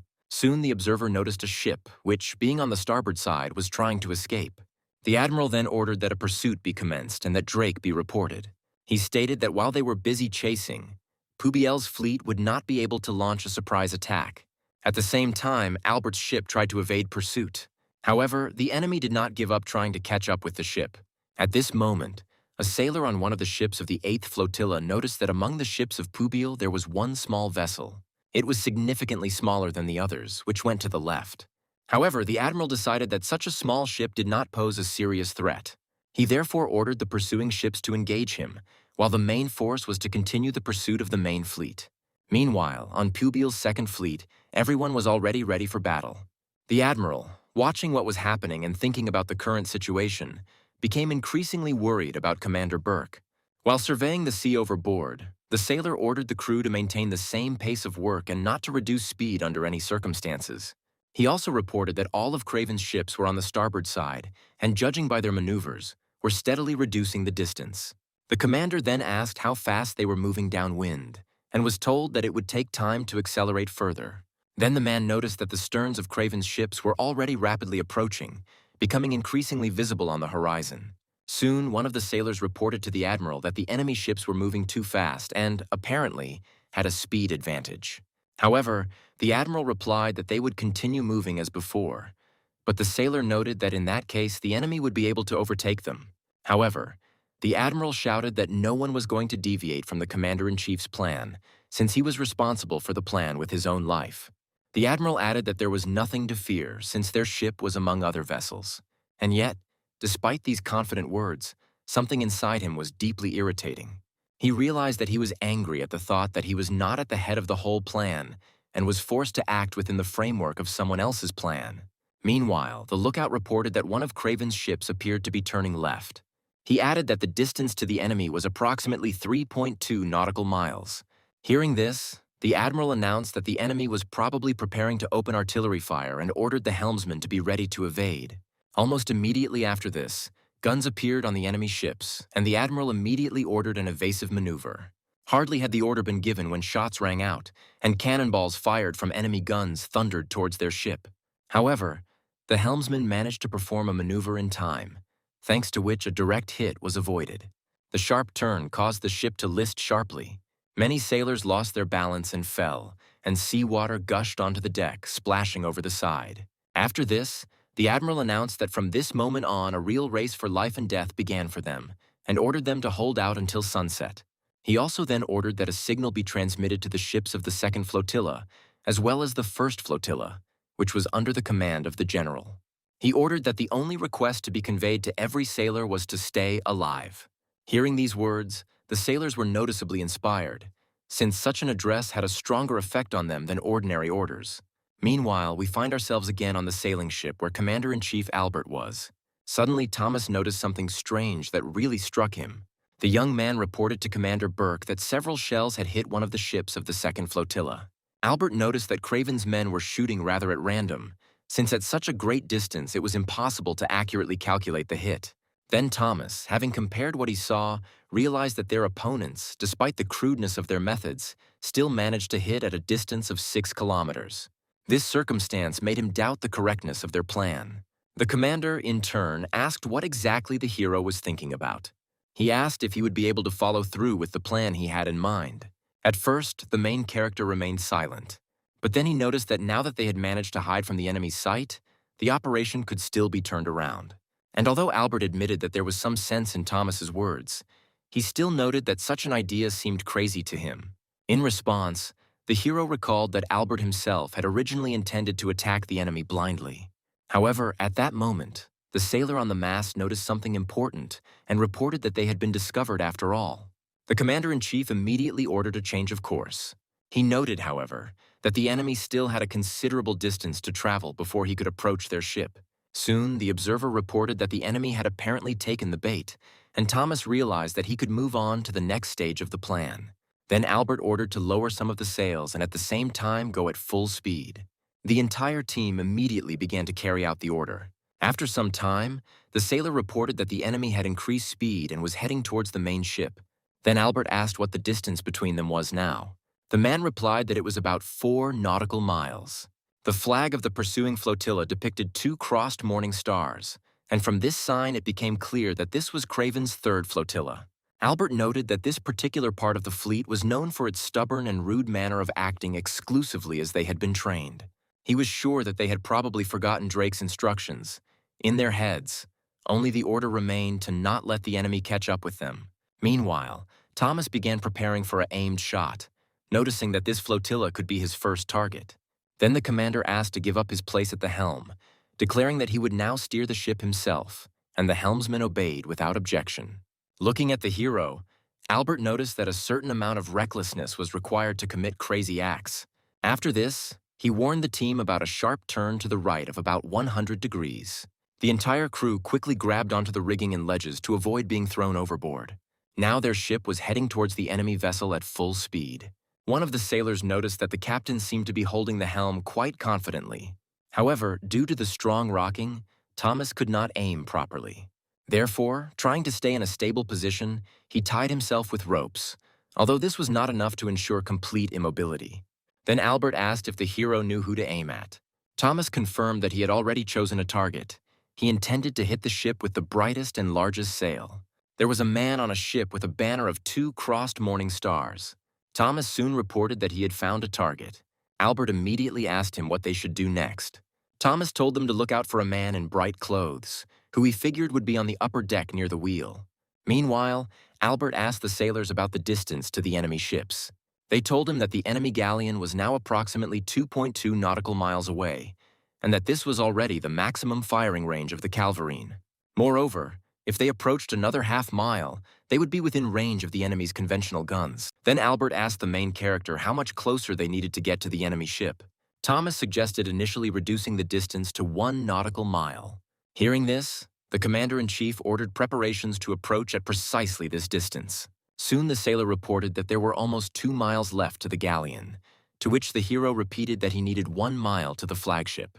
Albert noted that if the flagship was a mile away, then the galleon would be about the same distance. One of the sailors, not fully understanding the order, began to mumble something, but the commander sharply ordered him to stop talking and carry out orders. Thomas recalled that he had warned everyone from the very beginning about the madness of this plan, but Albert remarked that since he himself had taken the helm, the matter would undoubtedly be unusual. He was determined to get within 1 nautical mile of the flagship. At that moment, a powerful shot rang out from the enemy ship. Thomas realized that the enemy had opened fire from a Calvarine, Albert, trying to maintain the team's morale, noted that there had never been a case in history where someone had died while fleeing a mad chase. After this, the sailor reported that the distance to the enemy galleon had decreased to 1.8 miles.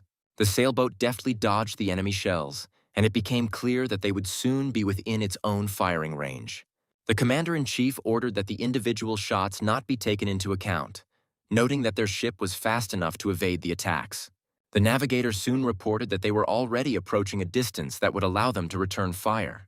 Albert, in turn, announced that he intended to enter at an angle of 345 degrees and immediately return to his previous course. Soon, the commander-in-chief was informed that the distance to the enemy galleon was about 1.5 miles.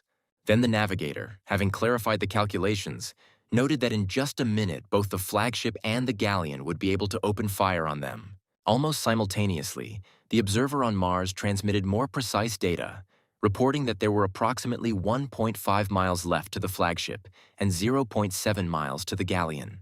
Hearing this, Thomas quickly estimated the distance and realized that the flagship was about 2.7 kilometers away, while the galleon was about 1.3 kilometers away.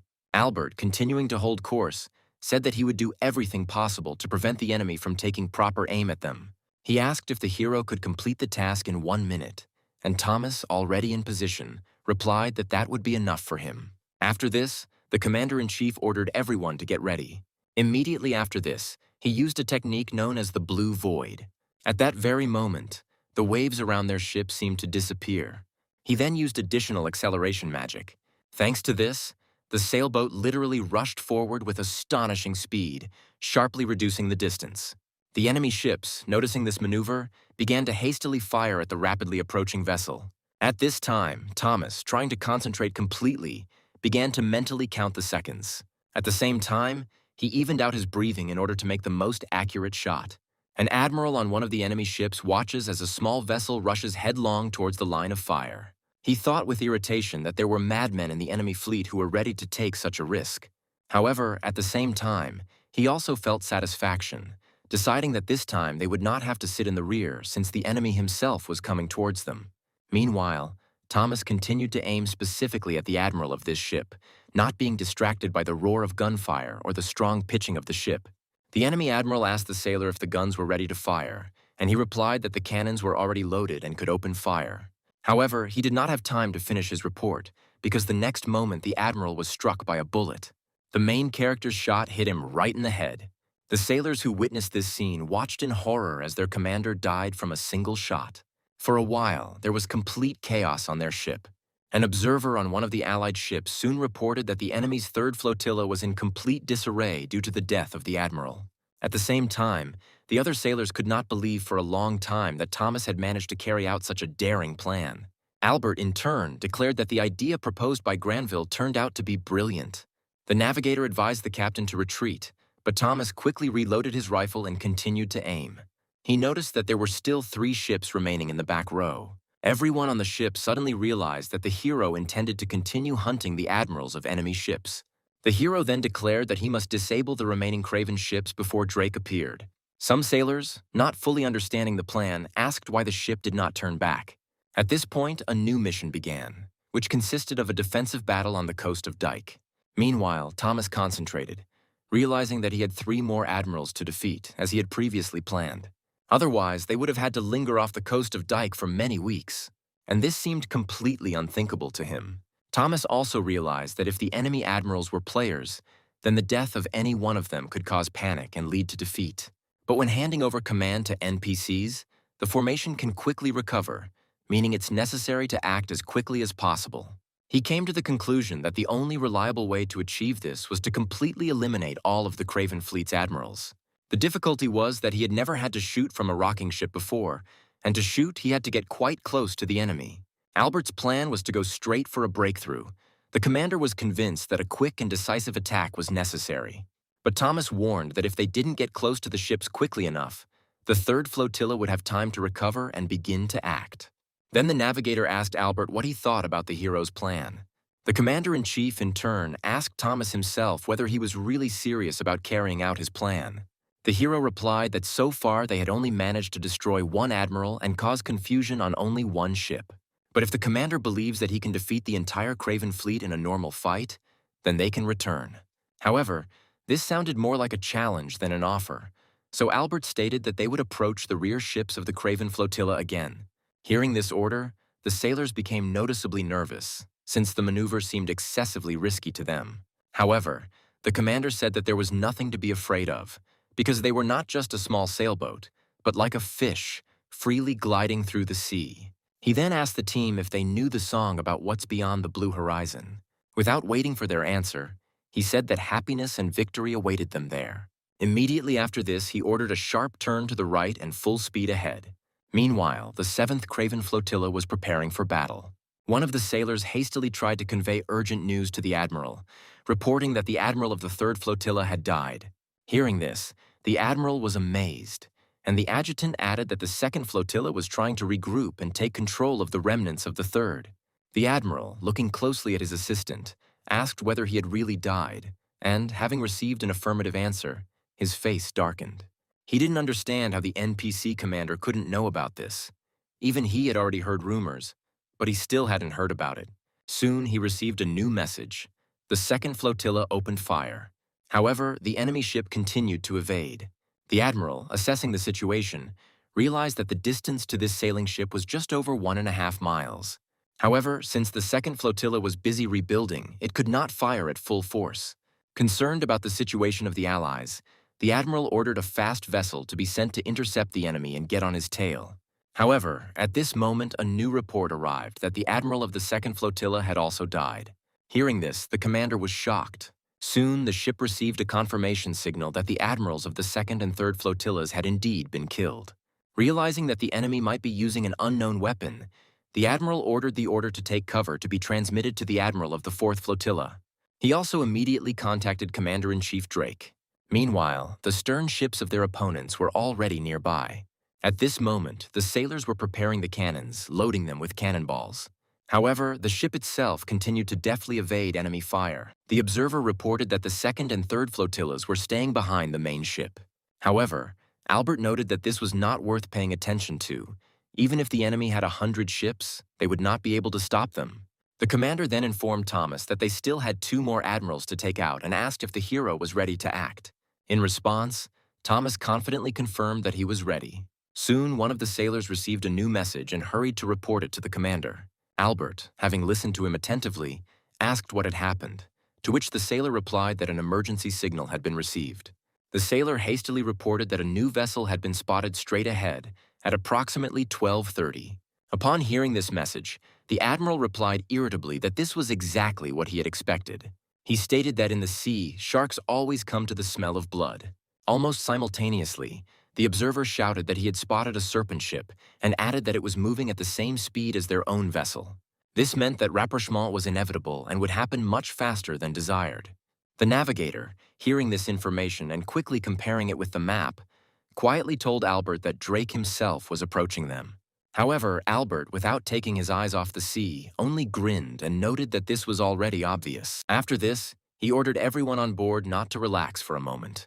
He ordered them to be prepared for the fact that this was not the first, but the 2nd storm that was approaching them.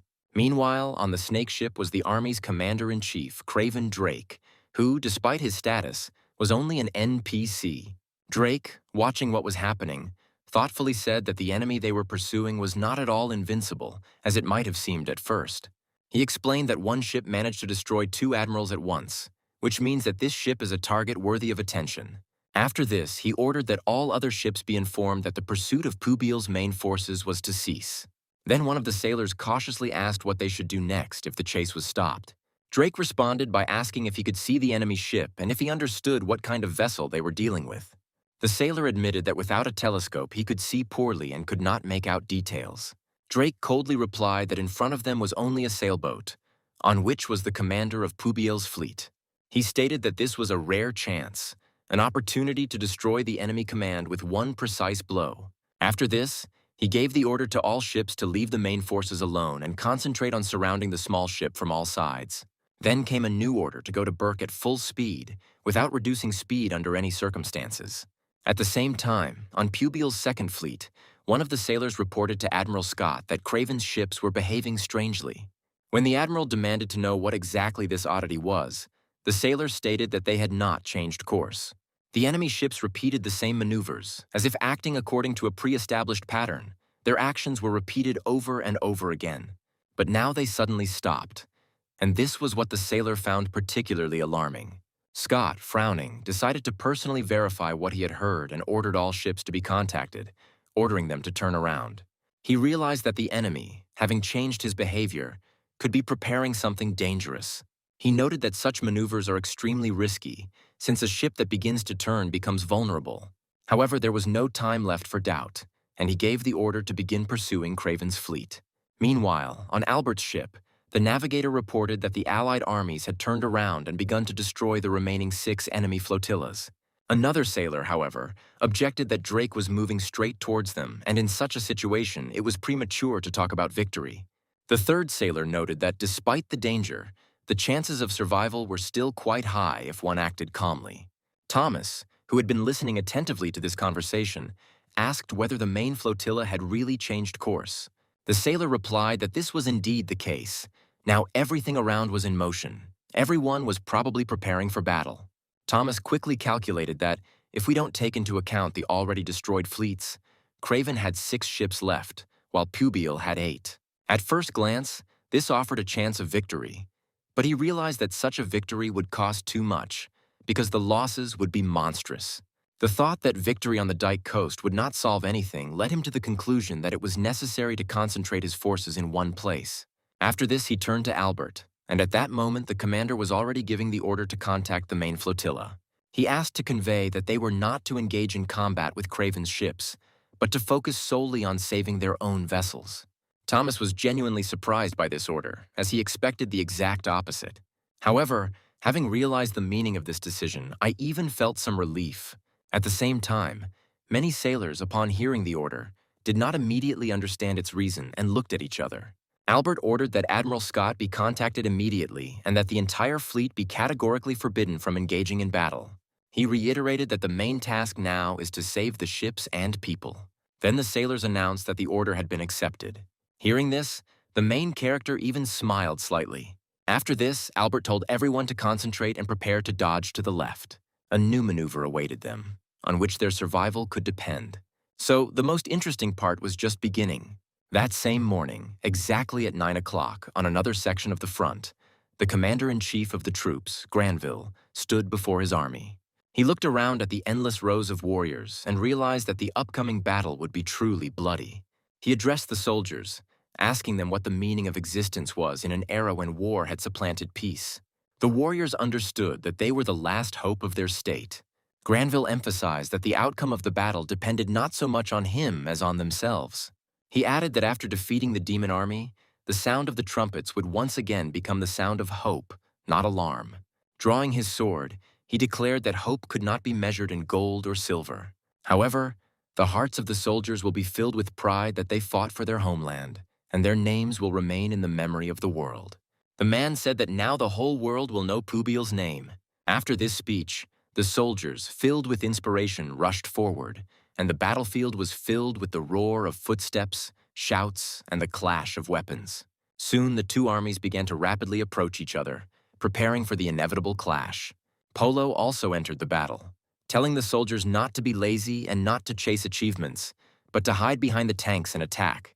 With a war cry, he rushed forward with his men. Meanwhile, the deputy, who was observing the enemy's formation, asked Granville how he assessed the situation. The man, having carefully studied the disposition of Minis's troops, noticed that their wedge formation looked strange. In such a situation, it would have been much more advantageous to line up or create a defensive wall, especially considering the size of the armies. He reasoned that with the correct flank maneuver, the enemy, with its smaller forces, would not be able to continue the battle. However, almost immediately Granville received a report. He was informed that Minis's defensive troops had emerged from ambush and were concentrating on the field. When the advisor asked whether the order to attack should still be given, Granville replied that the fox had missed one important detail. He stated that there are things that cannot be changed no matter how hard they try. With the army of Ming numbering 1,300,000 and the army of Pubiel numbering 1,660,000, it is impossible to encircle the enemy. However, this does not mean that you cannot win. Moreover, he was already one step ahead and had prepared his own move. And at that moment, when the left flank of Pubiel's troops began to regroup, one of the magicians raised his hands and began to read a spell. Biemi, taking advantage of this cover, unleashed an attack of his poisonous slime on the enemy. For the first time that day, the battlefield shook from a real blow. Kay, who had been closely observing the progress of the battle, noted that Biemi was acting extremely effectively. At the same time, the huge giant, noticing Kay, tried to deal him a crushing blow. However, he acted quickly and managed to dodge in time. He managed to cover himself with his shield, thereby avoiding a direct hit and maintaining the ability to continue the fight. Almost immediately, Tyler, seeing that his comrade was under threat, rushed to his aid and tried to distract the giant's attention.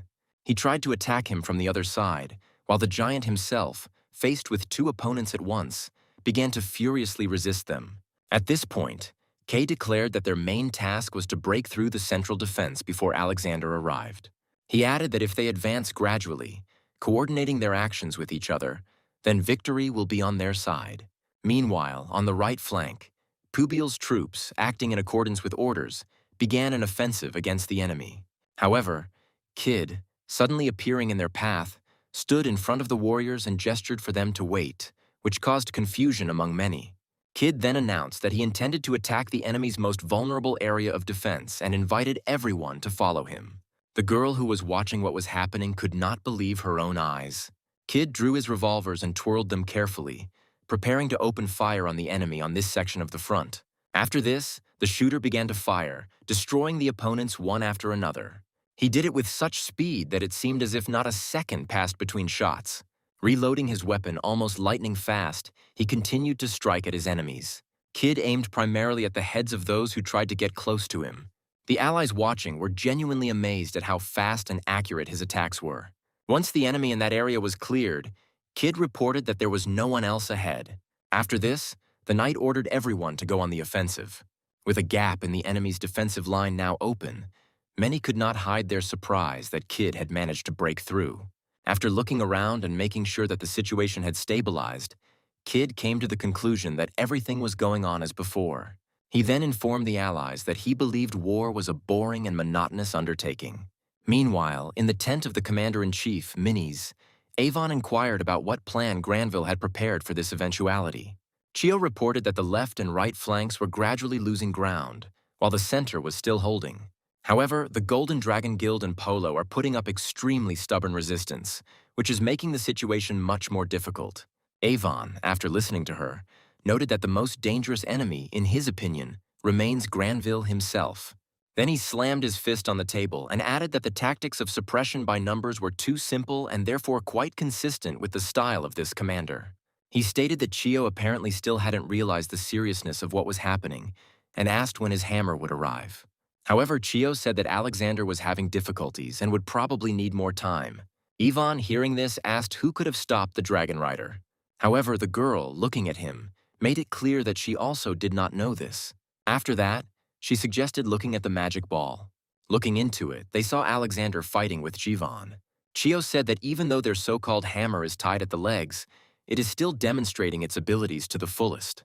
At that moment, Alexander's dragon unleashed a column of fire on the enemy. Then the guy, taking cover from the flames, mentally noted that he was acting recklessly. Jiwan understood that compared to the action of the safety lock, the use time of the dragon breath had noticeably increased. Then he threw away the empty flask and came to the conclusion that the strength of his opponents had increased by about 30%. Suddenly, he noticed that the yellow dragon began to move away, and he remembered how hard it had been for him to catch up with it earlier.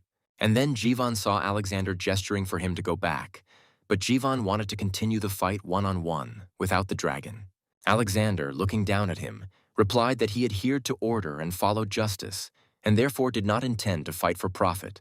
Jiwan then asked if his words meant that all this time he had been fighting not for life, but for death. However, Alexander reminded him that he was Bailiffus's only friend, and if Jivan stood in his way, he would not forgive it. Looking up, he also indicated to the observers that this warning applied to them as well. After this, Alexander ordered them to stop following him, saying that he would soon return himself. Meanwhile, Jiwan, watching this, mentally called him a loser who was talking to himself. In the end, he decided to take advantage of the moment to establish a soul connection, believing that his blow would be able to reach its target. By using the holding technique, he seemed to stop everything around him for a moment. However, Alexander, addressing him, noted that the imposed condition was too severe. Immediately after that, he was ready to bring his sword down directly on Jiwon's head. He then added that he had a particular weakness for strength. Jiwon, frozen after the attack, didn't understand what role was being talked about, but he felt that he couldn't ignore it. Alexander ordered his dragon, Balefus, to retreat. But Jiwon did not understand where he was heading, as he intended to continue the fight. However, Alexander, looking at him, suggested that he come to him when he finally understands the essence of human war. Before he left, he declared that the time for justice would soon come. He then again ordered Chio to stop pursuing him. The girl, having submitted, walked away from the magic ball with horror on her face. Trying to remain calm, she called Alexander boring and then ended her observation. Meanwhile, we are again transported to the site of the battle between the two armies. Scarlet reported to Commander-in-Chief Granville on the situation on the flanks.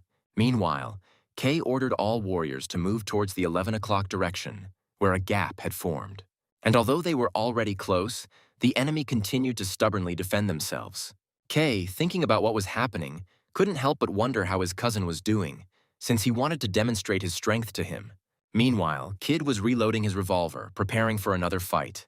Looking at the battlefield, he assumed that it was all over for minis. However, suddenly he felt something. The other warriors also noticed the danger approaching from the air, and soon everyone was amazed to see a fiery dragon about to fall upon them. Kid immediately realized that Alexander had arrived on the battlefield, and then he saw that the dragon was heading towards the leader, the commander of Pubil's army. While Granville watched this with complete calm, Scarlet began to become noticeably worried about the commander-in-chief. Kid, realizing that time was running out, gave the signal, hoping that Thomas would quickly notice him. Immediately after that, he activated the chain teleportation of 3 shooters. Meanwhile, Albert's sailing ship tried to evade the shots. All the sailors rushed in panic to load the guns. However, the situation was critical, and many began to feel that they might well lose this battle. However, the protagonist tried to breathe evenly and maintain his composure. Thomas knew that to complete the task, he would have to remain cool even in such chaos. So he tried to convince himself that he was firmly on deck and in complete control of the situation. Thomas, assessing the distance and shooting conditions, came to the conclusion that the probability of hitting was about 70%. Then he couldn't help but think that if he had shot like that during training, Captain Chong would certainly not have failed to reprimand him. The fact is that in such a position, the chance of hitting was usually considered too low, and also its location could be discovered. However, as he took aim, the hero realized that there are times in life when it is necessary to take risks, even if the probability of success is far from ideal. With these thoughts in mind, the protagonist finally fired. The admiral, trying to take cover behind the ship's mast, hoped to escape the shot. However, it didn't help. The bullet pierced the wood and hit him right in the head. After this, Thomas reported to Albert with satisfaction that Admiral Craven of the 4th Fleet had been destroyed. Albert, amazed by the accuracy of the shot, asked him if it was really necessary to concentrate so much to hit the target. Meanwhile, the commander-in-chief ordered his assistant to look around. Thomas stood up and asked the sailors what was the matter. At that moment, he realized that they had been ambushed. Craven's ships, taking advantage of the confusion, managed to surround them, and no one even noticed when exactly this happened. The assistant pointed out that the captain did not turn the steering wheel until the very last moment, in order to give Thomas the opportunity to calmly prepare for the shot. However, only now has it become clear to everyone at what cost this precise strike was achieved. At that moment, Thomas thought about how the Pubil had always been called pirates, while the Craven, on the contrary, were considered the elite of the seas. Gradually analyzing the situation, he came to the conclusion that the enemy had deliberately sacrificed the 2nd and 3rd flotillas. All this was done in order to completely block all possible escape routes. Their lateral escape routes were completely closed, meaning the crew had only one option left: move forward. Thomas, continuing to assess the situation, remembered that this area of the sea belonged to the Sealand Zone. While the sailing ship was surrounded, it was impossible to open fire, but as the ring narrowed, the ships would be within effective range. One of the sailors, not hiding his fear, turned to the commander, trying to understand what actions they should take next. It was then that Thomas intervened and ordered the speed to be increased to maximum. He explained to the commander-in-chief that any delay, doubt, or attempt to maneuver would only lead to the inevitable destruction of the entire ship. Albert could not grasp the logic of such a decision and tried to figure out what consequences moving towards the enemy would lead to. The hero explained that the Serpent's fleet remained their only real hope, which was unacceptable in this situation. The sailors were deeply shocked by this approach, as they had no idea what to do in this no-win situation. Thomas then said that they should stop focusing on individual details and look at what was happening in the context of the entire war. At first, Albert didn't understand what Thomas was getting at. However, he made it clear that the key to victory in this war was the elimination of Drake as the central figure of the enemy fleet. And then one of the men said that he remembered something. About 20 minutes later, Drake's fleet approached Pubil's sailing ship. The sailors, acting in a state of extreme tension, began to throw the cargo overboard. They wanted to lighten the ship at least a little and gain an advantage in maneuverability. At that moment, Captain Craven realized that he had to intervene in this. Suddenly, Albert felt a magical influence from Drake. The captain demanded that Burke stop. He confidently declared the complete victory of the Craven fleet and effectively offered them to capitulate. However, Albert took this statement with obvious ridicule, considering it nothing more than psychological pressure. Drake then asked what he was trying to do now: get rid of the weight or kill their admirals. In response, Albert pointed out that it was the Craven who had invaded Pubil's territory. He also stated that their ship could not be equated with a helpless fishing boat. Then the assistant reminded him that the commander had forgotten to activate the sound amplification magic, which meant that the enemy might not hear his words. After this, Albert repeated his message, but this time using magic. Drake's response was extremely harsh. He made it clear that any further resistance would result in the immediate destruction of the ship. He promised to turn their sailboat into splinters if he heard them yapping or opening bottles of rum again. After this, he demanded that Albert personally climb the sea serpent. Albert didn't know what to answer to this. He decided not to provoke the man, otherwise they might all just die. He only has to say a word and death awaits them. This would be enough to wipe out a sailboat just a few nautical miles away. And then suddenly Albert heard Scott's appeal, enhanced by magic. He desperately urged the commander-in-chief not to surrender. It was then that the commander realized that help either arrives on time or does not arrive at all. Meanwhile, Drake warned against any rash actions. He ordered that the ships be kept at a distance. Drake also threatened the enemy that he would immediately open fire if they came close. Admiral Scott then gave the order to contact all fleets and be ready for a retaliatory strike. However, the ships moved at a speed of less than 1 knot, as if the sea itself were holding back their progress. But Scott still believed that Pubil's soldiers would die with honor in any case. Drake then said that his patience was running out and forced Albert to choose between his own life and the fate of the crew. After this, he ordered him to get into the boat and head towards the sea serpent. Albert himself tried to find out the fate of the team, while the navigator carefully examined the horizon through a telescope. However, he was still unable to find Drake on deck, which was alarming. Albert was furious that their entire plan seemed to be falling apart at the seams. Attempts to locate it using magic also yielded no results. Meanwhile, Drake himself asked Albert not to delay his decision and gave him 30 seconds to descend. Then Albert pointed out to the sailors that they should not rely on the cloak, since he could take it off to disappear among the others. The distance between the ships still exceeded 2 nautical miles. Albert understood perfectly well that even for a shooter like Thomas, a shot from such a distance was practically impossible. Moreover, he needed to aim at an enemy they hadn't even found yet. Meanwhile, Drake began to rush him, starting the countdown and gradually reducing the time to make a decision.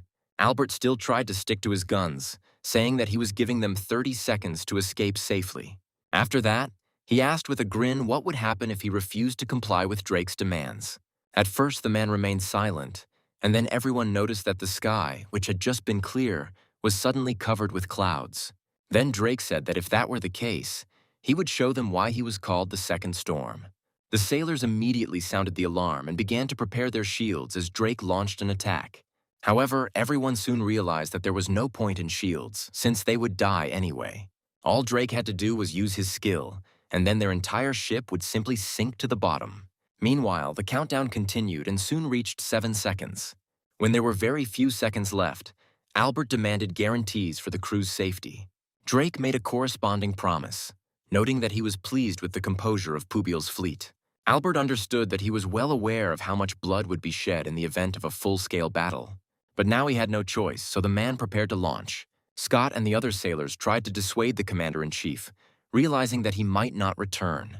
Then Scott shouted that if anything happened to the commander, Pubiel's army would not spare them. He declared that he would kill them all, even if it meant creating a mass grave for both sides. Meanwhile, the boat was launched and preparations were completed. Albert notified the enemy about the beginning of the descent. After this, the commander-in-chief of Pubiel headed towards the enemy ship.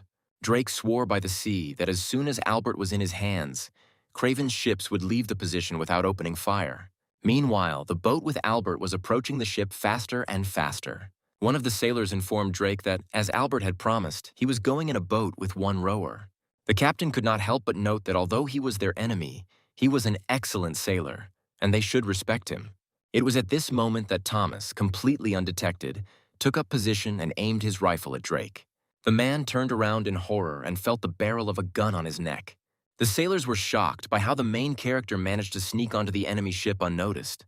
Thomas himself said that Drake was at gunpoint the entire time, and that any careless move could be fatal for him.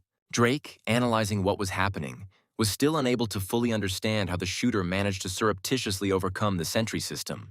As it turned out, not long before this, the main character had come up with a brilliant plan. Thomas, while still on the sailboat, cautiously asked Albert about the direction of the sea current in the area. He came to the conclusion that if the information received was correct, then with the current development of events, Drake would not show himself to them. Moreover, he will not allow any rapprochement, preferring to act at a distance. Having realized this, the protagonist decided to act independently. However, he understood perfectly well that in the open sea it was impossible to hide or to bypass the enemy unnoticed using traditional methods. So Thomas decided to disappear from the Allies' sight at the very moment when the sailors began throwing the cargo overboard. In this way, he created the illusion that he had either died or abandoned the ship. While the enemy's attention was focused on the chaotic actions of the crew, Thomas dived into the water with lightning speed. After this, he managed to climb onto one of the drifting cargo objects, allowing the current to slowly carry him forward. The second part of the plan involved serious risk, since even with the impressive size of the cargo, it was impossible to remain unnoticed. That's why Thomas activated the camouflage technique, knowing that any sudden movement or acceleration could cause it to fail. Despite this, he managed to increase the pace of advancement. However, the effect of his skill did not disappear, which allowed him to gradually move in the right direction. In this way, he steadily reduced the distance to Drake's fleet. Having reached the side of the ship, the hero grabbed the hanging rope. Thomas clearly realized that from now on, every action had to be carefully considered. He calculated that he could rise no faster than 1 meter per minute, otherwise the camouflage would be compromised. With extreme caution, Thomas climbed onto the deck, still under the effect of the skill. Now he found himself literally a few steps away from his goal and finally saw Drake in front of him. When he pointed his gun at him, the sailors realized that there was a warrior of Pubiel on board, but none of them could explain how he got there. Thomas himself immediately assessed the situation and realized that the commotion that had arisen on deck was playing into his hands. Using the skill of extreme concentration, he stabilized his breathing and fired upward. He then fixed his sights on Commander Craven's head again. Now Drake realized who exactly Albert was counting on, and remembered his past experience interacting with the musketeers in the previous war. The hero noted that his memory as a non-player character is frighteningly accurate. In turn, he also came to the realization that Drake's death could theoretically end the war with Craven. However, the question remained open as to whether the rest of Craven's fleet would allow Pubiel's ships to leave the conflict zone. Thomas realized that if all 700 of Craven and Pubiel's ships collided, it would be Pubiel who would suffer catastrophic losses. Holding Drake at gunpoint, he declared that he could spare his life if he withdrew the fleet with a guarantee of return to his own kingdom. Suddenly, sailors ran out onto the deck, trying to figure out where their gunners had disappeared to, but the general disorientation only increased. Drake, assessing the situation, stated that Thomas would not dare to fire the shot, since in that case he himself would not survive. In response, Thomas said with a smile that he shouldn't doubt him. He pointed out that their lives had already been effectively exchanged. The thing is, for Pubiel he is just a man, whereas for Craven, Drake's death would have catastrophic consequences. He also stated that after the official admission of defeat, all participants would lose their contribution to the war and simply die right in the middle of the sea. Thomas also noted that the losses of Pubiel's army would certainly be significant. However, they are not comparable to the loss of 3 admirals and Drake himself. He pointed out that the difference in loss of contribution points would be colossal. The approach of Pubiel's ships makes the difference between the ranges of the guns practically insignificant. He then declared that if there was no immediate compliance, weapons would be used, and began the countdown. Thomas also emphasized that Commander-in-Chief Burke is still alive. If Drake fails to completely destroy Pubiel's forces in this war, the Kingdom of Craven will take his failure very seriously. He wondered if the Craven fleet could survive without a commander in the event of a full-scale battle. The hero once again stated that for Pubiel, he himself was just a stranger. At that moment, Drake mumbled something unintelligible. From his reaction, the hero realized that his words had an effect on him. There he also explained the consequences of defeat for all players. After this, Thomas suggested that users consider switching to his side. He pointed out that this would avoid a forced withdrawal from Midros in the event of Craven's collapse, and would be the most beneficial outcome. Seeing the doubts on the sailors' faces, the captain's mate exploded with anger and called them all idiots. He loudly asked them what they were doing and ordered them to return to their positions and raise their weapons. At that moment, Drake finally spoke. He turned to Thomas, saying that he should already understand the essence of the situation. Drake coldly stated that if he killed him now, he would die too. He added that whoever calmed the second storm could hardly hope to survive near Craven's fleet. That is why he was convinced that Thomas would certainly die. The protagonist, in turn, recognized the bluff in these words. He decided that if one death could truly wipe an entire kingdom off the map, then such a sacrifice would be worth it. Despite the trembling in his hands caused by his awkward position, he remained confident in his own accuracy. Even if he himself dies, he will definitely be able to finish off Drake. Drake then said that Burke did not rely on guns. Instead, he relied on the man holding him. However, Thomas did not take his sights off the man. At some point, Drake began to step forward. The hero immediately tensed up and asked him where he was going. After this, Drake gave the order to all of Craven's fleets to immediately leave the sea borders of Pubiel. The ship's crew was shocked by what they heard and did not immediately believe that what was happening was real. Thomas, however, was not satisfied with the captain's words and expressed doubts about their reliability. In response, Drake reminded him of who he was, implying that it was not fitting for him to deceive. However, Thomas stated that he was not like Commander Burke, and he did not believe in words alone. Drake then ordered his personal cloak to be delivered. After this, he used magic to address all members of his fleet. He reiterated the ban on any military action against Pubiel. He also took an oath to the Mother of the Seas. Drake promised that until the end of the war between Pubiel and Minis, the Craven fleet would not invade their maritime possessions. Moreover, he noted that even his king could not reject this oath. As material confirmation of his words, Drake handed him his own cloak. To complete the oath, Drake asked the hero his name, and he gave his. Finally, the hero felt that he could lower his weapon. At that moment, Drake approached him and addressed him by name, handing over his cloak. At this point, Thomas achieved the distinction of being recognized as the son of the sea god, and a new form of patronage was granted over him. Thomas was surprised, as he had never heard of a sea god before, although he knew that there were different gods in Midros. Drake then asked if his cloak could be considered a guarantee of safety, and Thomas said that Burke had calculated this outcome from the start. He also stated that there would be no return fire until all of Craven's ships left Pubiel's territory. Shortly thereafter, Thomas received notification that the first special mission to the Dyke Coast had been successfully completed. For his contribution to the war, the protagonist received a significant number of points. But the news flow did not end there. When the next notice was opened, it was revealed that a temporary truce had been officially declared between Craven and Pubiel. It was important to note that absolutely all users located on the Dyke Coast received similar notifications. Moreover, this news caught off guard even those players who were at that time developing plans for military operations for Minis' army. Thus, the war, which began at dawn, ended with the declaration of a truce by the time the sun sank below the horizon. Albert soon joined the group and was very happy with how it all ended. He clearly didn't expect Thomas to be the key figure in this outcome. Drake then asked what exactly Thomas's plan was. However, he replied that the entire operation had been conceived from the outset as a gamble rather than a calculated plan. Analyzing what had happened, Drake came to the conclusion that this bet had been a winning one. He also noted that all this clearly indicates the favor of the sea deities to Thomas. The hero became interested in what deity was meant. However, Albert summed it up by pointing out that the victory was achieved precisely because Drake was forced to retreat and turn his ships around. At this point, Drake realized that all of this was really annoying him and asked Thomas to get off the ship. He said that despite the recognition of the armistice, Thomas's continued presence on board his ship was becoming impossible.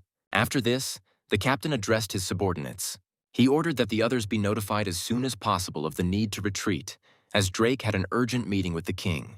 Thomas, in turn, agreed that he needed to leave, so he told Albert that they needed to return to the sailboat off the coast of Dyke.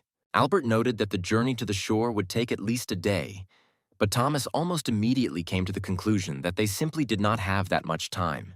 It was at this moment that he began to realize that the shooter's teleportation system had been activated. The hero realized that this had happened back when Kid joined their battle. This coincided in time with the appearance of Alexander. Meanwhile, Kay gave the order to the Biolko squad to immediately use the chain teleporter and retreat to Commander-in-Chief Granville. At the same time, Polo ordered all members of the Golden Dragon Guild to take him under protection. Kid, watching the proceedings, noted that it was precisely for situations like these that Granville kept the guild close by. Meanwhile, the dragon continued to rapidly approach the troops of our heroes. Granville and Scarlet looked in horror at the huge monster they were about to fight. Almost immediately after this, additional fighters began to appear, arriving through the teleport as reinforcements. Kay then ordered his detachment to take up defensive positions around Granville on all sides. He quickly placed a seal of protection on his comrade. After this, all those present grouped around the commander-in-chief, preparing for a possible clash with Alexander. One of the warriors tried to reduce the general level of panic by reminding everyone present that they had already had experience participating in dragon raids. However, they objected to him, pointing out that previously they had to deal with young individuals, whereas now in front of them was an ancient golden dragon. Then Alexander, as the executor and defender of justice, gave the order on behalf of himself and the bailiffess. He conveyed the demand for the immediate withdrawal of Pubiel's entire army from the territory of Minis. Despite the growing tension, Granville tried to maintain his composure. Soon, Alexander received an order to return. Chio reminded him that his main objective was to destroy Pubiel's front line. She realized that the death of the commander-in-chief would lead to the end of the war, but such an outcome did not correspond at all to her plans. Alexander, in turn, said that neither he nor the bailiff intended to obey such orders. This made Chio remind him of his contractual obligations, as he had a clear task according to the agreement. Despite this, Alexander continued to hover over Granville. The commander-in-chief himself could not understand what exactly they were trying to get from him. He asked whether Alexander was demanding Pubiel's surrender, but he replied that he considered the current moment unsuitable for battle. Granville, however, recalled that it was the enemy forces that had previously attempted to destroy their king. Alexander said that the fate of King Pubiel did not concern him at all. In response, Granville said that he too did not care about the fate of King Minis. Alexander then made it clear that, if he wanted, he could eliminate Granville right then and there. The man asked him why he didn't just do it, since he was also from the Minis people. Alexandra replied that, despite his affiliation with Minis, he first and foremost considers himself a person acting in the name of justice. Suddenly, Kid noted that such reasoning sounded as if Alexander was calling for all of humanity to unite. After all, he spoke of justice that goes beyond the borders of one state, and he was a man with superhuman capabilities. In response, Alexander noted that it was precisely the shooter who signed a contract with Luger. However, Kid said he was more interested in the content of what was said than in the personality of the speaker. At some point, Alexander stopped further explanations, and Granville reported that retreat was impossible under the current conditions. He also noted that golden dragons are considered the wisest among their kind. He then wondered if Bailiffus shared this opinion. In conclusion, Granville came to the conclusion that the war could only end in the event of his own death. However, Alexander, convinced that negotiations were futile, declared that he was capable of ending the conflict without murder. After this, he left the battlefield, indicating that from now on he intended to personally administer justice. Granville turned to the Dragon Rider, emphasizing that he should not underestimate the true power of the kingdom of Pubiel. Meanwhile, Kid was relieved when he realized that Alexander was about to leave the battlefield, but he still could not understand the meaning of his words. Therefore, he came to the conclusion that this information needed to be conveyed to Thomas as soon as possible, since the hero was smart. At this point, Alexander suddenly became angry and declared that the commander-in-chief of Pubiel should not underestimate him either. Kid was horrified when he realized that the rider was returning again. The knight declared that from now on he intended to personally administer justice. Almost immediately after, Bailiffus began to prepare for an attack, preparing to spew destructive flames at his opponents. Realizing the impending danger, the soldiers hastened to activate their defensive abilities. They used the magic of the protective tree, forming additional shields and simultaneously creating a full-fledged magical barrier. Kay, realizing that one protective barrier would not be enough to save his allies, ordered the immediate use of a teleportation scroll. However, Tyler, who had been watching the events closely, noted gloomily that it was already too late to take any action. Everyone understood that the dragon had almost completed preparing his attack. The next moment, the monster unleashed a stream of all-consuming fire onto the battlefield, which instantly engulfed a huge area. As a result, the ground was literally strewn with the charred bodies of fallen players. Avon realized that it would be extremely difficult for him to defeat Granville in an open confrontation, so he developed a strategic plan. According to calculations, Minis's troops were supposed to first retreat on both sides of the front line and then regroup and surround Pubiel's army. He understood that his army was outnumbered, but he was counting on the fact that Pubiel's warriors would not be able to calmly watch as they were surrounded. In addition, Ivan had prudently prepared additional forces numbering about 20,000 warriors. They were scattered across various parts of the territory. They were supposed to enter the battle immediately after receiving the signal, thereby closing the encirclement and ensuring the implementation of the plan. Chio, in turn, asked the commander-in-chief for his opinion regarding Alexander's strength. Ivan admitted that the rider's strength reminded him of a nightmare from 20 years ago, which caused both admiration and disgust. After this, he instructed Chio to contact the rear units and clarify whether she was ready to implement the next stage of the plan. The girl assured him that she would prepare the troops and ensure the use of fog to conceal maneuvers. Then Avon noted that at the current pace of the offensive, Alexander was capable of driving the enemy into a stalemate in just 2 hours. Meanwhile, Granville, carefully analyzing the enemy's actions, realized that Avon was trying to implement a cunning strategy. Kay asked Biemi if he could use his magic to adapt to the dragon's abilities and seal its flames. However, the lizard explained that the enemy was too high up, and his strength was insufficient to block such a powerful source of mana. Kay, seeing his allies die one after another, felt confused. At the same time, Scarlet came to the conclusion that the entire frontal strategy was meaningless in the face of the absolute power of Alexander and his golden dragon.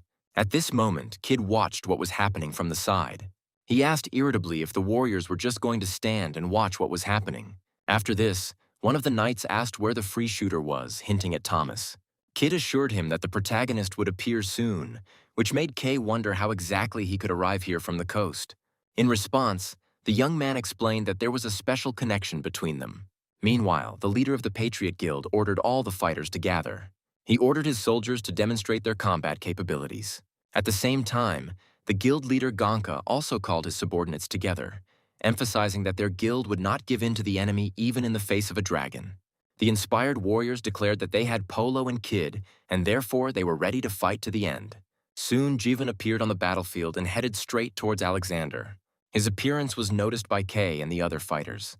Everyone was very happy that he came here, and now their chances of winning increased greatly. However, Jiwan himself understood that he almost died trying to deal with his own status issues because of the dragon. Then he turned to Kid and asked when Thomas was supposed to show up. Kid himself was a little surprised and asked if he knew Thomas. Jiwan replied that they only knew each other superficially, but in a sense he owed the hero a favor. Kay was visibly surprised to hear that his cousin knew Jiwan. Then, thinking over what Jivan had said, he decided that this duty probably implied the intention to destroy Alexander. Kid replied that he didn't know exactly when Thomas would appear, but suggested that he would most likely be near them immediately after the transfer. Jivan realized that the musketeers were using a chain teleporter and asked if Thomas was aware of the situation here. Kid confidently replied that Thomas knew everything and understood what was going on, after which Jivan didn't ask any more questions. Then one of the warriors asked if they had enough strength to stop Alexander. To this, Jivan replied that if they could not do this even with such forces, then they would have to admit that Midros was worthless. Meanwhile, the battle with the dragon was still ongoing. Now it was Polo's turn to join the battle. Polo attempted to stop his opponent by using a hovering technique using 18 fire dragon circles. Alexander, not intending to retreat, managed to successfully evade the blow. Moreover, he tried to counterattack, thereby forcing Alexander to momentarily change the pace of the battle. At that moment, Alexander noticed that another player was trying to hit him. At the same time, Kid took the opportunity to fire a series of rapid shots from his revolvers, pointing them towards the dragon. Alexander realized that he was using firearms in combat, and although this did not pose a threat to him, it was beginning to irritate him noticeably. While Alexander was busy fighting Polo, the dragon prepared for a new attack. He unleashed a powerful fiery blast on the warriors on the ground. The powerful impact caused flames to burst into flames on the grass and thick clouds of smoke to rise. However, someone's silhouette was still visible among the clouds of smoke. Almost immediately, the dragon sensed a familiar energy in the smoke. Then Ji-won, realizing that his presence had been discovered, smiled broadly. He looked up at his opponent and declared that today would be his end. After this, the magician used the soul connection technique, being confident that a creature destined to fight dragons would now appear. When the glow dissipated, another silhouette appeared in the smoke before those gathered. Soon the summoned beast appeared before the dragon, who, turning to his master, said that he had been waiting for this moment for a long time. Kei, who was watching the scene, was extremely surprised that Ji-won had summoned a huge frog to fight the dragon. However, the magician, ignoring the surprise of those around him, ordered his creature to use the technique of a hot kiss. Obeying the order, the frog immediately jumped high into the air. The next moment she grabbed the golden dragon's body and, Alexander, noticing this, asked Bailiffus what was happening, to which the dragon replied that he felt a mixing of mana. Bailiffus then turned his gaze to Jivan and contemptuously called him a damn mage, regretting that he didn't kill him earlier. Alexander, having analyzed the situation, noticed that due to the mixing of mana, they could temporarily lose the ability to use magic. Then he concluded that the first thing he needed to do was leave this place, while the dragon tried to throw off the frog that had grabbed hold of him. At the same time, Ji-won, using his flying technique, tried to catch up with his opponent. He was determined not to let him get away. Approaching Alexander, the mage attempted to attack him with the burning blade technique. At this moment, Alexander was completely focused, as the situation was not easy. However, Ji-won was confident that this time the blow would hit its target. But at the very moment of the attack, a system notification suddenly appeared in front of him, causing his attack to fail. The frog, having lost its support, fell off the dragon's body, and together they began to fall down. Then Bailiffus, having gotten rid of the summoned creature, suggested that Alexander retreat. Ji-won, watching this, shouted at his opponent not to leave. He suggested that Alexander was simply afraid to continue the fight. At the same time, players received a notification that the kingdoms of Pubile and Craven had concluded a truce. Kid, upon hearing this news, was genuinely surprised and wondered how Pubile had managed to achieve such a result. Scarlet, in turn, was very pleased. She noticed that Thomas had a special talent for making everyone around him worry. After the armistice was declared, there was noticeable unrest on the battlefield, and Granville, having assessed the situation, ordered the troops to retreat. Then, after the general retreat, he ordered a regrouping. At the same time, an order was given to Mr. Kilma to leave the battlefield. Kay was quite surprised to learn that Thomas was their representative at the negotiations, as he had only been there for about 20 days. Later, in Granville's tent, Jivan sat deep in thought. He kept thinking about the events that had happened. At that time, the commander ordered the adjutant to assess the losses incurred and count the number of remaining troops. Granville then turned to the Special Forces soldiers and asked them to explain what had happened. However, Kay did not immediately understand how exactly to convey all the details of what happened. Granville then inquired as to the whereabouts of their squad leader, at which point a silhouette of a man began to appear in the tent.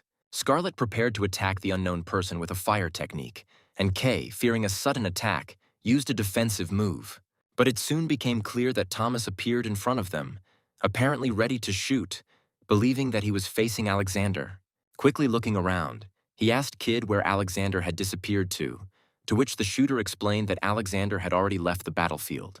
Thomas himself admitted that he tried to return with Dyke as quickly as possible and asked about what events had happened during his absence. Scarlet couldn't hide the emotions that overwhelmed her and, running up to Thomas, hugged him tightly. However, Kay, watching this scene, noted with some sarcasm that Thomas appeared later than the others. Jivan was still depressed, and Granville, who had been watching the scene closely, looked at him with bewilderment. Meanwhile, Yvonne, upon hearing the news of the truce, became furious, as Chio had previously assured him that her plan would allow for a confident victory. The commander-in-chief demanded an explanation as to why Craven and Pubiel had suddenly made a truce. Moreover, Chio was confident of Drake's participation in the upcoming battle.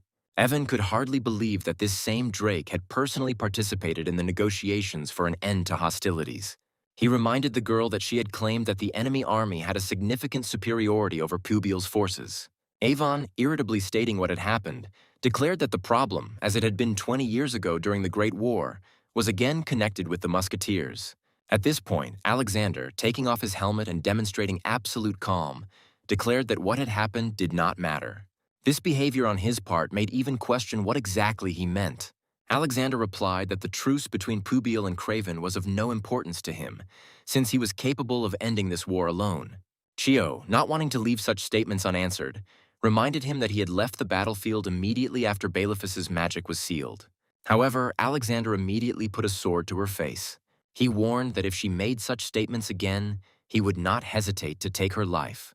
But Chio, despite the threat, replied that he was willing to let Pubiel's soldiers survive, but was also willing to kill her. She added that he was not interested in Minis's victory in the war. After this, she inquired about Alexander's true goal, suggesting that he was seeking to unite the people and the strongest masters. Ivan, watching the conversation closely, asked a question. He asked if Alexander was so confident in his strength, why he had not yet dealt with Granville. At that moment, Alexander finally lowered his weapon. The commander-in-chief then noted that a hammer that refused to strike the enemy was a serious problem. He then inquired about the situation on the Moru Plain, and Chio reported that Pubiel's army had set up camp in the rear, about 5 hours' walk away. Avon suggested that Granville had managed to consolidate his forces earlier than planned, preventing the ambush army from carrying out its plan. He told Alexander that if he wanted to end the war, he should help them, since the enemy was able to temporarily neutralize the dragon's power. Alexander agreed, which caused noticeable satisfaction in Ivan, who immediately inquired about further actions. Chio assured her that she would prepare everything necessary, and Ivan sternly warned her about making any more mistakes. The girl replied that Thomas was absent from the battlefield, which meant there was no reason to worry, but in her heart she was terrified. At the same time, in Pubiel's camp, Thomas explained in detail to the co-ruler of the commander-in-chief all the events that had taken place. He stated that Fleet Commander Burke was most likely already leading the army to the plain of Marsh. Granville noted that Thomas not only managed to turn the tide of the war, but also developed an effective plan, praising the Special Forces commander Biolcho. Thomas himself responded that Burke would have made a similar decision without him, adding that he was on friendly terms with the fleet commander. Granville reported that at dawn they would take up position and that the enemy would probably try to attack them from the rear, where Faust and Crowley were located. However, Thomas suggested that events would turn out differently. He explained that the enemy would be caught between two armies, since he himself, together with Burke, would strike simultaneously.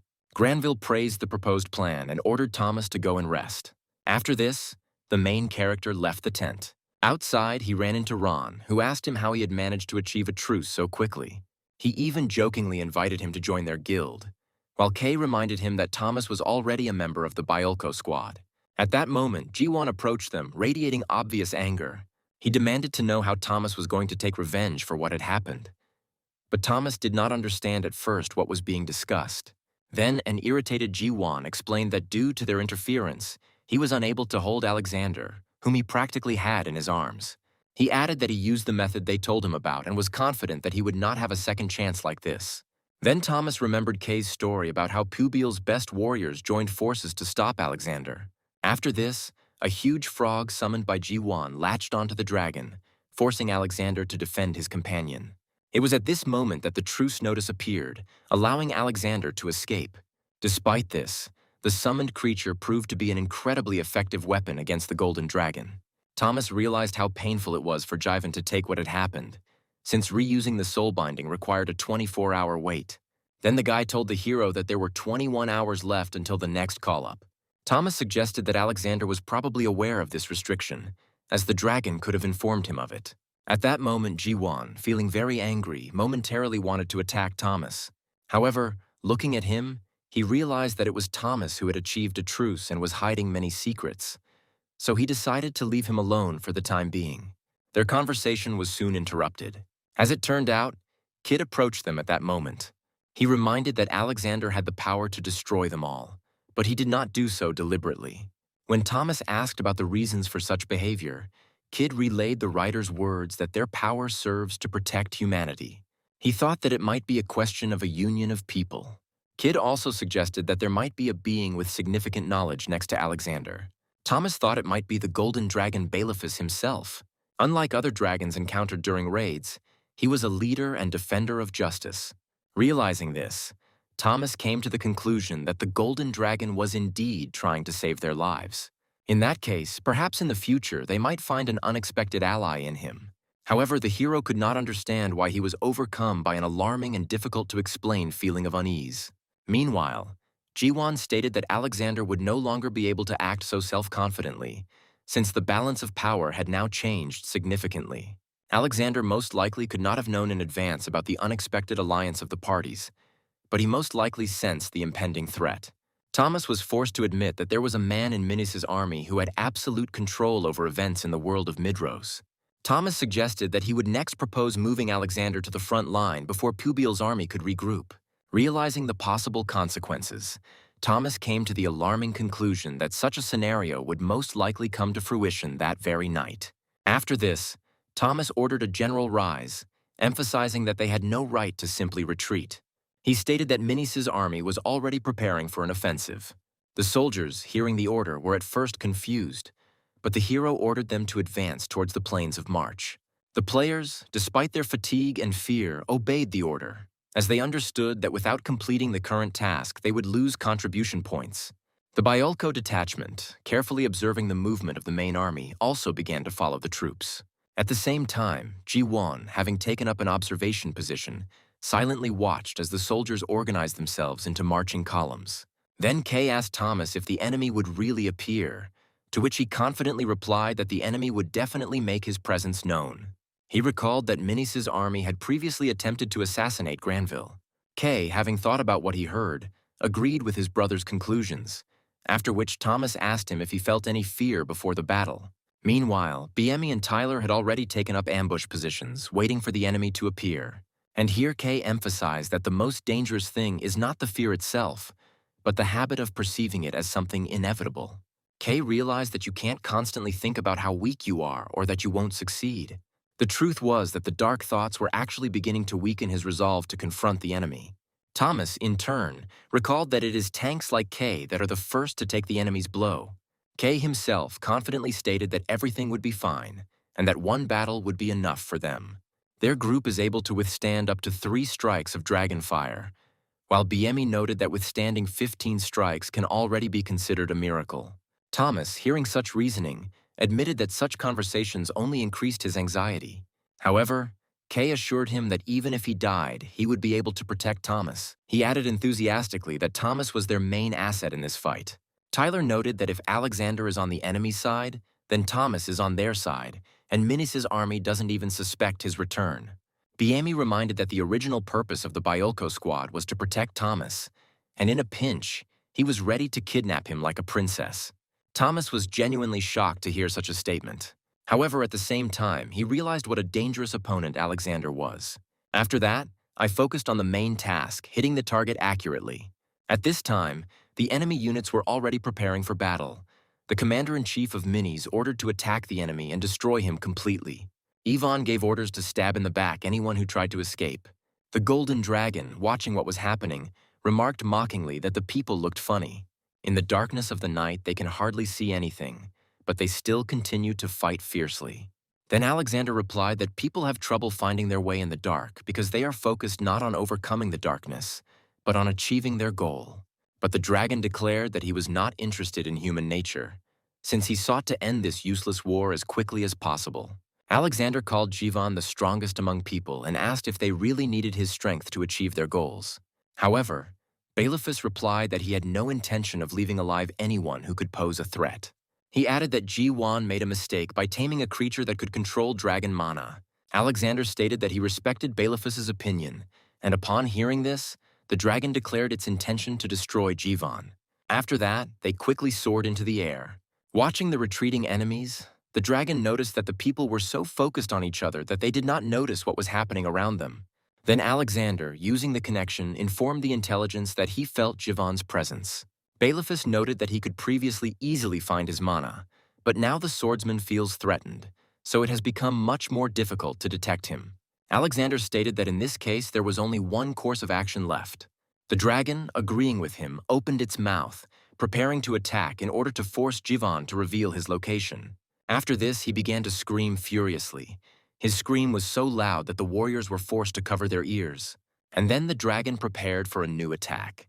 He began to unleash powerful fire attacks on Pubil's army. Soon, a fiery whirlwind appeared right in the middle of the army, destroying everything in its path. Scarlet, noticing Alexander's appearance, reported this to Thomas. But the hero replied that he already saw what was happening, although he was far from the epicenter of events. Thomas, watching the destructive power of the golden dragon, was amazed by the scale of the attack. Then Kay quickly asked him what actions should be taken. Thomas replied that first of all, it was necessary to climb the mountain. He also asked BME to provide a map of the area, explaining that they needed to take a position with a better view. Immediately after this, the hero ordered Kay to bring Kid. Thomas also ordered Tyler and Pyolcho's squad to be ready to contact the rest of the units. When everything was ready, he announced the start of an operation called Catch the Dragon. As he climbed the mountain, Thomas carefully calculated the distance to his destination. He also noticed a hill about 100 meters ahead. It was a good hill because it didn't obstruct the line of sight at all.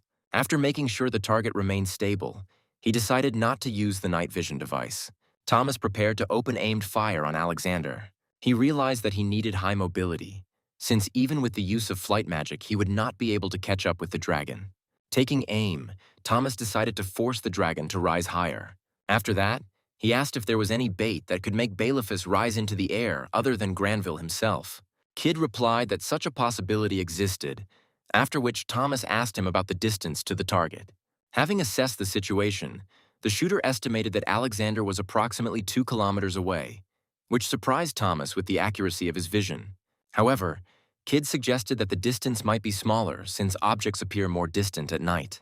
After this, Thomas addressed all the soldiers, urging them to remain reasonable and reminding them that even their deaths would not stop the war. However, his words did not cause despair, but on the contrary, inspired the soldiers, who were ready to rush into battle. Tyler noted that despite his habit of acting alone, Thomas never forgets about the team. At this time, Thomas continued to keep the target in his sights, intending to destroy the enemy with a single decisive shot. When Thomas was hunting King Crab, the distance to the target was 1.5 kilometers, and even then he managed to hit the enemy. However, now the situation looked much more complicated. This time the enemy was not a huge monster, but an ancient golden dragon. Thomas realized that what was happening now had nothing in common with that naval battle, because then he could predict the movements of the target. However, Thomas came to the conclusion that his main task was not to destroy Alexander at all, but to lure out the golden dragon. Realizing this, Thomas used an inner calm technique that allowed him to stabilize his breathing, heartbeat, and concentration. This way, he will be able to prepare as much as possible for the decisive shot. At that moment, Bailiffus suddenly froze, as if sensing something alarming, and held his breath. Thomas, carefully observing the dragon's behavior, realized that now it was extremely important not to rush. He could not take any unnecessary actions that could give away his position, so he decided to wait patiently. A moment later, Thomas finally pulled the trigger, firing an aimed shot toward the dragon. Hearing the sharp sound of a shot, the dragon instantly turned its head in the direction of the shooter. Old scars from previous encounters with Luger could be seen on his massive body. Thomas managed to hit the exact same spot where the old wound was already located, thereby opening up the old wounds. Alexander, noticing the dragon's reaction, asked Bailiffus what had happened, to which the dragon suggested that Luger had appeared there. Alexander was genuinely surprised, as he didn't understand why Luger was attacking them again. He also couldn't understand how the enemy had managed to break through the dragon's powerful magical shield and natural defense. Then Bailiffus explained that the shooter had hit the old wound. After this, he angrily declared that neither Luger nor Jaiwan would be able to get away with it. The warriors watching the scene were shocked that Thomas had managed to wound such a powerful creature. At this point, Kay tried to urgently warn Thomas about something extremely important. However, Thomas reflected that he had only expected to weaken the protective barrier, not to be able to inflict real damage on the dragon. He was at a loss as to what to do next after his unexpected success. Meanwhile, the dragon began to rapidly approach Pubil's army. One of the allies reported that Jivan and Ron would arrive to them in about 3 minutes. The man noted that this was too long. After this, Thomas ordered Pielko's squad and Kid's group to go down immediately. Kay was stunned by such an order and asked what would happen to the hero himself in that case. Thomas calmly replied that if he went down with them, the dragon would follow the whole group. Then it would be easier for him to hide alone. Kid countered, stating that it was virtually impossible to hide from the golden dragon, as it could detect a target in seconds. But Thomas asked them, once they met Jivan or Polo, to delay the attack a little to give him some extra time. At this time, Bailiffus, roaring in anger, began to demand that Luger show himself. He was convinced that it was he who fired the shot. The dragon began to belch streams of fire, combing the area in search of the shooter. Soon the entire area around was enveloped in a fiery whirlwind. Kay, noticing that the place where Thomas was completely engulfed in flames, became very worried about his brother. When the dragon released its fiery breath again, he guessed that it would be almost impossible to withstand such an attack. However, BME, closely monitoring Thomas's condition, reported that his status window remained unchanged, meaning he was still alive. The lizard suggested that if the golden dragon was acting so furiously, it meant that Thomas had managed to find a way to hide from the detection of his mana. Kid noted that they couldn't be sure for sure, but added that creating critical situations had always been Thomas's signature style. Meanwhile, Thomas was shocked by the scale of the destruction and thought that perhaps he should have tried to strike a more serious blow. Bailiffus was able to figure out his location almost instantly. Perhaps such abilities are natural for dragons. Realizing that his task was only to last 3 minutes, Thomas activated his camouflage technique. He hoped that his allies would come to his aid in time. Meanwhile, Bailiffus continued to frantically search for Luger. At the same time, Thomas decided to check his current location through the map. He discovered that Luger was in Death Valley on the -33rd level of the Maw of the Abyss. Thomas realized that Luger was not participating in the national war and wondered what he was doing in the neutral zone of the wasteland. He came to the conclusion that despite his brutal nature, Luger was not a fool. He could use the teleport to engage in combat with Alexander. However, apparently, he now had a mission that was more important than the war itself.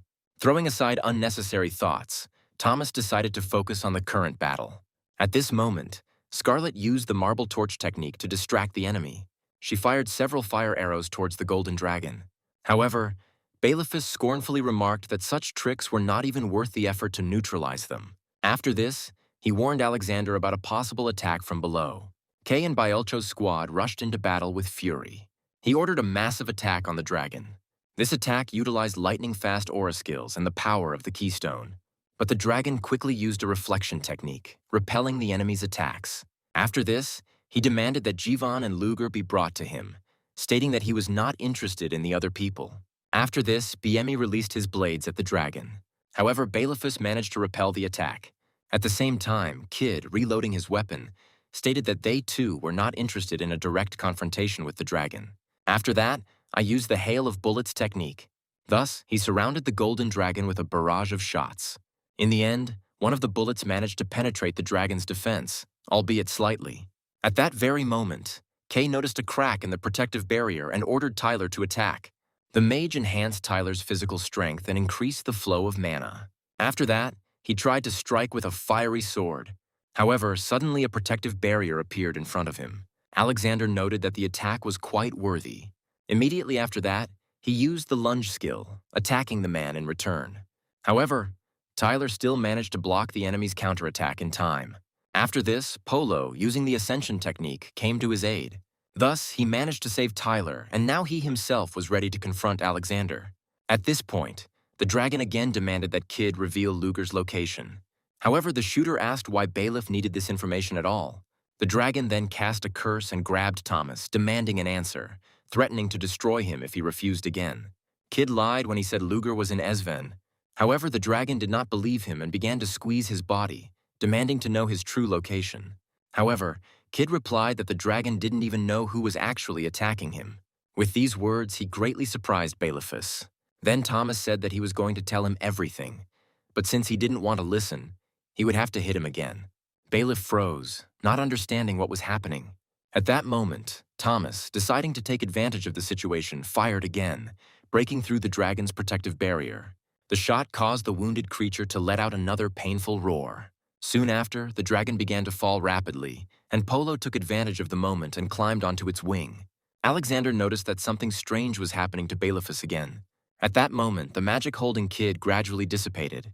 Thomas then immediately ordered Jivan to join the fight. The swordsman himself was fully prepared to join the battle. Jiwan loudly and confidently declared that he had reappeared on the battlefield precisely in order to finally destroy it. Without wasting a second, he activated the huge spark technique, which instantly filled the space around him with seething energy. Meanwhile, Thomas continued to keep his sights on the dragon's body, wondering how long Balephus could last. Taking a deep breath, Thomas pulled the trigger again, aiming the bullet at the same spot on the dragon's body that he had hit before. Balephus, feeling a new wave of pain, finally realized that it was not Luger who was attacking him, and at that moment his rage became even stronger. Jiwan, rushing towards the dragon at incredible speed, shouted that Balephus couldn't see him flying straight towards him. After this, he activated the instant flash technique, allowing him to practically disappear and appear in new points of space. However, the dragon angrily declared that he would never allow Jiwan to live. Within a moment, he counterattacked, performing an unexpected maneuver that Jiwan had never expected. The dragon's powerful blow sent the swordsman flying. Its force was so great that Jiwan flew several meters along the ground, leaving behind a deep trench. After this, he found himself pinned to the ground by a magical seal, temporarily rendering him unable to move. Alexander tried to take advantage of the situation and attack Polo, who was distracted by the attempt to protect Jivan.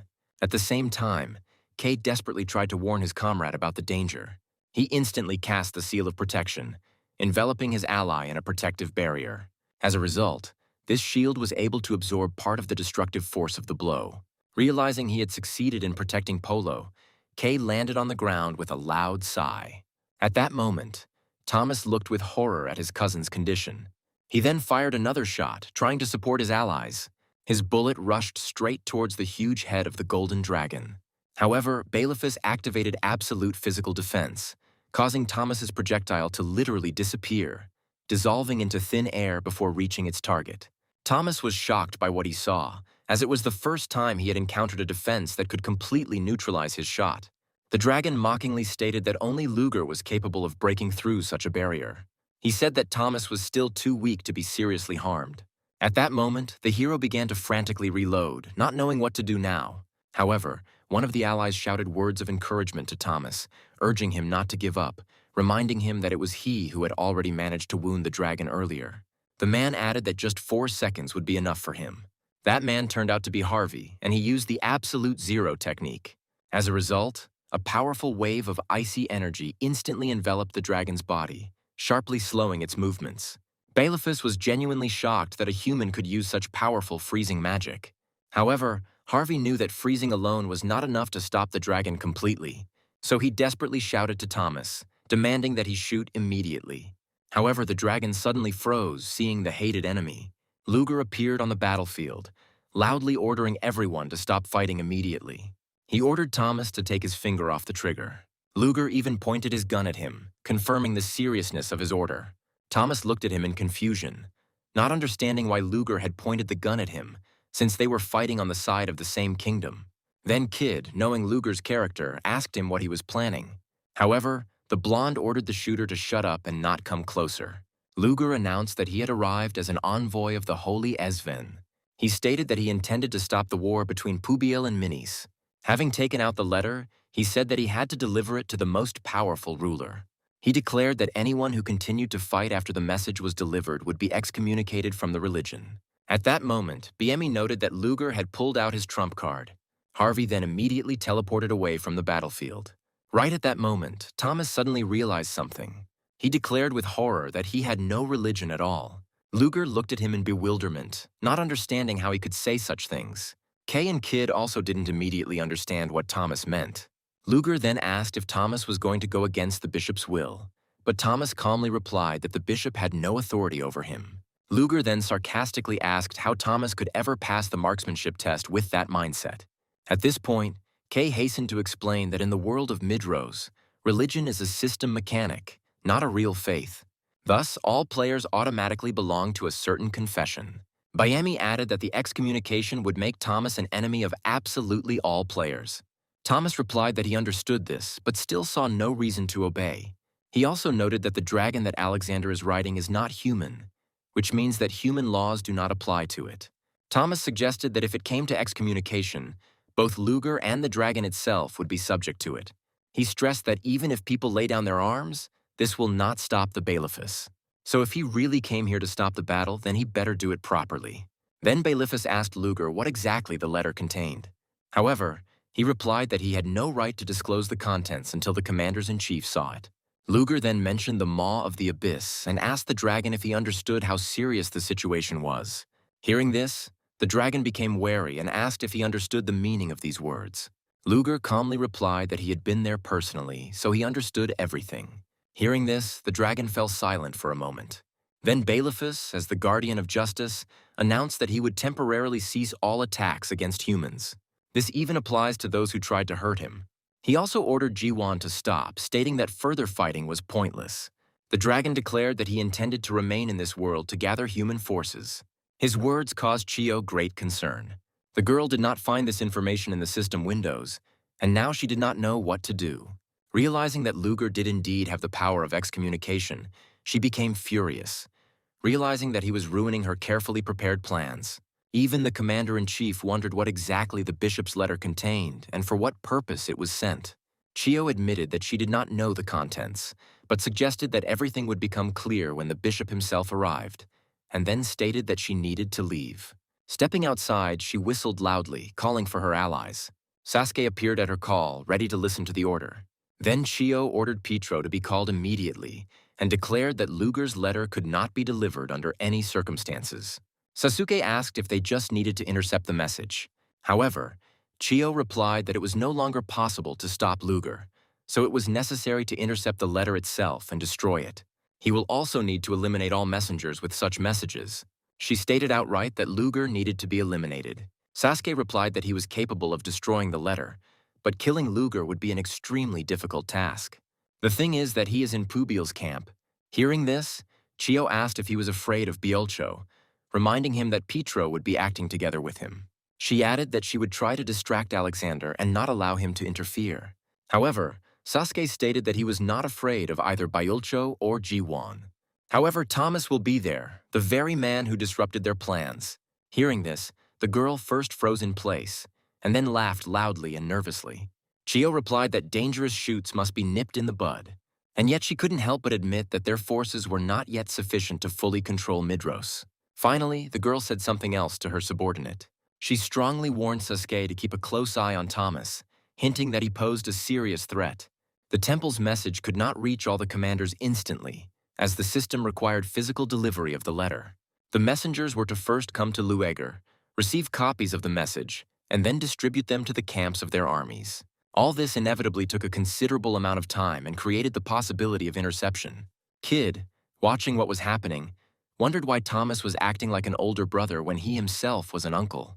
Meanwhile, the dragon, looking closely at Luger, asked what exactly he saw in the maw of the abyss.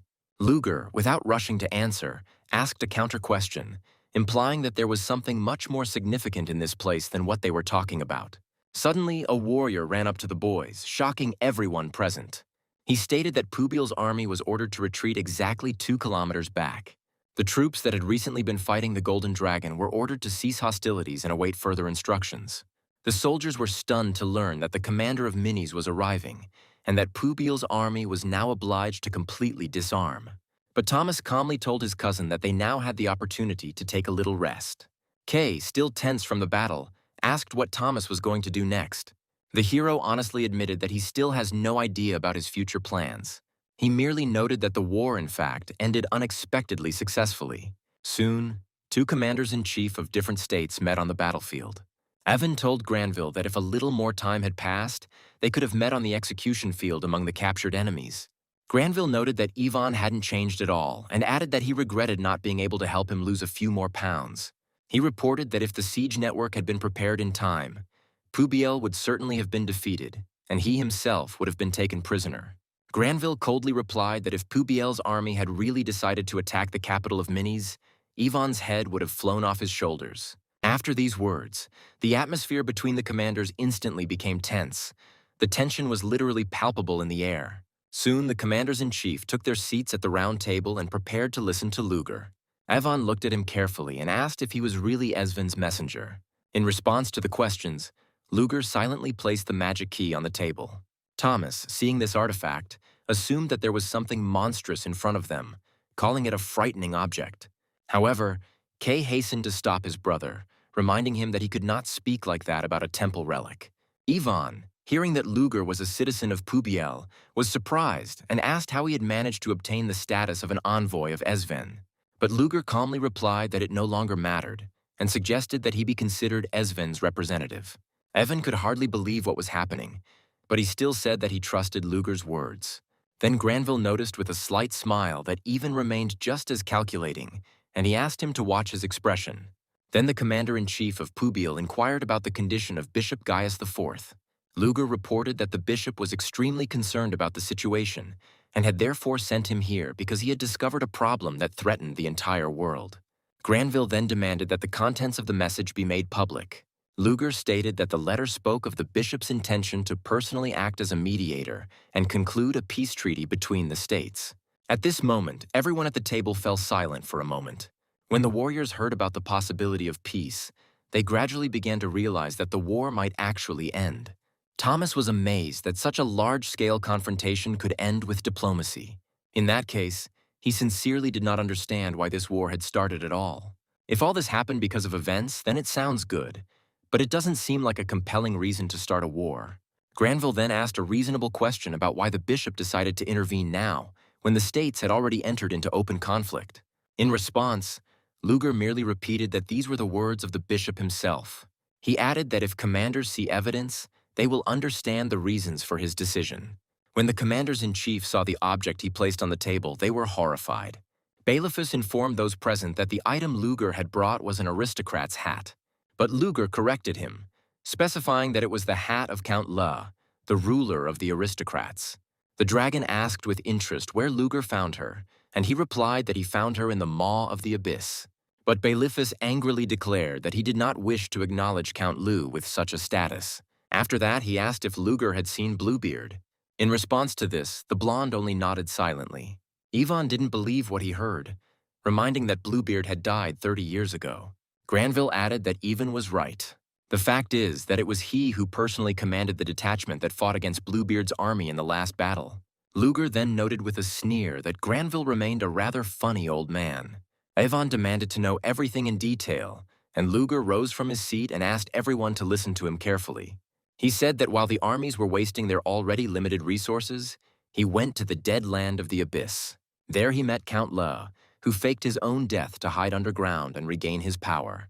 The blonde continued, stating that there was a high probability of a third war between humans and demons starting. The fact is that the third part of the Demon King's power, Count La, has awakened. Hearing this, Thomas understood the true reason for the start of the war. It is related to the second phase of the global conflict, where the best defense is an attack. He suggested that the war might have been deliberately provoked to exhaust the user's powers before the coming catastrophe. If players are forced to spend resources on war, wasting their strength, humanity will be weakened just when the demons begin their invasion. Many of those present realized that if this was true, then humanity was in mortal danger. Then Bailiffus asked Luger again about Bluebeard, not understanding how he could have survived. Luger then explained that Bluebeard was sealed inside a red crystal. Moreover, he placed this seal on himself. Luger explained that he had spent the past month underground in the Dead Land, hoping to find an underground laboratory there. Hearing this, Thomas realized that all this time Luger had been looking for the laboratory of the dark elf Castor. Luger said that when he found the place, it turned out to be more than just a cave. It turned out to be a huge underground labyrinth where there was neither light nor sound. He descended with only one burning torch in the vast space, hoping to find the laboratory. He discovered countless tunnels underground, and the strength and number of monsters there far exceeded his expectations. Ivan added that Count Le's army always consisted of monsters of gigantic proportions. He mentioned winged evil ogres, one-horned cyclopean mages, and high trolls riding on other trolls. Granville even confirmed these words. However, the commanders still could not believe that Luger was able to resist such creatures alone. Then Luger said that he had reached the 33rd level, where one of the walls was completely blackened, as if burnt out. The torchlight barely illuminated the place. However, it was there that he saw a giant crystal. Count Lo was sealed inside it. Using artillery boost, Luger attempted to destroy the crystal. To do this, he used the skill Jagdpanzer Kanone. Luger finally fired a powerful projectile towards the imprisoned demon. He was confident that he had managed to destroy the fragment of the Demon King's power. At that moment, something suddenly fell on his head. The stranger, who had been standing behind him all this time, said that it was still too early. However, he promised that the next time they met, he would definitely show Luger his love. Luger gradually realized that the creature he had encountered in the depths of the abyss was in fact Bluebeard. Realizing the seriousness of what was happening, he desperately tried to track him down, using all the skills and resources available to him. The shooter spent literally everything he had: strength, equipment, magical enhancements, and strategic preparations, just to defeat the enemy. However, the only trophy he received after the battle was just a hat. The Golden Dragon, who had been listening attentively to the story, asked with disbelief whether he had understood correctly that Count Le himself had destroyed the seal that held him. Luger explained that Bluebeard had indeed emerged from the crystal, after which he suddenly placed the very same hat on him and disappeared. Bailiffus concluded that Luger had actually attacked the one who had broken the seal, but had failed to inflict any decisive damage. The dragon asked why Count Lo hadn't attacked Luger at all, and he honestly admitted that he didn't know the answer. Immediately after the incident, he hurried to Esven, where the bishop personally examined the found hat, after which the whole chain of events began. Thomas realized that Luger had witnessed the awakening of the Demon King's fragment, and the bishop's confirmation of this was the reason for the agreement. Avon then turned to Granville, asking what action he intended to take, and he replied that he intended to make the king answer for the murder. Avon noted that such an absurd justification for the invasion would remain only a shameful stain on history. Granville coldly replied that history was always written by the victors, and Minis certainly would not write it. The concluded peace treaty effectively stopped the war between Pubiel and Minis. However, Yvonne noted that their army, with its world-scale siege network, could destroy Pubiel's forces. However, they decided to spare the lives of the enemy, counting on a subsequent settlement of the conflict. Granville then stated that all issues between the kingdoms would be resolved diplomatically after the signing of the agreement. In the end, Yvonne agreed and solemnly swore to uphold the treaty for the honor of his state. After this, the commanders-in-chief shook hands, demonstrating the final cessation of hostilities. At that moment, Thomas received a system notification that he had earned 4,000 contribution points for the last battle. He noted that the blocking of Alexander and the Golden Dragon was a huge contribution to the war on the part of Pubiel. Then Bailiff asked the commanders whether the war was really over. Granville replied that the fighting had formally ceased. However, this does not mean a complete end to the confrontation. They simply will not raise weapons against each other now. Then the dragon revealed the true reason for his intervention. He explained that he and Alexander had intervened in this senseless war solely to search for the Red Dragon, which had recently disappeared. Bailiffus was sure that such a powerful creature could not fall at the hands of his ancient enemies. The awakening of Bluebeard was connected with this. He stated that Kuzgunak intended to resurrect the queen of the chromatic dragons, Tiamat.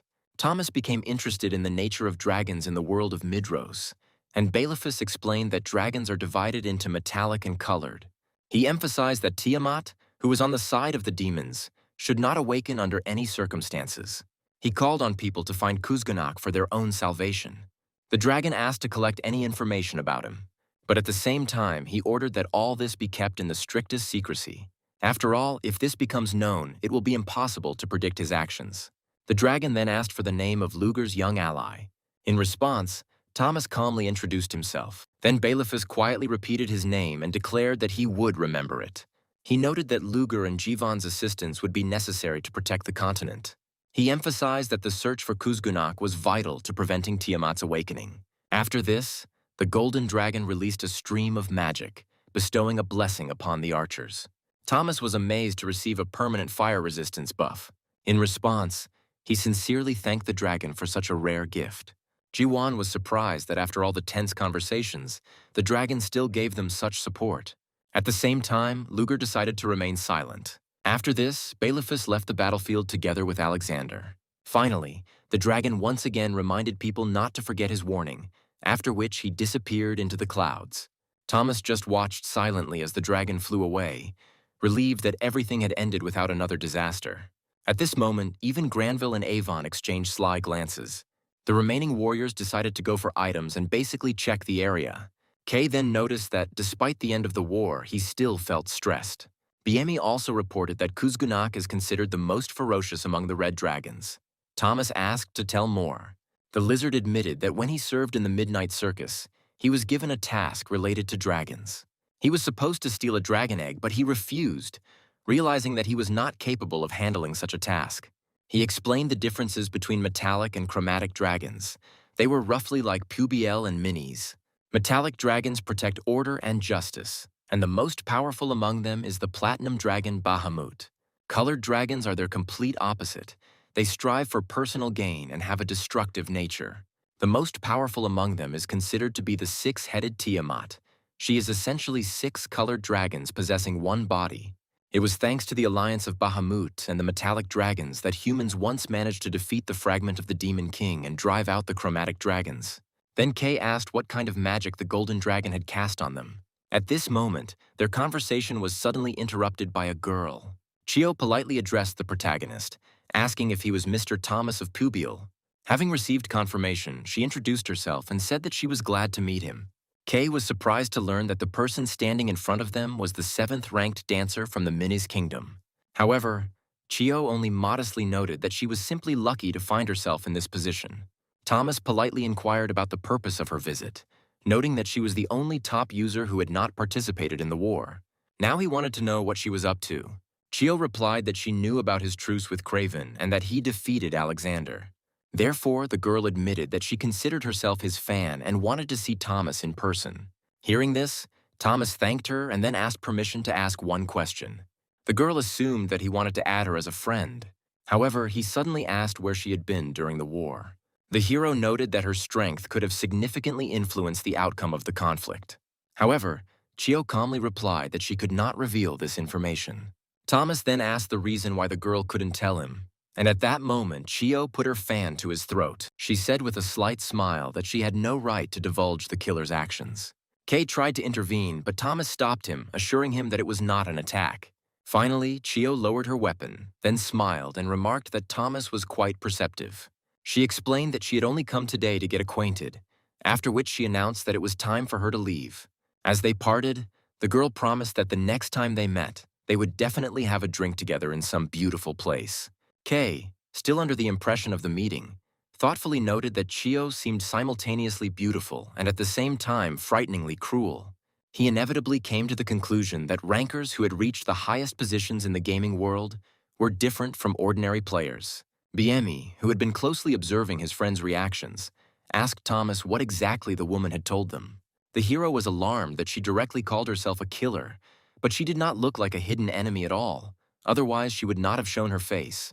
Biemi, on the contrary, admitted that he would be extremely curious to see the official status of the killer.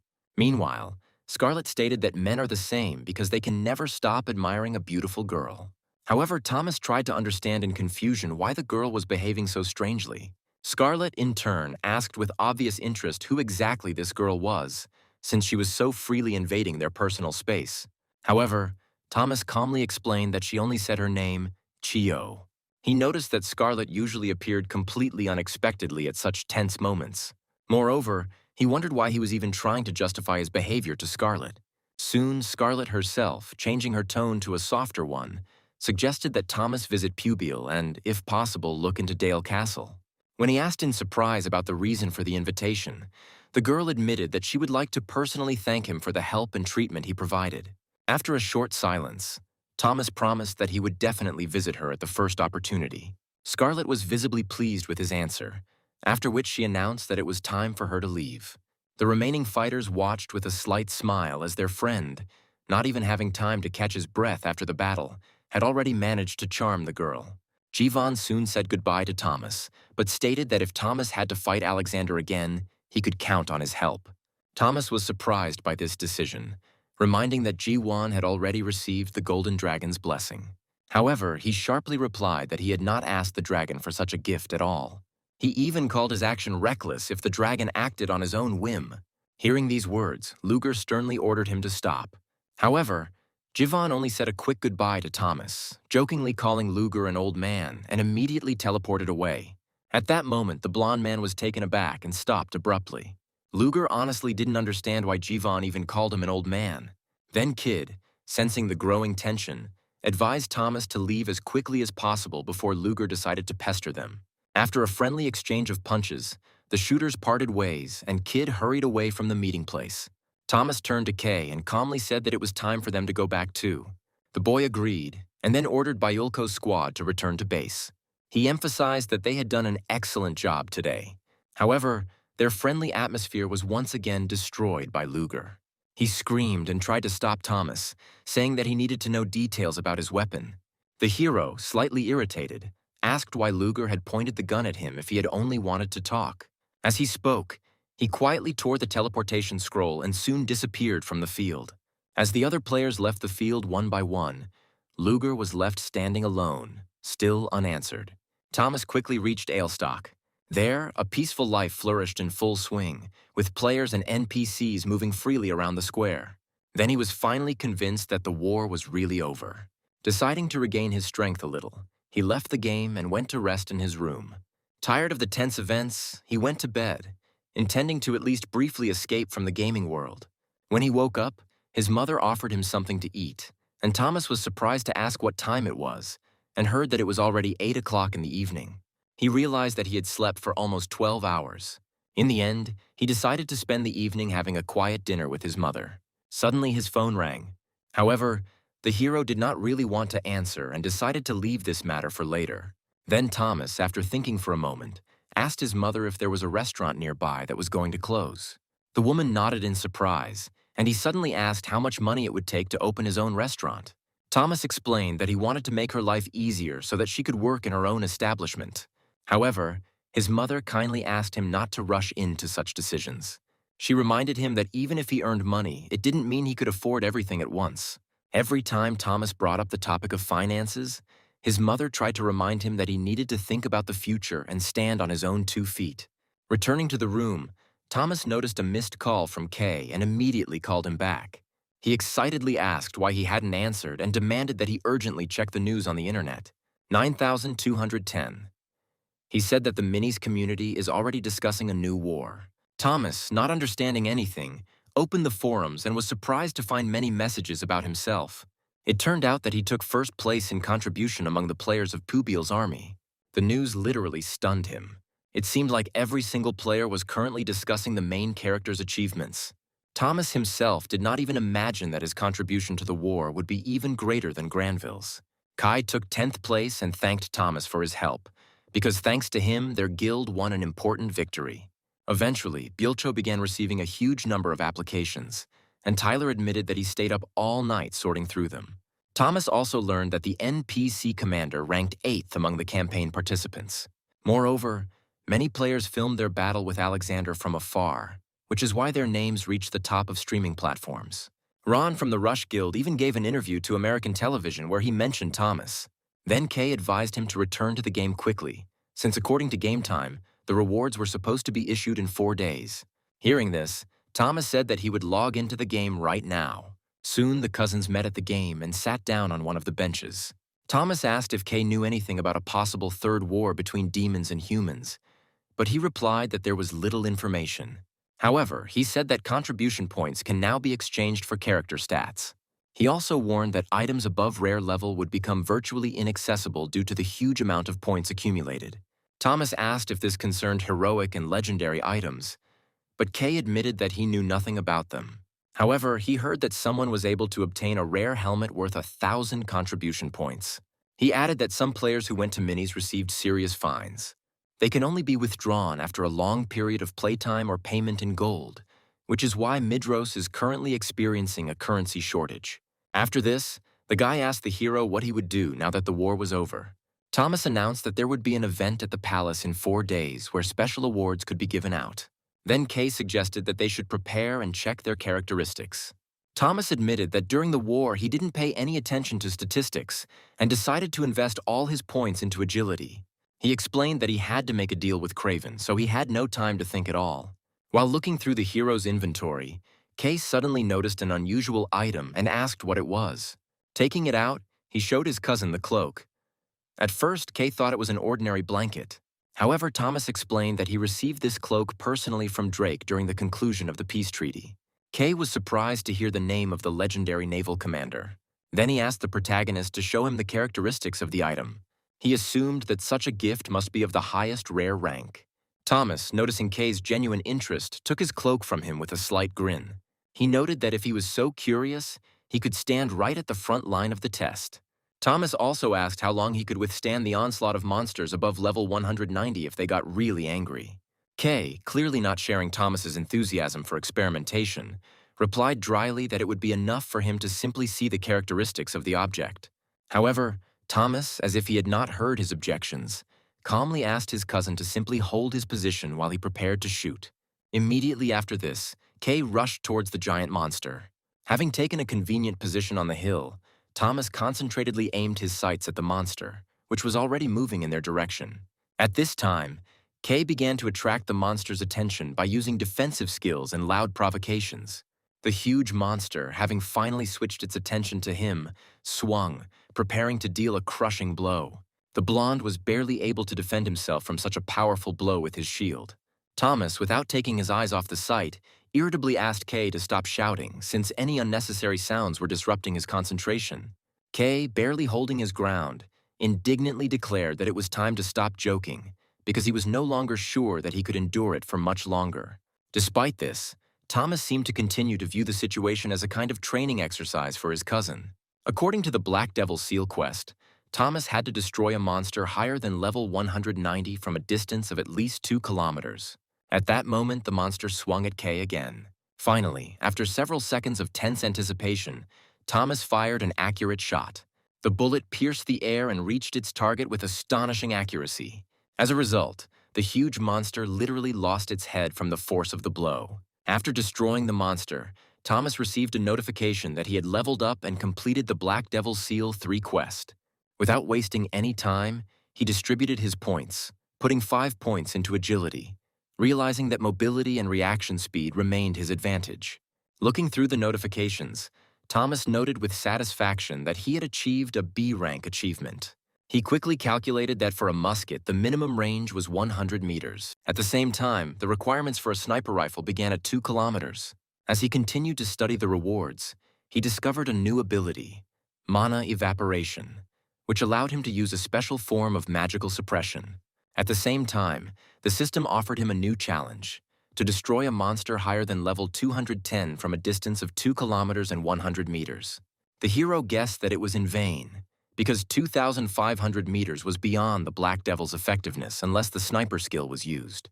Thomas's thoughts were interrupted by Kay, who insistently advised him to approach the body of the defeated monster and collect the reward. However, Thomas asked his cousin to help him check one more thing. Kay, not understanding his plan, asked what exactly he was going to do. Thomas calmly asked him to use any skill on cue. While Kay was trying to understand what was going on, a bullet suddenly flew past his face. He stepped back and indignantly asked what was going on. Thomas only repeated the request to use the skill. Then Kay tried to activate the protection seal. However, he suddenly discovered that the ability was not working. Coming closer, Thomas calmly asked what exactly had gone wrong. Then Kay, stunned by what had happened, asked him what he had done since his skill was blocked. Thomas realized that the new effect of his skill affected the enemy who was unaware of the threat, and the system did not issue warnings. But despite his cousin's persistent questioning, he refused to reveal all the details. Thomas instead offered to show him the very cloak that Kay had been so interested in. Then Kay asked to at least read the characteristics of the item out loud. Hearing that the cloak's defense was 3,500, he was shocked to find that it was comparable to his own armor. He couldn't believe that Thomas had been carrying a legendary rank item in his inventory all this time, 9,284. The cloak not only had a high level of protection, but also additional resistance to water and ice, and Thomas did not want to return it. Kay also said that it was an incredibly valuable item, as items like this are nearly impossible to obtain even for the most experienced players. At that moment, Thomas received a message from Scarlet asking if he was going to come collect the reward. Thanks to her, the hero remembered that he had not yet collected his reward. Then he left the coat with Kay and said that he needed to go somewhere. Thanking his cousin for his help, he used the teleportation sphere and moved to get his reward. Meanwhile, the Ram sisters were in their house. Thomas's appearance took them by surprise. Luna only noticed his presence with slight surprise, but Scarlet admitted that she didn't expect to see him so soon. At that moment, the magic ball announced that Scarlet's #1 favorite place was her older sister's house. At that moment, the girl realized that she had been completely exposed. She screamed so loudly in indignation that everyone passing by the house heard her. She stated with irritation that his connections in the castle did not give him the right to appear at their home so suddenly. 9298. Thomas knew that in the confusion, Luna had accidentally given him her crystal ball, and he realized that now she would have to buy a new one. Scarlet then suggested that they hand over the award quickly so that he could leave in peace, noting that he could at least have warned about the visit in advance. Luna, meanwhile, seemed to remain out of it. Scarlet then explained that the war's rewards had effectively been monopolized and were now distributed through the Imperial Palace. The main character was very surprised to hear this news. Scarlet asked him if Nara had told him about this. It turned out that she had only sent a short congratulation on his first place in contribution to the war. Scarlet was confident that Thomas would receive a very large reward. However, the exact amount will only become known after the final signing of the peace agreement. Having thanked her for the information, Thomas was about to leave. However, Scarlet was very surprised that he was leaving so quickly. In response, Thomas promised to visit them again sometime, after which he went to the door again. And then Scarlet sharply asked him to stop. The hero immediately turned to her, asking what was the matter. Then she suddenly announced that she would soon be leaving for Korea on business. And Thomas noted that the weather there was good now. The girl said that she would have a lot of free time and asked him to recommend some good restaurants. She explained her request by saying that Thomas was a native Korean. In the end, the hero promised to send her a list of interesting places. Scarlet also tried to hint that he could accompany her personally, but her sister quickly cut the conversation short. However, the hero realized that Scarlet had suggested that they all meet together and have dinner. In the end, Thomas agreed, although somewhere deep down he felt confused. He remembered that after the war, they had agreed to meet the four of them with Nara and her friend. But Nara had not told him anything. Scarlet pulled him out of his thoughts and asked if he would pick them up. The girl said that she would let him know everything as soon as she had precise travel plans in hand. After this, the hero exited the game and returned to the real world. Thomas didn't understand what to do with these meetings, because even if he had the money, the leg operation wouldn't be done immediately. His disability still left him feeling awkward in social situations outside of the game. However, Thomas suddenly asked himself why he was shy at all and what was bothering him so much. He tried to convince himself that thanks to Midros he had become more confident and was using the game as a means of saving money for treatment. He found himself thinking that if his guildmates invited him to a meeting, he would agree without hesitation. However, with girls everything seemed more complicated. Thomas realized that the thought of meeting them awakened in him some previously unknown feelings. A little later, already in the game, Kay noted that the hero should first go to the hairdresser, and Thomas asked if he was even listening to him. Then Kay, grinning, asked when exactly he had managed to arrange a meeting with several girls at once. Seeing his cousin's reaction, Thomas only sighed, realizing that he should not have started sharing such details with him in the first place. Soon the brothers entered the palace of Elstock in the kingdom of Pubil. But as soon as they appeared in the spacious halls, the correspondents, who had been expecting their arrival in advance, literally pounced on them. They bombarded them with questions and persistently demanded interviews. Then Kay, who was closest to the crowd, tried to open his mouth to politely ask them not to push so hard. However, the microphones were already literally touching his lips, and it was practically impossible to speak in such confusion. Thomas, seeing that his brother would have to fight off the journalists for a long time, wished him luck, and not wanting to become the center of attention, quietly left. He walked further down the palace corridors, and climbing the wide stairs to the main entrance, he noticed Nara standing at the door. The girl, casting a careful glance at him, noticed that he looked pleased. Then the hero, smiling slightly, asked when they could meet for dinner. The girl, in turn, asked if he remembered about it at all. Then Thomas, without hesitation, replied that it was impossible to forget something like that, since there was an agreement between them. He added that despite having many things to do, he did not forget his promise. Nara, having listened to him, smiled quietly, but soon this smile disappeared. She noted that she was also busy and was not sure whether she would have time, but she promised to first check with Bob whether she would be free. And although she spoke calmly, it was obvious that she was pleased that the young man still remembered the meeting. After this, the girl indicated to Thomas that he should go inside, where he would be explained the procedure for the ceremony and advised to change clothes. She added that he should look his best, a remark that slightly alarmed Thomas. Soon the knight solemnly announced the arrival of His Majesty. At this moment the king was heading towards the center of the stage. Rotzak, standing among the others, looked at the platform where the king appeared. Ram's sisters, Luna and Scarlet, were also present at the ceremony. After this, the knight gave the order to the players in places 10 through 4 to come forward. Immediately, the spectators in the stands began to loudly shout out their names, greeting everyone who walked onto the stage. Suddenly, someone from the crowd shouted that Kay was moving almost like a robot. However, despite such remarks, each of the recipients was recognized for their contribution to the war. The king then announced that Polo had won 3rd place and Edward Granville 2nd. For their services, they received medals with a purple heart and a silver star, as well as the right to choose 2 items from the royal vault. Many players were amazed that even 2nd and 3rd places were awarded such a prize. They began to wonder with curiosity what the 1st place winner would receive. Then the king pointed to Thomas and said that today before them stood the most distinguished citizen of the kingdom. He is a brave warrior who has made a huge contribution to this war, and therefore he should not show false modesty. After this, he announced that he was allowed to choose the 3 best items from the royal vault. These words caused general surprise. However, the king then announced that Thomas was entrusted with the governance of one of the cities that would come under the control of the kingdom according to the peace treaty. After this, the ruler of Pubil personally expressed his respect to him and presented him with a medal of honor. Everyone around was also happy that Thomas was awarded such a high honor. However, the hero himself still could not fully believe that he had received such a reward. Thomas felt like it was all some kind of dream. He was particularly surprised that he was not simply given an honorary status. He was literally entrusted with the actual management of the city. Thomas understood that now there would inevitably be long discussions about which city would be entrusted to him. This, he realized, would be his most important task after the ceremony was over.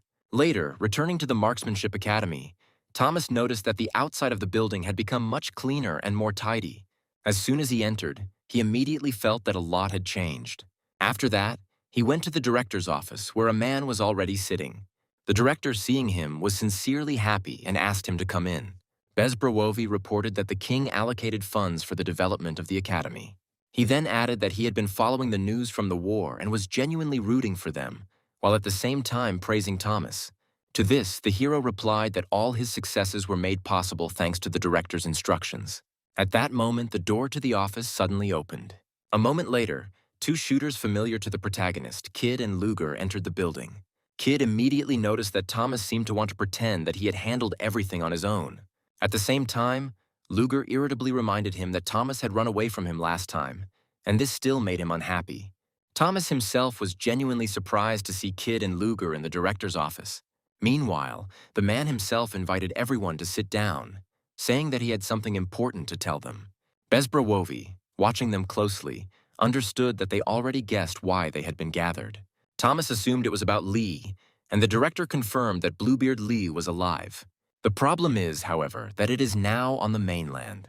After this, Luger stated that he had seen it with his own eyes and therefore saw no point in waiting for the bishop's conclusions. The director replied that he believed Luger's words, but added that he was worried not only about Bluebeard, but also about several pieces of the Demon King. Thomas confirmed his words, reminding him that initially all the particles were part of one true demon. The director nodded and noted that this meant the awakening of Bluebeard, and perhaps the existence of other particles hiding somewhere else. Then Bezbrawovi asked Luger what the bishop had said, and he replied that they had been ordered first and foremost to stop the senseless killings. The director, looking at those gathered, noted that by that time it might already be too late, and that was why he had called them. After this, he offered them a task that looked like a training match, where all they were required to do was observe. Then Bezbrovi asked whether the shooters would be able to complete the task within a week. Thomas asked what would happen if they failed, and the director replied that then Crowlin would begin to operate in the north. At the same time, Bluebeard will no longer be in hiding, so it is impossible to allow this mission to fail. Kid then asked what would happen if they decided to destroy Crowlin. The director recalled that during the Second War, Crowlin led a monstrous army. After this, Kid clarified whether it was true that the award would only go to one of them. The director confirmed this, which surprised Thomas quite a bit, although now, according to him, they should only watch calmly. Realizing the seriousness of the task, Thomas realized that he needed to discuss it with the other shooters. However, Luger stated that he was capable of carrying out this mission alone. However, Kid countered that they should form a tag team first. But Luger, not wanting to continue the argument, ordered everyone to simply follow him. The director, seeing them off, warned them that the northern trolls were significantly different from the mountain ones. He said they should be especially careful. Thomas tried to stop Luger by asking where he was going, but Luger told him to keep quiet. After this, Thomas asked if he understood the terms of the assignment. He reminded that it was necessary to assemble a team first, since it was unknown where exactly Krolin might appear. In response, Luger pointed his powerful weapon at him and told him to stay out of his way.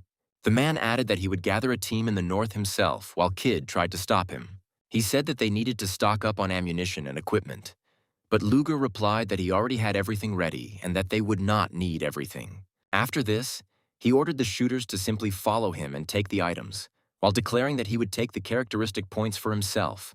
Hearing this, Thomas could not help but remark that such statements sounded so self-confident that they only provoked ridicule. Luger, visibly nervous, asked what exactly his interlocutor was talking about. Then Thomas asked him if he really didn't understand what was really behind this task. Kid, hearing such words from Thomas, was genuinely surprised, since he did not expect such a harsh tone from him. However, Luger, on the contrary, became even more angry, realizing that the hero apparently considered him to be narrow-minded. 9,422. In response, Thomas noted that Luger was acting stupid not because he didn't know something, but because he stubbornly refused to listen to the suggestions of others. After these words, Luger flushed, pointed his gun at him, and demanded to know what he was getting at. At that moment, Thomas also raised his rifle, asking if Luger was going to open fire right in the capital. He also asked why Luger referred to Kid by his first name and himself simply as the shooter. Thomas knew that Luger didn't really want to harm him. This became clear at least from the fact that he did not rush into battle immediately, but still tried to comprehend what was said about the mission. Therefore, the hero, looking at him, wondered whether he would be able to cope with his character and not lose his temper at the most inopportune moment.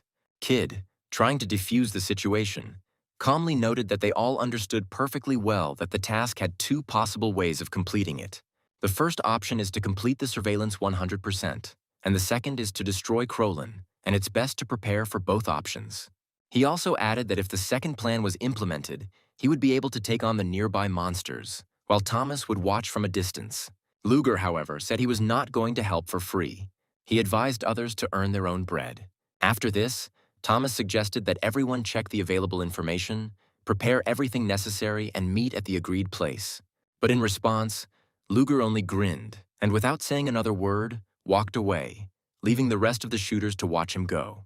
Thomas, turning to Kid, remarked that he had not met such stubborn people for a long time. Suddenly, he noticed that he was looking at him strangely, asked what was the matter, to which Kid replied that nothing special. 9,438. Although he thought to himself that he had previously considered Thomas a soft person, but now he saw that there was a much tougher character hidden within him. The hero noticed that Luger was dangerous precisely because he was trying to destroy the main monster, which appeared under special conditions. Kid agreed, adding that Luger also knew a lot about Midros and that, despite his character, completing the mission would benefit everyone. Thomas then asked what would happen if Luger was deprived of that confidence. 9,442. Kid replied that if that were the case, there wouldn't even be a body left of him, except perhaps a little gel that he uses to style his hair. In response, Thomas laughed, noting that Kid, it turns out, knows how to joke, to which he calmly replied that he was only telling the truth. After some time, the shooters were already in the northernmost part of the Shazraz Federation. Thomas, walking behind Luger, again called him stubborn and hoped that he would slip. He also thought that it was unknown when they would have another joint mission, and the level of difficulty only increased each time. So if Luger continues to behave like this, it could lead to serious problems. After this, Kid, taking out his fur clothes, said that he was prepared and even took a scarf. He noticed that in these parts it was the most necessary item for protection from the cold. 9,450. In response, Thomas showed a device that prevents slipping on ice. He added that he had grabbed a similar useful item for Kid. He noted that he also had a similar thing for Luger, but he was not going to give it to him because he was too harmful. 9,453. At this point, Kid was a little surprised, but then they continued on their way forward again. 9,454. According to Madame Zoe, the northern lands resembled abandoned territories. Almost nothing grew here, and so the locals had to eat meat. They could also look for places where blood-sucking monsters live. But because of the cold, many creatures reached truly enormous sizes. 9,458. Soon Luger noticed something ahead, and the shooters tried to take cover to avoid being seen. After this, they managed to spot a troll scout wandering aimlessly around the area. Thomas, frowning with displeasure, noted that Luger could have given a sign when he saw the monster. Luger replied that the troll's territory was still far away, but their scout was here, and Thomas suggested that Bluebeard might be hiding here, while Kid added that this could well be the territory of the northern trolls. 9,463. As Luger was about to move on, Thomas tried to stop him, wanting to first understand what he was going to do. However, Luger sharply demanded that he not interfere. Thomas then stated that if he continued to behave like this, he would not take another step. 9,466. At that moment, Luger felt the protagonist tug at the hem of his clothes. After this, he pointed the musket in his direction, trying to get an answer. Thomas asked if it was necessary to kill the monster to go north, or if it was possible to go around it. Luger, after asking to let go of his hand, nevertheless responded, after which Thomas allowed him to free himself. Kid, watching this scene, thought that he constantly had to find himself in situations like this. He knew that if the two started fighting, he would have to separate them, even though the troll might then have passed by unnoticed. He reminded them that the mission hadn't even begun yet, and they were already arguing. Luger then declared that the troll must be captured. However, Thomas asked why this was necessary. The blonde explained that the scout would wander here until he found prey, and trolls rarely ventured so far. They never ventured north before, even if gunshots were heard from there, but the troll might still spot them. Thomas then asked if the Luger could hit the target from that distance, and he replied that there was no need to shoot from there. However, he was surprised when Thomas said he would shoot himself. The hero, confident in his abilities, lay down in position and decided that such work required professionalism. For more precise aiming, he used the eagle eye skill. He asked the others to cover their ears, and Kid obeyed him. However, Luger did not understand at first why this was necessary. But as soon as the blonde heard the shot, he still followed the hero's advice, shouting loudly at him. After this, Thomas calmly reported that the bullet had hit the head and the target had been hit. Luger did not hide his surprise that the monster was killed from such a distance. After this, Thomas stated that since it was he who destroyed the scout, he would be the one to choose the further route. After some time, the musketeers approached the territory of the northern trolls. The air temperature here reached -20, so there was a high risk of frostbite. On the way, Thomas noticed that the others were drinking something, and Kid explained that it was a cold resistance potion, offering it to Thomas as well. He explained that freezing here just once was enough to dramatically reduce attack speed and make it impossible to restore stamina.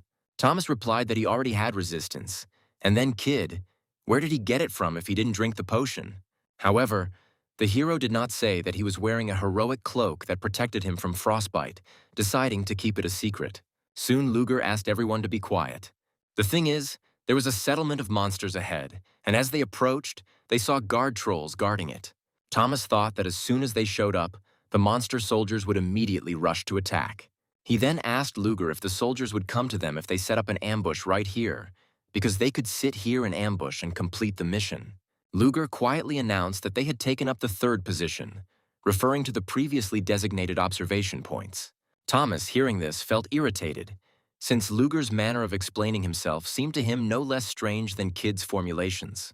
As Thomas scanned the camp through his scope, he realized that there were indeed a huge number of monsters around.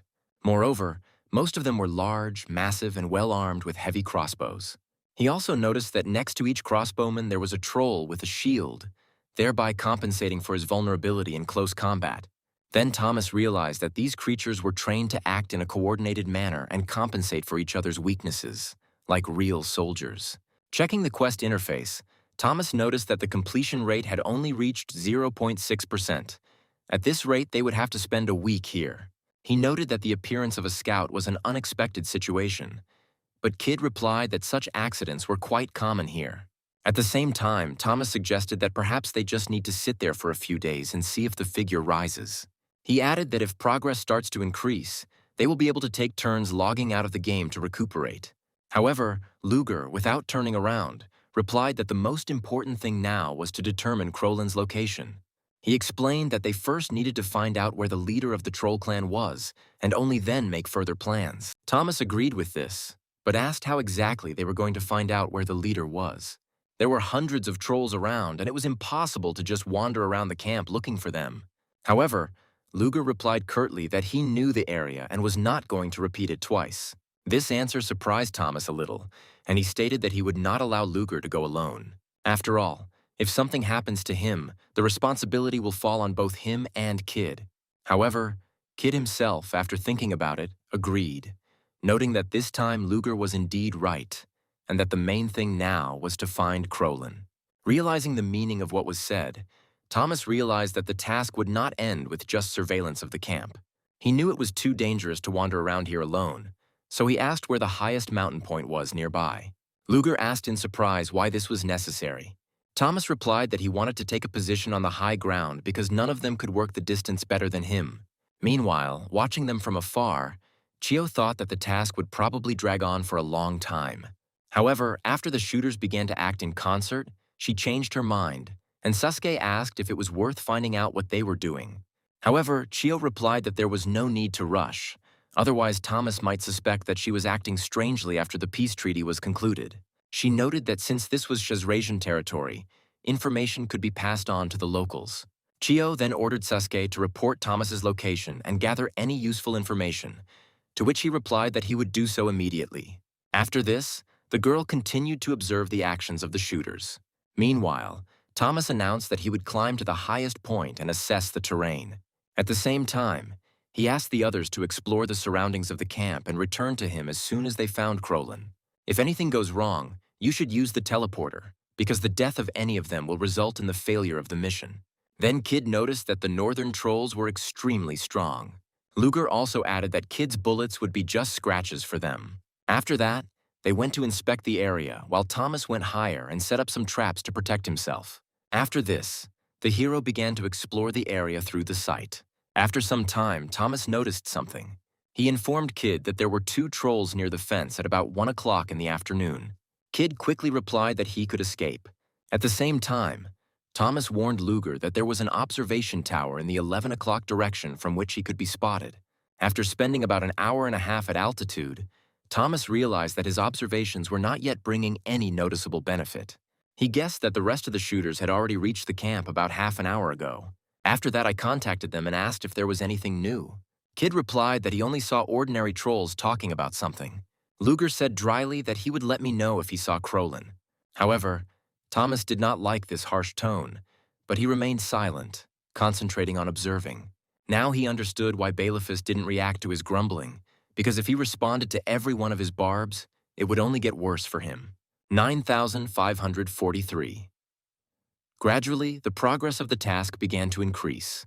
Then Thomas realized that this was happening because they were close enough to the camp. Kid soon reported hearing the monsters begin distributing provisions. Now the hero requested updated data from the second shooter. Immediately after this, Luger added that in about an hour all the trolls would gather in one place for rations. And so it happened. The trolls began to flock to the center of the settlement. Then Thomas warned Kid not to move. He said cautiously that there were too many enemies around him in different directions. Thomas also reported that there were also about 15 trolls located about 100 meters away from Luger. Watching from above what was happening, Thomas was horrified. He saw what a huge number of creatures had gathered together. He then asked if his comrades were all right, adding that from above he did not see anyone who looked like Krolin. Luger replied that there was no leader in his sector either, and that trolls usually did not leave the camp during food distribution. 9,556. Thomas then decided that they probably wouldn't see Krolin today and suggested organizing a patrol for the next day. 9,557. However, at that moment, one of his traps was triggered, and a powerful explosion was heard that echoed throughout the valley. Kid immediately asked what had happened, reporting that he had heard a crash. 9,559. Luger, noticing the column of smoke, irritably asked what Thomas had done. He replied that it was his trap that had worked. He explained that he placed the explosives within a radius of 300 meters and made sure in advance that no one was nearby. However, seeing the second explosion from the other side, Thomas realized that someone was approaching. Meanwhile, Kid tried to find out what was going on but received no answer. At the same time, Luger called Thomas crazy for raising a smoke signal, attracting the attention of all the trolls. Indeed, all the trolls became alert and turned their heads toward the smoke. Suddenly, through the clouds of gray fog, Thomas made out Igor's familiar silhouette. However, he did not understand how he managed to end up here. Igor himself, smiling, asked how he was doing. The protagonist was horrified, still not understanding how he found it. The giant stated that he would now be able to regain his achievements. After this, he ordered his horde to take Thomas alive. As he began to take aim at the approaching enemies, the hero tried to understand why Igor appeared at that particular moment. Suddenly, Kid heard the sounds of gunfire from the direction where Thomas was. Luger tried to figure out who was doing the shooting. At the same time, the trolls, hearing the roar, could not make out who was in front of them, but smelling the smell of human flesh, they became very excited. As a result, their level of alertness rapidly rose to 60%. Kid, realizing that the situation was becoming dangerous, conveyed to Thomas that if he was pinned down, he should immediately teleport to them. The shooters soon noticed that the monster's alertness level, which had previously reached high values, had changed. A moment later, the troll's alertness had already reached 90%. Kid immediately shouted at Thomas to teleport to them immediately if he was pinned down. It was at this moment that the silhouette of the main monster appeared in sight, and the troll's alertness reached 100%. It was the king of the northern trolls, Krolin, who apparently had no idea why he had been awakened in the first place. Meanwhile, Kid concluded that the key to Krolin's emergence was the troops' extreme alertness. Suddenly, the guy heard a sound behind him. When he turned around, he realized that the protagonist had managed to teleport behind him. The hero, quickly assessing the situation and realizing that they had very little time, ordered him to bring Luger as quickly as possible. He shouted to his comrade. Their enemy had already appeared and the situation was becoming dangerous. Almost simultaneously, the musketeer, taking advantage of the opportune moment, managed to incapacitate one of the opponents with a well-aimed shot. At that moment, another enemy emerged from behind the trees, after which he used a teleportation scroll. Thomas was also unable to establish internal communication with other users. His enemy, meanwhile, hid behind a tree and waited for the right moment. Nevertheless, the hero destroyed another enemy with another accurate shot. After that, looking around and assessing the situation, he realized that there were still about 30 enemies around. Thomas even considered retreating, taking a risk and jumping off the cliff. However, understanding the limitations of his skills, he realized that he would not be able to use chain teleportation. He would have to act differently.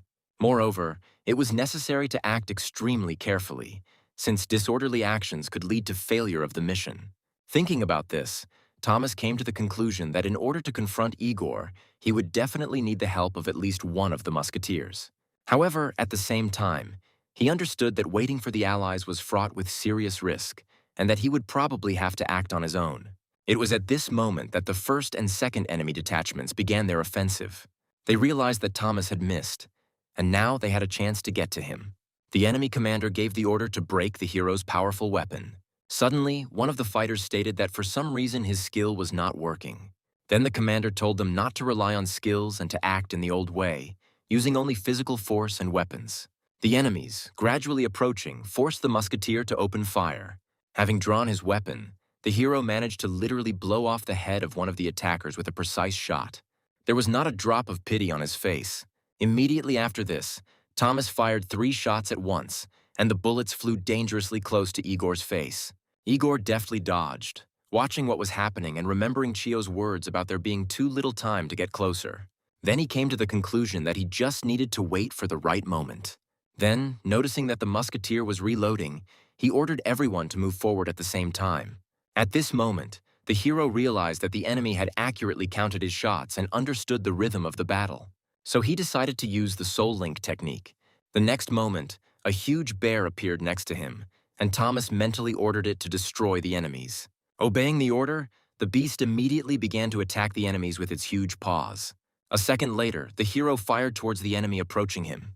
However, Igor, acting quickly and skillfully, managed to defend himself from the bullet by holding out his sword. But during the subsequent exchange of blows, the hero still managed to destroy the enemy's powerful blade. This made Igor furious, and his alertness rose to 100%. He stated that Thomas would face retribution for his broken weapon. Meanwhile, the hero, watching the battle, noted that his bear was so far successfully holding off the members of the Tsar Guild. However, he understood that the summoned creature's powers were not endless and would soon begin to run out. It was then that he learned that the troll's fatigue had once again reached its limit, and that the king of the northern trolls, Krolan, had finally appeared. Moreover, almost immediately after this, another unknown person appeared on the battlefield. The bear immediately stopped attacking his opponents and looked at the mysterious stranger. It was a man in a suit with blue hair, his whole body exuding a dark, sinister aura. Looking at the stranger, the hero first assumed that this was Krolan. However, he didn't look like a troll at all. The stranger looked more like an aristocrat. Igor also noticed the newly arrived warrior. And then the hero began to suspect that something was fishy here. This strange man exuded a terrifying aura. And then Thomas realized that in front of him was none other than Bluebeard. One glance from him made the protagonist wary, while Igor's eyes lit up with rage. Igor, taking advantage of the moment, used a bloody transformation and turned into a werewolf. After this, he rushed to attack the old man, and along with him, the members of the Tsar Guild also headed towards the same enemy. It seemed that Igor was now completely uninterested in the main character.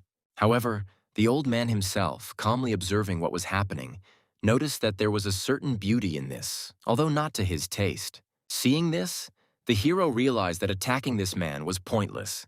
After that, he used chain teleportation and appeared next to Kid, informing him that Count Leo had appeared on the battlefield. The hero hoped that the communication restriction had already been lifted and that he would be able to cancel the bear's summons. Meanwhile, Kid, clarifying the situation, tried to understand whether Bluebeard was really at the troll base. However, the hero said that now was not the time for discussions. They needed to destroy Krolan and leave this place. Otherwise, the mission would fail. After this, all the musketeers hurried forward. Then the hero noted that they should first of all get to Krolan. He explained that he and Kid would be dealing with the trolls, while Luger should focus on the target. However, Luger himself said that Thomas was only fighting with words, and soon after a powerful shot rang out. The explosion echoed throughout the area. At this moment, one of the trolls, falling into a rage, called for tearing apart all the human flesh that the Count loved so much. Immediately after this, the trolls rushed at the shooters. Kid, deciding to increase the pressure, used the bullet storm technique. A veritable hail of shots rained down from his revolvers, and as a result, many trolls were killed. At this moment, the hero informed his comrades that he would take on the troll tank. Immediately after that, he shot the monster right in the knee. Then Luger told him to try his best. A moment later, there was a loud explosion caused by another shot at the troll. Thomas decided to abandon the optical sight, which he believed would only get in the way. Thus, the three musketeers continued to shoot back at the monsters. Soon, the king of the northern trolls took command. Kid continued to fire accurately. He fired at the troll non-stop, but it seemed like he didn't care about his bullets. Kid didn't know what to do as the monster was approaching very quickly and his attacks were powerless against it. And then Luger destroyed the troll that had gotten too close to them. At this moment, the hero took out an improvised explosive device from his inventory. He threw it into a group of enemies who were not expecting such an attack. As a result, the explosion destroyed a large number of monsters. Realizing that time was short, the hero informed Kid that the trolls must be destroyed before they could form a battle line. At the same time, he asked if they would be able to keep their distance. Kid then replied that he was ready to fight, although he admitted that he did not want to demonstrate one of his skills. After this, he ordered everyone to lie down on the ground, and although the hero did not understand at first what was being said, he was still ready to obey. Kid then applied the wild link technique, which made even Luger's mouth drop in surprise. Many clones appeared around him. Once Kid's clones were ready, he gave them the order to attack. The next moment they opened fire simultaneously, and the trolls were unable to withstand such a powerful attack. The hero, observing this, wondered to himself what kind of ability this was. Luger was also surprised when Kid managed to master such a skill. Ultimately, thanks to the help of the clones, they managed to destroy a huge number of enemies. Looking around and realizing that time was still short, Kid said that they should hurry. However, the musketeers, amazed by what they saw, looked awkwardly at each other. Then they started bombarding him with questions. But Kid, trying not to be distracted, assured them that it was more important to deal with Krolin now. After this, the hero finally agreed with this and focused on the fight. Suddenly, he noticed that a strange red glow appeared near the bodies of the destroyed monsters. Soon, Thomas noticed Count Lu nearby. The man slowly approached him, holding a cup in his hands. Then Bluebeard kindly offered him some tea. Then he suddenly disappeared from the guy's sight as he used his teleportation skill. Finding himself next to Thomas, the man noticed that Elizabeth loved this thing and inquired about the hero's weapon. The hero immediately turned in the direction where Count Lay stood. However, when Thomas tried to shoot, the enemy instantly disappeared. After this, the man noticed that the hero was as hot-tempered as Elizabeth. Bluebeard also stated that he would like to have tea with Krolin, but according to him, circumstances would not allow it. Soon, Krolin himself appeared and greeted the Count, dropping to one knee before him. The Count asked him when he had managed to gather such an army, noting that if they had had such an army 20 years ago, they could have held out. Krolin, in turn, replied that he was always ready to come to the Count's aid, and also reported that there were 6 more settlements. As it turns out, the total number of northern trolls reaches approximately 7,000. After this, Thomas asked Luger if he knew about the existence of 6 more troll settlements, but he had never been further than this place. He added that until recently, these lands were completely closed and it was practically impossible to get here. At the same time, Count Lee noticed that the 3 in front of him were no longer the same ones he remembered 20 years ago, and he dismissively called them weaklings. Then Krolin, wanting to demonstrate his own strength, said that he would deal with the 3 musketeers himself. Kid, seeing that the conversations were beginning to distract everyone from the main thing, hastened to remind his comrades that they should focus on Krolin. The hero, picking up on this thought, pointed out that after they managed to capture Krolin, it would be necessary to immediately tear up the teleportation scroll. Luger, in turn, added that immediately after this, they should leave this place as quickly as possible. Almost immediately after this, the musketeers moved forward, engaging the trolls in battle. In the midst of preparing for the attack, the hero turned to Kid with a request to create a small passage for him. He explained that he would only need 1 accurate shot. At the same time, Luger activated the firearms enhancement. He said his job was to contain Krolin and prevent him from escaping or getting any closer. He explained that the musketeers would have to strictly adhere to the Cobalt Python formation for 5 seconds. However, almost at the same moment, Krolin gave the order to his army to attack the musketeers. As a result, the battle flared up with renewed vigor. At that moment, the leader of the trolls was approaching our heroes at full speed. He ran close enough and was already preparing to jump, but it was not to be. Luger, seizing the moment, fired a shot using a technique known as the Jagdpanzer. Seeing this attack, Count Le suddenly realized that it was this sound and this energy that had awakened him earlier. At the same time, the shot, possessing colossal force, passed through the bodies of many monsters, literally piercing them through. A powerful core rushed straight towards the leader of the trolls. However, Krolin, showing unexpected dexterity, managed to dodge this blow. Luger, assessing the result and apparently remaining dissatisfied, noted that destroying only 100 trolls with 1 blow was not enough. Kid even suggested a possible retreat, but the hero abruptly ordered him to pull himself together, reminding him that the battle was far from over. After this, he himself, concentrating, fired an aimed shot from a rifle. Luger, hearing such decisive words from his usually more reserved comrade, was noticeably surprised. Thomas noted that such reckless stunts would be more suitable for a circus than for a real fight. However, despite this, he did not stop firing. The hero fired another shot, which pierced through several trolls that were in his path. Immediately after that, the bullet flew towards Krolin. It was at this moment, to everyone's amazement, that it became clear that the hero had succeeded in defeating Krolin. Finally, the troll leader, mortally wounded, slowly sank to his knees. After this, it became clear that the king of the northern trolls had been destroyed by the hero's shot. Kid wasn't entirely sure how exactly it happened, while Luger suggested that the hero had managed to combine the shot's trajectory with skill. Count Lay, who was watching what was happening, even clapped his hands. Without hiding his surprise, he asked how they had managed to achieve such a result and suggested that there was an outstanding marksman among them. He then took back his words about weakness, adding that the 3 were as brave as the brave men he remembered 20 years ago. But the musketeers, not wanting to linger any longer, used teleportation scrolls. As planned, they acted in sync. On command, all three archers tore up their scrolls. Count Lee tried to stop them, noticing that he had not finished speaking yet. But despite this, the hero and his comrades had already left the battlefield, leaving the man alone with a mountain of corpses. Soon the shooters found themselves in a village on the outskirts of Sazrashian, having safely returned from their mission. A moment later, they landed somewhere on the streets of Ailstock. Kid looked back at the others and noted with satisfaction that they had managed to complete this quest and return alive. The hero, however, did not fully share this relief and reported that it was now impossible to predict what would happen next to their world.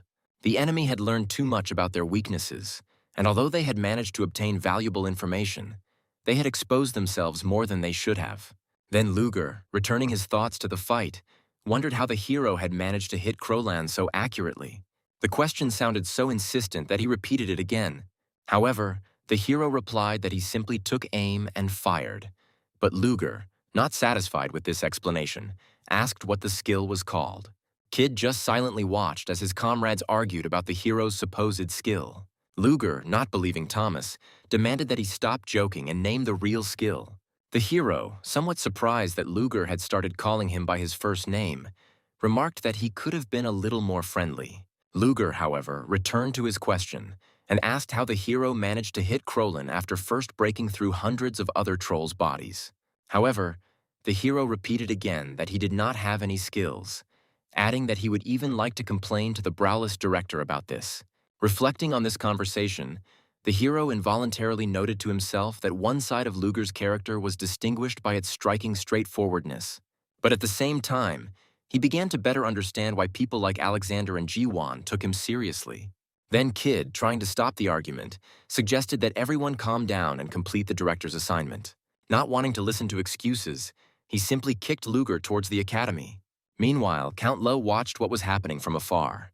He came to the conclusion that if he fought them, they would be stronger than the three he knew before. Then he looked around the camp and noticed that the trolls, having lost their king, almost instantly lost their minds and turned into idiots. After this, the man stated that only with Crowland could he use these talentless people. Bluebeard then ordered the trolls to remain in camp, promising that he would soon return their king to them. He reflected that it would take the help of others to resurrect Crowland. However, the man noted that he knew where those he needed were, although he admitted that finding them would take some time. He himself intended to find Pietro Crowley, but still decided to find the hybrid first, since a living ally is much more useful than a dead one. Meanwhile, there was chaos in Chio's residence, and the guards shouted at Igor that he couldn't just go inside. However, Igor, overcome with rage, sharply demanded that everyone immediately get out of his sight. The enraged giant suddenly lunged forward and blood gushed from the wound. The man clenched his hand and screamed in pain. At that moment, Igor approached the door and swung it open with a powerful blow, but Chio met this without the slightest concern. The girl calmly teased him, asking why he was barging in so aggressively, since this was not at all what she asked for. She stated that if he had something to say, he could simply pass on the message. At that moment, Igor hit the wall near her face with all his strength, leaving a scratch on Chio's cheek. She then noted that in his current state, it was hardly possible to have a normal conversation. However, Igor ordered her to shut up and answer directly whether she was going to kill him. At that moment, Chio suddenly felt that something was wrong. If he was so furious, then something serious must have happened during his attack on Thomas. Then the girl reminded him that he shouldn't take out his anger on her. Otherwise, she would have to demand that the contract be fulfilled. At the same time, she warned that high-ranking officials of the Tsar Guild do not approve of such things. Although reluctantly, Igor eventually had to back down, saying that some new person had appeared, but apparently he was not a ranker. He admitted that he didn't know his name, but the man's clothes resembled a 19th century uniform, and he was wearing a hideous blue cloak. Then Igor sharply ordered her to find out where he came from, but the girl was in no hurry to agree and only briefly asked if this man was strong. Igor assumed that he was most likely an outsider, which meant that the search should begin with him. Chio's eyes flashed with insatiable greed, and she decided that Igor was foolish to think that it was an outsider, when in fact, it was a fragment of the Demon King. Then she stood up and walked up to the man, saying that if she learned anything about this man, she would tell him. After that, she sat down next to him as if nothing had happened and asked if there was anything unusual with Thomas and Luger. Meanwhile, Desperate screams echoed throughout the Guardian Ridge, and the teleportation spell was not working. One unfortunate man was pinned to the ground by a huge hand, his eyes wide with pain, and he cried out for help. Nearby, Bluebeard sat calmly on Kikaro's shoulder, enjoying his tea and watching what was happening. At this time, the system announced that all monsters in the region had become 30% stronger. Bluebeard shook his cup in amazement and remarked that if this news spread quickly, there would be huge problems. So he ordered the giants to kill everyone to keep what was happening a secret. Immediately after these words, the army roared in unison, expressing its agreement. At the same time, in the temple of Esven, the bishop sat on the throne, and Bezbrowovi stood before him, kneeling. The man confirmed that Bluebeard had indeed begun to act. Hearing this, Bishop Guy's eyes widened in amazement. He then continued to inquire about Count Lo's position in the northern lands. Bezbrowovi reported that his students encountered Bluebeard, who was looking for Krolin, and luckily, their students were able to defeat Krolin. However, the army of giant monsters descended from demons still existed. The bishop realized that if Blue Bee tried to bring them back, the continent would witness the third great war between demons and humans. Ultimately, humanity would have to fight for survival, but he still held out a small amount of hope, as Krolin had been destroyed after all. The bishop asked the director if it was true that those people were his students. Bezbrowi immediately confirmed that this was the case, but they still had a lot to learn. Unexpectedly, Fernand Maglas entered the hall, noting, however, that if we talk about their characters, then he is ready to agree with this. He then introduced himself to the bishop and stated that he was honored to be there. His sudden appearance surprised the director a little. Bezbrowoff admitted that he did not know about Fernand's connection with his students. The bishop still looked alarmed and remarked that if Bluebeard was already on his way, there was very little time left. However, Fernand countered that tracking down a fragment of a demon lord was extremely difficult even for a good tracker. Then the man stood up and said that if the good tracker couldn't handle it, then they should think of something greater. Moreover, the best explorer on the continent was right here. He added that Bluebeard is not a purebred demon lord, meaning he will inevitably leave traces in his physical form. These words seemed to inspire Fernand, and he confidently declared that if even the slightest trace remained, it would not be difficult for him to find it. The bishop then said that Bezbrowovi should try to convince the king, since negotiations about the borders and occupied cities would be very useful. In conclusion, he reminded that if they wanted to focus on the fight against Bluebeard, they needed to end this war. However, he had barely finished saying these words when a soldier burst into the hall with a report. The warrior quickly dropped to one knee and apologized for his rudeness to His Holiness, saying that he brought urgent news. The soldier then, visibly nervous, reported that a monster had appeared in the Guardian Mountain Range, believed to be a fragment of the Demon King. According to information obtained from Pubiel's report, a group of giant monsters has appeared there, and Bluebeard is apparently among them. Hearing this, Bezbrovi could not hide his alarm. He noted that the Guardian Mountain Range was always teeming with monsters anyway. However, if Bluebeard really did appear there, the losses would likely be even heavier. The director then made a request and stated that he was ready to go into the danger zone himself. He added that he intended to act immediately, explaining the reason for his decision by saying that with such an enemy there was no time to waste. Finally, Bezbrowov firmly said that he would personally lead his students there. After listening to him, the bishop nodded seriously and thanked the director. Then he turned to Fernand and asked if he could accompany them, since they would certainly be able to find traces of the enemy there. Having agreed, Fernand immediately took out a teleportation scroll from his pocket, preparing for the transition. Meanwhile, the story shifted back to Thomas. He noted that this place was not the one he was looking for, not Castor's laboratory. The young man came to the conclusion that if the right place was here, Luger or Kid would have discovered it long ago. 2 days have passed since the hero reported the incident with Krolan to the director. With no new quests appearing, he decided he could continue Castor's quest chain, though the rewards were not yet up to expectations. Disappointedly opening the interface, the young man noticed that the title he had received then turned out to be useless. Luckily, some rewards still remained. He still had 10 points of strength and dexterity reward. Looking down the list further, Thomas frowned, remembering that both he and Kid had gotten this achievement at the same time. And then he noticed the notifications. The hero grinned, because that Luger couldn't even scratch Krolin. If he found out the truth, he would simply go crazy, which meant it was better to keep quiet for now. Suddenly, Kid's voice came through the system, asking if he had received the call. The young man explained that only Commander Bezbrawov had called everyone together, and Luger had been on the Guardian's Ridge the whole time. Hearing this, the hero immediately checked his notifications and realized that he had just received a message and that a gathering was scheduled at the fortress at the foot of the mountains. He asked for details, and Kid explained that Bezbrovi had arrived there and then immediately teleported to the Sentinel region. The fact that he called the three of them meant that it was something serious.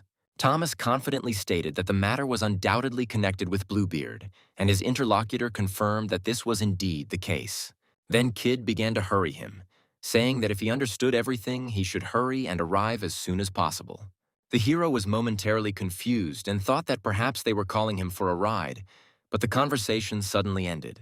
The frustrated young man tore up the teleportation scroll and noted with irritation that he hadn't even managed to save the desired point. Meanwhile, the whole group was already at the meeting place. At that moment, Thomas ran up to them, but Luger looked irritated and noticed that the hero was late. Fernand, who was standing nearby, waved his hand in greeting. The protagonist was surprised to see him, after which he asked in bewilderment why he was there. Fernand smiled broadly and explained that he had met their commander in Esven and had also received the assignment directly from the bishop. When everyone had calmed down a bit, the director announced that he was glad to see them, but unfortunately the conversations would have to be postponed and everyone should get ready immediately. As soon as he finished, a blue quest window appeared in front of them, requiring them to find Bluebeard and destroy the monsters. Seeing the long list of conditions, the hero felt that the task would be difficult, and in case of failure, the achievement would be cancelled. Nevertheless, the shooters silently accepted the task, and Thomas did the same. The hero then turned to his comrades and reminded them of the achievement he had achieved last time. He understood that they all had bonus damage to monsters, which meant that their squad, including Fernand and the director, looked quite reliable.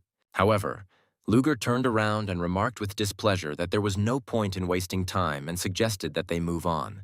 Then the hero invited everyone to set out, and soon the detachment headed to the right place. Soon they reached a deserted, desolate area. Thomas looked around in surprise, not believing that this was really Sentinel. Bezbrowovi explained that Bluebeard had not only changed the terrain, but had also strengthened all the monsters in these mountains. According to Bluebeard himself, while ordinary monsters can be considered commoners, those who receive his power are already considered equal to nobility. Bezbrowovi explained that he calls himself a count, and therefore such statements on his part are quite understandable. Many will consider all this empty talk, but if you remember the number of people who died in the war, it becomes less funny. And then the hero realized that now he needed to be extremely focused. Excessive carelessness could lead to serious problems. Moreover, one of the conditions for the mission's failure was the death of the director, meaning there was a real possibility that Bezbrov might die. Suddenly, a monster's roar was heard nearby. Fernand noted that he had not known of the existence of trolls in the heart of the Guardian Mountains. He also noticed the strange coloring of the monster and suggested that it might be part of a demonic race. Perhaps this is a completely new species, for the study of which one could gain additional experience. Fernand, too engrossed in his observations, stumbled. Fortunately, Bezbrowovi was nearby and caught him in time. The director apologized, noting that his students were still not experienced enough and therefore could frighten him. At this point, the hero clarified what exactly Fernand meant when he spoke about research experience. After that, he smiled and said that now they would hardly be able to get this experience. The fact is that there is not a single piece left of the trolls, and therefore it is unclear whether this will be enough for identification. Watching this scene, Fernand could not help but let out a gasp of amazement. Meanwhile, Thomas and the others went deeper into the forest. Kid noted that the equipment found on the trolls resembled the equipment of players around level 120. Fernand added that the number of items left behind showed that they had been killed, and that they were probably just unlucky enough to encounter vampires. He emphasized that there are no fresh traces of Bluebeard yet, but his intervention is obvious. Suddenly, something made him stop abruptly. A whole horde of trolls was silently approaching in front of the squad. Thomas informed the commander that they were all vampires. Bezbrovi nodded and noted that in a normal situation it would be worthwhile to go around them unnoticed. At that moment, Luger's sharp voice rang out, declaring that there was no need to hesitate. The blonde said he would take charge of everything. Thomas was taken aback for a moment, but the trolls, noticing their prey, immediately rushed forward like hungry predators. Thomas's anxiety only increased when he realized that no well-thought-out plan actually existed. However, Luger stubbornly stuck to his decision and stated that this was his strategy. Immediately after that, he raised his weapon and aimed straight at the approaching enemies. He fired one shot and countless trolls fell to the ground. Then Luger looked at the others with disdain and noted that, although they were vampires and stronger than ordinary ones, they were no superior to the northern trolls. Hearing this, Thomas and Kid rushed forward, mentally lamenting that although he was used to this kind of thing, this Luger still caused a lot of trouble. Fernand, watching the fight, could not hide his amazement. He knew about the strength of all three, but seeing it with his own eyes was a completely different matter. With that level of power, they could even fight Alexander. He noted that Kid's attack power was probably on par with Nara's or even higher, as the rapier couldn't move at that speed. While the two fought on the front lines, Thomas stayed behind, providing support to the entire squad. The battle continued, and one by one the dead trolls fell to the ground. Fernand, watching the hero's masterful shooting, understood that his aiming speed now had to be at least twice as fast as the Drake's. Suddenly there was a heavy sound of approaching footsteps, as if ogres had appeared out of nowhere, having also turned into vampires. Fernand gritted his teeth and cursed silently, deciding that this was clearly no ordinary task and was designed to fail. However, the ogres were already right in front of the squad. Luger mockingly called them a bunch of idiots who showed up at the wrong time. The main character pressed his eye to the sight and decided that with such dimensions, hitting the targets would not be difficult. They were simply lucky. Immediately after this, he quickly took the life of one of the ogres. Soon all the ogres lay motionless on the ground, their bodies beginning to disperse into the air. Fernand felt a little uneasy, realizing that the mission, it seemed, was not doomed to failure after all. At this point, Bezbrowovi inquired about the situation. Thomas replied that at least no one had gone from this direction towards Burforth. He noted to himself that this was good, because within the framework of the mission, even one enemy that broke through would mean failure. Luger kicked the ogre carcasses, noting with a grin that it was precisely such scum that had once destroyed humanity in the Second War between demons and humans. In response, Bezbrowovi warned him against underestimating the enemy, emphasizing that demonic creatures become much more dangerous when they have a commander. Hearing this, Thomas teased his comrade with a smile, agreeing with the commander and reminding Luger of the events in the northern village. Thomas also noted that if he had not been there, he would never have caught the enemy and would have almost ended up being captured himself. However, at that very moment, a loud noise came from the forest, and Bezbrowovi asked everyone to be silent. He quietly asked the boys to look up, while the system began to continuously transmit notifications. The masters of the mountain, Kikero and Clytius, appeared nearby, and all the monsters on the mountain became stronger by 20%. Meanwhile, two monsters were slowly walking ahead. Fernand was so scared that he spoke almost in a whisper. Kid frowned, noting that they were apparently vampires too, and yet they felt completely different than last time. Luger stepped forward and declared that he could handle them, but Kid countered that there was no point in being greedy, reminding them that there were two opponents. Thomas, meanwhile, came to the conclusion that, judging by their size, they probably received demonic power from Bluebeard. And then he wondered if the horns on their heads had always been black. At that moment, Kikero caught a strange smell and shouted that the air around him smelled too strongly of people and that a sumptuous feast awaited them. Soon he began to gather strength, preparing to attack. A blinding bolt of lightning flashed around his body, and the air immediately filled with chaos, dust flying in all directions.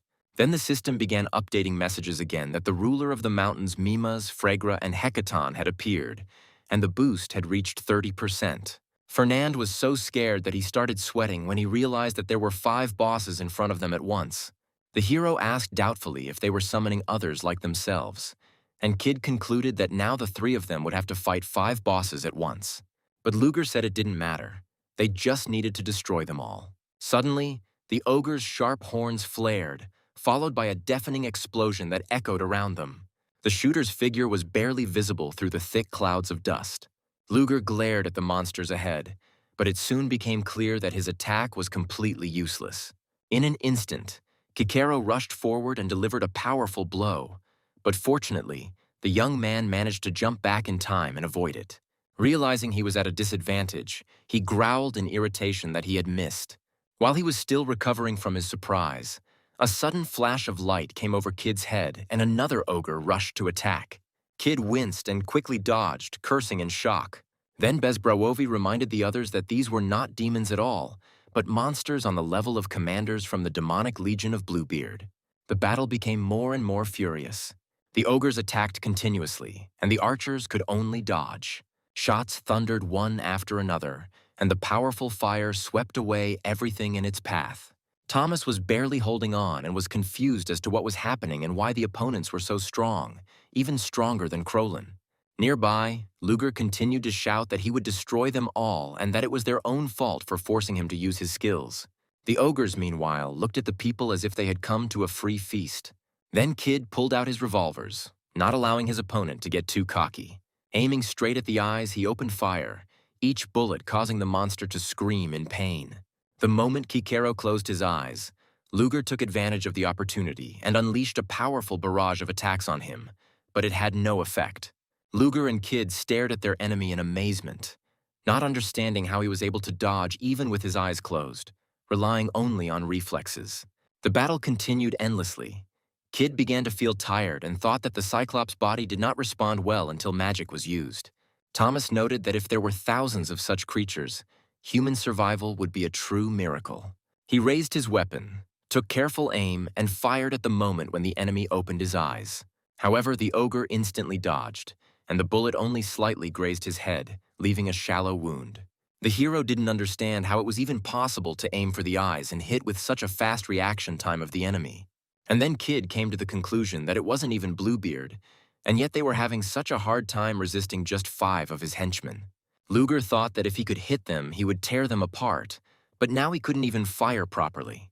Thomas began to wonder if they had another weak spot besides their eyes, where he could disable them. And then suddenly, Fernand shouted that the source of their magic was in the horns, and explained that if you aim at the eyes, the horns would react automatically. But if the horns are destroyed, they will no longer be able to use magic to hinder them.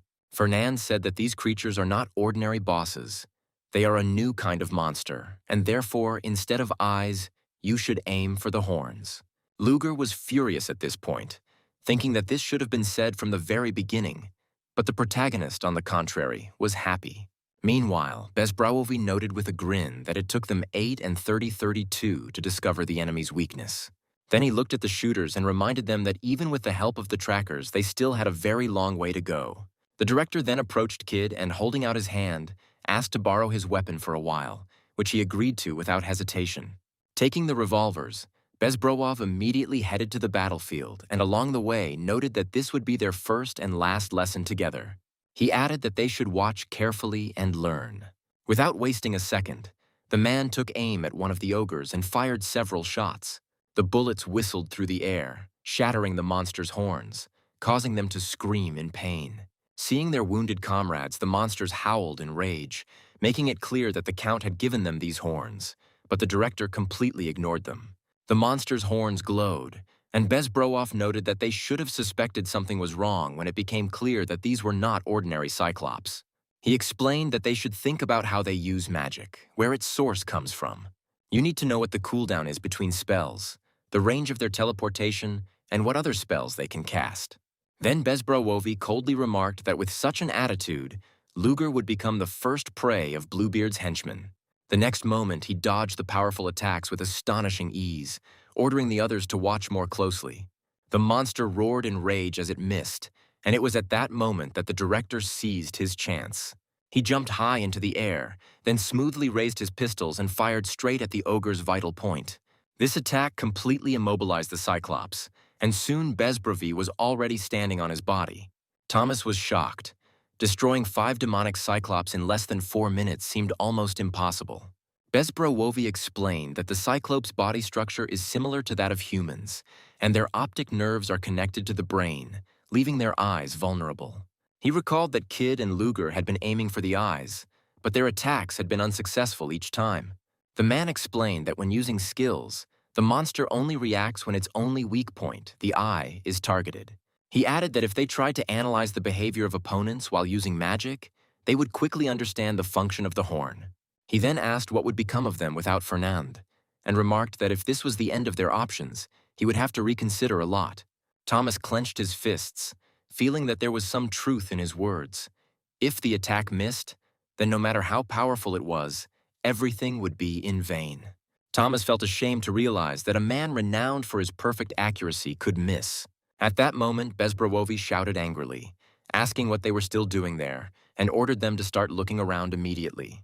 Not wanting to waste time, the director ordered to continue examining the mountains.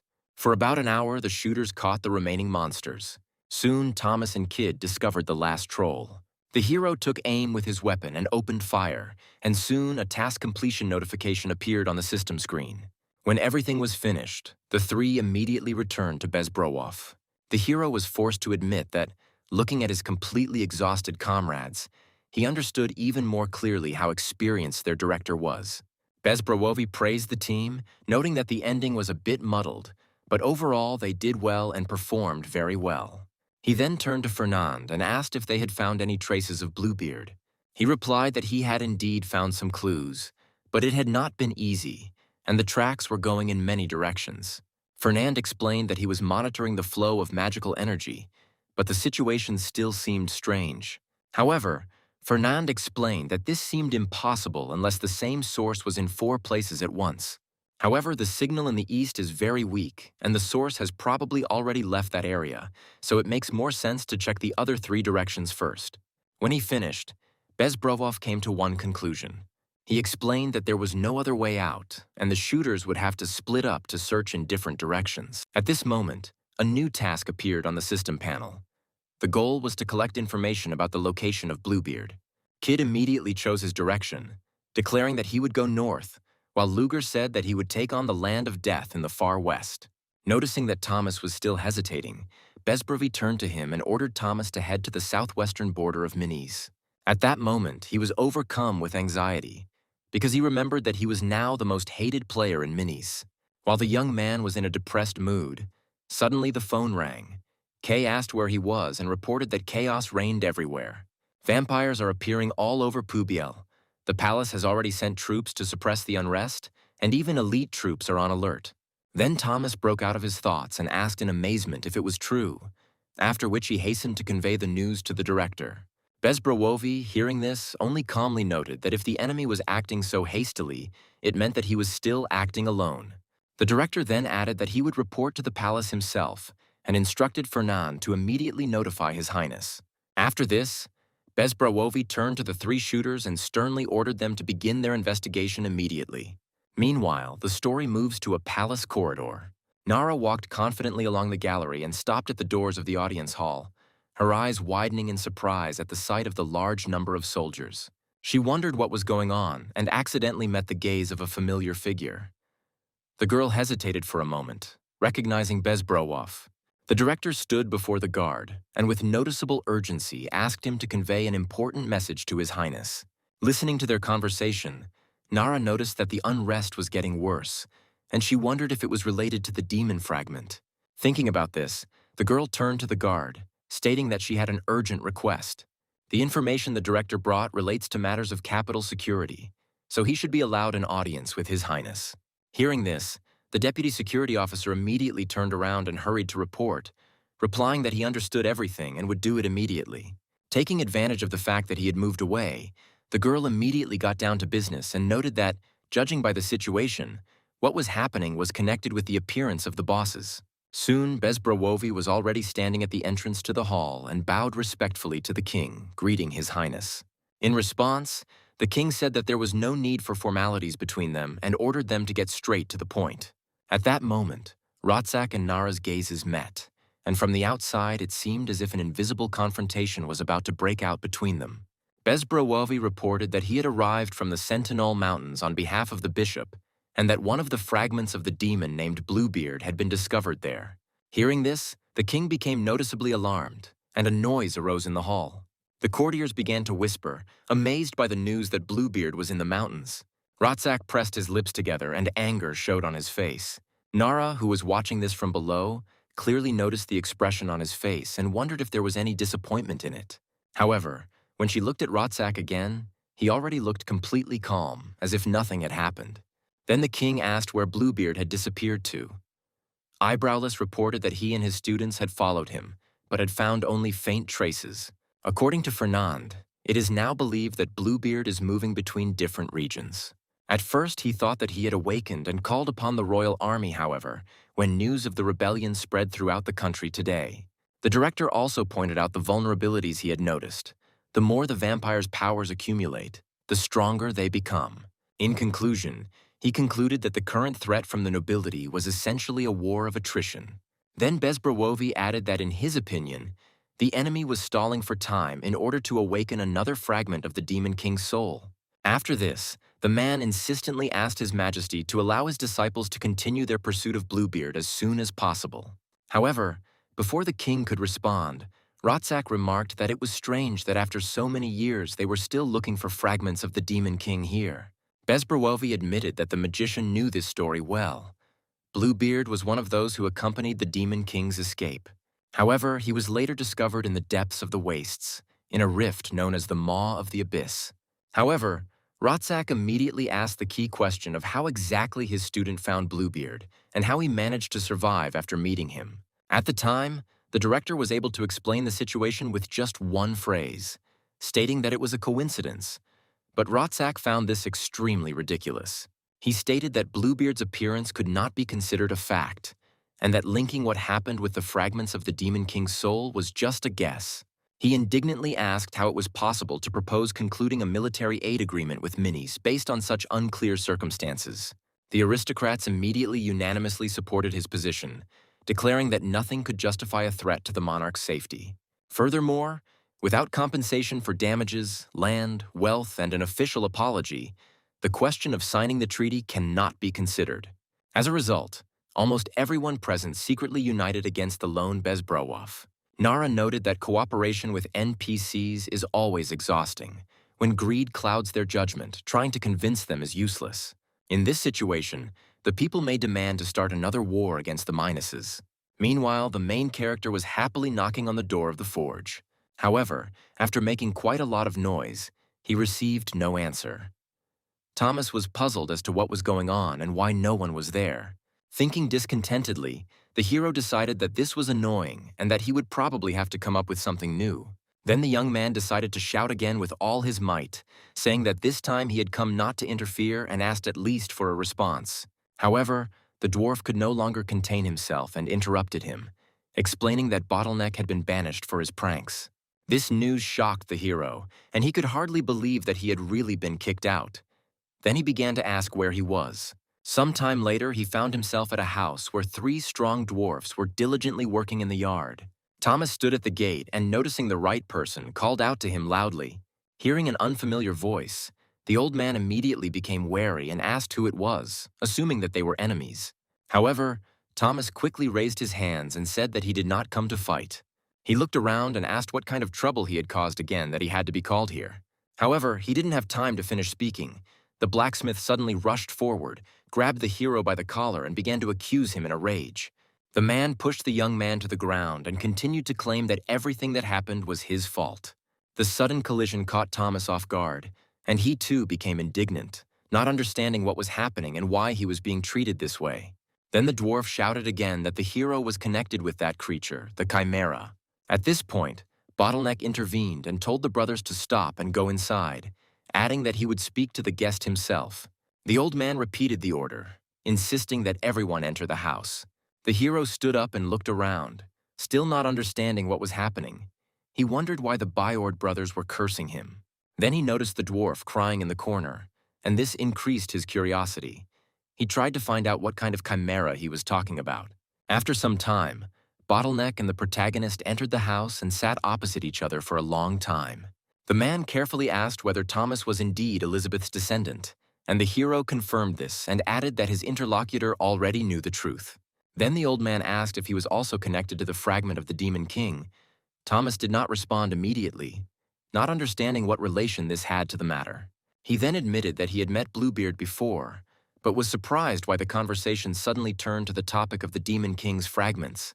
Bottleneck then suggested that Thomas might be connected to one of the Demon King's fragments, and might be related to the Chimera nest. This information shocked Thomas. The young man realized that, in addition to the already known fragment, another one had appeared. Remembering the recent violent scene, The hero finally understood why the Biord brothers and Bottleneck were so wary. Then Thomas quickly grabbed his hand and sincerely swore that he had nothing to do with the hybrid and had only found out about everything today. Bottleneck looked down slightly and noted that this was not surprising, since Thomas was a descendant of that troubled man. The hero then noted that the old man was allegedly expelled because of the sight, but he still did not understand what this had to do with the chimera. Bottleneck noted that both he and the chieftain understood perfectly well that everything that was happening had nothing to do with the chimera. Therefore, they believed that the leaders who had called them were completely frightened. He then explained that the true reason for the expulsion was a premonition of the appearance of a hybrid. He explained that the chimera was an extremely dangerous type of monster, and several sages had previously reported seeing a flock of chimeras on Red Mountain. A reconnaissance team was then sent out, but no evidence was found, so the case was closed. However, now that Bluebeard appeared, it became probable that the earlier observations were true. The man then suggested that the leaders might have noticed signs of the Demon King's soul fragment, but were afraid to act for fear of riots. Ultimately, he said, they used the item Thomas ordered as a pretext to shift the problem onto others and thereby cover themselves up. Thomas came to the conclusion that Bottleneck had simply been set up to cover up the truth. But deep down, the hero felt that something was wrong. The old man's face darkened, and he declared that the foolish leaders had tried to drag him into this matter, but they had failed, so they had driven him out. Thomas felt awkward because he had come to place an order, but now he couldn't say anything. Suddenly, Bottleneck asked why the hero was there, and he explained that he came to replenish his ammunition supplies and find out how they were doing. Hearing this, the man asked him for help, explaining that it was difficult for him to continue working here and that he would very much like to return to Here and Will. At that moment, a system message appeared in front of the protagonist, and he realized that he needed to prove his non-involvement with the hybrid. The hero was terrified. He needed to find and kill the chimera and then bring its skin. He considered that such a thing was almost impossible. One of the conditions for failure was the summoning of a hybrid, in which case he would receive the achievement Servant of the Demon King. Then Thomas remembered that chimeras had allegedly been seen in the Red Mountain area. He noted that the southwestern part of Minis coincides with the area where traces of Bluebeard were previously recorded. Thomas decided to use the player's information, log out of the system, plan everything, think through the route, and then rest. At the same time, the hero thought that if he failed the mission, it would be extremely stupid, and he was sure that no one would voluntarily go for such a thing. At this point, the protagonist realized that the reward only included 3 free uses of Bottleneck's support and began to suspect a trick. Then Thomas activated his negotiation skill and approached his interlocutor threateningly, saying that he would have to make whatever he wanted. Soon after, the protagonist went to see his old friend. However, Madame Zoe, after checking the stack of documents on the table, regretfully informed Lee that she had no information about either the chimeras or the hybrid. The young man was then forced to use a spatial portal and go to Ailstock. Since even Madame Zoe doesn't know anything about the hybrid and chimeras, that means he'll have to figure it out on his own and go to Minis. He decided to complete Bottleneck's mission, primarily to get supplies, and also because the task coincided with Bluebeard's mission. However, while thinking about this, the hero suddenly wondered why he had to go to Minis. But in the end, Thomas decided to enter the teleportation circle, figuring that he was wearing different clothes during the last battle and probably wouldn't be recognized. Soon, the young man found himself in the southernmost part of Pubiel in Nitai. The hero then carefully crossed the plains of the march. After some time, he found himself in line at the entrance to Minis Castle, noting that crossing the border turned out to be quite tiring. The guard at the gate carefully checked the identity of each visitor before allowing them to enter the city. When it was Lee's turn, he hesitated for a moment, looking at the castle rising before him. He remembered that it was his unit that had once led the siege, and he realized that it was he who had destroyed these gates. The soldier, unaware of this, handed the device to Thomas, asked him to state his name and unit, and then told him to place his hand on the device. The protagonist looked at the object in front of him and did not dare to act hastily, fearing that the touch could draw him into battle. However, despite his anxiety, Thomas still obeyed and placed his hand on the sphere, secretly hoping that his worst fears would not come true. As soon as the hero touched the sphere, it instantly flashed a bright red light, simultaneously displaying information about Thomas's citizenship. The young man then gave his name, introducing himself as Thomas. As soon as he said this, the people around him gasped in amazement. In the ensuing chaos, the protagonist could only smile tensely, wondering if this whole thing would end in a scandal.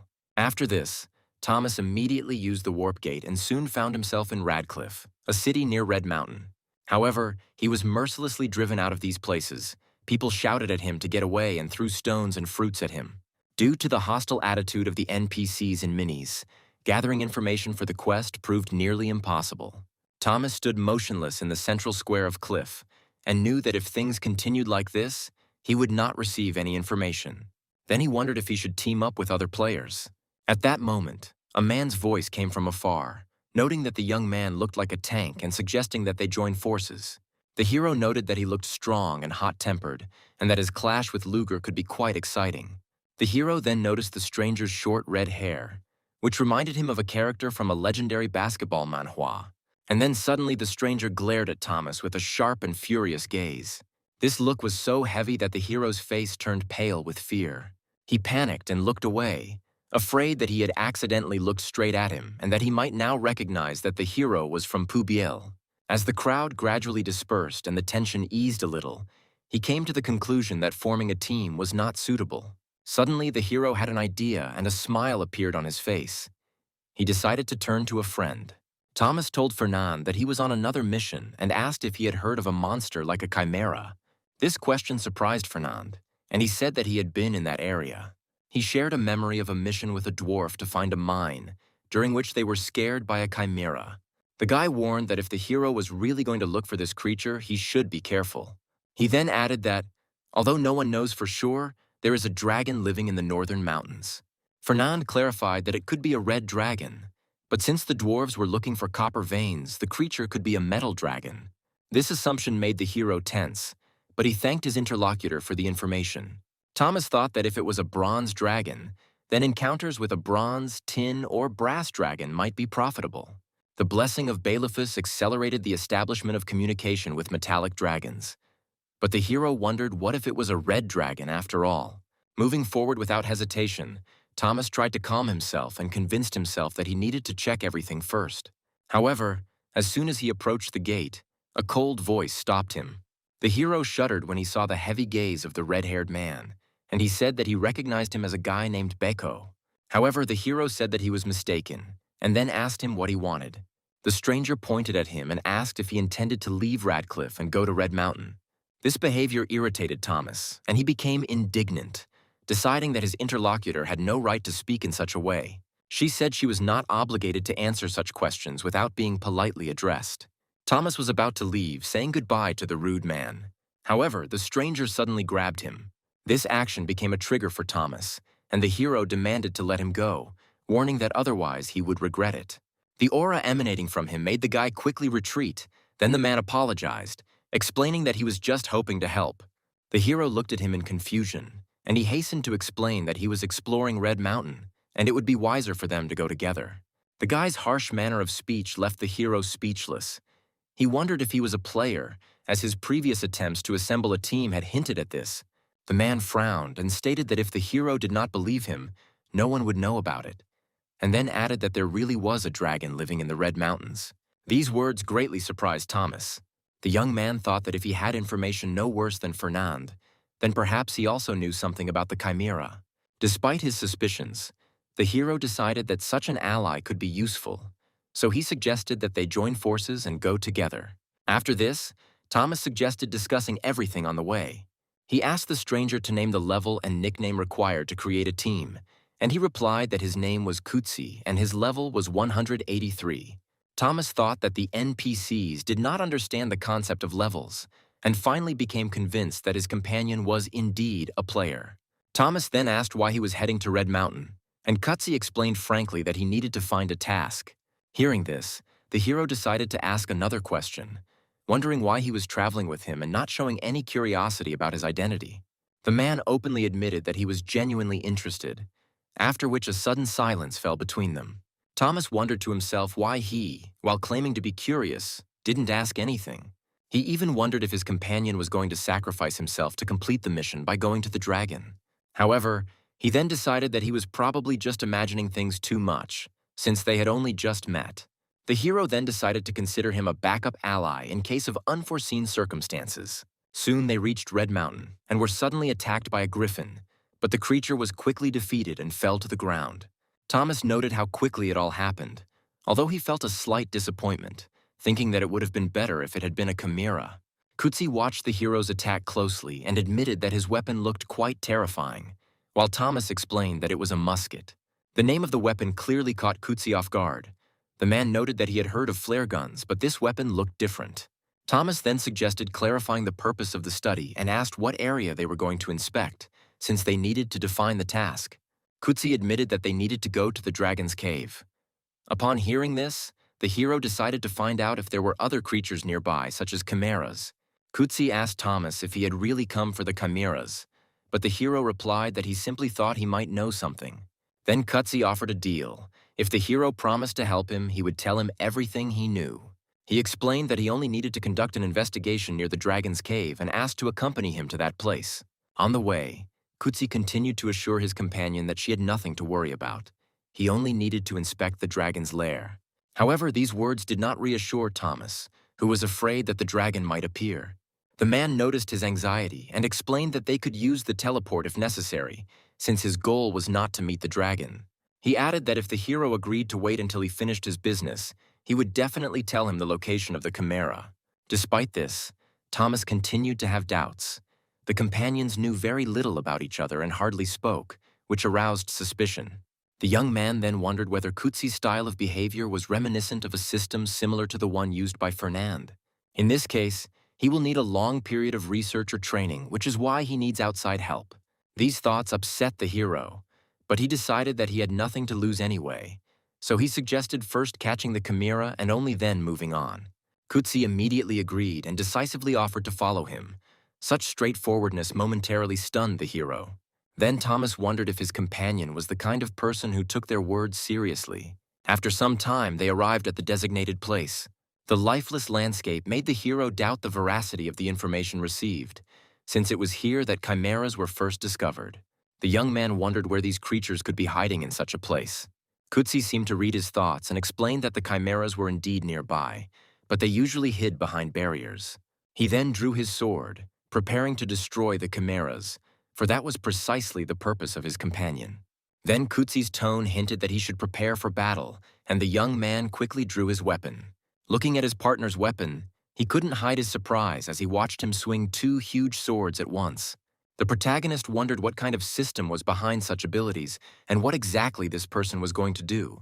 Then Kutsi rushed forward with a burst of fighting energy. He gripped both swords tightly and with one blow he cut through the tree in front of him. When the tree began to fall, Thomas was horrified, shocked by the force of the impact. However, immediately after the trunk fell, a strange blue light flashed behind it. What they saw shocked them both, and a whole flock of chimeras suddenly appeared in front of them. The hero was horrified, realizing the scale of the threat, and thought that they should have been warned about so many monsters. Moreover, the creature's appearance turned out to be frighteningly ugly and not at all like the chimeras he was used to. Thomas quickly drew his weapon and began the attack. At that moment, one of the chimeras suddenly spat out a strange green liquid. The hero instantly jumped to the side and saw how the ground where the substance fell began to hiss, as if it were being eaten away by corrosion. He was stunned to think that it might not be poison, but acid. Thomas also noted that he could not identify weak or vital points on these creatures. Finding himself in a desperate situation, the protagonist immediately activated the soul connection. The skill instantly reached expert level, allowing one to summon a spirit companion for 30 minutes. The hero quietly took aim at the chimera's backs, and noticed that the ability had received a new effect. Thomas then gave the order with all his might to destroy the opponents, and the bear quickly strengthened the fire element, causing it to evaporate the acid. Suddenly, the hero remembered the words of Carl, who claimed that bears are able to detect traps and weak points of their enemies by smell. Then the young man ordered his spirit companion to find the enemy's vulnerable points and attack them, and the bear immediately obeyed. As a result, the gem inside the chimera's bodies was destroyed, and their fighting ability was noticeably weakened. Meanwhile, Kutsi watched the proceedings in amazement and noted that the ability to create a spirit companion looked amazing. Moreover, this spirit was not from this world at all, but still obeyed the call. 25 minutes later, the system notified that the time to summon a spirit companion had been reduced to 5 minutes. Then the main character became noticeably nervous, thinking that the time for summoning the bear was quickly running out. It was at this critical moment that Kutsi's voice was heard asking if he needed help. Kutsi's carefree tone destroyed the hero's calm, and he became indignant, suspecting that his companion had been inactive all this time. However, despite his irritation, Thomas softened his tone and asked his comrade to distract the opponents while he collected the items. Although Kutsi did not fully understand what was happening, he still agreed to help. Soon the system sent a new notification that the soul connection had been severed and the bear's spirit was returning. When the ghostly companion disappeared, the hero sighed heavily, realizing that he could no longer count on the bear's help. Noticing this, Kutsi cut down another tree, warning his partner of the danger, but the anxiety in the protagonist's eyes still did not disappear. The chimeras were almost destroyed, but despite the blood and destruction all around, Kutsi's face retained a cold and stern expression. Meanwhile, Thomas sat to the side and began to carefully observe what was happening, feeling genuine surprise. He could not understand who this man was. Kutsi mercilessly tore the chimeras apart with swords. The system then sent a whole series of notifications about the receipt of biological samples of the fragmented hybrid individual. The hero also received the face of a third troll, a chimera hybrid, and the brain of a vampire who had lost his mind. Having finished collecting, the young man said loudly that he was ready. After this, Kutsi quickly jumped to his side and said that in that case they were leaving. In the distance, the chimeras were making eerie sounds and were gradually approaching, causing the protagonist to feel intense anxiety. However, he noted that this guy was their natural enemy. Fighting such monsters alone would be extremely difficult. Then the hero decided to start preparing for the next clash.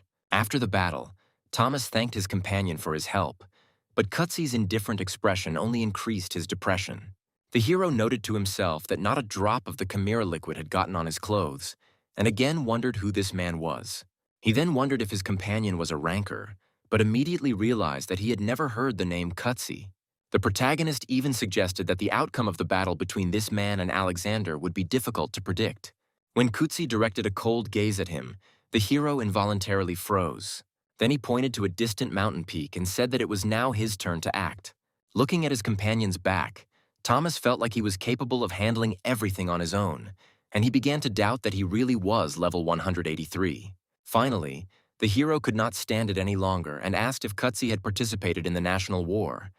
In response, he said that he had only been doing research. Realizing that he would not learn anything more, the hero decided to stop asking questions, although the inner feeling of something left unsaid did not leave him. He told his friends about his new acquaintance, and upon hearing this, the guys began to check the information, but no one from the guild had heard of such a person. At that moment, Kutsi suddenly stopped and announced that they had arrived. The hero looked cautiously towards the distant mountains and assumed that the dragon's lair was in front of them. However, he clarified that in fact this is only the starting point of the dragon barrier. Then the hero asked what kind of dragon lived on this level, and Kutsi said that it was a bronze dragon. Hearing this, the hero felt relieved, remembering that metallic dragons are usually more friendly.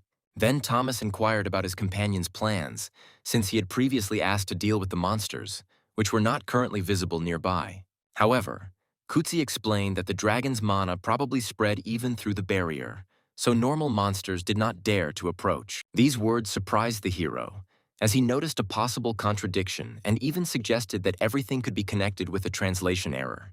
However, Kutsi stated directly that he needed to conduct an immediate investigation and that his partner should briefly enter the barrier. This completely infuriated Thomas, and the young man became indignant at the fact that he had been told earlier that there was no danger. However, Kutsi did not back down, convincing him that if the dragon really tried to cause harm, he would be able to escape. Then the hero admitted that he owed him a favor, but said that at the slightest danger he would run away and asked not to trust him too much. Then Thomas hesitated a little, but, gathering all his courage, he nevertheless stepped inside the barrier. A simple flicker of light instantly destroyed his expectations, because the hero thought that the signal spell would at least make a sound. Then the young man wondered what he would do next and how long he would have to stay inside. At that moment, a bright light flashed behind him, and the cloak of an unknown figure quickly fluttered in the air.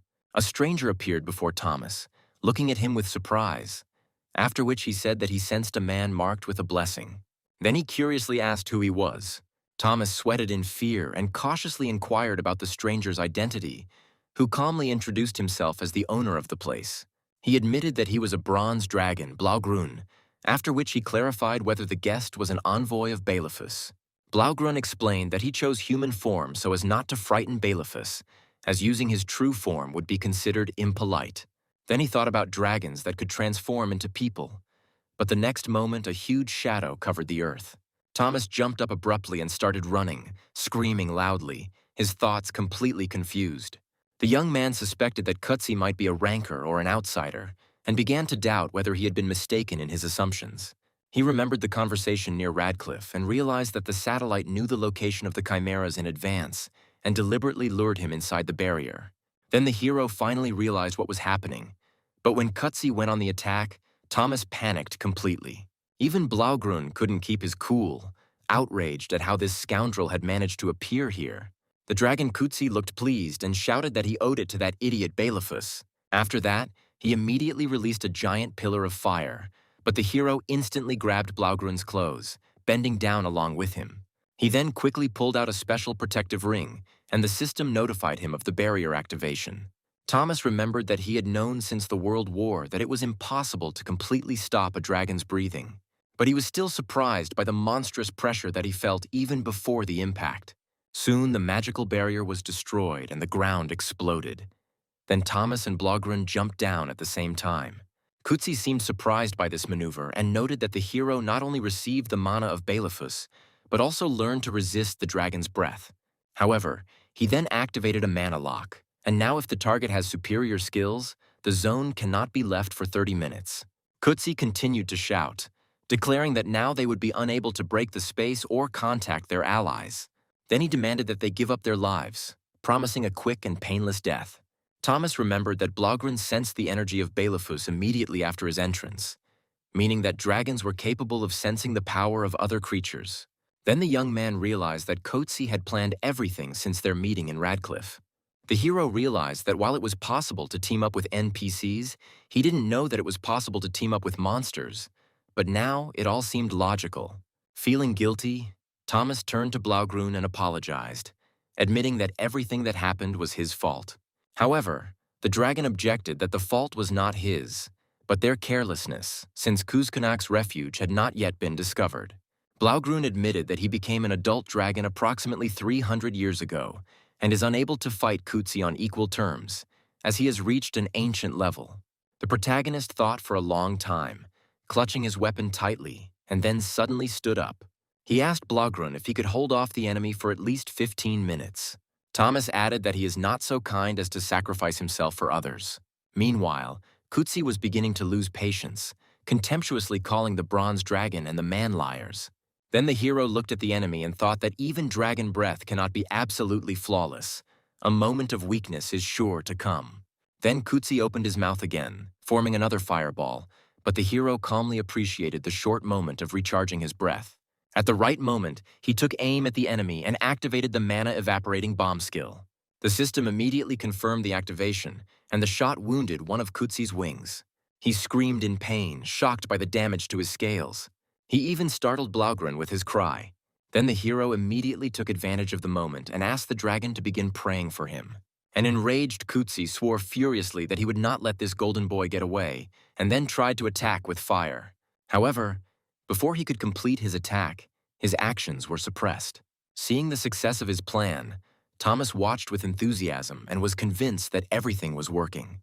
The second shot caused Kutsi to let out another painful cry.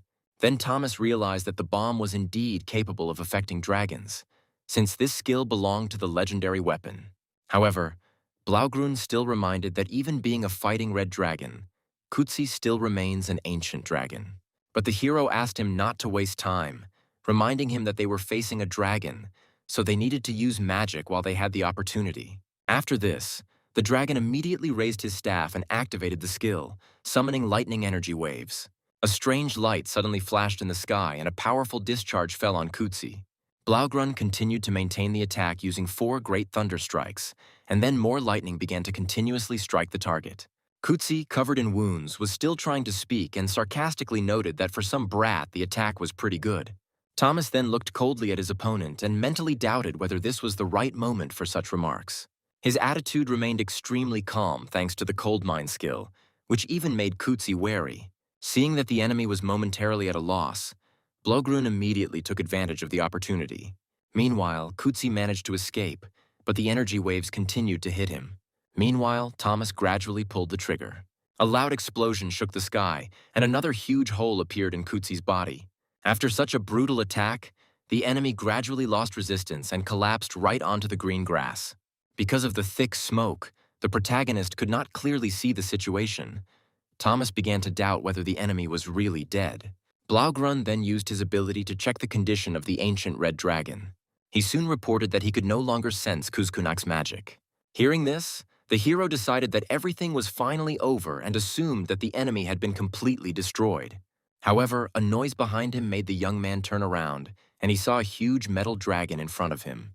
Blaugrun looked at him for a long time and then suddenly bowed, introducing himself as an Eastern bronze dragon. He expressed his gratitude to Thomas for saving him, adding that without the hero's help he could have lost against Kuzkunak. Meanwhile, no one noticed the figure rapidly approaching them. The protagonist was still confused and objected that he was the one who should apologize, since the whole situation was his fault. Blaugrun immediately said that he had not been careful enough, but before he could finish his sentence, Kutsi suddenly swooped down from above with an attack. It turned out that he was still alive and was just waiting for the right moment. He mockingly stated that the bronze dragon had finally shown its true form. At this point, Blaugrun panicked and tried to understand how the enemy had survived. Without giving him time to recover, Kutsi launched a furious attack. Fortunately, the bronze dragon managed to soar upward and dodge. However, the blow created a powerful shockwave, and the hero was stunned that the enemy remained alive despite being hit directly in the head. Remembering what had happened, the young man began to reevaluate Kutsi's abilities and realized that he had hidden his strength so well. Meanwhile, Kutsi continued to advance furiously, demanding that the bronze dragon give up its life. However, Blaugrun was not going to give in, and declaring that he would not allow this, began to gather powerful thunderstorm energy for a counterattack. From afar, Thomas watched as a sphere filled with enormous energy quickly engulfed the surrounding space. Remembering the previous battle, the hero hastily took aim, doubting whether the shot would work. As he had expected, Kutsi quickly moved behind the bronze dragon. He swung the weapon, intending to take his life. However, before he could complete his attack, a bullet struck him, knocking the weapon out of his hands. Blaugrun immediately took advantage of the opportunity, responding with a thunderous blow. Kutsi's golden pupils narrowed sharply as lightning struck him, causing him to cry out in pain. But the next moment, Kutsi approached Blaugrun with terrifying speed, who had not yet managed to close his mouth. Then he grabbed the dragon by the head and began to mock, claiming that if it was truly ancient, it should be able to withstand such force. He then applied sudden force, and before Blaugrun could react, Kutsi had mercilessly torn the dragon's head from its body. The brutality of the scene shocked Thomas so much that he momentarily lost the ability to react. However then, acting reflexively, the hero raised his weapon and opened fire on Kutsi, who was dragging the severed head of the dragon. Seeing this, the enemy only became more cheerful and promised to deal with the hero after completing his business. At that moment, Bailiffus's heart suddenly appeared in the air, surrounded by magical circles. Blaugrun, although greatly weakened, was still resolutely preparing to use the supreme thunderbolt. Kutsi was angry, surprised that the dragon was still able to fight. He was outraged that the dragon could have such a powerful heart. Taking advantage of the moment, Blaugrun asked the hero to use the skill and send a danger signal.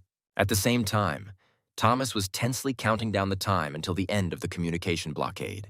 Immediately after the signal, the skill ended and a golden light engulfed the area, marking Kutsi as the target of the attack.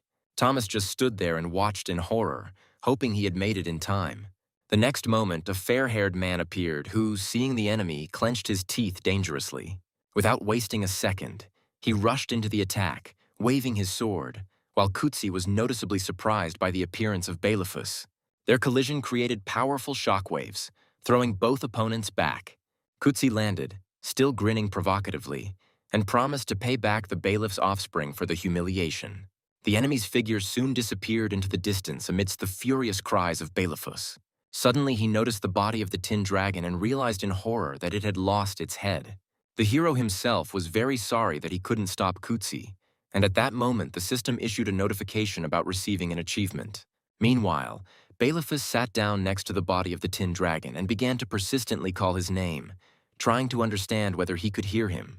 He then placed his hand on the dragon's body while simultaneously using the skill. The next moment, a golden glow enveloped the body, temporarily restoring life to it. Seeing the powerful light, the protagonist froze in amazement. He wondered if Balefus was even capable of resurrecting the dead. Under the influence of the source of miraculous power, Blaugrun's consciousness gradually returned. Seeing this, Balefus anxiously questioned him about what had happened and asked him what had happened and if his dragon heart was okay. The wounded dragon weakly replied that his heart was still fine, but he was sorry that he had to meet his older brother in such a state. Thomas then suggested that the dragon's heart must remain intact for the creature to continue to live. Moreover, he decided that this organ may not only perform the function of the heart, but also serve as a kind of second brain. However, Balefus angrily demanded that he tell how he fought Kuzkunak and why he went into battle without telling anyone anything. Then Blaugrun admitted that he had very little time left, and therefore he asked to find out everything from the person he had chosen. The protagonist suddenly realized an important truth. He realized that the wound could still be healed, but it was no longer possible to restore the lost head. Hearing this, Balefus decided that Thomas was to blame for everything, and his face distorted with anger. But Blaugrun hastened to defend him, declaring that the elder should not blame him, since before them was the one who was able to fight back against Kuzkunak, being a human. After these words, Balefus only sighed heavily and said that he respected his decision. He then began the ritual and announced that, as a representative of the Metal Dragon clan, he was officially becoming a witness to the will of the Bronze Dragon. Realizing that it was no longer possible to save him, Thomas looked down sadly. Blaugrun then turned to the man and asked his name. The hero hesitantly confirmed that his name was Thomas. Afterwards, he noted that he regretted dragging the dragon into what was happening. However, the Bronze Dragon immediately said that he did not blame him and considered what happened to be merely the participation of a human in a battle between dragons. He said that he had seen Thomas's abilities and that he believed that he could become a more reliable ally for Balefus than he was. After this, the dragon's body turned into blinding rays of light, leaving no one time to react. Even Balefus didn't expect this, and only silently watched as his comrade disappeared. Blaugrun then approached Balefus and asked him to give his dragon heart to Thomas. At this point, the main character's task system activated and offered a choice of rewards. The young man suddenly found himself in a different place and realized that he was in the space of Blaugrun's consciousness. Without further ado, the dragon sincerely asked the man to become a support for Balefus and help defeat Kuzkunak. Blaugrun explained that his heart now resembled the hero's weapon and that it needed to be used to pierce Kuzkunak's heart. Thomas realized that he now had a huge responsibility, but admitted that he was not sure whether he could hit the dragon's heart with just one shot. However, the dragon spirit did not allow him to refuse and informed him that his skill must be recognized by Bahamut himself. This trust made the hero very worried. But not wanting to let him down, the young man extended his hand and accepted this responsibility. Clutching the bullet, he apologized for not recognizing Kuzkunak's plan from the very beginning, but promised to definitely fulfill the dragon's last will. In response, Blaugrun smiled with relief and admitted that from the very first meeting he considered the man a good person. He then added that given more time, they could have become good friends. After these words, the space disappeared, leaving the hero alone with a heavy task on his shoulders. Balefus witnessed everything that happened and despite his strength, could not hold back his tears, realizing that this was Blaugrun's last wish. Gradually, the dragon's body dissipated, and the acceptance of his last will brought him peace. After this, Blaugrun finally disappeared, leaving only 2 scales on the ground, as if confirming his departure to eternal rest. The light echo resembled a quiet wind touching the protagonist's confused face. And then Thomas came to the conclusion that in order to obtain the achievement, it is necessary to have a dragon heart, and it must be of the metal type. The hero then suggested that if he was the second to receive the achievement, then Alexander was probably the first. Following the last will of his fallen comrade, Balefus handed over all of Blaugrun's scales to Thomas and thanked him. However, Then his expression became serious and he asked to tell the whole story. The protagonist did not answer immediately, but instead asked if Belephus could take on a dragon form. Thomas offered to discuss everything during the pursuit of Kuzkunak if Belephus would allow him to fly on his back. He explained that he did not have a map, but he knew the enemy's direction of movement. Recalling the moment when Kuzkunak ran away with the dragon's head, the hero explained that he was able to mark the enemy. Thus, the tracking skill will allow you to pursue him for another 86 hours. Hearing this, Belephus realized that Thomas had not hit him by accident that time, for which the hero hastened to apologize. Belephus accepted his apology while transforming his body, saying that he usually only let his partner ride him. However, this time I am ready to make an exception for the sake of the one who carries out Blaugrun's last will. Then the dragon suddenly used its power of levitation and lifted Thomas into the air, leaving the protagonist no time to react. The dragon then placed the young man on its back, as he was too small to climb up on his own. Before takeoff, Belephus turned around and told the hero to hold on tight. At this moment, the system appeared again and attracted the attention of the protagonist with a new achievement. But putting that off for later, the hero reported that the target was moving northwest, and then the golden dragon rushed swiftly through the air. After some time, the hero confirmed that the enemy continued to fly in the same direction, but the distance between them had decreased. Noticing the target's strange movements, Belephus assumed that the enemy had probably detected their presence, but the mark did not disappear. Then the dragon explained to the young man one of the characteristics of his species. Dragons are better than anyone at sensing flows of magical energy. Then Belephus came to the conclusion that it was necessary to find out as quickly as possible what the enemy was going to do with Blaugrun's head. He then suggested the unfortunate scenario that the enemy might try to use the dragon's head as material. He then asked Thomas if he was able to track the enemy's location, and he confirmed this and added that there were only 2 or 3 days left. The dragon then asked him to keep an eye on the target and report everything, since others needed to be warned before the enemy could act. The hero agreed and confirmed his readiness to carry out this assignment. Finally, Belephus reminded that Thomas had decided to fulfill Blaugrun's will, and if successful, the Metal Tribe would remember his contribution. After this, the golden dragon disappeared over the horizon. Left alone, the young man felt very tired and realized with relief that he would not have to engage in battle for the time being. Thomas then decided to use the available time wisely, complete the mission related to the Chimera, and test his characteristics. Thomas immediately jumped into action and decided to first study the character's parameters. Quickly scanning the data, the young man noticed with surprise that the experience level had only reached 87%. Additionally, as the level gap increases, the bonuses from the courage title become stronger, so he decided to put all his points into dexterity again. After the points were distributed, a purple ball appeared and Thomas touched it with his hand. The young man then teleported to the home of the dwarf blacksmith Bottleneck. A few moments later, he was heading towards Bottleneck's table. Upon arrival, he announced that he had returned as promised to deliver the items, and laid out 3 items on the table, parts of a chimera and a hybrid. When Bottleneck saw them, he couldn't believe his own eyes and tried to make sure that it was indeed a hybrid chimera in front of him. The dwarf then noted that this level of decomposition must have taken more than 1 year to form, perhaps even much longer. So he began to wonder if Thomas had deceived him and that he had not actually seen any hybrid. Suddenly, the old man asked if there really was a barrier around the chimera and stated that there shouldn't be a barrier in that place. Thomas then recounted in detail everything that had happened, explaining that the barrier had later disappeared, but had originally been used to hide the creatures. Bottleneck suggested that the chimeras couldn't remove the barrier on their own, but Thomas added that there was no reason for them to remove the protection. The old man also noted that chimeras do not stay in one place. They are unconscious creatures and can even eat each other. However, Thomas noticed a discrepancy, as those chimeras focused all their attention solely on him and did not attack each other. Realizing this, Thomas and the old man simultaneously came to the same conclusion. Someone was giving orders to the chimeras. They then hypothesized that the one who controlled the chimeras created by the hybrid during the Second War was capable of controlling these creatures. Thinking about the person behind this conspiracy, the hero suggested that the red dragon might be behind it all.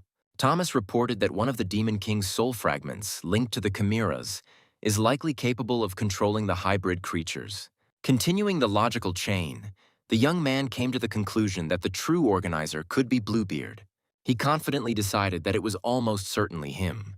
The unexpected discovery greatly delighted the protagonist, as he realized that he had managed to complete 2 missions at once. Thomas noted that now he at least had a reliable lead. He remembered that Bluebeard had previously visited the wastelands in the southwest. However, he expressed concern that the hybrid would appear again.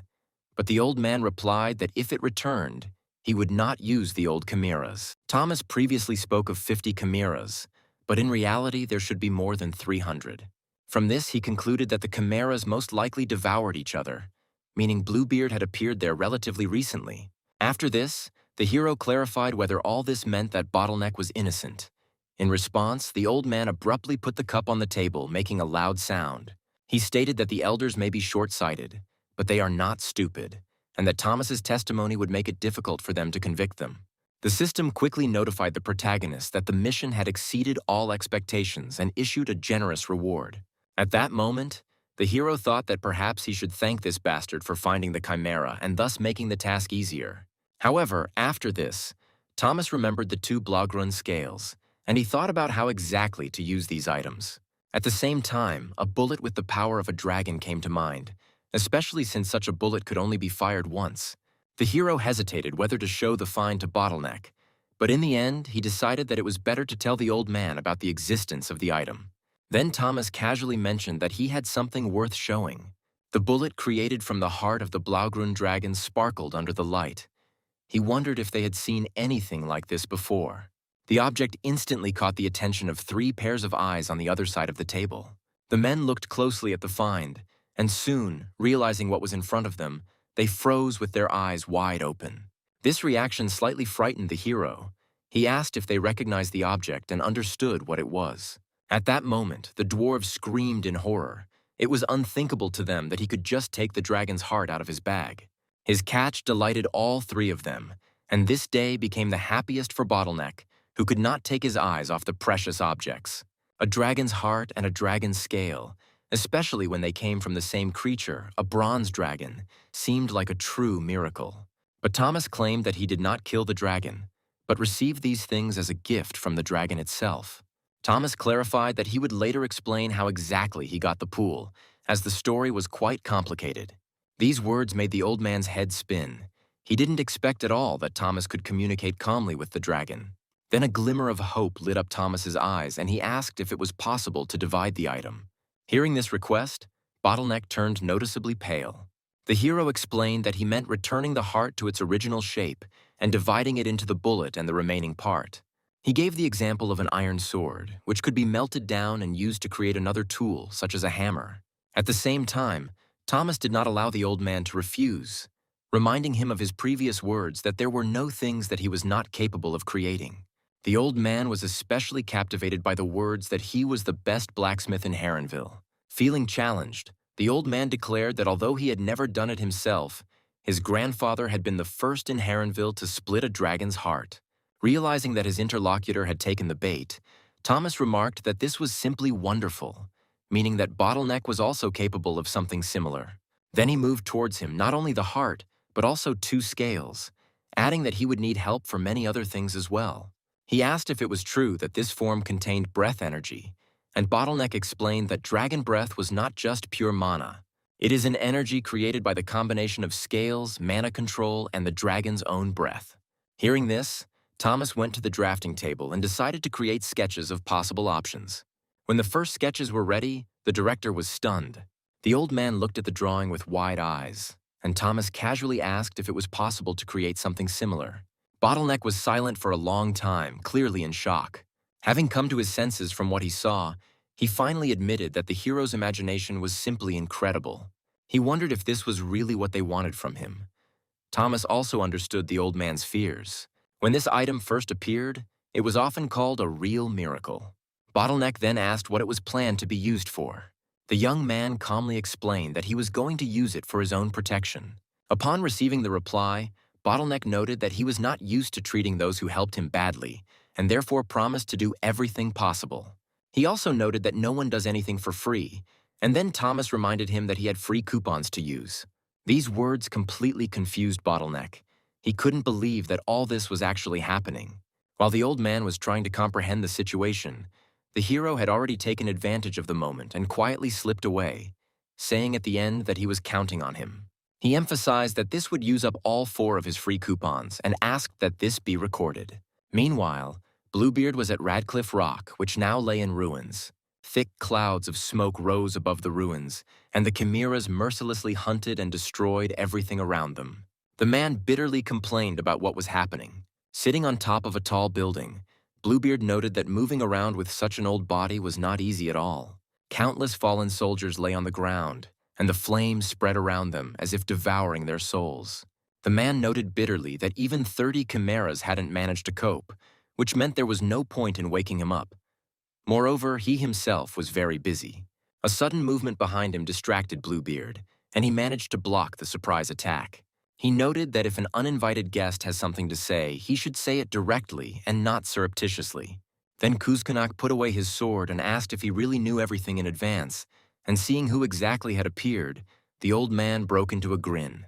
He admitted that he had guessed that it would be a dragon, but he did not know which one. Then he asked why it was sticking its nose into his affairs. Kuzkunak immediately stated the purpose of his visit, saying that he needed to ask for something, but Bluebeard was clearly not eager to help. He noted that asking for help was not his style, and that he preferred bigger and stronger allies. These words enraged Kuzkunak, and he abruptly cut the old man off, saying that he had better shut up if he didn't want to die immediately after waking up. He added that he would not normally rely on the old man, but he had an uninvited guest. Bluebeard immediately realized from the tone of the speech that they were talking about Bailiffus, and confirmed that he really was like an annoying fly. However, the old man's words did not reflect the whole picture, since in addition to the dragon, they were also talking about the shooter. Bluebeard asked who this man was, but Kuzkunak avoided a direct answer, merely remarking that there were plenty of troublemakers in the world. However, he moved on to discussing the terms of cooperation, stating that time was running out and he offered Bluebeard a mutually beneficial deal. Then the old man thought about the advisability of such an agreement. His gaze became gloomy, but his facial expression gradually changed to satisfaction. Eventually, both men shook hands and the deal was sealed.